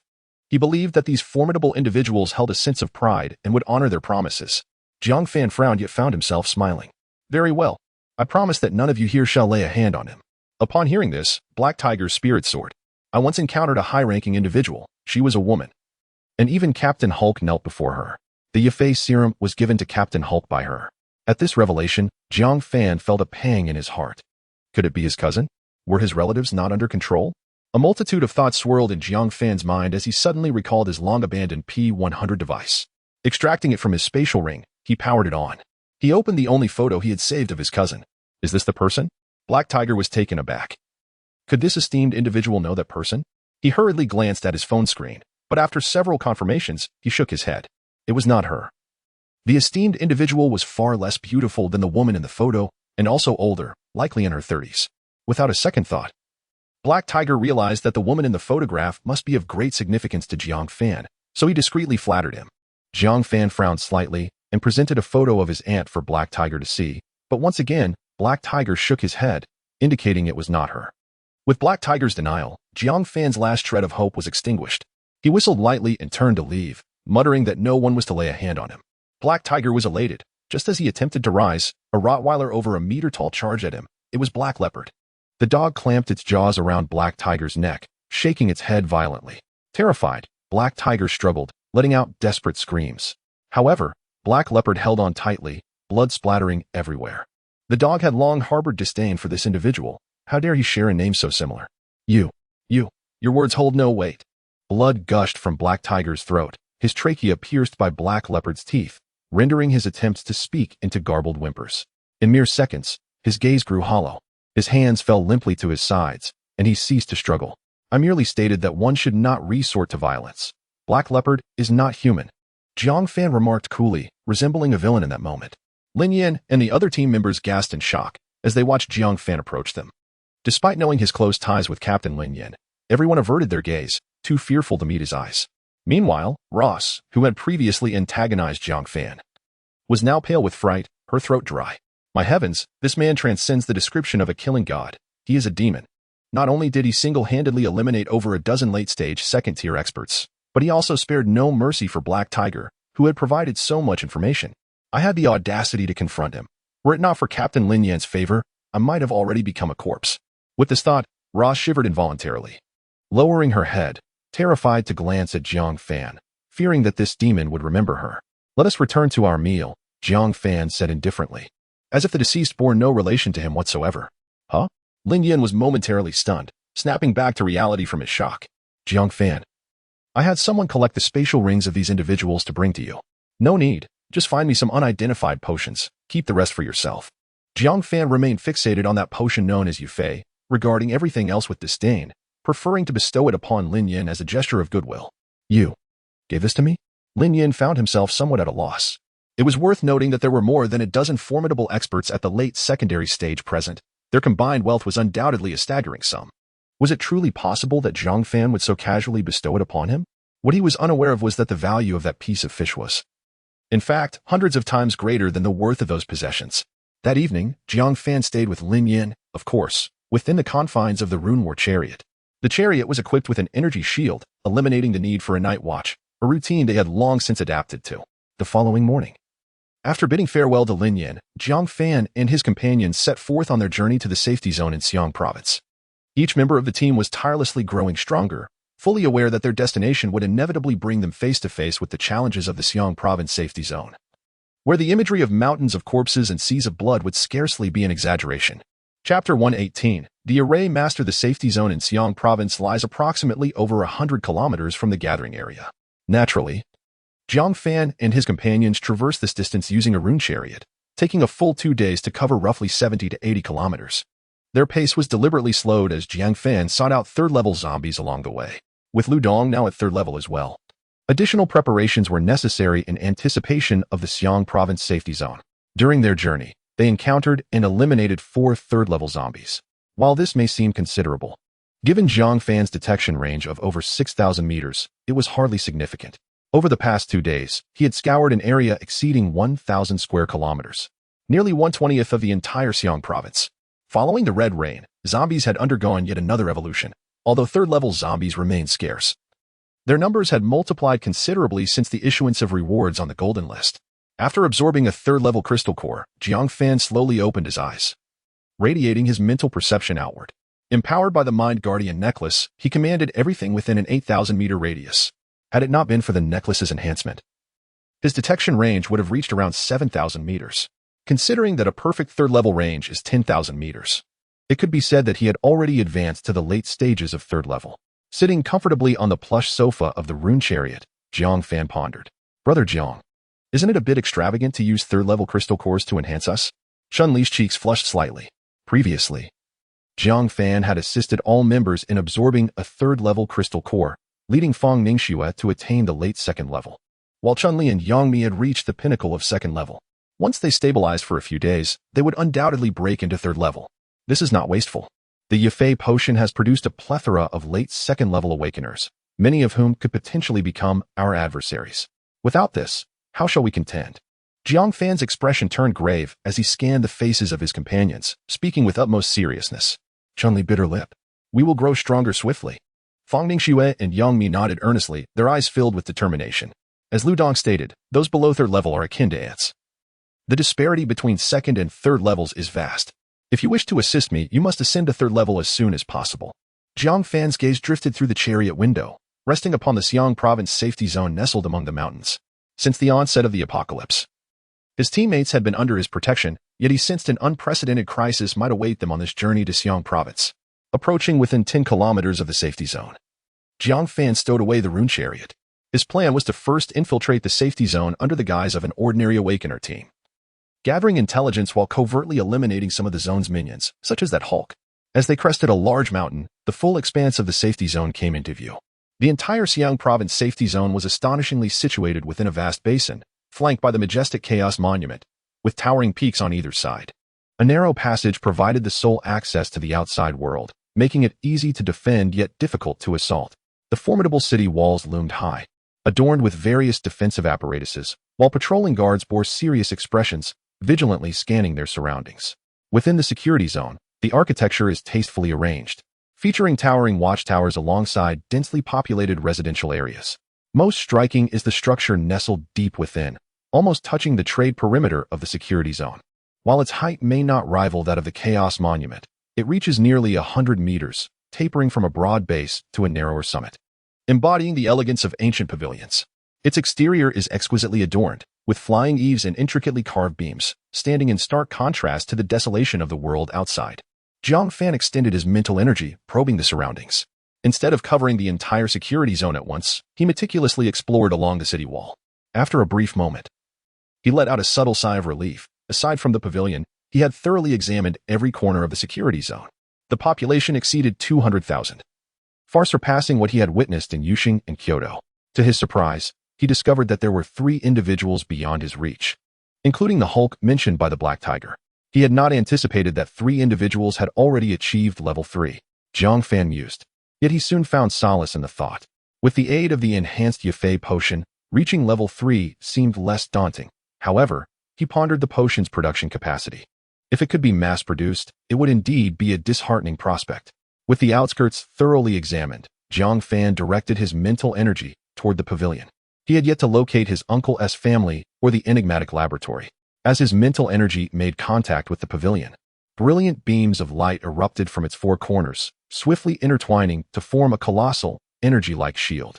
This translucent barrier effectively severed Jiang Fan's mental probe from the pavilion.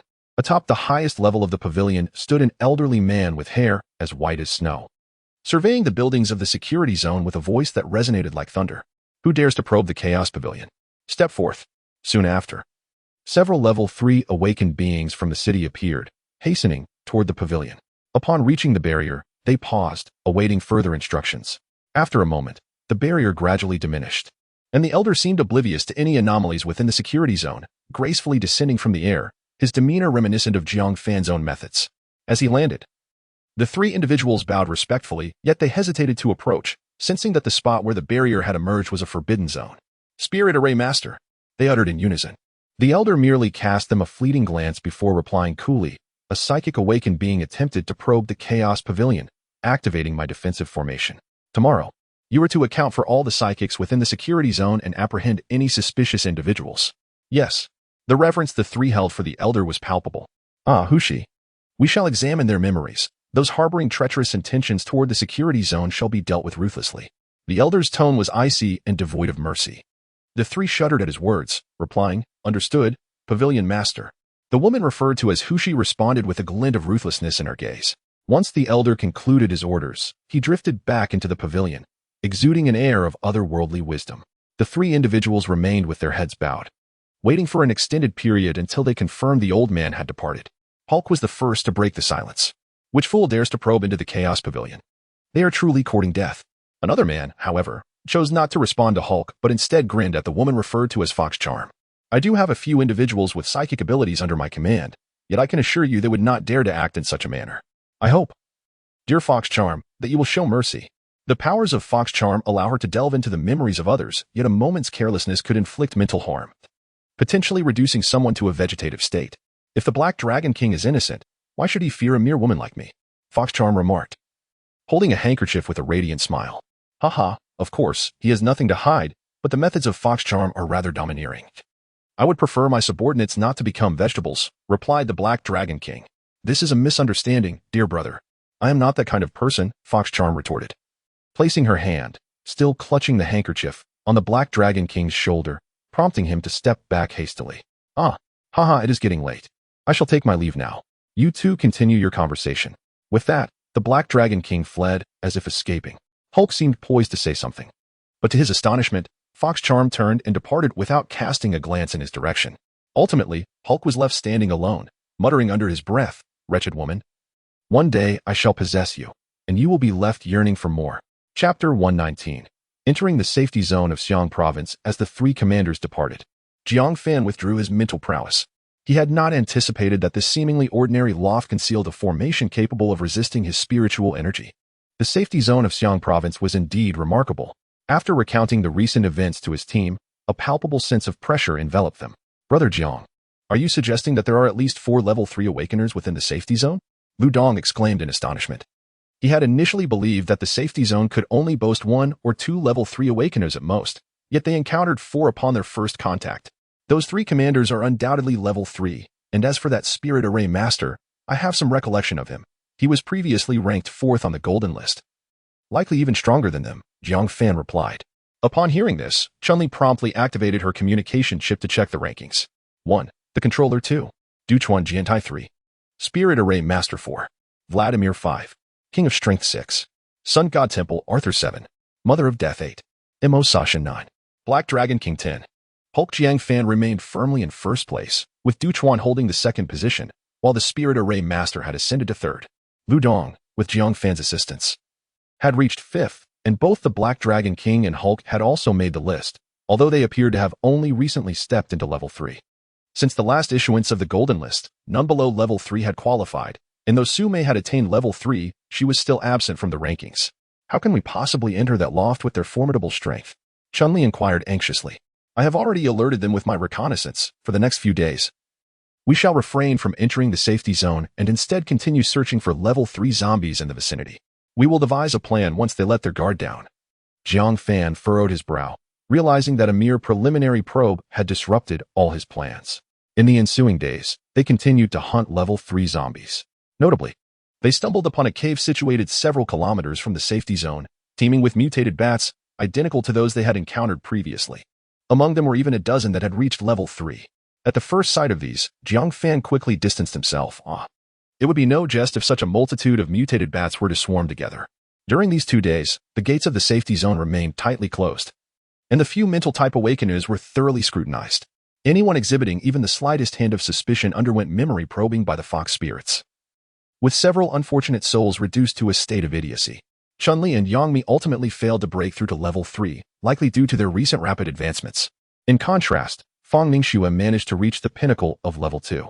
Since the onset of the apocalypse, Black Panther had remained by Jiang Fan's side, and just yesterday, Jiang Fan could no longer sense its presence within. It seemed to have attained level 3 as well. Its form appeared even more majestic, with its hooves aligned with Jiang Fan's chest, standing there akin to a small horse. Jiang Fan attempted to mount Black Panther, finding it remarkably stable. The gates of the safe zone finally swung open, signifying a temporary cessation of the recent turmoil. Jiang Fan and his companions observed the bustling activity at the gates from a distance, watching as people entered and exited, gradually restoring the semblance of order that once prevailed. They refrained from rushing inside, opting instead to wait for several hours until everyone had transformed their flowing silver battle armor into the guise of insect armor before they slowly approached the gates. The safe zone in Xiang province was flanked on 3 sides by towering mountains, leaving just the solitary exit. The gates themselves were constructed with remarkable grandeur, resembling the fangs of an ancient beast, exuding an air of authority. "Entry permit," bellowed a soldier clad in standard attire. "This is our first visit." "We do not possess an entry permit," Jiang Fan replied. The soldier's gaze swept over Jiang Fan and his companions, particularly lingering on the 3 young women, who captured his keen interest. "No entry permit, huh? Then go register over there. Each of you must pay 20 first-level crystal cores," he said, tilting his chin in a condescending manner. Jiang Fan ignored him and led the group toward an adjacent office. "Hold on," the soldier suddenly shouted, stopping them. "Is this dog yours? Is it a mutated beast? You'll need to pay a deposit of 2,000 first-level crystal cores. Otherwise, it cannot enter the safe zone." 2,000? Doesn't it say here that bringing a mutated beast requires a deposit of only 200 crystal cores? Isn't this extortion? Lu Dong remarked, pointing at the notice on the office. "Huh, I'm robbing you. What are you going to do about it?" The soldier's expression was one of arrogance, glaring fiercely at Lu Dong. Several soldiers nearby, weapons drawn, seemed ready to act should Jiang Fan and his friends make any sudden moves. Yang Mi quickly stepped forward, pulling Lu Dong back to prevent any impulsive actions that could jeopardize Jiang Fan's plan. 2,000 crystal cores, is it? We shall pay. Jiang Fan narrowed his eyes, unaware that the soldier had just sealed his own fate. "Humph, you were quite perceptive, unlike that foolish giant." The soldier continued his taunts. Jiang Fan remained silent, merely smiling as he approached the office to pay the course. Upon entering the safe zone, Lu Dong shot a fierce glare back at the soldier. "Brother Jiang, how can there be so many people living in such a corrupt place like the Xiang province safe zone?" Lu Dong asked. "They likely feel emboldened by our unfamiliarity. After all, ordinary individuals can secure a safe residence here for just 20 crystal cores, which is quite a bargain," Jiang Fan explained. Unlike the safe zone in the capital, the Xiang province safe zone had extensively developed its subterranean areas to accommodate a larger population. A complex network of underground passages connected various regions, permeated by the damp and decaying odors of neglect. A significant number of ordinary people were housed here, with only those who could afford exorbitant rents allowed to reside in the buildings above ground. Instead of seeking accommodations first, Jiang Fan and his companions made their way directly to the armed recruitment center within the safe zone. His plan was to infiltrate the interior of the safe zone and subsequently seek out clues regarding his uncle's family. The armed recruitment center is quite impressive, standing as an independent edifice bustling with activity. Unexpectedly, Hulk is present within. Upon seeing Jiang Fan and his companions, his eyes light up. "Are you here to join the security zone guard? You all seem promising. Come. Chapter 120, The Black Dragon King? Yao Jinlong?" A few individuals turned their gaze toward the sound. A towering and robust man was waving at them. He stood over 2 meters tall, with broad shoulders that seemed capable of bearing immense burdens. His square face bore thick eyebrows like swords, and his round eyes, wide open, resembled gleaming copper bells, radiating an aura of ferocity. His high nose and full lips complemented a head of short hair that stood erect like steel needles. Although Lu Dong and the others had never encountered Hulk before, they could surmise his identity by his appearance, for he bore a striking resemblance to the character from Marvel. "Are you calling us?" Jiang Fan inquired, feigning confusion mixed with a hint of reverence. Hulk grinned widely, revealing a set of pristine white teeth. "Indeed, it is you. Come over." Jiang Fan and his companions quickly approached him. Hulk scrutinized them from head to toe, his gaze lingering on Yang Mi and Chun-Li, betraying a subtle glimmer of greed. Are you here to join the safe zone? Come this way to register. Hulk's barrage of questions drew the attention of those around them. Yet none dared to voice their opinions. Their eyes reflected sympathy and helplessness as they glanced at the three women. And you are? We wish to join the Guard Corps. Not the experimental corps, Jiang Fan replied with feigned ignorance, inwardly chuckling at his good fortune to be so close to Hulk.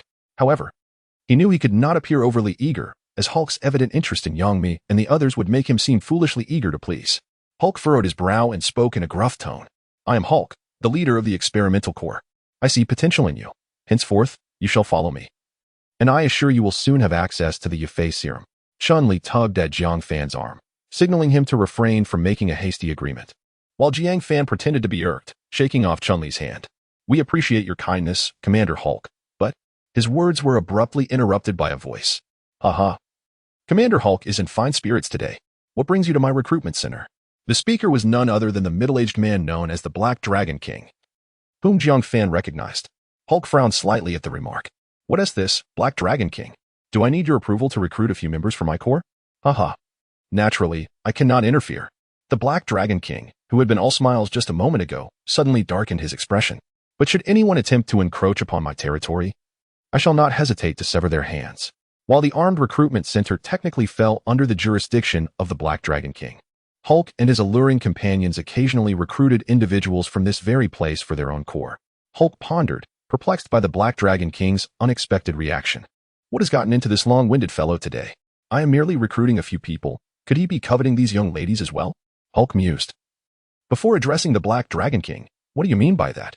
The Black Dragon King offered no reply, instead striding directly toward Feng Ningxue, his expression brimming with excitement.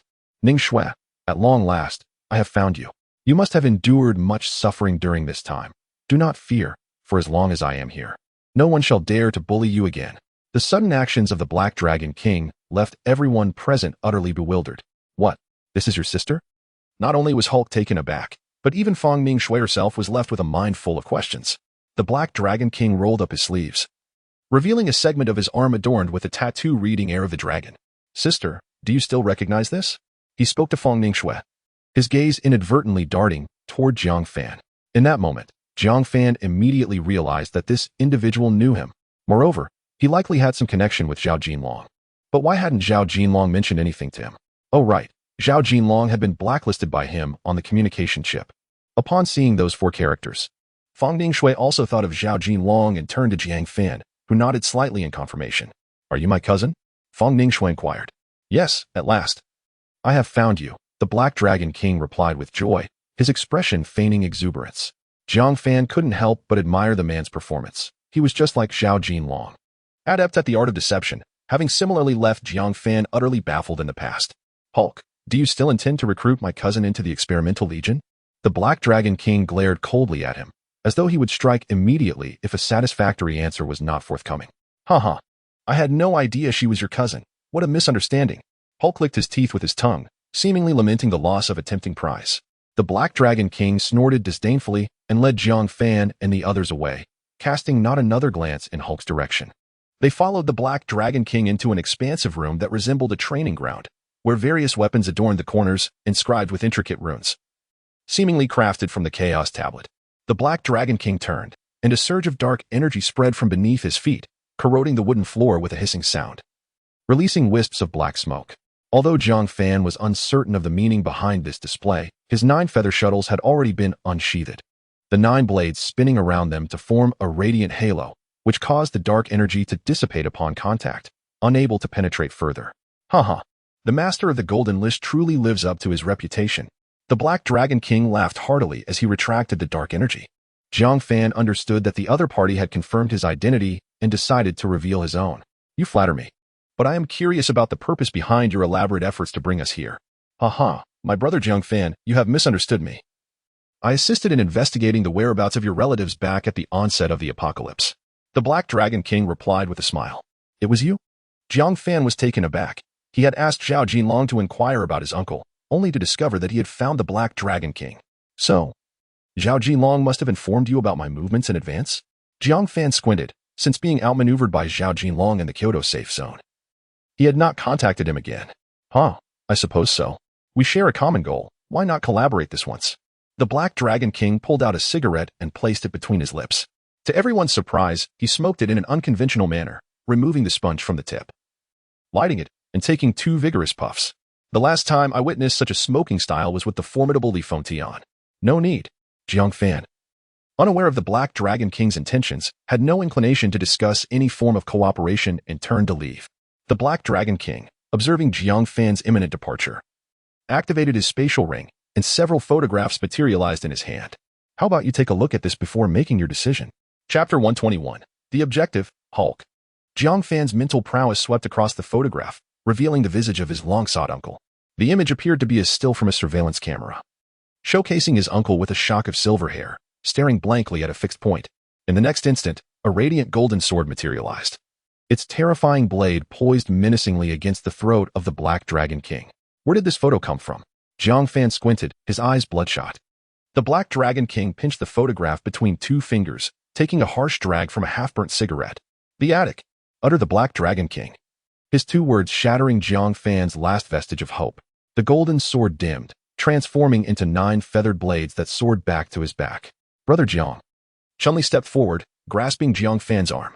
Lu Dong, meanwhile, took the photograph from the Black Dragon King's grasp, scrutinizing it closely. He had encountered the man before, yet failed to recognize him at first glance. In less than 2 months, his uncle had aged remarkably. After a prolonged silence, Jiang Fan spoke. Now tell me, what are your true intentions?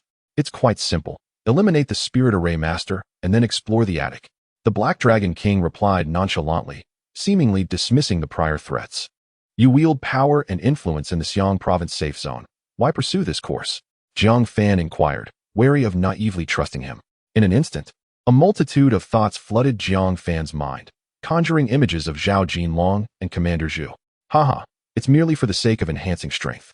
Once the Spirit Array Master is dealt with, you can take your family and everything within the attic, including the entire Xiang province safe zone, will belong to me. With you having no claim. The Black Dragon King discarded the cigarette, but his gaze fixed on Jiang Fan. Very well. Jiang Fan ceased his inquiries. This collaboration was inherently temporary, and with the tide of circumstances, the distinction between ally and adversary could swiftly blur.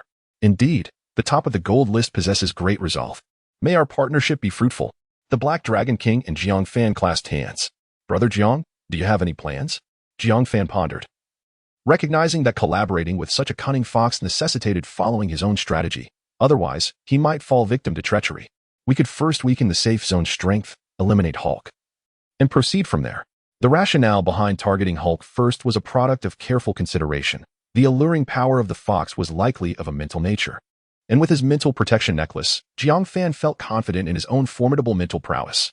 The fox represented the least threat to him. Why not the fox? Your mental strength should be considerable. As long as you can withstand her abilities, I am confident I can dispatch her in one strike. The Black Dragon King countered, displaying a palpable fear of the fox and a desire to neutralize her first. My mental strength is not adept at defense. I cannot withstand the fox's powers. Jiang Fan replied coolly, uncertain if Zhao Jinlong had uncovered his capability to resist the mental attacks of third-tier zombies during his time in the Kyoto safe zone. Alternatively, you could withstand the fox's abilities, and I will eliminate her. My previous attack should be on par with yours. Wouldn't you agree? Jiang Fan continued. The Black Dragon King regarded Jiang Fan with suspicion. Fine. Then we shall first eliminate Hulk. Having established their objectives, the 2 individuals with ulterior motives conspired to devise a plan of action. Upon exiting the recruitment center, Jiang Fan and his companions were each equipped with a standard uniform of the Guard Army. They proceeded to the residence arranged by the Black Dragon King. Brother Jiang, is it possible that this room is equipped with listening devices? Yang Mi inquired. Not to worry, I have already disabled them. Upon entering the room, Jiang Fan discovered several concealed cameras. With a mere thought, he obliterated all the devices, producing a cacophony of sparks. Indeed, the Black Dragon King is cunning and treacherous. Always on guard against us, Yang Mi remarked with furrowed brows. Why must we collaborate with him? Lu Dong plopped down onto a comfortable sofa. Are you foolish? If we do not cooperate, what if the Black Dragon King reveals our intentions to the Spirit Array Master? Have you considered the consequences? Chun-Li interjected. And what if we confront them? We could always engage in a fight. Lu Dong asserted nonchalantly, gripping his heavy sword. But what if they threaten us with the big uncle? Chun-Li shot Lu Dong a critical glance. Lu Dong fell silent, his expression darkening. That scoundrel has truly cornered us, along with Zhao Jinlong. Damn it. At this point, we can only take one step at a time. As for Zhao Jinlong, I will find an opportunity to deal with him, Jiang Fan remarked coldly as he gazed at a photograph in his hand. For the next 2 days, Jiang Fan's team remained cloistered within the room, awaiting Hulk's departure from the safe zone. Only beyond its confines would they find an opportunity to act. Yet, Hulk remained silent, inducing a sense of restlessness among the group. Fortunately, news of Big Uncle's survival provided Jiang Fan with a modicum of reassurance. During these 2 days, both Yang Mi and Chun-Li had ascended to level 3, with Chun-Li managing to control an astonishing 40 shadows, while Yang Mi's abilities had also significantly amplified, claiming she could effortlessly demolish a 6-story building. In her spare time, Yang Mi exchanged some items for rune laser cannons at the Chaos Tablet. Jiang Fan absorbed another level 3 crystal core, extending his sensory range to 8,000 meters. Bolstered by the Mind Guardian necklace, it surged to an impressive 10,000 meters. Just when everyone thought they would have to continue waiting, Jiang Fan's expression suddenly sharpened. Hulk has exited the city. Prepare for action. At the city gate of the safe zone, Hulk spat on the ground, exclaiming, "Damn it, I've finally uncovered the whereabouts of the level 3 zombies." Little did he know, Jiang Fan had already cleared the surrounding level 3 zombies, and this newly discovered one was likely from elsewhere. I don't understand.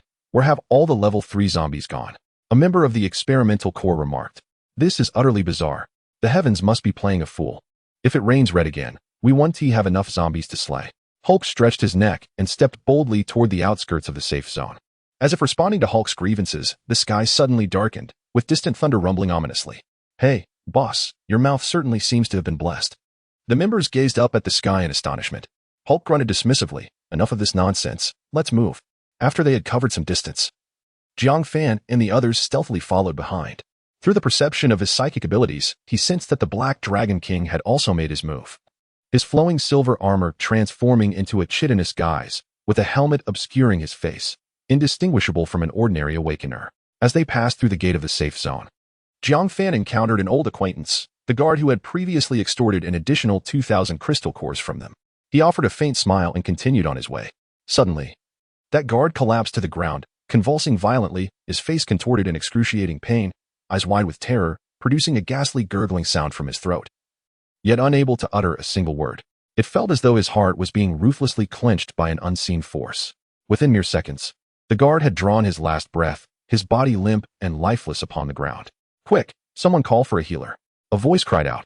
Soon, a male awakener rushed over, checking the fallen man's breath, shaking his head as he proclaimed, "He's already dead. It appears to be a heart attack." Chapter 122, Level 3 Stealth Zombie. With a resounding clap of thunder, a torrential downpour of crimson rain began to fall, each droplet reminiscent of blood, splattering upon the ground and creating eerie splashes. By heaven, it truly is coming down. Hulk hastily shielded his head with the helmet of his silver battle armor.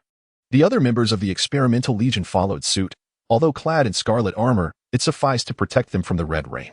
Boss, that level 3 zombie should be over 20 kilometers away. Are we really just going to walk straight there? One of the team members inquired. Hulk had brought along over 50 individuals, most of whom were at the late stage of level 2, with 3 having reached level 2 perfection. The purpose of this expedition was twofold: to acquire level 3 crystal cores and to hone the skills of the experimental legion, most of whom had ascended through the Yufei potion, lacking substantial combat experience, having only bullied a few other awakened ones within the safety zone. Damn it! Do I really need to report my every action to you? Hulk exclaimed, repeatedly slapping the helmet of the inquiring member, leaving the latter momentarily dazed. He was well aware of his leader's temperament. Although Hulk appeared carefree, any challenge to his authority would result in dire consequences, including a swift decapitation. Focus. Eliminate every zombie in sight along the way. Anyone who can't handle a level 1 or 2 zombie doesn't deserve my help. Such waste deserves to perish. Upon Hulk's command, the others immediately dispersed, commencing their hunt for the nearby zombies. Despite their limited combat experience, a duo or trio could easily dispatch level 1 and 2 zombies, allowing the team to maintain their pace without any hindrance. Jiang Fan and his companions were approximately 2 kilometers away from Hulk. Brother Jiang, when shall we strike? Lu Dong whispered, glancing around. No rush. We are too close to the safety zone. The Seductress and Spirit Array Masters could detect anomalies at any moment and come to support, Jiang Fan replied. We have 4 level 3 fighters in our team. We need not fear them head-on. Lu Dong's habitual recklessness resurfaced, as he believed caution was unnecessary. Do you truly comprehend the situation within the loft? What if there are other formidable opponents inside? Yang Mi retorted, casting him a disapproving glance. Yang Mi was right. Their strategy should involve gradually wearing down the enemy. Once the two leading figures were eliminated, the loft would inevitably reveal more of its hidden strengths. Jiang Fan pondered, his greatest concern still being that enigmatic loft. The Black Dragon King had somehow learned of Hulk's destination and, rather than joining Jiang Fan's group, had chosen to precede Hulk, seemingly preparing an ambush. Jiang Fan furrowed his brow. At this rate, the Black Dragon King might soon vanish from his sensing range. You had best not attempt any tricks, or this time, you will be cut down along with them. Meanwhile, Hulk's team continued their advance through the rain, blissfully unaware of the imminent dangers ahead. 2 hours later, the leader, according to clues provided by other awakened beings, indicated that the zombie should be in this vicinity. The person who had been slapped previously spoke nervously. Indeed, Hulk merely responded with a grunt, bending his knees slightly before exerting a tremendous force, causing the ground beneath him to shatter into countless fragments. He propelled himself toward a towering building like a cannonball, then, astonishingly, began to ascend the exterior of the structure with the agility of a gecko, swiftly reaching the rooftop of the 33rd floor. Standing at the precipice, Hulk scanned the horizon, attempting to locate the trace of the third-tier zombie. Yet, a kilometer away, Jiang Fan knew that Hulk would inevitably fail in his search. The third-tier zombie was basking in a crimson rain in a secluded corner. Upon arrival, await my command before engaging. Keep your strength concealed, and avoid revealing too much of your capabilities. To Jiang Fan, Hulk had already become a mere shell, and even with the Black Dragon King, 5 third-tier beings would spell certain doom for him. No matter how formidable his recovery abilities, today was destined to be his last. Lu Dong's name graced the golden list. The Black Dragon King would surely ensure that once he reached the 3rd tier, Chun-Li and Yang Mi would remain unlisted, allowing them to conceal their strengths for a potentially pivotal moment. Sensing the Black Dragon King's position, Jiang Fan noted that he was currently situated in a shop several hundred meters away from Hulk. Understood. The team members responded in unison. Hulk searched in vain for the 3rd-tier zombie, and with a flicker of his spatial ring, several high-explosive grenades materialized in his hand. Where has that mutt gone? Hulk released the grenades, which plummeted toward the ground below. Boom, boom, boom. A series of thunderous explosions erupted, flames soared into the sky, and debris flew in all directions. As a powerful shockwave rattled the surrounding structures, the nearby zombies, alerted by the commotion, surged toward the source of the noise, including the 3rd-tier zombie. This 3rd-tier female zombie possessed the ability to cloak herself, her form almost translucent and her movements incredibly agile, leaping several meters in an instant. Ah, mindless creature. Hulk grinned wickedly, his muscles taut, and he leaped from the rooftop. Like a projectile, he aimed directly at the cloaked zombie, but at the moment of impact, she evaded his thunderous strike with a swift flicker. Hulk crashed heavily onto the ground, creating a massive crater while debris scattered around him. He quickly regained his footing, his gaze sharp and focused on his surroundings.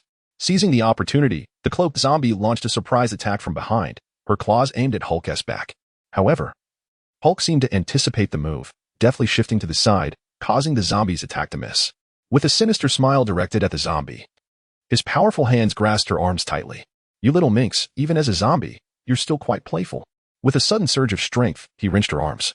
And with a sickening crack, the zombie's limb was forcefully broken, the stark white of her bones piercing through her darkened skin.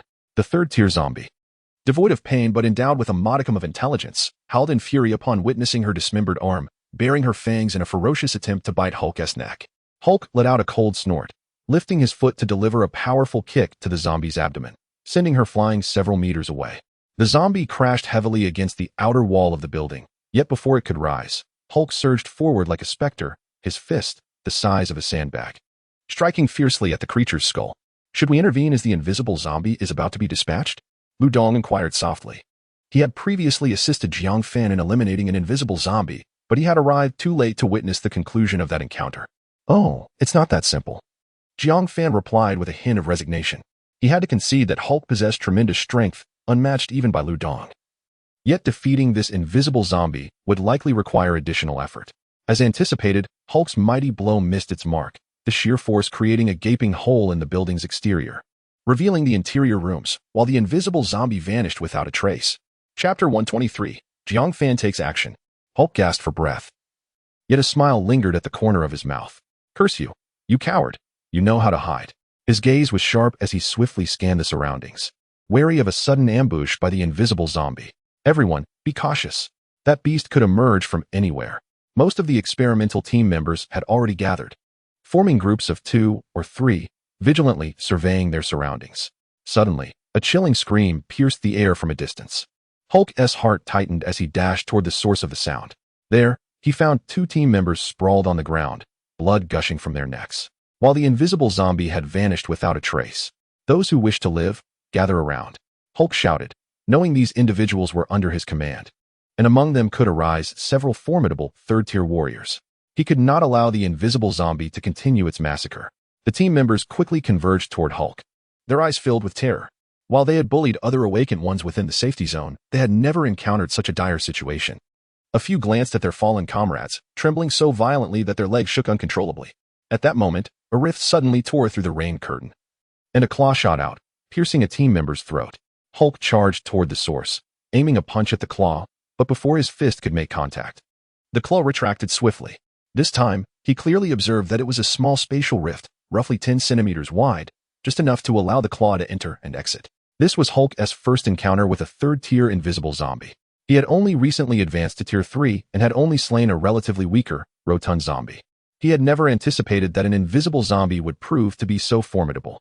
"Damn it," Hulk muttered under his breath, channeling his powers as his physique rapidly expanded. Muscles bulging and veins coiling like dragons across his skin.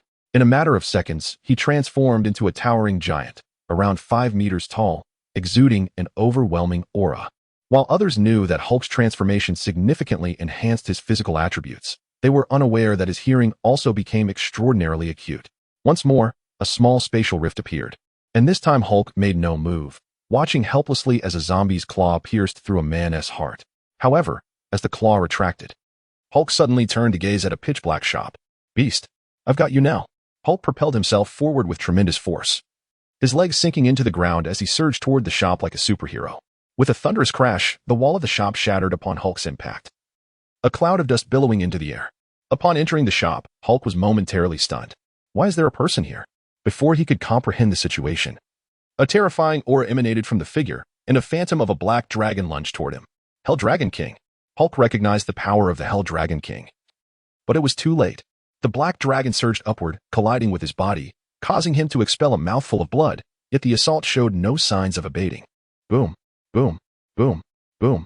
A tremendous cacophony resonated as the concrete floor shattered, instantaneously revealing a gaping hole that connected to the 6th level. The ethereal visage of the black dragon dissipated, and the windows on the 6th floor shattered, sending Hulk hurtling through the air, ultimately crashing heavily onto a rusted vehicle. "Ah, Black Dragon King, you seek death," Hulk roared as he rose from the crumpled car. The ambush inflicted considerable injuries upon him. Yet his formidable self-healing abilities were swiftly mending his wounds. His eyes glowed crimson as he fixated on the storefront, disregarding the 3rd-level zombie entirely. With a splashing sound, a figure emerged from the shop, and a swirling mass of black mist spread around him, enveloping the area within a dozen meters in a shroud of darkness. "You oaf. Do you still intend to stall for time?" As the words left his lips, the Black Dragon King sprang into action, his form soaring into the air. The immense shadow of the black dragon materialized above him, towering nearly 50 meters, its fierce eyes wide open, unleashing a torrent of black dragon breath towards Hulk. Hulk's pupils constricted. He sensed the terrifying power contained within that breath. Yet he did not falter. Instead, he maneuvered like a serpent, charging towards the Black Dragon King. Weaving through the gaps in the oncoming breath, the searing and destructive dragon breath grazed him with every passing moment. As he entered the realm of black mist, his silvery battle armor began to show signs of corrosion, emitting plumes of white smoke. "Black Dragon King, damn you. I shall end your life today." Hulk crossed his arms to shield against the dragon breath and leaped over 10 meters high, delivering a devastating punch to the shadowy dragon above. The black dragon's apparition shattered under the force of his blow, scattering like shattered glass. The Black Dragon King let out a muffled groan as he plummeted from the sky. Upon landing, Hulk swiftly charged towards him. At that moment, the Black Dragon King's complexion was ashen, blood trickling from his lips, clearly suffering grievous wounds. Hulk was not without his own afflictions. The recent dragon breath combined with the corrosive mist had nearly rendered his silvery armor useless, leaving only a thin layer clinging to him, dimmed and resembling a medieval iron suit. "Jiang Fan, are you not coming out?" The Black Dragon King spat out blood, calling out loudly. He acknowledged that he had underestimated Hulk, never anticipating that even after the ambush, his opponent could drive him to such a precarious situation. "Do you have accomplices? I shall deal with you first." Hulk disregarded all else, but as he stepped once more into the black mist, his armor could no longer withstand the burden, forming numerous cracks. Hulk longed to disregard everything and plunge into the mist to eliminate the Black Dragon King. Yet he knew that such an act would surely result in the destruction of his armor, leading to catastrophic consequences should he come into contact with the ring. Damn it! Just as Hulk prepared to retreat from the mist's confines, he suddenly felt a jolt of foreboding. Spinning around, he beheld a colossal golden sword suspended in midair, its luminous blade extending nearly 20 meters. What is this? Before Hulk could finish his thought, the golden sword descended with an unmatched momentum. The Hulk's pupils contracted sharply, instinctively raising his arms in a futile attempt to shield himself. With a thunderous crash, the golden sword clashed with the Hulk, unleashing a formidable wave of energy. He felt an overwhelming force surge towards him, shattering his already battered silver armor piece by piece, followed swiftly by his arms, which were severed after a mere moment of resistance. Bloodshot and alarmed, the Hulk had never encountered such a terrifying assault. Perhaps only the esteemed array master could wield such power. In a critical moment, he averted his gaze, narrowly avoiding a fatal blow to his head, just swirled around him, plunging the surroundings into chaos. Gritting his teeth, the Hulk sprinted forward, his shoulder nearly severed, torrents of blood mingling with the crimson rain that fell to the ground. He had to flee. That adversary was too formidable. With just a single strike, it had nearly claimed his life, leaving him with no possibility of resistance. Chapter 124. Hulk. Perish. Commander Hulk. What is that? Run away. Commander Hulk. Wait for us. From the emergence of the golden sword to Hulk's grievous retreat, everything transpired in a fleeting moment. The members of the Experimental Legion were now engulfed in panic. They had always obeyed Hulk's every command, but now, confronted with this sudden and terrifying power, fear swiftly overtook their minds. Some fled in the direction of Hulk, while others stood frozen, paralyzed by confusion. Jiang Fan observed the frantic escape of Hulk without intervening, for he sensed something peculiar. The third-level invisible zombie had vanished entirely, even beyond his ability to detect its presence. Everyone, be cautious. The invisible zombie is gone, Jiang Fan shouted, directing his warning toward Lu Dong and the others. Jiang Fan, what are you doing? Hurry and slay Hulk. The Black Dragon King rose from the ground, still reeling from Hulk's earlier devastating blow. Jiang Fan cast a cold glance at him, and with a mere thought, the members of the Experimental Legion instantly contorted in agony. Thud, thud. A bizarre sight unfolded as these individuals collapsed one after another, blood streaming from their 7 orifices, including those awakened beings at the secondary level of perfection. Jiang Fan refrained from pursuing Hulk, wary of the lurking invisible zombie potentially launching a surprise attack, but he would not hold back against the easily vanquished calamity. Look at this. The Black Dragon King gasped in astonishment at the shocking scene before him. Though Zhao Jilong had previously warned him of Jiang Fan's ability to inflict widespread devastation upon his foes, witnessing it firsthand was an entirely different experience. Among these individuals, the weakest were at the late secondary level, with several on the verge of attaining the 3rd level. Could the Black Dragon King achieve such a feat? Perhaps. Yet he would never wield such calmness as Jiang Fan. Hadn't Zhao Jilong mentioned that using such a technique would backfire on Jiang Fan? Yet he appeared utterly unscathed. The Black Dragon King harbored his doubts, but dared not voice them. Jiang Fan's prowess had far surpassed his expectations. Hulk, with a significant portion of his shoulder severed, was desperately fleeing, the horrific wound no longer gushing blood, as his formidable regenerative abilities began to mend the torn flesh. Don't chase me. Don't chase me. Run, run. He laughed maniacally. No one is pursuing me. Within mere seconds, Hulk had covered hundreds of meters. Rather than running, he seemed to be soaring. His silhouette flitted like a specter amidst the ruins and debris. Hulk's heart raced wildly, precluding any contemplation of why his pursuers had not followed. The instinct for survival urged him to press on without pause. His eyes brimmed with terror and panic, his mind haunted by visions of a gruesome demise upon being caught. Just as he propelled himself forward once more, a small spatial rift suddenly materialized before him, and a claw emerged, lunging straight for his chest. Curse it, Hulk muttered under his breath, recalling that his current plight was largely due to this very invisible zombie. As he contemplated this, an even greater surge of anger welled up within him. With a single arm, he clenched his fist and struck at the claw, only to be taken aback the next moment as it inexplicably vanished, leaving behind a gaping rift in space. Yet, this rift seemed to shimmer as if it had an afterimage. Hulk blinked, questioning whether his excessive blood loss had induced a hallucination. However, before he could fully comprehend the situation, the claw reappeared, lunging directly for his wound. A cry of anguish escaped Hulk's lips as the claw pierced his injury, tearing away a substantial chunk of flesh, causing blood to spurt forth. He swung his fist once more, attempting to strike the claw, but it vanished yet again. Hulk crashed heavily to the ground, the mingling of his blood and the rainwater forming a shocking crimson pool. In despair, he glanced at his wound, which had turned a deep shade of black. Damn it. Come at me. Hulk realized he was doomed. While being drenched in red rain might not be fatal, a grasp from a zombie would undoubtedly lead to his transformation. Seemingly to fulfill his request, the rift in space frequently appeared as the claw shifted positions to attack him. Despite Hulk's incredible speed, he failed to land a single hit. In a brief span, his body was covered in wounds, his once imposing silver armor reduced to tattered rags. Am I really going to die? How utterly humiliating. To be toyed with by a zombie. His eyelids grew heavy, consciousness fading as he ultimately collapsed into the rain-soaked ground. Jiang Fan observed keenly, noting that the claw altered its position nearly every time it attacked. With only one arm left, Hulk's every attempt to retaliate was thwarted as the claw re-emerged from the rift to strike again. Retreat. Quickly. Jiang Fan squinted, shouting urgently. He confirmed that this zombie had evolved to level 4, and with its ability to conceal itself, he realized he could not detect its presence. Remaining here would only lead to certain death. Lu Dong and the others swiftly approached Jiang Fan. Brother Jiang, what's going on? Young Mi inquired. There's no time to explain. Stay close to me, and let's move.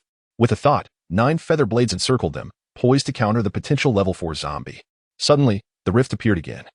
Before the zombie's claw could extend, one of the feather blades had already swung down in a swift arc. Just as it was about to connect, the claw vanished, reappearing from another angle, aiming for Lu Dong's back. Lu Dong, watch out.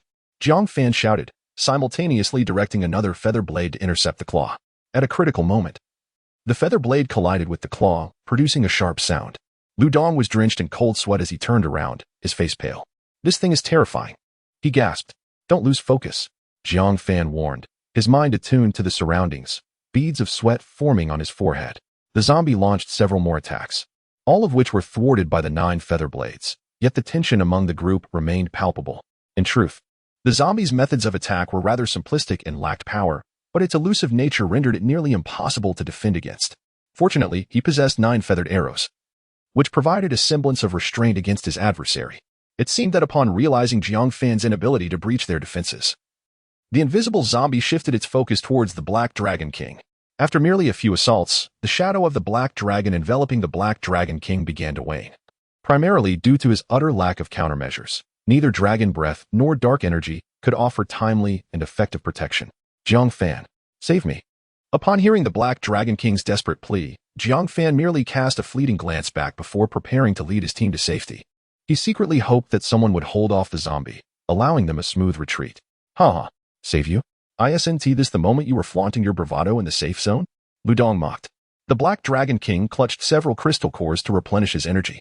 In an instant, the shadow of the Black Dragon propelled him nearly 100 meters into the air, yet he still could not evade the onslaught of the invisible zombie. As he watched Jiang Fan and his companions about to depart, the Black Dragon King gritted his teeth and declared, Jiang Fan, your uncle is in my grasp. If you assist me this time, I shall release him upon my return. Chapter 125, Tier 3 Zombie, Hulk. What did you say? Jiang Fan's eyes instantly turned crimson, and his mental energy surged forth like a tidal wave, impacting the shadow of the Black Dragon. Observing the increasingly dim shadow of the Black Dragon, the Black Dragon King grew furious. Jiang Fan, I tell you, if I die, your uncle will undoubtedly accompany me to the grave. Chun-Li activated her abilities, summoning dozens of shadowy figures armed with rune laser cannons, emerging from the surrounding buildings, their barrels humming ominously, aimed at the Black Dragon King. Yang Mi also conjured a massive water vortex, pressing towards the Black Dragon King, as if it were poised to engulf him in the next moment. Kill me. You will surely regret it. The Black Dragon King screamed in despair. Where are the people? Jiang Fan suppressed his inner fury and spoke. In a place where no one can find them. If you save me, I will take you there. At that time, you may do as you please. The Black Dragon King gritted his teeth, declaring. At that moment, Jiang Fan wished to slice the Black Dragon King into 1,000 pieces. Yet reason cautioned him against such an act. 3 feather blades glittered with golden light, soaring towards the Black Dragon King, timely shielding him from the attack. The Black Dragon King appeared to see a glimmer of hope, propelling the shadow of the Black Dragon towards Jiang Fan. As it reached Jiang Fan's side, the shadow completely dissipated. Lu Dong, without hesitation, exerted a fraction of his strength and delivered a kick to his knee. Crack. The Black Dragon King's right leg bent at a peculiar angle, his body tilting as he knelt on one knee. Speak. Lu Dong pressed his heavy sword against the Black Dragon King's neck. I will take you there, but you will never get me to reveal the location. The Black Dragon King looked up at Jiang Fan, knowing that if he disclosed the location of the hidden individuals, Jiang Fan would undoubtedly take his life. He was gambling, hoping for another opportunity. The sound of feather blades striking the claws of the invisible zombies echoed incessantly as Jiang Fan slowly crouched down. Are you not afraid that I will kill you once I find the people? Or are you suggesting that you have set a trap at the hiding place? Jiang Fan sensed that the Black Dragon King seemed to possess some form of assurance, prompting him to repeatedly emphasize his willingness to lead them to that location. Humph. Jiang Fan, the formidable champion of the golden rankings, are you afraid? The Black Dragon King, shedding his previous desperation, displayed a hint of derision on his face. Slap. Lu Dong stepped forward, delivering a resounding slap that left the Black Dragon King dazed and seeing stars. His abilities were not of the physical type, fortunately. Having consumed considerable mutated beast meat, he remained standing, or else that blow might have knocked him out. Before the Black Dragon King could react, Lu Dong had already circled behind him, kicking him in the back, seizing his arms with both hands, and pulling with force. Crack! Crack! The Black Dragon King's arms were dislocated by Lu Dong's grip, a skill he had honed during his years in the military, and despite having retired for several years. He executed it with practiced ease. You bastard! After all this time, are you still pretending? Lu Dong glared at the Black Dragon King, who lay sprawled on the ground like a defeated dog. How can he leave in such a state? Yang Mi raised an eyebrow. Lu Dong, in his moment of frustration, had not given much thought to the situation at hand. It was only upon Yang Mi's inquiry that he realized he was essentially creating work for himself. He awkwardly replied, well, I'm just preventing him from escaping. I can carry him on my back. As he spoke, he seized the sprawled Black Dragon King from the ground and hoisted him onto his shoulder, not forgetting to issue a warning. Now speak. Which way do we go? Be honest, or I swear I'll toss you out. The Black Dragon King looked up at Jiang Fan and advised, let us head towards the safe zone. Damn it. So you're not being cooperative, huh? Lu Dong threatened, preparing to throw the Black Dragon King away. I'm the one who hit him, so he definitely can't stray too far from the safe zone. If you don't trust me, there is nothing I can do. The Black Dragon King replied, his arms hanging limply like a puppet. After a brief contemplation, Jiang Fan concluded there shouldn't be any significant issues. However, he was puzzled as he had scoured the vicinity of the safe zone countless times without discovering anything. It seemed that the Black Dragon King must have employed some form of concealment. Just as they were about to depart, Hulk, who had been lying in the rainwater, suddenly flipped over and let out a chilling howl. Jiang Fan attempted to scan with his mental energy, but he found it impossible to penetrate Hulk's body. Frowning slightly, he urged, we need to leave. Hulk has turned into a zombie, likely a level 3 zombie. At that moment, Hulk's entire body had transformed into the characteristic ashen black of a zombie, but his skin was now covered in a layer of fine scales. And his previously injured shoulder had sprouted sharp bone spurs. His eyes glinted with a sinister red light, and his fangs were bared, presenting a visage of utter terror. With a flicker of his spatial ring, the group hurriedly boarded the runic battle vehicle, activating the blue energy shield. Yet, only a few minutes into their escape, Jiang Fan realized they could not possibly leave on the battle vehicle. It was far too large, and the 9-feather shuttle was unable to provide adequate protection. In the short span of just a few minutes, the invisible zombie had breached the energy shield at least 10 times, depleting over 10,000 crystal cores. This could not continue. Reluctantly, they all disembarked, and at that moment, Hulk finally caught up with them. Jiang Fan's 9-feather shuttle was busy shielding several individuals, leaving no opportunity to attack Hulk unless he resorted to his mental energy blade, which would leave him momentarily weakened and vulnerable to the assaults of the invisible zombie. As he grappled with this dilemma, Yang Mi unleashed a water tornado towards Hulk. The furious vortex was filled with countless sharp water blades, shredding Hulk's remaining armor and leaving white streaks across the scales, effectively hindering his advance and nearly lifting him off the ground. Hulk plunged his formidable bone spurs into the earth, barely managing to stabilize himself. Before he could catch his breath, though he no longer required one, the surrounding buildings emitted thick beams of laser, each as wide as a wrist, striking Hulk with precision and generating immense clouds of white smoke. Furious, Hulk roared, his wounds further inciting his rage. With a powerful push against the ground, he broke free from the water tornado's grip and charged toward the group. Before approaching, Lu Dong had already cast aside the Black Dragon King resting on his shoulder. With both hands firmly gripping the mysterious heavy blade, the runes along its length began to illuminate sequentially. Die for me. A terrifying shadow of the blade, stretching over 20 meters, descended heavily upon the zombie's shoulder, shattering its bony protrusions with a resounding crack. Hulk had never anticipated that even in death, he would suffer once more. Yet, the zombie, devoid of any sense of pain, continued its relentless assault, utterly unconcerned by the severed bones. It swung its fist, as massive as a sandbag, toward Lu Dong. Lu Dong braced the blade before him, gripping it tightly. The impact resonated like the tolling of an ancient bell. He felt an overwhelming force surge forth, causing his feet to sink into the ground. His arms trembled slightly, and his face flushed crimson. Damn it! Even in death, it retains such strength. Chapter 126. The Absurd Maneuvers of the Invisible Zombie. Just as Jiang Fan intended to direct the feather blade to attack Hulk, a claw suddenly emerged from the side, forcing Lu Dong to redirect the feather blade to defend.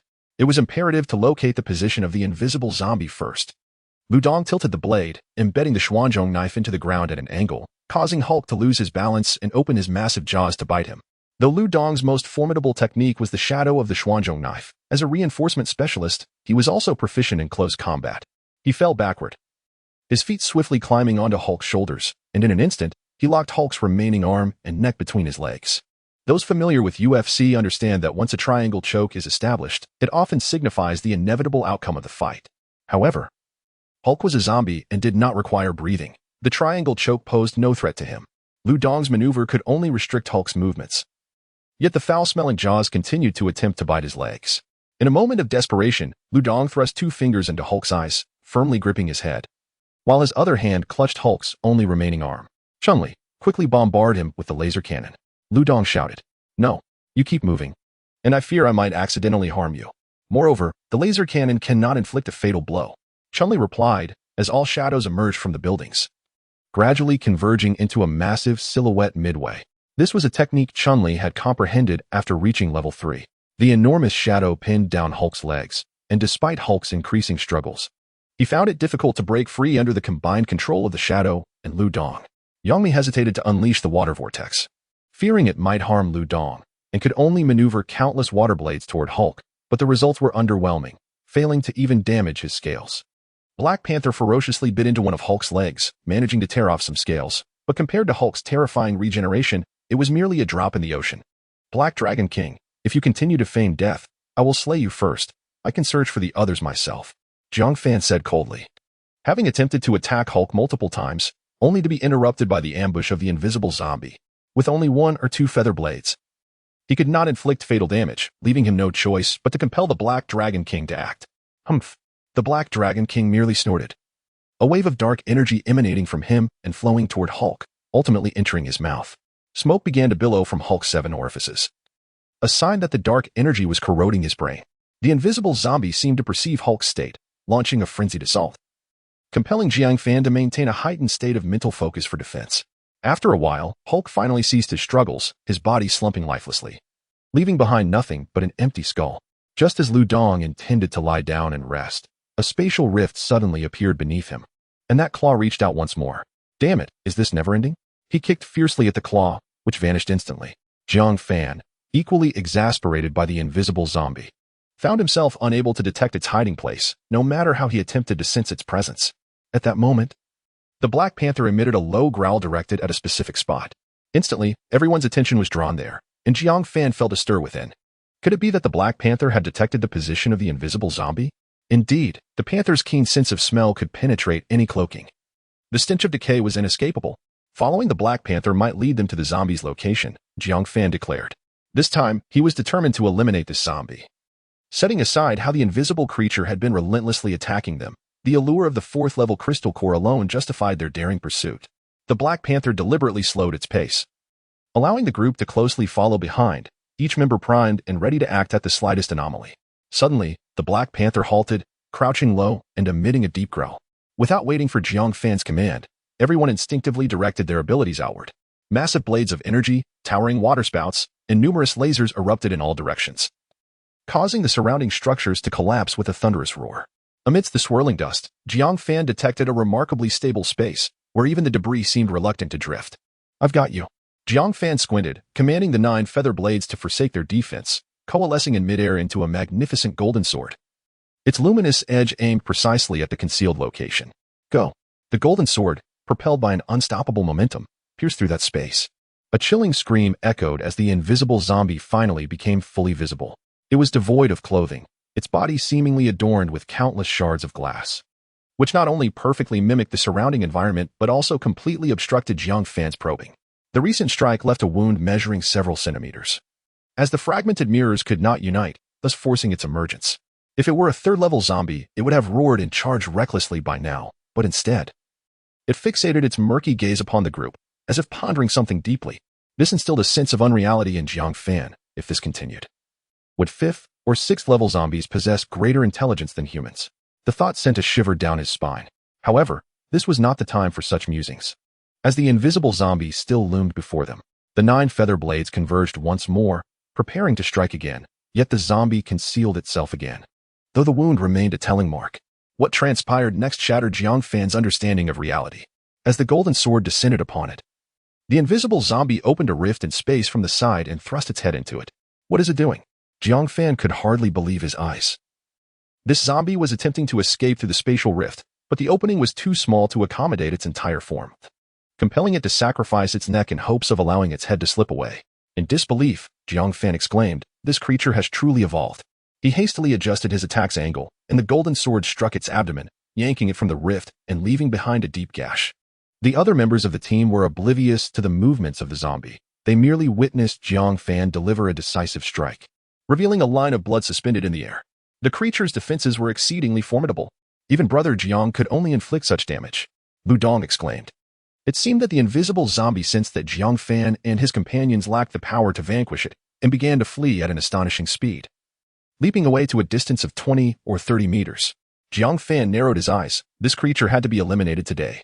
In the next moment, an ethereal blade of mental energy materialized, slicing through time and space to sever into its skull. With a thud, the invisible zombie's form reappeared, crashing into the rain-soaked ground. It had not perished. Instead, it let out a frenzied howl and, upon detecting Jiang Fan and his companions, turned back in a furious charge. Its consciousness had been shattered, leaving only the instinct of a zombie, rendering it incapable of utilizing its various abilities.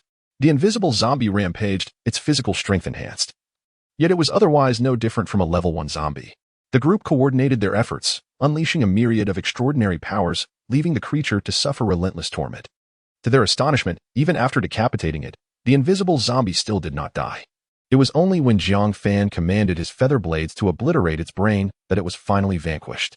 Damn, we finally exterminated this beast, Lu Dong panted, disregarding the rainwater pooling around him as he collapsed onto the ground. Jiang Fan, holding the golden crystal core, felt a tumult of emotions that lingered within him. Chapter 127, Finally Meeting. After resolving the issue with the invisible zombies, the group resumed their journey, opting to walk to avoid drawing too much attention. Brother Jiang, did you really say that zombie wanted to mimic a gecko, severing its own limbs to survive? Lu Dong remarked, carrying the Black Dragon King on his back, which was rather conspicuous. Indeed, its intelligence is likely not inferior to yours. Jiang Fan replied absently, excitement bubbling within him at the thought of possibly encountering his uncle again. Please, if I were an invisible zombie, I would have fled long ago rather than wait for the Black Panther to come looking for me. Lu Dong snorted. It appears Brother Jiang is quite right. Your intellect truly pales in comparison to that of the creature. With the crimson rain pouring outside, if it were to emerge, the raindrops would expose it directly to Brother Jiang's psychic senses. Chun-Li chuckled. Ah, that's true. Lu Dong scratched his head through his helmet. Black Dragon King, pray tell, why did you conceal my uncle? Jiang Fan turned to face the Black Dragon King. Would you believe what I say? The Black Dragon King scoffed. Let us hear it. Who knows, I might just believe you. Jiang Fan was tempted to light a cigarette, but he had long since quit. And especially now with the rain falling. After a brief silence, the Black Dragon King casually stated, if I said I was merely protecting him, never coercing him into anything, ensuring he had ample food and drink, would you believe it? Jiang Fan raised an eyebrow, halting his steps. What did you just say? Brother Jiang, don't listen to his nonsense. Once we arrive, all will be revealed. Lu Dong interjected, elbowing the Black Dragon King behind him. Ha ha, see? I knew you wouldn't believe me. Ha ha. The Black Dragon King laughed heartily, as if he had heard a great joke. Are you out of your mind? Lu Dong retorted angrily, preparing to strike the Black Dragon King again. You must be Lu Dong, right? You've put me through such torment. Are you not afraid I might possess some remote control method to send Jiang Fan's loved one soaring into the sky? The Black Dragon King's voice was low, yet resonated in everyone's ears. You bastard. Lu Dong was ready to continue his tirade, but was halted by Jiang Fan. Hold on, let us wait until we see him before making any judgments. Jiang Fan felt an unsettling sense of calm and confidence emanating from the Black Dragon King. Despite their captivity, unbeknownst to them, they were now merely 2 kilometers away from the safe zone. Under the Black Dragon King's guidance, they traversed another 4 or 5 kilometers along a narrow path. This is the spot, The Black Dragon King pointed to a nearby village. Jiang Fan used his psychic abilities to scan the area, finding it devoid of life, with no sign of his uncle. Are you deceiving me? Jiang Fan began to genuinely suspect that the Black Dragon King was either stalling for time or had ulterior motives. That red-gated courtyard over there has a living room with a basement containing items that can obscure detection. The Black Dragon King gestured with his mouth, as his arms had been incapacitated by Lu Dong. Half convinced, Jiang Fan led the group toward the courtyard. Pushing open the crimson door, a wave of musty air enveloped them. As they stepped into the living room, they indeed discovered an entrance to a basement. Jiang Fan cautiously led the way, with the others closely following. Below lay a narrow subterranean chamber, where Jiang Fan's psychic abilities inexplicably faltered. He attempted to control the Jiao Yushua with his mental powers, but thankfully, there was no adverse effect.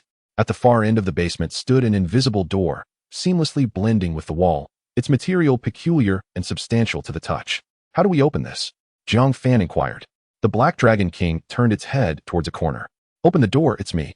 Jiang Fan followed the direction of the Black Dragon King's gaze and spotted a concealed camera embedded within the wall, revealing only a lens the size of a mung bean, impossible to detect unless deliberately sought.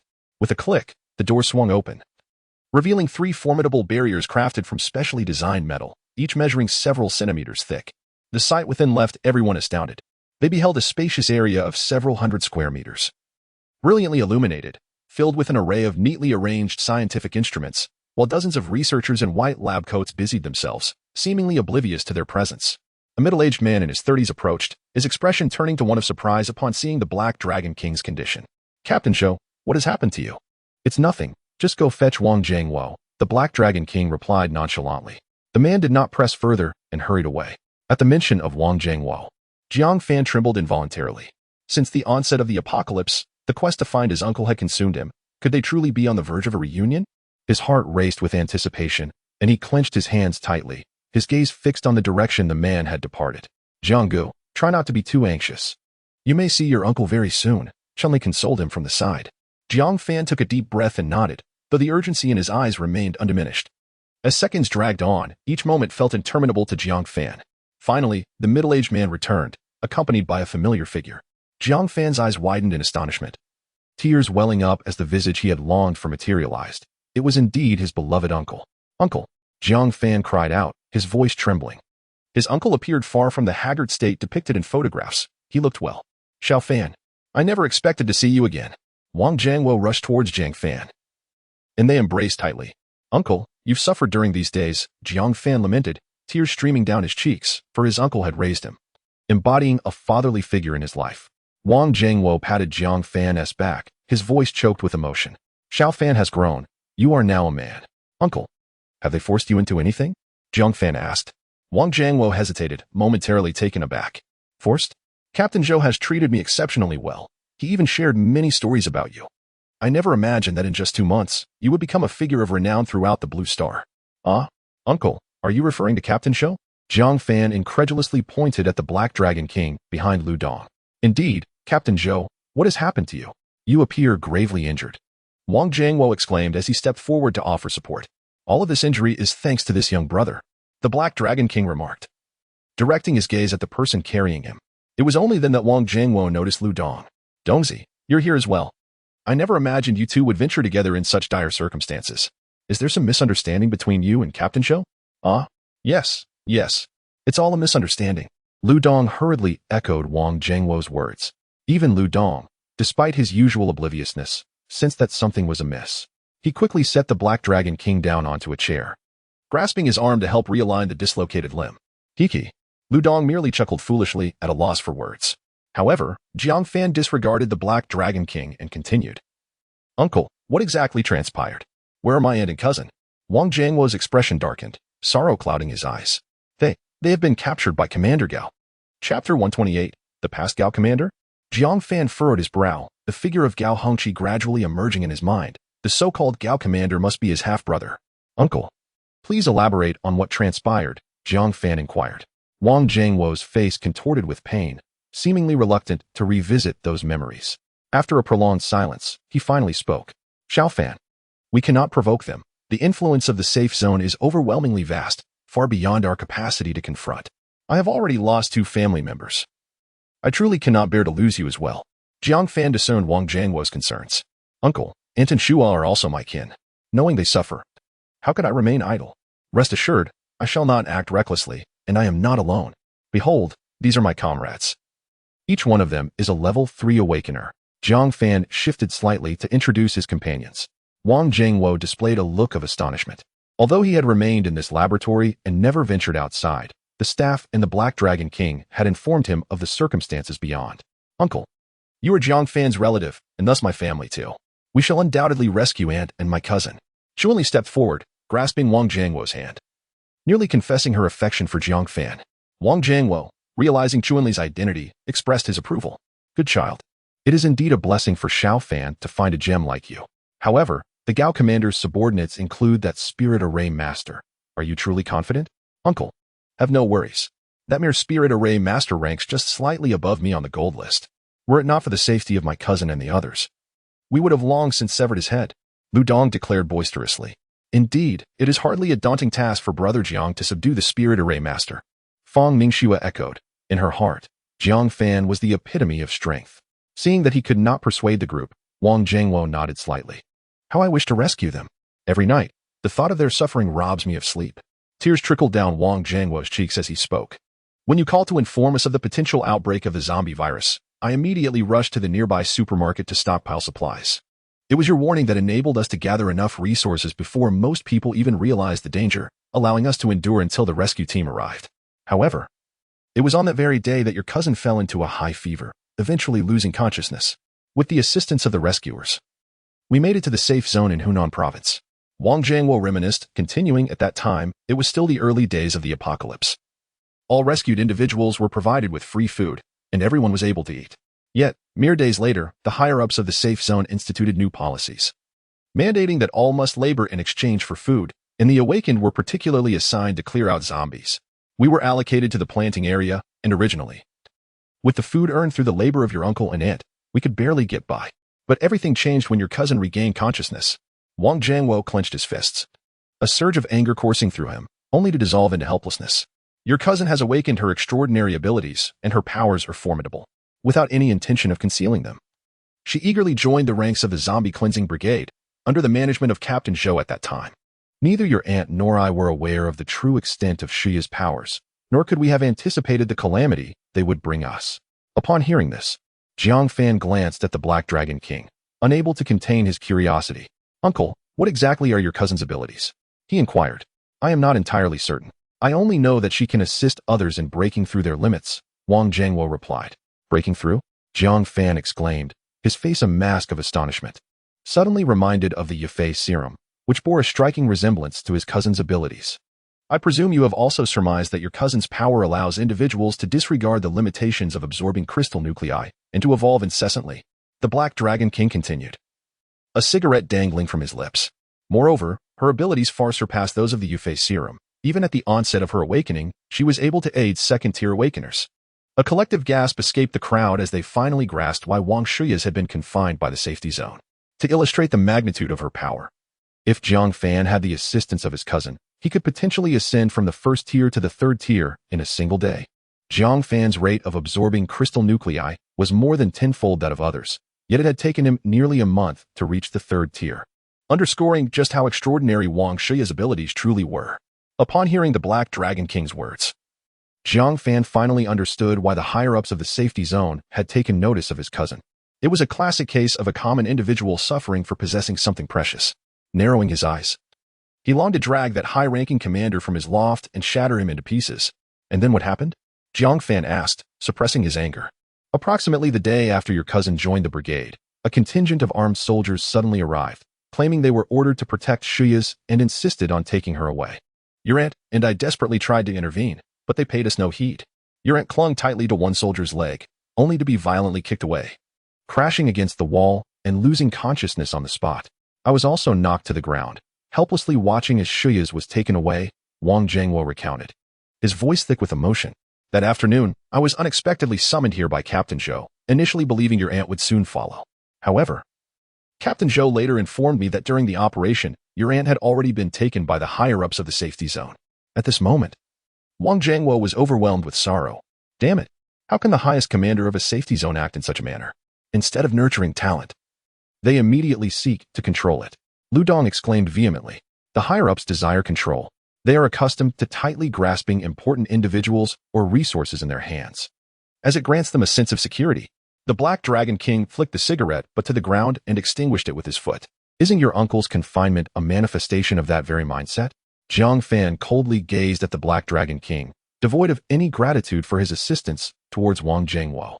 After all, Jiang Fan had previously been an inconspicuous individual, and it was inconceivable that the latter would have intentionally rescued Wang Jiangwo out of consideration for him. Xiao Fan, do not speak ill of Captain Zhou. He has never harmed me.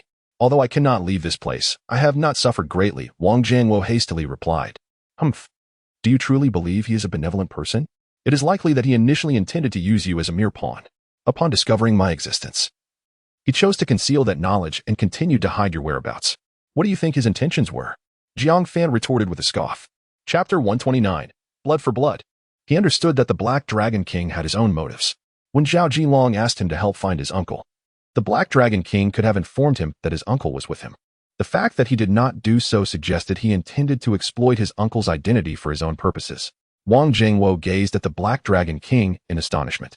Captain Zhou, have you known Xiao Fan for a long time? The Black Dragon King let out a bitter smile and replied nonchalantly, Indeed. I was quite surprised at first as well. I never expected the one who topped the rankings to be your nephew. Your family has produced two prodigies. Then why didn't you inform Xiao Fan I was here sooner? Wang Jiangwo, having pieced together some clues, pressed on despite his unease. I merely wanted him to assist me in securing the safe zone. We share a common goal of toppling the people in the attic. Why not collaborate? The Black Dragon King sneered. But if you disclose my whereabouts to Xiao Fan, wouldn't he be even more grateful to you? Besides, he was already planning to rescue Shu Yuan from the attic. Wang Jiangwo remained unconvinced and continued to press for answers. He is concealing your information just like that pathetic Commander Gao, fearing that once I seize control of the Xiong province safe zone, I might eliminate him and take command. Am I right, Captain Zhou? Jiang Fan shot a glance at the Black Dragon King and said coolly. The latter retrieved a cigarette from his spatial ring, taking a deep drag, resembling a gambler on the verge of despair. Jiang Fan, do not think so poorly of me. In this apocalypse, who would want to secure a backup plan for themselves? I admit, I have my own interests at heart, but I did manage to save your uncle. Did I not? Had it not been for that, you would now be a lifeless corpse.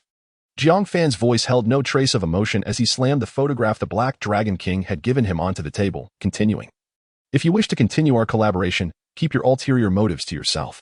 Your strength, while not insignificant, is of no concern to me, including your precious so-called safe zone. Upon finishing his words, he prepared to leave with the others, prompting Chuanli to rush forward and support Wang Jiangwo. Observing this, the Black Dragon King stood up. Brother Jiang Fan, I've revealed everything I know. He intended to say more about Jiang Fan assisting him in taking the safe zone, but ultimately held back, fearing Jiang Fan's displeasure. Speak. Jiang Fan turned around, his gaze piercing. I sense that Commander Gao is no longer himself. The Black Dragon King's words seemed to waver even as he said them. Jiang Fan furrowed his brow. What do you mean by not himself? Clarify your words. The Black Dragon King took a deep breath. I cannot say for certain. It's just that my recent interactions with him have felt odd, as if he were a different person entirely. Moreover, some of the orders he has issued are bizarre, entirely unlike his previous manner.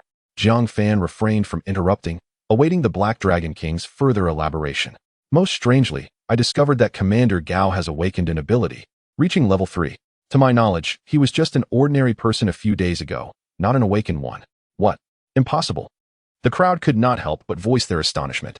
How could an ordinary person transform into a third-level awakened being in just over a fortnight? Could it be that Cousin Shuya was assisting him? Yet, that seemed implausible. She could only aid him in enhancement, not in awakening. Lu Dong's face was a canvas of shock. To my knowledge, after being confined by the safety zone, Wang Shuya had not utilized her abilities again. Regardless of how Commander Gao employed threats or temptations, she remained steadfast. The Black Dragon King paused momentarily before continuing. Eventually, Commander Gao lost his patience and directly brought Jiang Fan's aunt before her, stating that if she did not cooperate, he would kill her. However, Wang Shuya, employing some unknown method, began to dissipate, instilling fear in Commander Gao and his subordinates, compelling them to cease their actions. Wang Shuya further proclaimed that should she be pressured again, she would take her own life unless Commander Gao could safely bring Wang Jiangwo before her. Wang Jiangwo clenched his fists tightly, rage filling his eyes. That accursed Commander Gao. It is my inadequacy that has caused suffering for both her and her mother. Yang Mi, standing nearby, offered comfort. Uncle, do not blame yourself. In truth, this outcome is not so dire. She continued without pause. Sister Shuya is astute. She understands that only in this manner would Commander Gao refrain from harming her aunt, and it would also enable him to assist her in locating her family.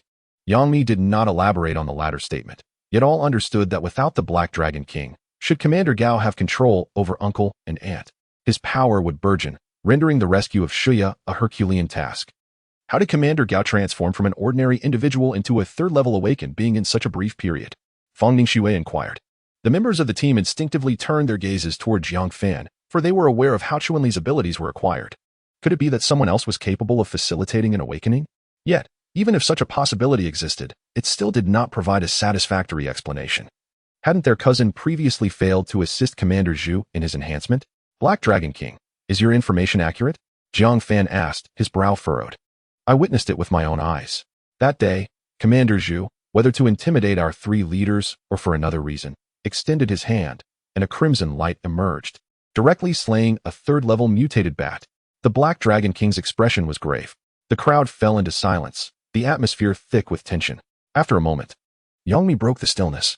Could it be the effect of the Yifei serum? Impossible. The Black Dragon King swiftly dismissed the notion.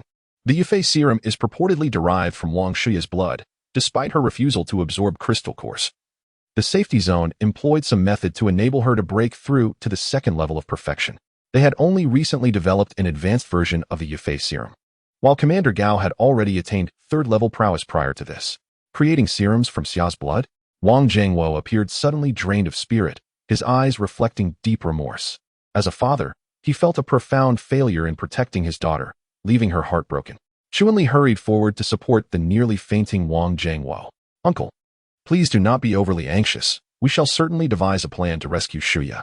It is entirely my fault. I have failed to protect them. Shua has suffered greatly.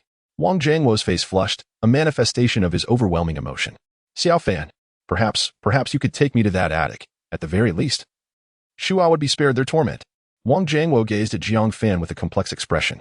Uncle, if such an act would allow you to live out your remaining days in peace, I would not hesitate to accompany you, even if it meant serving them like a dog. But have you considered that if you were to fall under their control, Shuya would still be in danger? At that point, they would only intensify their cruelty, growing even more unrestrained. Our current objective is to devise a plan to rescue you, not to capitulate. Jiang Fan declared with unwavering resolve. Uncle, rest assured, I will undoubtedly save cousin Shuya and ensure that they pay for their blood debts. Chapter 130. Preparations at this moment. Wang Zhangwo realized how naive his thoughts had been. If he were to fall into the hands of Commander Gao, his daughter's situation would become even more perilous. Xiao Fan, what shall we do then? I have a plan, but we need to wait a few more days, Jiang Fan replied with unwavering determination. Upon hearing this, everyone felt reassured. They understood Jiang Fan. He would never speak lightly of matters he was uncertain about. Brother Jiang, where do we go from here? Should we remain in the safe zone? Or, Chuanli inquired. The news of Hulk's death will soon reach the Xiang province safe zone, and Commander Gao is likely to become suspicious. We cannot return, Jiang Fan asserted. Why not stay here? This place is sufficiently concealed and close to the safe zone. We can swiftly reach the safe zone if any action is needed. The Black Dragon King suggested as he rose. His idea was sound. Keeping Jiang Fan here could ease the tensions between the two parties. Once Jiang Fan eliminated Commander Gao, he could effortlessly reap the benefits. You deceitful black serpent. Are we to stay here and wait to be betrayed by you? Lu Dong retorted, showing no sign of goodwill toward the Black Dragon King. Black Dragon King, I am aware of your ulterior motives. As long as you cooperate fully with me, our agreement remains intact. Jiang Fan fixed his gaze on the other man. Though the Black Dragon King's abilities seemed ordinary, they could prove unexpectedly valuable at critical moments. Jiang Fan did not wish to offend him. Should the man completely turn against Commander Gao, it would only complicate his efforts to rescue his cousin. Brother Jiang, a promise is worth its weight in gold. I shall wholeheartedly cooperate. The Black Dragon King appeared entirely unconcerned about their prior discord, beaming with a smile. Exiting the secluded laboratory, Jiang Fan retrieved the runic battle chariot and headed straight for the bat cave he had previously discovered. He halted approximately 10 kilometers from the safe zone, where a concealed cave awaited. The runic battle chariot could easily enter, making it their temporary encampment. This location had been part of Jiang Fan's plans for some time. It was at the limit of his telepathic sensing range, allowing him to monitor the safe zone's movements in real time while remaining difficult to detect. In the following days, Jiang Fan engaged in an intense consumption of his supernatural abilities. absorbing crystal cores. He intended to act only after reaching level 4. For 3 consecutive days, Jiang Fan devoted himself solely to eating, sleeping, and absorbing crystal cores, while hunting the mutated beasts and zombies around him. However, he refrained from killing any mutated bats, instead instructing Lu Dong to transport the carcasses of the mutated beasts outside the bat cave. Initially, the mutated bats would attack them, but Lu Dong refrained from fighting back. Upon seeing the bats approach, he would turn and flee. After pursuing them for several kilometers, the bats eventually lost interest, drawn instead to the abundant flesh of the mutated beast at the cave entrance. Over time, the bats seemed to grow accustomed to Lu Dong's presence, no longer charging at him. Instead, they would emit shrieks in his direction. Once Lu Dong deposited a mountain of mutated beast flesh from his spatial ring, the bats would swarm in eagerly, feasting upon the bounty. "Brother Jiang, we have fed them so much mutated beast flesh. What exactly are you planning?" Lu Dong returned. Panting heavily, his heart ached slightly. Although the level of the mutated beast meat was not high, the sheer quantity was overwhelming. They had already fed nearly 30 tons in the past 2 days. "You, my friend, are brimming with strength yet utterly devoid of intellect," Jiang Fan remarked helplessly. "I intend to significantly enhance this batch of mutated bats, ideally producing a 4th-level mutated beast." "Brother Jiang, do you mean to lure them to the safe zone?"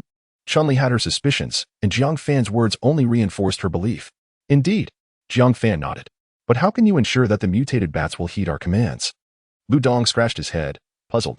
Jiang Fan smiled confidently and produced a piece of translucent fish meat from his spatial ring. "With this, they will naturally comply." Everyone suddenly understood. Mutated beasts possess an acute sense of blood and flesh, often detecting the scent of blood from several kilometers away, let alone the meat of a 4th-level mutated beast. "Isn't that somewhat wasteful?" Lu Dong inquired. While the 4th-level fish meat was delectable, they had been consuming it frequently, and anyone would grow weary of it. Lu Dong felt a twinge of regret. You cannot catch a wolf without parting with the child. This group of mutated bats is our vanguard. As long as they can expose some of the safe zone's hidden cards, we shall profit immensely. Jiang Fan gazed toward the bat cave. After several days of feeding, most of the mutated beast meat had been claimed by the more powerful bats, with the strongest among them, a 3rd-level bat, now capable of subtly blocking Jiang Fan's mental perception. "It seems we are on the verge of both breaking through to the 4th level." Jiang Fan chuckled at himself. His perception range had now reached approximately 9,800 meters, and he sensed that upon reaching 10,000 meters, he would attain the pinnacle of the 3rd level, although he had reached the absorption limit. With the nourishment of chaotic energy, a breakthrough to the 4th level would likely occur that very night. In the Xiang Province safe zone, within the Chaos Pavilion, Commander Gao stated, "We still have not located Commander Hulk. His communication chip is also unreachable." The Spirit Array Master bowed respectfully. "There is no need to search further. He is likely dead." Commander Gao's tone was cold, as if discussing a trivial matter. The Spirit Array Master felt a heaviness in his heart. He was well aware of Hulk's capabilities. Although lacking in attack, his physical prowess and recovery ability were formidable, with a significant chance of survival even against a 4th-level mutated beast. What could possibly have been powerful enough to kill him? Select someone from the Experimental Legion and promote him to commander. Commander Gao remained seated, gesturing as a vial of medicine and a 3rd-level crystal core floated toward the Spirit Array Master. "Yes, I will obey," he replied, for reasons unbeknownst to him. The man before him grew increasingly inscrutable. Every encounter with Commander Gao left him feeling a chilling dread, as though he were facing not a man, but a fearsome beast. "You seem to be quite afraid of me?" General Gao rose from his chair and slowly approached the Spiritual Array Master, his gaze piercing like a blade. The Spiritual Array Master trembled slightly, bowing his head even lower. The general's profound strength instilled a natural awe in his subordinate. "Oh, how do you perceive my prowess in comparison to the master of the top position on the golden list?" General Gao inquired ominously. "Undoubtedly, General Gao surpasses him. If not for your decision not to implant a communication chip, that top position would not belong to him," the Spiritual Array Master replied, lacking the confidence he once possessed, resembling a frightened chick. "To my knowledge, the master of the golden list is none other than Jiang Fan, who previously caused chaos in the Kyoto safety zone," General Gao remarked as he turned back to his chair. "He also bears another identity. He is Wang Shuya's cousin."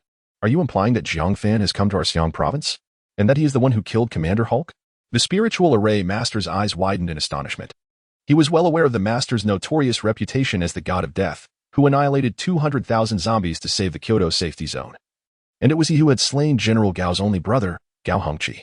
"Such details are of little consequence. Your duty is to keep a close watch on Wang Shuya. Do you understand?" General Gao displayed no trace of anger, seemingly having long forgotten that his brother had been murdered by Jiang Fan. Understood. The spiritual array master exited the room, beads of cold sweat forming on his forehead. Chapter 131. False News. Black Dragon King, Fox Charm. Come forth to see me. The voice of the spirit array master resonated throughout the entire Xiang province safe zone, amplified by the array. Shortly after, two figures arrived at the entrance of the pavilion. Enter. The spirit array master's voice called, as a ripple in the array opened a passage. The two exchanged glances, astonished. Even though their status in the safe zone was elevated, opportunities to enter the pavilion were exceedingly rare. This summons by the spirit array master likely indicated a matter of great significance. The Black Dragon King immediately recalled the incident involving him and Jiang Fan eliminating Hulk. Had Commander Gao learned of it? That seemed unlikely, as he had witnessed Jiang Fan placing Hulk's corpse into a spatial ring. Lost in thought, he was interrupted by Fox Charm, whose voice was laced with seduction. Why is the Black Dragon King in a daze? Do you enjoy lingering behind? At that moment, the Black Dragon King was beset by turmoil. The fear of exposure loomed large, threatening to plunge him into irretrievable despair. Nonetheless, retreat was not an option. He steeled himself and stepped into the pavilion first. Upon entering the hall, they beheld the white-haired Spirit Array Master, who appeared less composed than usual. Spirit Array Master. They called in unison. You are aware of the incident concerning Commander Hulk, I presume? The Spirit Array Master addressed them directly. The Black Dragon King's heart raced. Yet he maintained a facade of calm. Master, we have only just heard of it. Fox Charm quickly chimed in. Indeed, what exactly transpired? Commander Hulk is dead. The individual responsible possesses formidable strength, likely the top contender among the power holders. The Spirit Array Master revealed his deduction. Unbeknownst to him, those words nearly prompted the Black Dragon King to activate his abilities and flee. Truly dead? I suspected that greedy, lecherous fellow would not linger outside for long. Fox Charm remarked nonchalantly. Hulk's demise was inconsequential, but the power holder must be approached with caution. The recent closure of the safe zone necessitates that your subordinates heighten their vigilance. Should any suspicious individuals be detected, they are to take immediate action. The Spirit Array Master spoke with gravity and authority. The Black Dragon King nodded solemnly. Understood, Master. I shall make the necessary arrangements. Spirit Array Master. Could it be that this power holder possesses such capabilities to have eliminated Hulk without a trace? Fox Charm's demeanor shifted, her previous allure giving way to seriousness. If it were not him, I cannot fathom who else could possess such means. Black Dragon King, can you handle this? The Spirit Array Master inquired. The Black Dragon King's heart tightened. Uncertain if the Spirit Array Master was testing him, he could only respond with trepidation.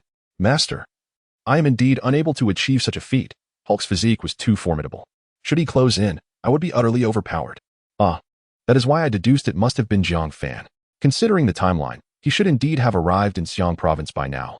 The Spirit Array Master stroked his beard, continuing his discourse. In summary, remember this. Jiang Fan may very well infiltrate the safe zone. Should any unusual activity arise, your duty is to safeguard the loft. Otherwise, if Commander Gao lays blame, we shall all suffer the consequences. Understood. The two replied in unison before turning to leave. Upon exiting the grand formation, Humei resumed her alluring demeanor. Brother Black Dragon, you seem a bit unwell lately. Why is there so much cold sweat on your forehead? With that, she approached the Black Dragon King. Thank you for your concern, Commander Humei. The Black Dragon King quickly retreated a step, responding. Commander Humei's abilities are too enigmatic. One could easily fall victim to her charm if not careful. His heart harbored countless secrets, which is why the Black Dragon King consistently avoided her. In the next moment, a shadow of a black dragon enveloped him, and he departed from the scene. Humph. Don't let me find an opportunity, then I shall see what you are concealing. Humei scoffed. Upon returning to his quarters, the Black Dragon King promptly opened his communication chip to message Jiang Fan. Jiang Fan, the Spirit Array Master suspects that Hulk may have been killed by you, and it is predicted that you will soon arrive at the Xiang province safe zone. We must enhance its defenses.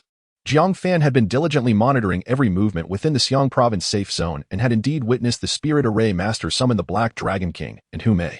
However, the formation had severed Jiang Fan's psychic connection, leaving him unaware of subsequent events. While deep in thought, a message from the Black Dragon King arrived. It seems Commander Gao is quite formidable. I left no trace, yet he has deduced my involvement. It appears he is already aware of my identity, Jiang Fan replied. How prepared are you on your end? I fear that if we delay too long, Commander Gao may already have a countermeasure in place. Just wait. I will notify you before we act. Jiang Fan had little trust in the Black Dragon King and certainly would not divulge his plans. As he observed the rolling messages in the communication channel, an idea suddenly struck him, one that might yield unexpected results. prompting him to message Su Mei. Su Mei, I will soon post an auction announcement in the public channel. Please inform Zhong Jiangwo to assist me, stating that I am at the Hope Tower in Yu Province.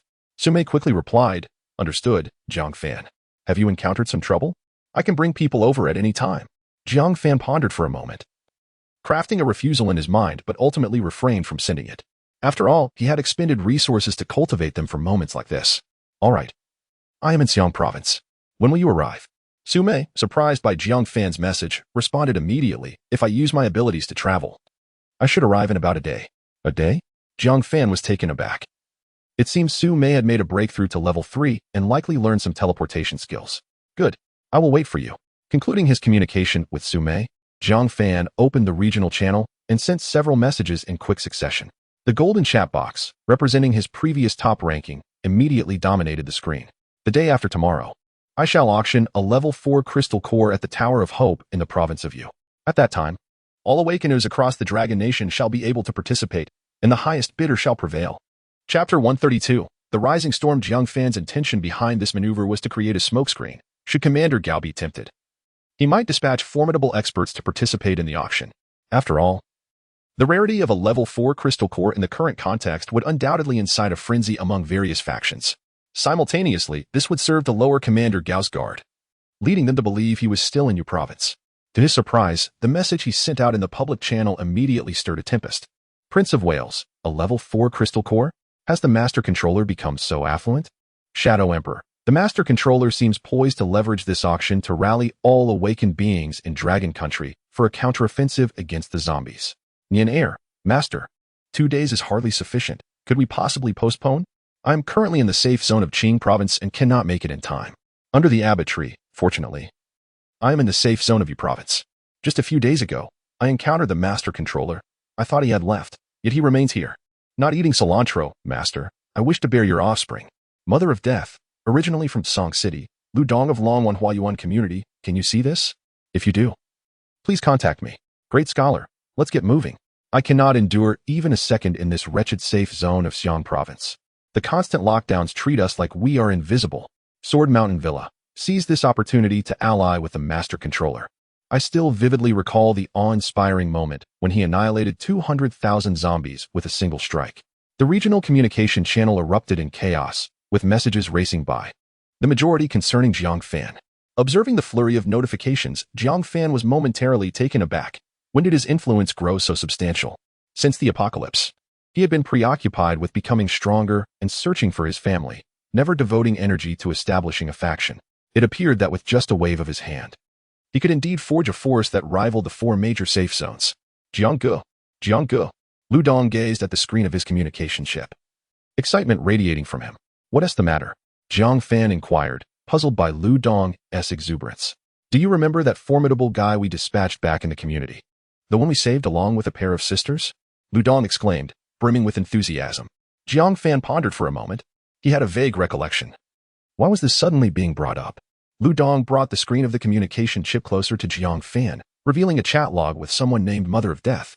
They are indeed the Mother of Death from the rankings, and it seems they have been searching for me for quite a while. Haha. They mentioned they are coming to Xiang Province to find us. Jiang Fan's expression transformed into one of disbelief as he perused the messages. What? Is this truly possible? He had never anticipated that his mere act of assistance would linger in the hearts of those sisters, who had now gained recognition on the rankings. Wait, did you tell them you were in Xiang Province? Yangmi, already brimming with jealousy, pinched Lu Dong's tender flesh between her fingers. Ah, that hurts. Lu Dong cried out, though given his physical resilience, even a knife would not break his skin. Your flirtations with the ladies may be one matter, but revealing your location in Xiang Province is another. With so many aware of your connection to Jiang, should any of them divulge this information, it would not take long for others to deduce that Jiang is also in Xiang Province. Yangmi cast a scornful glance at Lu Dong, subsequently tugging at his ear.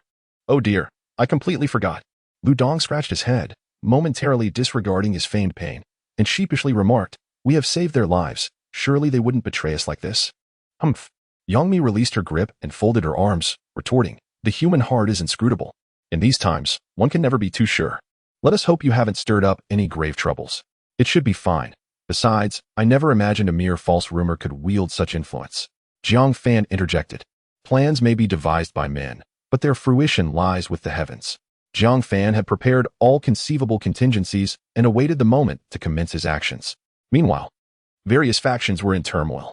Within the loft of the Xiang province safety zone, Commander Gao observed as a multitude of awakened protested, demanding the city gates be opened to allow their departure.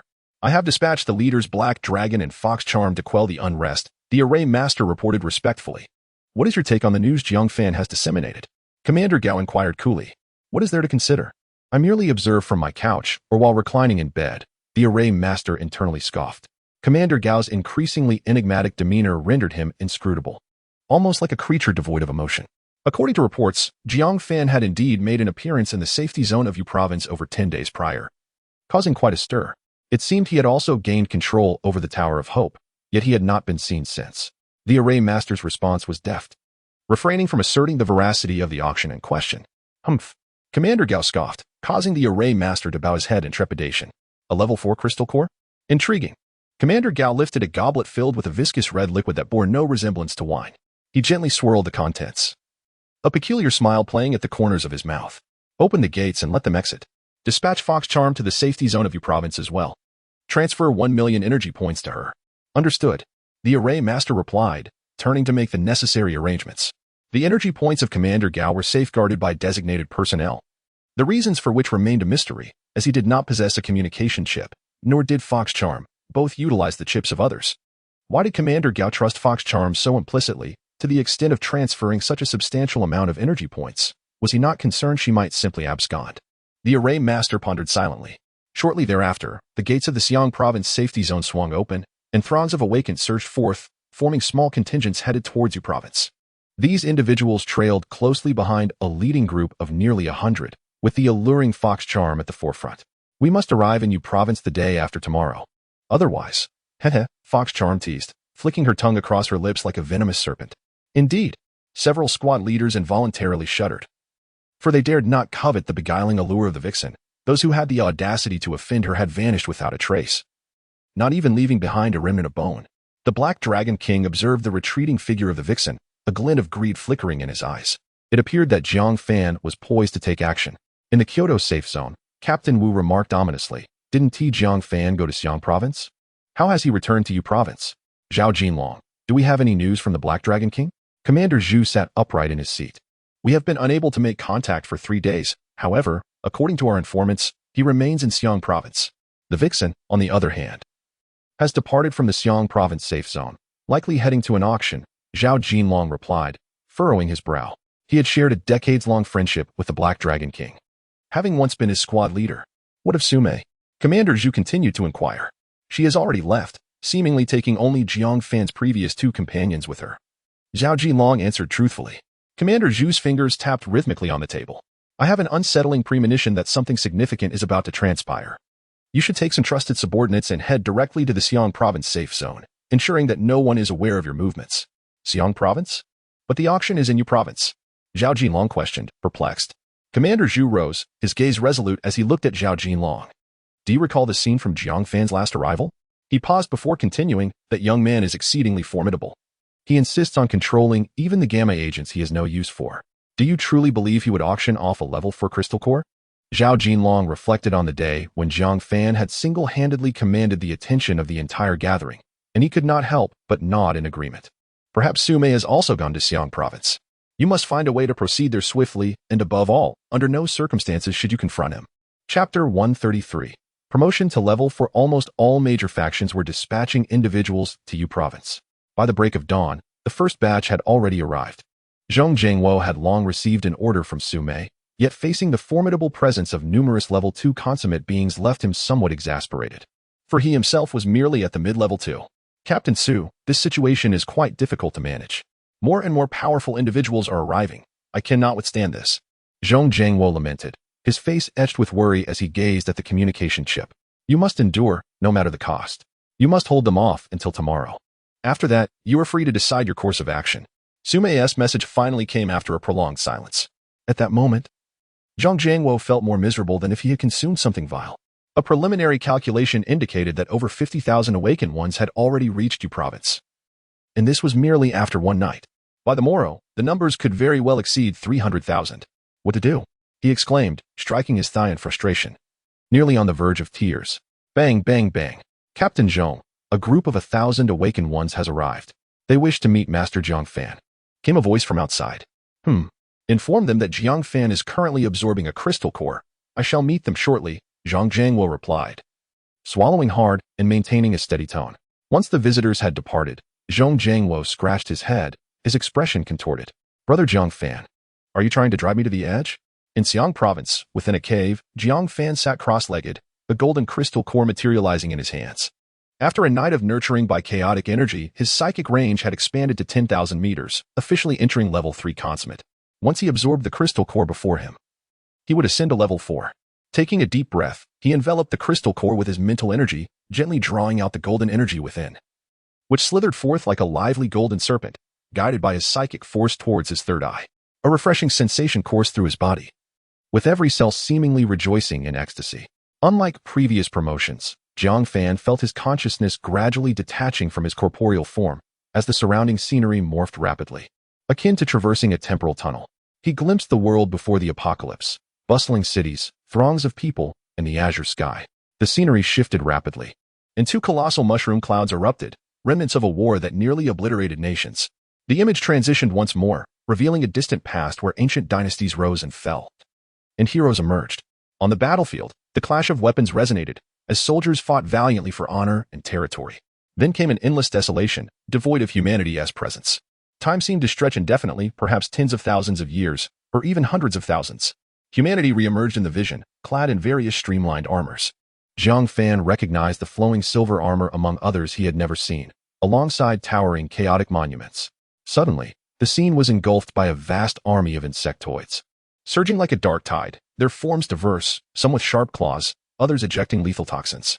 The human army rose in defiance, yet appeared so insignificant before the overwhelming might of the Zerg. Cities lay in ruins, the earth stained crimson with blood, and countless lives vanished in an instant. As the scene reached its climax, Jiang Fan's consciousness gradually returned to his corporeal form, but the harrowing images were indelibly etched in his mind. He slowly opened his eyes, beads of sweat dotting his forehead, his gaze revealing a hint of gravity. The Zerg, Jiang Fan whispered softly. It felt as if he had personally experienced that apocalyptic event. And now he comprehended the abundance of rune equipment and Zerg exoskeletons within the Chaos Monolith. These were artifacts of ancient civilizations and remnants of defeated foes. Perhaps, when their extinction is realized, the next emergence of the Chaos Monolith might offer crystalline cores in exchange. With a deep exhale, Jiang Fan felt bewildered. Previously, his consciousness seemed to traverse outer space, but now he had witnessed the very scenes of the last apocalypse. To his knowledge, strange occurrences had not transpired when Lu Dong and the others ascended to level 3. Dismissing the inexplicable events to the recesses of his mind, Jiang Fan activated his mental energy, commanding perception over a range exceeding 30,000 meters. The formation of the Spirit Array Master appeared to him as an isolated space, utterly immovable. Now, that formation resembled a house pieced together with flimsy paper. Any attempt to probe would send the fragile array crashing down. Jiang Fan opened his eyes, their depths swirling with captivating gold. Hearing a commotion, several individuals entered. Brother Jiang, did you succeed? Lu Dong was the first to enter, his tone eager. Yes. Jiang Fan replied with a smile and a nod. Do you possess any special abilities? Show us. Lu Dong rubbed his hands together. Haha. Then come and help me test my skills. They moved outside the cave. Come on. Attack me with all your might. Jiang Fan floated in midair. Haha, Brother Jiang. This is easier than making you look round. Watch me bring you down. Lu Dong declared, muscles rippling, legs slightly bent, and with a powerful push against the ground. He launched himself toward Jiang Fan like a cannonball. Jiang Fan remained composed, and as Lu Dong neared, he suddenly shifted sideways, moving 7 or 8 meters in an instant. Faster than Lu Dong himself. Lu Dong missed entirely. Propelled by his momentum, he flew several dozen meters forward before finally halting against a large tree. Dude, I'm done. Your speed is insane, and you can change positions in midair. ISNT that just bullying me? Lu Dong waved his hands. Haha, Brother Dong. Was it you who insisted on Brother Jiang demonstrating? Fang Ningxue teased. He's a freak now. At this speed, I can't even touch a hair on him, let alone strike. Lu Dong lamented, plopping down on a rock, resembling a dejected Zhu Beiji. Dongzi, come at me again. This time I promise not to dodge. Jiang Fan said with a smile. Really? This time I can use a weapon. Upon hearing that Jiang Fan would not evade, Lu Dong stood up, gripping the Xuanzhong blade firmly. Rest assured, I shall not make a move. Jiang Fan nodded in acknowledgement. Lu Dong, not one to hesitate, felt the sinews of his arms swell with power, channeling his strength into the Xuanzhong blade, causing the runes etched upon its blade to illuminate sequentially. Just as he was poised to strike, his consciousness began to wane, as if he were plummeting into an endless abyss, causing the Xuanzhong blade to slip from his grasp and clatter to the ground. Chapter 134, Journey to the Chaos Monument. Lu Dong felt ensnared within a dark prison, surrounded by an endless void. He attempted to cry out, but his voice seemed to be swallowed by the darkness, leaving not even a whisper of an echo. Fear surged within him like a tidal wave, prompting him to run blindly, yet he could not find an escape. Suddenly, a glimmer of light appeared above him, and he grasped at it like a lifeline, racing toward it with fervor. In the next moment, consciousness returned to his body, and Lu Dong opened his eyes to find Jiang Fan smiling before him, alongside a bewildered Chun-Li and others. He collapsed onto the ground, gasping for breath, beads of cold sweat rolling down his forehead like pearls. Dong Gu, what happened? Why did you suddenly stop moving and even drop your knife? Fang Ningxue reached out to help Lu Dong up. Chun-Li and Yang Mi looked on with confusion. Weren't they supposed to be sparring? How could Lu Dong just sit down and drop his weapon without any intervention from Jiang Fan? In reality, only 2 or 3 seconds had elapsed from the moment Lu Dong initiated his attack to when his consciousness became ensnared and then returned. They were entirely unaware that Jiang Fan had already acted. After taking a moment to recover, Lu Dong stood up and exclaimed, "Brother Jiang, what was that move? It was terrifying. I thought I was going to die." Hearing Lu Dong's words, the 3 women were even more perplexed. Had Jiang Fan actually intervened? Haha, surely not. I merely controlled you for less than a second. Jiang Fan replied with a smile. In truth, he himself was uncertain about the consequences of mental control, so he had only held Lu Dong for a fleeting moment. Sensing Lu Dong's intense mental fluctuations, he quickly retracted his psychic influence. At this moment, the 3 women finally understood that Jiang Fan must have employed a form of psychic manipulation, which explained Lu Dong's extreme reaction. Humph. I say you've exhausted yourself from flirting with the ladies. You were frightened by such a brief encounter. Yang Mi teased, remembering Lu Dong's previous encounter with the Mother of Death. You have no idea, Mimi. It felt as though my very soul was being extricated, plunging me into an abyss of endless darkness, enveloped by a chilling silence and the unknown. It was utterly terrifying, Lu Dong replied, his face reflecting lingering dread. After all that, you were just afraid of the dark, Yang Mi retorted, her neck craned defiantly, despite her own nervousness. Brother Jiang, let me experience it too. I want to see if it's as formidable as he claims. This left Jiang Fan momentarily speechless. What an audacious request. Yet, seeing that Lu Dong appeared unharmed, he felt a playful urge rise within him. A glimmer of golden light flashed in his eyes as he summoned his psychic power, swiftly seizing control over Yang Mi's body. Drawing from his previous experience, he retracted his mental influence before even a second had passed. Yang Mi stood frozen, her face drained of color, and it took her a considerable amount of time to regain her composure. Haha, did I not tell you? Lu Dong chuckled, his expression triumphant as he reveled in Yang Mi's struggle. Brother Jiang's ability is indeed despair-inducing. After a long pause, Yang Mi finally spoke, having momentarily forgotten to tease Lu Dong. Later, Chun-Li and Fang Ningxue were also stirred by curiosity, and they both attempted Jiang Fan's mental control. However, after the experience, they were no longer inclined to pursue it further. Fang Ningxue, with a lingering trepidation, remarked, I can hardly fathom the terrifying consequences if one were to be controlled by an enemy. The average person is not as abnormal as Brother Jiang. That seductress can merely probe into others' memories, but she cannot exert control. Chun-Li, reflecting on her recent experience, still felt a chill. Brother Jiang, having now ascended to level 4. Do we still need to adhere to our previous preparations? It seems we could directly overpower that Commander Gao. Lu Dong grinned broadly, revealing a set of bright white teeth.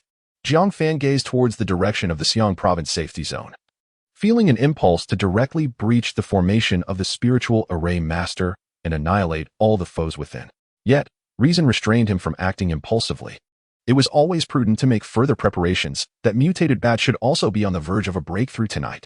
Once it ascends, we will act. Are we not waiting for Su Mei, Mother of Death?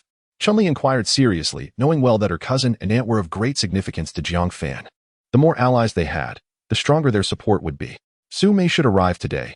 As for the Mother of Death, we have yet to engage with her, so there is no need to wait, Jiang Fan replied. The situation in the Yu province will be exposed by tomorrow. By then, even Commander Gao, for all his foolishness, will surely realize that Jiang Fan is bound to make a significant move. Therefore, we must act tonight. With the evening still young, he resolved to visit the Xiang province safety zone. Having successfully advanced, his mental prowess had surged. The fourth-level trading space of the Chaos Steel would undoubtedly yield numerous valuable items, enhancing their chances during the operation. After giving Lu Dong instructions to continue feeding the mutated bat, Jiang Fan donned his silver battle armor, transforming it to resemble insect armor, and sped towards the safety zone. At this moment, the influx of awakened individuals at the city gate was not as dense as the previous day. For the journey from Xiang Province to Yu Province spanned several hundred kilometers, making it too late for anyone to participate in tomorrow's auction. Jiang Fan retrieved the entry and exit permit he had secured previously, facilitating a smooth entry into the safety zone. He proceeded directly towards the innermost part of the zone. As he passed by the loft, he appeared no different from others, showing little interest in the loft itself, yet his mental energy was continuously probing the surroundings. A young man clad in insect armor approached the loft, kneeling on one knee and proclaiming loudly, "Xie Wei pays his respects to the esteemed spiritual array master." Upon hearing the young man, the spiritual array master slowly emerged, casting a glance at him before beckoning with a hand. A woman approached, carrying a tray adorned with two items, a level 3 crystal core and a potion. "Xie Wei, this is the advancement potion and level 3 crystal core bestowed upon you by Commander Gao. You are to find a way to break through to level 3 tonight, and you will lead the experimental legion thereafter." Upon hearing this, the young man was instantly elated, taking the tray with both hands and exclaiming, "Thank you, esteemed spiritual array master. Thank you, Commander Gao. I will undoubtedly risk everything for the commander in the future. By the way, once you achieve level 3, come find me. Commander Gao wishes to meet you personally." The spirit array master continued, though his expression seemed somewhat peculiar. Upon hearing this, the young man revealed a countenance brimming with a mixture of surprise and delight, hastily responding, "Yes, my lord.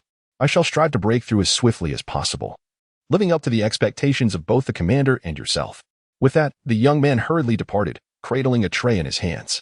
The spirit array master gazed at the young man's receding figure, muttering to himself, "Humph, fool." He recalled that the last time Commander Gao had met with someone in private, it had been the enchanting fox spirit.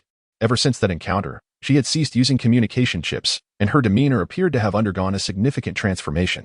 Concealed in the shadows, Jiang Fan observed all of this with growing perplexity in his heart. Chapter 135. The Ascendant Nine-Feathered Shuttle. The expression of the array master was peculiarly strange, resembling that of one gazing upon a corpse, exuding an icy indifference. Logically, the individual before him should have been the commander he had recently appointed. Why, then, did he appear so odd? As Jiang Fan pondered this, his steps did not falter, and he soon arrived before the chaotic monument, gazing upon the enormous black stone tablet. Memories of the scenes he had witnessed during his ascension to the 4th level flooded back, swarms of insectoid creatures, and the valiant struggle of human ancestors. He wondered if humanity could prevail in this apocalyptic era. Taking a deep breath to steady himself, he slowly placed his hand upon the chaotic monument. In the next moment, his figure vanished, reappearing within the trading space. Selecting the 4th level trading privileges, he was surprised to find that the 3D projections were significantly fewer than those at the 3rd level, amounting to only a handful. The first item that caught his eye was a dull, gray stone, its surface pockmarked and reminiscent of the meteoric reports from before the apocalypse. Ancient meteorite iron, exchanged for 100,000 energy points. This iron, a remnant from ancient times, contains a peculiar active metal. Integrating it into runic weaponry can greatly enhance its power and bestow the ability to absorb other metals.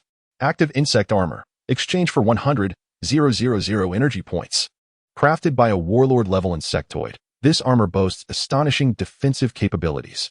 It can grow by consuming the flesh of other insectoids, with the potential to evolve into a monarch level. Albeit requiring a terrifying amount of energy, each evolution necessitates the consumption of hundreds of equivalent insectoid corpses. Runic aircraft, exchanged for 100,000 energy points. A flying machine designed with runic technology, powered by crystal cores, capable of reaching speeds of up to 1,000 kilometers per hour. It possesses stealth capabilities, allowing it to evade most detection methods. The exterior is engraved with defensive runes, capable of withstanding attacks of the 3rd level perfection intensity, yet its consumption is exceedingly daunting. Runic battle boots, exchanged for 100,000 energy points. Constructed from runic technology combined with the shell of a commander-level insectoid, these boots are unyielding. Wearing them allows for short-range spatial traversal, though their consumption is alarming, and they cannot be used consecutively. Damaged commander-level core, exchanged for 500,000 energy points. This core, destroyed by the residual shockwaves of a powerful attack, can be integrated into one's body, granting the ability to absorb the flesh of insectoids to enhance physical attributes. However, it may occasionally subject the user to lingering mental shocks, risking descent into madness with even the slightest misstep. There were 7 or 8 more items, each a rare gem, with the quality and potency of the 4th level offerings surpassing those of the 3rd level. As Jiang Fan beheld the ever-shifting 3D projections, he was instantly engulfed in confusion. Each item emanated a deadly allure. The products within the 4th level trading space were no longer merely tailored for awakeners possessing specific abilities. Rather, they appeared meticulously crafted for the formidable beings of the apocalypse. They promised comprehensive enhancements for their bearers, whether in offense, defense, or special capabilities. Having consumed a significant portion of the crystal cores acquired within the Kyoto safe zone, he was fortunate to have gathered a substantial number along the way, exchanging all those below the 3rd level, resulting in his energy points barely reaching 300,000. After a moment of contemplation, Jiang Fan finally reached a decision. In the ancient meteorite exchange, a palm-sized metallic object floated before him, its surface dull and unremarkable, devoid of any discernible peculiarities. Jiang Fan grasped the meteorite in his hand. It felt cold to the touch, yet its weight was astonishing, heavier than iron by several multiples. Observing its plain appearance, he wondered aloud if it had perhaps lost its potency over time. To validate his suspicion, he removed the 9-feather shuttle from his back and cautiously brought it near the meteorite. Upon contact, an extraordinary scene unfolded. The meteorite appeared to come alive, beginning to wriggle autonomously and gradually enveloping the 9-feather shuttle. It seeped into the shuttle like a liquid, originally resembling a single skateboard in size. Closer inspection revealed the seams where the feather blades had been joined. As the meteorite slowly vanished, the 9-feather shuttle radiated a dazzling brilliance. Within the glow, the seams disappeared entirely, and the entire shuttle became a singular entity, its surface adorned with mysterious runes that seemed to contain boundless power. Jiang Fan's eyes widened in astonishment at the spectacle before him. Could it be that it had transformed into one cohesive piece? He feared that the meteorite might ruin the 9-feather shuttle. As the impending battle loomed, all his formidable techniques relied on the shuttle, and any mishap with his weapon would be nothing short of a disaster. He channeled his mental energy into the 9-feather shuttle. To his disbelief, it shattered like a broken mirror, splintering into 36 pieces, each shaped like a feather. Jiang Fan felt his mental energy flow within them more smoothly than ever. The 36 feather blades swirled around him like graceful fish. With a mere thought, they coalesced mid-air into a radiant golden sword. Although it lacked the terrifying blade of light it once possessed, this sword, measuring just over a meter, emanated a pulse that sent shivers down his spine, igniting the surrounding space into a surreal haze. Ha ha ha. It worked. Jiang Fan exclaimed with exuberance. The 9-feather shuttle, which had been his steadfast companion since the apocalypse began, had finally evolved through the meteorite, gaining the ability to absorb metals.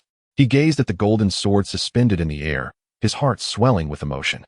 Good companion, together we shall carve our path through this desolate world. Continuing the exchange, he encountered the active insect armor. A piece of armor in deep purple and black materialized, reminiscent of insectoid designs, yet adorned with enigmatic patterns that exuded a sinister aura. It resembled a black hole, seemingly absorbing all light, casting the already dim exchange space into deeper shadows, barely visible under the flickering 3D projections. Was this merely the aura of a battle general level insectoid? Jiang Fan narrowed his eyes and reached for the active insect armor.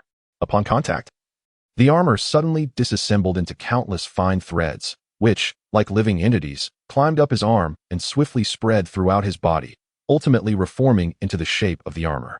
Although the process was brief, Jiang Fan was left with goosebumps, and he attempted to extract the flowing silver armor from within. To his astonishment, as soon as the flowing silver battle armor transformed into a sphere, a gaping hole appeared in the chest of the active insect armor, seemingly awaiting Jiang Fan to retrieve the latter. Goodness, could this contraption truly be alive? Am I capable of controlling it with my thoughts? Intrigued, Jiang Fan contemplated as he summoned all the battle armor to his left hand. In the next moment, a sphere the size of a wash basin materialized in his grasp, and he could sense its formidable defensive capabilities. It was likely that even his former self at level 3 would be unable to breach it. Furthermore, it could instantaneously enhance the defense of a specific area and exhibited the potential for growth. As for the royal tier, Jiang Fan was currently unaware of its true level. Haha, indeed, this is a remarkable treasure. Chapter 136. Is it really the Zerg? With only 100,000 energy points remaining, Jiang Fan found himself in a quandary. The flying craft appeared quite impressive, undoubtedly an essential asset for travel and covert operations. However, the rune battle boots were equally formidable, offering short-range spatial traversal. Just the thought of it filled him with exhilaration. Jiang Fan had always yearned for spatial abilities. As the adage goes, time is revered, space is sovereign, underscoring the might of these two powers. Alas, he possessed neither. But now, these boots could grant him the coveted ability for spatial displacement, truly alleviating his regrets. After much contemplation and noticing that the trading time was nearly over, he steeled himself. I will exchange for the rune battle boots. Although the flying craft looked splendid, it provided little assistance in the impending conflict. The rune boots, on the other hand, would significantly enhance his agility, allowing him to seize greater initiative. As soon as Jiang Fan uttered those words, a pair of dark golden battle boots materialized before him. Their design bore resemblance to those worn by ancient generals, featuring high tops and slightly upturned toes. Coupled with the black-gold color scheme, they exuded an air of grandeur. Goodness! The lotus silk boots worn by the great sage of yore could not have been more impressive.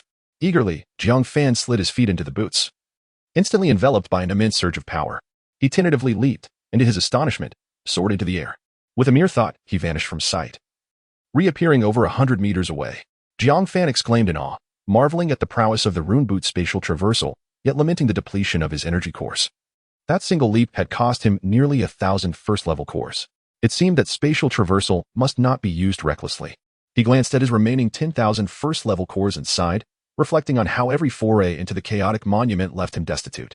Once his energy points were exhausted, Jiang Fan transformed the active insect armor to resemble ordinary insect armor before exiting the trading space. As he returned to the exterior of the chaotic monument, an unsettling sensation washed over him. The active insect armor extended fine tendrils, all directed towards the direction of the loft, as if something there was irresistibly drawing its attention.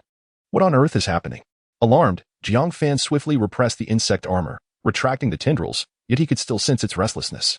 Recalling the description of the active insect armor, a suspicion began to form in his mind. Could it be that within this so-called Chaos Pavilion, there existed Zerg? The description had clearly stated that it could only consume Zerg of the same tier. Did that imply the presence of warlord-level Zerg within? Hadn't the Zerg been eradicated during the last apocalypse? How could they still exist? Could they possibly hibernate for millennia? Shuddering at this thought, Jiang Fan hastily stored the active insect armor within his spatial ring and donned the flowing silver battle armor, ensuring that no one around took notice before stepping outside the trading zone. As he strolled outward with a confident demeanor, passing by the loft, he suddenly felt an unsettling sensation of being watched. Ordinary individuals sometimes sense the scrutiny of others. How much more acute would the perception be for someone with Jiang Fan's formidable mental prowess? He continued to walk forward with an impassive demeanor, yet his psychic perception was diligently probing his surroundings. The entirety of the safe zone was enveloped by his awareness, yet he detected no one watching him. Given this, the answer became abundantly clear. Someone in the attic was attempting to investigate him. On the surface, Jiang Fan appeared calm, indistinguishable from the other awakeners passing by, but internally, a tempest of emotions raged. It was the insectoid species sensed by the active battle armor. It could only be them. The trading zone was capable of shielding against psychic abilities. Jiang Fan had only just exited the trading space when he was targeted. Who else could it be? Maintaining his pace, he continued outward, fully prepared to react at the first sign of any anomaly from the attic.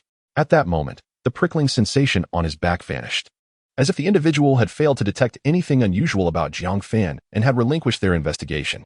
Once he left the safe zone, Jiang Fan took a wide detour before returning to the cave. Upon his return, the few companions gathered eagerly around him. "Brother Jiang, what treasures did you acquire? Show us," Lu Dong asked impatiently. Jiang Fan briefly recounted his findings from the excursion, followed by the subsequent events that unfolded. "Insectoids? Are they the same ones you encountered when you advanced to level 4? Lu Dong's expression was exaggerated. Jiang Fan's gaze grew complex as he looked towards the safe zone. The possibility was exceedingly high.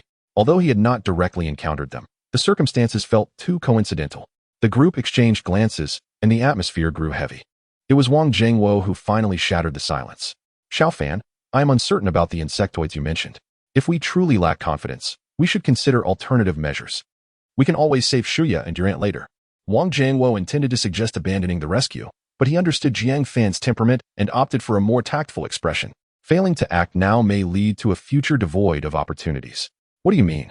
Wang Jiangwo was perplexed, as were the others. What if they were capable of breeding? Jiang Fan had witnessed the overwhelming numbers of the insectoids. Who could guarantee that the ones in the attic could not reproduce?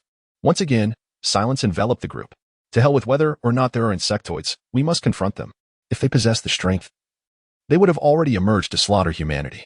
Their continued concealment suggests they cannot be too formidable, Lu Dong asserted, brandishing his heavy blade with conviction. Indeed, if we do not strike while they are vulnerable, we shall have no chance later. Fang Mingxue concurred. Yang Mi and Chun Li also displayed resolute expressions, and even Black Panther barked a few times in agreement. Observing his companions, who had stood steadfast by his side since the onset of the apocalypse, Jiang Fan smiled. Let us proceed. Tonight, I shall confront this battle-class insectoid. Chapter 137, the show begins. Initially, Jiang Fan regarded Commander Gao as the primary obstacle to their rescue mission. However, upon realizing the potential presence of the insectoid species in the attic, they decided to revise their plans. Around 7 or 8 in the evening, Su Mei, accompanied by Fang Lian and Cha Hua, finally arrived. Exhausted from the journey, her powers nearly depleted, Jiang Fan assisted her by absorbing 5 second-tier crystal cores, restoring her energy. Old Fang, it's been over half a month since we last met, and yet you remain at the second tier? Lu Dong remarked, arms crossed in a mockingly defiant manner. Oh, come on. If it weren't for Brother Zhang's assistance, you'd hardly surpass me. Not long after their departure, the old banyan tree reached the 3rd tier. Its crimson fruits growing at an accelerated rate, and it had now attained complete mastery of the 2nd tier. Haha. Old Fang, if you have any objections. Shall we have a contest? Lu Dong, still nursing the wounds of his prior defeat by Jiang Fan, sought to redeem himself through Fang Lian. Fang Lian shot Lu Dong a glance, taking a moment to muster a retort. Just you wait. Jiang Fan found amusement in their banter, with the impending battle. A light-hearted atmosphere was essential to alleviate the tension. By the way, Brother Jiang, can you guess who else we've brought along? Cha Hua said, wearing an air of mystery. Aren't there just the 3 of you? Who else could you possibly bring? Have you 2 had a child? Jiang Fan teased deliberately. At this, a faint blush crept onto Cha Hua's face. Brother Jiang, when did you become so irreverent? We brought it with us. As she spoke, she retrieved a vibrant green branch from a backpack, adorned with tender shoots, and waved it gently at Jiang Fan. Upon seeing the branch, Jiang Fan's eyes widened in astonishment.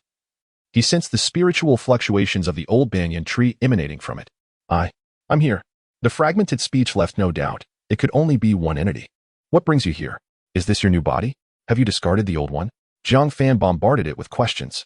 It knew I was about to leave and feared no one would feed it crystal cores, so it insisted on coming along. Cha Hua interjected.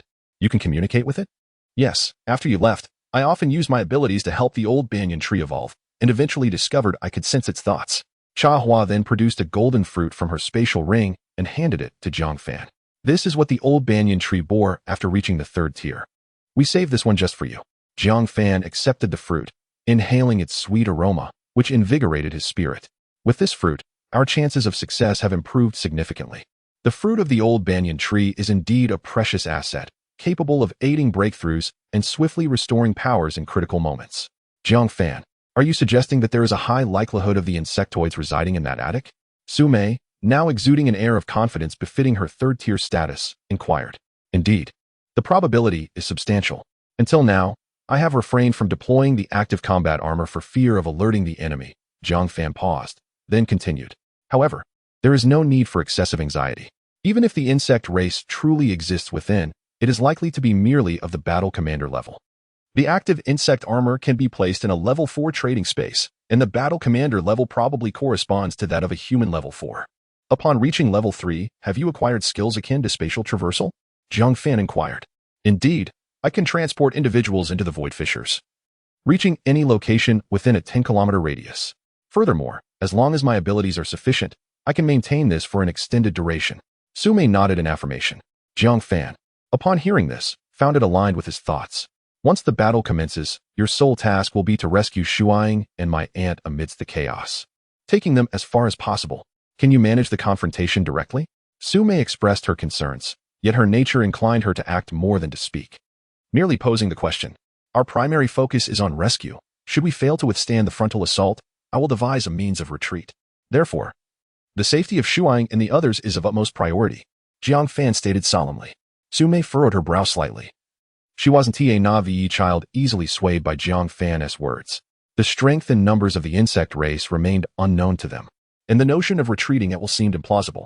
Internally resolved, she nodded in acknowledgement. I understand. I will ensure Shuaing and my aunt reach a safe location. Upon hearing Su Mei's resolute reply, Jiang Fan continued to gaze into her eyes. Do not return. Su Mei turned her head away, avoiding his gaze and replied, All right. I will not return. Jiang Fan recognized her words belied her true feelings, yet at that moment, he had no alternative but to trust in her promise. Fang Lian absorbed a level 3 crystal core, successfully breaking through to level 3. He activated his abilities, and a formidable, earth and yellow shield enveloped nearly 100 meters.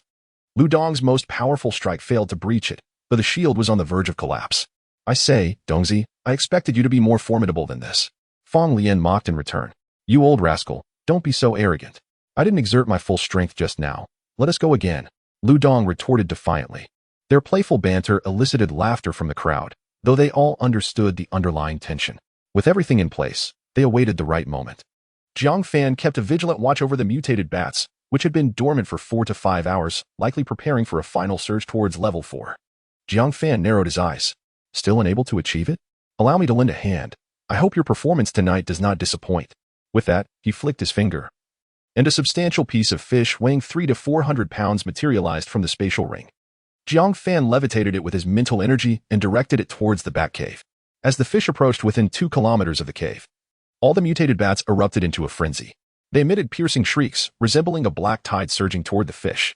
The mutated bat on the verge of reaching level 4 soared at the forefront, leaving its level 3 counterparts trailing behind. In merely 2 or 3 minutes, it had swiftly approached the fish meat, opening its gaping maw to ravenously tear into it. Its sharp teeth severed a substantial chunk, which it immediately swallowed whole. The other mutated bats quickly converged, eager to seize the fish meat as well. However, this formidable mutated bat would not permit them easy access. It flapped its massive, powerful wings, conjuring fierce gusts of wind that repelled the encroaching bats one by one. Its claws were exceedingly sharp, inflicting grievous wounds on any bat that dared to come near. The glinting fangs radiated a chilling light, instilling fear in the hearts of the other bats with each attack. Several Tier 3 mutated bats, unwilling to concede defeat, made another attempt to advance, only to be halted by its thunderous roar. It then lunged at them, leaving them battered and bloodied, forcing them to retreat in disarray. In no time, this nearly Tier 4 mutated bat successfully claimed the fish meat for itself, devouring it voraciously while the surrounding bats circled anxiously, too fearful to approach. Although 300 to 400 pounds of fish meat might seem ample, for a mutated bat with a wingspan exceeding 10 meters, it was merely a satisfying meal. As it swallowed the final morsel, a flicker of gold shimmered in its crimson eyes. Its throat quivered slightly, emitting an inaudible subsonic wave that radiated outward. Those several kilometers away experienced a sudden wave of dizziness. Jiang Fan, however, smiled, as 7 or 8 more 100-pound pieces of fish meat materialized, drifting towards both the swarm of bats and the safety zone of Xiang Province. The fish meat appeared like ethereal lines, connecting the two entities.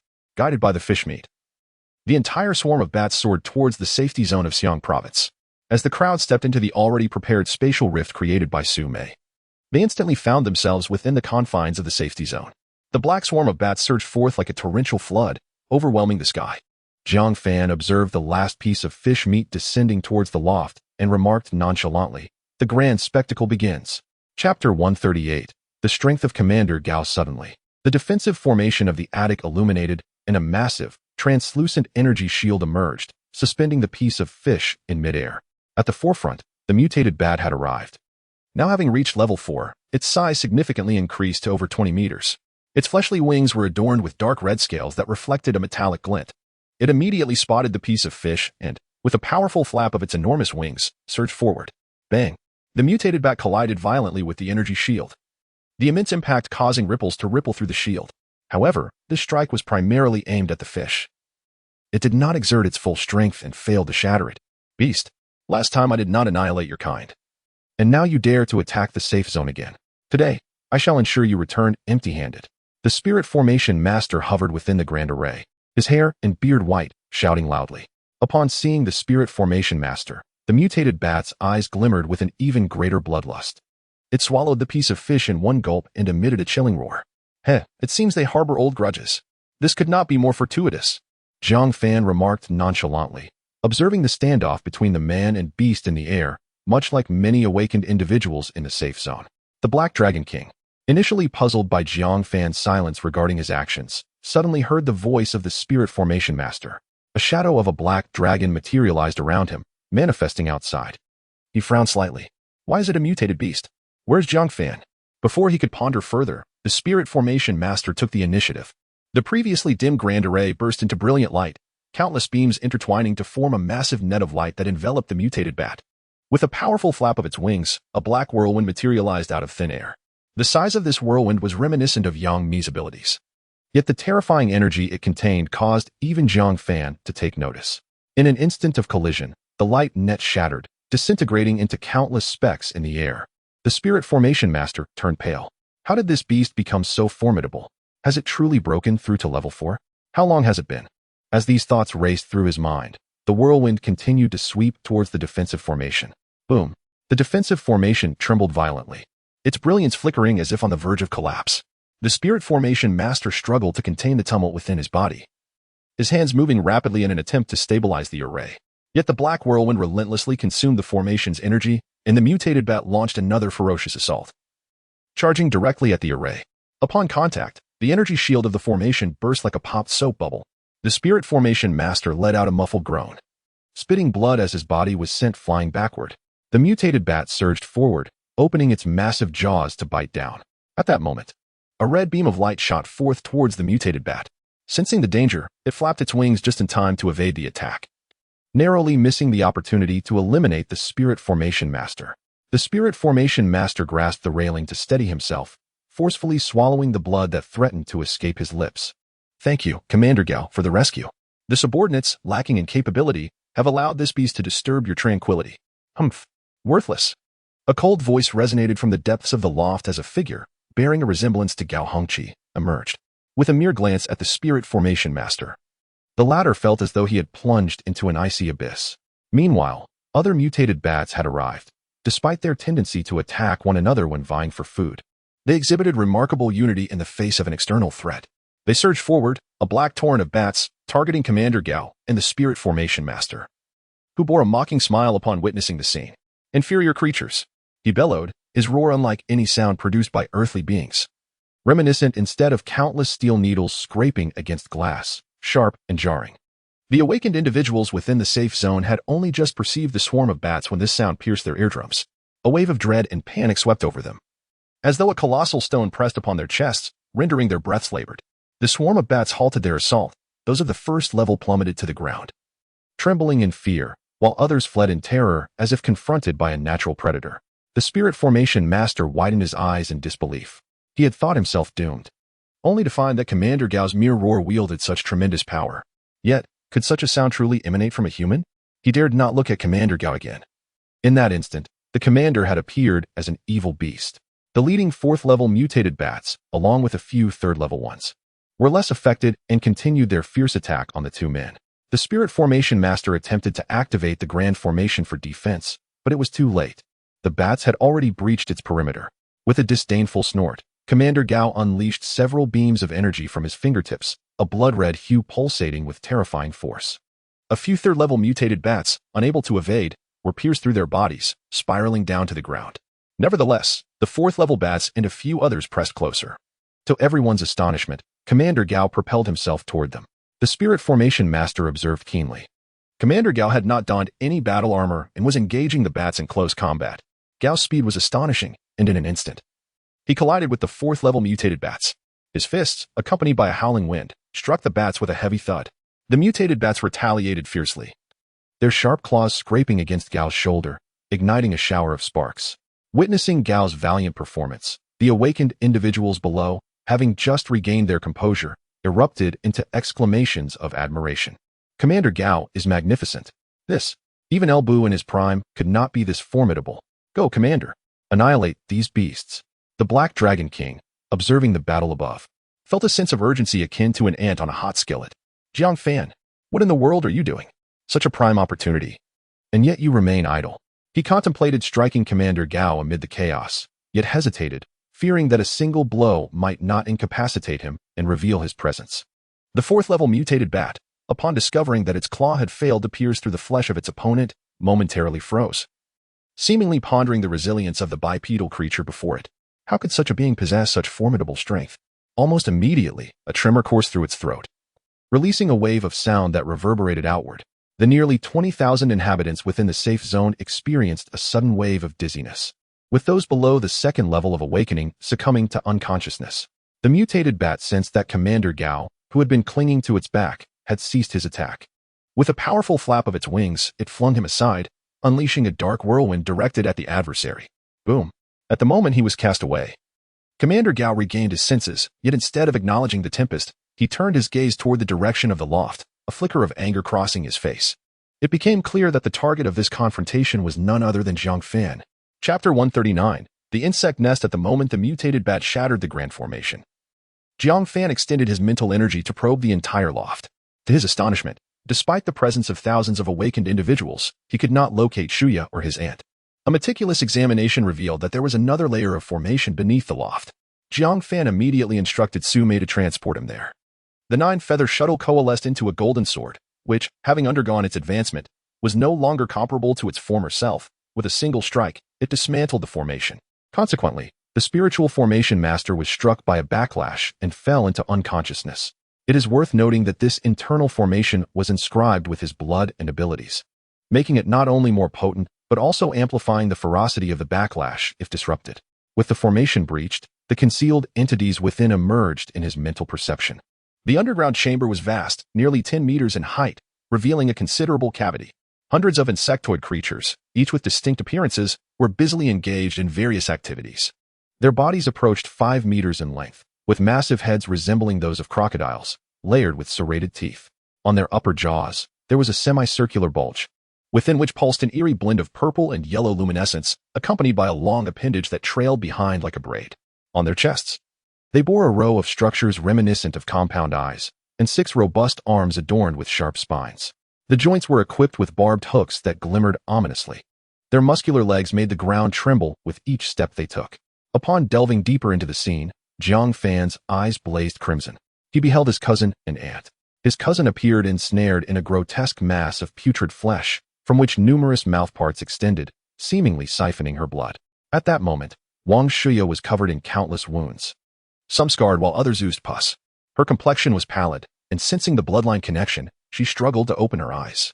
Upon witnessing this desolate place and her mother suspended nearby, tears streamed down her face. Countless times, she had contemplated ending her own life. Yet each time she glimpsed her mother, the will to survive was rekindled within her. If she were to perish, what would become of her mother? Her mother was merely an ordinary person, incapable of even taking her own life.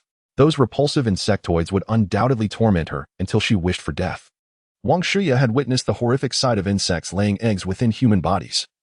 Those unfortunate souls did not die but could only watch helplessly as the vile creatures crawled out from within them.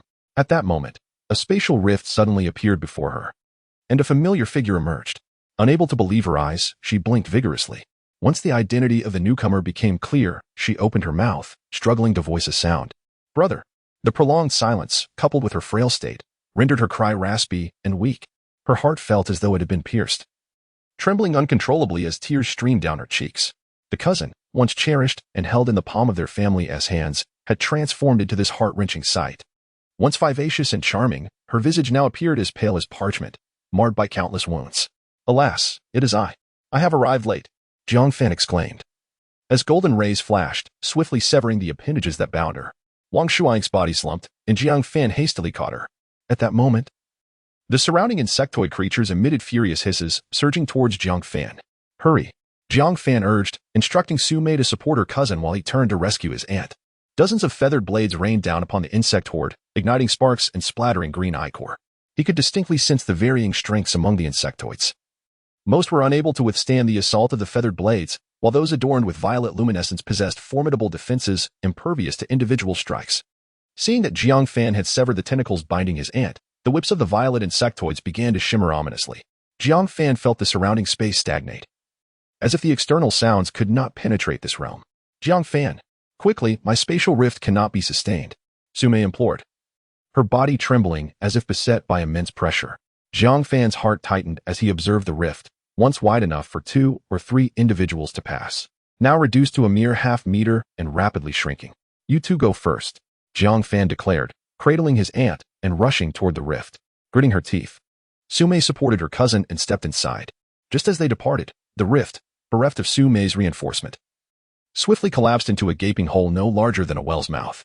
With determination, Jiang Fan thrust his aunt through the opening, and as she passed, the rift vanished entirely. "Damn the insectoids. Today, I shall make you pay in blood," Jiang Fan retrieved the active insect armor from his spatial ring, countless threads enveloping his form, swiftly coalescing into a suit of battle armor, exuding a malevolent and lethal aura. All the insectoids, including the High Commander entangled with the 4th-level mutated bats outside, paused in astonishment. The essence of kin, that fleeting presence from that day was you. The insectoids surged forth with renewed fervor, their compound eyes flickering with ominous light. 36 feathered blades formed a magnificent golden sword in midair, as fissures appeared in the confined space surrounding them. Go! Jiang Fan roared.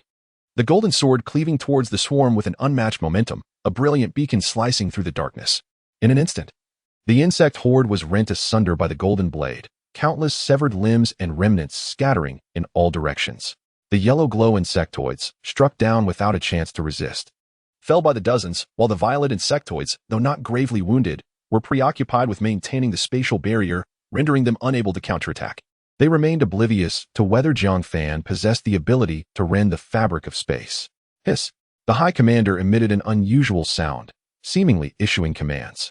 The luminescent insect swarm abruptly relinquished their spatial blockade, surging towards Jiang Fan with fervor. Their compound eyes emitted piercing beams of crimson light, aimed directly at him. Although Jiang Fan was engulfed in fury at that moment, he recognized that prolonging the confrontation would be exceedingly detrimental to his well-being. He swiftly commanded 36 feather blades to coalesce into a protective shield, just as a barrage of red beams assailed him. The shield was violently repelled, crashing against Jiang Fan with considerable force. Fortunately, he was shielded by the protective layer of active insect exoskeleton. Otherwise, that impact would have been quite overwhelming. In the next instant, Jiang Fan activated his rune-imbued battle boots, causing his figure to vanish from sight. Chapter 140. High Commander?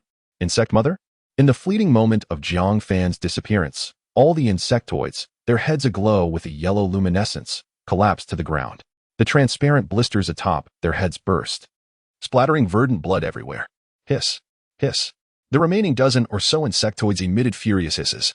The violet blisters atop their heads radiated an eerie glow, and 3 pairs of nearly translucent membranous wings unfurled from their backs as they charged towards the cave entrance. Ah, Jiang Fan, you dare to slay my offspring. The High Commander bellowed, his hand shattering to reveal a sharp appendage that rapidly elongated to over 3 meters, its tip gleaming like a razor's edge, reflecting cold metallic light. With a ferocious thrust, he plunged the appendage into the level 4 mutated bat, piercing through its resilient scales. With a sickening squelch, the bat's body was impaled, torrents of blood gushing forth. Lu Dong and the others no longer hesitated, launching their attacks. A terrifying blade of nearly 30 meters, a colossal water vortex, and over a dozen lasers all surged towards the High Commander. In an instant, the air was filled with horrific explosions, blinding light rendering vision impossible. And powerful shockwaves spread outward, toppling nearby structures. Before the dust could settle, a towering figure burst forth, moving with astonishing speed, before Lu Dong and the others could react. It was already before them. A few insignificant insects, let me guess. You are Jiang Fan's people, aren't you? A raspy voice emanated from its mouth, akin to the whisper of a demon. Ah! Yang Mi let out a blood-curdling scream. Lu Dong turned to witness a scene that nearly drove him to madness. An appendage had pierced Yang Mi's lower abdomen, large quantities of blood trickling down the appendage as the colossal insect faced him, hoisting Yang Mi aloft as if to flaunt its gruesome trophy. Yang Mi! Sister Mi! A collective gasp of horror swept through the group, fury igniting in their eyes. Damn beast, I will tear you apart. Lu Dong's eyes burned with rage as he charged recklessly towards the giant insect, heedless of his own safety. Before he could strike, a golden sword materialized in midair, slicing through the void around it. In an instant, it had crossed the distance and struck the appendage. Crack! The impenetrable appendage snapped, green ichor spraying in all directions. Yang Mi appeared to be supported by an invisible hand, suspended in midair. The golden sword continued its relentless assault, now perhaps more aptly referred to as the Insect Mother. Jiang Fan's figure gradually materialized, his countenance dark and his eyes brimming with murderous intent. Ningxue, hurry and heal her. Yang Mi's injuries are too severe. Without treatment for her ruptured organs, she may well perish. Fang Ningxue hurriedly invoked her abilities to assist with Yang Mi's recovery, disregarding the potential for an assault from the Insect Mother. She had unwavering faith in Jiang Fan's strength, blindly trusting that he would withstand all adversaries. Having just suffered a surprise attack that severed one of its appendages, the Insect Mother was now on guard, its remaining 5 appendages thrashing wildly, clashing against the golden sword with a cacophony of metallic sounds. The compound eye on its chest flickered, and several crimson beams shot towards Jiang Fan, compelling him to form a shield with the 9 feathers shuttle to defend himself. The square-faced figure also raised a tawny shield, placing it in front of the barrier, but it shattered in an instant under the force. A flash of golden light appeared in Jiang Fan's eyes as he directed his consciousness towards the mother bug, attempting to exert control over it. Previously, when contending with Lu Dong, it was akin to a robust giant vying for a seat with an octogenarian. Jiang Fan could easily suppress Lu Dong as consciousness, pushing it out without impeding his own combat. However, the psychic power of the mother bug was extraordinarily formidable as soon as Jiang Fan's consciousness approached. It encountered fierce resistance and backlash. He could even sense the mental waves emanating from the creature. "You insignificant human, you dare attempt to control me? Our void insect clan excels in spatial and psychic prowess. Submit and become my progeny." Jiang Fan felt a jarring pain in his mind, as if countless needles were stabbing into his brain. Yet, he gritted his teeth, intensifying his mental output in a desperate attempt to breach the mother bug's psychic defenses. Onlookers observed that both Jiang Fan and the mother bug had become immobile. Although they were unclear about the exact reason, realization dawned upon them. Destroy him. In an instant. Colossal shadows of blades slashed towards the entity, while Chun-Li directed her shadows to unleash beams of laser. Yet, they were merely at the 3rd level. How could they inflict fatal damage upon a 4th-level warrior? Moreover, the mother bug had already approached the threshold of the commander level. Their frantic assaults merely left white marks upon its body. What now? The square-faced figure clenched his fists, momentarily at a loss. At that moment, the 4th-level bat pierced through its body, flapped its massive wings, conjuring a black whirlwind that surged towards the mother bug, still remembering the pain inflicted by this unfamiliar foe. The black tempest descended swiftly, lifting the mother bug's body and tearing away many scales that fluttered down like snowflakes. Moreover, the mutated bat seized the mother bug. Opening its jaws wide, its sharp teeth began to gnaw at the creature, swiftly damaging one of its compound eyes. Lu Dong and the others stood dumbfounded, astonished that, despite their lack of faith, this creature proved to be the most resilient. Aware of the assault upon its form, the mother bug's consciousness retaliated fiercely, causing Jiang Fan to feel an immediate surge of pressure. The veins in his forehead bulged, and sweat poured down like rain. He sensed that the psychic intensity of the mother bug was actually inferior to his own, yet it had employed some method to render its consciousness more resilient. In contrast, he could only foolishly engage in a direct confrontation. It was akin to the collision between a large glass sphere and a slightly smaller iron ball. The outcome was evidently clear. His consciousness resided within the mother bug, allowing him to perceive the external attacks, and he realized he could not endure much longer. With a determined grit of his teeth, Jiang Fan's mental energy coalesced into a long blade. Impossible. How could you, the mother bug, sense the blade for the first time, emitting a wave of fear? Die, wretched creature. With a thunderous shout, Jiang Fan wielded his mental blade, unhesitatingly striking towards the core of the mother bug's consciousness. Boom. The blade collided with the entity's once impenetrable defenses, causing intricate fissures to appear. And in the next instant, it shattered spectacularly, the mental blade gradually dissipating.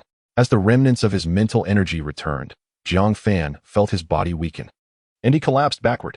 Lu Dong, witnessing this, rushed to support him. Brother Jiang, gritting his teeth against the pain pulsating in his head. He hastily consumed the yellow fruit from the old banyan tree, sensing his mental energy rapidly replenishing. Only then did he take a moment to glance toward the mother bug. He observed the mutated bat still fiercely gnawing at it, its compound eyes on the chest ravaged beyond recognition. Rustle, rustle, rustle. The sound of wings flapping echoed from the attic, reminiscent of dozens of helicopters approaching. Jiang Fan could not help but furrow his brow. They are coming. Chapter 141. Zhao Jinlong and the level 4 gamma potion. Brother Jiang, what are you saying? What has arrived? Lu Dong inquired urgently. The insect tribe. There are over a dozen of them, all at the battle general level. Jiang Fan replied, pulling out a level 4 crystal core to begin absorption. Then we must flee at once. Lu Dong exclaimed, preparing to hoist him onto his back. There's no time, Jiang Fan said calmly. He could already sense the surrounding space becoming viscous, evidently a tactic employed by the insect tribe. Although the physical prowess of the team members was commendable, it paled in comparison to the battle general level insects. Attempting to escape would only lead to being overtaken, rather than entrust their backs to the enemy. They would be better off engaging in a glorious battle. The insects unleashed countless beams of light towards the level 4 bat, instantly leaving a gaping wound that exposed its bones. In agony, the bat relinquished the body of the insect mother and attempted to flee, but the insects were alarmingly swift, quickly cornering it.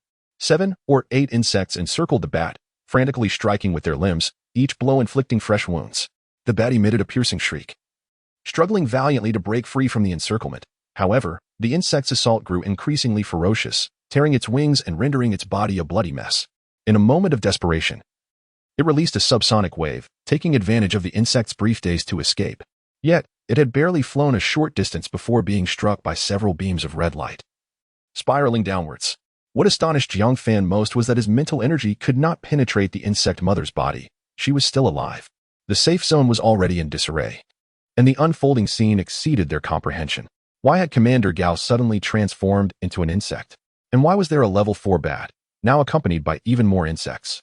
Terrified, they cowered in the corners, trembling and afraid to make a sound, lest they attract the attention of the insects. 4 or 5 of them were already approaching Jiang Fan's direction. Yangmi, her wound no longer life-threatening, struggled to rise, her staff glowing faintly as it gathered energy. All of Chuanli's shadows coalesced into a massive black figure, the panther emitting a low growl. Lu Dong gripped his heavy blade tightly, slowly stepping towards the front from Jiang Fan's side. His intention was clear. If he wished to kill Jiang Fan, he would have to step over his corpse first. A square-faced yellowish shield rose before Lu Dong, and he grinned broadly, brimming with confidence. Dongzi, as long as your shield remains unbroken, no attack shall touch you. But in the next moment, several beams of red light surged forth. The yellow shield held for less than 3 seconds before shattering with a thunderous crash. The slap to the face was swift and brutal. Just as the insects were within 10 meters of Lu Dong, 2 phantoms, one golden, one black, materialized in midair, forcing the insects to halt, cautiously on guard. Jiang Fan, long time no see. Zhao Jinlong soared through the golden dragon phantom, his golden hair radiating an aura of terror. Jiang Fan, you didn't even inform me before taking action. Do you truly look down upon me? The Black Dragon King emerged from the Black Dragon Phantom, his presence significantly more formidable than before. Jiang Fan gazed at the 2 figures suspended in midair, his eyes brimming with gratitude. He never anticipated that these 2 would stand by him until the very end. In that moment, he completely set aside his previous prejudices. I need some time to respond. Please hold them off for 3 minutes. No problem. As long as we are on the offensive, you will remain unharmed. The Black Dragon King replied nonchalantly.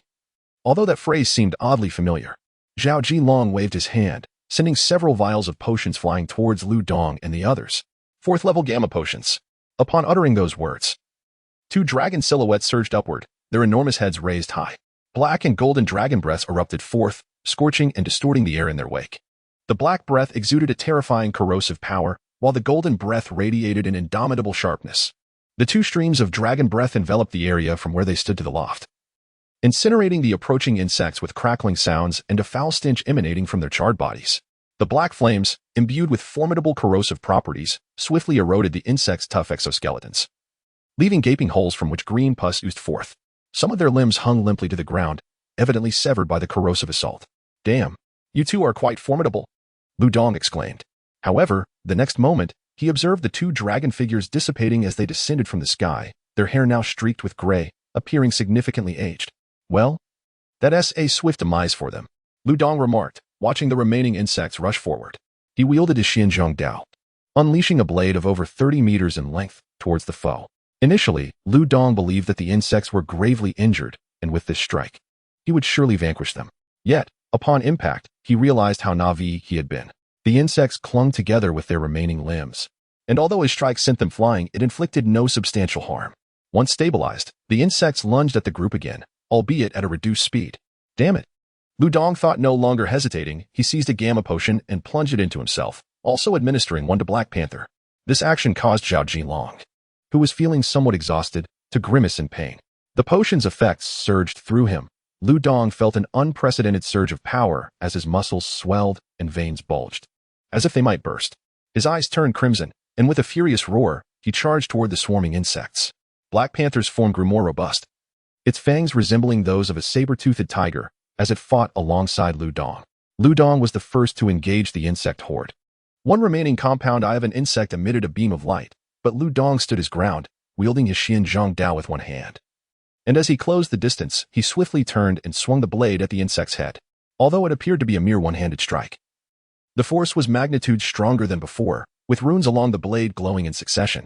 With a splatter, the massive crocodile-like head was severed and crashed heavily to the ground, leaving the insect lifeless. Black Panther, not to be outdone, lunged at another insect, its sharp claws ripping through the creature's abdomen, sending green blood splattering everywhere. It opened its maw wide, sinking its fangs into the entrails of the insect and yanking fiercely, causing the creature to writhe in agony. Yet it was unable to escape the panther's lethal assault. Nearby, as another insect's appendage was poised to strike the panther, Lu Dong's heavy blade arrived just in time. The obsidian blade cleaving downward along the insect's body, severing all of its appendages on one side. The man and his dog, as if seasoned by countless battles, displayed an impeccable synergy, ultimately slaying 7 warrior-class insects with only minor injuries. Undoubtedly, a significant portion of this triumph was attributed to Zhao Jinlong and the Black Dragon King. Just as Lu Dong was about to showcase his prowess, he observed the remaining insects converging around the mother insect, their whip-like appendages all connecting to her. The bodies of those insects visibly shrank, yet the mother insect rose once more. Chapter 142. Is it dead? Damn it. How can it stand up again? Lu Dong cursed as he charged towards the mother bug, intending to eliminate this troublesome foe while the effects of the level 4 gamma potion still lingered. He summoned his powers, enveloping himself in a shroud of dark shadows, a manifestation of his abilities awakened at level 3, which greatly diminished the potency of his adversary's powers. Now even more formidable. Before he could reach the mother bug, Lu Dong hurled his heavy sword with great force, attempting to interrupt its revival. The Black Panther darted forward like a bolt of lightning. Just as the heavy sword was about to strike, the mother bug's body suddenly split open, and a slender appendage shot forth. Clang! A metallic clash echoed as the heavy sword was deflected and sent flying.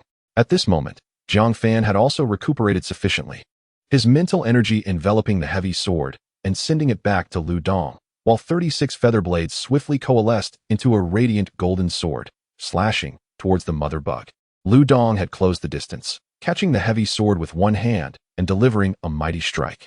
An overwhelming force accompanied by the sword's shadow drove the mother bug into the ground, creating a massive crater and sending dust swirling into the air. Yet, in the next moment, the mother bug's new body emerged entirely from the fissure, dripping with a copious amount of green slime that hissed as it hit the ground. This new form was revitalized, the severed appendages and the mutilated compound eyes from the mutated bats restored completely. You wretched insects, perish! The mother bug rasped, seemingly oblivious to the Black Panther lunging at it. Its compound eyes glowed ominously, unleashing several beams of red light at Lu Dong. The proximity was too close for Lu Dong to evade. Gritting his teeth, he charged forward. Let us see who the real insect is. He summoned his powers, the dark shadows around him solidifying further. The red beams struck him, yet their potency was significantly diminished by the shadows. Nonetheless, the impact left his skin charred in places. Dongzi! The crowd gasped in shock. Yet, Lu Dong did not fall. He pressed on, unwavering against the red beams, seizing the opportunity while the mother bug's attention was diverted. The Black Panther clamped down on one of its appendages, producing a sharp crack as it pierced through. The level 4 Black Panther's teeth were exceedingly sharp, rivaling some rune weapons of equal caliber. The mother bug, in pain, thrust 2 of its appendages towards the Black Panther. Uft! Caught off guard. The Black Panther was impaled, blood gushing forth. Yet, it clung on tenaciously, refusing to release its grip on the mother bug's limb. Witnessing this, Lu Dong's fury ignited. He grasped one of the appendages that sought to impede him and yanked the mother bug towards himself with all his might. With his other hand clenched into a fist, he unleashed a flurry of blows against the mother bug's compound eye. Boom, boom, boom. In less than half a second, Lu Dong delivered 7 or 8 punches, forcing the mother bug's compound eye inward, green blood seeping forth. The myriad compound eyes of the insect queen loomed large, and Lu Dong found himself perilously close. Several intact eyes emitting a piercing red glow. His body was akin to a tattered cloth in the wind, relentlessly tossed about. Yet he clung fiercely to a limb of the creature, his fist striking with unwavering ferocity. I shall not let you escape today, Lu Dong roared. Each punch infused with every ounce of his strength, the thuds echoing relentlessly. A few intrepid awakeners cautiously observed the battlefield, each one awestruck by Lu Dong's indomitable spirit. Is this still human? He is nothing short of a living weapon. They marveled. The physical enhancement abilities were indeed astonishing. More voices erupted in fervor. Give it your all. End its life. At that moment, the insect queen seethed with rage, raising 2 more limbs to strike at Lu Dong. Suddenly, the space shimmered, and a resplendent golden sword materialized, descending with ghostly swiftness toward one of the queen's limbs. With a resounding crack, the 2 appendages were severed. Green ichor spraying upwards in a dramatic arc die. You wretched creature. Lu Dong grit his teeth, delivering another devastating blow to the queen's chest. With a resounding crack, his fist, sharp as a blade, pierced through one of the queen's compound eyes, forcefully penetrating her interior. A piercing shriek erupted from the insect queen as she violently flung her other limb, sending the Black Panther-like figure sprawling far away, akin to a discarded sack. Two limbs swung menacingly toward Lu Dong. "Dongzi!" Jiang Fan bellowed, attempting to intervene with his nine-feather spear, but it was too late. He could only muster his psychic energy to try once more to control the Queen's movements, yet, having recently wielded his psychic blade, his powers had yet to fully recover. As their energies met, he was forcefully repelled from her body. The limbs sliced through the air, effortlessly tearing through Lu Dong's silver battle armor, inflicting two horrific gashes across his chest, shattering his ribs and nearly cleaving him in two. Just as the insect queen prepared to extinguish Lu Dong's life, countless shadows entwined around her form, momentarily halting her actions. It was Chuanli's psychic ability. She and Yang Mi had also injected the gamma serum. "Dongzi, let go." Lu Dong coughed blood from his mouth and nose. Yet his grip on the queen's limb remained unyielding. With a thunderous roar, he exerted force on the appendage embedded in the queen's abdomen, yanking out a segment that resembled intestines. With a powerful kick, he propelled his body backward, pulling out a gruesome length of entrails, nearly 3 to 4 meters long before it finally snapped. Observing this, Jiang Fan swiftly used his psychic energy to draw Lu Dong towards himself, while simultaneously condensing the golden sword once more to strike at the queen's head. However, the insect queen suddenly broke free from Chuanli's shadowy restraints. She raised her remaining limb to block Jiang Fan's golden sword. With a resounding clang, the sword was deflected, leaving a gash on the queen's limb from which green fluid began to seep. Before the queen could regain her composure, a water vortex roared into existence. Yang Mi had injected the gamma serum, elevating her powers to a formidable level. The nearly 100-meter-tall water vortex surged forth with overwhelming force, ruthlessly assaulting the insect queen. The mother of insects sought to escape the confines of the whirlpool, yet the shadow of Chunli, akin to a ravenous maggot, clung to her form, binding her firmly in place. The immense force within the whirlpool relentlessly tore at the mother's body, fissures appearing in her once impenetrable shell, as green ichor mingled with the rushing water, splattering in all directions. After a brief interlude, the whirlpool finally subsided. The ground surrounding them bore the scars of a vast chasm, several meters deep, while a significant portion of the loft had vanished entirely. The onlookers gasped for breath, their eyes fixated on the crumpled figure of the mother of insects within the abyss. "Is she dead?" the square-faced one inquired tremulously. Chapter 143. A desperate situation. The entire safe zone lay in utter silence, all eyes fixated on the shadow lurking in the deep pit. Hope hung in the air, as everyone fervently wished that the figure would remain still, for any movement would herald despair. However, the truth was disheartening. Jiang Fan discerned that his mental force could still not penetrate the body of the mother insect. The colossal form of the mother insect stirred once more, slowly stretching its body. Despite its sluggish movements, each action quickened the heartbeats of the onlookers. Its body was a tapestry of cracks. Remnants of the golden sword strike leaving only half of its appendages intact, while the other parts had long since vanished. Good heavens! It's still alive. We must flee. Such a creature is impossible to defeat. My lord insect, we are willing to submit, as long as you spare us. Indeed, we surrender. The inhabitants of the safe zone erupted into chaos, some fleeing in terror, while others knelt in abject supplication. Jiang Fan paid them no heed. His gaze locked onto the mother insect, clutching several crystal cores tightly as he continued to absorb their energy. His companions had largely lost their fighting capability. Lu Dong and Black Panther bore fatal injuries, and Fang Ningxue had no choice but to inject herself with gamma serum, barely managing to sustain their lives. Very well. Very well. You pathetic, inferior beings. You have driven me to this extremity, my children. It is time for you to offer your lives. With that proclamation, the mother insect threw back her head and emitted a terrifying shriek. The sound resonated with an uncanny power, reverberating throughout the safe zone. In Jiang Fan's perception, nearly half of the awakened individuals within the zone screamed in agony, as if something within their bellies writhed, eager to escape. What is happening to me? Help! Some writhed in torment on the ground, hands clutching their abdomens. My lord insect, we submit. Please do not kill us. In the next moment, a series of sickening sounds filled the air as grotesque little insects emerged from the bellies of the awakened. These minuscule creatures, blood-soaked and no larger than a cigarette pack, bore 6 segmented limbs akin to those of the mother insect. As these spider-like insects crawled forth, the awakened individuals rapidly deflated, transforming into lifeless husks, some still frozen in their beseeching postures. In mere seconds, hundreds of thousands of these insects had erupted from their hosts. Instead of attacking the remaining awakened, they surged toward the mother insect like a relentless tide, climbing her form and extending their mouthparts as if to deliver something vital. In an instant, these insects shriveled. Yet they did not perish. Instead, they continued their crawl towards other awakened individuals. The safe zone descended into pandemonium as the surviving awakened, now grasping the calamity at hand, unleashed their abilities against the insects. Yet for the majority, who were merely first-level awakened, these creatures represented a living nightmare. The insects moved with alarming speed, swiftly crawling onto the bodies of the awakened ones, their mandibles piercing the skin as they voraciously drained their life force. The attacked awakened screamed in agony, utterly unable to escape the clutches of these terrifying creatures. "Help! Someone save me!" A young awakened cried out in despair, his feeble strength proving insufficient against the onslaught of the insects. Meanwhile, the insect mother, having absorbed the energy delivered by her swarm, began to heal from her wounds, her grotesque visage growing even more horrifying, instilling a sense of dread in all who beheld her. "I must stop her. Otherwise, all previous efforts will be in vain." At that moment, Jiang Fan's mind was consumed by this singular thought. He slowly ascended, his psychic energy summoned without reservation, creating delicate fissures in the space surrounding him. Dark and unfathomable. Psychic shock. Jiang Fan roared as he unleashed his mental prowess. The formidable energy radiated outward in visible ripples from his core, ensnaring all insects within its reach. Those caught in the wave became paralyzed, their soft innards and brains obliterated by his terrifying psychic force. With the strike, hundreds of thousands of insects were vanquished, their segmented limbs collapsing into stillness.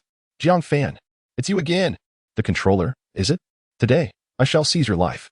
The insect mother, witnessing the annihilation of her swarm, was consumed with rage, green ichor oozing from her wounds. She roared and charged recklessly at Jiang Fan, intent on a final, desperate struggle. At this point, Jiang Fan was utterly exhausted. He barely managed to stabilize himself, the previous attack having drained his entire mental reservoir. It felt as though countless steel needles were piercing his skull.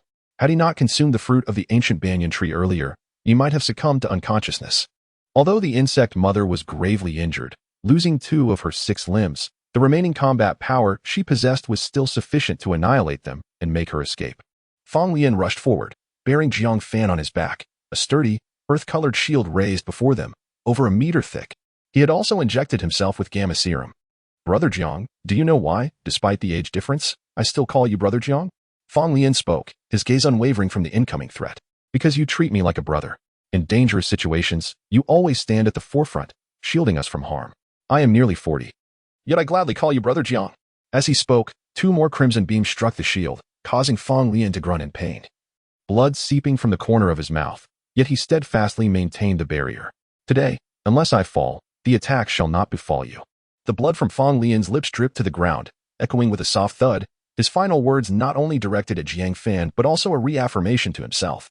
Once again, 2 beams of light surged forth, a total of 6, as all of the mother insect's compound eyes unleashed their assault. Fang Lian stumbled, blood gushing from all 7 orifices, yet he still trembled as he stood upright, maintaining the protective shield. "Beast, is that all you've got? If you wish to slay my brother, you must first trample over my corpse."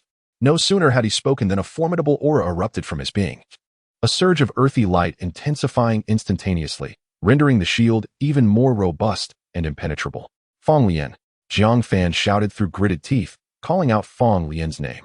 He could discern that Fang Lian had pushed the efficacy of the gamma serum to its utmost limit, reminiscent of the battle in the Kyoto safe zone, where both Su Mei and Zhao Jinlong had similarly employed the gamma serum, yet Su Mei appeared to age far more significantly than Zhao Jinlong. Glancing at his comrades, he noted that, apart from Chawa, the effects of the serum had completely worn off for the others. Each could barely stand, utterly incapable of mobilizing their abilities. After enduring such a grueling battle, it seemed they had reached the brink of exhaustion. Chapter 144, The Survivors' Pitiful Humans. It is your abundance of base emotions that renders you incapable of achieving the strength we, the insectoid race, possess. The voice of the insect mother resonated with chilling disdain. This azure planet was destined to belong to us 100,000 years ago. Had it not been for that unforeseen twist in history, your inferior kind would have long been eradicated by our might. As if losing patience, her membranous wings began to vibrate rapidly, propelling her towards Jiang Fan. "Do not struggle. Soon, the insectoid army will descend upon you, enslaving your kind for generations to come. Ha ha ha." Upon hearing the insect mother's proclamation, tumultuous waves surged within Jiang Fan's heart, conjuring images from when he ascended to the 4th level. The mere presence of a battle-class insectoid was terrifying. How could humanity possibly endure the impending onslaught of the insectoid horde? As he gazed upon the advancing insect mother, despair washed over him for the first time.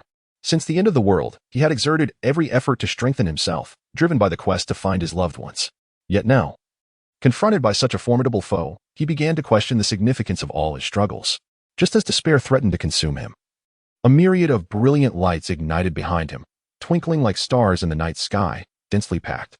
Turning around, he was met with an astonishing sight.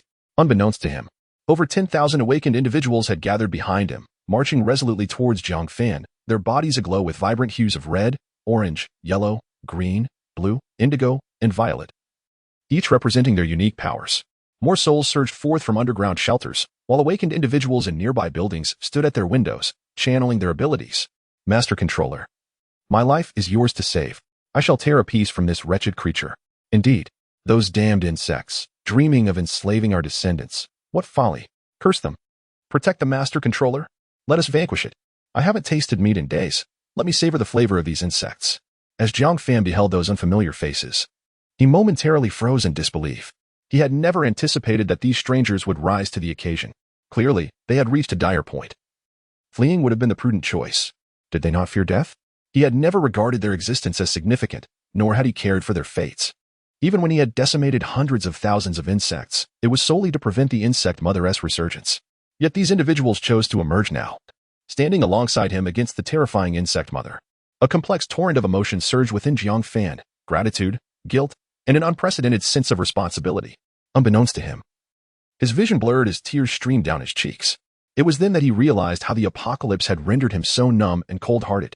The oath he had fervently shouted upon enlisting, to protect his homeland and safeguard the people, resounded clearly in his mind once more. Once, he believed that in this brutal world, as long as he had food, water, and resources, and safeguarded his family and friends, he would be content.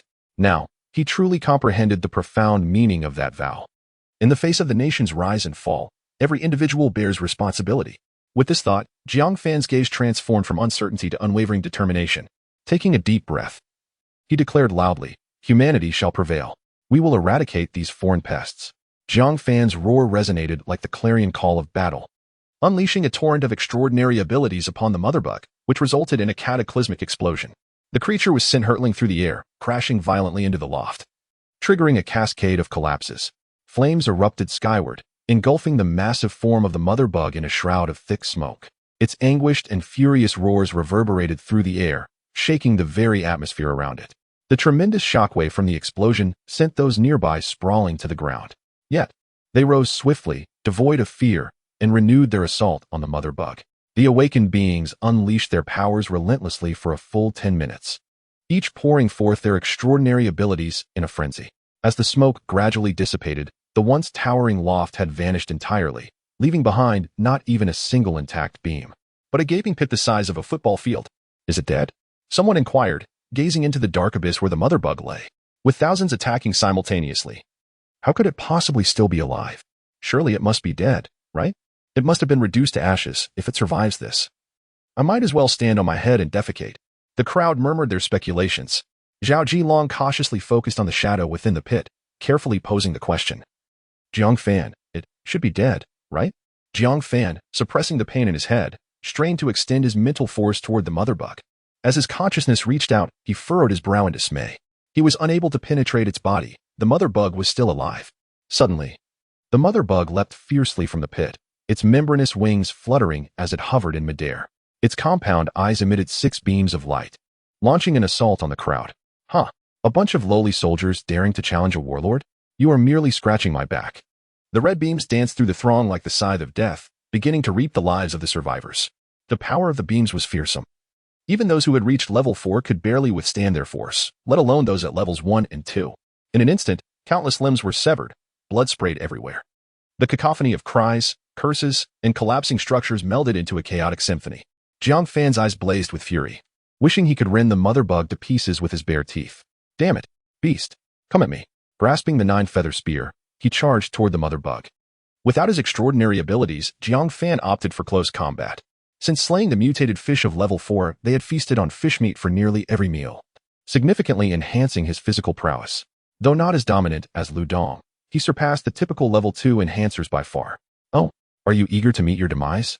The mother bug mocked, laughter lacing its tone. It flapped its wings and dove toward Jiang Fan, its appendages thrusting forward like spears. Jiang Fan narrowly evaded the attack by sidestepping and, seizing the opportunity, raised the 9-feather spear to strike fiercely at the creature's limbs. With a resounding thud, the insect queen's appendage merely quivered, while he himself felt a tingling numbness in his arm from the recoil. It was only upon direct contact that Jiang Fan comprehended the vast disparity between his own strength and that of his adversary, a revelation that utterly took him by surprise. He had anticipated that a collaborative strike from the survivors would at least severely wound the creature, if not vanquish it entirely. However, the outcome proved to be even less effective than he had envisioned. The insect queen swept another intact appendage towards him, intent on cleaving Jiang Fan in two. Yet, his subsequent maneuver left the queen somewhat astonished. Rather than employing the 9-feather spear for defense, he bent his knees, lowering his entire body just enough to evade the queen's assault, and then, with a sudden burst of speed, launched himself towards her chest. Chapter 145, Blood for Blood. Today, Jiang Fan, Spring Li, and the other teammates gasped in astonishment, unable to fathom Jiang Fan's intentions. The 6 compound eyes remained intact on the chest of the mother bug. By rushing forward, Jiang Fan would have nowhere to evade the lethal red beams it could unleash. Ultimately, a lowly species with a pitiful intellect, the mother bug rasped, its throat emitting a strained sound as the compound eyes glowed ominously. Is that so? Let us see whose intellect is truly inferior. Jiang Fan suddenly extended a hand toward the compound eye that Lu Dong had previously shattered. Threads from his active battle armor surged forth, burrowing instantly into the mother bug's body. In that moment, 6 crimson beams were unleashed, hurtling towards Jiang Fan's head. In a critical juncture, Jiang Fan brandished the 9-feather shuttle to shield himself. Although the 9-feather shuttle lacked telekinetic manipulation, its intrinsic material was remarkably resilient, bolstered by ancient meteoric iron, enabling it to withstand the onslaught of the 6 red beams. Jiang Fan was violently propelled backward. Yet the myriad threads of active bug armor remained connected to the mother bug's innards, voraciously siphoning its flesh and blood. The remaining compound eyes rapidly withered, resembling dried orange peels. Hiss! The mother bug emitted a cry of agony, thrashing its appendages in a frenzied attempt to sever the threads. Despite its efforts, it failed to completely sever them, inadvertently extracting a portion of its own entrails in the process. Just as Jiang Fan regained his footing, he witnessed the mother bug once more swing its limbs, this time successfully severing all the threads. However, its compound eyes had succumbed to decay, unable to emit any further crimson light. You mindless insect, Jiang Fan scoffed, a sardonic smile gracing his lips. Ah, die. The mother bug, now bereft of reason, charged recklessly at Jiang Fan, intent on shredding him and devouring him piece by piece. No. Springly cried out in desperation, the others gasping in horror. Even as death loomed, Jiang Fan maintained a derisive gaze fixed upon the mother bug, devoid of any trace of fear. Just as 2 razor-like limbs were poised to pierce Jiang Fan, a massive spatial rift materialized between them. The mother bug, already in full charge, was instantly engulfed by the rift's terrifying pull. In the next instant, the rift sealed shut, and Su Mei's voice resounded. I have arrived late. Jiang Fan turned, spotting Su Mei's anxious expression, yet behind her stood another figure, Wang Shuya. Su Mei, why did you bring her back? Take her away. Jiang Fan's fury ignited. His face flushed crimson, veins bulging at his temples. He understood that Su Mei's abilities might not suffice to vanquish the mother bug, even with the gamma serum injected. The ordinary purple insectoid could suppress her powers, and the mother bug would likely be even stronger. Indeed, from the very spot where the mother bug had vanished, a gaping black hole tore open in space, only to close once more in the next moment. Su Mei offered no explanation. She merely produced a syringe, injecting it into her arm, channeling her powers in a desperate attempt to subdue the thrashing mother bug. Brother, I am the one who returned. I can assist you. Wang Shuyu's complexion seemed to have improved significantly. Jiang Fan, perplexed by the sudden change, rose to his feet, intending to lead her away. He glanced at his teammates, seeking someone to take her with them, but after a prolonged search, he could only sigh in resignation. Shuya, you should not have returned. Wang Shuya gazed at Jiang Fan, her face lighting up with an innocent smile. Brother, even if I leave, when the Zerg attack, won't we still perish? You are the top of the list, the most formidable person in the entire Blue Star. If you were to fall, do you think we could survive? Upon hearing her words, Jiang Fan forced a smile, opening his mouth, yet finding himself at a loss for words. Indeed, he had reached level 4, far surpassing all the awakened beings on Blue Star. If he were to die, who else could stand against the mother bug? Not to mention the impending Zerg army. Therefore, brother, allow me to stay and aid you. Let us fight together. Wang Shiyu's eyes shone with unwavering determination. Before Jiang Fan could respond, she took his hand in hers. In that moment, Jiang Fan felt the warmth of his cousin's hand, and a wave of warmth surged through him, spreading rapidly throughout his body. He stared at Wang Shua in astonishment. I am already at level 4. Can you still help me break through? Yes. Brother, quickly absorb the crystal core. I heard from Su Mei that your absorption speed is remarkable. As long as you can recover, or even break through once more, you will surely be able to slay those bugs. Wang Shua closed her eyes briefly, then forced them open again. Her body remained weak, and as she exerted her powers to assist Jiang Fan, her vision began to blur. In truth, without Wang Shua needing to voice it, he had already commenced the process. The energy from the level 3 crystal core flowed towards Jiang Fan's brow like lifeblood beneath the active insect armor. The psychic shock not only drained his mental strength but also inflicted backlash upon him. The last time he employed this technique in the Kyoto safe zone, Jiang Fan had needed a full 7 days to recuperate. Although he had now reached level 4, the side effects still caused his head to throb incessantly. With no other options, Jiang Fan gritted his teeth and continued to absorb the crystal core. He soon realized that the previously ferocious energy from the crystal core transformed into a gentle and peaceful force upon contact with that wave of warmth, replenishing his powers while nurturing his damaged meridians like a gentle stream. A surge of joy blossomed in Jiang Fan's heart as he hastened his absorption, his aura growing increasingly powerful. At this pace, he would require only a few minutes to restore himself to his peak state, making the task of slaying the mother bug seem effortless. Su Mei, hold on a little longer, Jiang Fan urged. He observed as Su Mei trembled violently, the space around her occasionally tearing open, accompanied by the mother bug's menacing roars. Su Mei merely nodded slightly, her light intensifying, momentarily suppressing the mother bug. It appeared she had maximized her medicinal effects. This woman never left herself any room for error. At that moment, Jiang Fan was too focused to concern himself with anything else, pouring all his energy into absorbing the crystal core. Energy surged wildly into his brow, completely oblivious to Wang Shuya's increasingly pale complexion and bloodless lips. Thud, thud. Wang Shuya and Su Mei both collapsed to the ground, as if the very space before them had been gouged out from within, revealing 2 slender, articulated appendages. I shall annihilate you all. The enraged voice of the insect queen echoed forth, violently surging from the rift in space. Jiang Fan enveloped the 2 women in his mental force, gently pulling their bodies backward as he proclaimed with unwavering resolve, a debt of blood must be repaid in kind. On this very day. Chapter 146, Victory in this battle. As the mother insect emerged from the rift in the void, a radiant golden sword suddenly materialized above, cleaving through the air towards it with tremendous force. Although the mother insect possessed a keen sensitivity to spatial abilities, the appearance of the golden sword was so abrupt that it had no time to react after just escaping the rift. In a moment of dire peril, the remaining 2 appendages of the mother insect instinctively raised, crossing above its head. Despite being marred with cracks, its limbs erupted with astounding strength, absorbing the lethal blow. The clash produced a deafening metallic sound as the golden sword met the appendages, igniting a shower of blinding sparks. The immense impact bent the mother insect's body downward, fracturing the ground beneath it and forming a deep crater. A pained screech escaped its lips as the 2 limbs quivered under the relentless pressure, fissures rapidly spreading, as if on the brink of shattering entirely. Could it still withstand this? In the distance, the members of the squad's eyes narrowed in astonishment. They had believed Jiang Fan's strike would utterly annihilate the mother insect, only to witness its unexpected, fierce resilience at the last moment. During the brief interval when Wang Shuya had assisted Jiang Fan in absorbing the crystal core, he had not only recovered a significant portion of his mental energy, but also alleviated the stinging pain that had afflicted him. Jiang Fan squinted slightly. I've heard you have numerous legs?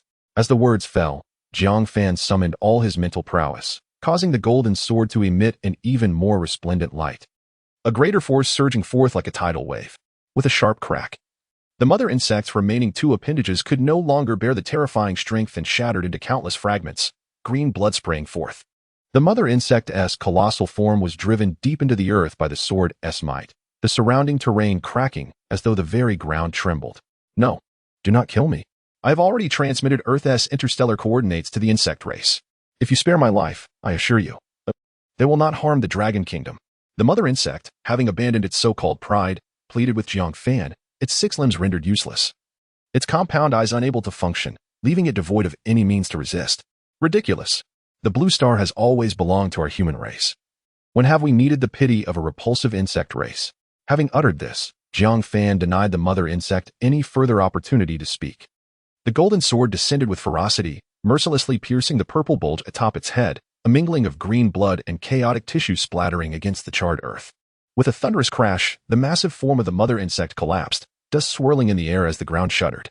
Its life essence extinguished in an instant, and the surrounding world fell into an eerie silence.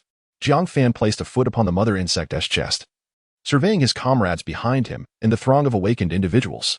This battle, we have triumphed. Jiang Fan's voice echoed through the ruins, brief yet imbued with strength, igniting the fervor within everyone present.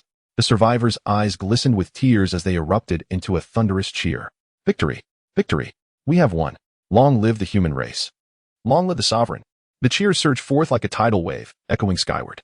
Even those situated several kilometers away could hear the jubilant exclamations with clarity. Jiang Fan approached his team members, while behind him, the insect mother had been reduced to a desiccated husk by the active insect armor, its vital energies fully drained. Inside the insect mother, there was no crystal core, nor even a trace of a communication chip. Unbeknownst to him, the insect race belonged to an extraterrestrial species, utterly incapable of utilizing communication devices, which was why the energy point of the insect mother had been entrusted to the formation master for safekeeping. Brother Jiang, you've outdone yourself this time, Lu Dong remarked, seated on the ground, clutching his chest. His injuries had scabbed over thanks to Fang Ningxue's treatment, and he had escaped the clutches of death. Haha, and you didn't do too shabby yourself, having carved a gaping wound in the belly of the insect mother. Jiang Fan replied with a smile. Damn, I forgot. Lu Dong suddenly recalled something of great importance, propping himself up with his heavy blade. The movement tugged at his wounds, causing him to grimace in pain. Clearing his throat, he proclaimed loudly, Hello everyone, I am the King of Strength. Yes, the very one on the honor roll. Unfortunately, amidst the raucous cheers, the survivors were oblivious to his declaration. Lu Dong could only manage a wry smile. What a splendid opportunity for fame, and I squandered it. What do you want with fame? Huh? Are you hoping to find a few more sisters? Are you implying that I am too old for you? Yang Mi struggled to rise, tugging at Lu Dong's ear. Ha! The team members erupted in laughter, though their faces bore the signs of fatigue and age. Jiang Fan approached Fang Ningxue, who was now drenched in sweat, droplets cascading from her forehead. Ningxue, you've worked hard. Since the battle commenced, she had treated 4 or 5 individuals, and having exhausted her powers, resorted to using gamma potions, thereby preventing any casualties. It's nothing. Fang Ningxue squeezed her eyes shut and shook her head. The effects of the gamma potion had waned, and she felt a wave of dizziness from the overextension of her abilities. Shuya's injuries were particularly severe, resembling the symptoms of having consumed gamma potions. Her vitality was severely depleted, and I found myself unable to heal her.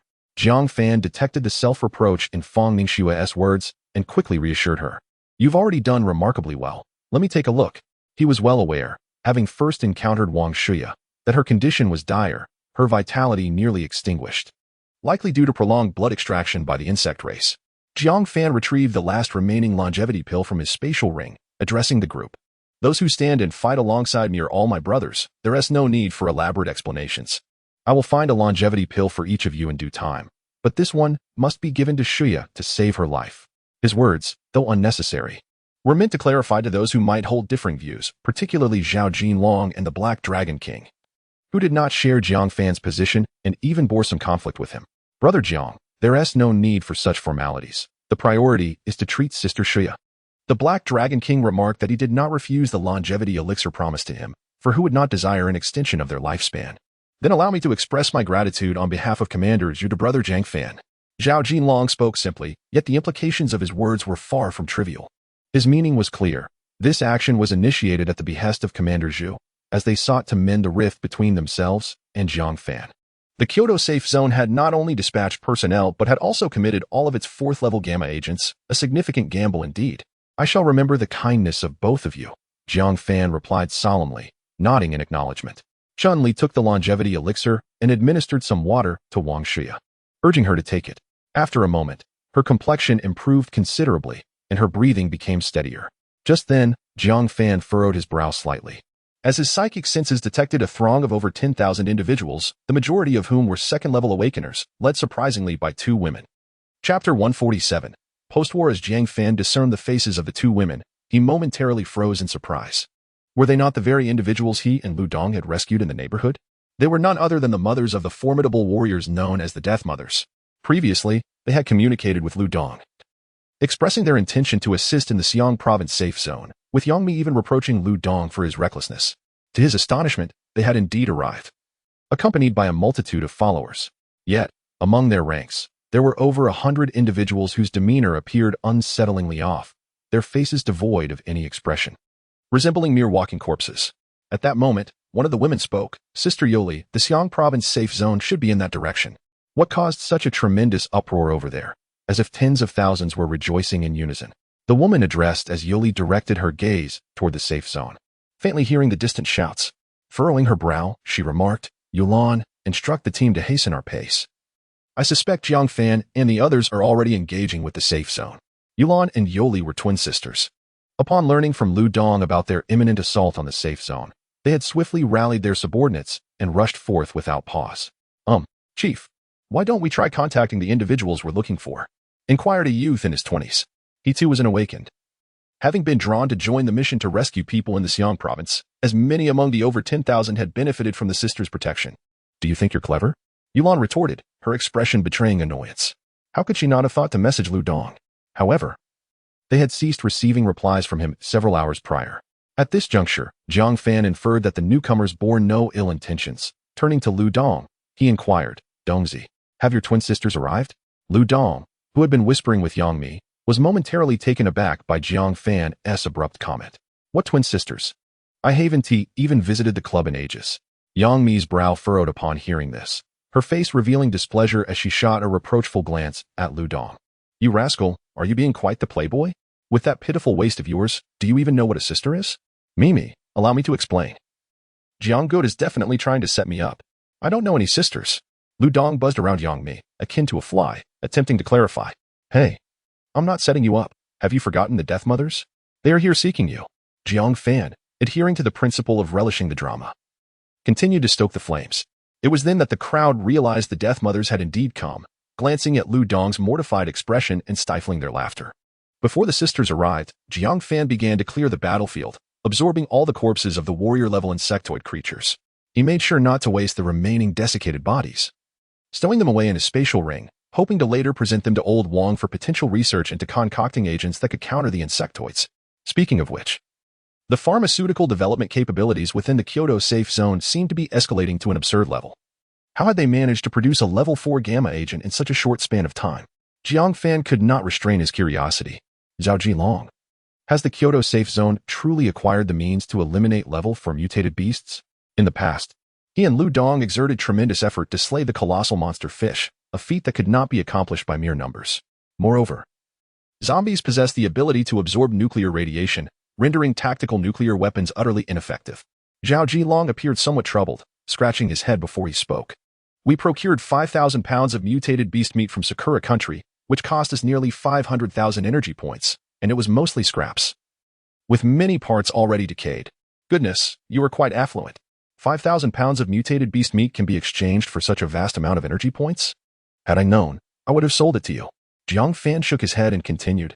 Does Xiao Binzi possess the capability to eliminate a level 4 mutated beast? I am unsure, but the laboratory has detected significant residual nuclear radiation in the mutated beast meat.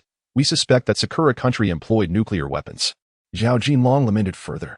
Truth be told, we did not wish to purchase from Sakura country. Xiao Binzi has always harbored grand ambitions, even proclaiming this apocalyptic era to be an opportunity for the rise of their empire. However, the safe zone has already endured 2 attacks from level 4 zombies. Although we managed to fend them off with our formidable weaponry, the casualties were devastating each time. Jiang Fan furrowed his brow. Previously, Sume had mentioned the issue of level 4 zombies, but at that time, his focus was solely on rescuing his family, and he had dismissed it. Now, it seemed evident that the situation in the Kyoto safe zone was indeed dire. Enough with the lamentations of poverty. I am aware that you have expended considerable amounts of level 4 gamma agents to assist me. With a wave of his hand, 2 mountains of meat materialized amidst the ruins. They are referred to as meat mountains due to their immense size, each weighing at least 10,000 pounds. This is all fresh flesh from level 4 mutated fish, suitable for sashimi, provided your teeth are up to the task. Zhao Jinlong's eyes widened as he gazed at the 2 mountains of meat, incredulous as he touched the fish flesh. Jiang Fan, is this for me? Indeed, I am not a miser. These 2 portions, each weighing 10,000 pounds, are for you and the Black Dragon King. As for how you report this, I leave that to you. Jiang Fan replied nonchalantly. His style had always been this way. If others treated him well, he would surely repay them in kind. Upon hearing that there was a portion for him, the Black Dragon King's muscles twitched in disbelief. Goodness, this is exceedingly generous. Mutated beast meat valued at 1,000,000 energy points, simply given away? I must firmly attach myself to this benefactor. No one can change that. Henceforth, I shall be Jiang Fan's loyal hound, come what may. With this thought in mind, the Black Dragon King stepped forward, shedding his previous fierce demeanor, and spoke with a fawning expression, Brother Jiang Fan, from now on, wherever you point, I shall strike, with no objections. Zhao Jinlong regarded him with disdain. As if to say, look at your greedy demeanor, it is truly repugnant. Yet, he wore a smile. Brother Jiang is magnanimous, in truth, the Black Dragon King. Being a solitary figure, need not receive so much. Perhaps you could give me a share. Goodness, Zhao Jinlong, you stout-browed fellow, how dare you associate me with solitude? The safety zone in Xiang province belongs to my brother Jiang Fan and me. He is also a major shareholder here. The Black Dragon King shot a glare at Zhao Jinlong, engaging in a dispute, despite the fact that the two have been close friends for decades. In truth, Jiang Fan had initially promised him that he would receive the safety zone afterward, but now it had morphed into a claim of shared ownership. As the two argued, Lu Dong and a few others with round faces cast sympathetic glances. How pitiable they are. We are on the verge of being sick from our lavish meals. Yet look at these two.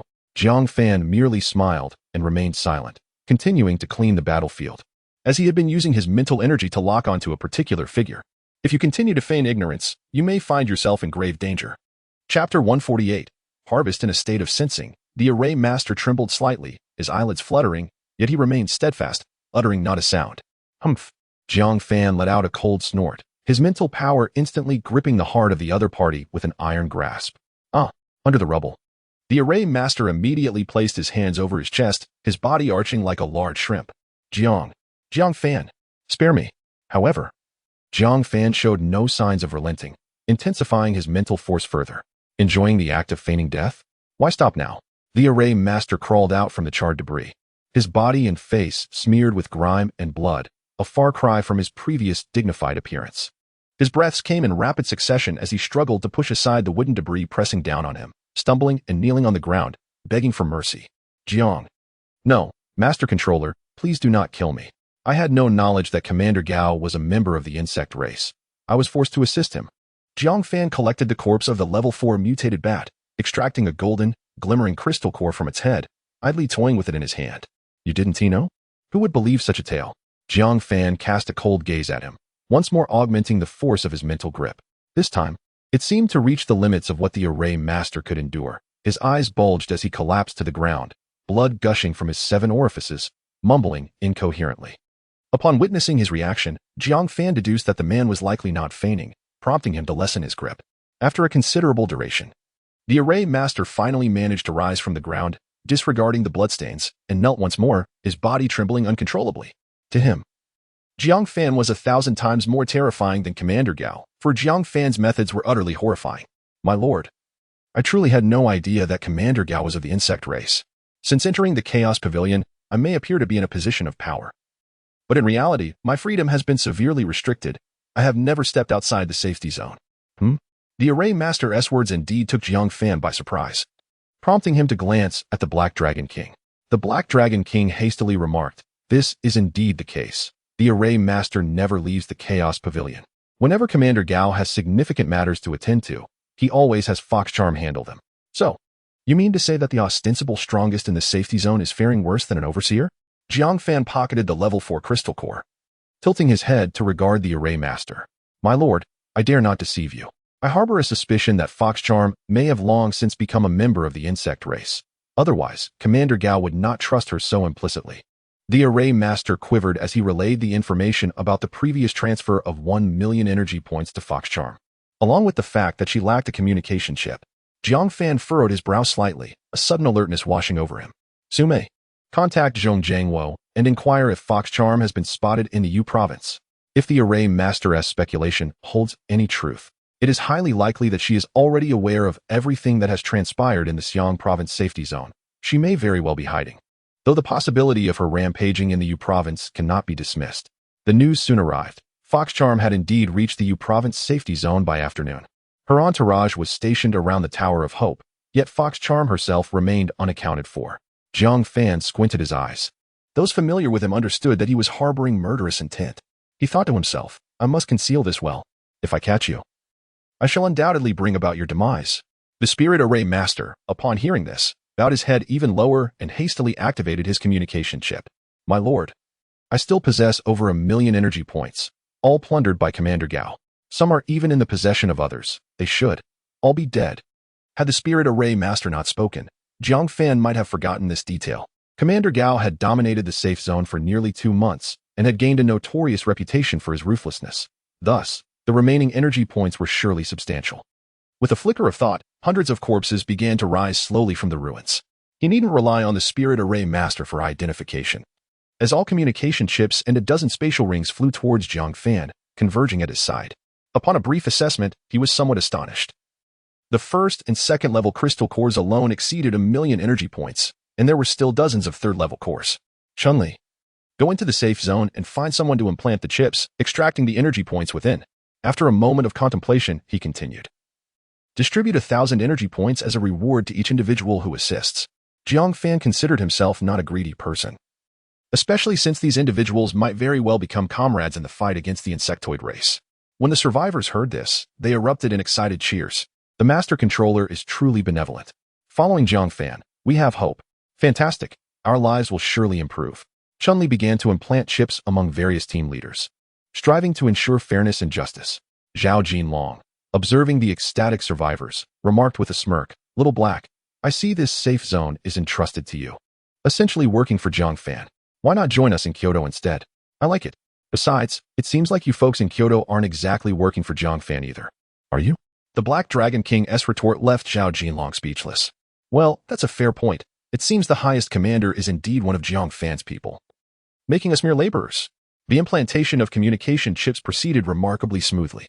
In truth, Jiang Fan could have had his own people carry it out gradually. He merely wished to repay these individuals in this manner, as they had previously extended their hands to assist him. Ultimately, all energy points were transferred to Jiang Fan, amounting to a staggering 450,000, combined with the Spirit Array Master S over 1,000,000, nearly reaching 600,000. Indeed, the spoils of murder and arson yield gold, while the repair of bridges and roads comes without corpses. Jiang Fan exhaled in awe. The Spirit Array Master timidly lifted his head, noticing Jiang Fan's expression had softened slightly. Emboldened, he spoke. My lord, I acknowledge my grave sins. I do not seek to escape death. If you would spare my life, I would serve you eternally, never to betray you. Jiang Fan scoffed, his mental energy once again enveloping the Spirit Array Master, thinking to himself, this old man aided the insectoid race in harming my kin and now wishes for mercy? How naive. To grant him a swift end would be a kindness. Unexpectedly, Lu Dong interjected. Wait a moment, Jiang. It appears that Yolan's abilities allow her to manipulate others. Those who fall under her control can retain their consciousness. Yet should they harbor thoughts contrary to Yolan's desires or act against her will, they will instantaneously self-destruct. Lu Dong was referring to the younger sister of the Death Mother duo. Upon hearing this, Jiang Fan thought it was a brilliant idea. The abilities of a Spirit Array Master would undoubtedly be the optimal choice for a safe zone. Now that he is aware of the imminent invasion by the Zerg, the next step would certainly involve establishing his own power. If he could completely dominate the opposition, it would be quite advantageous. Meanwhile, the Spirit Array Master was already drenched in cold sweat, each drop falling to the ground with a soft patter. Chapter 149. Subduing the Spirit Array Master. After half an hour, the sisters Yulan and Yoli finally arrived. Concerned about potential changes, they had brought only a few dozen second-level awakened ones with them. As soon as they arrived, the two young women immediately recognized Lu Dong and hurried over. The younger sister, Yulan, appeared somewhat anxious, her hands clasped behind her back. After a moment of hesitation, she mustered the courage to speak. Brother Lu Dong, do you remember us? We owe our lives to you back then. Lu Dong felt a warmth spread through him at the affectionate address, scratching his head and breaking into a broad grin. Of course I remember. How could I forget? Just as he was about to continue, he caught sight of Yangmi's cold expression, causing him to shudder involuntarily. I can't believe you actually came. This is Brother Jiang. To be honest, it was mainly Brother Jiang's efforts that day. Otherwise, I wouldn't have been able to overcome Brother Chang and the others. Jiang Fan said with a smile as he stepped forward. I never expected you two to achieve such great success. He continued. Without Mr. Jiang and Mr. Lu Dong, we would have perished long ago. The chill on Yoli's face melted away, revealing a smile as she spoke again. Mr. Jiang, our lives were saved by you. And from now on, we are yours. Upon hearing this, the surrounding crowd was momentarily taken aback. What did she mean by we are yours? Was this akin to ancient servant girls? Chun-Li swiftly sensed the impending crisis and hurriedly linked her arm with Jiang Fan's. Um. You really don't need to take it to heart. We merely acted on impulse at the time, Jiang Fan replied awkwardly. Though he acknowledged that the sisters were indeed strikingly beautiful, he found it difficult to commit to such a statement. Seemingly oblivious to Chun-Li's fiery glare, Yoli extended her delicate hand. Seeing her sister's gesture, Yulan hesitated for a moment before also reaching out to Jiang Fan. He was left somewhat bewildered by their actions. Yet Yoli continued, our special abilities prevent us from absorbing crystal cores. We can only draw from the energy dissipated by the deceased. Additionally, I have gained the ability to control corpses, while my sister can impose restrictions on the living. Once she succeeds, the person cannot defy her will. The others remained perplexed, struggling to connect this with the sister's peculiar actions. However, Yulan's next words clarified their confusion. As long as Brother Jiang holds our hands, we willingly submit to your restrictions and will no longer be able to defy your will. Jiang Fan's eyes widened in shock, mirrored by the astonished expressions of the others. Lu Dong rubbed his hands together in excitement, vowing that had Yang Mi not been present, he would have eagerly accepted the offer. After all, who wouldn't he be intrigued by twins? Jiang Fan stammered, at a loss for words, thinking, these sisters must be worried I don't trust them, hence this overture. Mr. Jiang, I understand your concerns. Once we are bound by the restriction, as long as you do not forcibly interfere, we will not be affected in any adverse way, Yoli stated, though she did not articulate the latter half of her thought. Everyone comprehended its implication. As long as there was a desire to pursue other intentions, they would be unable to refuse. This was truly something. Jiang Fan pondered for a moment, realizing that the two women harbored no such reservations, while he was lost in unnecessary thoughts. He grasped their hands, and an extraordinary wave of energy surged forth, prompting a look of relief to grace the faces of Yu Li and Yulan.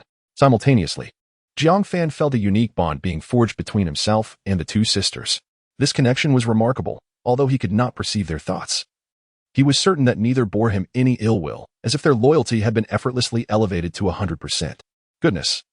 Had he known it was merely a matter of increasing loyalty, he would have understood everything sooner. Jiang Fan silently scoffed, then cleared his throat awkwardly upon noticing Chun-Li's murderous glare. This should suffice, right? Both women nodded, and Yuli began to speak. Mr. Jiang. Upon hearing Yuli's formal address, Jiang Fan quickly interjected, just call me Jiang Fan.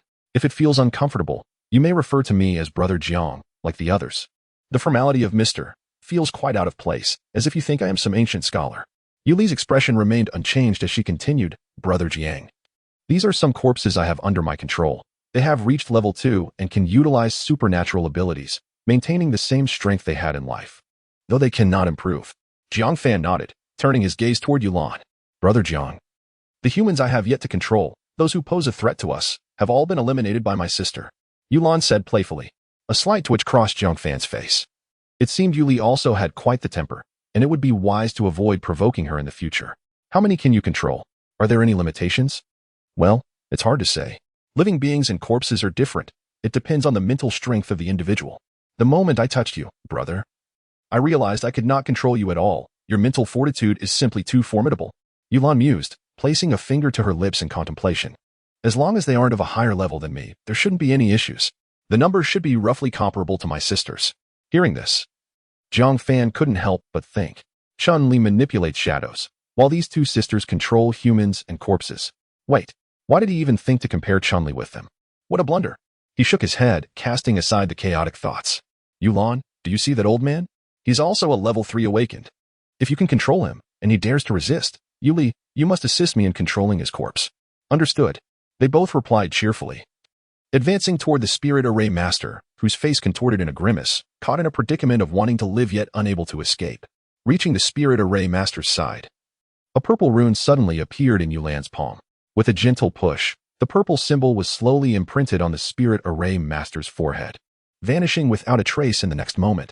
Brother Jiang, it's done, Yulan announced with a beaming smile. The spirit array master slowly rose, revealing a smile that was more sorrowful than tears. He could sense that the moment he entertained even a hint of hostility towards Jiang Fan, his consciousness would shatter, and his body would disintegrate. What is it? It seems that you are rather reluctant. If you prefer, I could transform you into a lifeless corpse. Fang Lian, previously struck and bloodied by the mother of insects, was eager to vent his frustrations on someone. I dare not. The humble servant vowed to wholeheartedly assist the esteemed master henceforth. Observing that all matters had been resolved, the Black Dragon King remarked, Brother Jiang Fan, Now that your family is reunited, what are your plans? Perhaps you might consider settling in Xiang province. The Black Dragon King had already discerned that Jiang Fan was a man of his word, if he truly wished for Jiang Fan to remain in Xiang province. His own fortune would inevitably follow, and he could never suffer loss. Jiang Fan turned to his companions, a smile gracing his lips. We shall journey to your province, for there awaits a grand event that belongs to us. Chapter 150. Jiang Fan's plans. Upon learning that the insect race was poised to launch a large-scale invasion of Blue Star, Jiang Fan, though uncertain of the exact timing, resolved to prepare as early as possible. The immediate priority was to address the zombie crisis plaguing Long Kingdom and, indeed, all of Blue Star. Having experienced the battle against the insect mother, he recognized that while individual combat strength was significant, it would be futile to confront the vast numbers of the insect army without overwhelming power. Thus, it was imperative to swiftly assemble a formidable team to enhance their collective combat capability. Brother Jiang Fan, are you really planning to go to Yu province to auction the level 4 crystal core? Black Dragon King asked incredulously. Jiang Fan paused before responding, turning to his comrades, who had shared life and death since the apocalypse. He had come to regard them as his most cherished companions. I have no objections. Wherever you go, I shall follow. Lu Dong grinned, flashing a bright smile. This time, don't even think of leaving me behind. I brought along the old banyan tree as a precaution against your tricks. T-Flower brandished a vibrant green branch, feigning indignation. In truth, Yu province was quite appealing. It had been a major agricultural province before the apocalypse, and now it likely harbored numerous mutated plants. Moreover, the Yellow Sand River could yield a bounty of mutated food, capable of sustaining many lives. Yang Mi understood Jiang Fan's intentions, recognizing that he sought to establish a significant force during this auction. After drifting for so long, having a place to settle down would indeed be beneficial. Chun-Li stepped forward, linking her arm with Jiang Fan's. Observing that his teammates were in agreement, Jiang Fan finally spoke. Individual power is inherently limited. We must expedite the formation of a force and strive to enhance our strength before the insect race arrives. Brother Jiang, are we truly going to sell that level 4 crystal core? Lu Dong inquired, his reluctance palpable. Yes. For the time being, you are all far from reaching level 4. There will be no shortage of crystal cores for you in the future, Jiang Fan affirmed. In truth, he had long contemplated that even if the level 4 crystal core were auctioned, it would inevitably end up in one of Long Kingdom's 4 secure zones, as the financial resources of smaller teams and factions were negligible. Should foreign forces intervene, he could simply have his own people secure it, transferring it from one hand to the other without hesitation. Ultimately, as long as the level 4 crystal core remained within Long Kingdom, Jiang Fan would find it acceptable.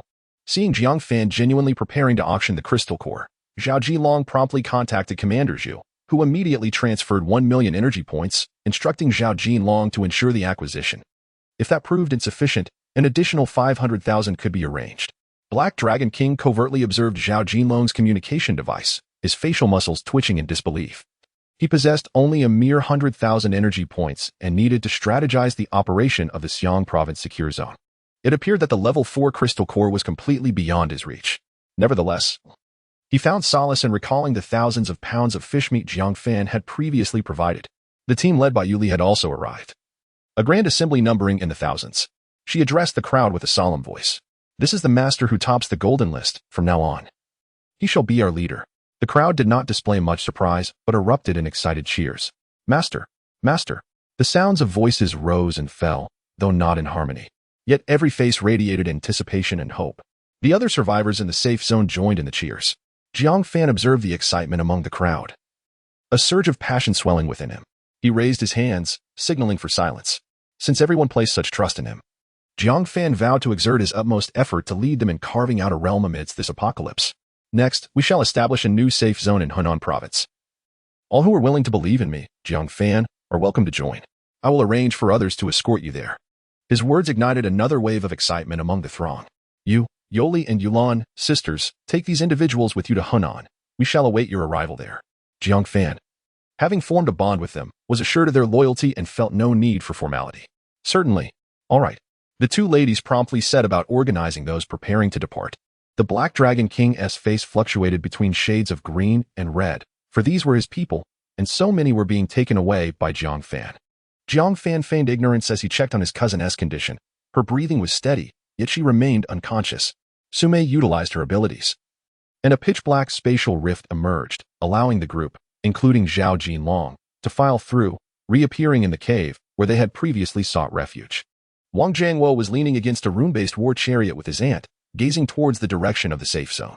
Upon seeing the sudden arrival of the crowd, his aunt was overwhelmed with joy, tears streaming down her face, though her frail state nearly caused her to faint once more.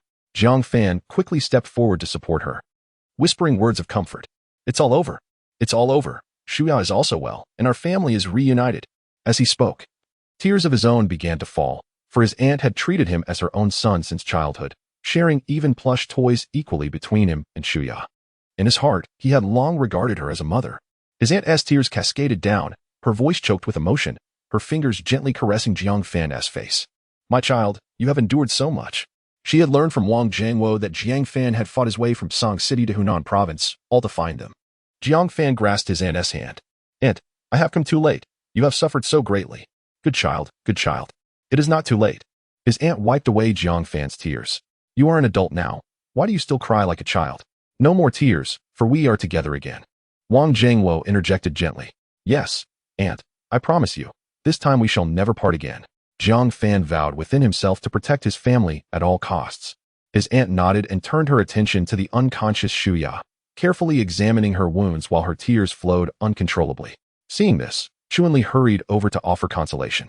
Jiang Fan collected himself and retrieved over 100 second-level crystal nuclei from his spatial ring.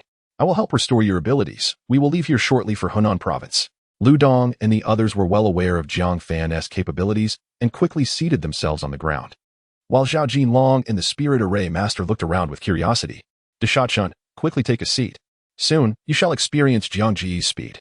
Lu Dong urged Zhao Jinlong, who was still in a daze, to prepare himself. Zhao Jinlong remained bewildered but obediently sat cross-legged, and the Spirit Array Master hastily followed suit. "What does it have to do with you? Go away." Jiang Fan shot him an irritated glance.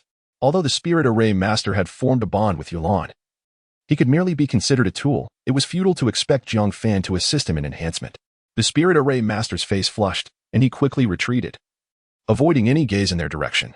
With Jiang Fan's mental prowess guiding him, a cluster of crystal cores transformed into ribbons of blue energy, swiftly soaring towards the onlookers, merging with their foreheads to rapidly restore their supernatural abilities. Zhao Jinlong's eyes widened in astonishment as he exclaimed, "Wow, this is utterly ridiculous. Is this how you all usually absorb crystal cores? No wonder, even with the entire Kyoto safety zone at my back, I couldn't keep up with your advancement." Jiang Fan's demonstration left Zhao Jinlong utterly speechless. He had never imagined that absorbing crystal cores could be so simple and rapid. "Heh. You have no idea about the many wonders yet to unfold." Fang Lian grinned mischievously. One could only imagine Zhao Jinlong's expression upon discovering that Jiang Fan could even assist ordinary individuals in awakening their abilities. It would likely resemble a well-known meme. After a brief moment, everyone had restored their powers to their optimal state. Jiang Fan gazed at the dark, gaping space fissure and declared, "Let us depart. To you province." Chapter 151. The prosperity of Hunan Province. The journey from Hunan Province to Hunan Province spans nearly 1,000 kilometers. Last time, Jiang Fan and his companions took a full 2 days traveling in a rune battle vehicle.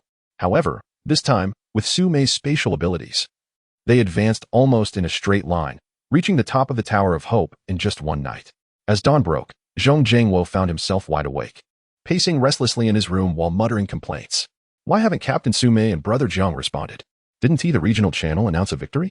The past few days had troubled him greatly, as evidenced by his stubbly face that gave him a somewhat disheveled appearance. The influx of people had exceeded expectations, originally. They anticipated around 500,000 arrivals, yet now it seemed they had underestimated Jiang Fan's influence. Nearly 1 million survivors had poured into Zhong City from distant lands, and they had densely erected temporary camps around the Tower of Hope. Abandoned buildings had long been occupied, with many astute awakened individuals claiming several floors, setting exorbitant rental prices.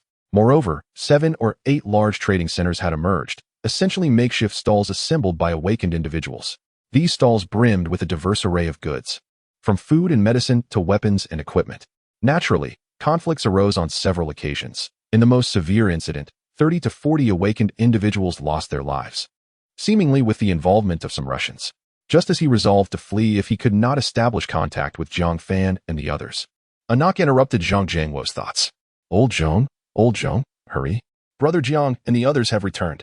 Lu Ming's voice rang out from outside, pounding on the door with urgency. Lu Ming was previously a subordinate of Luo Wudi, possessing the ability to seal small areas of space. and had been assisting Zhong Jiangwo in Hunan province for quite some time, fearing everyone might forget him. Upon hearing this, Zhong Jiangwo leaped up in excitement, flinging the door open and rushing toward the top floor, oblivious to Lu Ming being nearly knocked against the wall by the force of the door. Upon reaching the top, he indeed spotted Jiang Fan and his companions, and like a doting spouse, he began to lament. "Brother Jiang, you finally made it. I was on the brink of collapse these past few days. I kept getting visited by several fully awakened level 2 and level 3 individuals wanting to see you.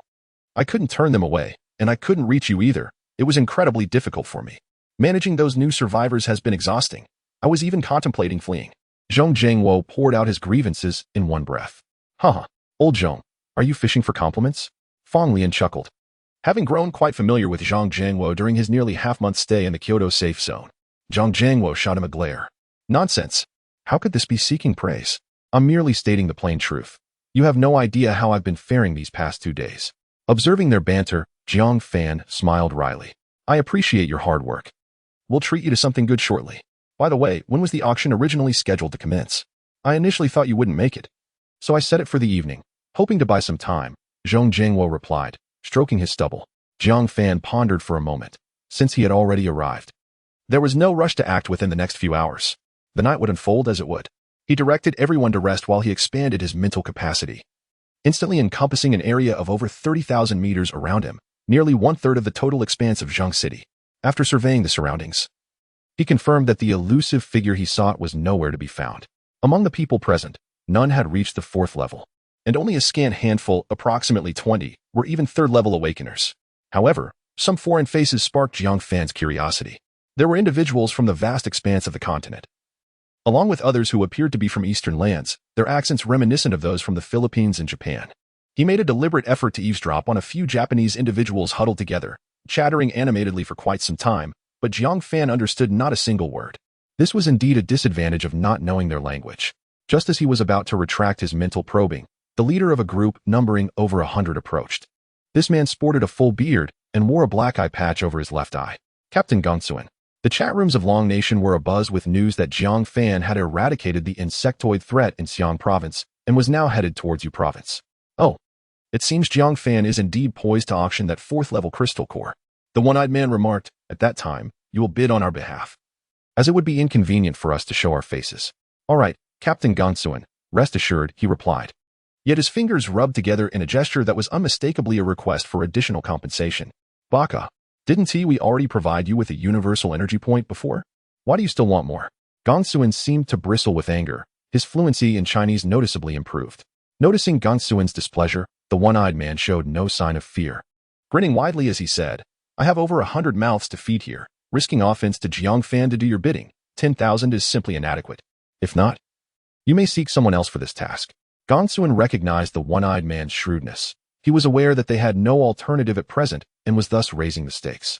"Fine, I will give you another 10,000, but I expect you to ensure today as matters are handled properly." "Of course," the one-eyed man replied. His smile wide as he received the transfer, revealing teeth but concealing his eyes before departing. Gongsuan watched the man leave, his murderous intent evident in his gaze. "Humph. A few foreigners daring to act arrogant on our Long Nation's territory. Let us see how I will make them pay for their insolence." Back at the camp, the one-eyed man seized a piece of mutated beast meat from the fire and began to gnaw on it. "Boss, isn't this a bit perilous? After the auction, those foreigners might retaliate against us," one of his subordinates remarked. "What is there to fear? This is the domain of the master controller. Once those energy points from the foreigners arrive, I will promptly offer them all to the master controller as a gesture of loyalty," the one-eyed man boasted, taking another bite of the exotic meat. "We'll terrify them." At this juncture, Jiang Fan couldn't help but chuckle. It seemed that regardless of their flaws or virtues, his compatriots displayed a certain spirit when confronted by foreigners. As for these outsiders, having dared to set foot on the territory of Long Nation, they should not expect to return unscathed. Chapter 152. Wang Shi's abilities. Jiang Fan contemplated eliminating these little pests outright, but after some reflection, he chose a different course of action. The offspring of Sakura Country had repeatedly intruded upon Dragon Country, undoubtedly with ulterior motives. However, he was uncertain whether these particular nuisances were allied with those he had encountered previously. Perhaps it would be prudent to wait for sisters Yulan and Yoli to arrive. They might yield valuable intelligence. A cold smile played upon Jiang Fan's lips. After ascending to level 4, he discovered he could imprint his mental energy onto others, allowing him to track them for up to 3 days. Initially, he regarded this ability as rather inconsequential, but now it proved fortuitously useful. With a mere thought, strands of his mental energy attached themselves to the group, ensuring that even if they attempted to escape while he slept, they would remain within his reach. He activated his communication chip and entered the regional channel, where a flurry of messages scrolled by. Although a night had passed, many were still discussing Jiang Fan's battle against the insectoid species in Xiang province. Yang Lu's father. You cannot imagine how formidable the controller is. With a single strike, he sent the insect queen flying over 30,000 meters. Truly terrifying. Tomato stir-fried with big waste. Seriously? That's not what I observed. Sleepy little lion. Does anyone know if tomorrow's auction will proceed as scheduled? I hope we aren't left waiting in vain. Miao Handong from Kunlun. Did you see? The world channel is in an uproar. The little pests deployed a nuclear bomb, resulting in a level 5 zombie emerging within their territory. That creature is ferocious. One strike, and even Mount Fuji would tremble in fear. Jiang Fan chuckled, appreciating the talents within the communication channel, and promptly sent 2 messages. Instantly, golden chat boxes appeared. Controller, the auction will proceed as planned, located at the pinnacle of the Tower of Hope. Those with account balances exceeding 20,000 energy points may directly contact Zhang Jiangwo. Controller, after the auction concludes, I will announce a crucial message pertaining to the survival of all remaining citizens of Dragon Country. Upon the release of this information, the communication channel erupted with excitement. Nian Air, 20,000 energy points? It appears I shall miss my chance. Shadow Emperor, I suspect the important announcement is undoubtedly related to the insectoid species. Otherwise, the controller would not show such interest. Giant Spirit, we must secure that level 4 crystal core for our safe zone in Qing province. He then opened the world communication channel to review discussions surrounding Sakura Country. Sun God Temple, David, we vehemently condemn the actions of Sakura Country as they pose an even greater threat to human survival. I propose a united boycott from all of Blue Star. Ode Biao, you should boycott your grandmother's whistle. This zombie apocalypse was caused by your kind. Should all of Blue Star join forces to boycott your Eagle Country? Chamiv, you Eagle Country brats play dirty. Did you intentionally lure one of the zombie kings into our Russian territory? In Nakano, by the roadside, the Cherry Blossom Empire has called for assistance. The zombies in our homeland have escalated to level 5. If no one intervenes to eliminate them, we shall detonate our ultimate nuclear weapon, which will inevitably lead to the evolution of even more zombies. The giant spirit remarked, full upstairs, assessment completed. This Cherry Blossom Nation is truly courting disaster. Jiang Fan initially dismissed these trivial matters. If they wish to employ tactical nuclear weapons, so be it. Ultimately, the consequences would befall them alone. For this small nation is an island, and it would not be easy for zombies to traverse the vast ocean to reach the Dragon Country. Unexpectedly, these wretches disregard human life. If they were to detonate their ultimate weapon, resulting in a surge of zombie evolution, neighboring countries would undoubtedly be affected, leading to an even greater catastrophe. It appears that the situation in Damao is also far from tranquil, as a zombie king has infiltrated their territory. With the Dragon Country bordering Damao, it seems prudent to pay closer attention to developments in that region.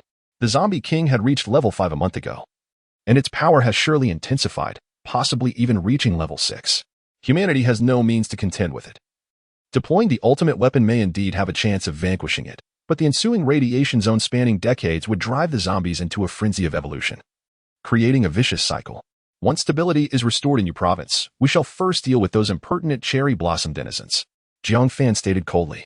Noticing the time, he realized the auction was still far off, so he held Chun Li and drifted into a deep slumber. This was the first time since the apocalypse that he slept so soundly, comforted by the presence of his family and comrades, his dreams filled with sweetness. After an indeterminate period, Jiang Fan awoke languidly, stretching his limbs and feeling invigorated. Chun Li had already risen. Upon seeing Jiang Fan open his eyes, she offered him a glass of water. Zhang Jiangwo has visited several times, but I didn't wake you. The auction time hasn't arrived yet. Jiang Fan smiled and nodded, then noticed that Chun Li had made herself up today. Her short hair was meticulously styled, with layers that danced playfully at the ends. Her delicately drawn brows resembled 2 light willow leaves. Her bright, large eyes, with slightly upturned corners, boasted thick, curled lashes that seemed to captivate the heart with every blink. As Jiang Fan gazed, a fire of desire ignited within him. He wrapped an arm around Chun Li's waist and softly murmured, dressed so beautifully. Are you not afraid I might devour you? Chun Li let out a playful huff, feigning indignation. There are many people outside waiting for you. Let them wait a moment. It's of no concern, Jiang Fan replied, just as he was about to make his next move when a knock sounded at the door, followed by Wang Shuya's voice. "Brother, are you awake? Damn, my cousin truly has a knack for timing, arriving at such a moment. When did Shuya awaken?" Chun-Li, stifling a laugh, tidied her clothes and went to open the door. She had awakened in the afternoon and was feeling significantly better. As the door swung open, Wang Shuya rushed into Jiang Fan's embrace, her former frailty now a distant memory. "Brother." She clung to Jiang Fan like a koala, tears cascading down her cheeks. Jiang Fan gently patted her back, softly offering comfort. "It's all over. It's all over." After a considerable time, Wang Shuya finally ceased her sobbing. Only then did she notice Chun-Li and hurriedly detach herself from Jiang Fan. "Sister Chun-Li, I'm so sorry. I was too emotional," Wang Shuya said. Her face flushed. Upon hearing this, Chun-Li's face instantly lit up with a gentle blush as she tenderly grasped Wang Shuya's hand. "Silly girl. There's no need to be polite with your sister-in-law. We are all so delighted that you returned safely." Jiang Fan smiled at the two, suddenly recalling something. "By the way, Xiaya, why did you expend so much vitality after using your abilities yesterday? If I hadn't happened to have a longevity pill on hand, you might have been in real danger." That. Your level is too high, and I am only at level 2. Normally, I can only assist level 3 awakeners in breaking through. I had no choice but to burn my vitality to help you." Wang Shuya's gaze darted away. Her head lowered in guilt as she stammered. "You." Jiang Fan had reprimanding words on the tip of his tongue, but seeing his cousin's expression, he couldn't bring himself to say them. He sighed softly and gently ruffled Wang Shuya's hair. "Xiaoya, you mustn't take such risks in the future. Even for my sake, it's not permissible. Your safety is paramount to us." Jiang Fan spoke earnestly. Wang Shuya lifted her head, tears glistening in her eyes. "Brother, I understand my mistake. I want to do it again." Jiang Fan nodded. "All right, later I will help you absorb some crystal cores to elevate your level swiftly." To his surprise, Wang Shuya replied, "Brother, I cannot absorb crystal cores at all. I can only enhance my abilities gradually through using my powers." "What?" Jiang Fan was taken aback. Previously, the inability of the sisters Yulan and Yoli to absorb crystal cores had astonished him, and now another case emerged. Doubting the situation, he produced a few crystal cores to draw out their energy for a trial, only to find, indeed, as she had said, he could not absorb them through his forehead, heart, or any other place. "Could it be that your abilities are simply too extraordinary?" Jiang Fan mused, originally fantasizing about how invincible he and his cousin would be with their powers working in tandem. However, it seemed this glitch was indeed difficult to exploit. Even so, their cooperation could still cultivate a significant number of level 3 awakeners. Suppressing the impulse to experiment further, he addressed the two. "All right, let us proceed to the auction. Many are waiting for us." Chapter 153, The Auction. The trio arrived at the pinnacle of the Tower of Hope, where a throng of over 100 individuals had already gathered. It was not that all these attendees could muster the 20,000 energy points required. Nearly half were present merely as companions. Some mid-tier factions had even banded together, pooling resources to meet the entry requirements and partake in this auction. Their true aim was not a fanciful hope of acquiring a level 4 crystal core, but rather to cultivate goodwill with Jiang Fan. Upon their entrance, the previously bustling hall fell into an immediate hush, with all eyes turning toward them. Subsequently, a flurry of pleasantries and sycophantic remarks erupted. "Master Controller, it is an honor to finally meet you in person." Jiang Fan, with a smile gracing his lips, courteously acknowledged the greetings. In the crowd, he spotted a familiar figure with a single eye, accompanied by a young man named Gongtsuan, who was gazing at him with an eager expression. "How bold of you," Jiang Fan thought to himself, though he refrained from acting hastily. This individual bore a mental imprint left by him and could not escape his grasp. When the sisters Yoli and Yulan returned, he might extract some useful information from him. To his surprise, he noticed several individuals with distinctly rugged features among the crowd. They bore a resemblance to the young man, making it difficult to discern their origins. Jiang Fan turned his gaze toward Zhong Jiangwo, who, perceiving Jiang Fan's furrowed brow, hastened to explain, "Brother Jiang, they are not here to bid on the level 4 crystal core. They wish to discuss strategies against the zombie king. You were still resting when I allowed them entry." "Understood," Jiang Fan nodded, gesturing for silence from the crowd, which soon settled once more. "Everyone gathered here in Yuzhou today has come to honor my presence. Let us proceed directly to the matter at hand and auction off this crystal core to see who shall claim it." In his hand, a crystal core glimmered with a golden radiance. The moment the assembly beheld the level 4 crystal core, their breaths quickened, their gazes fixated upon the core as if enchanted.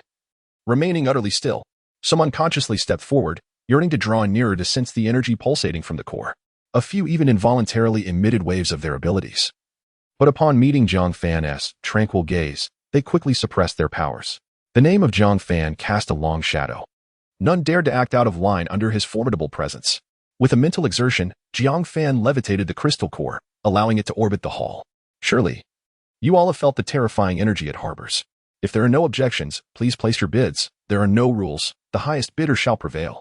As soon as he finished speaking, someone eagerly called out, 200,000 energy points.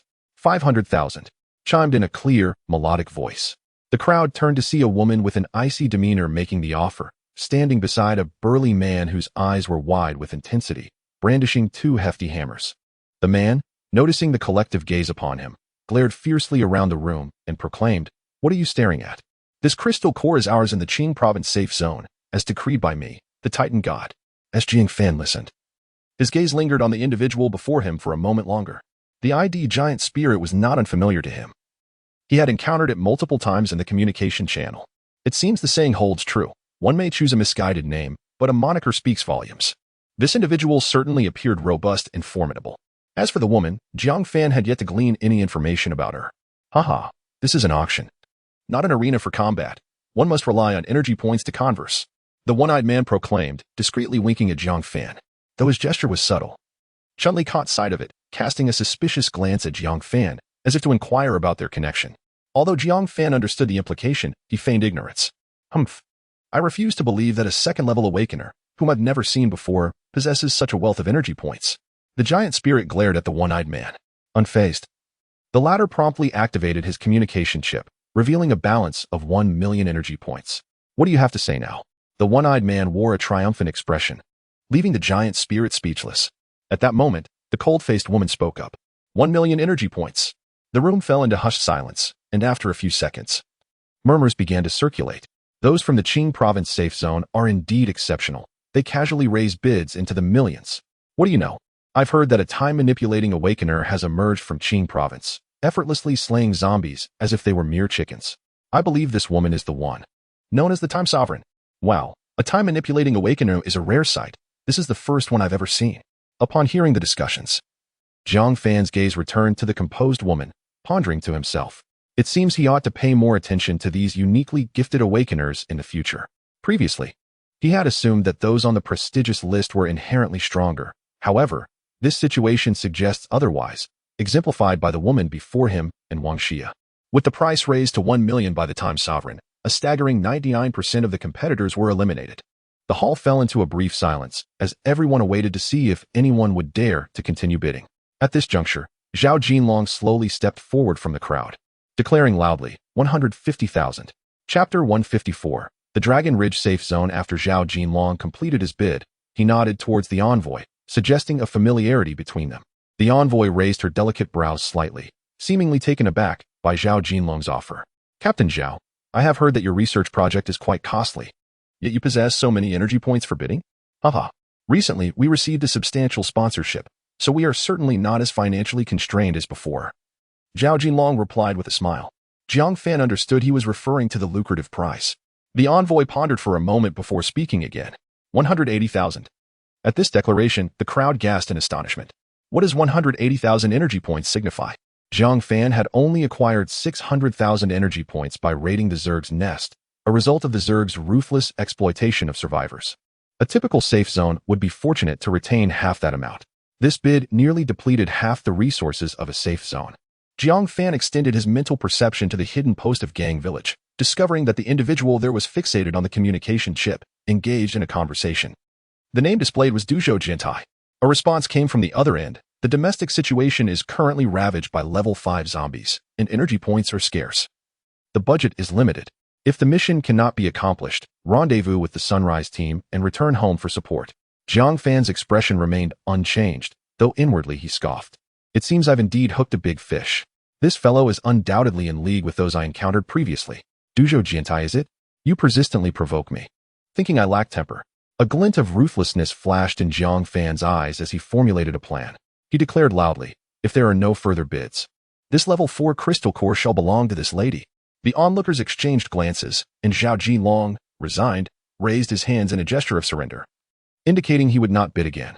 In that case, congratulations to this lady. Upon completion of his statement, the levitating crystal core drifted towards her. The envoy's previously serene countenance revealed surprise for the first time. She had not anticipated Jiang Fan to directly hand the crystal core to her. Did he not fear that she might flee? Or did he possess absolute confidence in securing her? Mr. Jiang Fan is indeed generous. I am Zhao Qihan, the vice commander of the Qing province safe zone. It is a pleasure to meet you.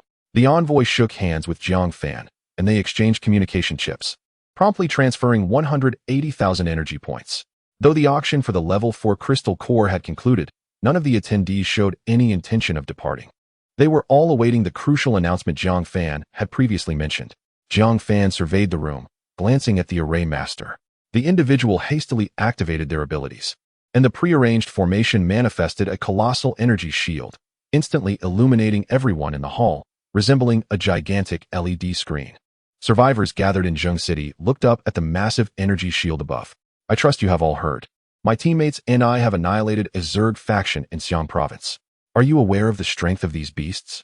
Jiang Fan's voice resonated calmly, transmitted far and wide through the formation. I have heard that one of the Zerg mothers has reached level 3, a one-eyed individual remarked. Level 3?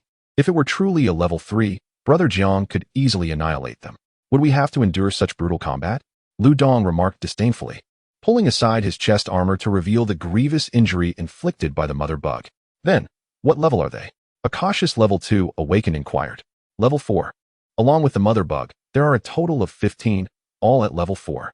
Jiang Fan's words fell like a bomb into a tranquil lake, leaving everyone in stunned disbelief, their faces etched with incredulity. 15 level 4 insectoids, how is that even possible? Someone could not help but exclaim. Moreover, the mother bug has already relayed the location of our blue star to them. Soon, a horde of insectoids will descend upon us, and we will no longer possess any numerical advantage. The crowd erupted into chaos, fear, and despair rippling through them. Jiang Fan, how do you know this? Is this information credible? Zhao Qinghan, the envoy, furrowed her brows in concern. This was stated by the mother bug just before her demise. Do you think she had any reason to deceive me? Jiang Fan fixed his gaze upon her, his tone resolute. At this, silence enveloped the hall. Even the survivors outside shared the same dread, unable to fathom how to contend with such formidable insectoids.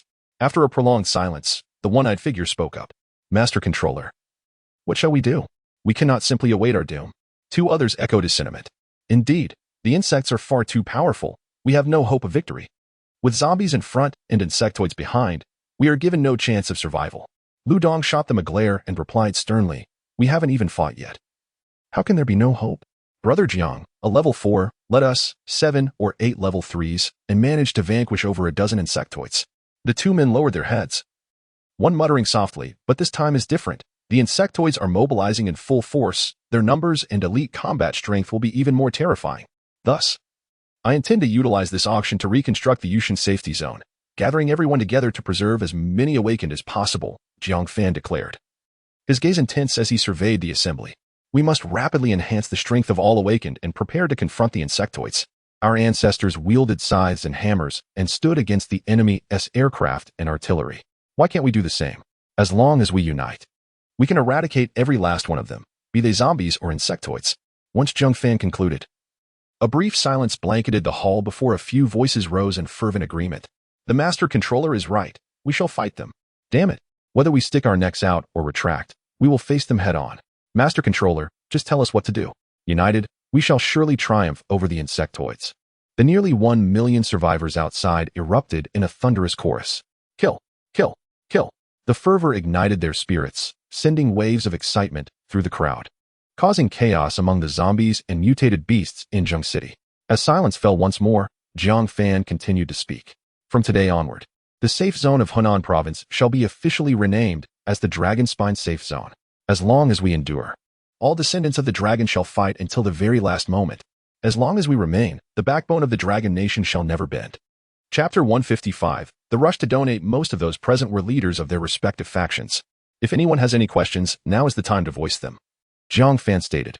The Longji safe zone had just been established, and it had yet to form its own guard force. Although there was a high-level combat team, they could not be expected to remain on-site every day. The larger factions required particular attention. I wholeheartedly agree. Moreover, I can donate 1 million energy points to the safe zone. The one-eyed man made a startling proclamation, causing many in the vicinity to question their hearing. Their expressions filled with skepticism. Are you perhaps a plant sent by Jiang Fan? Only Gang Village furrowed his brow tightly, glaring fiercely at the one-eyed man, contemplating violent retribution. However, upon realizing Jiang Fan's formidable strength, he dared not act rashly.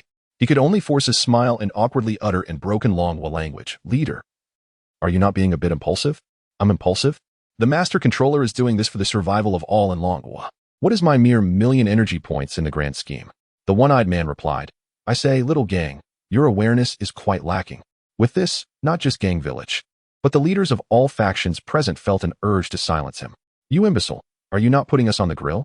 Jiang Fan felt a headache coming on. This fellow was truly not a plant he had sent. "Buddy, you really intend to donate 1 million energy points?" Lu Dong gazed at the one-eyed man with an expression of disbelief. "Yes, I must donate. It's not a matter of choice," the one-eyed man declared resolutely. The crowd exchanged glances, momentarily at a loss for words. Jiang Fan, in exasperation, felt compelled to speak up. If he remained silent, this fool might inadvertently reveal Gang Village's true identity, jeopardizing his own plans. "Since this brother is so supportive of the safe zone, I will gladly accept your generous donation. However, I implore others not to emulate this. I do not lack energy points. It is far better to enhance one's own strength." He continued, "Moreover, the safe zone permits the existence of various factions. As long as no one betrays their own, I shall reduce the rent and open military merit exchanges." Rent constituted a significant portion of the safe zone's income, and Jiang Fan had no intention of relinquishing it entirely. While he aspired to unite survivors against the apocalypse, the safe zone's operation required substantial energy points. He had no desire to exploit the survivors. He simply sought to ensure their survival, as doing otherwise would not foster long-term development. Upon hearing this, the crowd nodded in agreement, and many realized that this one-eyed brute was indeed not an agent of Jiang Fan, but rather an unadulterated force of chaos. Suddenly, Jiang Fan conceived a strategy to win over these factions. "Since this brother has so generously donated to the safe zone, I cannot allow you to leave empty-handed. I happen to possess a unique mutated fruit that can significantly enhance one's power in a short period without any side effects. However, this fruit must be used in conjunction with our special potions. Shall I take you to try it now?" Upon hearing this, the crowd exchanged glances, and some even murmured softly, "A sudden surge in strength? What kind of international joke is this?" Regarding the Yufei elixir produced by the Xiong province safety zone, it necessitates the self-absorption of crystal core energy, which is simply unfeasible in a short span of time. It is not that it cannot be done, after all. The Kyoto safety zone possesses a particular potion that can temporarily elevate one's abilities, albeit with severe side effects. The individuals present are leaders of significant factions, and their knowledge is not to be underestimated. Zhao Qinghan, too, regarded Jiang Fan with suspicion, doubting the existence of such an extraordinary fruit. Lu Dong and his companions had already surmised Jiang Fan's intentions, well aware of Wang Shiya's unique powers, which could indeed facilitate a swift enhancement of abilities when combined with Jiang Fan's methods. The one-eyed man was momentarily taken aback, harboring skepticism towards Jiang Fan's assertions. Initially, he had merely sought to gain favor by investing a small amount of money with Jiang Fan, hoping to secure a lucrative position within the safety zone. But he did not anticipate this turn of events. However, now caught in a predicament, the one-eyed man gritted his teeth and said, "Very well, esteemed master of control. I place my trust in you." Jiang Fan smiled and departed the hall with the one-eyed man, while Wang Shuya discreetly followed suit. The others in the hall engaged in fervent discussions, speculating on the veracity of this so-called mutated fruit and elixir. Upon reaching the lower chamber, Jiang Fan presented the one-eyed man with an ordinary mutated fruit. "Consume this, close your eyes, or you may very well perish." "What? Esteemed master of control, is it truly that perilous?" "Perhaps." Before the one-eyed man could finish his sentence, Jiang Fan interrupted decisively, "No more nonsense, I assure you. I would never harm you." The one-eyed man, resigned, tightly shut his eyes, akin to a condemned prisoner, eliciting a fit of laughter from Wang Shuya. Jiang Fan retrieved a vial of elixir, previously concealed within his spatial ring, inscribed with the characters Ku Xian, and injected it into the one-eyed man's arm. In an instant, both activated their abilities, and the energy from dozens of secondary crystal cores converged, flowing into the one-eyed man's forehead. In just over 10 minutes, the one-eyed man, who had initially been at the early stage of the secondary level, was forcefully elevated to the pinnacle of that realm.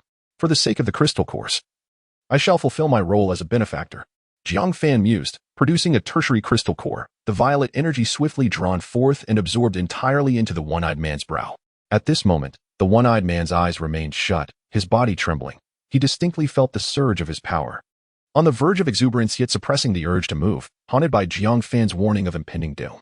Jiang Fan glanced at his cousin, whose forehead glistened with beads of sweat, gently wiping it for her. Wang Shuya, unable to absorb crystal cores, could only gradually enhance her abilities through her unique powers. Thus, this arrangement proved to be mutually beneficial. All right, open your eyes, Jiang Fan said, suppressing a chuckle. Throughout the entire process, he monitored the one-eyed man's condition with his telekinesis. Despite the latter's somewhat untrustworthy appearance, he remained obedient, not daring to open his eyes even once. My goodness, esteemed master of control. What kind of fruit did you give me? It's nothing short of a miraculous elixir. Has it only been a short while, and I've already advanced a level? The one-eyed man exclaimed, his excitement rendering him incoherent, nearly bowing in gratitude to Jiang Fan. Indeed. Maintain this state. Let us ascend, Jiang Fan replied, further amusing Wang Shuya. The three individuals returned to the hall, where several individuals endowed with extraordinary abilities immediately discerned the transformation of the Cyclops. What is this? This chasm? What on earth has happened? Just moments ago, this Cyclops was clearly at the initial stage of level 2, and now he has ascended to level 3? Goodness. I have toiled for over a month to absorb crystal cores, advancing from the initial stage to perfection, and he claims to have reached level 3 in merely 10 minutes. Haha. Let me show you all the worth of my investment of 1 million. The Cyclops, brimming with excitement, removed his eye patch, revealing an eye that astonished onlookers. His pupil was comprised of 3 segments, each resembling a delicate petal.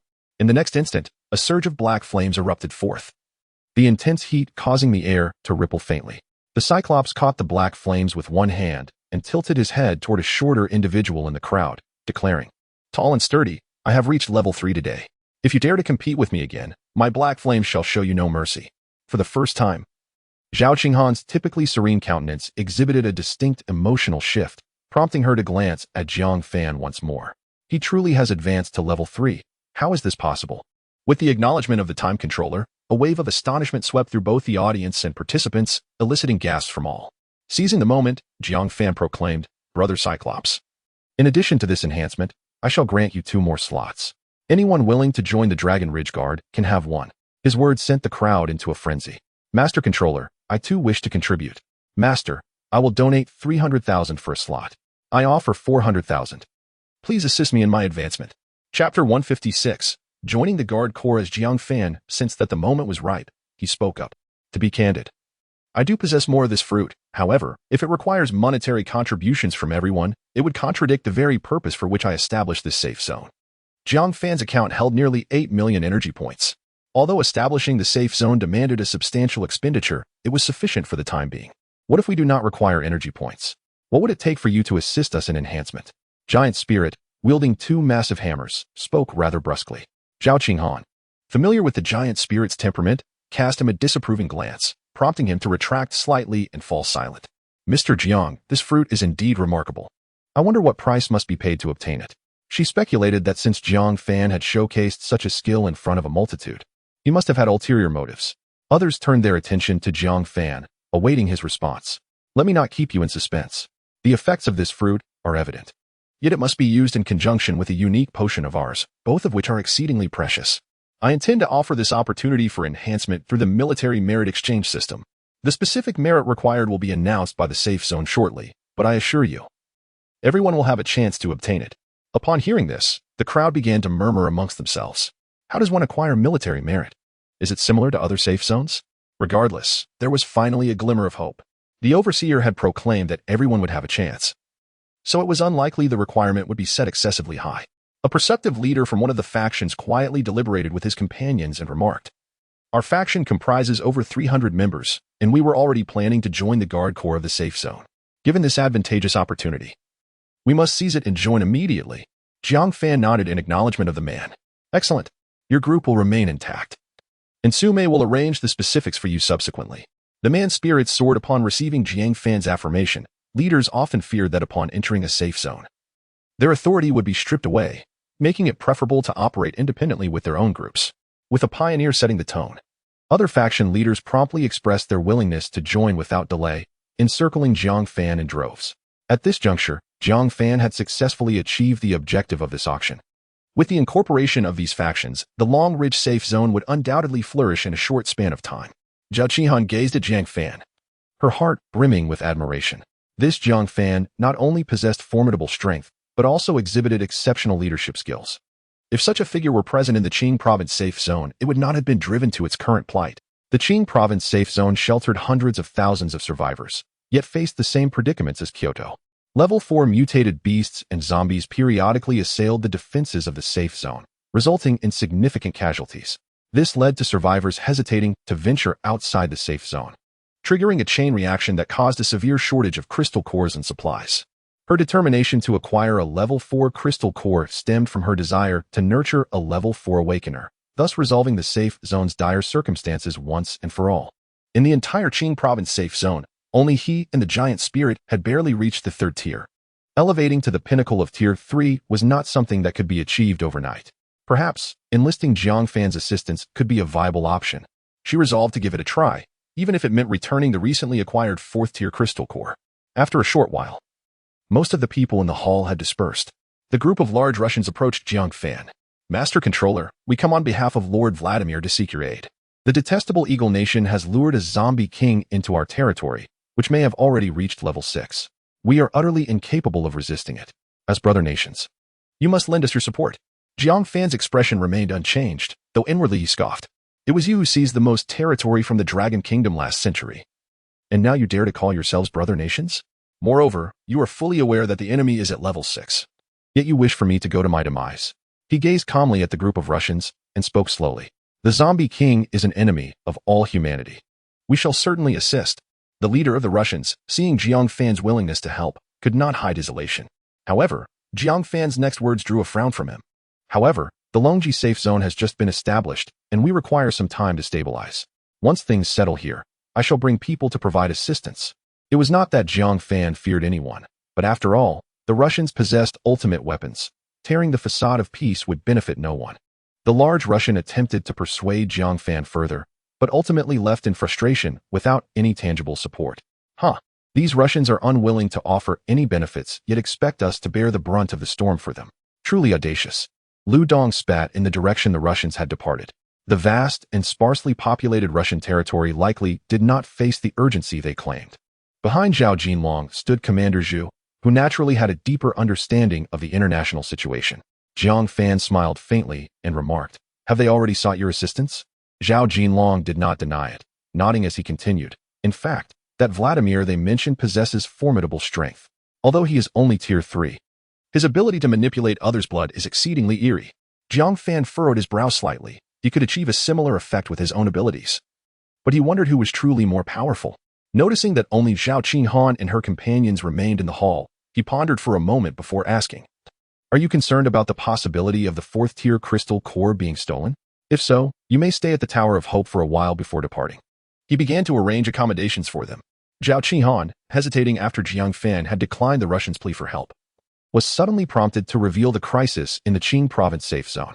After a moment of contemplation, Jiang Fan concluded that since the Longji safe zone had only recently been established, he would need to remain there for some time. Sume would oversee various matters within the safe zone and could not leave, while Qing province was over 1,000 kilometers from your province, requiring 5 to 6 days for a round trip. By then, the list of accomplishments would need to be announced. Just as he was indecisive, the array master interjected. "Master Controller, I possess the ability to construct a spatial teleportation array. However, it necessitates the establishment of array bases on both ends. Allow me to undertake a journey on your behalf. Once the teleportation array is complete, you will be able to traverse directly, thereby saving considerable time." Upon hearing this, Jiang Fan felt that this proposal was quite commendable.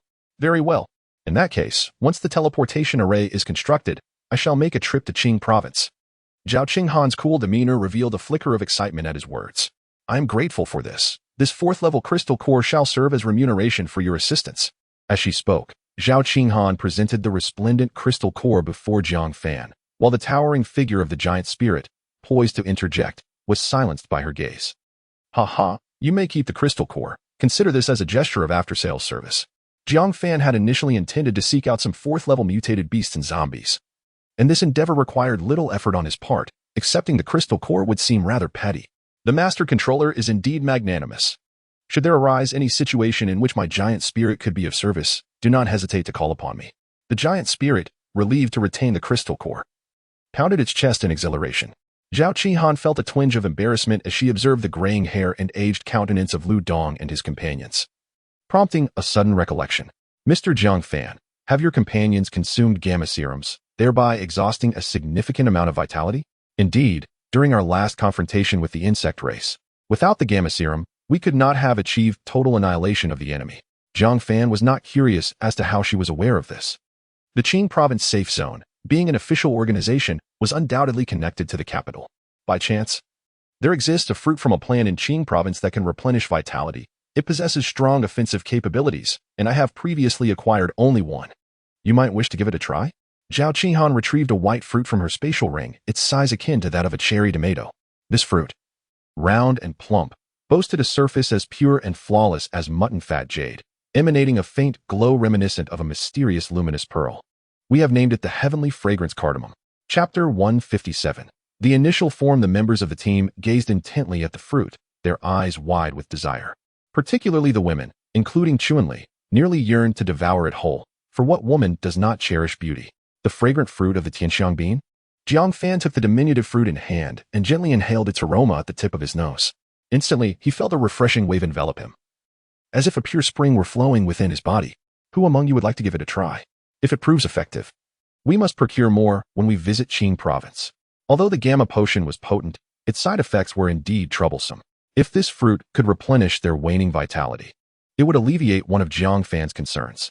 After all, relying solely on the few longevity pills rewarded by the golden list could not satisfy their needs. However, the team members, who had been filled with excitement moments ago, now hesitated at Jiang Fan's words, stepping back. There was only one fruit, and while everyone desired to partake, they began to defer to one another. Jiang Fan chuckled and said, "If it truly works, there will be plenty for all of you in the future. There is no need for such modesty."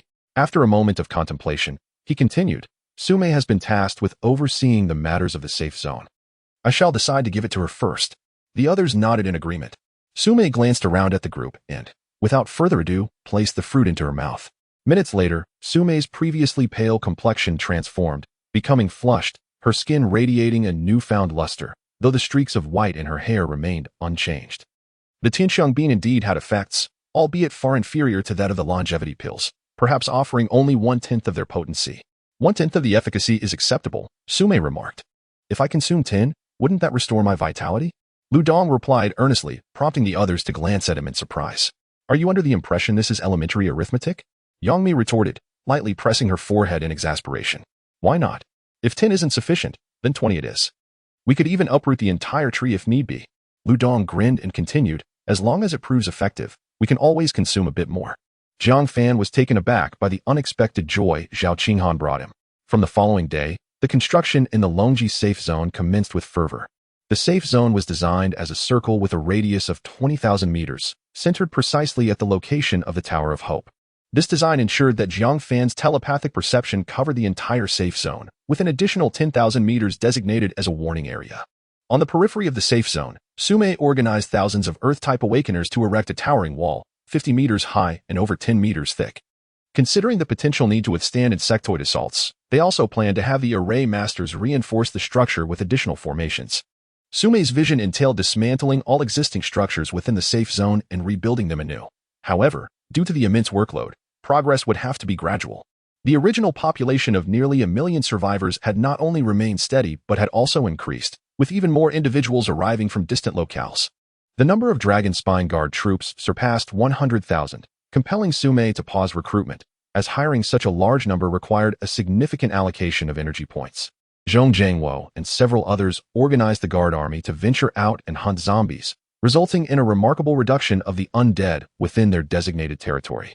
Observable to the naked eye, the formation master completed the foundational setup by the following day, and along with Zhao Qinghan and the giant spirit, they proceeded to the Qing province safe zone, where the mysterious restrictions of Yulan alleviated Jiang Fan's concerns about any potential escape.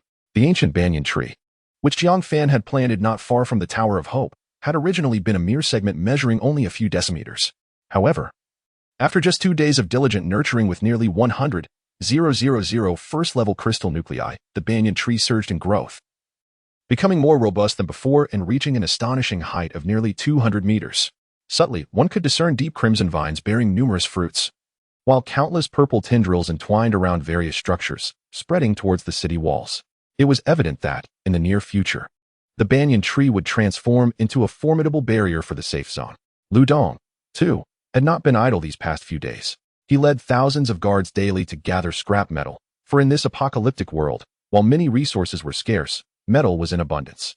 The streets were littered with abandoned cars, streetlights, and fences.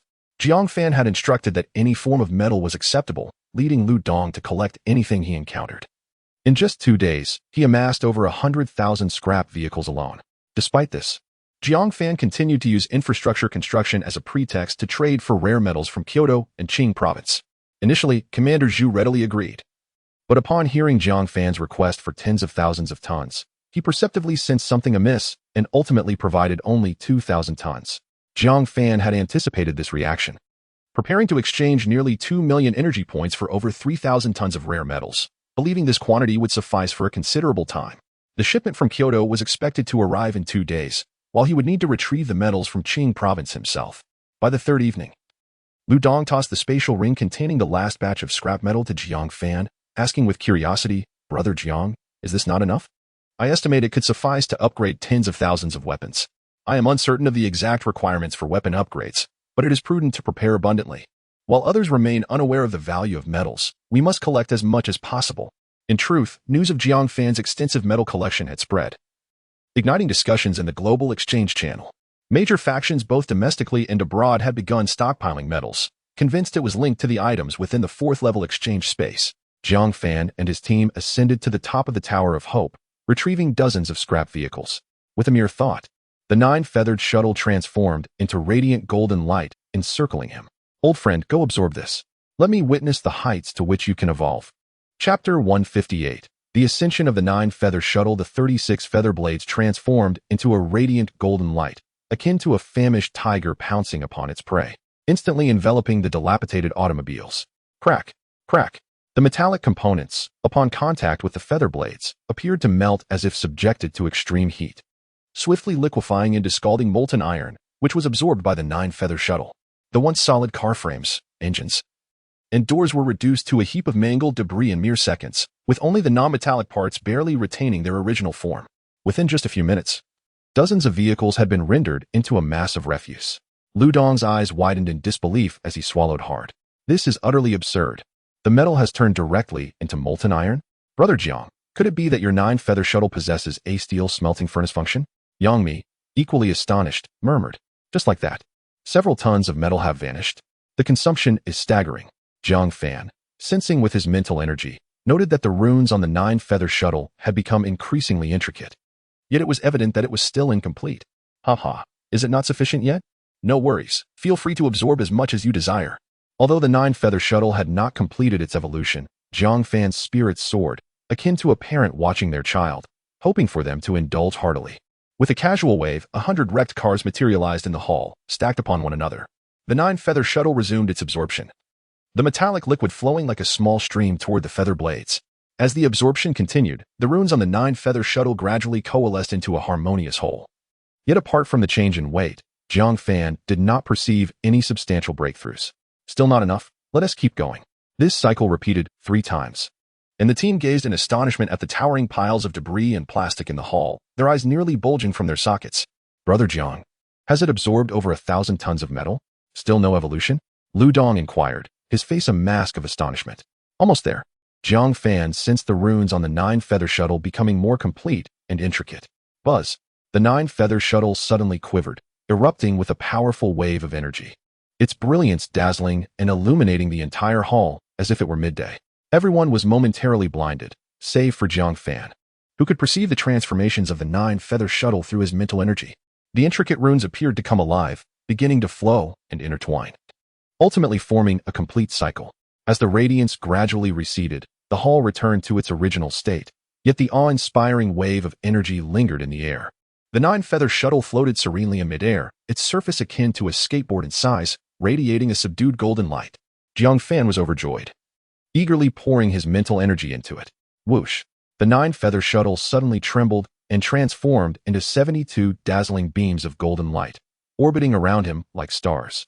The space surrounding each feather blade shimmered faintly as if ignited. Well. Lu Dong was left speechless, overwhelmed by the spectacle. He was acutely aware of what the fluctuations in this space represented. Previously, Jiang Fan could only penetrate the void with his golden light greatsword.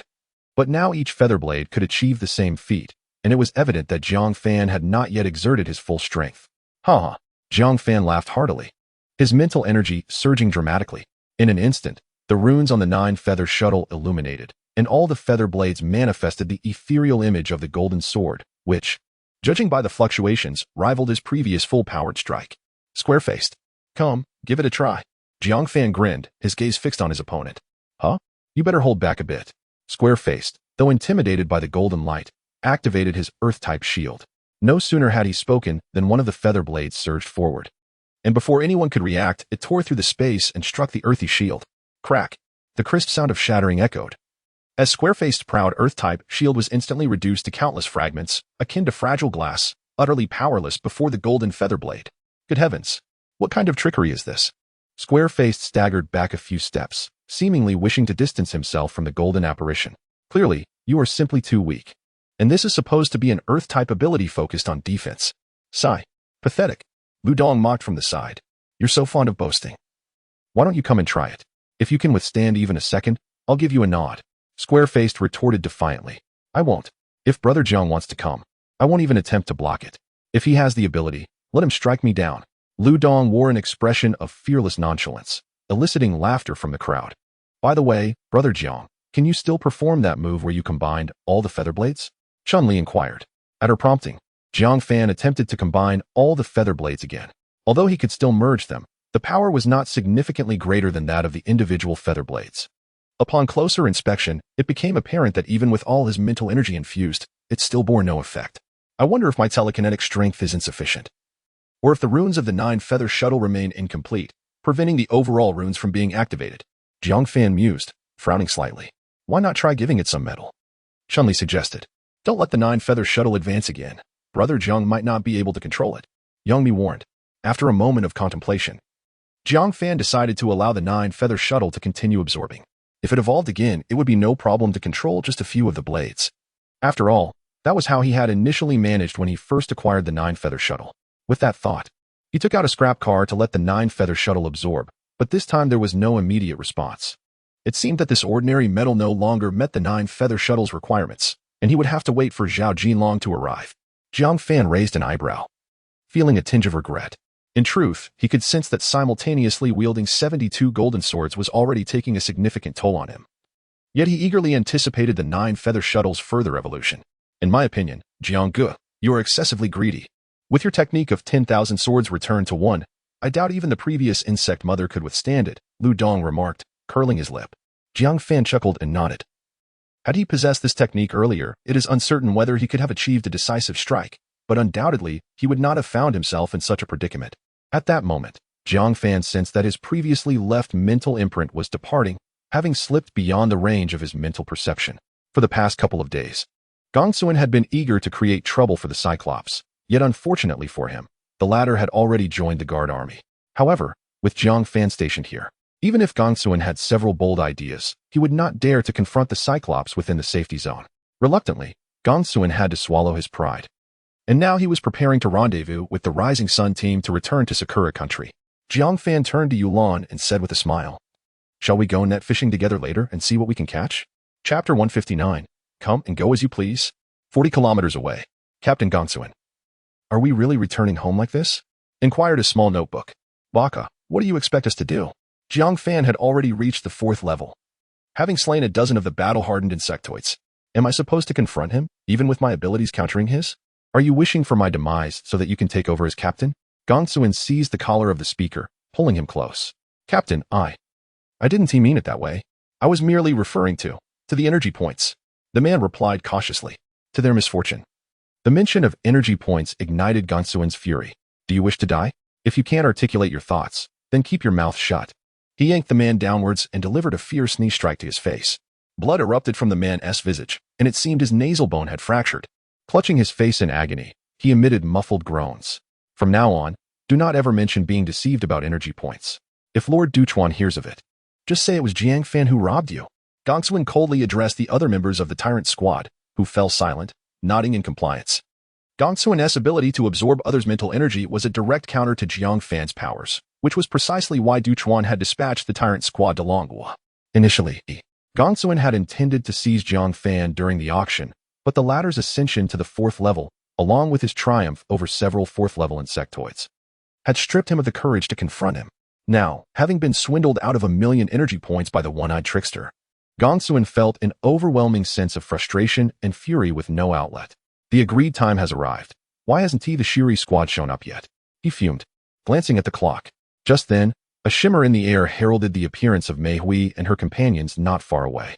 Captain Gongsuan, you seem rather displeased. After donating over 1,000,000 energy points, Jiang Fan wouldn't he have shown no gratitude, would he? Chuzhong remarked with a hint of schadenfreude. Baka, Chuzhong, are you courting death? Gongsuan seethed, pointing an accusing finger at him. I say, Captain Gongsuan, you arrived in Longhua without coordinating with us, choosing to venture into the Yuzhou safety zone on your own, presumably to apprehend Jiang Fan. Now that you failed to capture him and lost a fortune in energy points, I wonder how you will explain this to Lord Duchuan, Lu Jian remarked mercilessly, leaving Gongsuan's face pale with rage. Mei Hui, are you intending to incite conflict? There is no need for Captain Gongsuan to be angry. My team members speak without thinking. I will deal with them later, Mei Hui replied with a serene smile, her beauty captivating. The situation domestically is dire. I wonder how Lord Duchuan plans to respond. As Gongsuan, a trusted confidant of Duchuan Jiantai and the orchestrator of this mission, cast a cold glance at Chuzhong and Lu Jian, he finally spoke in a measured tone. Lord Duchuan intends to implement the Linwan plan. What? We are to execute the Linwan plan? The members of the Shiri squad gasped in astonishment. Mei Hui furrowed her brows and clenched her fists. What will happen to our loved ones? The Empire will naturally send people to relocate them. We only need to obey orders. Gao Siyuan replied coldly. The members of the Rising Sun squad wore solemn expressions. They were well aware of the Linwan plan and understood that the country must have been driven to the brink to make such a decision. However, taking that step would irrevocably sever ties with the Dragon Kingdom. Lord Tachikawa has instructed us not to return home, but to first eliminate the local forces in preparation for the subsequent arrival of the Empire's main troops. Gao Siyuan continued. This operation is classified. It must not be leaked. Not even to your families. Mei Hui's expression was as cold as ice. When will we act? We only need to handle the preliminary cleanup. Lord Tachikawa will arrange the rest. Gao Siyuan's voice carried an authoritative tone. After a moment of contemplation, Mei Hui hesitated before speaking. All right, then let us depart now. Open the spatial wormhole at the roadside. Understood. Miss Mei Hui. As they prepared to unleash their powers at the roadside, a spatial rift suddenly appeared before them, from which a faint voice and several figures emerged. Do you truly believe our Dragon Kingdom is your backyard? Come and go as you please. Jiang Fan stated with a smile, his tone indifferent. Upon seeing Jiang Fan, a wave of dread washed over the hearts of the members of the Rising Sun squad. We're doomed. He's here. Run. Before they could react, Jiang Fan's mental force had already seized them. With a sickening crunch, Gao Siyuan's head was crushed into a pulp, crimson blood streaming from his orifices, before he collapsed lifelessly to the ground. I hear your abilities can counter mine? Then you shall perish first. Jiang Fan remarked casually. He and Su Mei had arrived earlier, but had held back to gather more intelligence. They had overheard the entirety of the previous conversation. Baka. The remaining members of the tyrant squad shouted and prepared to unleash their powers. Silence. Jiang Fan unleashed his mental force, causing them to collapse to the ground, writhing in agony as if their hearts were being tightly gripped. Their features contorted grotesquely, mouths agape as they emitted discordant, anguished cries, blood oozing from their orifices until they succumbed after several minutes of desperate struggle. Jiang Fan barely spared them a glance as he addressed Mei Hui and her companions. This should be our second meeting, should it not? If you do not wish to meet the same grim fate as them, you would do well to comply. The members of the Rising Sun squad trembled in fear, their bodies collapsing to the ground, and they realized with horror that their pants had become damp, releasing a foul odor. What do you intend to do with us? Mei Hui's face turned pale. Despite having reached the mid-level of Tier 3, she could not muster an ounce of courage to resist. Jiang Fan's supernatural abilities were exceedingly enigmatic. She was certain that should she dare to unleash even a fraction of her powers, she would be mercilessly obliterated by her adversary. Inglan, it's your turn, Jiang Fan declared. All right, Inglan responded, stepping forward with a light and graceful stride. In her lively eyes, a glint of mischief sparkled, and with a knowing smile gracing her lips, she proclaimed, do not harbor even the slightest hostility towards me and brother Jiang Fan, or else. She deliberately paused. You shall explode with a resounding bang. Upon uttering these words, four purple runes materialized in her palm, drifting slowly towards the group. Among them, Zhu Jian stood closest. The runes imprinted upon his forehead, and just as he attempted to conceal himself, they suddenly erupted with an ethereal radiance. In the next instant, Yu Jian's body disintegrated, flesh and entrails splattering in all directions. The stench of blood permeated the air, inducing a sense of nausea. Before the remaining individuals could react, the other runes penetrated their foreheads entirely. Chapter 160. The Linwan Plan A. Elisa let out a piercing scream, her body and face smeared with the blood and flesh that splattered from the shattered pillar. The viscous blood trickled down her cheeks, its metallic scent overwhelming, rendering her nearly breathless. Her hands trembled as she attempted to wipe the blood from her face, only to find it spreading further, as if that crimson essence had seeped into her very skin. No, no. A low, involuntary murmur escaped Elisa's throat, her eyes wide with terror. Pupils dilated in fear. Her body recoiled uncontrollably, her steps faltering, on the brink of collapse. As her gaze swept the ground, she beheld the scattered remnants of flesh and entrails, a wave of nausea roiling in her stomach. Ugh! She bent over, retching violently, a pained groan escaping her throat. Don't kill me! Don't kill me! The figure by the roadside, already paralyzed with fear, now witnessed a comrade reduced to a puddle of gore, shattering the last vestiges of his mental fortitude. His head repeatedly struck the blood-soaked earth, his mouth pleading for mercy. Only Mei Hui remained somewhat composed. She trembled all over, unable to look at Jiang Fan, fearing that any hint of animosity towards him might result in her instant obliteration. Did I not say to harbor no trace of hostility? Why can't you simply obey? Yulan's voice rang clear and melodious, yet to the three listeners, it was akin to the whisper of death. Even Lu Dong and his companions could not suppress a shudder. Goodness, this is too gruesome. Pray tell, what does the Linwan Plan truly entail? Jiang Fan expressed no pity for these insignificant lives. The atrocities committed by this nation were 1,000-fold more savage than his current actions. To show mercy to the enemy was to desecrate the memory of his forebears. Mei Hui's complexion turned ashen, her lips quivering. She shut her eyes momentarily before slowly reopening them. Mr. Jiang Fan, if I speak the truth, will you spare us? The first to speak shall live. Jiang Fan replied coolly. No sooner had he spoken than the kneeling figure by the roadside erupted into frantic exclamations. I know. The Linwan Plan is a top-secret operation devised by Sakura country. They intend to relocate the entire populace to the bay. He glanced at Elisa and Mei Hui, seemingly fearful that the two might vie for attention. Crawling towards Jiang Fan like a dog, they plan to eliminate the majority of the survivors from the bay, and when the time comes, the ultimate weapon will be deployed, striking all 4 major regions of Dragon Country, including numerous vital cities.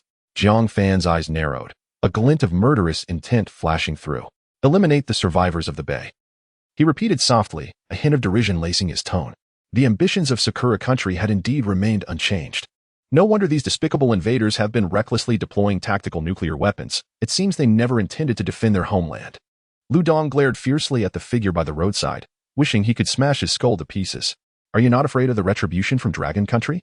Kyoto possesses thousands of ultimate weapons. At that moment, a casual remark could spell the end of your nation, Spring Lei pointed out as she gestured towards the roadside. The man timidly raised his head, trembling as he spoke. They had calculated through the intellect of their systems that as long as some local survivors remained, there was over a 90% chance that the Dragon Kingdom would refrain from deploying its ultimate weapon. These survivors would then serve as bargaining chips. By that time, the land of the Dragon Kingdom would be rife with radiation, and the zombies would evolve rapidly. We ourselves would be overwhelmed, leaving us with little regard for them. What a ruthless plan.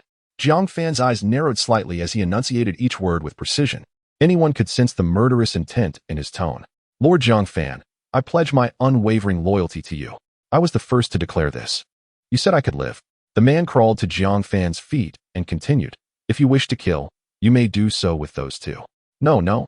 Mei Hui is so beautiful, you could indulge yourself before taking action. Her essence would surely be delightful. Filthy beast. Eliza roared in anger, then turned her gaze to Jiang Fan.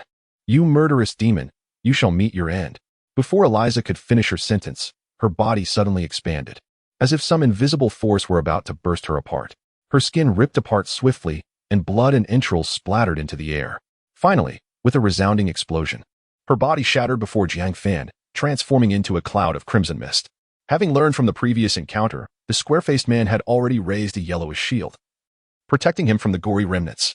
Va wench. You deserve this. Let this be a lesson in respecting the master.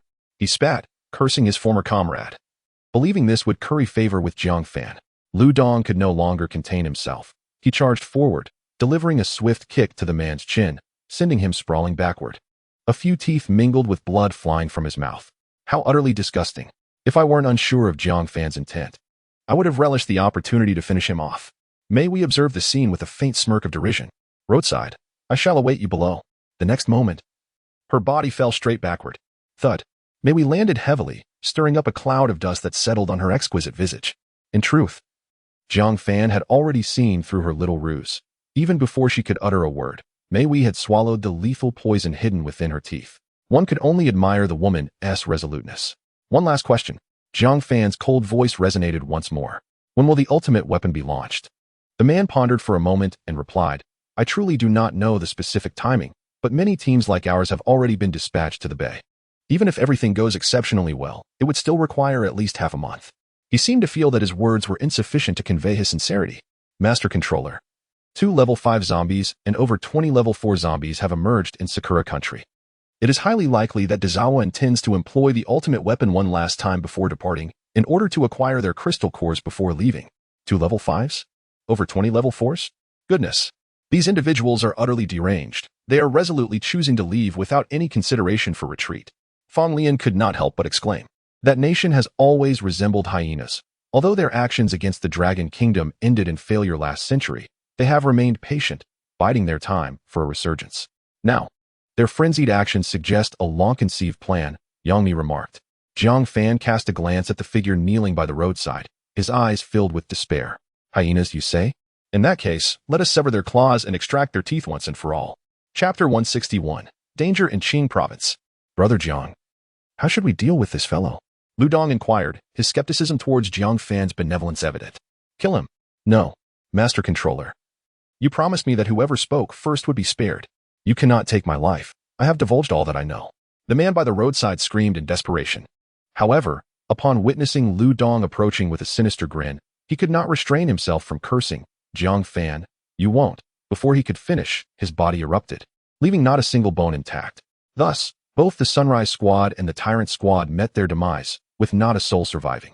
Jiang Fan, utilizing his mental prowess, discovered several spatial rings. Upon inspection, he found nothing of significance and returned with the others to the Tower of Hope. Brother Jiang, the scheme from Sakura country is remarkably sinister. What should we do? Fang Ningxue asked, her face etched with concern. What can we do? Damn it. Kill all the men and bring the women back for our brothers in the safe zone. Lu Dong retorted vehemently, seemingly forgetting that Yang Mi was still present. Could you possibly say something worthwhile? Now is not the time for idle chatter. Even if Sakura country has only one Taichuan Kentai, they are still a nation. Can you withstand their modern weaponry? Yang Mi shot him a sidelong glance. Didn't Tiwi manage to storm the Kyoto safe zone quite smoothly last time? Lu Dong scratched his head, feeling somewhat unconvinced. In truth, during your ruckus at the Kyoto safe zone, many lethal weapons were not even deployed. Sume interjected.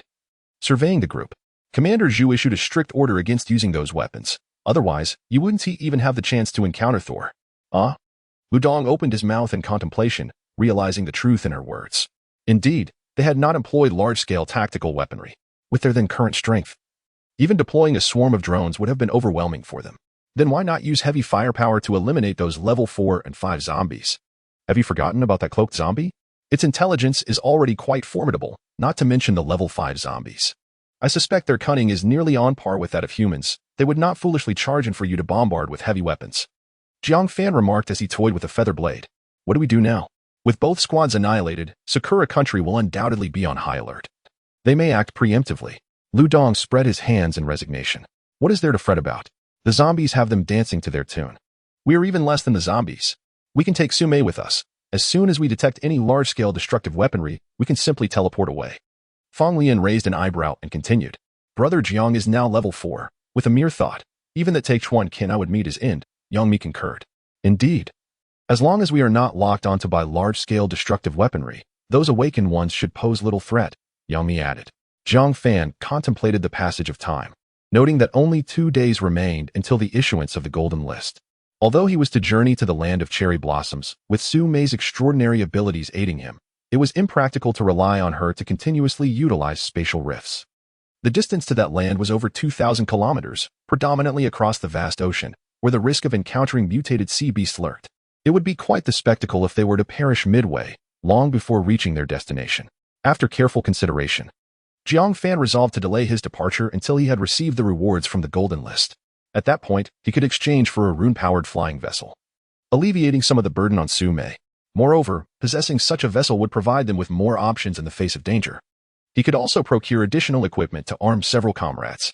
Just as Jiang Fan shared his thoughts with the group, the spatial teleportation array located at the pinnacle of the Tower of Hope began to emit a faint glow. A figure emerged from it, an elderly array master with white hair and beard. He appeared somewhat weary as he bowed and announced, "Master Controller, the array has been connected and is ready for use at any moment." "Old man, you possess quite the skill, considering the timeline. You have only recently arrived in Qing province, yet you have already repaired the array," Fong Lian praised, giving a thumbs up.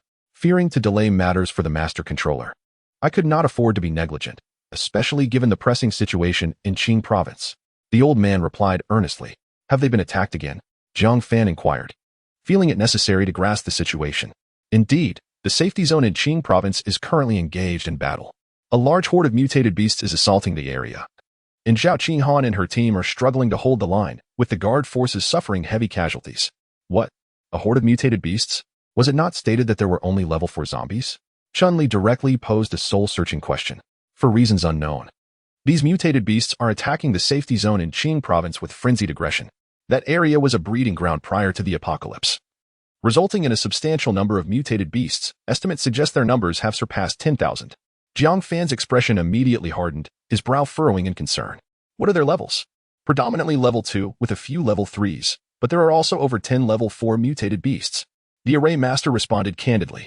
"Over 10 level 4 beasts?" Lu Dong exclaimed, feeling a chill run down his spine. The previous level 4 mutated bat had been capable of stalling even the insect queen. Now they were faced with a dozen or more. Then why do they not flee? Was the spatial teleportation array completed? Yulan questioned. There simply isn't enough time. The spatial teleportation can only transport a few individuals at a time, while the safety zone in Qing province has over 100,000 survivors. The array master shook his head and continued. "The reason I was able to establish the teleportation array so swiftly was due to the efforts of the giant spirit god and his subordinates, who sacrificed considerable resources to achieve this. The situation in the safety zone is now perilously precarious." Jiang Gu, Jiang Fan, the members of the squad, having learned of the dire circumstances, turned their gazes towards Jiang Fan, though they were not well acquainted with Zhao Qinghan, the giant spirit god, or others. As fellow citizens of the Dragon Kingdom, they could not bear to watch nearly 100,000 survivors perish before their eyes. "Why is everyone looking at me?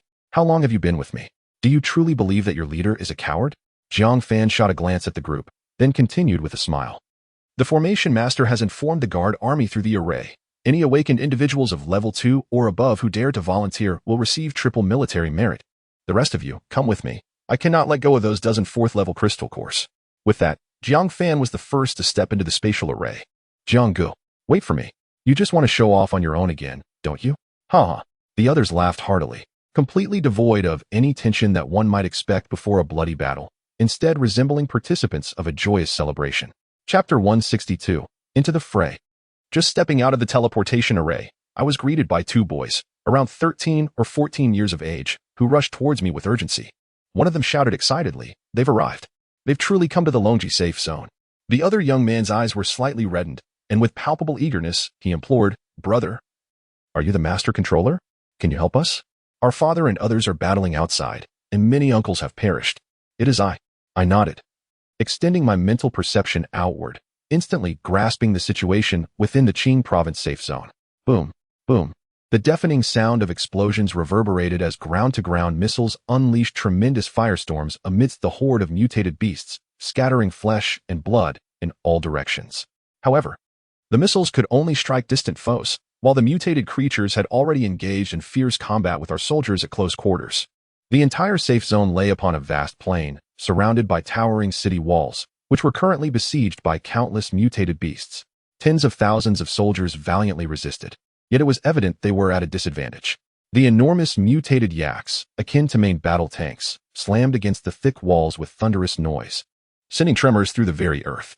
Swift mutated antelopes effortlessly leapt over the walls, whipping up fierce winds that ravaged the safe zone, instantly ensnaring several soldiers within their grasp.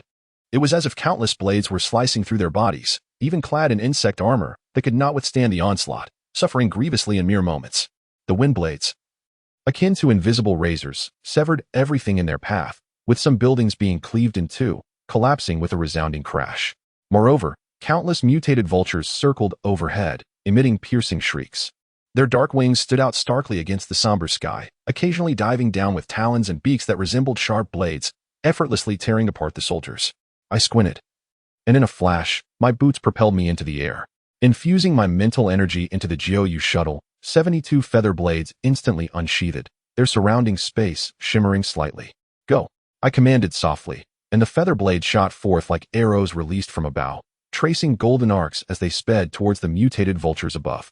Each feather blade accurately targeted a vulture, piercing through the void and striking the beasts. Thud, thud, thud. The sound of blades penetrating flesh echoed repeatedly. And a crimson mist erupted in the sky. The shrieks of the mutated vultures ceased abruptly as they were impaled, plummeting to the ground like dark raindrops. Simultaneously, the other members of the squad had arrived. Lu Dong wielded his heavy blade, channeling his strength into it, as a massive blade shadow materialized. He swung fiercely at a breached section of the wall, sending the encroaching mutated beasts flying, with some of the weaker ones disintegrating into mere fragments. The colossal deity, wielding twin hammers, manifested a towering silhouette of the mighty Vajra, each strike exuding a force capable of uprooting mountains. Just as he launched another assault on a mutated yak, a white figure suddenly flickered into existence a few meters behind him, a level 4 mutated snow leopard. Its claws emanated an icy power, freezing the very air in its wake. Although the deity sensed the imminent peril behind him, he was fully engrossed in his assault on the mutated yak, leaving him no time to turn and defend. Be careful. Zhao Qinghan, the time manipulator, shouted urgently, hastily influencing the flow of time around the snow leopard. The creature's form visibly slowed due to the altered time. Yet its razor-sharp claws still surged forward with lethal icy energy aimed directly at the deity's back. In that critical moment, a massive waterspout materialized out of thin air, standing as a barrier before the snow leopard's S-claws. With a thunderous crash, the waterspout collided with the snow leopard's icy power, instantly crystallizing into a formidable ice wall. Though the snow leopard shattered the barrier, it consequently diminished the force of its attack. Seizing this fleeting opportunity, the deity swiftly sidestepped, narrowly evading the fatal strike. His hammer struck the ground with tremendous force, utilizing the recoil to retreat quickly and increase the distance between them. As the snow leopard prepared to launch another attack, several beams of golden light flashed through the air, piercing the void and revealing shimmering golden sword apparitions that accurately struck the mutated snow leopard. Ow! The snow leopard emitted a pained howl as its fur was torn apart by the golden light, blood gushing forth in an instant. The might of the golden sword was overwhelming. Each strike penetrated deep into its flesh, exposing glistening white bones. A flicker of terror crossed its eyes, and in an instant, it vanished, reappearing 1,000 meters away. Humph, beast. I'll take you down first. Dozens of feather blades converged upon the snow leopard, just as it believed it had escaped. Golden swords pierced the void, surrounding it. With a series of piercing sounds, the snow leopard was hurled through the air like a rag doll. Crimson blood cascading like raindrops from above. Its body was ruthlessly torn by the golden swords, each strike leaving behind a gory trail. The creature's anguished cries echoed, resounding with chilling despair. In mere moments, it bore numerous grievous wounds, deep enough to reveal bone, though it swung its sharp claws to fend off the final two attacks. It crashed heavily to the ground, creating a vast crater. Seemingly alerted by its companion's cries, 2 more snow leopards rushed toward the scene. Jiang Fan, finish it. Zhao Qinghan shouted, her time manipulation already affecting the injured snow leopard, causing its movements to slow as it attempted to rise. Die. Jiang Fan's gaze hardened, and beams of golden swords descended once more upon the snow leopard, now gravely wounded and ensnared by Zhao Qinghan's temporal abilities. It had become nothing more than a living target. With a swift strike, the feathered blade ruthlessly pierced through the snow leopard's body, blood gushing forth and staining the surrounding grassland. The creature was cleaved into several segments under the terrifying assault of the feathered blade, ultimately collapsing to the ground, bereft of life. From the moment Jiang Fan and his companions appeared until the 4th-level mutated snow leopard was slain, scarcely 3 minutes had elapsed. The guards, witnessing Jiang Fan standing aloft amidst the torrential rain of blood, momentarily froze in astonishment, only to be roused by the thunderous voice of the giant spirit. Jiang Fan has arrived, slay them. His voice resonated like a war drum, shattering the stillness of the battlefield. It was then that the realization dawned upon them that the figure before them was none other than the most formidable champion, Jiang Fan. The master of control had come. Slay them. As long as the master is here, we shall eradicate these beasts, they exclaimed. At last, we need not perish. the safety zone in Qing province is salvaged. The morale of the guards soared instantly, their fervent cries echoing as they unleashed their pin-up rage. Kill, kill, kill. Chapter 163. Qinlai. With the addition of several members to the team, although the situation could not be entirely reversed, the high-end combat power among the mutated beasts was significantly restrained, greatly alleviating the pressure on the guardians. Jiang Fan hovered in midair, not merely to display bravado, but to draw the attention of the two mutated vultures above. These vultures were massive, with wingspans of several meters, their feathers as hard as metal, and their beaks and claws as sharp as blades. They circled at a low altitude, their eyes gleaming with ferocity. A closer inspection revealed 2 wounds on their bodies. Though not fatal, they dripped with blood. At the moment he had just slain the snow leopard, Jiang Fan had already launched multiple attacks against them. However, their supernatural abilities proved to be quite troublesome. Just as his feather blades were about to strike, they would be deflected by an invisible force. As if enveloped in a distorted spatial barrier, Jiang Fan furrowed his brow, a hint of seriousness flashing in his eyes. These vultures not only possessed formidable defenses, but also some form of spatial ability that could disrupt the trajectory of attacks. Thus, while remaining wary of the vultures, he shifted his target back to the snow leopards. Howl! The 2 snow leopards, witnessing the demise of their companion, let out a mournful wail. In an instant, they vanished from the void and appeared before Jiang Fan. The 2 vultures also screeched, launching themselves towards Jiang Fan like arrows, cutting through the air with a whooshing sound. Jiang Gu, Jiang Fan, Zhao Qinghan and Chuanli exclaimed in alarm, desperate to activate their powers for assistance, but it was already too late. Jiang Fan's expression remained stern, devoid of panic, mental shock. His psychic energy surged forth, radiating from him like ripples on a calm lake disturbed by a stone cast into it. The invisible waves expanding and enveloping the surrounding area. The movements of the 2 snow leopards and 2 vultures abruptly stalled, their fierce gazes becoming unfocused. In the past few days, Jiang Fan had meticulously studied this technique, achieving mastery over his psychic control, deliberately ensuring that the mental shock reached only within a radius of several hundred meters. Yet, even so, it consumed a considerable portion of his abilities. Seizing the moment of the mutated beast's pause, dozens of golden great swords surged forward. Thud, thud, thud. The sound of piercing struck the air, as the golden swords streaked across like meteors, precisely piercing through the bodies of the 2 snow leopards and 2 vultures. Blood erupted, a crimson rain fell from the sky, and the 4 mutated beasts were unable to utter even a final cry before plummeting from the air, their lives extinguished.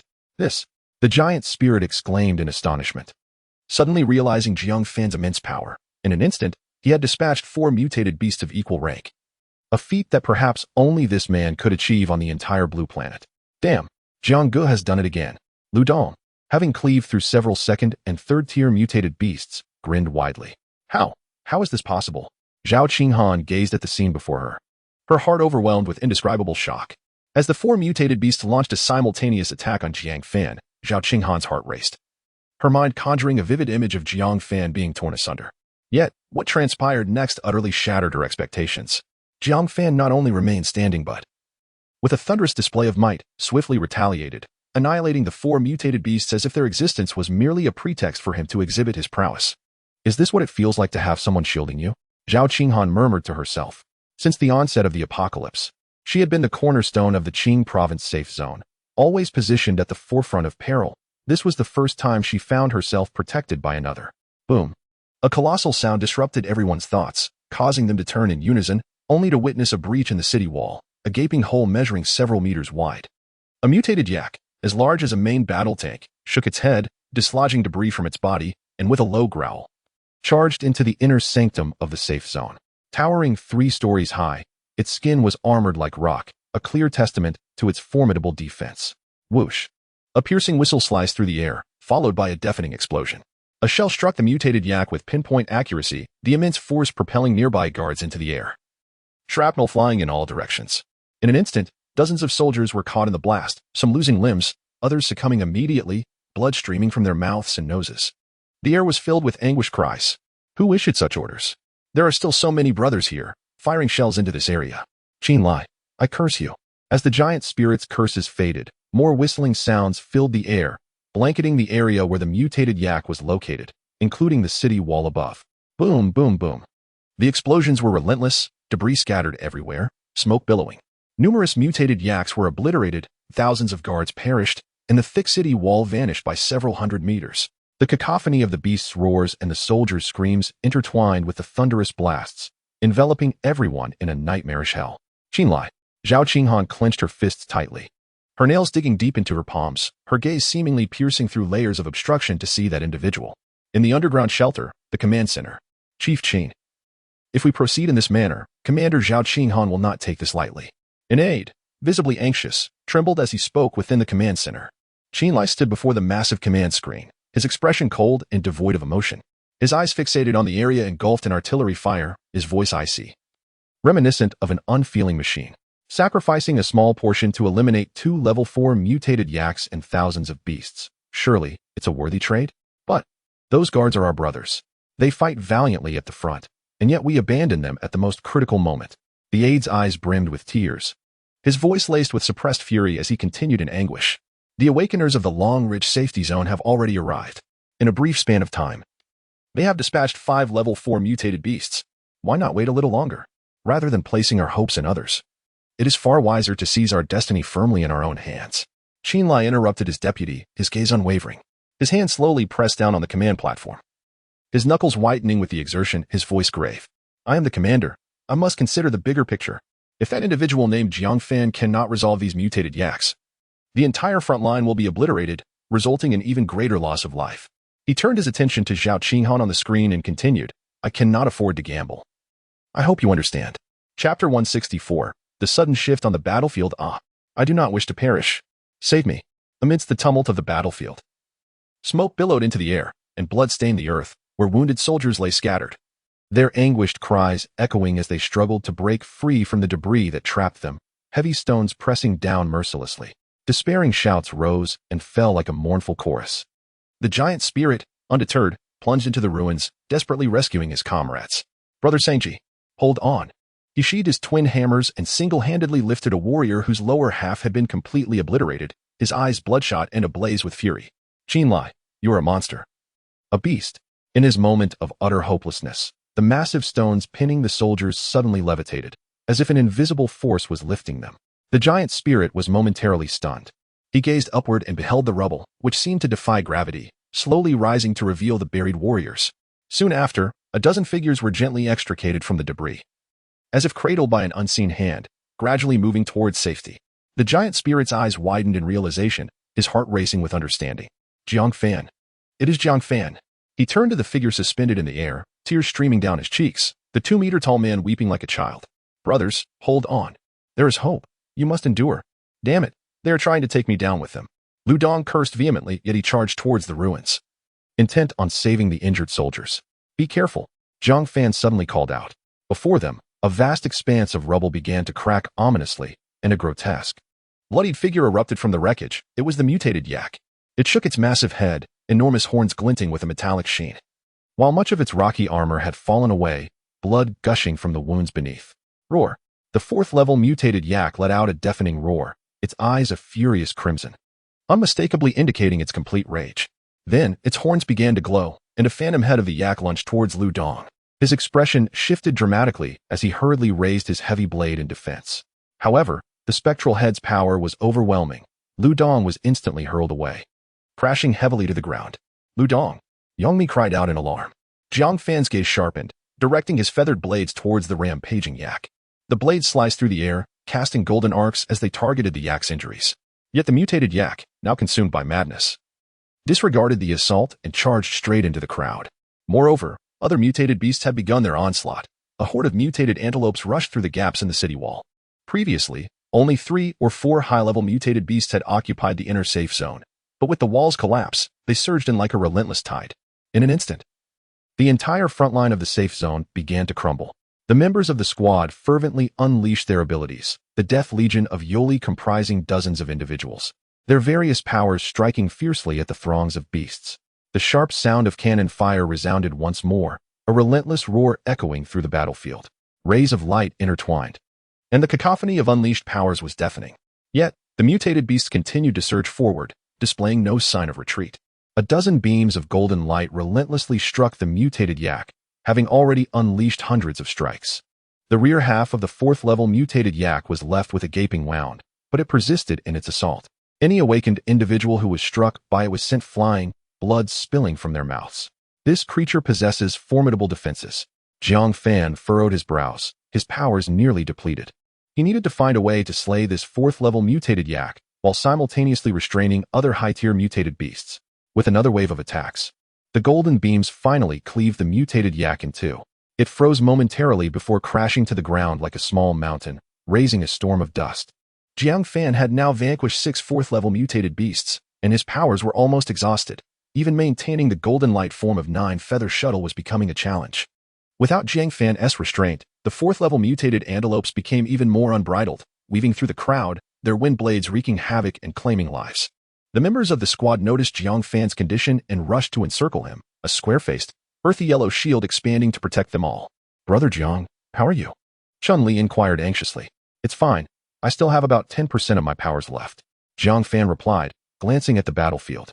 "If we cannot devise a method to eliminate those mutated antelopes, we are bound to lose this battle. Shall we retreat? I fear that Qin Lai will completely abandon us. And if he unleashes another barrage, we will all perish here," the square-faced member urged, activating his powers in desperation. Their previous battle in Xiang province had nearly drained all of their gamma serums, leaving only one remaining, which would not suffice to alter their dire situation. Moreover, the physical condition of the squad members could not withstand the side effects of another dose. "Wait a moment." Jiang Fan squinted, addressing a distant camera coldly. "As for Qin Lai, should he dare to act recklessly, he will meet his demise before us."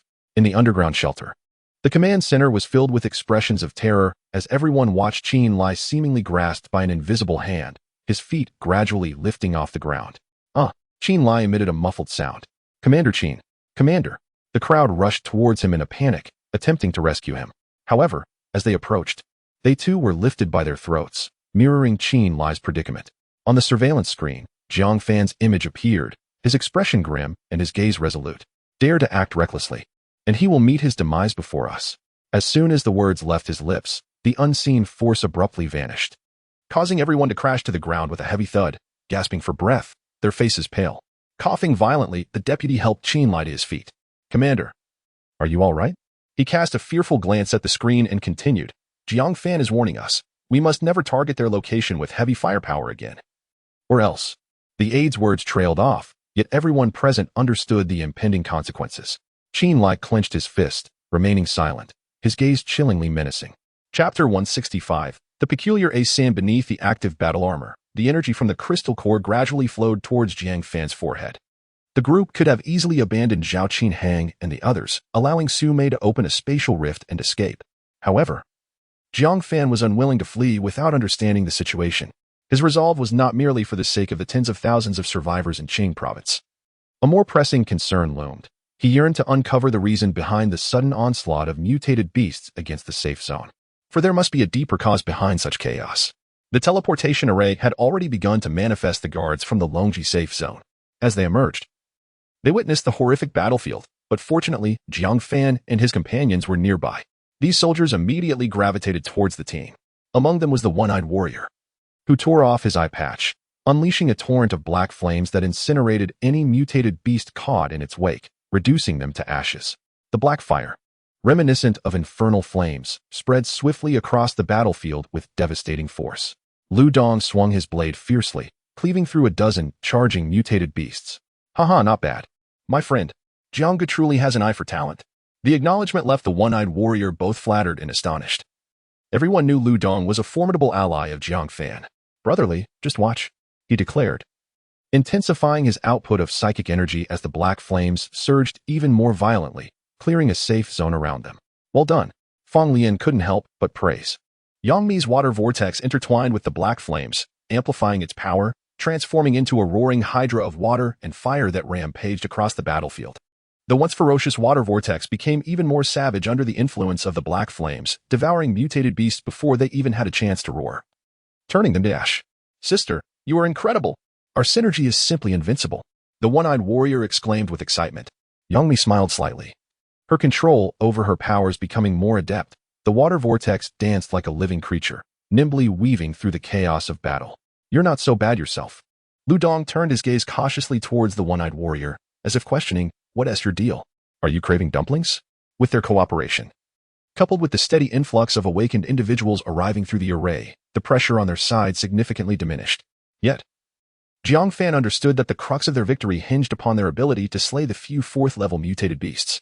The numerical advantage only held true among foes of the same tier. Should the enemy charge, he would still need to step in to defend, lest they end up like other battlefields, utterly powerless. Zhao Qinghang surveyed the chaotic battlefield, her heart racing. Every moment brought new sacrifices, and each second of delay could lead to irretrievable losses. Jiang Fan, do you still have the gamma serum? Despite the hundreds of meters separating them, Jiang Fan could clearly hear her voice within the range of their connection. He nodded towards her and shouted, "The last one." A blue vial of serum appeared in Jiang Fan's hand, slicing through the air under his mental control, swiftly heading towards Zhao Qinghang. She raised her hand to grasp it, the vial landing securely in her palm. She lowered her gaze for a brief moment and, without hesitation, pierced her arm. In an instant, a torrent of wild energy surged forth, and Zhao Qinghan's abilities ascended to a higher level.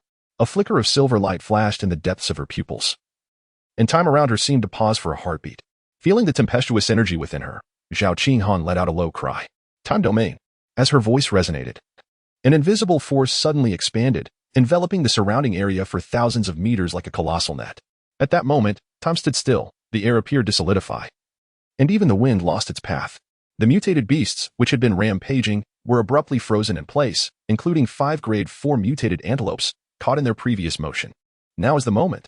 Jiang Fan narrowed his eyes. All his recently restored mental energy surged into the 9-feather shuttle. Instantly, the 72 feather blades blazed with golden radiance, each blade surrounded by a golden phantom, as if the sword spirits had awakened, exuding an overwhelming aura. Go, Jiang Fan commanded. And the 72 golden swords transformed into countless golden rays, cascading down like a torrential downpour upon the grade 4 mutated beasts ensnared by the time domain. Boom, boom, boom. Like cannon fire raining down, it was even more terrifying. The bodies of the mutated beasts had no power to resist against the brilliance of the golden swords. They were torn apart within moments, their flesh and blood scattering, bones shattering, the ground stained a deep crimson, and the air saturated with the heavy scent of blood. The 5 grade 4 mutated antelopes, already lacking in defense, had now become mere targets. The feather blades descended with terrifying force, piercing through their skulls and obliterating their hearts, their massive bodies collapsing with a thud, raising clouds of dust. This strike drained all of Jiang Fan's abilities, his complexion turning slightly pale, beads of sweat forming on his forehead. The survivors in the safe zone were momentarily stunned, not by Zhao Qinghan's powers, but by the horrific scene before them. This. Holy cow. A myriad of swords converging. All the grade 4 mutated beasts are dead. We have won. The Qing province safe zone is saved. Kill. Annihilate this horde of beasts. A cheer erupted from the crowd, the previously dim morale ignited, as they excitedly shouted, urging their powers against the mutated beasts. Damn it. Brother Jiang, are you defying the heavens? 12 grade 4 mutated beasts, and you single-handedly slew 11. Lu Dong exclaimed, unable to contain his excitement. You just sit there envying every day. Why don't you find a way to level up quickly and help Brother Jiang? Yang Mi retorted sharply. Lu Dong was indeed not suited for such large-scale battles. Apart from the shadow of his heavy blade, he had no wide-ranging skills. Huh? Lu Dong was momentarily at a loss for words, silently resolving to quickly reach grade 4, proving himself to those who looked down on him. I'll go collect the corpses of those mutated beasts. They are our spoils of war. With that, Lu Dong dashed towards the carcasses of the mutated beasts, prompting laughter from the rest of the team. The high-tier mutated beasts have all been vanquished, and with a continuous influx of reinforcements, the situation on the battlefield is gradually becoming clearer. The remaining low-tier mutated beasts are also succumbing under the collective assault of the group. Brother Jiang, in this battle, we have suffered no casualties and have gained quite a bit. Why do you still appear so troubled? Chun-Li inquired, linking her arm with Jiang Fan's. Have you not considered why the mutated beasts have gathered to assault the safe zone? Jiang Fan replied, his brow furrowed, gazing intently into the distance. As the words left his lips, the smiles on everyone's faces began to fade. Brother Jiang, what have you discovered? With a grave expression, Jiang Fan recalled a revelation he had during his final strike. Earlier, I detected an individual several kilometers away, seemingly from a foreign land, engaged in combat. I did not pay much attention to them at the time. However, when the last few 4th-tier mutated beasts were slain, I noticed that this person appeared to have sustained some form of injury. Jiang Fan paused momentarily before continuing. Their ability fluctuations diminished significantly, as if they had suffered a severe blow. Chapter 166. The burden of dependency. Are you suggesting that this beast tide may have been deliberately orchestrated by the other party? That seems rather implausible, Su Mei remarked, her brow furrowed in contemplation. She found it hard to believe that such a vast scale of beastly chaos could be manipulated, let alone controlled, by a single human. I'm not entirely certain, however, that individual is indeed peculiar. Jiang Fan attempted to employ his telepathic abilities to locate the individual further, but his powers had been completely depleted, and his perceptive range barely encompassed the safe zone. Those rascals from the neighboring nation are nothing but trouble. Each one of them possesses pitiful combat capabilities yet revels in provoking us. Fang Lian scoffed disdainfully. Let us not dwell on them. Jiang, you must recover your powers swiftly. Should we encounter that fellow again, we will capture him without hesitation. Jiang Fan nodded in agreement, recognizing the logic in Fang Lian's words. Over the past few decades, the neighboring nation had consistently played a duplicitous game, betraying the Dragon Kingdom behind its back. Should they cross paths with them again, capturing them would undoubtedly be the right course of action. Jiang, Zhao Qinghan and the others have arrived. Chun-Li interjected. Turning to see the giant spirit and Zhao Qinghan approaching, Jiang Fan noticed a young female guard assisting the latter. Zhao Qinghan's steps appeared unsteady, each movement a struggle, clearly indicating that the side effects of the gamma serum had fully manifested. The corners of her eyes were etched with fine lines, and strands of gray had infiltrated her once lustrous black hair, rendering her appearance as if she had aged 2 decades in an instant. Jiang, no, Master Controller. The giant spirit, accustomed to speaking freely, hesitated and promptly corrected himself. Jiang Fan chuckled, teasing, I must admit, I preferred your previous rebellious demeanor. What? The giant spirit was taken aback by Jiang Fan's jest. Momentarily at a loss for words before continuing, Master Controller, please refrain from jesting. I was indeed blind to your greatness. Without you, my comrades would likely have perished. Jiang Fan patted him on the back. In battle, we stand united as brothers. There is no need for such formality. That said, the Qinlai you mentioned is quite formidable. Upon hearing Jiang Fan mention Qinlai, the giant spirit erupted in a torrent of curses. That despicable wretch bombarded our own stronghold. I have yet to find the time to settle the score with him. The surrounding guards echoed his sentiments. Indeed, that fellow is not even an awakened. He merely hides in his underground sanctuary. At the critical moment, while we charge into battle, he undermines us from beneath. I propose we confront the Master Controller directly regarding this matter. With such a commanding leader, the safety of Qing province is surely at stake. It was evident that the warriors harbored deep dissatisfaction with Qinlai's previous actions. Enough. Zhao Qinghan interjected, commanding attention. I will personally seek an explanation from Commander Qinlai. If he fails to provide a satisfactory response, we can discuss this further then. Though the anger still simmered within them, the crowd fell silent at Zhao Qinghan's words. The giant spirit let out a huff, saluted Jiang Fan, and departed. Jiang Fan could comprehend the actions of the giant spirit if he were in that position. The so-called Qinlai would have perished countless times already. It seems that this situation is not so easily resolvable. Zhao Qinghan shook her head, continuing helplessly, Mr. Jiang Fan. We must sincerely thank you for your assistance. There's no need for such formality. By the way, why has the beast tide struck so suddenly? Wasn't it previously reported that only a handful of level 4 mutated beasts and zombies were attacking? Jiang Fan inquired. Zhao Qinghan pondered for a moment. We are equally bewildered. This beast tide is indeed extraordinary. Moreover, we detected on radar that they had gathered several kilometers away. Various mutated creatures seemed to have reached some form of agreement, refraining from attacking one another and heading straight for the safe zone. Jiang Fan furrowed his brow. In that case, it truly seems as though someone is orchestrating this. At that moment, a voice echoed from a distance. You think you're someone important? If you dare touch my spoils, I will have you chopped to pieces. This is the Qing province safe zone. All spoils must be distributed uniformly by the command center. An officer declared, flanked by a dozen awakened individuals clad in insect armor. Get lost. Where were you when we were battling the beast tide? If you utter another word, I swear I will flatten this safe zone. Lu Dong retorted, his eyes wide with fury, raising his heavy blade. Although you resisted the mutated beasts, the command center will calculate your merits, and you can exchange them for rewards later. Do not concern yourself with him, just gather the spoils. Those individuals, perhaps accustomed to dominating the safe zone, paid no heed to Lu Dong's warning and moved to collect the corpse of the level 4 mutated antelope. Without hesitation, Lu Dong swung his heavy blade, a shadow of the blade appearing, and struck the opponents, sending them flying. He had intentionally held back. Otherwise, they would have already met their demise. The officer clumsily scrambled to his feet, his face flushed with anger as he bellowed, You dare to lay hands on us. We are direct subordinates of Commander Qinlai. If you have the guts, don't run away. As he spoke, he fled towards the underground shelter, prompting laughter from the surrounding Dragon Ridge Guard. What a joke. Do they really think this is still the pre-apocalypse era? Indeed, they possess no strength whatsoever, relying solely on their status to intimidate others. They ought to consider who stands before them.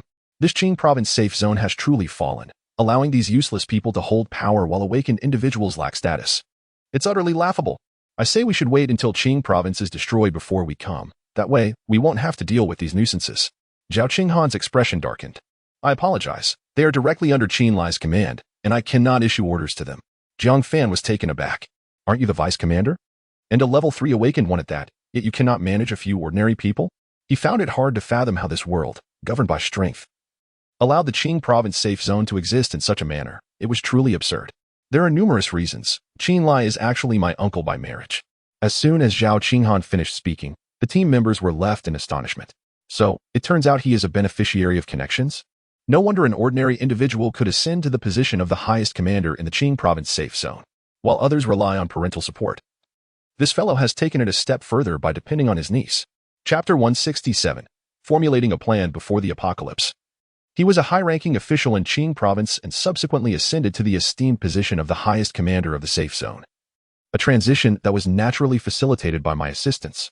Zhao Qinghan pondered for a moment, as if she had resolved to make a certain decision, and continued. It appears that the time has come for a transformation. Jiang Fan had little interest in the power shifts within the Qing province safe zone. His immediate desire was to claim his rightful spoils and to procure some heavenly fragrance cardamom to alleviate the plight of his team members. In total, 12 level 4 mutated beasts were vanquished, 5 of which he had single-handedly dispatched, rightfully belonging to him. He asserted, the remaining spoils shall be divided. And I shall take 8 in total. Do you have any objections? He was unabashedly assertive regarding what he was entitled to. Zhao Qinghan appeared somewhat taken aback.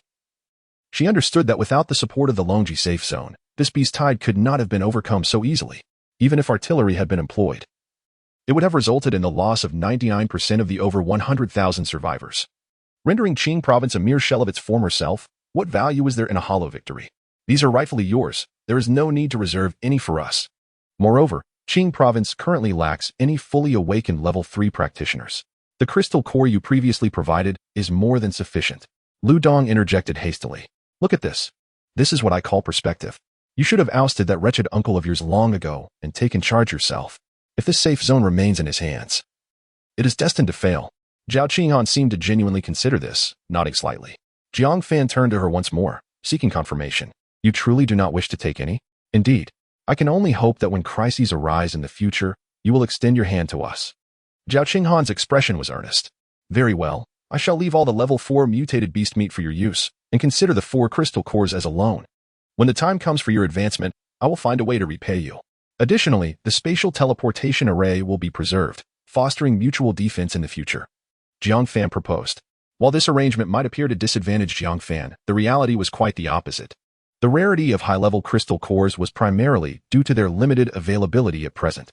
If he were to wait half a month or a month, the emergence of numerous level 4 mutated creatures would significantly reduce the difficulty of acquisition. By then, Jiang Fan might even reach level 5, making the extermination of level 4 mutated beasts and zombies a trivial endeavor. Upon hearing Jiang Fan's proposal, a glimmer of surprise and gratitude flickered in Zhao Qinghan's eyes.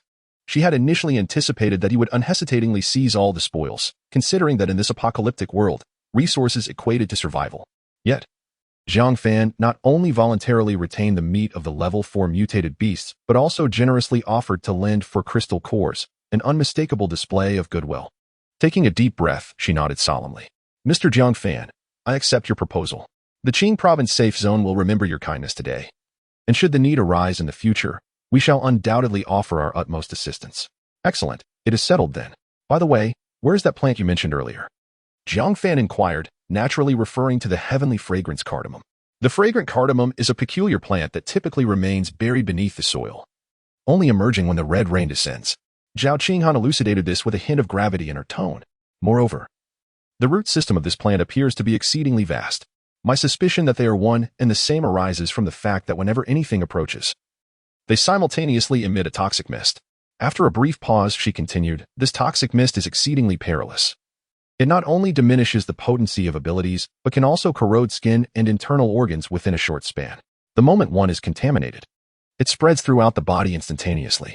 During the last occurrence of red rain, even second-tier enhancers were unable to withstand it. Zhao Qinghan's tone grew increasingly somber, her eyes reflecting a trace of trepidation. Furthermore, at the slightest indication of danger, they swiftly burrow underground, leaving no opportunity for anyone to react. Jiang Fan furrowed his brow and pondered aloud. During the last red rain, I was merely at the 3rd tier, yet that plant could effortlessly eliminate 2nd-tier awakened beings? This creature is far more difficult to contend with than the old banyan tree. How then did you manage to obtain that fruit? We attempted numerous times, yet were met with futility. That plant is exceedingly cunning. Each time we approached, it would either release toxic mist or swiftly retreat underground. Ultimately, we were left with no choice but to take a perilous gamble, using my time ability to momentarily control it, while everyone launched a combined assault. Regrettably, even then we paid a steep price, ultimately preserving only a single fruit. Her words plunged Jiang Fan into deep contemplation. The danger posed by the fragrant cardamom clearly exceeded his expectations, yet its value remained irreplaceable. He couldn't help but wonder whether that toxin could erode mental force. How long can your time ability control it? Jiang Fan inquired. Less than 3 seconds. And given the time that has elapsed, that plant has likely evolved further, potentially reducing that duration. Zhao Qinghan replied with a rueful smile, continuing, moreover, their fruit is located at the roots, approximately 10 meters underground. Once she finished, the team members exchanged glances, momentarily at a loss for ideas. After a brief silence, the taciturn Yuli spoke up first. In my Death Legion, I possess earth abilities that can compact the ground, making it exceedingly firm, which should be able to hinder its escape. That individual named Meihui possesses a rather unique ability. She can negate certain effects of abilities, though I am unsure how it would interact with that toxin. Upon hearing Yuli's words, Jiang Fan recalled that previously, Meihui had ingested a lethal poison. Although her death was not as gruesome as that of the other unfortunate souls, she left behind an intact corpse. Subsequently, the sisters Yuli and Yulan not only absorbed the dissipated abilities, but also controlled Meihui's body, turning her barrier ability into their advantage. Thus, with our abilities combined, we truly have a significant chance of subduing that creature. A glimmer of excitement flickered in Jiang Fan's eyes as he spoke. Since Yoli's earth-based ability can seal the ground, and Meihui's barrier can shield against toxins, coupled with your temporal powers to control it at a critical moment, I can then utilize my mental prowess to directly seize the fruit. As long as we cooperate harmoniously, we shall successfully acquire the innate being before it has the chance to react. Upon hearing this, everyone nodded in agreement, finding Jiang Fan's plan feasible. You all have crafted such a splendid plan, yet if the heavens choose not to rain, what good will it do? Fang Yin remarked, wearing an expression akin to that of a fool. Old Fang, could you possibly utter something more pleasant? When did you adopt Lu Dong's bad habits? Chawa shot a disgruntled glare at Fang Lian. Is it not true that all the misfortunes are learned from me? Lu Dong, with one eye wide and the other squinted, gazed at the crowd. Suddenly, a deep rumble of thunder echoed, followed closely by a cascade of fine raindrops. The group momentarily froze, then exchanged glances filled with incredulity directed at Lu Dong and Fang Lian. The slap of fate arrives with such unexpected swiftness. Chapter 168. The arrival of the red rain. The appearance of the red rain heralds the imminent emergence of the fragrant Tianxiang Duku. The battles in the safe zone are drawing to a close, with both the local forces of Qing province and the awakeners of the Longji safe zone diligently gathering the flesh and cores of mutated beasts. The composition of the red rain remains inadequately understood, and the reasons behind the zombification of humans or mutated beasts upon contact are still shrouded in mystery. However, many scientists speculate that the red rain harbors the key to ending the zombie apocalypse. If humanity can completely analyze its properties, they may bring an end to this calamity. At this moment, Jiang Fan and his companions are gathered in a room equipped with a spatial array for their preparations. Let us absorb the core energy quickly. Soon we shall seek the Tianxiang Duku, Jiang Fan declared to the group. He drew forth streams of energy from the cores, channeling them to the others. Zhao Qinghan is among them, as her ability is essential for collecting the Tianxiang Duku. Jiang Fan cannot afford to wait for her to slowly absorb the core S energy. Who knows how long the red rain will last? It is possible that by the time Zhao Qinghan's powers are restored, the rain may have ceased. Is this how you usually absorb cores? Your speed is astonishing, she exclaimed, having always believed that time and space were the pinnacle of abilities. Today, however, she realized that there are realms beyond her comprehension. The cold expression on Zhao Qinghan's face vanished, replaced by wide-eyed astonishment. This is the unique aspect of my ability. I hope you can keep this a secret, Jiang Fan said as he continued to harness his powers. No wonder your team is so formidable. Other safe zones have only a handful of level 3 awakeners, yet nearly everyone in your group is at that level. Zhao Qinghan finally grasped the source of their strength. Recalling the auction day when the one-eyed man broke through from level 2 to level 3 in mere minutes, likely with Jiang Fan's assistance. Perhaps this was the special potion he had mentioned. Unbeknownst to her, however, Not only does the special potion not exist, but even the fruit was merely a fabrication of Jiang Fan's imagination.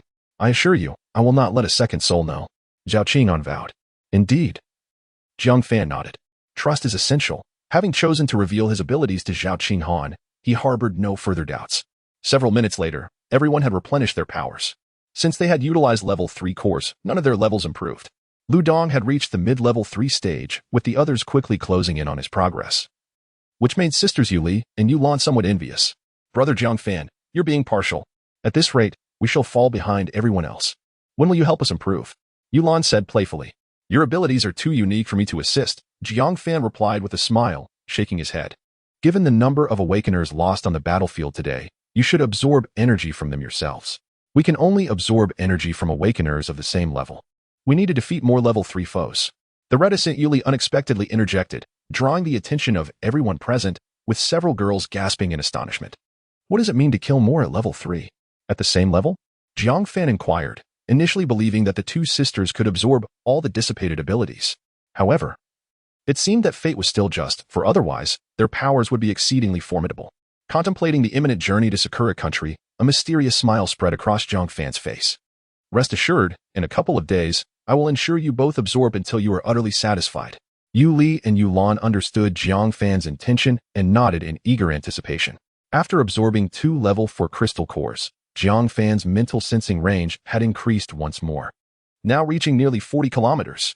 It must be noted that the amplification from the psychic sensing necklace appeared to have a limit. It had previously stabilized at around 1/5 but now remained firmly at 5 kilometers. It seemed that during the next transaction, he would need to exchange for more ancient meteorite iron. Jiang Fan murmured to himself, continuing to probe the surroundings with his mental abilities. As 2 to 3 hours passed, the sky gradually darkened, yet he still had not spotted any trace of the fragrant beans. This left Jiang Fan feeling perplexed, considering the prolonged red rain. It should not have been the case. Brother Jiang, have you not found anything yet? Chun-Li asked anxiously, glancing outside. Nightfall was the domain of the zombies. And with the red rain enhancing their evolution, the pressure on everyone was mounting. Just a little longer. If nothing turns up, we shall have to accept it. Jiang Fan replied, his brow furrowed.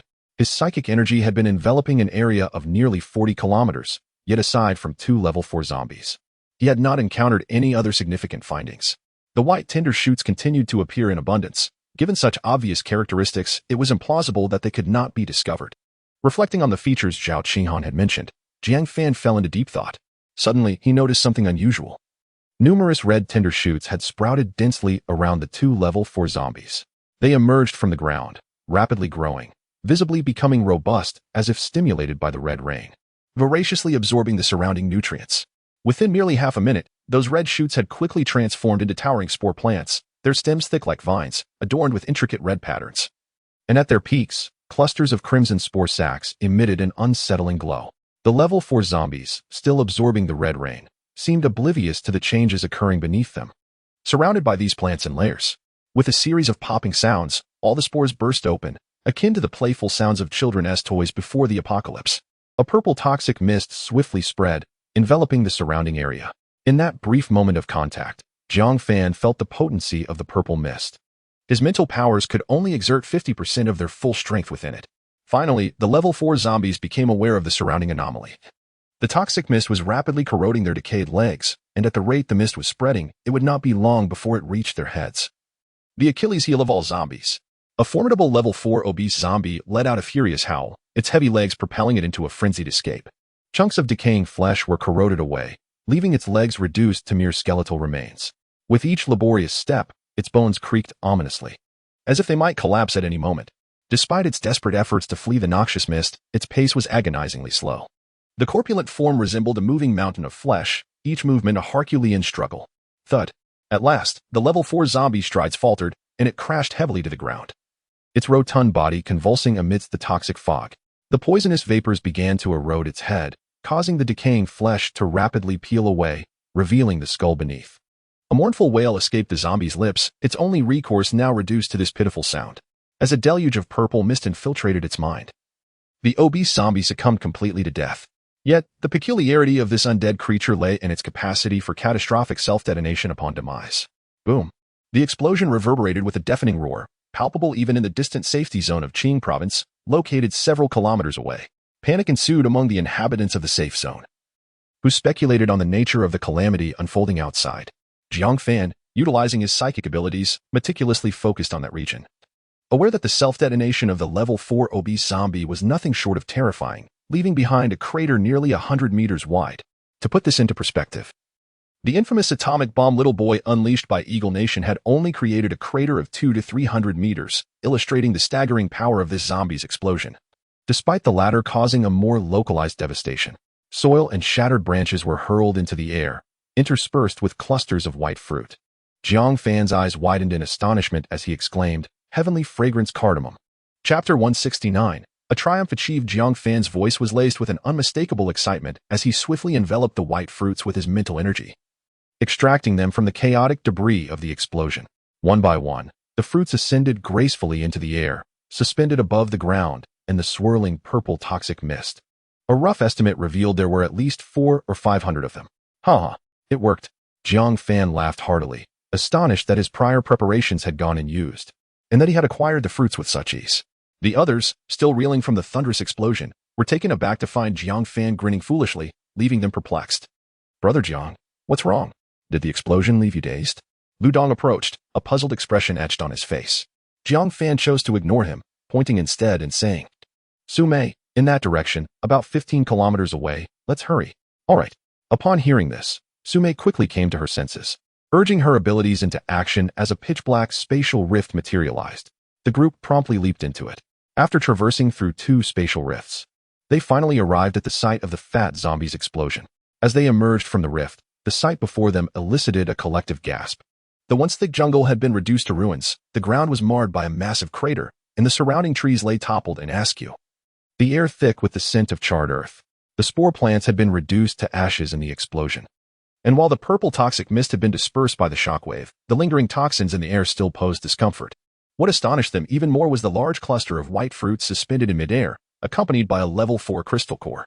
"Wow, they're all fragrant cardamom," Lu Dong exclaimed in disbelief. Zhao Qing'an rubbed her eyes, seemingly unable to fathom the sight before her. How is there so much?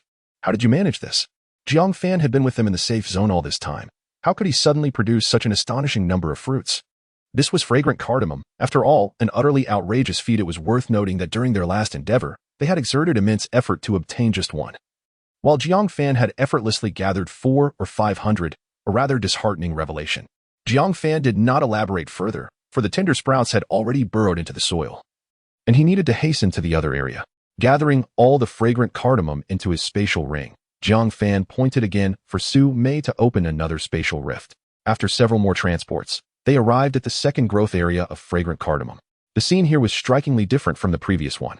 A dense purple mist enveloped the area, visibility severely limited beyond 100 meters. A towering zombie lurked within, the dreaded Ripper zombie, which instilled fear in the hearts of countless survivors. The Ripper zombie's body was grotesquely contorted, its muscular arms swollen, claws mutated into massive talons, and its skin encased in a thick layer of keratin, resembling a natural armor. The mist had risen to over 3 meters, leaving even the towering Ripper zombie with only its head protruding above the haze. "Oh woo." The Ripper zombie let out a furious roar, frantically dashing forward, its entire body severely corroded by toxic mist. Gouts of black blood mixed with vile fluid dripped down, leaving behind a series of repulsive marks in its wake. Upon witnessing this horrifying scene, Jiang Fan and his companions could not help but shudder in revulsion. No wonder the fragrant beans appear only when the crimson rain falls. They are hunting the evolving zombies. Fong Lian articulated the unspoken thoughts of the group. "Jiang Fan, should we strike it down?" Su Mei inquired with a furrowed brow. If they all attacked simultaneously, despite the toxic mist diminishing their abilities, they could certainly eliminate this level 4 zombie in an instant. However, such an action would disturb the fragrant beans, causing them to retreat underground, rendering them impossible to trace. "Do not engage the zombie. Let us proceed with the plan and focus on collecting the fruits," Jiang Fan declared without a hint of hesitation. It was no jest. While a severely injured level 4 zombie was indeed a rarity, it paled in comparison to the precious fragrant beans, which were a scarce resource for their team. Thus, Jiang Fan would not choose the former, especially with his telepathic ability ensuring the zombie would not escape. Upon hearing his command, the members of the team activated their abilities, awaiting Jiang Fan's signal. "Go." With a single command from Jiang Fan, the team sprang into action. Instantly, the ground trembled violently, the soil rapidly solidifying into hard rock. as if an invisible cage had completely enclosed the area around the fragrant beans. The roots of the beans, taken aback, prepared to burrow underground. However, Mei Hui's barrier and Zhao Qinghan's time manipulation abilities soon followed. The roots, already hindered by the fortified ground, moved sluggishly, under the dual influence of the barrier and time manipulation. Their motion was nearly halted. With piercing focus, Jiang Fan unleashed his mental energy, and with the barrier in place, his ability surged to 70%. He enveloped the fragrant bean fruits underground with his mental force and severed the roots connecting them. 50 in less than half a minute. Jiang Fan had harvested 700 or 800 fruits. Jiang Fan, I can't hold on much longer, Zhao Qinghan exclaimed urgently. Though her time manipulation was potent, it was also the most draining. Beads of sweat dotted her forehead, and her body trembled slightly, clearly reaching her limits. All right, retract your abilities. As they ceased their powers, the ground instantly loosened, and the flow of time returned to normal, causing the roots of the fragrant beans to rapidly retract underground. Jiang Fan's mental energy continued to envelop the 700 or 800 fruits, swiftly drawing them from the depths and sending them soaring towards the group. As they beheld the fragrant bean fruits suspended in midair, excitement sparkled in their eyes, with several ladies eager to showcase a few on the spot. Wow, so many. We hit the jackpot this time. In the future, won't the Gamma Potion be at our disposal? Lu Dong shouted with exhilaration. Finally, I can replenish the vitality I depleted. I've been too embarrassed to step outside these past few days. As Fang Ningxue's words lingered in the air, Chun-Li couldn't help but chuckle, gently caressing her own cheek. Indeed, during our last battle against the insectoid species, we had exhausted a considerable amount of vitality, leaving our skin appearing rather dull. Now, with the fragrant beans and cardamom at our disposal, we finally have the opportunity to rejuvenate ourselves. Just as they were basking in the joy of their harvest, a distant roar pierced the atmosphere. Jiang Fan, probing with his mental energy, revealed an expression of disbelief on his face. Is it possible that it is about to evolve to level 5? Chapter 170, Level 5 Zombie? The Ripper zombie threw its head back and emitted a chilling howl, appearing exceedingly eerie under the crimson rain and moonlight. Its form underwent a tremendous transformation, towering nearly 5 meters high, with a long bony spike protruding from its back, the tip resembling a hammer, akin to a grinding stone. The entire integument had turned a deep black, akin to a resilient armor that reflected a cold glimmer. Its claws seemed ignited, ablaze with a strange flame, while its eyes were shrouded in wisps of dark mist, reminiscent of an ancient creature that had slumbered for eons. Quick! It's about to evolve, attack! Jiang Fan bellowed. As zombies evolve, their forms undergo a certain degree of alteration. This Ripper zombie had reached the final stages of evolution. Once the crystal core enhancement was complete, it would ascend to level 5. What? Before the team members could respond, Jiang Fan activated his abilities, channeling his most formidable attack. 72 feather blades were unleashed simultaneously, each blade manifesting a shimmering golden sword apparition. The pitch-black night was instantly illuminated, revealing the Ripper zombie in the distance. Go! In an instant, the entire space trembled violently, countless tiny spatial rifts emerging. The feather blades flickered, appearing before the zombie as if they were cannonballs, striking with terrifying force. Boom, boom, boom. The sound of explosions resonated incessantly, fierce shockwaves radiating outwards from the Ripper zombie, uprooting trees and sending debris flying. The team members regained their composure and began to unleash their powers. Water whirlpools, shadowy blades, and geysers of fire and wind surged forth in a frenetic torrent. As the dust began to settle, a massive crater emerged, slowly revealing a dark figure. The Ripper zombie was now riddled with numerous wounds, resembling a canvas of lacerations. Black blood oozing from its injuries and dripping onto the ground. The scars varied in depth, most barely breached its defenses, while only a handful truly inflicted grievous harm, exposing bone beneath the flesh, with surrounding tissues spilling forth. Damn, could it have already reached level 5? Lu Dong exclaimed in disbelief. He could hardly fathom what kind of creature could withstand such a terrifying combined assault. If any existed, it could only be a being of level 5. No sooner had he spoken than the Ripper zombie stirred, slowly turning its head towards the group and parting its lips, uttering a raspy syllable. Humans, die. The voice echoed as if it emanated from the depths of the underworld, chilling them to the bone, raising goosebumps on their skin. The Ripper zombie extended its right hand and clenched it tightly, sending a wave of unsettling energy rippling through the air. Suddenly, an immense pressure descended upon them, as if the very fabric of space were collapsing downward. The team members felt an overwhelming force bearing down upon them, each bending under the weight, their knees nearly buckling to the ground. Jiang Fan's complexion turned ashen in an instant, beads of sweat cascading down his forehead. He gritted his teeth, struggling to support his body, yet his legs trembled uncontrollably. Yuli, Activate the barrier, Jiang Fan managed to utter, gazing at the approaching Ripper zombies. Upon hearing his command, Yuli promptly urged Mei Hui to unleash her abilities. An invisible barrier emerged, instantly diminishing the effects of the gravitational field, causing the team members to feel a significant reduction in pressure, although it remained 3 to 4 times heavier than usual. Fortunately, their physical resilience allowed them to regain some mobility. As Zhao Qinghan stood, she immediately activated her time manipulation ability, momentarily halting the Ripper zombies in their tracks. However, this only lasted for less than a second before they broke free with sheer force. With her power at level 3, its impact against the approaching level 5 Ripper was considerably diminished, yet that fleeting second granted Jiang Fan a precious moment to devise a plan. 72 feather blades coalesced into a resplendent golden shield before the group. Bang! In the next moment, the Ripper zombies collided with the shield, producing a thunderous sound. The overwhelming force caused the 9 feather shuttles to disintegrate, yet it effectively halted the Ripper's advance. Damn it! Lu Dong bellowed, swinging his heavy blade with ferocity. The blade's arc striking fiercely at the creature's chest. To everyone's astonishment, the attack only left a shallow wound. What? Lu Dong's eyes widened, his grip on the blade trembling slightly, clearly incredulous at this outcome. Before he could collect his thoughts from the shock, the Ripper zombies surged forward, furiously swiping with their flame-ensconced claws. A wave of fire engulfed the area, the searing flames seemingly intent on igniting the very fabric of space. Get back, Jiang Fan shouted, attempting to command the 9 feather shuttles to intervene, but the flames spread too swiftly, having just scattered the blades, leaving no time for defense. At that moment, a colossal water vortex and a yellow-brown shield erupted simultaneously. As the fire met the water vortex, a clash of opposing elements, a reversal occurred. Upon contact, massive clouds of mist billowed forth, and the water vortex was rapidly consumed, disappearing entirely within seconds. The flames, though diminished, continued their relentless assault on the shield. The yellow-brown barrier quaked violently beneath the scorching heat, emitting crackling sounds. Jiang Fan's gaze sharpened. He realized that mere defense would lead to an endless cycle of passivity. To secure victory, an offensive maneuver was imperative. However, the team's levels were too low, and their attacks too feeble. The responsibility to break the stalemate fell entirely upon him.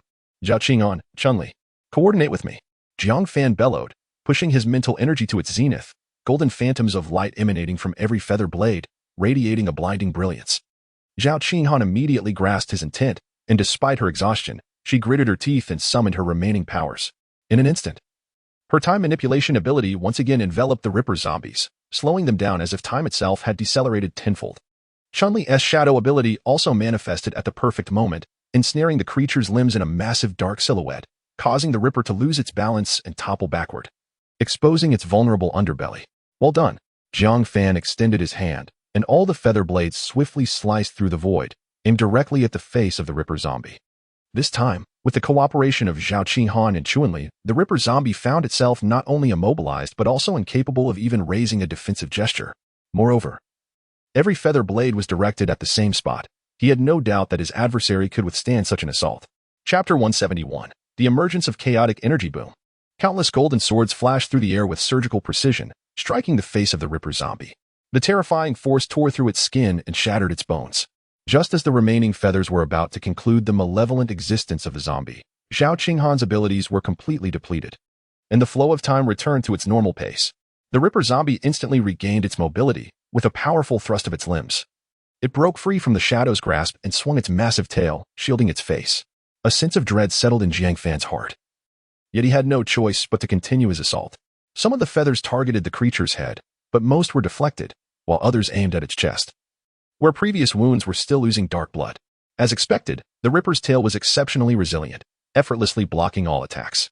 Jiang Fan's strikes felt as though they were hitting a sandbag, carving a ghastly wound that was horrifyingly transparent from front to back, nearly severing one of its arms. The Ripper zombie, having endured such a monstrous blow, was driven to the brink of fury. Approaching the 5th level, its intelligence had significantly increased, and it could not tolerate being cornered by what it perceived as mere ants. With a guttural roar, its half-destroyed head and the torn skin around its mouth made the sound indistinct. One of its eyes had vanished, and a portion of its brain was cleaved away, revealing wisps of black mist as blood poured forth from its shattered skull and chest. Unbelievable. It's still alive. Lu Dong stared at the rising zombie in disbelief. The Ripper zombie appeared even more grotesque and terrifying. It propelled itself forward with a mighty thrust of its legs, leaving 2 deep impressions in the ground, hurtling toward Jiang Fan and his companions, disregarding the abilities of the rest of the team. Damn it! Lu Dong cursed, brandishing his heavy blade to confront it, convinced that its severe injuries would allow him to withstand a few exchanges. However, the moment their forces collided, Lu Dong realized his misjudgment. The zombie's razor-sharp claws glinted ominously as it swung, producing a sound reminiscent of air being cleaved, sweeping toward him with the force of a tempest. With his wealth of battle experience, Lu Dong immediately recognized the horror of the strike and hastily raised his heavy blade to defend himself. The clash resounded like a bell tolling, as an overwhelming force surged through the blade, numbing his arms and causing his palms to split, blood flowing freely. He was sent flying uncontrollably, like a kite severed from its string, carving a deep trench in the ground before finally coming to a halt. Lu Dong, Yangmi gasped, quickly summoning her powers, but the water vortex was not fully formed before the Ripper zombie was upon Lu Dong. A wicked grin spread across its tattered face as it lunged forward with a claw aimed directly at him. In that fleeting moment, Lu Dong felt the chilling threat of death. He was still unsteady and had no time to draw his blade in defense. In a moment of peril, a resplendent golden sword cleaved through the claw of the zombie, slightly altering its trajectory. Simultaneously, Lu Dong felt a sudden lightness in his body, as though he were being forcibly yanked aside. The terrifying claw grazed his battle armor, leaving several marks upon it, narrowly avoiding his flesh. Yet the zombie's assault was far from over. Its tail lashed out, and a massive bone hammer descended upon Lu Dong. With a sickening thud, he coughed up blood. His body propelled like a cannonball, crashing against a large tree several meters away. The tree, unable to withstand the impact, splintered with a crack, collapsing as Lu Dong slid down its trunk, groaning before losing consciousness. Lu Dong, Dongzi, Jiang Fan and Yangmi cried out in alarm simultaneously. The frenzied waterspout finally took shape, providing a momentary barrier against the relentless zombie as waves of golden swords surged forth. These golden blades, akin to fierce lightning, pierced toward the undead creature. The zombie emitted a furious roar, swiping with its claws and tail in defense. The clash of claws against the golden swords rang out with a series of crisp sounds, sparks flying in every direction. Brother Jiang, my powers are nearly depleted. Kimmy Lee's voice. Jiang Fan's heart sank. Without Mei Hui's protective barrier, the horrifying gravitational field would pin them in place, rendering them helpless victims, mere lambs awaiting slaughter. The rending zombie seemed intent on eliminating the human who dared to provoke it, shielding its vital points with its claws as it charged toward Lu Dong, seeking to extinguish his life. Damn it. Jiang Fan's eyes turned blood red, veins bulging on his forehead as he summoned every ounce of remaining power. An invisible blade of psychic energy materialized, but unlike before, it was entwined with a faint, elusive aura of chaos, momentarily freezing the surrounding space and time. Raindrops hung suspended in midair, the frenzied zombie halted, and all squad members were momentarily immobilized. This was Jiang Fan's ultimate attack, an infusion of all his mental strength. Should he fail to vanquish the foe, he would be utterly defenseless, and he and his comrades would surely perish. This unreserved act unexpectedly awakened a dormant strand of chaotic energy within his mind. Die for me, Jiang Fan bellowed. The psychic blade tore through the fabric of space, appearing above the rending zombie in an instant, descending mercilessly upon it. There was no cataclysmic explosion, no shower of flesh. The blade disregarded the zombie's formidable armor, striking directly at its consciousness. In that fleeting moment, the zombie's eyes dulled, its previously frenzied and murderous gaze turning vacant. Its colossal form seemed to lose all strength, the momentum of its charge abruptly ceasing. Even the slowest of the squad members could perceive the zombie's odd stillness, and they hastily unleashed their abilities in an assault. Yet the rending zombie stood as if a statue, oblivious to defense, utterly motionless. Chun-Li's controlled shadow decisively pulled the trigger of the runic laser gun, and a beam of blue energy struck the gap in the creature's skull with unerring precision. In the next moment, a beam of azure energy pierced through the gap atop the head of the Ripper zombie like a searing blade, swiftly burrowing into the depths of its skull, instigating a chaotic upheaval within.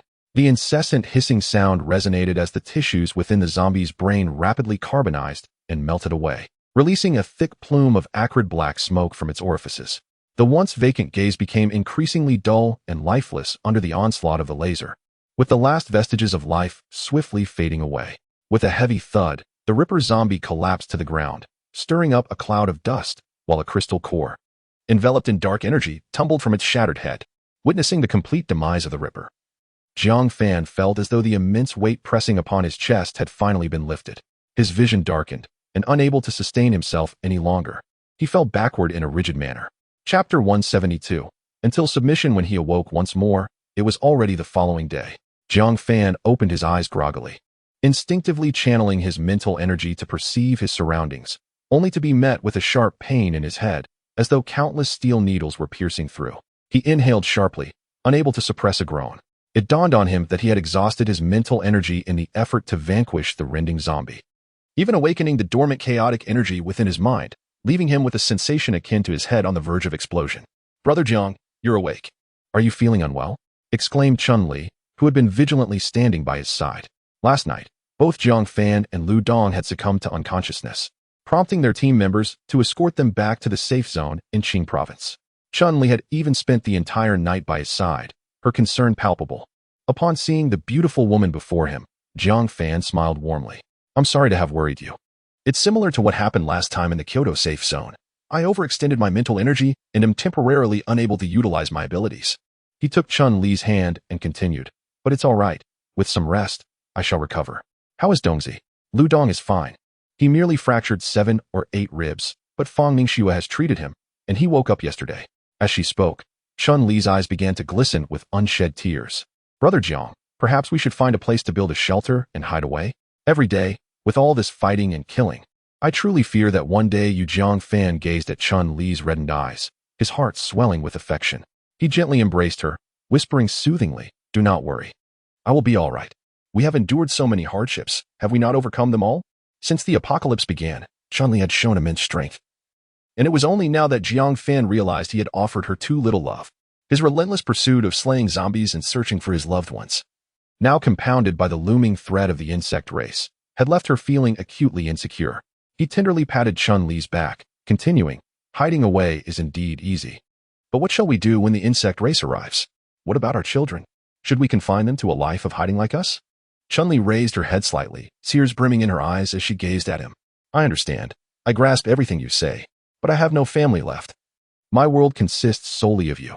Jiang Fan felt as though his heart had been pierced sharply. Yes, he had brothers and relatives, while Chun-Li was left utterly alone. In this harsh and frigid apocalypse, he was her only pillar of support, and the thought of losing him terrified her, akin to the fear of losing her entire world once more. He held Chun-Li tighter, his hand gently caressing her silky hair. "I have been selfish. From now on, I shall prioritize our safety above all else." Chun-Li murmured, nestled in Jiang Fan's embrace, her voice barely audible.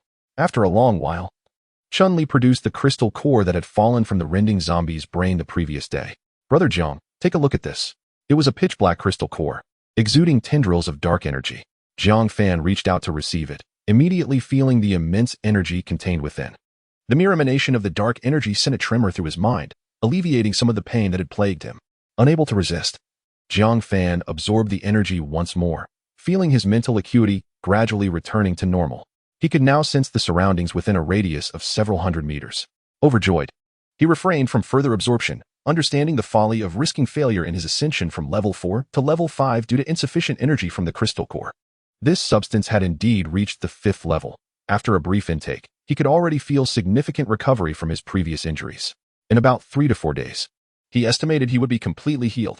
"That is splendid news. Are you hungry? Please, have something to eat," Chun-Li said, presenting a steaming bowl of fish soup from her spatial ring. Upon seeing it, Jiang Fan was taken aback. It was made from level 4 mutated fish, the same dish they had consumed daily for nearly a month, which was becoming rather tiresome. He took a few tentative sips before discreetly changing the subject. Setting the fish soup aside, "What is all that commotion outside? What are they up to?" "It seems to be Qinlai's doing," Chun-Li replied. "I heard he's organizing a celebration to commemorate their success in fending off the recent beast tide, and he's brought forth a considerable amount of mutated beast meat." "Interesting," Jiang Fan remarked with a scoff. "Qinlai is adept at playing his cards. He likely realizes his previous actions have stirred public ire and seeks to placate the masses with some trifling rewards." He held Qinlai's maneuver in contempt. The man merely resorted to outdated tactics of the elite, believing that offering minor favors would easily win over the hearts of the common folk. Yet, the world had long since transformed from a prosperous era into one fraught with peril. People were clinging to life at the brink of death, having witnessed too much brutality. How many would still fall for his ploys, only to be betrayed when it mattered most? At that moment, through his mental sensing, he detected several awakeners from the Longji safety zone conversing with Lu Dong, led by the one-eyed man, who bore an expression of fury. "How dare they? We risked our lives to help them defend the city, only for our spoils to be used for their celebratory feast? Isn't this a blatant exploitation of the honest?" Jiang Fan and Chun-Li had just stepped outside when they caught the one-eyed man's voice. "What is the matter, one-eyed?" Lu Dong inquired. "Brotherly, you may not know, began the one-eyed man, seething with indignation. That fellow named Qin Lai has taken all the mutated beasts we killed while assisting them, claiming they would be distributed based on military merit. Now, he has the audacity to declare a celebratory feast using our hard-won spoils, planning to compensate each of us with merely 10 level 1 crystal cores. What? You, with such a fierce demeanor, a level 3 awakener, and yet you act like a coward? If he demands it, just give it to him. We can't let him push us around. Lu Dong erupted in anger. Weren't we aware of the ruler's intentions? We feared causing trouble for the safety zone, so we complied. The one-eyed man replied, feeling somewhat aggrieved, though the scar on his face made the expression appear oddly incongruous. We Longji do not fear trouble. It is they who should be wary. Jiang Fan's calm and powerful voice resonated, causing the group to turn and regard him. Brother Jiang, you're awake. Master of the rulers. Mr. Jiang Fan. The crowd greeted Jiang Fan with respect evident in their eyes. Jiang Fan nodded slightly in acknowledgement, his gaze resting solemnly on the one-eyed man. Zhao Qinghan, reluctant to confront her cheap uncle, decided to take matters into her own hands. Go, retrieve what rightfully belongs to us. If they refuse, make them submit by force. Chapter 173. A transformation in Qing province. With Jiang Fan's affirmation, the one-eyed man's gaze grew increasingly fierce. Master Controller, your words guide my actions, he declared, turning to address the multitude of awakened ones. Let us reclaim what rightfully belongs to us. Upon hearing this, the guards from the Longji safe zone were instantly stirred, their fists clenched and eyes ablaze with fury. Indeed, we shall demand it back. We risked our lives to support Qing province, only to have our spoils unjustly confiscated. That Qin Lai must not escape our wrath. I was slapped, and I shall return the favor. A throng of determined individuals marched resolutely toward the command center of Qing province. Brother Jiang, do you think anything will go awry? Chun-Li expressed her concern. Fear not. The one to worry is that Qin Lai. Jiang Fan is no meek individual. Those who dare to trample upon him must brace themselves for dire consequences. Dong Zi. Join forces with Fang Lian and the others. Ensure that the one-eyed man and his group do not suffer any losses. Although Qing province boasted only Zhao Qinghan and the giant spirit as its 2 third-tier awakened ones, it was undeniably the adversary's territory. Understood, Lu Dong acknowledged, promptly following with Fang Lian, Su Mei, and the sisters Yu Li and Yu Lan, joining the throng. The Longji safe zone was relatively small, spanning less than 10 kilometers. Thus, such a large assembly inevitably incited considerable commotion. Passers-by hastily moved aside, their expressions filled with astonishment at the sight of the imposing Longji guards. Aren't they the Longji guards? Someone remarked. Indeed. What could be the purpose of their fierce demeanor? Why are they headed toward the underground shelter? Have you not heard? That old fellow Qin Lai has withheld their spoils, claiming to host a celebration. They're undoubtedly seeking retribution. Look how united the people of Longji are. Have we not encountered similar situations in Qing province? No wonder their combat prowess is formidable. Come, let us join them. I have long wished to leave Qing province. This opportunity to align with Longji is too good to pass. Surprisingly, the procession faced no resistance along the way. Rather, their numbers swelled. Upon reaching the underground command center, alongside nearly 10,000 Longji guards, thousands of awakened ones and ordinary survivors from Qing province trailed behind. Whether fueled by discontent toward Qin Lai's actions or inspired by the solidarity of the Longji people, they all joined the ranks demanding accountability. The exit of the underground command center was encircled by layers of people, both within and without. A trembling guard stammered. What are you all planning? Are you staging a rebellion? Rebellion? We would not stoop to the level of a mere decrepit safe zone. Demand Qin Lai's presence, or we shall raise your anthill. The one-eyed man stood at the forefront, his grotesque features more menacing than ever, glaring at the guard as if poised to devour him whole. Quickly summon Qin Lai and return our spoils. The guard dared not respond. Who would have the audacity to speak defiantly when surrounded by thousands? He hastily informed the higher-ups of the situation through the intercom. In the underground command center, Qin Lai, Zhao Qinghan, the giant spirit god, and several high-ranking officials from the Qing province security zone were present. Chief, what shall we do? If we don't provide them with an explanation today, this matter will be unresolved. The aide, drenched in sweat, anxiously glanced at the external surveillance screens. Qin, quickly return the beast meat to them. An elderly man with graying hair urged. Humph, a bunch of detritus from the pre-apocalyptic era, the underclass, and they still dare to rise against us? Qin Lai scoffed. Disbelief etched on his face. Just as his words fell, the ground suddenly trembled violently. He turned to the command screen and saw that the alloy gate of the underground shelter had been collectively destroyed by the crowd. They've gone too far. They actually dare to confront the authorities. Aide, launch missiles immediately. We must quell their arrogance. Qin Lai's frantic roar seemed to overshadow Jiang Fan's previous threats. The aide's expression faltered, instinctively glancing at Zhao Qinghan, fully aware that executing such an order would yield catastrophic consequences. The missile launch would not only result in heavy casualties for Longji's people, but also enrage everyone present, plunging the entire Qing province security zone into irrevocable despair. Moreover, the first-rank Jiang Fan was undoubtedly monitoring the situation. He feared that any rash action would lead to his immediate demise. Why are you looking at her? I am the commander. Execute the order. As Qin Lai reached to press the launch button, he suddenly felt as though time had come to a standstill. He could not move a muscle. Uncle, you truly disappoint me. Zhao Qinghan's icy voice resonated as she slowly rose. Do you know why the awakened in Qin province increasingly defy you? They are even willing to ally with the Longji Guard to oppose us. Do you understand why we rank last among the 4 major security zones? Zhao Qinghan approached Qin Lai, her eyes filled with disappointment and sorrow. Because you are overly ambitious, never considering those beneath you. In the face of victory, you would abandon everything. You have never regarded them as human beings.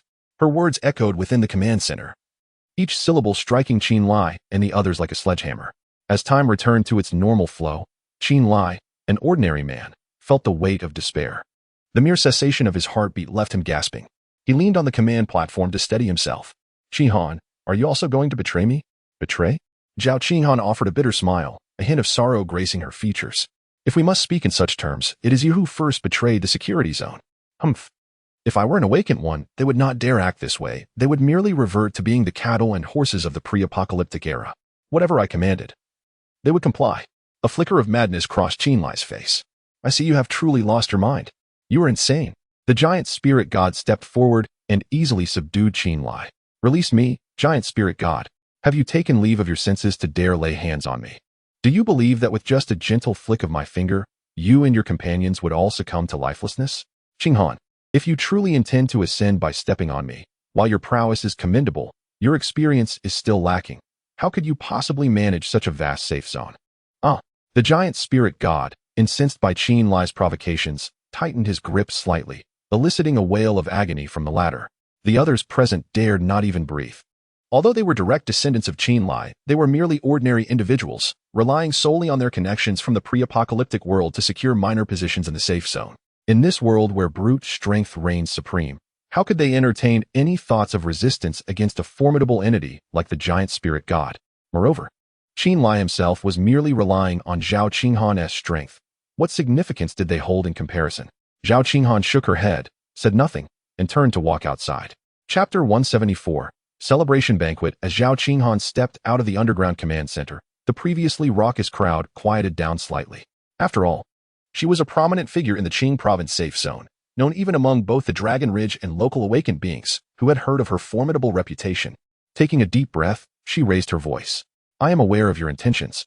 Qin Lai's actions have indeed disappointed many, and the command center has dismissed him from his position. We have decided to immediately distribute the spoils that were previously withheld. Upon finishing her statement, the crowd erupted in a fervent cheer, reminiscent of a mighty wave crashing against the shore. It was about time Qin Lai, that useless individual, was removed. An ordinary person devoid of any strength had no right to govern the Qing province safe zone. Long live the protector, a heroine among women. Zhao Qinghan gestured for silence, urging everyone to calm down. The successful defense against the beast tide was largely due to the assistance of the Dragon Ridge Guard and the esteemed Master of Control. On behalf of Qing Province, I extend my heartfelt gratitude. The planned celebration banquet will proceed as scheduled. I, Zhao Qinghan, pledge that whenever Dragon Ridge faces adversity, Qing Province will spare no effort in providing support, just as Dragon Ridge has aided us this time. Her words garnered enthusiastic approval from the Dragon Ridge safe zone, further enhancing their admiration for Zhao Qinghan. What could have escalated into a catastrophe for the Qing Province safe zone was temporarily quelled through her decisive actions. In just a single morning, she effectively dismantled Qin Lai's influence, including those who had connections from before the apocalypse and those who flattered him. This left Jiang Fan and others in awe of her swift and resolute approach. In this post-apocalyptic world, the ability to swiftly and decisively eliminate internal threats is no trivial feat, highlighting Zhao Qinghan's extraordinary resolve. The celebration banquet commenced at noon, where Zhao Qinghan nearly showcased all the spoils from the recent beast tide. Although she prudently set aside the 4th-level mutated beast meat for enhancing the core combat strength of the safe zone, the battlefield of yesterday transformed into a grand barbecue venue today, with makeshift grills constructed from mutated beast bones filling the square. Flames licked the succulent pieces of meat above. As fat dripped into the fire, producing a hissing sound that mingled with the mouth-watering aroma, tantalizing everyone's senses. The guards of the Dragon Ridge safe zone and the people of the Qing province gathered together, indulging in the feast while exchanging tales of their experiences and combat techniques in this harsh world. Jiang Fan lifted his cup, reflecting somberly on the fleeting nature of such rare peace and joy in these dire times. The threat of the insect race loomed over them like a Damoclean sword, ready to shatter their brief tranquility at any moment. "Brother Jiang, what are you doing? Why toast without drinking? You can't be sneaky," Lu Dong exclaimed, placing a hand on Jiang Fan's shoulder. "Haha, you little rascal. Do you really think I can outrank you?" Jiang Fan emptied his cup in one gulp. "Well, if it comes to strength, I concede to you. But when it comes to drinking," Lu Dong continued, extending a finger and waggling it in front of Jiang Fan. "What's the matter? You can drink a ton," exclaimed the square-faced man. "A ton is nothing. I can keep drinking until the Zerg arrive, and then I'll slay them with my sword." Lu Dong waved his fingers and shouted, appearing quite tipsy, which instantly drew hearty laughter from the crowd. The attendees were all second and third-tier awakeners, whose physical prowess would have easily overwhelmed the world before the apocalypse, so it was impossible for them to genuinely be intoxicated. Yet, they all cherished this rare moment of levity, enthusiastically joining Lu Dong to enhance the joyful atmosphere. As the night progressed, the guards of the Longji safe zone began their return to Yuzhou, and Jiang Fan and his companions prepared to depart. Tonight marked the time for the distribution of the Golden List rewards once again, and he needed to return to make some preparations to ensure his teammates could also receive their due rewards. Before leaving, Zhao Qinghong approached, followed by the giant spirit and his group. "Mr. Jiang Fan, are you leaving?" Zhao Qinghong inquired. "Yes, by the way. We collected a total of 1,300 Tianxiong cardamom last time. Here are 20 for you." With a thought, Jiang Fan sent 20 crystalline white fruits floating towards her. He also distributed some to the members of his team. Zhao Qinghong accepted them without hesitation, her joy evident. "Thank you so much. I came to find you because I wish to discuss some matters." After a brief moment of hesitation, she continued. "The high-end combat power in the Qing province safe zone is still too scarce. We cannot always rely on the support from Longji. I wonder if Mr. Jiang Fan could grant us some opportunities for enhancement. Please let us know what resources you need. We can provide whatever we have." This recent beast tide, although successfully defended, revealed significant vulnerabilities in the Qing province safe zone, particularly the lack of high-tier awakeners. In the event of a fourth-tier mutated beast or zombie emergence, their response would be quite challenging. Jiang Fan's ability to enhance combatants in a short time sparked hope in Zhao Qinghong. Jiang Fan pondered briefly before responding. "I can offer you the opportunities, but you likely lack the other resources. I may require a large quantity of rare metals in the future. Do you have any available? Have you exhausted the more than 1,000 tons from last time?" Zhao Qinghong asked, surprised. While rare metals were indeed scarce in Qing province, this referred only to their stockpile. They possessed a large rare earth mine that, if operational, could yield hundreds of tons of rare metals daily. Those haven't been utilized yet, but it certainly won't be enough. Jiang Fan paused before continuing. "I won't hide it from you. There is an item in the fourth-tier exchange space called Ancient Meteorite Iron, which can aid in the evolution of runic weapons, allowing the evolved weapons to absorb metals and grow." Zhao Qinghong's eyes lit up as she quickly calculated in her mind. No wonder Jiang Fan needed so many rare metals. It all made sense. The importance of that rare earth mine was magnified as more top-tier factions learned about the extraterrestrial meteorite iron. The value of rare metals would undoubtedly soar. "Such a thing exists? Master, how many energy points does it require? When you next enter the exchange space, could you help me acquire a piece as well?" The giant spirit exclaimed, holding 2 large hammers with great excitement. Indeed, anyone who learns of such extraordinary artifacts would feel similarly. The presence of ancient meteoric iron signifies boundless potential for weaponry, a coveted aspiration for every awakened individual. "Very well. After tonight, I shall embark on this journey in exchange for a greater quantity." Jiang Fan smiled faintly. After further deliberation with Zhao Qinghong, they ultimately resolved to trade 1,000 tons of rare earths for a qualification enhancement. However, the stipulation was that the individual seeking enhancement must first pass the loyalty test of Yulan, lasting 1 week. Only those who succeeded would have their restrictive runes lifted, thus ensuring that those elevated by Jiang Fan were unlikely to become his adversaries. Consequently, the 2 formidable factions, Qing Province and Longji, forged an unbreakable alliance, establishing a robust foundation for future confrontations against the impending invasion of the insectoid race. Chapter 175. Reunion with Little Stone. Upon emerging from the spatial teleportation array, Jiang Fan immediately spotted Zhao Jinlong's figure alongside a youth, none other than the Little Stone they had encountered during their first visit to Kyoto. Brother Jiang, Brother Dong, Sister Ning Shui. After a month apart, Little Stone had grown darker and sturdier. Clad in a bug armor, he approached with palpable excitement. Little Stone, what brings you here?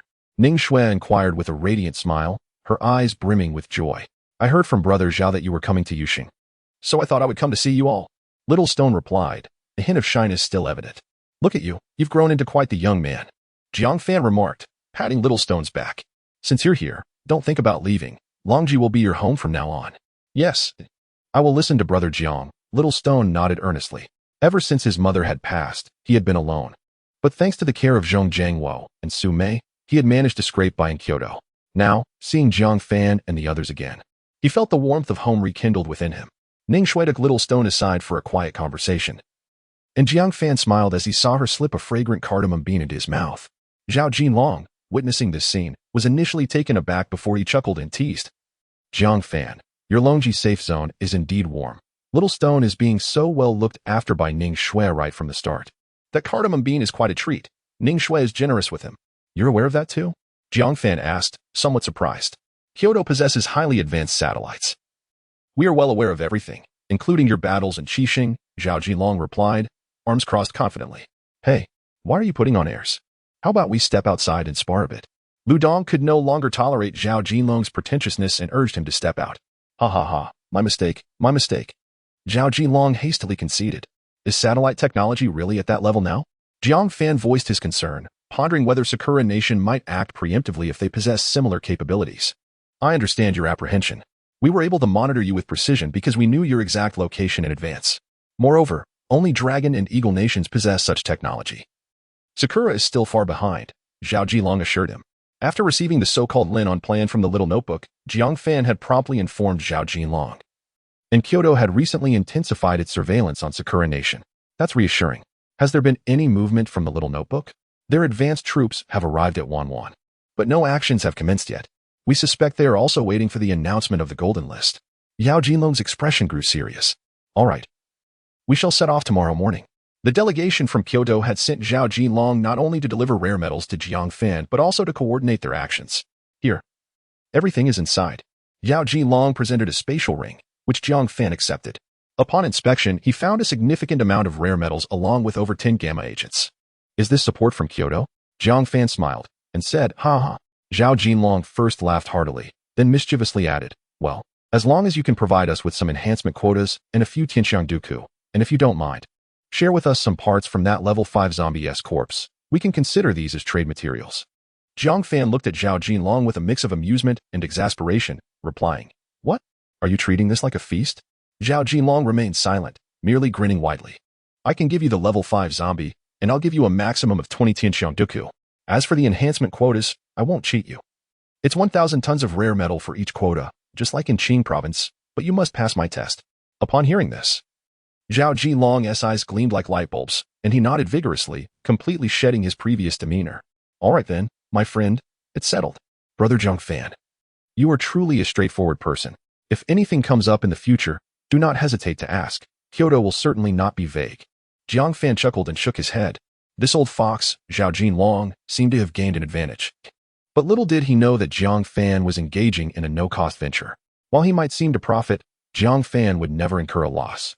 Additionally, providing some resources to Kyoto would bolster its strength, enhancing their chances against the insect race in the future. By the way, when will you set up a spatial teleportation array for us in Kyoto? You've accomplished so much these past few days, while I have just been stuck on the road. Jiang Fan glanced at the troubled array master, who, since returning to Yuzhou, had not rested for a single day. With over 100,000 kilometers of city walls still awaiting reinforcement, the matter of the teleportation array could wait until they returned from Sakura country. One must admit, the array master was truly an invaluable asset. It was no wonder that the mother of insects sought to restrict his freedom. Brother Jiang, the effect of the Tianxiang Duku is remarkable. I haven't even consumed 10 yet, and look at my hair. It has turned darker, and my skin has improved.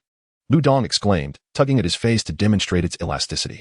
Upon hearing this, Chun-Li and the others rushed forward to inspect, with Su Mei and Fang Mingxue even displaying their own transformations on the spot.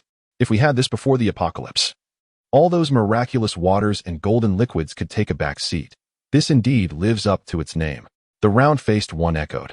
As long as it's effective, we can use the gamma agents without any burden. From now on, Whenever it rains, we'll head to Qing province for a harvest, Jiang Fan remarked. And everyone nodded in agreement. After parting ways with his teammates, Jiang Fan took Chun-Li to the residence of his uncle and aunt. Wang Shuya remained as lively as ever, immediately clinging to Jiang Fan upon their arrival, while the older couple beamed with joy. Their eyes filled with affection for their younger kin. Xiao Fan, was your journey to Qing province smooth? Did you encounter any dangers? Wang Jiangwo asked, giving Jiang Fan a reassuring pat on the shoulder. I ran into some minor troubles, but they were all resolved in the end. His aunt took one hand each, guiding him and Chun-Li to sit down. Mom, I heard that my brother killed a level 5 zombie this time. That SA super zombie that has caused quite a stir in Sakura country. Wang Shuya exclaimed, her excitement palpable. A level 5 zombie? My heavens. How terrifying must that be? The insect mother is likely not a match for it, is she? My aunt delineates strength into 2 categories, those more formidable than the insect mother and those inferior to her. That zombie has yet to fully transcend to level 5, otherwise. This time would indeed be perilous. Chun-Li still felt a lingering fear. Xiao Fan, you are not only yourself now, you are also the commander of the Dragon Spine, the pillar of our team, and our beloved family member. You must exercise utmost caution in all matters. My aunt grasped Jiang Fan's hand, her eyes brimming with concern. Jiang Fan replied with unwavering determination, yes, I will. Chapter 176. The release of the Golden List. With merely an hour remaining until the release of the Golden List, the entire team gathered together, including Zhao Jinlong and the Spirit Array Master. Brother Jiang, weren't you injured in the head before? How are you still able to assist us in absorbing the crystal course? Lu Dong inquired with a cheeky grin. Dongzi, it seems your skin has grown thicker. Should I demonstrate some mental control on you again? Jiang Fan shot a glance at Lu Dong. Although he had previously absorbed a small amount of 5th-level crystal cores and was still unable to wield the 9-feather shuttle, he could manage a simple invocation of mental energy to draw forth the energy from the course. Haha, wrong. Lu Dong quickly begged for mercy. After assisting the team members in absorbing the crystal cores, while everyone made progress, it was not particularly remarkable. However, to everyone's surprise, Zhang Jiangwo successfully broke through to the 3rd level. Even more astonishing was that the one-eyed mutant was on the verge of reaching the mid-3rd level, despite his unseemly appearance. His bone structure was remarkably impressive. As for the Spirit Array Master, Jiang Fan refrained from enhancing him. Although the latter had consistently displayed unwavering loyalty, Jiang Fan remained cautious. Knowing that until Yilan broke through to the 4th level, he could not afford to let the Spirit Array Master surpass that threshold, for it would allow him to escape Yilan's control, creating potential complications. The competition for the Golden List was exceptionally fierce, with Jiang Fan maintaining his unshakable position at the top. The rankings for the 2nd to 10th places fluctuated wildly, as the formidable powers from various factions strived to elevate their levels in pursuit of a more advantageous standing on the list. Lu Dong's ranking had briefly surged into the top 5, only to be overtaken in a matter of minutes. He now found himself in 7th place. Brother Jiang, what kind of monsters are these people? How are they advancing so swiftly? Lu Dong exclaimed, anxiously fiddling with his communication chip. It was worth noting that with Jiang Fan's assistance, his absorption speed for the crystal cores had surpassed that of ordinary individuals by several times. If he were unable to secure a position on the Golden List, it would be a great embarrassment, and Lu Dong was particularly sensitive about his pride. Do not underestimate any awakened individual. We have our trump cards, and so do they, Jiang Fan remarked, retrieving a golden fruit from his spatial ring and tossing it to Lu Dong. Fortunately, I made some preparations in advance. Lu Dong caught the fruit and inhaled its aroma deeply. Oh my, it smells divine. This fruit was born from the old banyan tree after it successfully reached the 3rd level, capable of enabling a 3rd-level awakener to break through their limits and continue advancing for a time. Creak. Lu Dong took 2 large bites, and the thick golden juice oozed out, sliding down the corners of his mouth and emanating an alluring fragrance that made those around him swallow in anticipation. Cousin, aren't you being too partial? We want some next time. Wang Shuya chimed in sweetly. No one else voiced any objections. They understood the bond between Lu Dong and Jiang Fan, recognizing that Jiang Fan was merely ensuring Lu Dong's standing on the Golden List remained secure. Haha. Now that the old banyan tree consumes over 10,000 crystal cores a day, it can produce a single fruit in 3 to 4 days. By then, everyone will have a share. Jiang Fan spoke with a cheerful smile, expressing unwavering compliance towards his cousin, both before the apocalypse and in the present. If you're craving something, feel free to indulge in these first. He then retrieved 2 or 3 dozen crimson fruits. The yield from the ancient banyan tree, which could only benefit 2nd-tier awakeners, was astonishing, producing over 10 fruits daily. The others were unreserved, each stepping forward to take one. Zhao Jinlong and the one-eyed man initially hesitated, but could not withstand the enticing aroma wafting through the air. If you don't eat, I shall consume yours. Fang Lian had already showcased one fruit, feigning intent to grab another. Zhao Jinlong and the one-eyed man hurriedly stepped forward, each snatching a fruit. Zhao Jinlong chuckled wryly. Fang Lian, you're rather inconsiderate, leaving us with nothing. The one-eyed man, devouring the fruit hungrily, mumbled incoherently, exactly. Such a treasure shouldn't be squandered on you. The atmosphere lightened considerably. Suddenly, with 3 melodious chimes resonating, everyone became alert. A strange yet familiar aged voice echoed, penetrating the hearts of all survivors on Blue Star. The time has come. The results are in. 1. The Controller 2. Duzhuan Jiantai 3. Vladimir 4. Beast Tamer 5. Posa Deity 6. King of Strength 7. Sun God Arthur 8. Sume 9. Mother of Death 10. Caribbean Pirate. The 10 names inscribed on the Chaos Monument shone brilliantly, illuminating the night as if it were day. If one could observe Blue Star from outer space, aside from the azure oceans, the remaining land would be enveloped in gold. The name of the Beast Tamer appeared on the golden list for the first time, securing the 4th position, which inevitably reminded Jiang Fan of the beast tide in Qing province. The aged voice continued. The rewards for the 4th to 10th places are as follows: 1 30-year longevity elixir and 1 level 4 crystal core. To everyone's astonishment, the rewards for the previous top 3 were directly allocated to this 4th to 10th ranking, indicating the unprecedented generosity of this reward cycle. The 30-year longevity elixir was deemed invaluable in the apocalypse. Countless powerful individuals risked their lives in perilous zones to extend their lifespan, often to no avail. Now, the golden list offered it as a reward, igniting envy among many. The rewards for the 2nd and 3rd places included 3 level 4 crystal cores, 1 50-year longevity elixir, and 1 level 4 rune railgun. The 1st place reward consisted of 5 level 4 crystal cores, 100-year longevity elixir, 1 level 5 rune railgun, and a wisp of chaotic energy. All rewards would be distributed upon the next entry into the Chaos Monument trading space. 2 months have passed since the apocalypse. Children, a greater threat is approaching. Strive to grow stronger. I eagerly anticipate the day I shall meet you. The ancient voice gradually faded, leaving the imposing Chaos Monument standing solitary. What is this? After all the effort to secure a rank, we end up with only a longevity elixir and a level 4 crystal core. Lu Dong lamented with a sigh. Enough already. You are merely a well-fed person unaware of the plight of the starving. If it were not for Brother Jiang, and had you been given a level 4 crystal core, you would likely be overjoyed to the point of near delirium. Yang Mi raised an eyebrow. In truth, the reward this time is quite substantial. Lu Dong, merely at the mid-level of Tier 3, has already secured the 6th position. This indicates that most of the awakened individuals on the leaderboard remain at Tier 3, making the level 4 crystal core an item of utmost urgency for them. Haha, primarily because we are not lacking in such things ourselves. However, that longevity pill is rather impressive, Lu Dong remarked with a smile. The effects of the longevity pill extend beyond merely enhancing vitality. To some extent, it serves as a comprehensive prolongation of human physiological functions. Were it not for the previous inability to manage the side effects of the gamma agent, Jiang Fan would not have resorted to using the longevity pill to assist a few individuals. Fortunately, we now have the heavenly fragrance cardamom. Chapter 177, the level 5 rune railgun. What precisely is this rune railgun? Compared to Lu Dong, Sume is more adept at grasping the crux of the matter. This newly emerged reward has piqued her interest. Perhaps it is a formidable weapon? Chun-Li conjectured. Let us cease speculating and directly claim the reward to unravel the mystery. Shall we? Jiang Fan's spirits were buoyant, for not only had their team members made it onto the leaderboard, but the rewards reaped were indeed bountiful. Jiang Ge, do not forget to procure a piece of meteorite iron for me, Lu Dong exclaimed hastily. The assault potency of his Xuanzhong blade was lagging behind his burgeoning abilities. Acquiring some meteorite iron would enable it to absorb metal and grow even more powerful. Understood. I shall acquire several pieces. If you happen upon any suitable weapons in the trading space, feel free to exchange them, Jiang Fan assured. Jiang Ge, might I request you to bring me a share? I can exchange it for a 30-year lifespan elixir and a level 4 crystal core. As the group prepared to depart, the one-eyed man suddenly interjected. Where did you procure such items, you rascal? No way. You aren't the Caribbean pirate who clinched the 10th spot, are you? Lu Dong inquired, seeing the man nod in affirmation. Goodness, I thought it was some foreigner. I didn't expect it to be you. Quite impressive. Lu Dong clapped the man on the shoulder, adopting an elder brotherly demeanor. He soon realized that everyone else was staring at him with incredulity. I say, Dongzi, does your body enhancement diminish your intellect?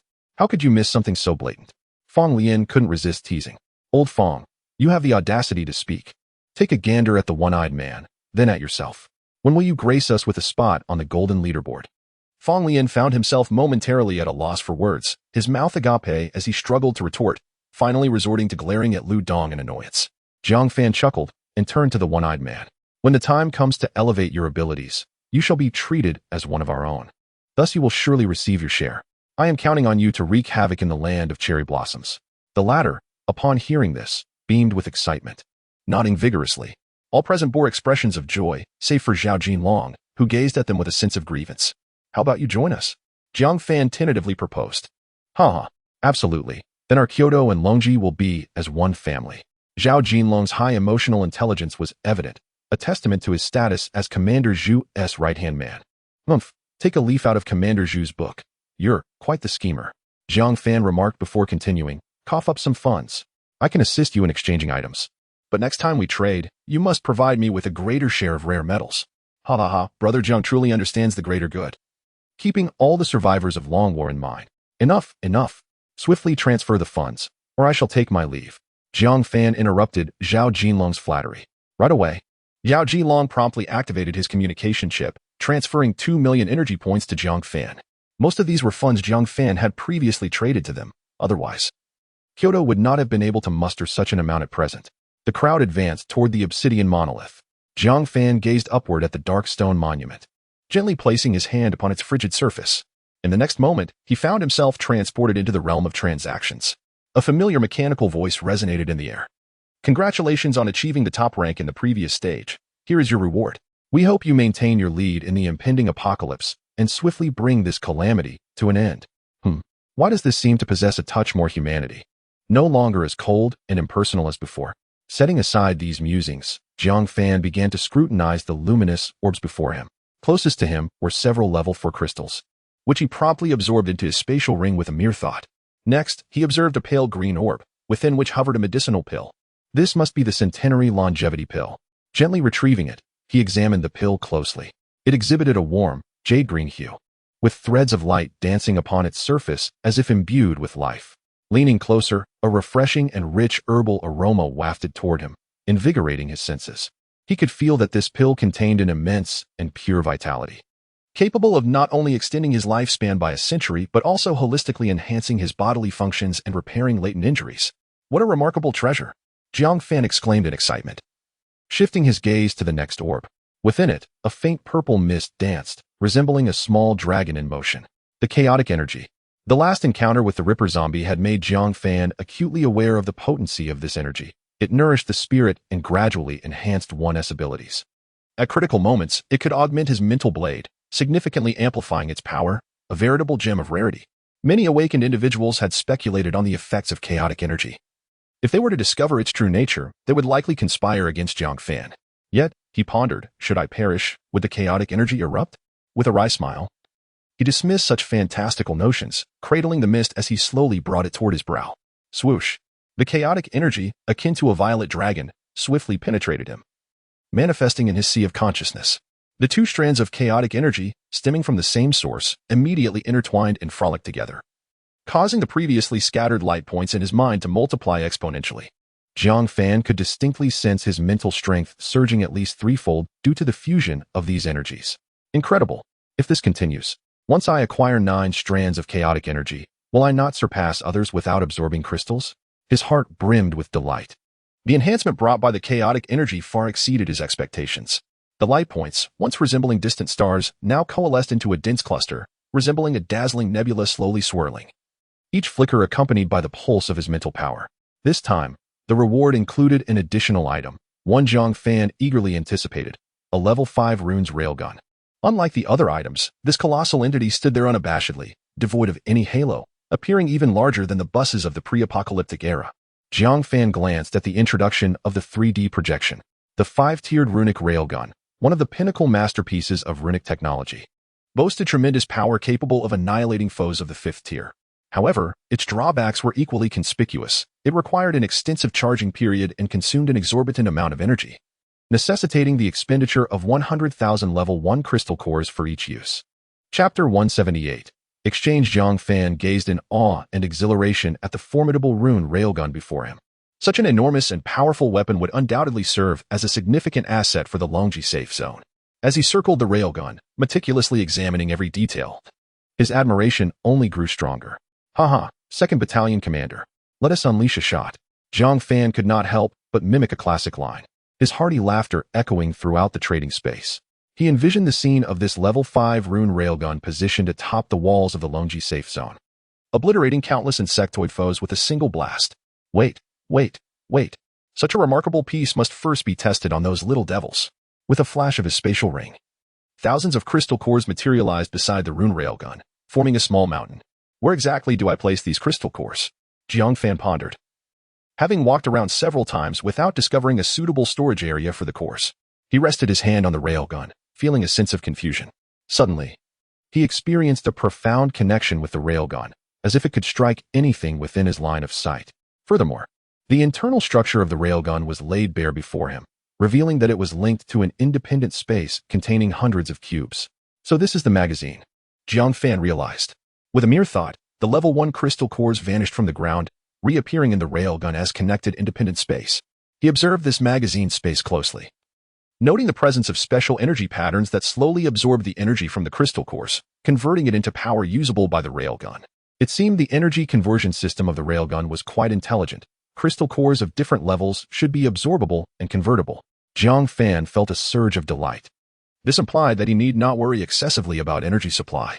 As long as he had enough crystal cores, the railgun would operate continuously. With something as formidable as the Chaos Steel, firing a shot should be fine.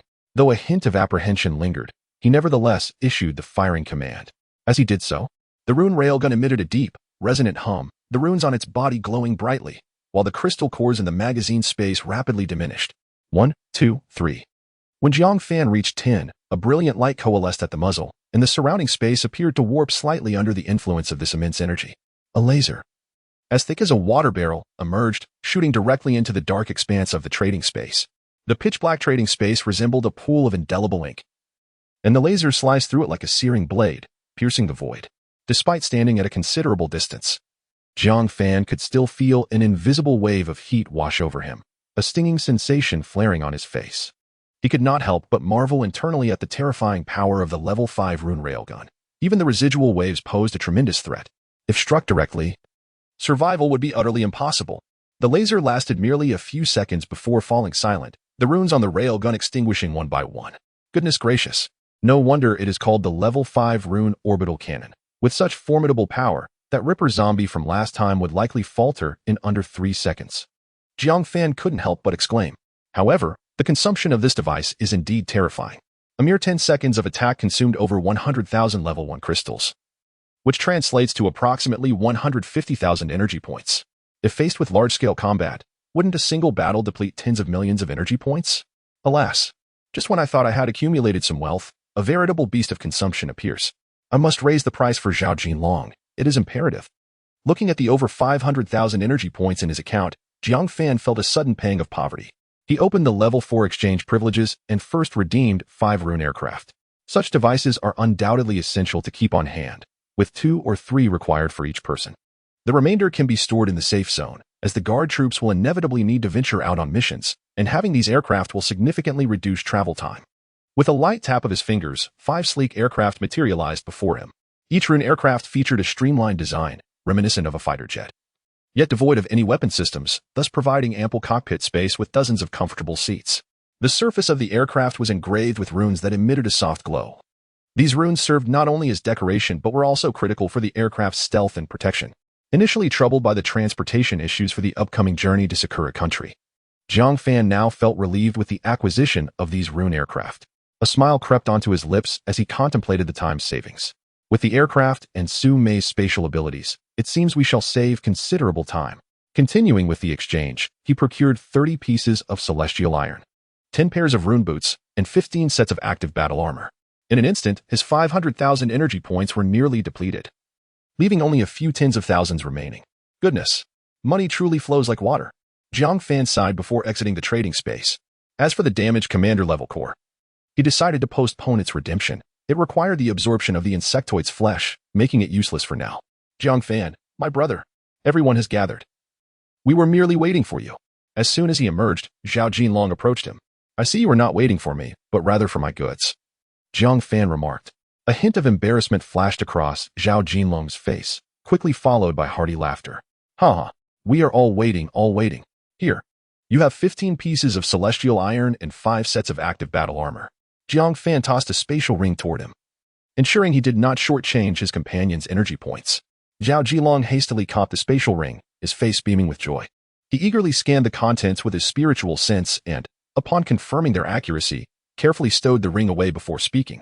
Jiang Fan, my brother, you truly are generous. You never shortchange us at the Kyoto base. Don't forget the rare metals you promised me. Jiangyan could not overlook this matter, while the Longji's strength was formidable. Their strategic resource reserves were undoubtedly inferior to those of Kyoto. Kyoto, after all, serves as the economic and political epicenter of the Dragon Kingdom prior to the apocalypse. Beyond these aspects, it possesses a profound foundation in scientific research and weapon development, even in the aftermath of the world's end. It continues to tirelessly excavate and harness subterranean resources. Rest assured, brother Jiang Fan, Kyoto and Longji are like family. What is ours is yours. Zhao Jinlong assured with a firm pat on his chest. I replied, Old Zhao, if you say so, I might take you seriously. My relationship with Wang Lao and Zhang Lao from the Kyoto laboratory is quite amicable. When will you bring the personnel from their lab to assist and guide our work here? A subtle smile graced Jiang Fan's face as he scrutinized Zhao Jinlong. Well, Zhao Jinlong hesitated for a moment, ultimately resorting to hearty laughter to alleviate the awkwardness. Wang Lao and Zhang Lao are indeed the backbone of the Kyoto laboratory and pivotal figures in the development of gamma agents. It is no exaggeration to say that with 200,000 energy points, Commander Zhu would undoubtedly favor the latter without a second thought. Science remains the foremost productive force, even amidst the desolation of the apocalypse. Chapter 179. Weapon Advancement. The demands of the team members regarding weapons were not particularly high. Apart from Yangmi, who possessed a staff, the others primarily relied on their innate abilities. Chun-Li, however, had a penchant for weaponry to compensate for her power shortcomings. After a moment of contemplation, Jiang Fan resolved to entrust her with the runic orbital cannon, anticipating that it might yield unexpected results in critical moments. With a flicker, the spatial ring materialized the runic orbital cannon before the group. Brother Jiang, is this the level 5 runic orbital cannon? Lu Dong inquired, tapping it lightly, producing a resounding bang-bang. Indeed, it was a cannon, and quite a formidable one at that. To put it succinctly, it consumed a staggering 150,000 energy points per shot, converting it entirely into laser energy. Even a level 5 zombie, upon impact, would be reduced to mere ashes. What? 150,000 energy points per shot? Lu Dong's eyes widened in disbelief. Incredulity etched across his face. This was extravagantly costly. If we fired a few rounds, the energy points we painstakingly amassed would vanish in an instant. Thus, it is a trump card that must not be deployed lightly, Jiang Fan remarked, his gaze on the cannon imbued with both pride and a hint of caution. Chun-Li, this weapon is entrusted to your care. Remember, it is to be used only in dire circumstances when you are certain it can make a pivotal difference. Rest assured, brother Jiang. Chun-Li nodded earnestly. Subsequently, he distributed a set of insect armor and a pair of runic battle boots to each member. Jiang Fan then accompanied his team back to the pinnacle of the Tower of Hope. He was determined to assist Lu Dong and Yang Mi in assimilating metal into their weapons. After all, the outside world was teeming with eyes and ears, and only a select few were privy to the matter of the extraterrestrial iron. They might even procure more rare metals from abroad. Let us begin, Jiang Fan commanded. As the Xin Heavy Blade, the Sunshoot Bow, and the Elemental Staff commenced their fusion with the extraterrestrial iron. The extraterrestrial iron, seemingly drawn by some arcane force, began to drift towards the corresponding weapons. Simultaneously, a multitude of discarded vehicles commenced melting down, transforming into streams of molten iron that converged upon the three weapons. The molten iron, imbued with searing heat, surged towards the Xin Heavy Blade, the Sunshoot Bow, and the Elemental Staff. Under the influence of the mysterious force, the extraterrestrial iron seamlessly integrated into the weapons, with both sources of material merging in synchrony, intensifying the energy fluctuations in the air. Around the Xin Heavy Blade, the amalgamation of molten iron and extraterrestrial iron was exceptionally vigorous. The molten iron enveloped the extraterrestrial iron, seemingly intent on embedding it flawlessly within the blade. The blade quivered intensely, emitting a resonant dragon-like roar, as if expressing its yearning for formidable power. The runic luminescence intertwined with the crimson glow of the molten iron, creating a dazzling spectacle. The Sunshoot Bow exhibited remarkable transformations. Its limbs became more robust and elastic. Ancient patterns emerged upon the bow's body, and with the continuous infusion of primordial iron and metal, a perfect rune gradually took shape across the grand bow. as if sculpted by the heavens. An exquisite unity of form and function. A spectral figure, clad in formidable armor, gradually materializes, its contours becoming increasingly distinct, emanating an imposing aura of lethal intent. The apparition wields the sun-shooting bow, poised to draw back the string as if it were on the verge of unleashing an arrow capable of rending the heavens. The very space surrounding the bow distorts, and turbulent air whips about with a fierce howl. The fusion of the elemental staff appears even more fantastical. As molten iron approaches the staff, it transforms into pure elemental energy, merging with the energy emanating from the fallen celestial iron, which surges into the gem at the staff's apex. Upon completion of this fusion, the three weapons burst forth with resplendent brilliance, momentarily blinding all present. It is nearly complete, Lu Dong exclaimed, shielding his eyes from the blinding light while peering through his fingers at his weapons. When the radiance finally subsided, Lu Dong eagerly leaped into the air, grasping the bow in one hand and the sword in the other, firmly securing both. Dongzi, test their might. Jiang Fan, intrigued, wished to witness the extent of their power. Absolutely. Let us venture outside, Lu Dong declared, leaping directly from the pinnacle of the Tower of Hope. He lightly touched the tower's side several times before landing on the ground. His muscles swelled, power coursing unreservedly into the Xuanzhong blade, igniting the runes etched along its length. The sheer force expelled dust in all directions, causing even the creeping vines of the ancient banyan tree to sway. Lu Dong swung the Xuanzhong blade with ferocity, and a blade-like shadow stretching nearly 100 meters emerged, overlapping into a staggering 9 distinct arcs. As the blade shadow descended toward the ground, a deep chasm formed even before contact. Boom, boom, boom. The 9 overlapping blade shadows, imbued with cataclysmic might, crashed down, creating a minor tremor upon impact with the earth. The thunderous echoes reverberated continuously, akin to thunder cracking upon the ground, leaving the spectators' eardrums ringing painfully. Radiating from the point where the blade shadow struck, a spiderweb of deep fissures frantically spread, each crevice wide enough to accommodate a person, plunging over 10 meters deep. Debris and shards of stone were flung into the air, raising clouds of dust. By the heavens, if all 9 blade shadows struck true, even a formidable foe would be left severely wounded. Fang Lian marveled. That may be an exaggeration, but it would certainly inflict damage. Jiang Fan replied calmly. Lu Dong's boisterous laughter and the tremendous noise drew the attention of nearby awakened beings, particularly as they beheld the terrifying fissures, causing them to collectively gasp in astonishment. Is this truly within the capabilities of a human? The Power King has grown even stronger. Our decision to join the dragon's spine was undoubtedly wise. After testing the Xuanzhong blade, Lu Dong seized the grand bow slung across his back, whereupon a small dragon appeared to writhe along the bow's arc. With a determined exertion of his arms, Lu Dong began to draw back the sun-shooting bow, the runes along its length glowing in succession.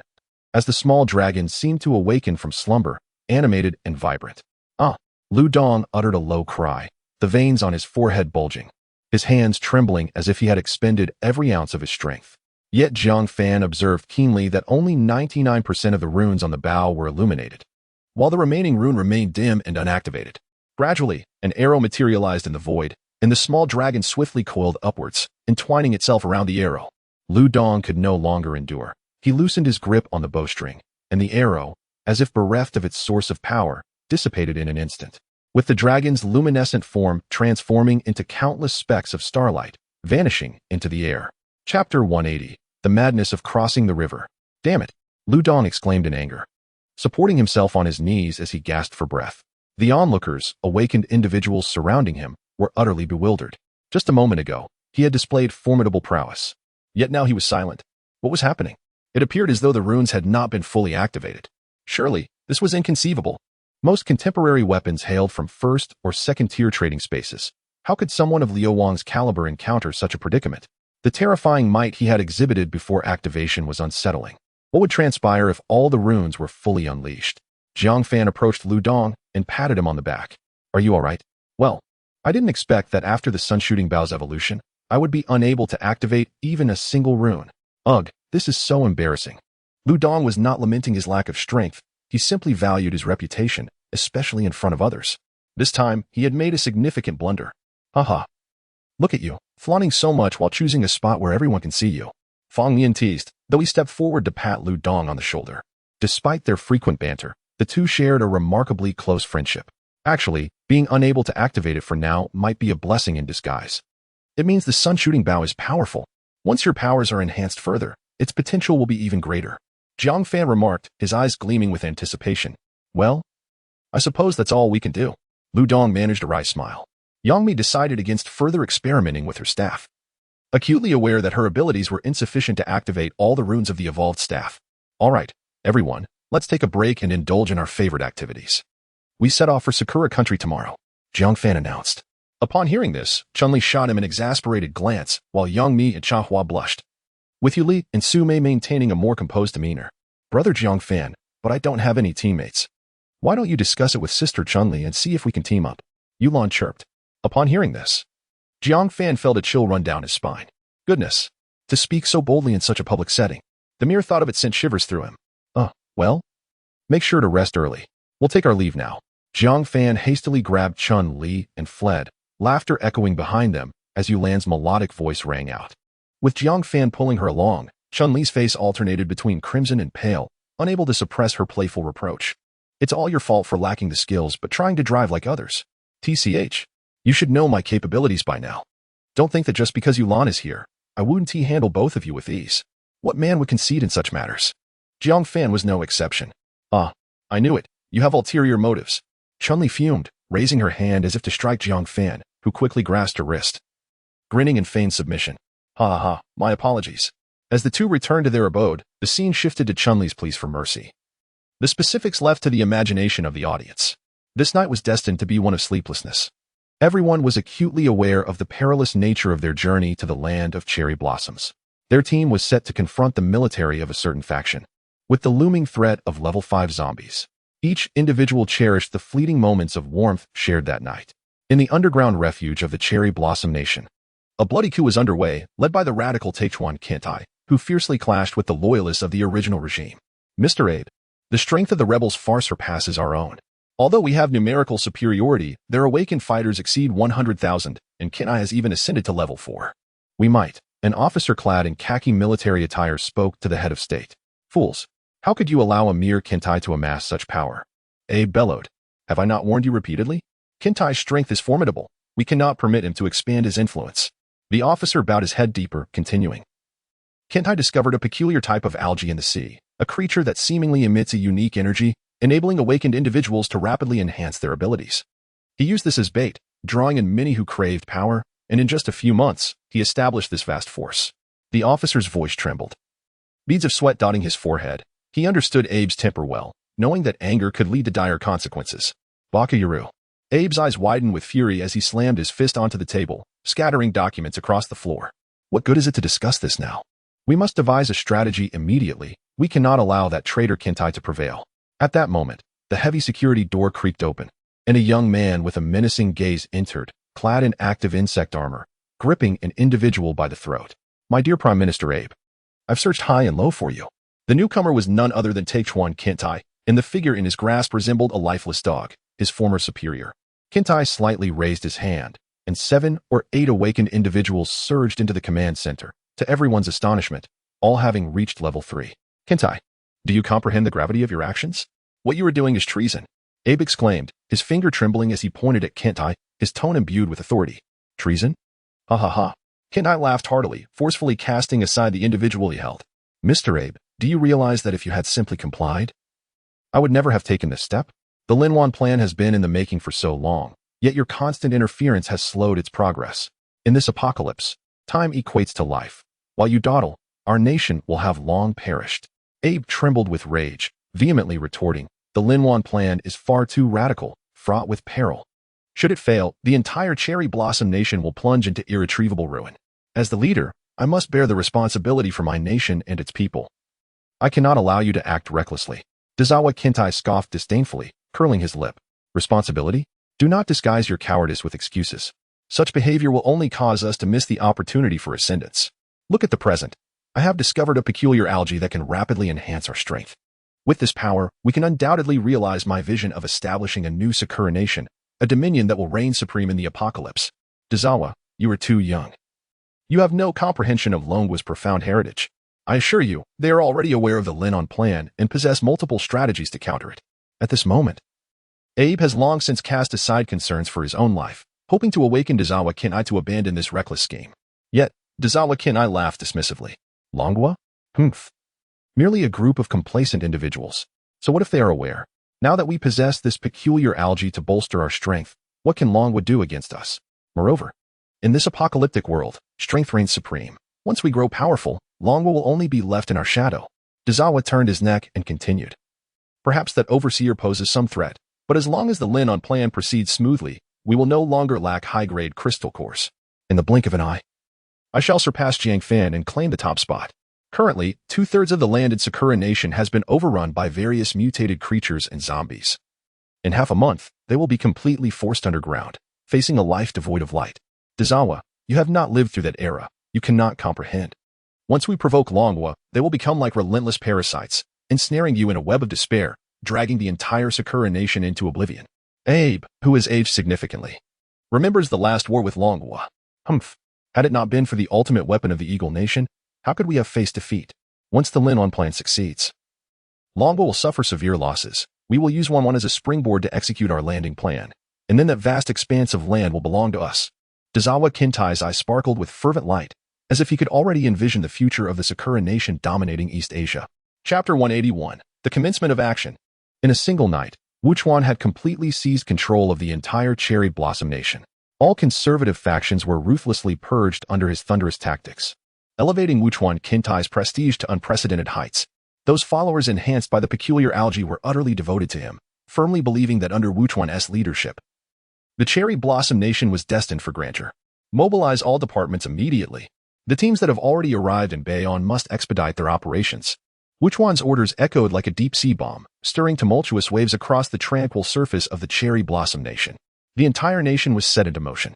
Simultaneously, numerous squads of awakened individuals, long concealed in Bayonne, commenced their actions. They descended like bloodthirsty demons, wielding their blades against the innocent local populace under the veil of night. One particular squad infiltrated a makeshift shelter where a group of civilians, desperately clinging to life in the apocalyptic world, gathered with fear etched in their eyes. The squad leader, a man with a twisted visage and sinister gaze, brandished a long knife still dripping with the blood of previous victims. With a commanding shout, he ordered, "Attack! Leave no one alive. These ants are unworthy to obstruct our grand designs for the Cherry Blossom Nation." The team charged into the shelter, heedless of the civilians' cries and pleas for mercy. A young mother, clutching her child tightly, begged them, "Please, spare my child. He is still so young." Yet, a grinning awakened individual advanced menacingly, kicked the mother aside, and cruelly lifted the child before slamming him to the ground. The child barely emitted a complete cry before falling silent. Overcome with despair, the mother lunged at the killer in a fit of rage, only to be pierced through the chest by another awakened individual, her blood splattering against the walls like blossoms of malevolence. "Damn you!"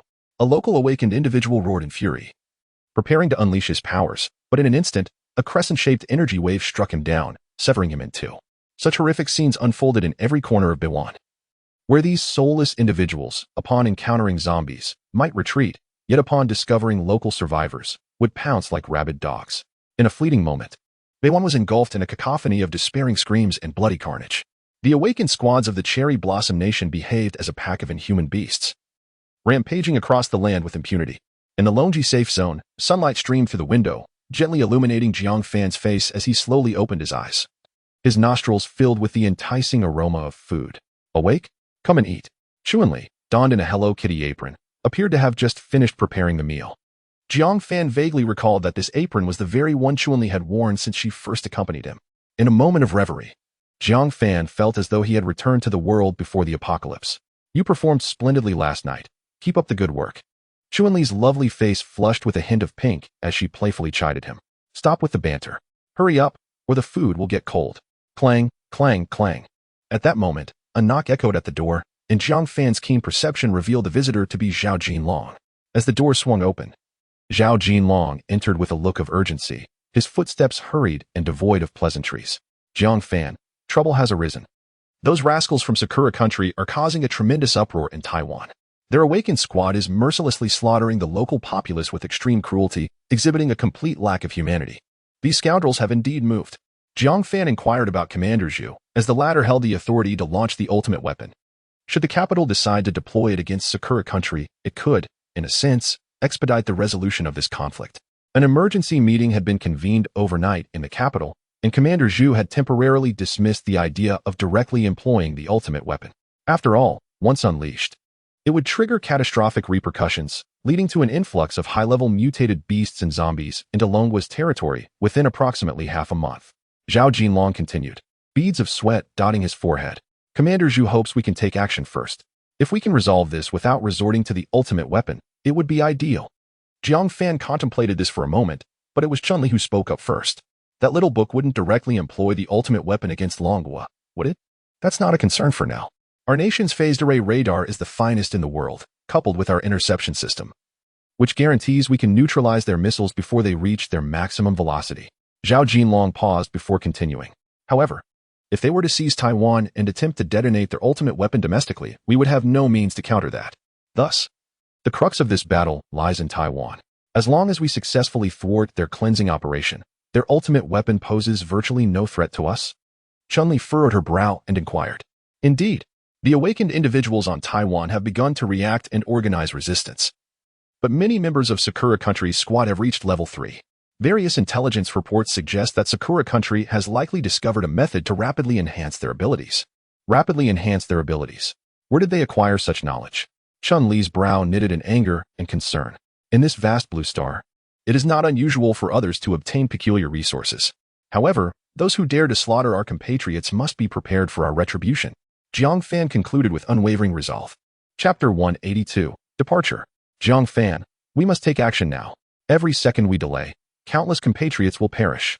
Zhao Jinlong exclaimed with urgency. Indeed. Jiang Fan responded before activating the communication chip to summon everyone, including Zhao Qinghan from Qing Province. Although their abilities may not be overwhelmingly powerful, they are indeed quite formidable in support. The regional communication channel was already abuzz with frantic messages. Marshal, damn those little bastards. What the hell are you doing? Chi Fengfolio, great controller, please come to our aid. Those ruffians from Sakura Country are wreaking havoc, killing and looting without mercy. We have already lost many comrades. Shening Dizu, do the 4 major safe zones have no response at all? These are our fellow countrymen. Shishi, I cannot speak for other safe zones. But we at Longji will definitely take action. The great controller will not stand idly by. Shoshian, most of those little bastards' teams are led by 3rd-level awakened ones. If any forces come to assist us, we must exercise extreme caution. As Jiang Fan observed the rapidly scrolling messages, he was compelled to respond, assuring them, we are about to depart and we will annihilate these little bastards. However, rationality urged him to refrain. The enemy was aware of his presence while he remained in the shadows. Before departing, Jiang Fan had one last task to accomplish. He needed to attempt to evolve the 9 Feathers shuttle and the telepathic necklace once more. Unexpectedly, the telepathic necklace showed no reaction upon contact with the meteorite from the heavens, lacking any signs of merging. It seemed that the celestial metal was not all-encompassing. Or perhaps the telepathic necklace did not belong to rune technology. Jiang Fan shook his head and retrieved the rare metals he had acquired. The moment they appeared, the 9 Feathers shuttle emitted a joyful hum, reminiscent of a beast encountering its prey. Jiang Fan's heart leaped with joy. It appeared that the 9 Feathers shuttle had a strong affinity for these rare metals. Go. The 9 Feathers shuttle transformed into radiant gold light, soaring toward the rare metals. Unlike its previous absorption of scrap cars, this time it left not a trace of waste behind. Jiang Fan speculated that the high purity of the rare metals might be the reason. Even as the rare metals in the spatial ring dwindled, the absorption by the 9 Feathers shuttle showed no signs of cessation. Brother Jiang, how much has it absorbed? Surely it's not still insufficient? Chun-Li asked incredulously. If it's not enough, there's nothing I can do but wait until we return from Sakura Country, Jiang Fan replied with a hint of resignation. He had anticipated that the evolution of the 9 Feathers shuttle would consume a substantial amount of rare metals, but this was excessive, nearly 4,000 tons. He couldn't help but wonder if the 9 Feathers shuttle possessed an internal space of its own.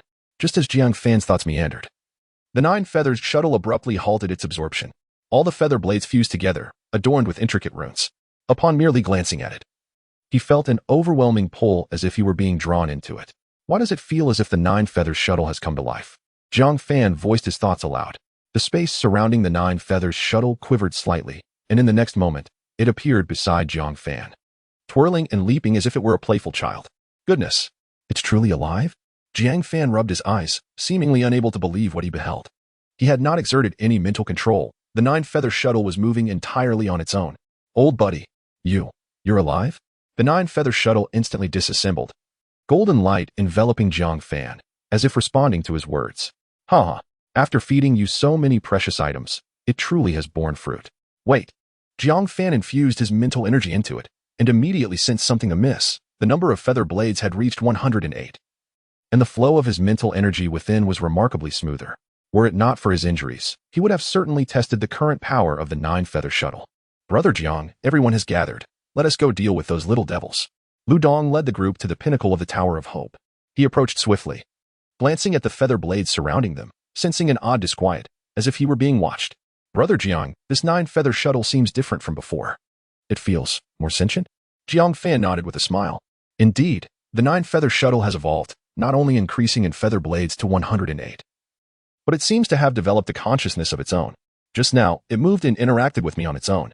Wow, this is absurd. Are we in a fantasy era now? Lu Dong reached out to touch the 9-feather shuttle, and the feather blades offered no resistance, allowing his hand to glide gently over them.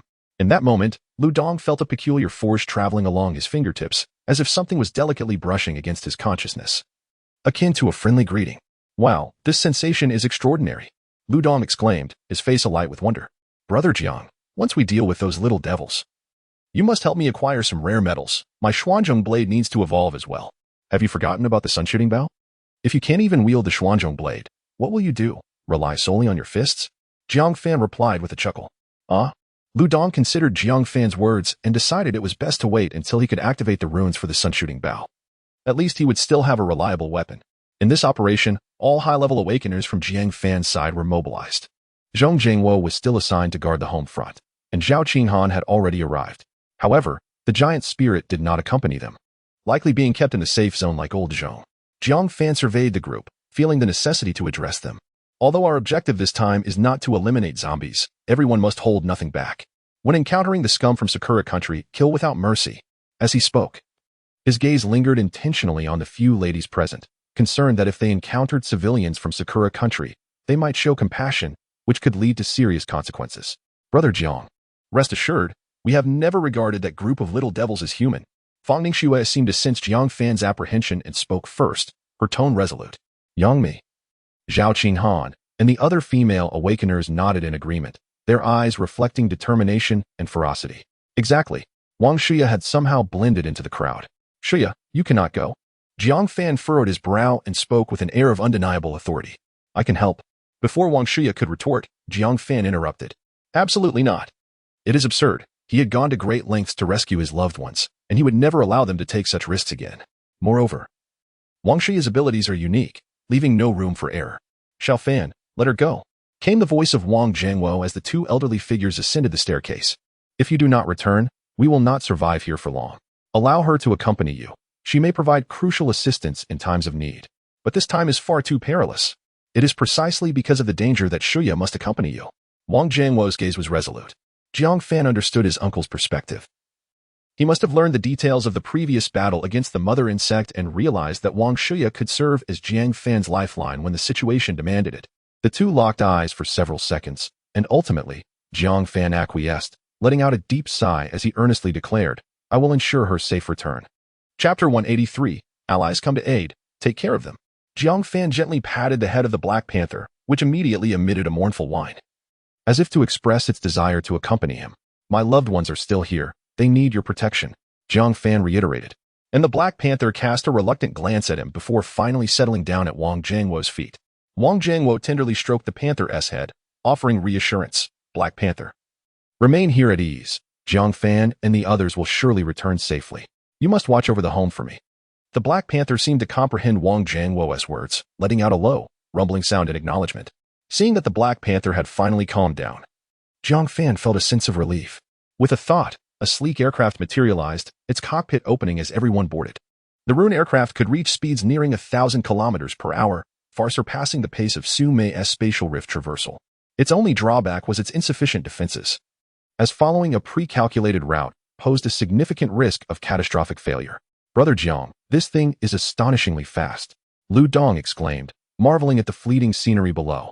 After all, it's an item from a level 4 trade space. Do you think it's a joke? Jiang Fan replied, while simultaneously extending his mental energy to survey the surroundings. Although he could now project his mental awareness, its range was limited to approximately 20,000 kilometers, about half of its original capacity. If it weren't for the tense situation in Taiwan, Jiang Fan would never have risked such a perilous venture into battle. Throughout the journey, the Rune aircraft sped swiftly, Yet Jiang Fan discerned the various sights along the way with clarity. Countless zombies, mutated plants, and animals roamed amidst the ruins of what was once a city.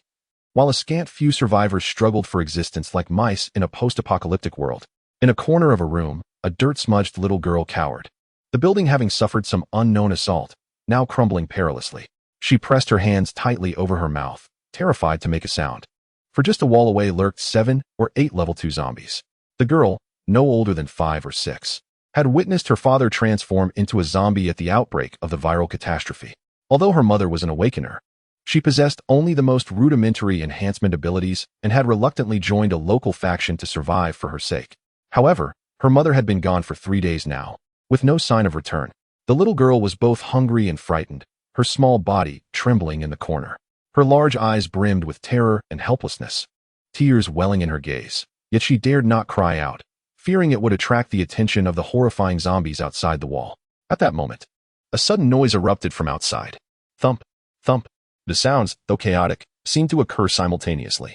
The girl pressed her hand tighter against her mouth, aware that even the slightest disturbance could provoke an onslaught from the zombies. Yet, after waiting in silence, she heard no cries of survivors nor even the footsteps of the undead. Her heart was filled with confusion, and curiosity overcame her fear. She cautiously peeked out, glancing through the crevices of the debris. A stunning scene unfolded before her eyes. Scattered across the ground lay 7 or 8 second-tier zombies, their exterior unmarred, yet utterly lifeless. Had the little girl possessed a drone, she would have discerned that all zombies below the 4th tier had been vanquished. Suddenly, a loud bang echoed, prompting the girl to rub her eyes vigorously. Before her stood heaps of resources, canned goods, flour, and even the flesh of mutated beasts. Meanwhile, Jiang Fan, seated in the runic aircraft, massaged his temples. He had already intervened a dozen times during their journey, leaving his head in a state of disarray. "Brother Jiang, have you used your powers again?" Chun-Li remarked, her concern evident. With an imminent battle approaching, Jiang Fan's frequent use of his abilities raised questions about his recovery. Positioned at the controls, Jiang Fan gazed through the viewport at the desolate landscape of the apocalypse, murmuring softly, "I once believed myself to be a cold-hearted individual, capable of overlooking the plight of those unfortunate survivors. Yet now, you must refrain from further interventions, Jiang Fan. According to our intelligence, Du Chuan has likely reached the 4th tier as well." Zhao Jinlong stated earnestly. "If we cannot thwart the plans of Sakura Nation, countless lives in Dragon Country will be lost." "Understood. If necessary, I can absorb a 5th-tier crystal core to recuperate. You need not worry." Jiang Fan turned to his companions, flashing a reassuring smile. "That said, the opponents from YY are merely 3rd-tier awakeners. Even if I cannot exert my full strength, defeating them will be a trivial task." The group fell silent, recognizing the truth in his words. As long as there was a disparity in levels, Jiang Fan was akin to a deity. A single telekinetic strike would render those 2nd and 3rd-tier awakeners utterly defenseless. "Are you not familiar with Brother John's prowess? There is no need for concern. Besides, we are not made of clay. Against others of the same tier, I fear no one," Ludong declared confidently, thumping his chest. "Indeed, Brother Jiang, unless absolutely necessary. Refrain from intervening this time. Let us show little Ben our might." Yang Mi gripped her elemental staff, her eyes ablaze with determination. "Huh, very well. I shall leave it in your capable hands." Jiang Fan clapped Lu Dong on the shoulder, his encouragement evident. After more than an hour of flight, they finally reached Fu Province. Just as they were nearing the coastline, Jiang Fan's telekinetic senses detected several individuals, causing him to pause momentarily before breaking into a smile. "What is up, Brother Jiang?" Lu Dong asked, puzzled. "Ah, our old friends have arrived." Just as the group exchanged curious glances, the runic aircraft descended slowly, and as the hatch opened, a hearty laugh resonated. "Brother Jiang, such a grand undertaking, and you didn't notify us in Hunan Province? Do you look down upon me, Black Dragon King?" Jiang Fan stepped off the aircraft, greeted by a familiar group, led by none other than the Black Dragon King of Hunan Province, with Lin Yin and Ross following closely behind. "Jiang, the Master Controller," Lin Yin exclaimed, somewhat flustered. "Just call me by my name. Our relationship does not require such formality." Jiang Fan stepped forward and shook hands with the two, continuing in the previous great battle in Xiang Province. "I took away a significant number of people. With your departure, can they remain steadfast?" The Black Dragon King glared. "Humph, do not underestimate us. Do you know which province had the most troops in the last battle of the Dragon Kingdom? It was our Xiang army. Even now, a saying persists in our Xiang Province." Lu Dong, eager to play the role of the foil, quickly inquired, "What is it?" "When the Dragon Kingdom faces destruction, the people of Funan will perish first." Chapter 184, The colossal mutant octopus nodded all. You speak with such righteous indignation. Yet I recall you are not even from Funan. Zhao Jinlong cast a scornful glance at the Black Dragon King. So what? I'm currently the highest commander of the Xiong province safe zone, and I represent all the people of Funan. The Black Dragon King declared with solemnity. His followers echoed their approval, praising his words. It must be said that the Black Dragon King possessed a certain skill. To gain complete control over the Xiong province safe zone in such a brief period indeed demonstrated remarkable leadership qualities. Jiang Fan let out a resigned smile. Choosing not to dwell on the topic further, he scanned the group accompanying the Black Dragon King with his mental prowess and discovered they were all second-level awakeners. He then spoke up. Brothers, our mission is fraught with peril, and we are about to confront the little notebook in the Sakura country. If you... Before Jiang Fan could finish, one of the men, seemingly oblivious to the underlying implications of his words, excitedly interjected, then let us hurry. My blade is eager for action.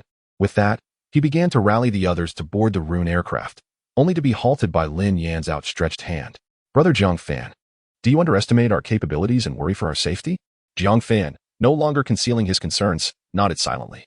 Brother, you may not grasp what fighting the little notebook signifies for us from Xiong province. To put it plainly, if we were to perish in battle against the little notebook, our names would be honored in the ancestral hall, and our lineage would be given a dedicated page in the family tree. Lin Yan spoke earnestly, his eyes ablaze with fervor. Before the apocalypse, the little notebook had committed numerous atrocities on the Dragon Kingdom's soil, leaving behind a trail of blood debts. Now, with a chance to reclaim that blood debt on their home turf, do you truly think we would hesitate? Seeing Jiang Fan still somewhat hesitant, the Black Dragon King continued. If you refuse to allow them, they might even row their boats there on their own. At this point, how could Jiang Fan possibly deny them?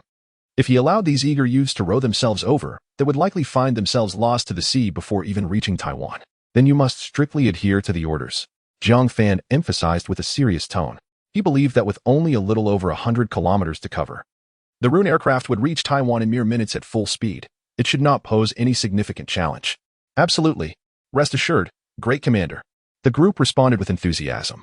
Even the girl named Ross was flushed with excitement. Jiang Fan shook his head in resignation and retrieved another rune aircraft from his spatial ring.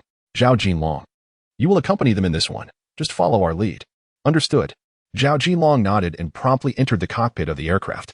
The others efficiently boarded their respective rune aircraft.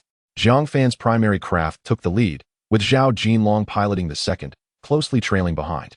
The rune aircraft streaked across the sky like a meteor, hurtling towards the direction of Taiwan. Wow, how beautiful! Wang Shua exclaimed, gazing at the azure sea with exhilaration. Fearing that ascending too high might provoke an attack from the airborne mutated beasts, Jiang Fan maintained the flying apparatus at a height of over 100 meters above sea level. From this vantage point, the ocean appeared remarkably different. Dong, hurry. Take a picture for me. Fang Ningxue exclaimed, retrieving her phone and handing it to Lu Dong, while striking a playful tongue-out expression. Although there was no signal at the moment, for young girls like Fang Ningxue and Wang Shuya, capturing photographs was undoubtedly the most significant function of a mobile device. However, Jiang Fan furrowed his brow. The seawater significantly dampened his mental perception. Typically, utilizing mental energy for sensing was almost negligible in terms of consumption, yet now, penetrating the vast expanse of water to investigate their surroundings was considerably taxing. Gazing down at the ocean's surface, he felt an unsettling premonition. Jiang, what's wrong? Chuanli was the first to notice Jiang Fan's unease. It's nothing. The ocean is obstructing my mental perception. Everyone, hold on tight. I'm going to ascend. Upon finishing his sentence, he concentrated, and the rune-powered flying device shot upwards like an arrow released from its bowstring. Zhao Jinlong, trailing closely behind, reacted swiftly, tightly following Jiang Fan's vehicle as they both climbed higher.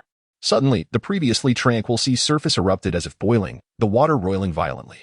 Countless splashes surged skyward, as if some colossal entity was struggling to break free from the depths below.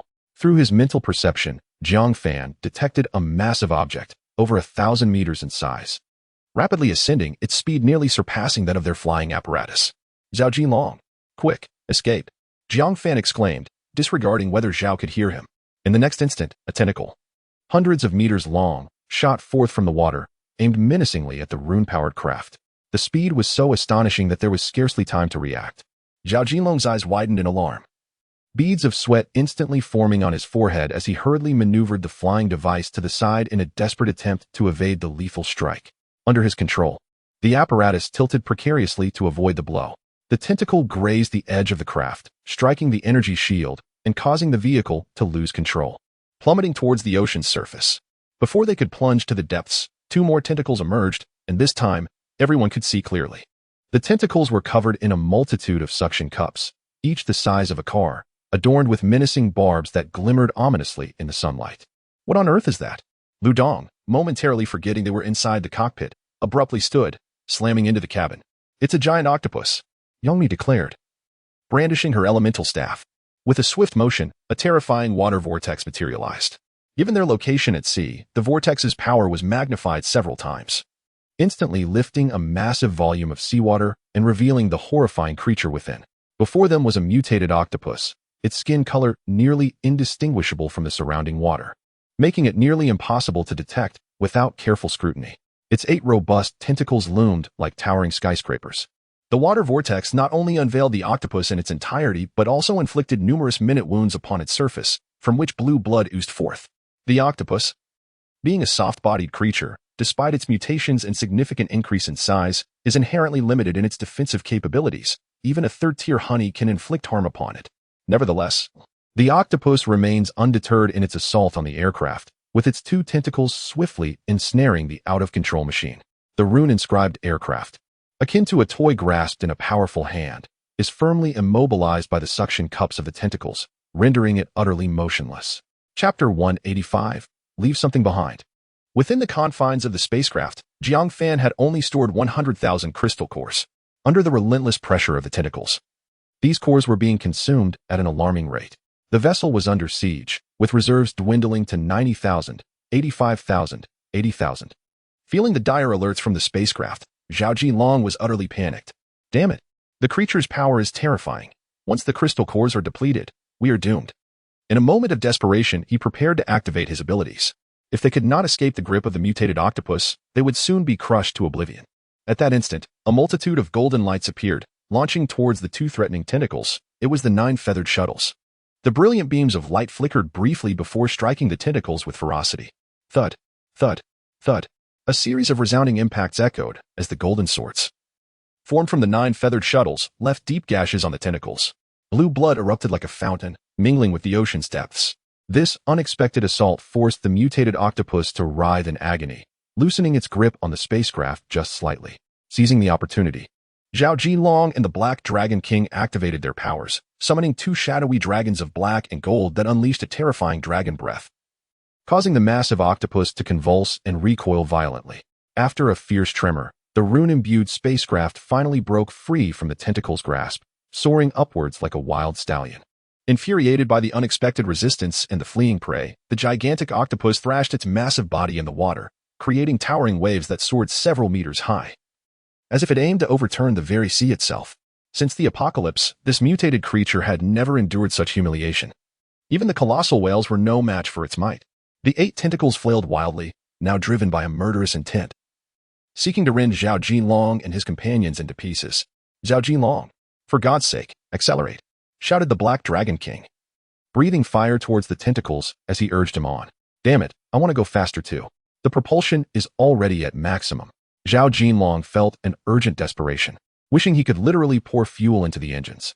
In truth, the spacecraft was moving swiftly, nearly evading the octopus's pursuit, but the initial 2 tentacles were perilously close. Hundreds of meters long, they descended like 2 colossal black towers, poised to strike with overwhelming force. There was no time left. Damn it. I still haven't settled the score with that little ledger. As the crew within the spacecraft beheld the enormous shadow descending upon them, despair filled their hearts. Perhaps they should have heeded Jiang Fan's advice to remain on land. This was a pitiful way to meet their end. At a critical moment, Jiang Fan unleashed his full power, summoning an ethereal blade of mental energy that defied the constraints of time and space, delivering a fierce strike upon the mutated octopus's head. A chilling scream erupted from the creature, reverberating through the heavens and the earth, as if to rend the very fabric of this oceanic expanse. Its colossal form froze. The previously thrashing 8 tentacles suddenly suspended in midair. Just as the Black Dragon King was about to shout, he heard Zhao Jinlong's furious roar. Hurry! Zhao Jinlong disregarded the depletion of crystal cores and exerted himself to the utmost, as the tail of the rune-powered craft expelled flames stretching several meters, propelling the vessel like an arrow loosed from a bow, racing towards the distance and finally escaping the reach of the 2 tentacles. To everyone's astonishment, the mutated octopus, after a brief moment of rigidity, did not succumb to death. It was the first creature to withstand the mental blade and survive. Brother Jiang, it's not dead yet. Lu Dong rubbed his eyes, unable to believe what he was witnessing. Let us move. This creature is quite formidable, though Lu Dong's tone was somewhat despondent. It was indeed the wisest course of action at that moment. The octopus was well known for its intelligence in the pre-apocalyptic world, possessing a brain that surpassed 99 of known flora and fauna, which explained its resilience against the mental blade. Jiang Fan glanced at another craft that had reached a safe altitude, feeling a twinge of reluctance.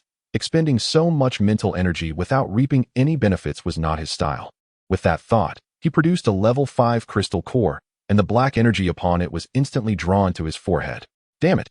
If I don't leave something behind, who will I vent my frustration upon?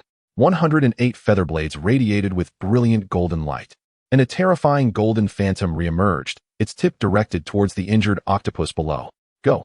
Jiang Fan bellowed, and all the feather blades shot downwards like cannonballs.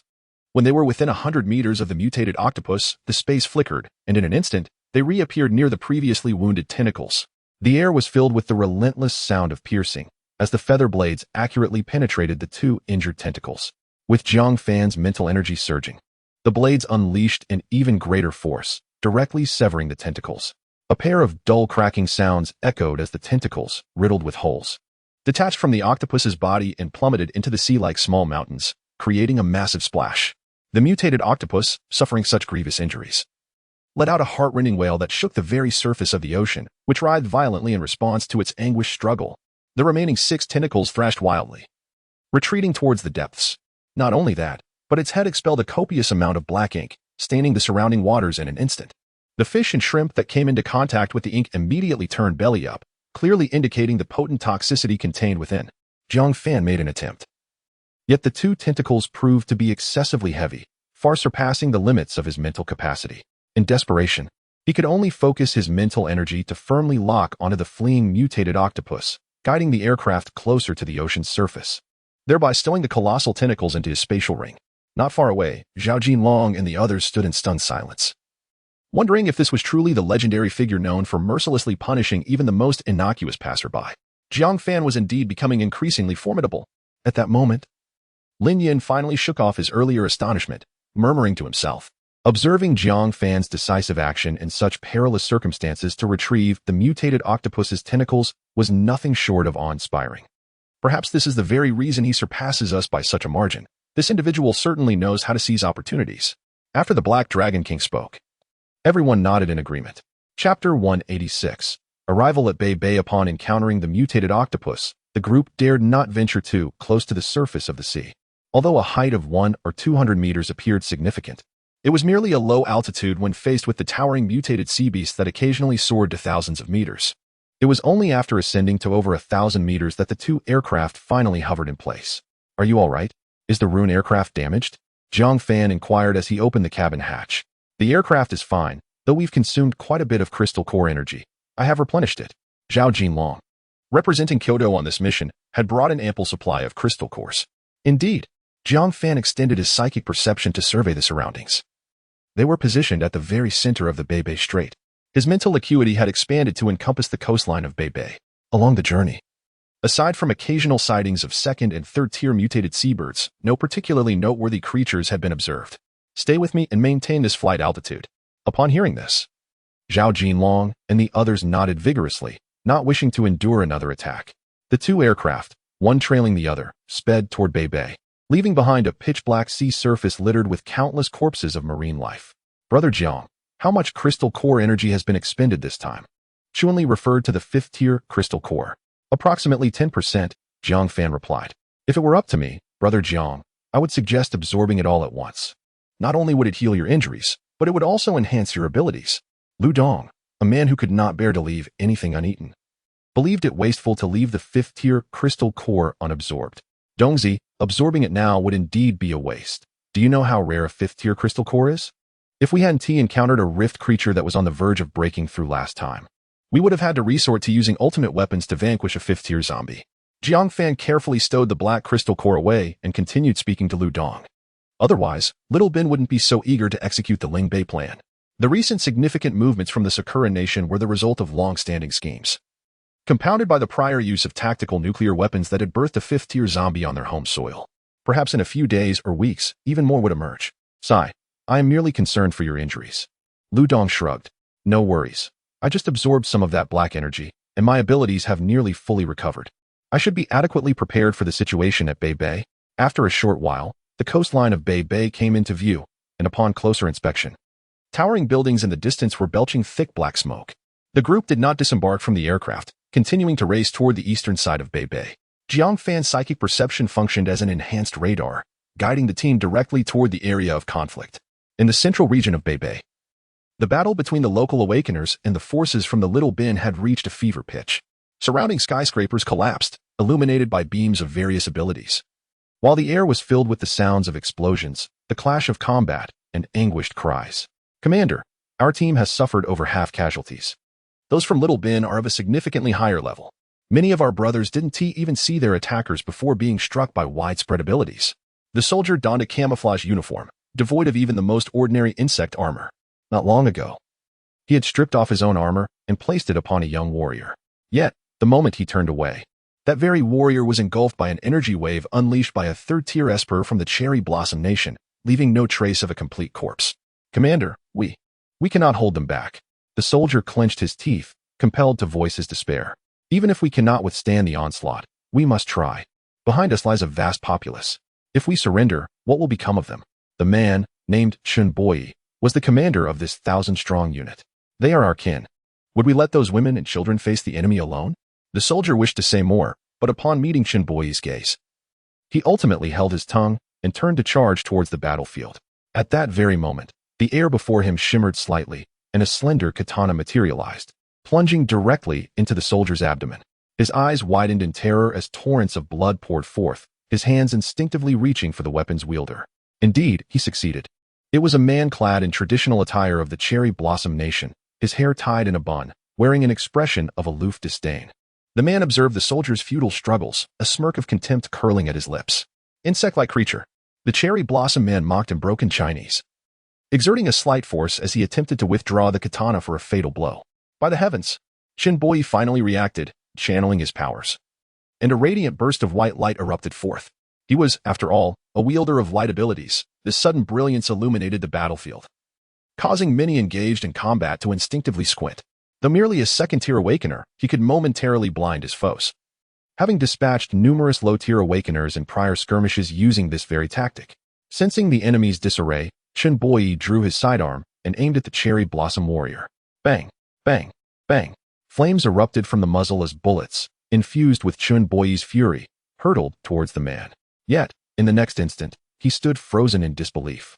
The Cherry Blossom warrior, seemingly struck by the bullets, appeared as an ethereal shadow, the projectiles passing through him without leaving so much as a trace of blood. The contempt in the warrior's expression deepened, and he erupted into a raucous laughter. Foolish mortal, do you think you can kill me? This is merely my illusion. Realizing he had been deceived, Chun Boi spun around, only to find the Cherry Blossom warrior gazing at him with a wicked charm. Die, he cried, raising his pistol once more and emptying the entire magazine. However, the scene before him once again plunged his heart into despair. The bullets pierced the Cherry Blossom warrior's form, continuing through as if traversing a mirage, failing to stir even a ripple. The warrior's figure remained utterly undisturbed. Ha ha ha, how delightfully Navi you are. The laughter of the samurai from the land of cherry blossoms grew increasingly unrestrained, echoing around as if emanating from all directions.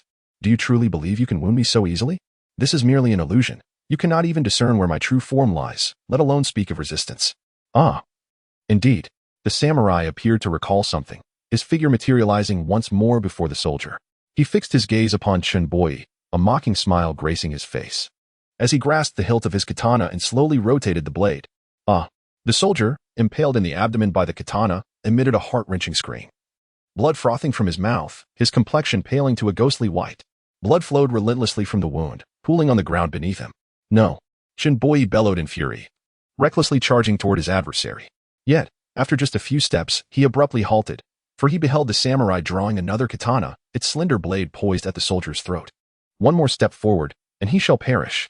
The samurai's eyes glimmered with mockery and ruthlessness, the katana pressing firmly against the soldier's neck, carving a shallow wound. What the hell do you intend to do? Chun Boi's eyes blazed with fury, his fist cracking with tension. As the commander of 1,000 men, he had witnessed countless scenes of life and death, yet at this moment, witnessing his brother's suffering at the hands of the enemy, he found himself hesitating. What shall I do? Kneel down and come clean my shoes? Perhaps I might spare him? The samurai tilted his head, resembling a cat toying with a mouse. No, I cannot kneel. The barely conscious soldier summoned his last vestiges of strength, forcing the words from between gritted teeth. His eyes brimmed with determination. Despite the excruciating pain that racked his body, he fought to remain conscious, steadfastly locking eyes with Chinboi, as if conveying his will. Well now, quite the resilient spirit you possess. The samurai yanked the hilt of his katana, the sharp blade effortlessly slicing through the soldier's flesh, the wound widening instantaneously. Blood gushing forth like a fountain. No, I will not kneel. Chinboi felt as though all strength had been drained from him, his legs buckling as he prepared to succumb. Suddenly, he sensed a lightness in his knees, as if someone were propping him up, followed by a chilling voice that echoed in the air. Do you think a mere dog can bite its master? Chapter 187. The Arrival of Divine Weapons. It was at this moment that Chinboi noticed the sudden appearance of two technologically advanced flying machines hovering in the air. A group of over a dozen individuals began to descend gracefully from above. Leading them was a young man in his 20s. Surrounded by countless golden feather blades that shimmered with a cold metallic luster, their blades inscribed with mysterious runes. Jiang Fan glanced at Chinboi and smiled. You are remarkable. Turning his attention to the Sakurakuni warrior, who was trembling uncontrollably, beads of sweat trickled down his forehead. He felt an invisible force constraining him, as though his heart, eyes, and head were firmly gripped by an unseen hand, each heartbeat accompanied by excruciating pain, as if it might cease at any moment. With a thud, he could no longer endure and fell to his knees, his head pressed harshly into the earth. His face scraped against the rough ground, leaving trails of blood. But the agony radiating from his body rendered him oblivious to his wounds. Summoning the last remnants of his strength, he managed to utter muffled words from his half-buried mouth. Let me go. Before he could finish, several streaks of golden light flashed by, severing the warrior's hands and feet in an instant, leaving him no chance to utilize his proud shadow clones. Blood gushed forth from the severed limbs, rapidly saturating the ground and staining it a deep crimson. Jiang Fan did not spare a glance at his foe, continuing to address Chinboi. The people of Longwa may kneel to the heavens, to the earth, and to their parents, but they shall never bow to the invaders from Longwa. The knees of our Longwa men were never meant to bend for these aggressors. At that moment, Chinboi, though unfamiliar with Jiang Fan, began to piece together his identity. In today's world, who else could so effortlessly suppress a Tier 3 awakened being with merely a gaze? Surely, it could only be the one who topped the rankings. Contemplating this, Chinboi felt a surge of respect. Commander of the controlling force, thank you for saving our lives. I shall remember your words. Jiang Fan nodded, then turned to his comrades. Let us engage. Leave no small fry behind. Finally. Lu Dong, wielding his heavy blade, was the first to leap into the fray, striking at a Tier 3 awakened warrior from Sakurakuni with a single, powerful blow. The blade's shadow stretched nearly 100 meters, cascading like surging waves toward the opponent. As the blade's shadow swept through the air, it seemed to slice through the atmosphere, producing a hissing sound, while the ground was carved with deep furrows. The enemy, unable to evade, hastily conjured a water-blue shield in a desperate attempt to defend himself, but as the blade descended, he realized the vast chasm between them. With a pop, the shield burst like a soap bubble, failing to withstand even half a second, while the blade's shadow continued its relentless descent. The Sakurakuni warrior's eyes widened in terror. Despair etched across his face as he attempted to resist, but it was too late. No, he screamed in a chilling wail. Boom, boom, boom, accompanied by a piercing scream. The blade descended heavily upon him, reducing him to countless fragments. A gasp of astonishment escaped the lips of the local awakeners. The third-tier water elemental awakener, who had previously slain dozens of their brethren, was effortlessly dispatched by this man with a single strike. Before they could recover from their shock, two colossal dragon apparitions, one black and one gold, materialized, unleashing scorching breaths upon the front lines of the Sakura nation. The air itself seemed ignited, crackling with a hissing sound. As the awakeners from the Cherry Blossom Nation were incinerated in the searing heat, their anguished cries echoing through the atmosphere. Following this, towering water spouts, flames that could consume all, and countless shadows wielding rune-imbued laser cannons emerged, manifesting an array of formidable powers that swiftly engulfed the battlefield. By heavens, are divine beings upon us? Huzzah! Salvation has arrived. Our kin shall be rescued. Reinforcements from the continent have come. Let us vanquish these beasts. The previously waning morale ignited in an instant, as the local awakeners roared with newfound vigor, as if infused with adrenaline. The past few days had been a living nightmare. Witnessing their loved ones and comrades fall to the brutal blades of the Sakura Nation's forces, an overwhelming sense of helplessness and fury nearly drowning them. But now, hope shimmered on the horizon. How could they not be elated? Under the relentless and formidable offensive, the ranks of the Sakura Nation fell into disarray. More terrifyingly, lives were being extinguished silently, as if an unseen demon were harvesting their souls. These were captains, and before their demise, they scarcely uttered a complete sentence. Demons. They are indeed demons. One captain-level awakener from the Sakura Nation, driven to madness, attempted to flee, but after only a few steps, he suddenly felt a searing pain in his head, collapsing to the ground, blood gushing from his orifices, and soon he was devoid of life. The so-called coastal plan of the Sakura Nation, heralded as a means to alter the fate of the country, had now become a mere farce. Chapter 188, Yamamoto's Deception on the Eastern Shore. Within the temporary command center of the Cherry Blossom Nation's forces, Commander Yamamoto was approached by a flustered communications soldier. Urgent news from the front lines. Our vanguard troops have been obliterated, with not a single survivor. Seated in the commanding position, Yamamoto Aikir's previously sullen expression darkened further. He slammed his palm down on the table, causing the teacups to rattle. What? How could this happen? The communications soldier, trembling slightly, stammered. According to reports from the front, an unexpectedly formidable group of awakened individuals has appeared on the battlefield. Each of them possesses at least level 3 abilities. And one seems capable of wielding golden feather blades, able to suppress our level 3 awakened soldiers with just a glance. The other powers displayed are equally mysterious and powerful. Our troops stand no chance. Golden feather blades? Even Yamamoto Aikir lost his composure at that moment. He inhaled deeply, feeling goosebumps rise on his skin. It must be the controllers. Jiang Fan and his allies have arrived. The members of the command center shuddered involuntarily at his words. Jiang Fan's reputation was forged through countless battles. Who else could claim to have defeated a level 4 insect mother and the soon-to-be level 5 Ripper zombies across the entire Blue Star? All 30-plus clearing squads on the front lines have perished? A level 3 squad leader inquired. Duchuan Kentai, having acquired mysterious algae, had quickly built his own faction and sent over 100 squads for the extermination mission, each squad led by a level 3 awakened individual. The communications soldier swallowed hard. Responding with trepidation, yes, all of them are dead. Not a single one can be reached. Gasp. The room collectively inhaled sharply, faces etched with horror. None of the squad leaders were fools. To annihilate all frontline forces in such a short span of time demonstrated the terrifying might of Jiang Fan and his comrades. Commander Yamamoto, the situation here has escalated beyond initial expectations. If we remain, we will all perish. A squad leader anxiously turned to Yamamoto. Yamamoto Aikir's face turned ashen. Torn between conflicting thoughts, he understood that retreat would signify utter failure for the operation, and returning home would expose him to severe repercussions, particularly from the notorious madman Duchuan Kentai. Yet, to stay and confront Jiang Fan with their current strength seemed almost foolhardy. In fact, Yamamoto had promptly reported the situation back to the Cherry Blossom Nation, but the response had been dismissive, merely instructing them to hold their position while reinforcements would be dispatched. Now, reinforcements were finally on their way. However, he cursed internally, questioning whether they could withstand Jiang Fan's onslaught. By the time they arrived, he would likely be nothing but bones rotting in the ground. Quickly devising a sinister plan, Yamamoto resolved to gather all the compliant local civilians as hostages should Jiang Fan's forces approach. Commander, do you think this plan will work? If Jiang Fan disregards the hostages, what shall we do? Perhaps we should seize the opportunity to flee before they arrive.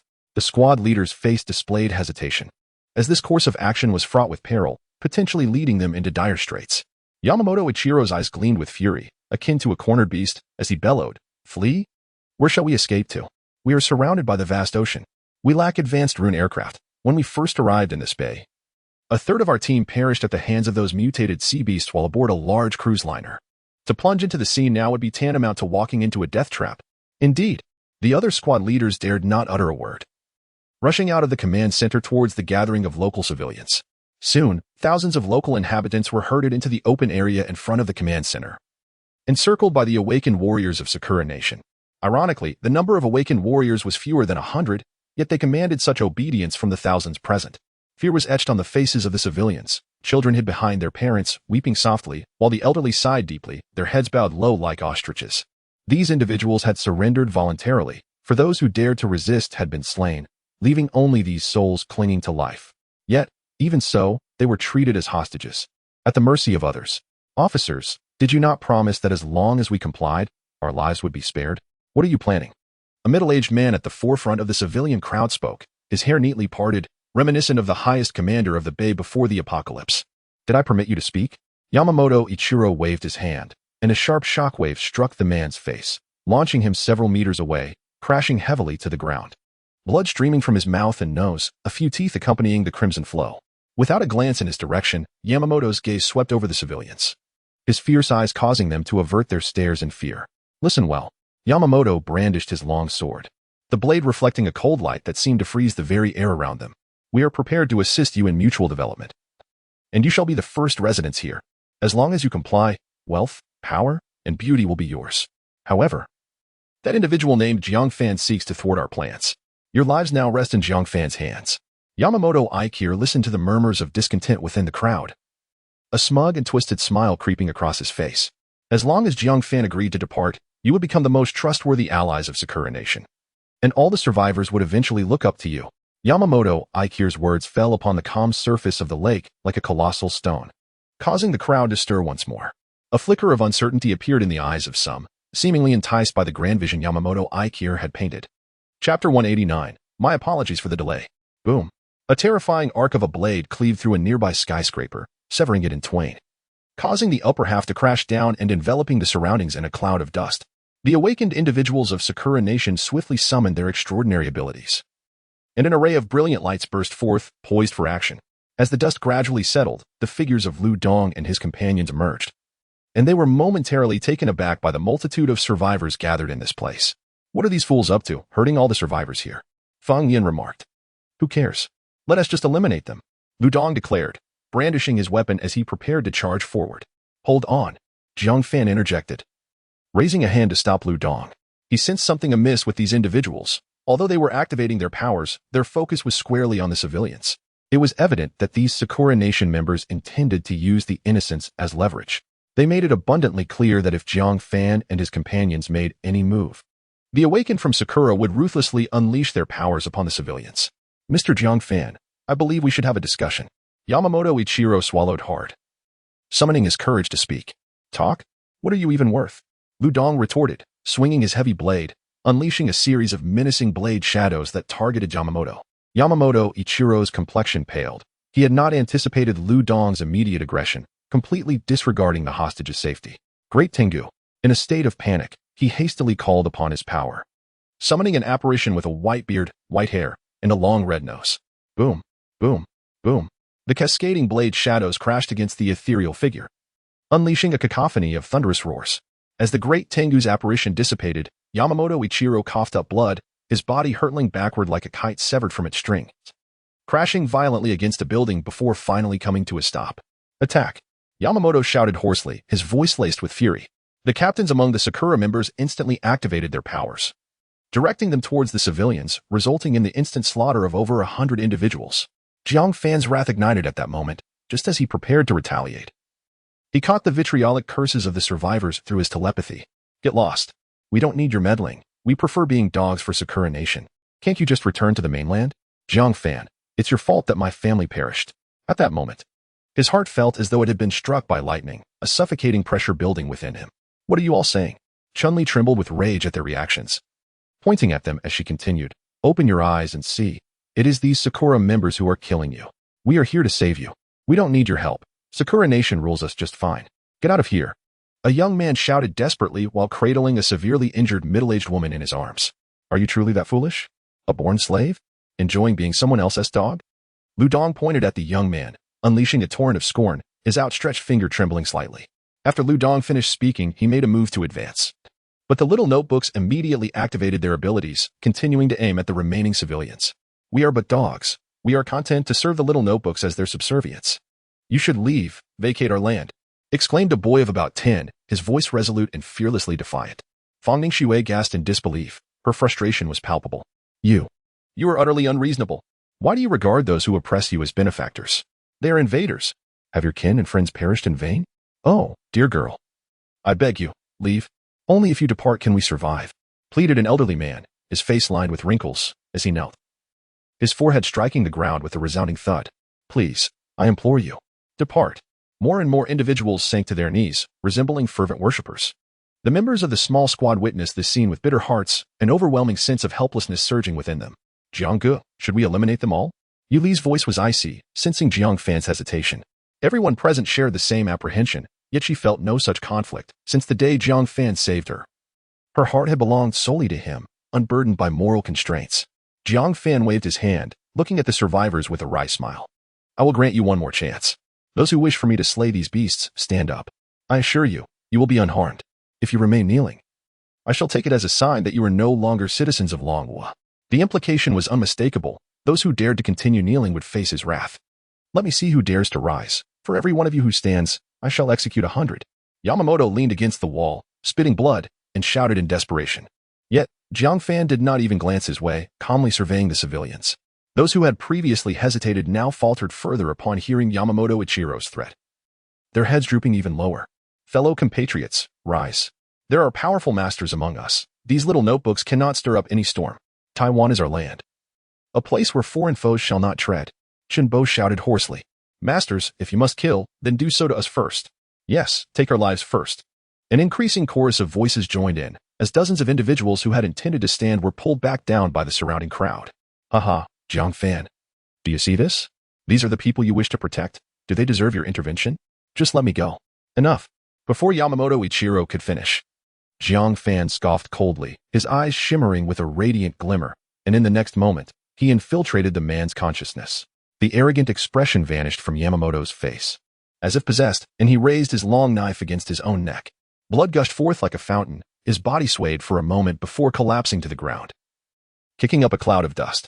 Upon witnessing the scene, the awakened beings of Sakura country were suddenly engulfed in panic, their terrified gazes fixed on Jiang Fan.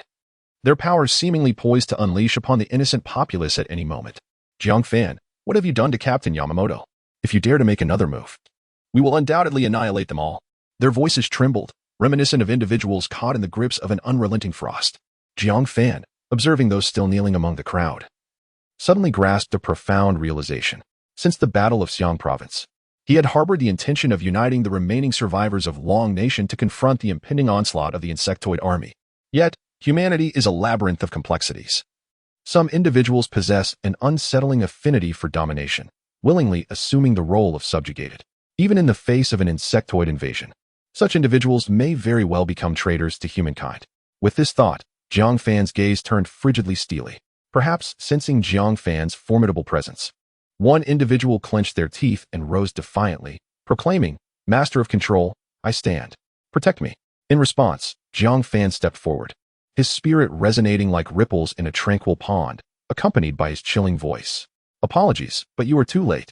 Chapter 190. Green algae. As soon as the words fell from Jiang Fan's lips, his mental energy surged forth, enveloping the crowd, including those kneeling on the ground. The throng fell as if a harvest had been reaped, akin to wheat being cut down in swathes. Invisible forces wove through the masses, and where they passed, whether it was the awakened from Sakura Nation or the submissive citizens, all were instantly left bleeding from their orifices, their bodies struck as if by a heavy hammer, collapsing one after another. Jiang Fan showed no mercy towards these traitors. Some may deem him cold-blooded, yet from the perspective of Long Nation's long-standing history, sparing them would undoubtedly nurture future threats. Those who pleaded for his departure today could very well conspire with the enemy tomorrow to betray their own. Shinbo gazed at the scene before him, momentarily lost in thought. Were they all to be killed? He murmured, astonished by Jiang Fan's decisive ruthlessness, while simultaneously shaken by the terrifying strength displayed. The foremost champion on the golden list was indeed as fearsome as reputed. The members of the squad felt little remorse.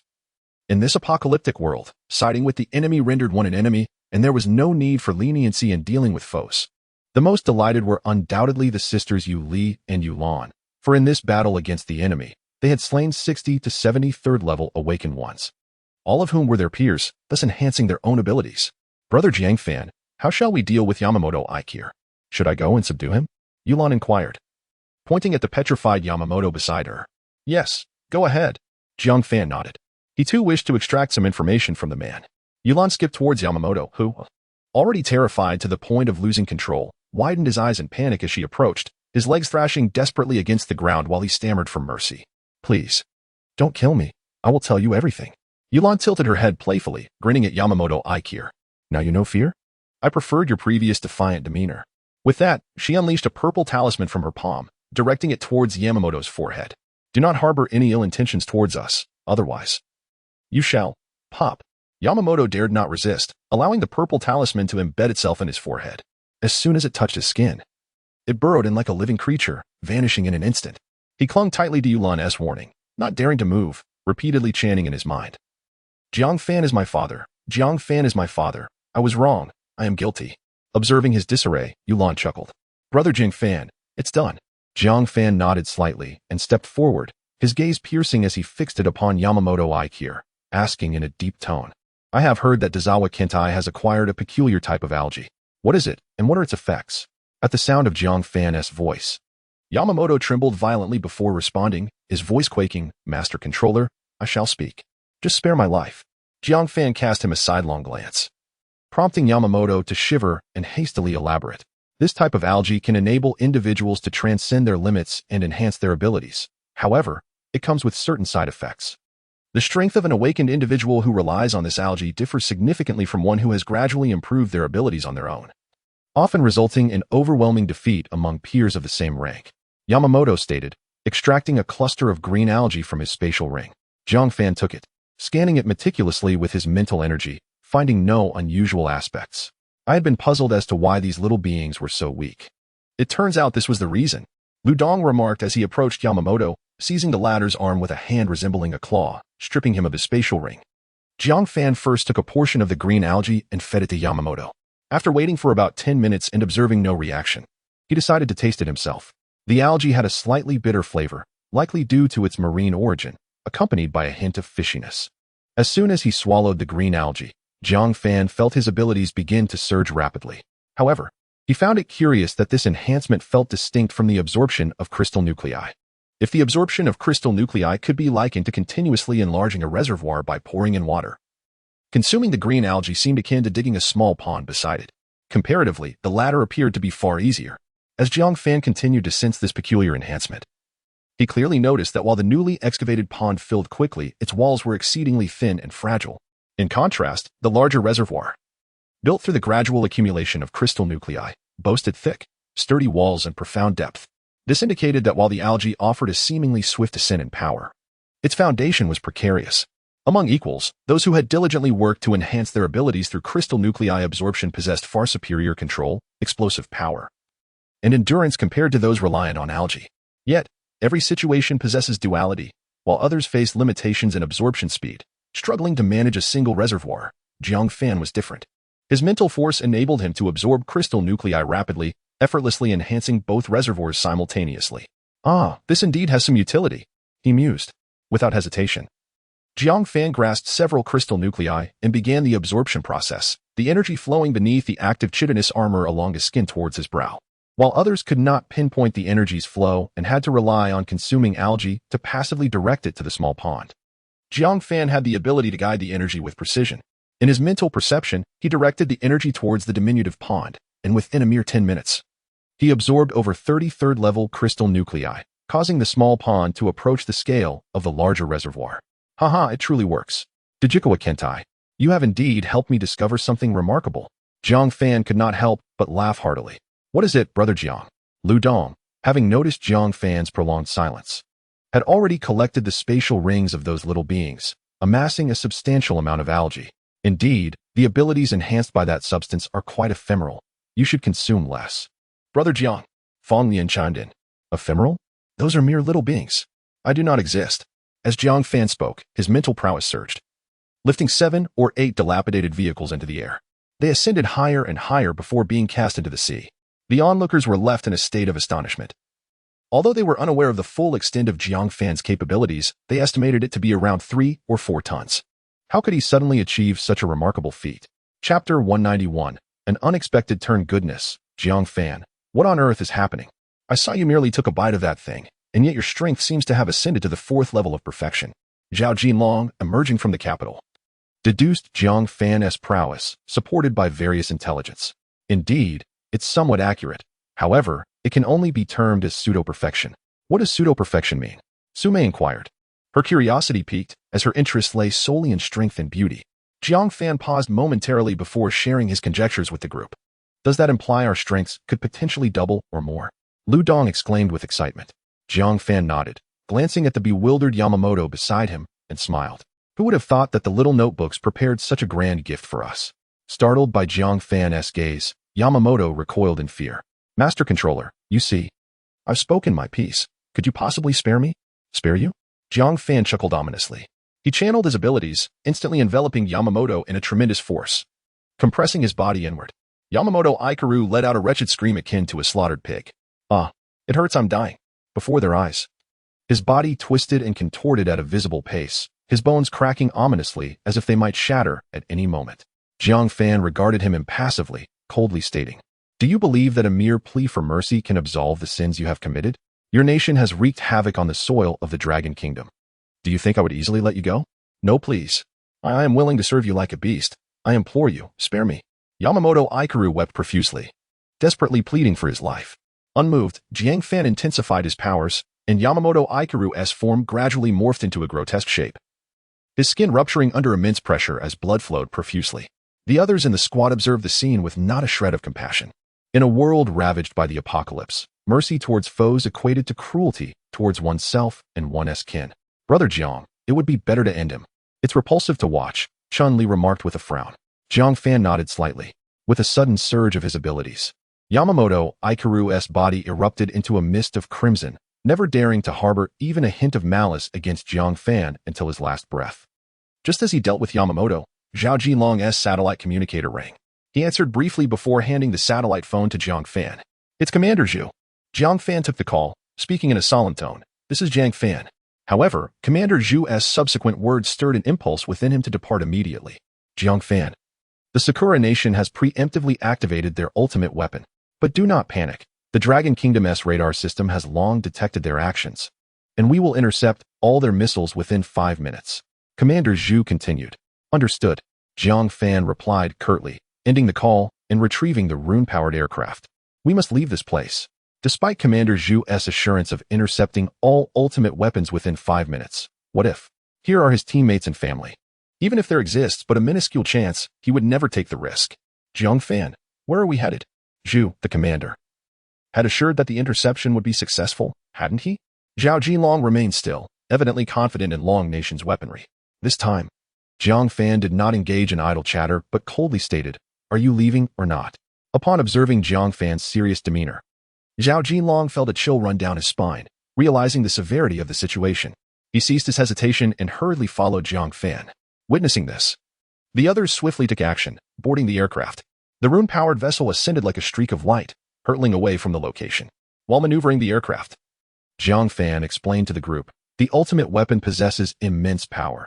Even if interception is successful, the resulting shockwaves and radiation could wreak havoc on the surroundings. We cannot afford to take such risks. The group, upon hearing this, felt a tightening in their chests. The confidence they had in Long Nation's interception capabilities was swiftly replaced by profound concern. They understood that in the complex circumstances of the apocalypse, even the slightest oversight could lead to catastrophic consequences. As the rune vessel soared at high speed, the group glanced back, witnessing the sky darkening ominously in the distance, as if a colossal storm were brewing. Suddenly, brilliant flashes of light pierced the sky, followed by a series of deafening roars.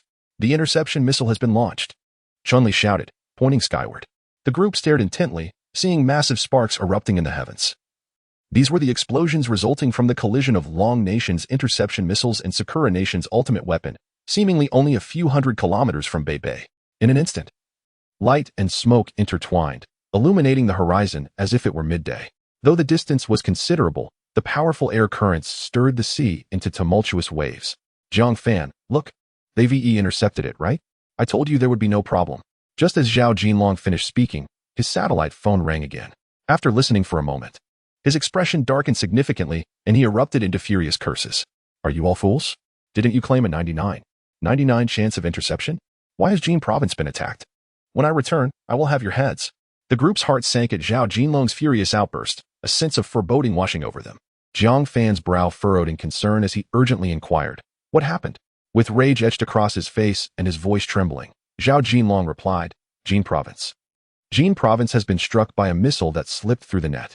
They had previously assured us they could intercept all missiles with 99 certainty. Yet here we are with a disaster. Upon hearing this news, the passengers aboard the aircraft gasped in shock, their faces reflecting disbelief.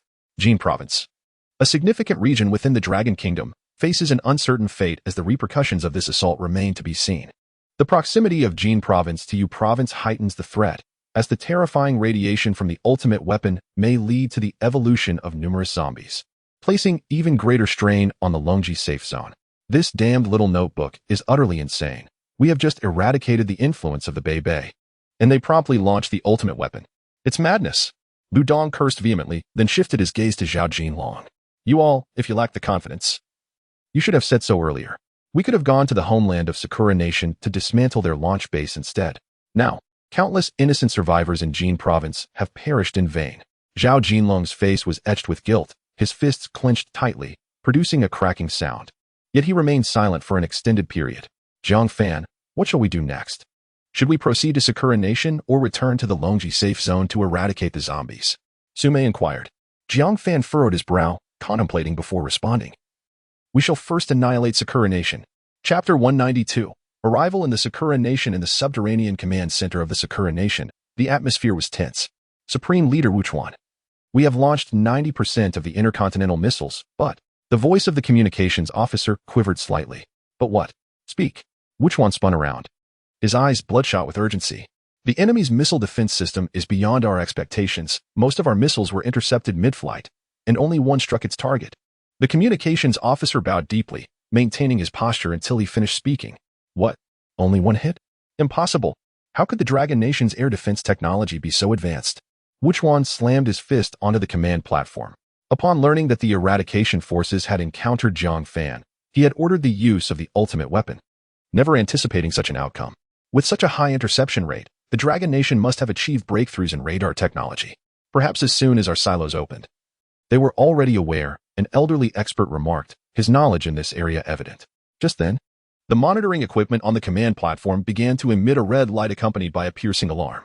Supreme Leader Wuchuan, we are detecting hundreds, no, thousands of intercontinental missiles rapidly approaching our homeland. The detector's face was filled with anxiety as he continued. Their speed is astonishing, reaching 40 Mach. We have no chance of intercepting them. What is there to fear?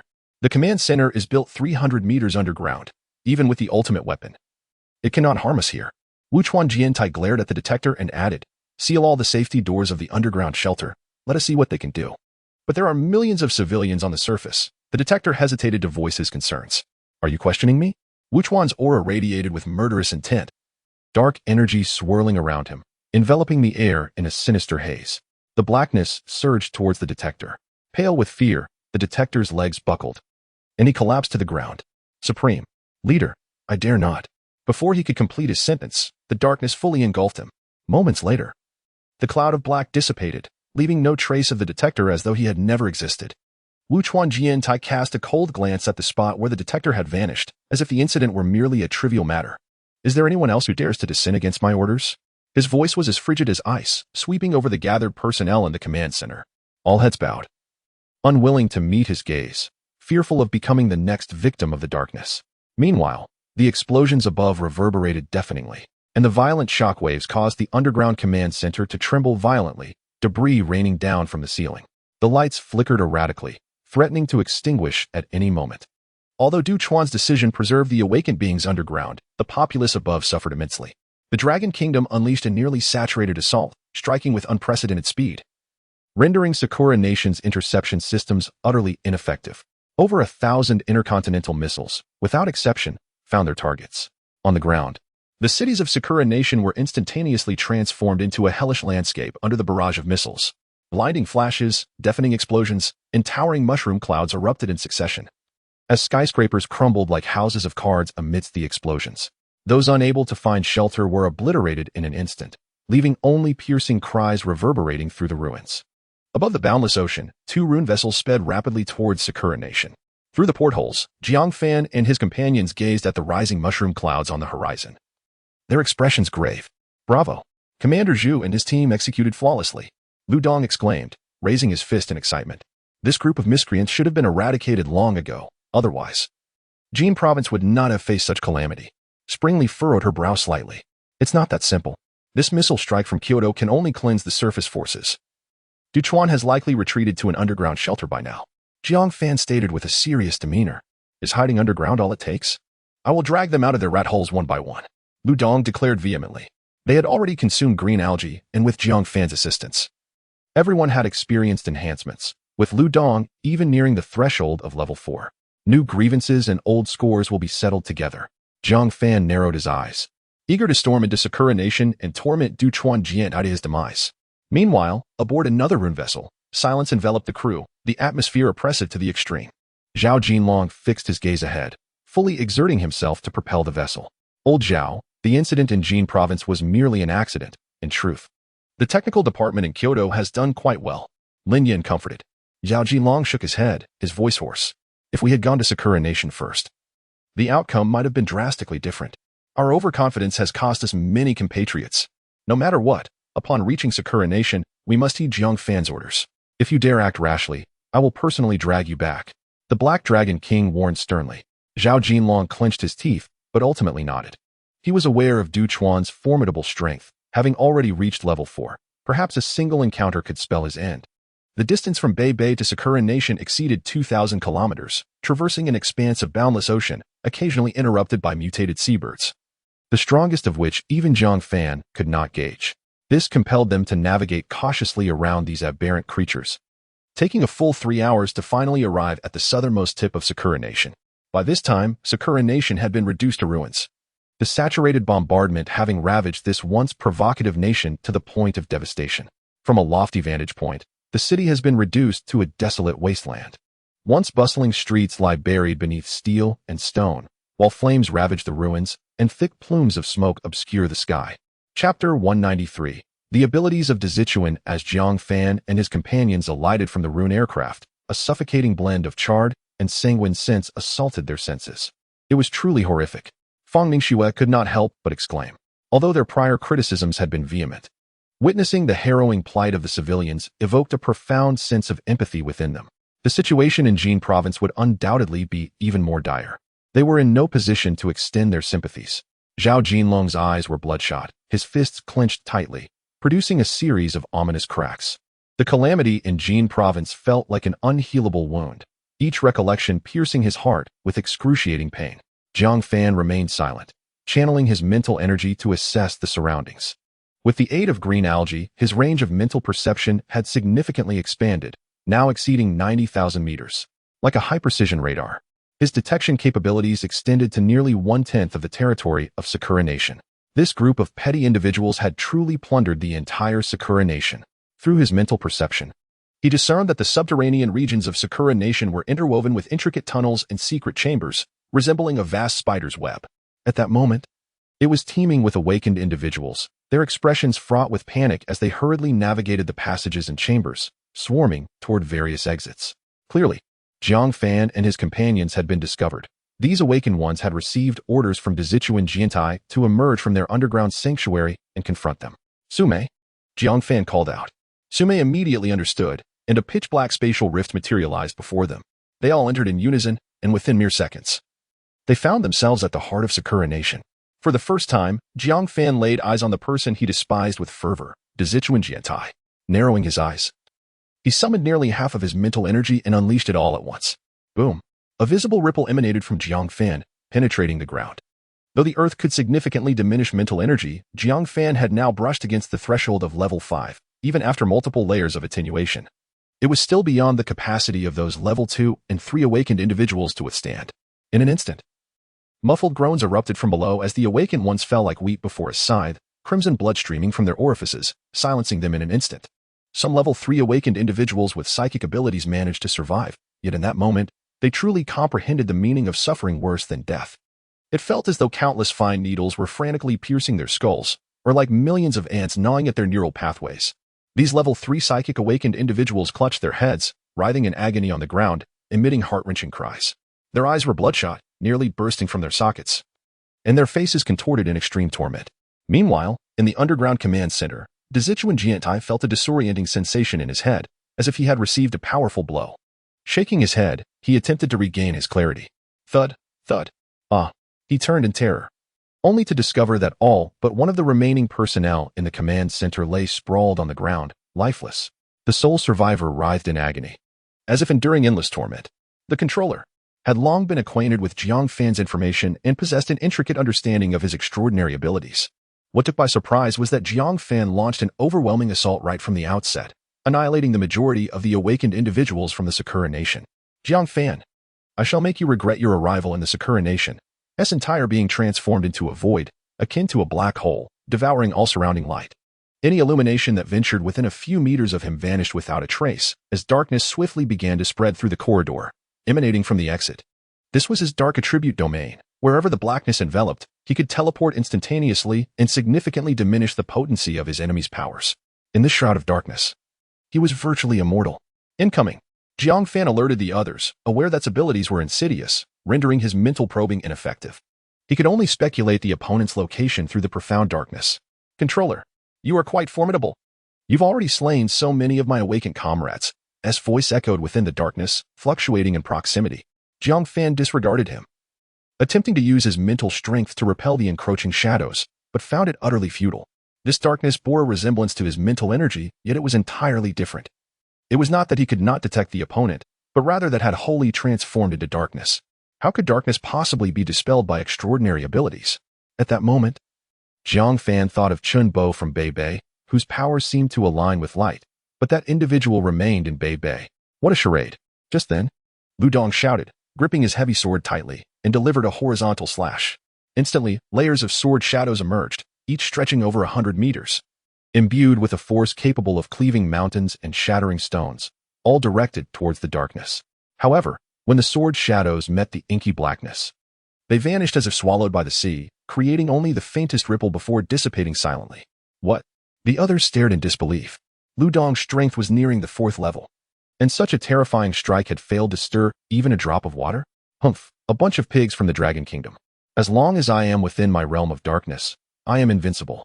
Allow me to impart a piece of wisdom from your Dragon Kingdom. Those who recognize the times are heroes. If you wish to survive, submit to me, and I may grant you a path to salvation. S voice echoed once more. Nonsense. Who the hell do you think you are? Zhao Jinlong roared, summoning the phantom of a golden dragon that unleashed a torrent of searing dragon breath into the darkness. The other members of the squad were not idle either. Water vortexes, shadow dragon phantoms, black flames, time manipulation abilities, and even Jiang Fan activated his 9-feather shuttle, unleashing a barrage of attacks upon the shroud of darkness.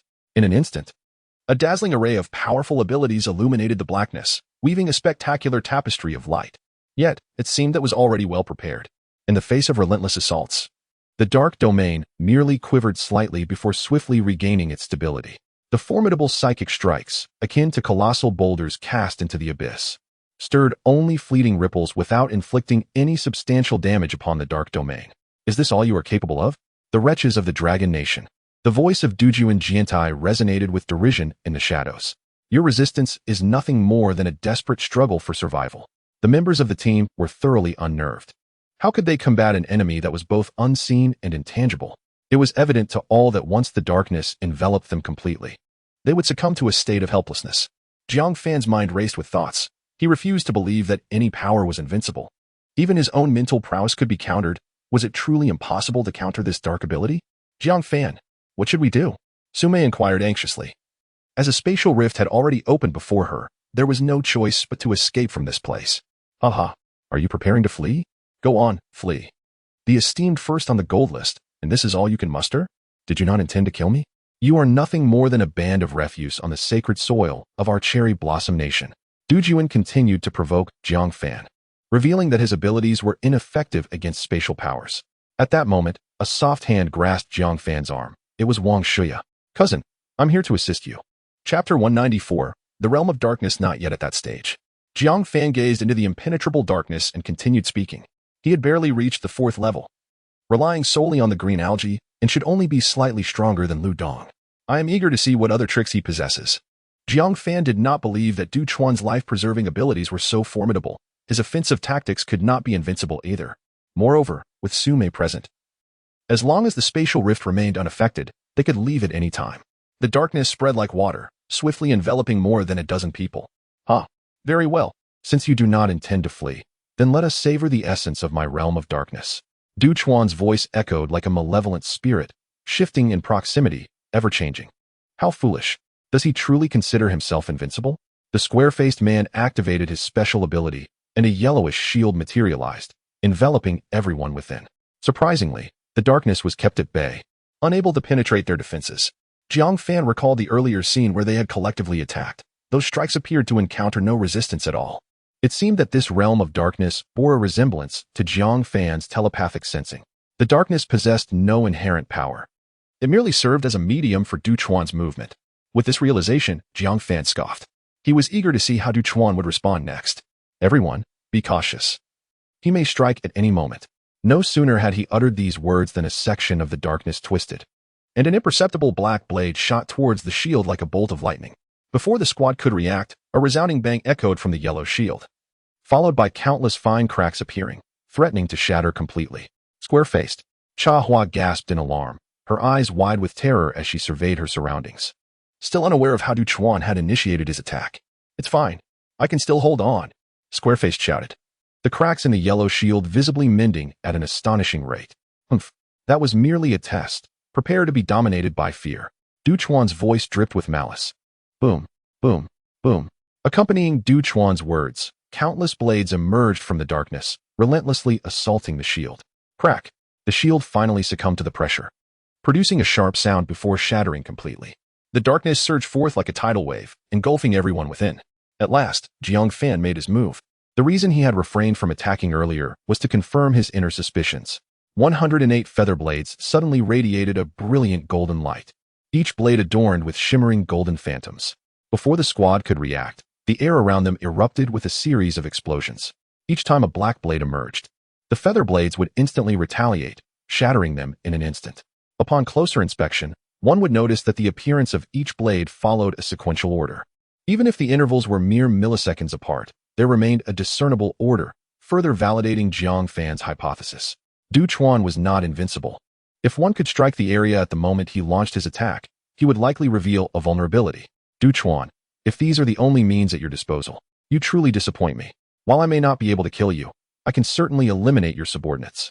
Soon, only you will remain in the entirety of Sakura country, and I shall see what ripples you can create.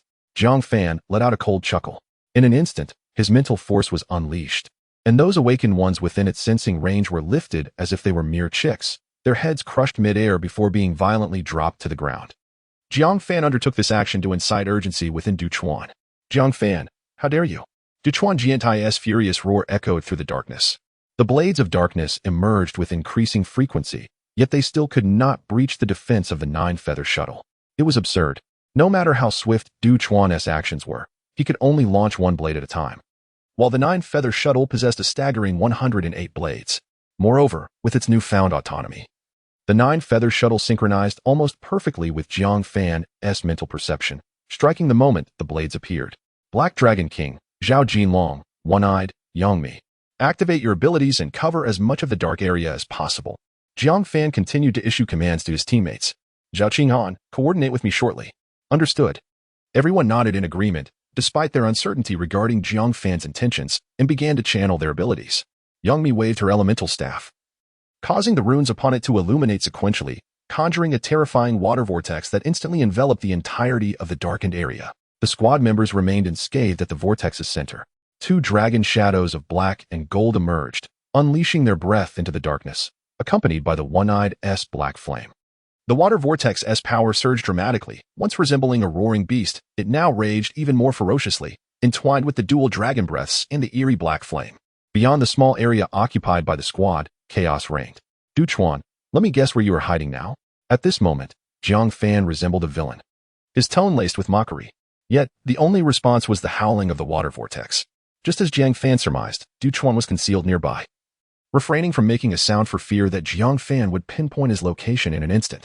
After all, within such a confined space, the presence of 108 feather blades left him little confidence in evading them all.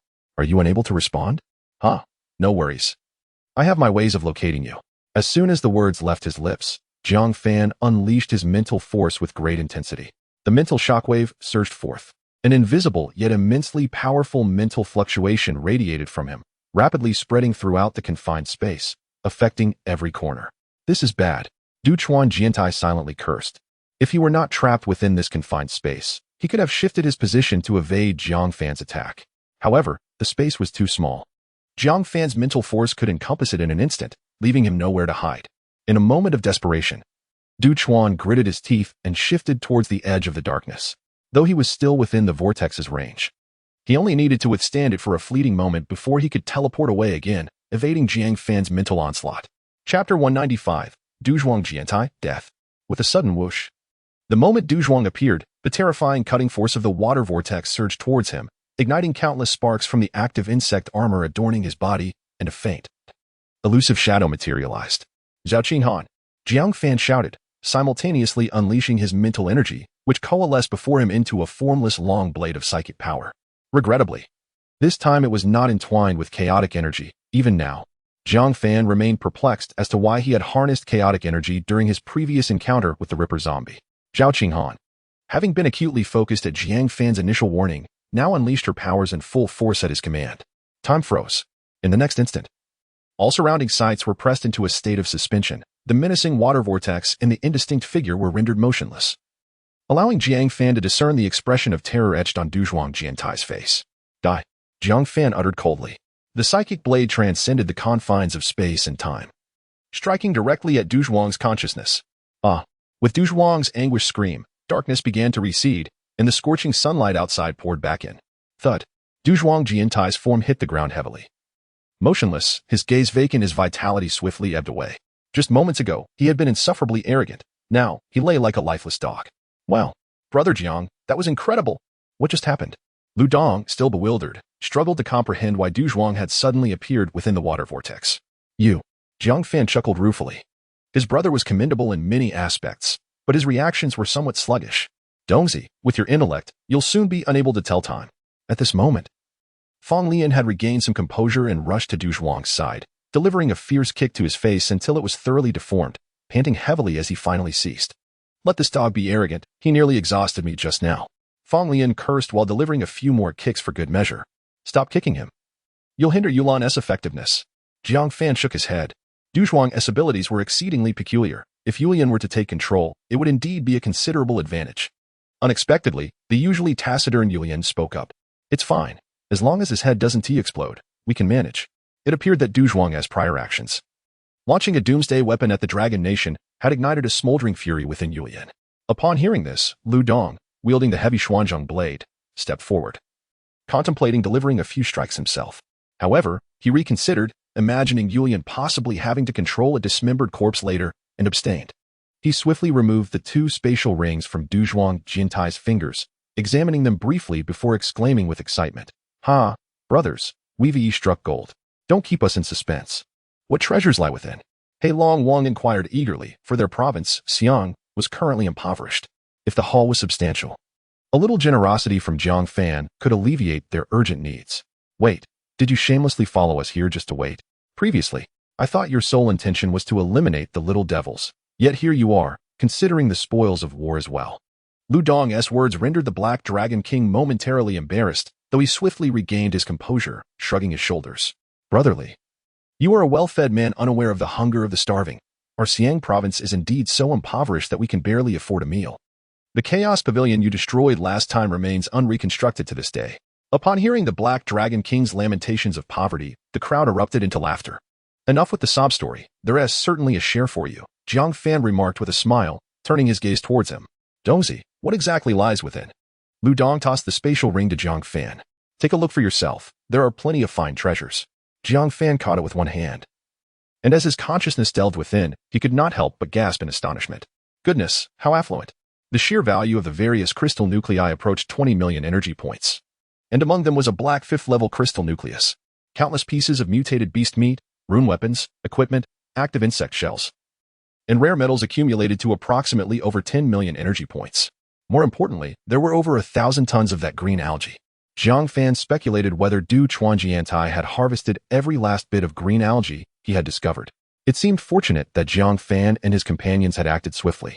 Had Du Chuan been granted sufficient time to develop, even with the full might of the Dragon Kingdom, it would likely have been futile against this group of little devils.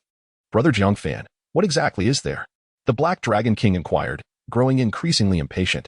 To put it simply, the value is around 40 million energy points. As Jiang Fan's words fell, the astonishment mirrored on the faces of everyone present. What? How can there be so much? Fong Lian exclaimed, his eyes wide with disbelief. Indeed. How could such a small place as Sakura Country possess so many resources? Chun-Li added. Jiang Fan pondered for a moment before responding, although their land area is modest. They boast an extensive coastline. My mental perception did not detect any traces of the ultimate weapon's explosion. I suspect the ultimate weapon they detonated on their homeland targeted a mutated sea beast. The little devils may be nefarious, but they are not foolish enough to annihilate their own territory for mere crystal nuclei. Furthermore, the crystal nucleus within the spatial ring confirms my suspicion that they must have employed nuclear weapons against a particular maritime zone. It's possible they have used the ultimate weapon more than once. That indeed seems plausible. Otherwise, the source of such numerous crystal nuclei remains inexplicable. Chun-Li nodded in agreement. Why dwell on that? Isn't it all ours now? Yulan patted her chest, having just absorbed the energy radiated by Du Chuanjiantai. Her abilities were now tantalizingly close to the 4th level, and she estimated that by the end of this expedition to Sakura Country, she would fully step into the threshold of the 4th level. The ensuing events unfolded with remarkable simplicity as the team members commenced the elimination of local awakened beings. Numerous individuals among them had attained the 3rd tier, yet their advancements were solely reliant on the forced enhancement provided by green algae. In comparison to the team members, they barely matched Lin Yan's current prowess, rendering them utterly defenseless. During this operation, an officer, resembling a 3rd-tier awakened individual, attempted to detonate the ultimate weapon of the land, seeking to perish alongside Jiang Fan and his companions. However, after futilely pressing the switch 7 or 8 times, despair engulfed him. It turned out that upon setting foot on the soil of Sakura Nation, Jiang Fan had severed all control systems of the ultimate weapons. Even if he had smashed the switch to pieces, it would yield no response. The ultimate weapon served as a facade for modern civilization, and it was the only entity that instilled fear in Jiang Fan. There was no possibility of allowing it to remain intact. Sweeping from south to north, they left no awakened being standing. Every single one exhibiting even the faintest trace of supernatural energy was eradicated. As they approached the northern region, Chapter 196, the level 5 fat zombie surrounding the colossal fat zombie lay a heap of corpses, predominantly featuring Asian visages. It was challenging to discern their origins based solely on appearance. However, Jiang Fan noticed that their garments bore the inscription, indicating that they likely hailed from Korea. The gigantic fat zombie, with a monstrous hand, scooped up 20 to 30 bodies, devouring them as if they were mere snacks, emitting a spine-chilling crunch as it chewed, with fragments of bone and blood constantly oozing from the corners of its mouth. Even though Jiang Fan had witnessed numerous gruesome scenes, he found himself feeling somewhat unsettled. Stop. He urgently cautioned the others not to advance any further. Although they were still at a considerable distance from the giant zombie, who could assure them that it wouldn't detect their presence? After all, that creature had attained level 5. The group turned, casting puzzled glances at him. What's wrong? Brother Jiang? Do you need a break? They had been battling throughout the day, and Lu Dong assumed Jiang Fan's abilities had been depleted. I've spotted the level 5 zombie. Jiang Fan's words sent a chill through the group, transforming their earlier fatigue into palpable tension. What? Where? Lu Dong's eyes widened as he instinctively tightened his grip on his weapon, scanning the surroundings with vigilance. It's still quite far from us. It's a level 5 fat zombie. Jiang Fan briefly recounted the scene he had witnessed, describing the zombie's terrifying bulk and the mountain of corpses surrounding it. Upon hearing this, the expressions of the group turned grave. Are you suggesting that these little devils are using human corpses to nourish that zombie, thereby delaying its advance southward? Zhao Jinlong clenched his fists. Jiang Fan furrowed his brow slightly and replied in a deep tone, it's likely more complex than that. I was puzzled as to why. Having already relocated most people south, they didn't deploy their ultimate weapon to annihilate the enemy directly. He paused before continuing. It seems their ambitions are grander. They must be waiting for this level 5 fat zombie to evolve into a level 6. What? Are they insane? Hei Long Wang exclaimed, his eyes wide with disbelief. Why Haven T, the Eagle Nation, and Damao employed their ultimate weapons against the 2 mother zombies? The answer is straightforward. They lack certainty. According to various data compilations, the National Intelligence Network has determined that even intermediate weapons have a significant chance of failing to eliminate the adversary. If they were to unleash the ultimate weapon and fail to destroy a level 6 zombie, it could swiftly recover under the effects of nuclear radiation, potentially evolving once more. A level 6 zombie is already a formidable challenge for humanity. If it were to evolve into an even more powerful entity, the prospects for human survival in this apocalyptic world would become increasingly bleak. These little devils are utterly deranged. Chun-Li's face flushed with anger. For their petty ambitions, they disregard the survival of humanity. Fortunately, we arrived early. Otherwise, regardless of their success, it would spell disaster for Long Nation and us. Sumei's brows knitted together in concern, feeling a wave of apprehension wash over her. Jiang Fan, the location you discovered is approximately 70 kilometers due north, is it not? Zhao Jinlong inquired, to which Jiang Fan gave a slight nod. No wonder the radar systems of Longhua had previously failed to detect that area. It seems that the little notebook must have employed some method to obscure it. Old Zhao, are you hiding any truths? Did you not claim that Longhua's radar technology is vastly superior across the entire Blue Star? How is it that a previously undiscovered region has emerged now? The square-faced man expressed his discontent, as the troubles in Jin province had only recently transpired, and now yet another complication had arisen. Zhao Jilong appeared exasperated, hastily clarifying. Longhua's radar technology is indeed advanced, but in this post-apocalyptic era, an array of bizarre tactics has surfaced. It is highly plausible that the little notebook has exchanged for some unique item within the Chaos Monument's trading space that can evade radar detection. Upon hearing Zhao Jinlong's explanation, although the square-faced man still felt somewhat disgruntled, he recognized that now was not the time for such disputes. With a cold snort, he fell silent. We cannot allow him to continue to grow.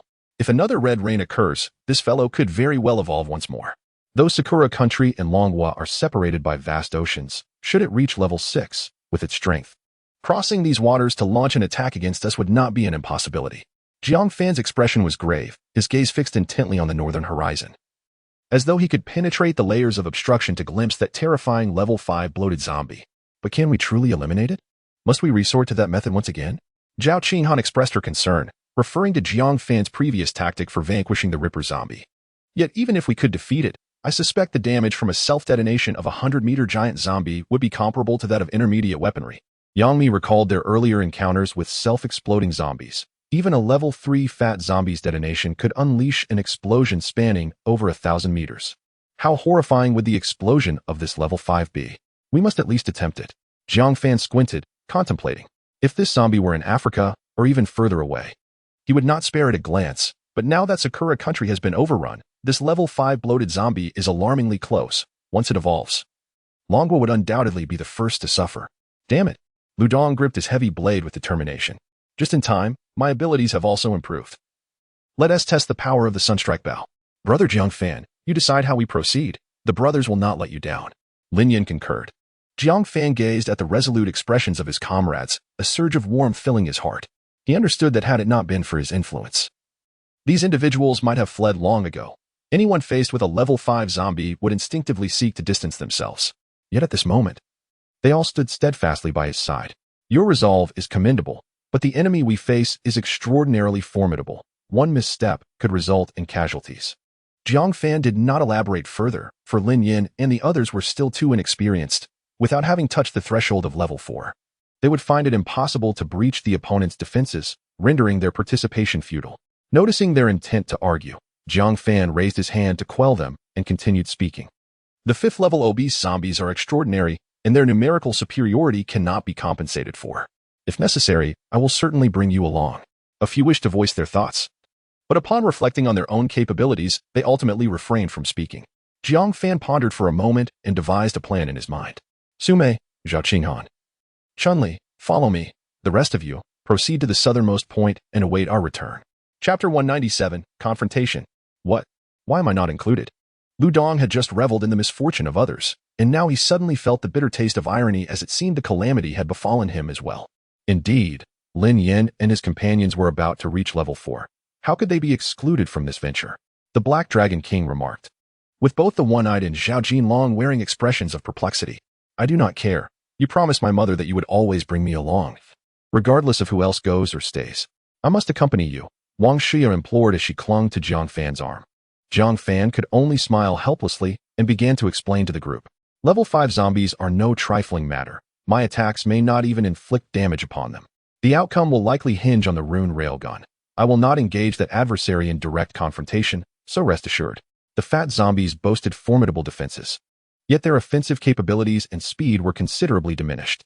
According to Jiang Fan's strategy, if they could move swiftly, they would be able to outmaneuver and defeat their opponent effortlessly. Upon hearing Jiang Fan's explanation, the group's expression softened somewhat, though traces of concern remained. Cousin, you must be cautious. If the situation becomes dire, flee at once. Wang Shuya expressed her worries, fully aware of her limited contribution in such a battle. Indeed, I am eagerly anticipating the day when you and Sister Chunli invite me to join your escapades. Yolan's unexpected remark momentarily stunned everyone, shifting the atmosphere to one of subtle awkwardness. Chunli's cheeks flushed slightly as she playfully scolded, Yolan, you little minx, always uttering shameless things. Jiang Fan found himself both amused and exasperated, yet this light-hearted exchange slightly alleviated the tension in the air. All right, you should depart at once. After speaking, he retrieved a rune aircraft from his spatial ring. Seeing that Jiang Fan had made up his mind, the others refrained from further protest and cautioned him to be safe. As the rune aircraft gradually moved beyond their sensing range, Jiang Fan's gaze sharpened. Let us commence our operation. Yes. The three women nodded in unison. After traversing several spatial rifts, they found themselves 5 kilometers away from the level 5 fat zombie. Although the creature had yet to display any unusual behavior, they dared not employ spatial rifts again. The power of the rune railgun was formidable, yet it required a 10-second charging time, should they approach recklessly. They risked being detected by the fat zombie before the weapon could be activated. We will cover the remaining distance slowly. Chunli, send out your shadow. And do not forget to include the rune railgun. Understood, I will send it from another direction now. Chunli immediately activated her abilities, conjuring a massive dark silhouette. She tossed a spatial ring to it, which promptly flattened and swiftly approached the fat zombie, making not a sound. Chunli's shadow moved with ghostly stealth towards the location of the fat zombie, while Jiang Fan and the others advanced cautiously on foot, ever vigilant to the sounds of their surroundings. As one draws nearer to the corpulent zombie, the surrounding stench intensifies, with severed limbs and dismembered arms scattered about. Chunli covers her mouth and nose with her hand, whispering softly, "My shadow has reached a distance of less than 1,000 meters from it. This proximity is already within the firing range of the rune orbital cannon." Ever since Jiang Fan acquired the rune orbital cannon, it has been Chunli who safeguarded it. At Jiang Fan's persistent urging, Chunli conducted 3 experiments and has now grasped the cannon's range and power. Very well, let us continue to approach until Zhao Qinghan can unleash her abilities. Once we engage, you must activate the orbital cannon immediately.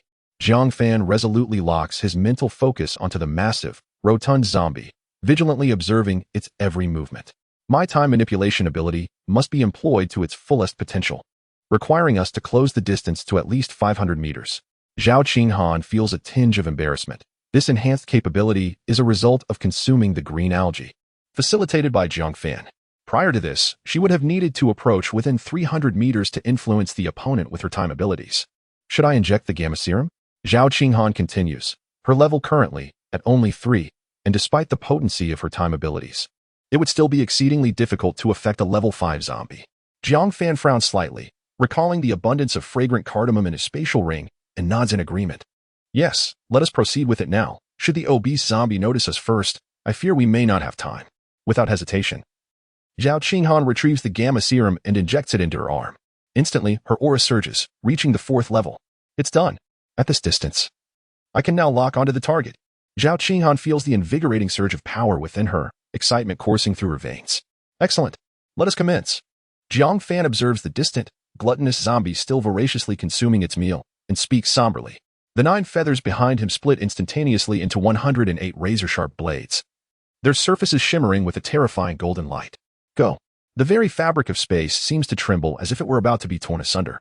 The blades, imbued with cataclysmic force, flash forward towards the corpulent zombie. The creature pauses momentarily in its feeding, abruptly turning its gaze towards the direction of Jiang Fan and his companions. Humans shall perish. It discards the corpse in its hand and rises, but Jiang Fan will not allow it to fulfill its intent. The 108 gleaming swords descend with an earth-shattering ferocity, relentlessly striking the zombie's thick hide, with a series of punctuating sounds. Jiang Fan observes the blades inflicting numerous wounds, yet they barely penetrate 10 centimeters, a mere trifle compared to the zombie's substantial layer of fat. The zombie emits a thunderous roar, and the wounds, visibly writhing, begin to heal almost instantaneously, as if endowed with a life of their own. A heavy sensation enveloped Jiang Fan's heart. The formidable nature of this defense was indeed terrifying. With such a level of protection, the 9-feather shuttle was rendered ineffective against the opponent. They could only devise a strategy to buy time for Chunli. The laser from the runic railgun moved in a straight line, necessitating the immobilization of the corpulent zombie. Qinghan, Jiang Fan urged. Zhao Qinghan, having locked onto the target, immediately activated her abilities. A peculiar light flickered in her pupils as she commanded, "Time lock." The 5th-level obese zombie's form abruptly faltered. Although its movements did not cease, its speed plummeted by 90%, transforming its once ferocious actions into sluggish and clumsy gestures. Jiang Fan, seizing this opportune moment, launched the nine-feather shuttle once more, aiming for the vulnerabilities in its defense. Its eyes and temples were particularly targeted. The razor-like feathers struck with astonishing precision, forcefully embedding themselves into the zombie's eye sockets. In an instant, a thick torrent of black ichor gushed forth from its orbits, rendering it blind. Once the feathers successfully penetrated the zombie's body, Jiang Fan's control over them swiftly waned. However, the current nine-feather shuttle was no longer the same as before. It had acquired its own consciousness. The feathers that had embedded themselves within the zombie seemed to receive a certain command, autonomously burrowing towards the creature's brain. Chapter 198. The power of the rune railgun. The feathered blade surged wildly towards the body of the zombie, yet without Jiang Fan's psychic enhancement. The golden phantoms on the blade dissipated. At this moment, it could only rely on its inherent sharpness to breach the zombie's defenses, yielding minimal results. Suddenly, Zhao Qinghan let out a muffled groan, cold sweat cascading down her forehead. Shaking her slightly dizzy head, she realized that her psychic energy was nearly depleted. Jiang Fan, I can barely hold on any longer. The corpulent zombie, being a level 5 entity, was far beyond the capabilities of Zhao Qinghan, who had only recently broken through level 4 with the aid of gamma serum. At this moment, the obese zombie's movements quickened significantly. It exerted force through its legs, leaning forward as if preparing to pounce on them. Jiang Fan remained silent, directly channeling his psychic energy. It had only been about 5 seconds since he initiated the effort, far short of the time required to activate the rune railgun. Psychic energy poured forth like water, immediately coalescing into a long blade of psychic force before him. Having arrived in the land of cherry blossoms for merely a day, this was already the second time Jiang Fan had employed this technique. Without the enhancement from the algae, he would likely have succumbed to unconsciousness by now. Even so, Jiang Fan felt as if countless needles were piercing into his skull, the excruciating pain momentarily clouding his vision. Gritting his teeth, he bore the agonizing torment, his hands tightly gripping the long blade of psychic energy. Go! Jiang Fan shouted, and the blade of psychic force leapt through space to strike the obese zombie. Just as the fat zombie broke free from Zhao Qinghan's temporal abilities, it was instantly struck by the psychic blade. Its powerful, poised movement abruptly froze as if a series of pause buttons had been pressed. Its massive form remained tilted forward, legs bent and muscles taut, one arm raised high, yet it could not advance an inch. Then, it crashed heavily to the ground, toppling buildings like mere dominoes, creating a colossal cloud of dust. In that fleeting moment when the psychic blade struck the obese zombie, Jiang Fan understood the outcome. The consciousness of the fat zombie was not comparable to the ones he had encountered previously. It was a chaotic amalgamation of thousands of minds intertwined. Although this strike had halted its motion and caused it to fall, it was far from enough to slay it. 1, 2, 3. Jiang Fan silently counted in his mind. Just 3 seconds had passed when the enormous body stirred. It slapped its thick palm against its head, unleashing a terrifying roar. Humans! Devour! The fat zombie surged back to its feet, lunging towards them with astonishing speed, akin to a cannonball, obliterating skyscrapers like they were made of tofu. No. It must be stopped. Springly had already taken the rune railgun in another direction. If the fat zombie continued its advance, it would soon exit the range of the railgun's attack. Jiang Fan clenched his teeth, absorbing the black crystal core in his hand, the feathered blades instantly radiating with golden brilliance, ready to shoot towards the fat zombie. At that moment, Sume beside him stirred, unbeknownst to him. She had already injected herself with gamma serum. As Sume unleashed her extraordinary powers, a terrifying spatial rift materialized before the corpulent zombie, stretching over 1 kilometer in length. Ominous and seemingly intent on devouring all.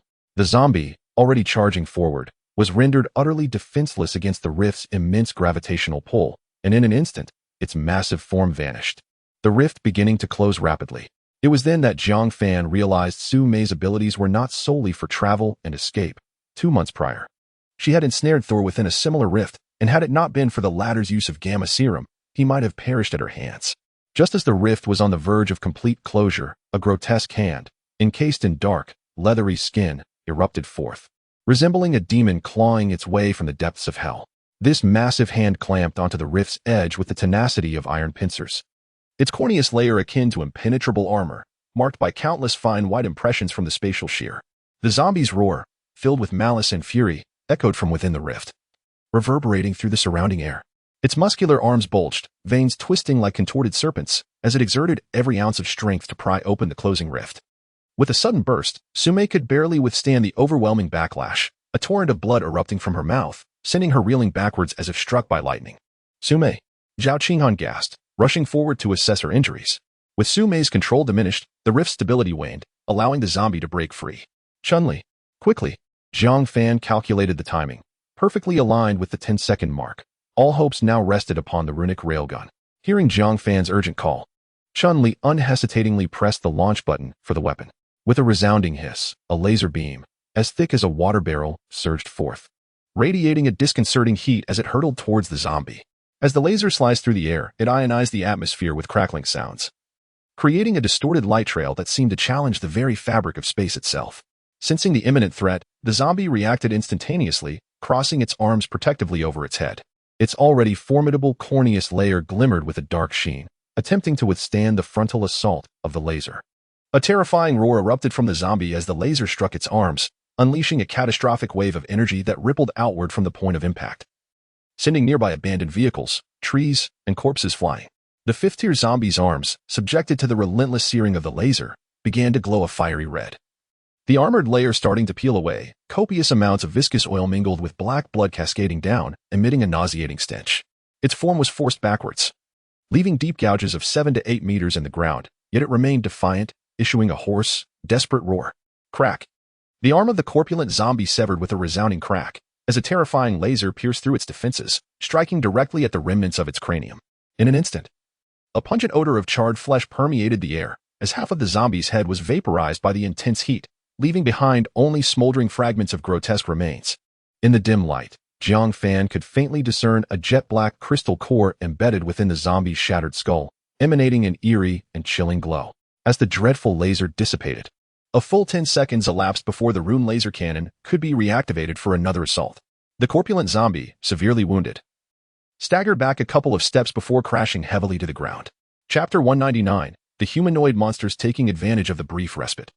Jiang Fan absorbed a level 5 crystal core, restoring some of his extraordinary abilities. A glint of determination flashed in his eyes as radiant blades of golden light surged forth, striking the massive wound on the corpulent zombie. To his astonishment, half of the creature's head was obliterated, yet it continued to move.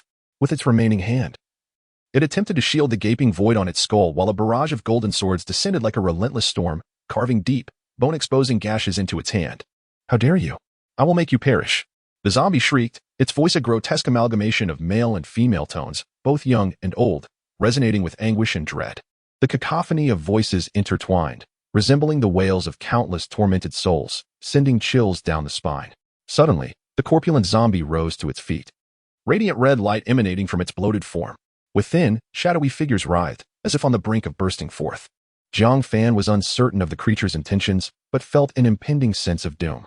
Chun-Li and Zhao Qinghan had already assisted Su Mei, who, with gritted teeth, conjured a dark rift in space. At this juncture, the group was utterly exhausted, and retreat seemed the most sensible course of action. Jiang Fan urged Chun-Li and the others to enter the spatial fissure first, while he supported Su Mei, casting a final glance at the corpulent zombie, determined to uncover its remaining capabilities. The red glow surrounding the zombie intensified. With a ferocious roar, the skin on its abdomen began to dissolve rapidly, revealing terrifying figures within. Jiang Fan observed intently, recognizing the shapes as humanoid monsters, his mental probing completely ineffective against them. This indicated that these creatures were at least level 4. In the fleeting moment of Jiang Fan's distraction, over a dozen humanoid monsters erupted from the zombie's belly. Their forms were distorted, limbs elongated, and their skin bore an eerie grayish hue, interlaced with black veins. Their eyes lacked sclera, featuring only blood-red pupils that radiated a thirst for carnage. As they emerged, they emitted piercing shrieks akin to nails scraping across glass, and then they lunged toward Jiang Fan with alarming speed. What in the world? Jiang Fan exclaimed, commanding the blades to slice through them. To his disbelief, the monsters did not dodge or even attempt to defend themselves, seemingly oblivious to the impending assault. The golden light of the blades solidified, cleaving through the creatures effortlessly, without any hindrance. In a series of explosive sounds, the monsters disintegrated into a liquid form, only to coalesce once more, reconstituting themselves into humanoid shapes. Kill, kill, kill. Heh, devour them. They screeched, their chilling cries as Jiang Fan's heart sank.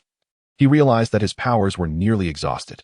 The group of elusive, sinister creatures was far beyond his current capabilities. Without further hesitation, he supported Su Mei and stepped into the spatial rift. Upon emerging, Chun-Li and Zhao Qinghan rushed over, both speaking simultaneously. Jiangge, are you all right? Did you manage to kill that fat zombie? In their minds, Jiang Fan was invincible, even against a level 5 zombie. Jiang Fan extended his mental perception and sensed that the monsters were still in pursuit, with even more grayish figures emerging from the belly of the fat zombie. We must leave. That creature is far too troublesome, and I have no effective means against it. Upon finishing his words, a flash from his spatial ring revealed a rune aircraft, and the others quickly recognized their precarious situation, boarding the craft without delay. With a thunderous roar, the rune aircraft soared towards the southern part of Sakura country, successfully evading the terrifying creatures. Jiang Fan, what are those monsters? Sume asked, recalling the earlier scene with lingering fear. I cannot say for certain, but I can assure you that all those gray humanoid monsters exceed level 4. Their numbers have now surpassed 100. The fat zombie remained within Jiang Fan's mental range, and seeing that they could not catch up to him and his companions, the creatures began preying on the nearby civilians of Sakura country. What? The three women gasped in unison. The thought of over 100 level 4 monsters that cannot be killed was utterly despairing. After more than an hour of flight, Jiang Fan and his companions finally reunited with Lu Dong and the others at the southernmost tip of Sakura country, confident that the creatures would not pursue them any further. As for the civilians, Jiang Fan had no intention of intervening. His decision not to kill them was already a mercy, and their fate was of no concern to him. Jianggu, what is the situation over there? Yangmi noticed the expressions of the group and guessed that the outcome was not promising. That level 5 zombie is incredibly tenacious. Even the rune railgun could not eliminate it. Jiang Fan briefly recounted their earlier encounter, causing everyone to furrow their brows. Are those humanoid monsters truly invincible? Zhao Jinlong was hearing about such entities for the first time. I don't know. In any case, after being struck by the Jiu Shua, they showed no significant change in their aura. Even if they were somewhat weakened, it must have been minuscule. Jiang Fan recalled the previous scene. Shall we consider leaving this place? It would be troublesome if those monsters pursued us, said the one-eyed man. Why be afraid? With Jiang Ji's mental perception, we can detect their presence long before they approach. Although the one-eyed man had limited time with Jiang Fan, Lu Dong was already accustomed to a combat style that granted him a god's eye view. Indeed, it will take some time for those creatures to arrive. We need not rush to leave. Let us rest here for a while. Jiang Fan's thoughts were quite simple, having finally inflicted significant injury upon the obese zombie. He felt compelled to make another attempt at vanquishing the foe. This also provided an opportune moment to deliberate on strategies to confront those humanoid monsters. Just as Jiang Fan was preparing to assist his companions in absorbing the crystal cores to replenish the previously expended supernatural energy, his communication chip emitted a notification. It was a message from Zhang Jiangwell. The commander of the controllers conveyed that in Jin province, nuclear radiation had amassed millions of zombies. Should we consider implementing some measures? A sense of foreboding enveloped Jiang Fan, prompting him to reflect. Has the chain reaction arrived so swiftly? Chapter 200, Attempting Breakthrough. Just a day has passed since the attack on Jin province, and the terrifying nuclear radiation has already amassed millions of zombies. Without intervention, it is challenging to ensure that level 5 zombies do not emerge within the homeland of Longhua. That would indeed spell trouble. Jiang Fan, what are your plans? Commander Zhu has already begun launching missiles towards the radiation-affected areas. Zhao Jinlong, being Commander Zhu's right-hand man, is privy to all decisions made in the capital. The capital and the Longji safe zone are the closest secure areas to Jin province and represent the strongest factions in Longhua. Meanwhile, Qing province and Xiang province are preoccupied with their own zombie and mutated beast crises, so Zhao Jinlong has little faith in them. We must act swiftly to eliminate that level 5 obese zombie. Jin province requires continuous suppression with weaponry from the capital. Jiang Fan's intention is clear. The level 5 zombie has already sustained severe damage, and if we do not eradicate it completely now, it may pose an even greater headache than the situation in Jin province. I must insist that I will be joining this time, Lu Dong hurriedly declared. Fearing that Jiang Fan's plan might once again involve solitary action, Jiang Fan could only smile wryly. His brother was truly worth his companionship, never considering the dangers and always eager to fight side by side. Very well, this time everyone shall participate. Previously, they were uncertain about the obese zombie's capabilities. But now having discerned its weaknesses, Jiang Fan had formed a rough plan in his mind. Jiang Fan, how shall we deal with those humanoid monsters? Sume inquired, her impression of the grayish-white being still vivid. From my observations, the realm of the black dragon and the single-eyed black flame may have some effect on them, though it should be rather limited. Jiang Fan paused briefly before continuing. Thus, I intend to attempt a breakthrough to level 5. His sensing range had already reached 85,000 meters. Based on previous experiences, reaching 100,000 should signify a complete level 4. Currently, he possessed a half of a level 5 crystal nucleus. If he managed to absorb it entirely, there was indeed a glimmer of hope. The crowd was taken aback. The highest levels present were the sisters Yulan and Yoli, who were already on the cusp of level 4, followed closely by Lu Dong, Zhao Jinlong, and others, all nearing the completion of level 3. They had thought they were gradually catching up to Jiang Fan, but upon hearing that he intended to challenge level 5, they realized the chasm between them was vast. "Cousin, I can assist you." Wang Shiyuan stepped forward, linking her arm with Jiang Fan's. She had recently broken through to level 3 and could enhance Jiang Fan's vitality through her life force. Jiang Fan did not refuse this time. Within his spatial ring lay a 100-year longevity pill, which should suffice to replenish Wang Shiyuan's energy. Finding a random residential house, Jiang Fan retrieved the 2 level 5 crystal nuclei. Gently guiding his mental energy, the dark energy coalesced towards his brow like a living entity. The room instantly filled with errant black energy, prompting the experienced Lu Dong and Chun Li to shift forward, eager to absorb more. This elevated energy serves as an immense tonic for Jiang Fan, particularly for those of lower-tier abilities. Though merely a fraction of energy has been leaked, it significantly benefits their enhancement. 85,000, 86,000, 87,000. As the black energy is absorbed, Jiang Fan's telepathic perception expands steadily. By the time the first crystal core is entirely consumed, his sensing range has reached 92,000 meters. However, Jiang Fan is acutely aware that he has reached his limit. He can only rely on Wang Shiya's assistance to absorb the next core. He surveyed his companions and noticed a notable enhancement in the ability fluctuations of Lu Dong, Sume, and Zhao Jinlong, to the point where his telepathic perception could no longer penetrate their bodies. "Congratulations to the 3 of you. You've advanced before I did. Haha. At least I am a notable figure on the leaderboard. Breaking through to the 4th level is no trivial matter," Lu Dong proclaimed with an air of arrogance, eliciting light laughter from the group. "I say, Dongzi, can you live without boasting? You're practically glued to Jiang Ji's side. Don't you feel embarrassed?" Fong Lian had also seen some improvement, yet he still paled in comparison to Lu Dong. Lu Dong, unusually, refrained from engaging in a debate with Fong Lian, as he realized that had he not been following Jiang Fan, he would have likely fallen behind the others. The physical enhancement type possesses formidable combat prowess in the early apocalypse, yet its shortcomings are glaring. Their progression is often slower compared to ability types.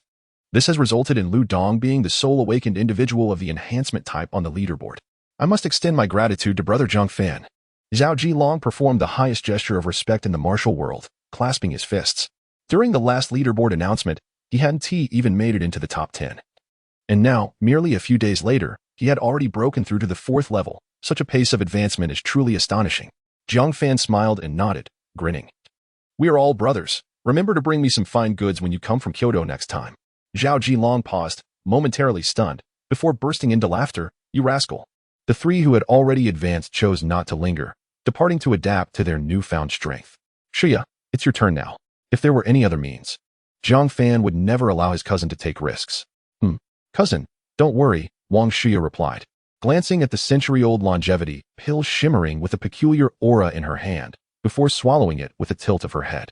Instantly, a surge of vibrant life energy coursed through her body, rendering her skin visibly smoother and more delicate. Her originally beautiful features became even more alluring, drawing the attention of several ladies nearby. Wang Shiya's body began to take on a translucent quality, and a warm current flowed from her hand throughout Jiang Fan's entire being. Jiang Fan felt the shackles that had bound him loosening slightly. The black energy, which had been rampaging through his meridians and difficult to tame, began to soften under the nurturing warmth of Wang Shiya's energy. Seizing this opportunity, he directed all his efforts to guide the black energy toward his brow, and his sensing range began to ascend once more. 93,000, 93,500, 94,000. Although the pace has slowed compared to before, it continues to rise steadily, igniting in Jiang Fan a glimmer of hope for a breakthrough. However, as energy ceaselessly flows into his sea of consciousness, the pressure he faces intensifies.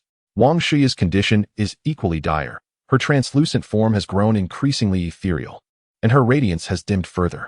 Nevertheless, she grits her teeth and perseveres, tirelessly channeling her vitality to Jiang Fan. Had she not previously consumed the century-long lifespan pill, she would likely have succumbed by now. While Jiang Fan absorbs the dark energy, he remains vigilant of Wang Shiya's condition. Being only at the 3rd level, he can easily sense the flow of energy within his cousin's body. Wang Shiya now serves as a converter, transforming the life force from the lifespan pill into a unique energy that aids Jiang Fan in transcending his limits. Should he detect that the remaining energy from the lifespan pill is insufficient to replenish Wang Shiya's expenditure, he would promptly cease his absorption.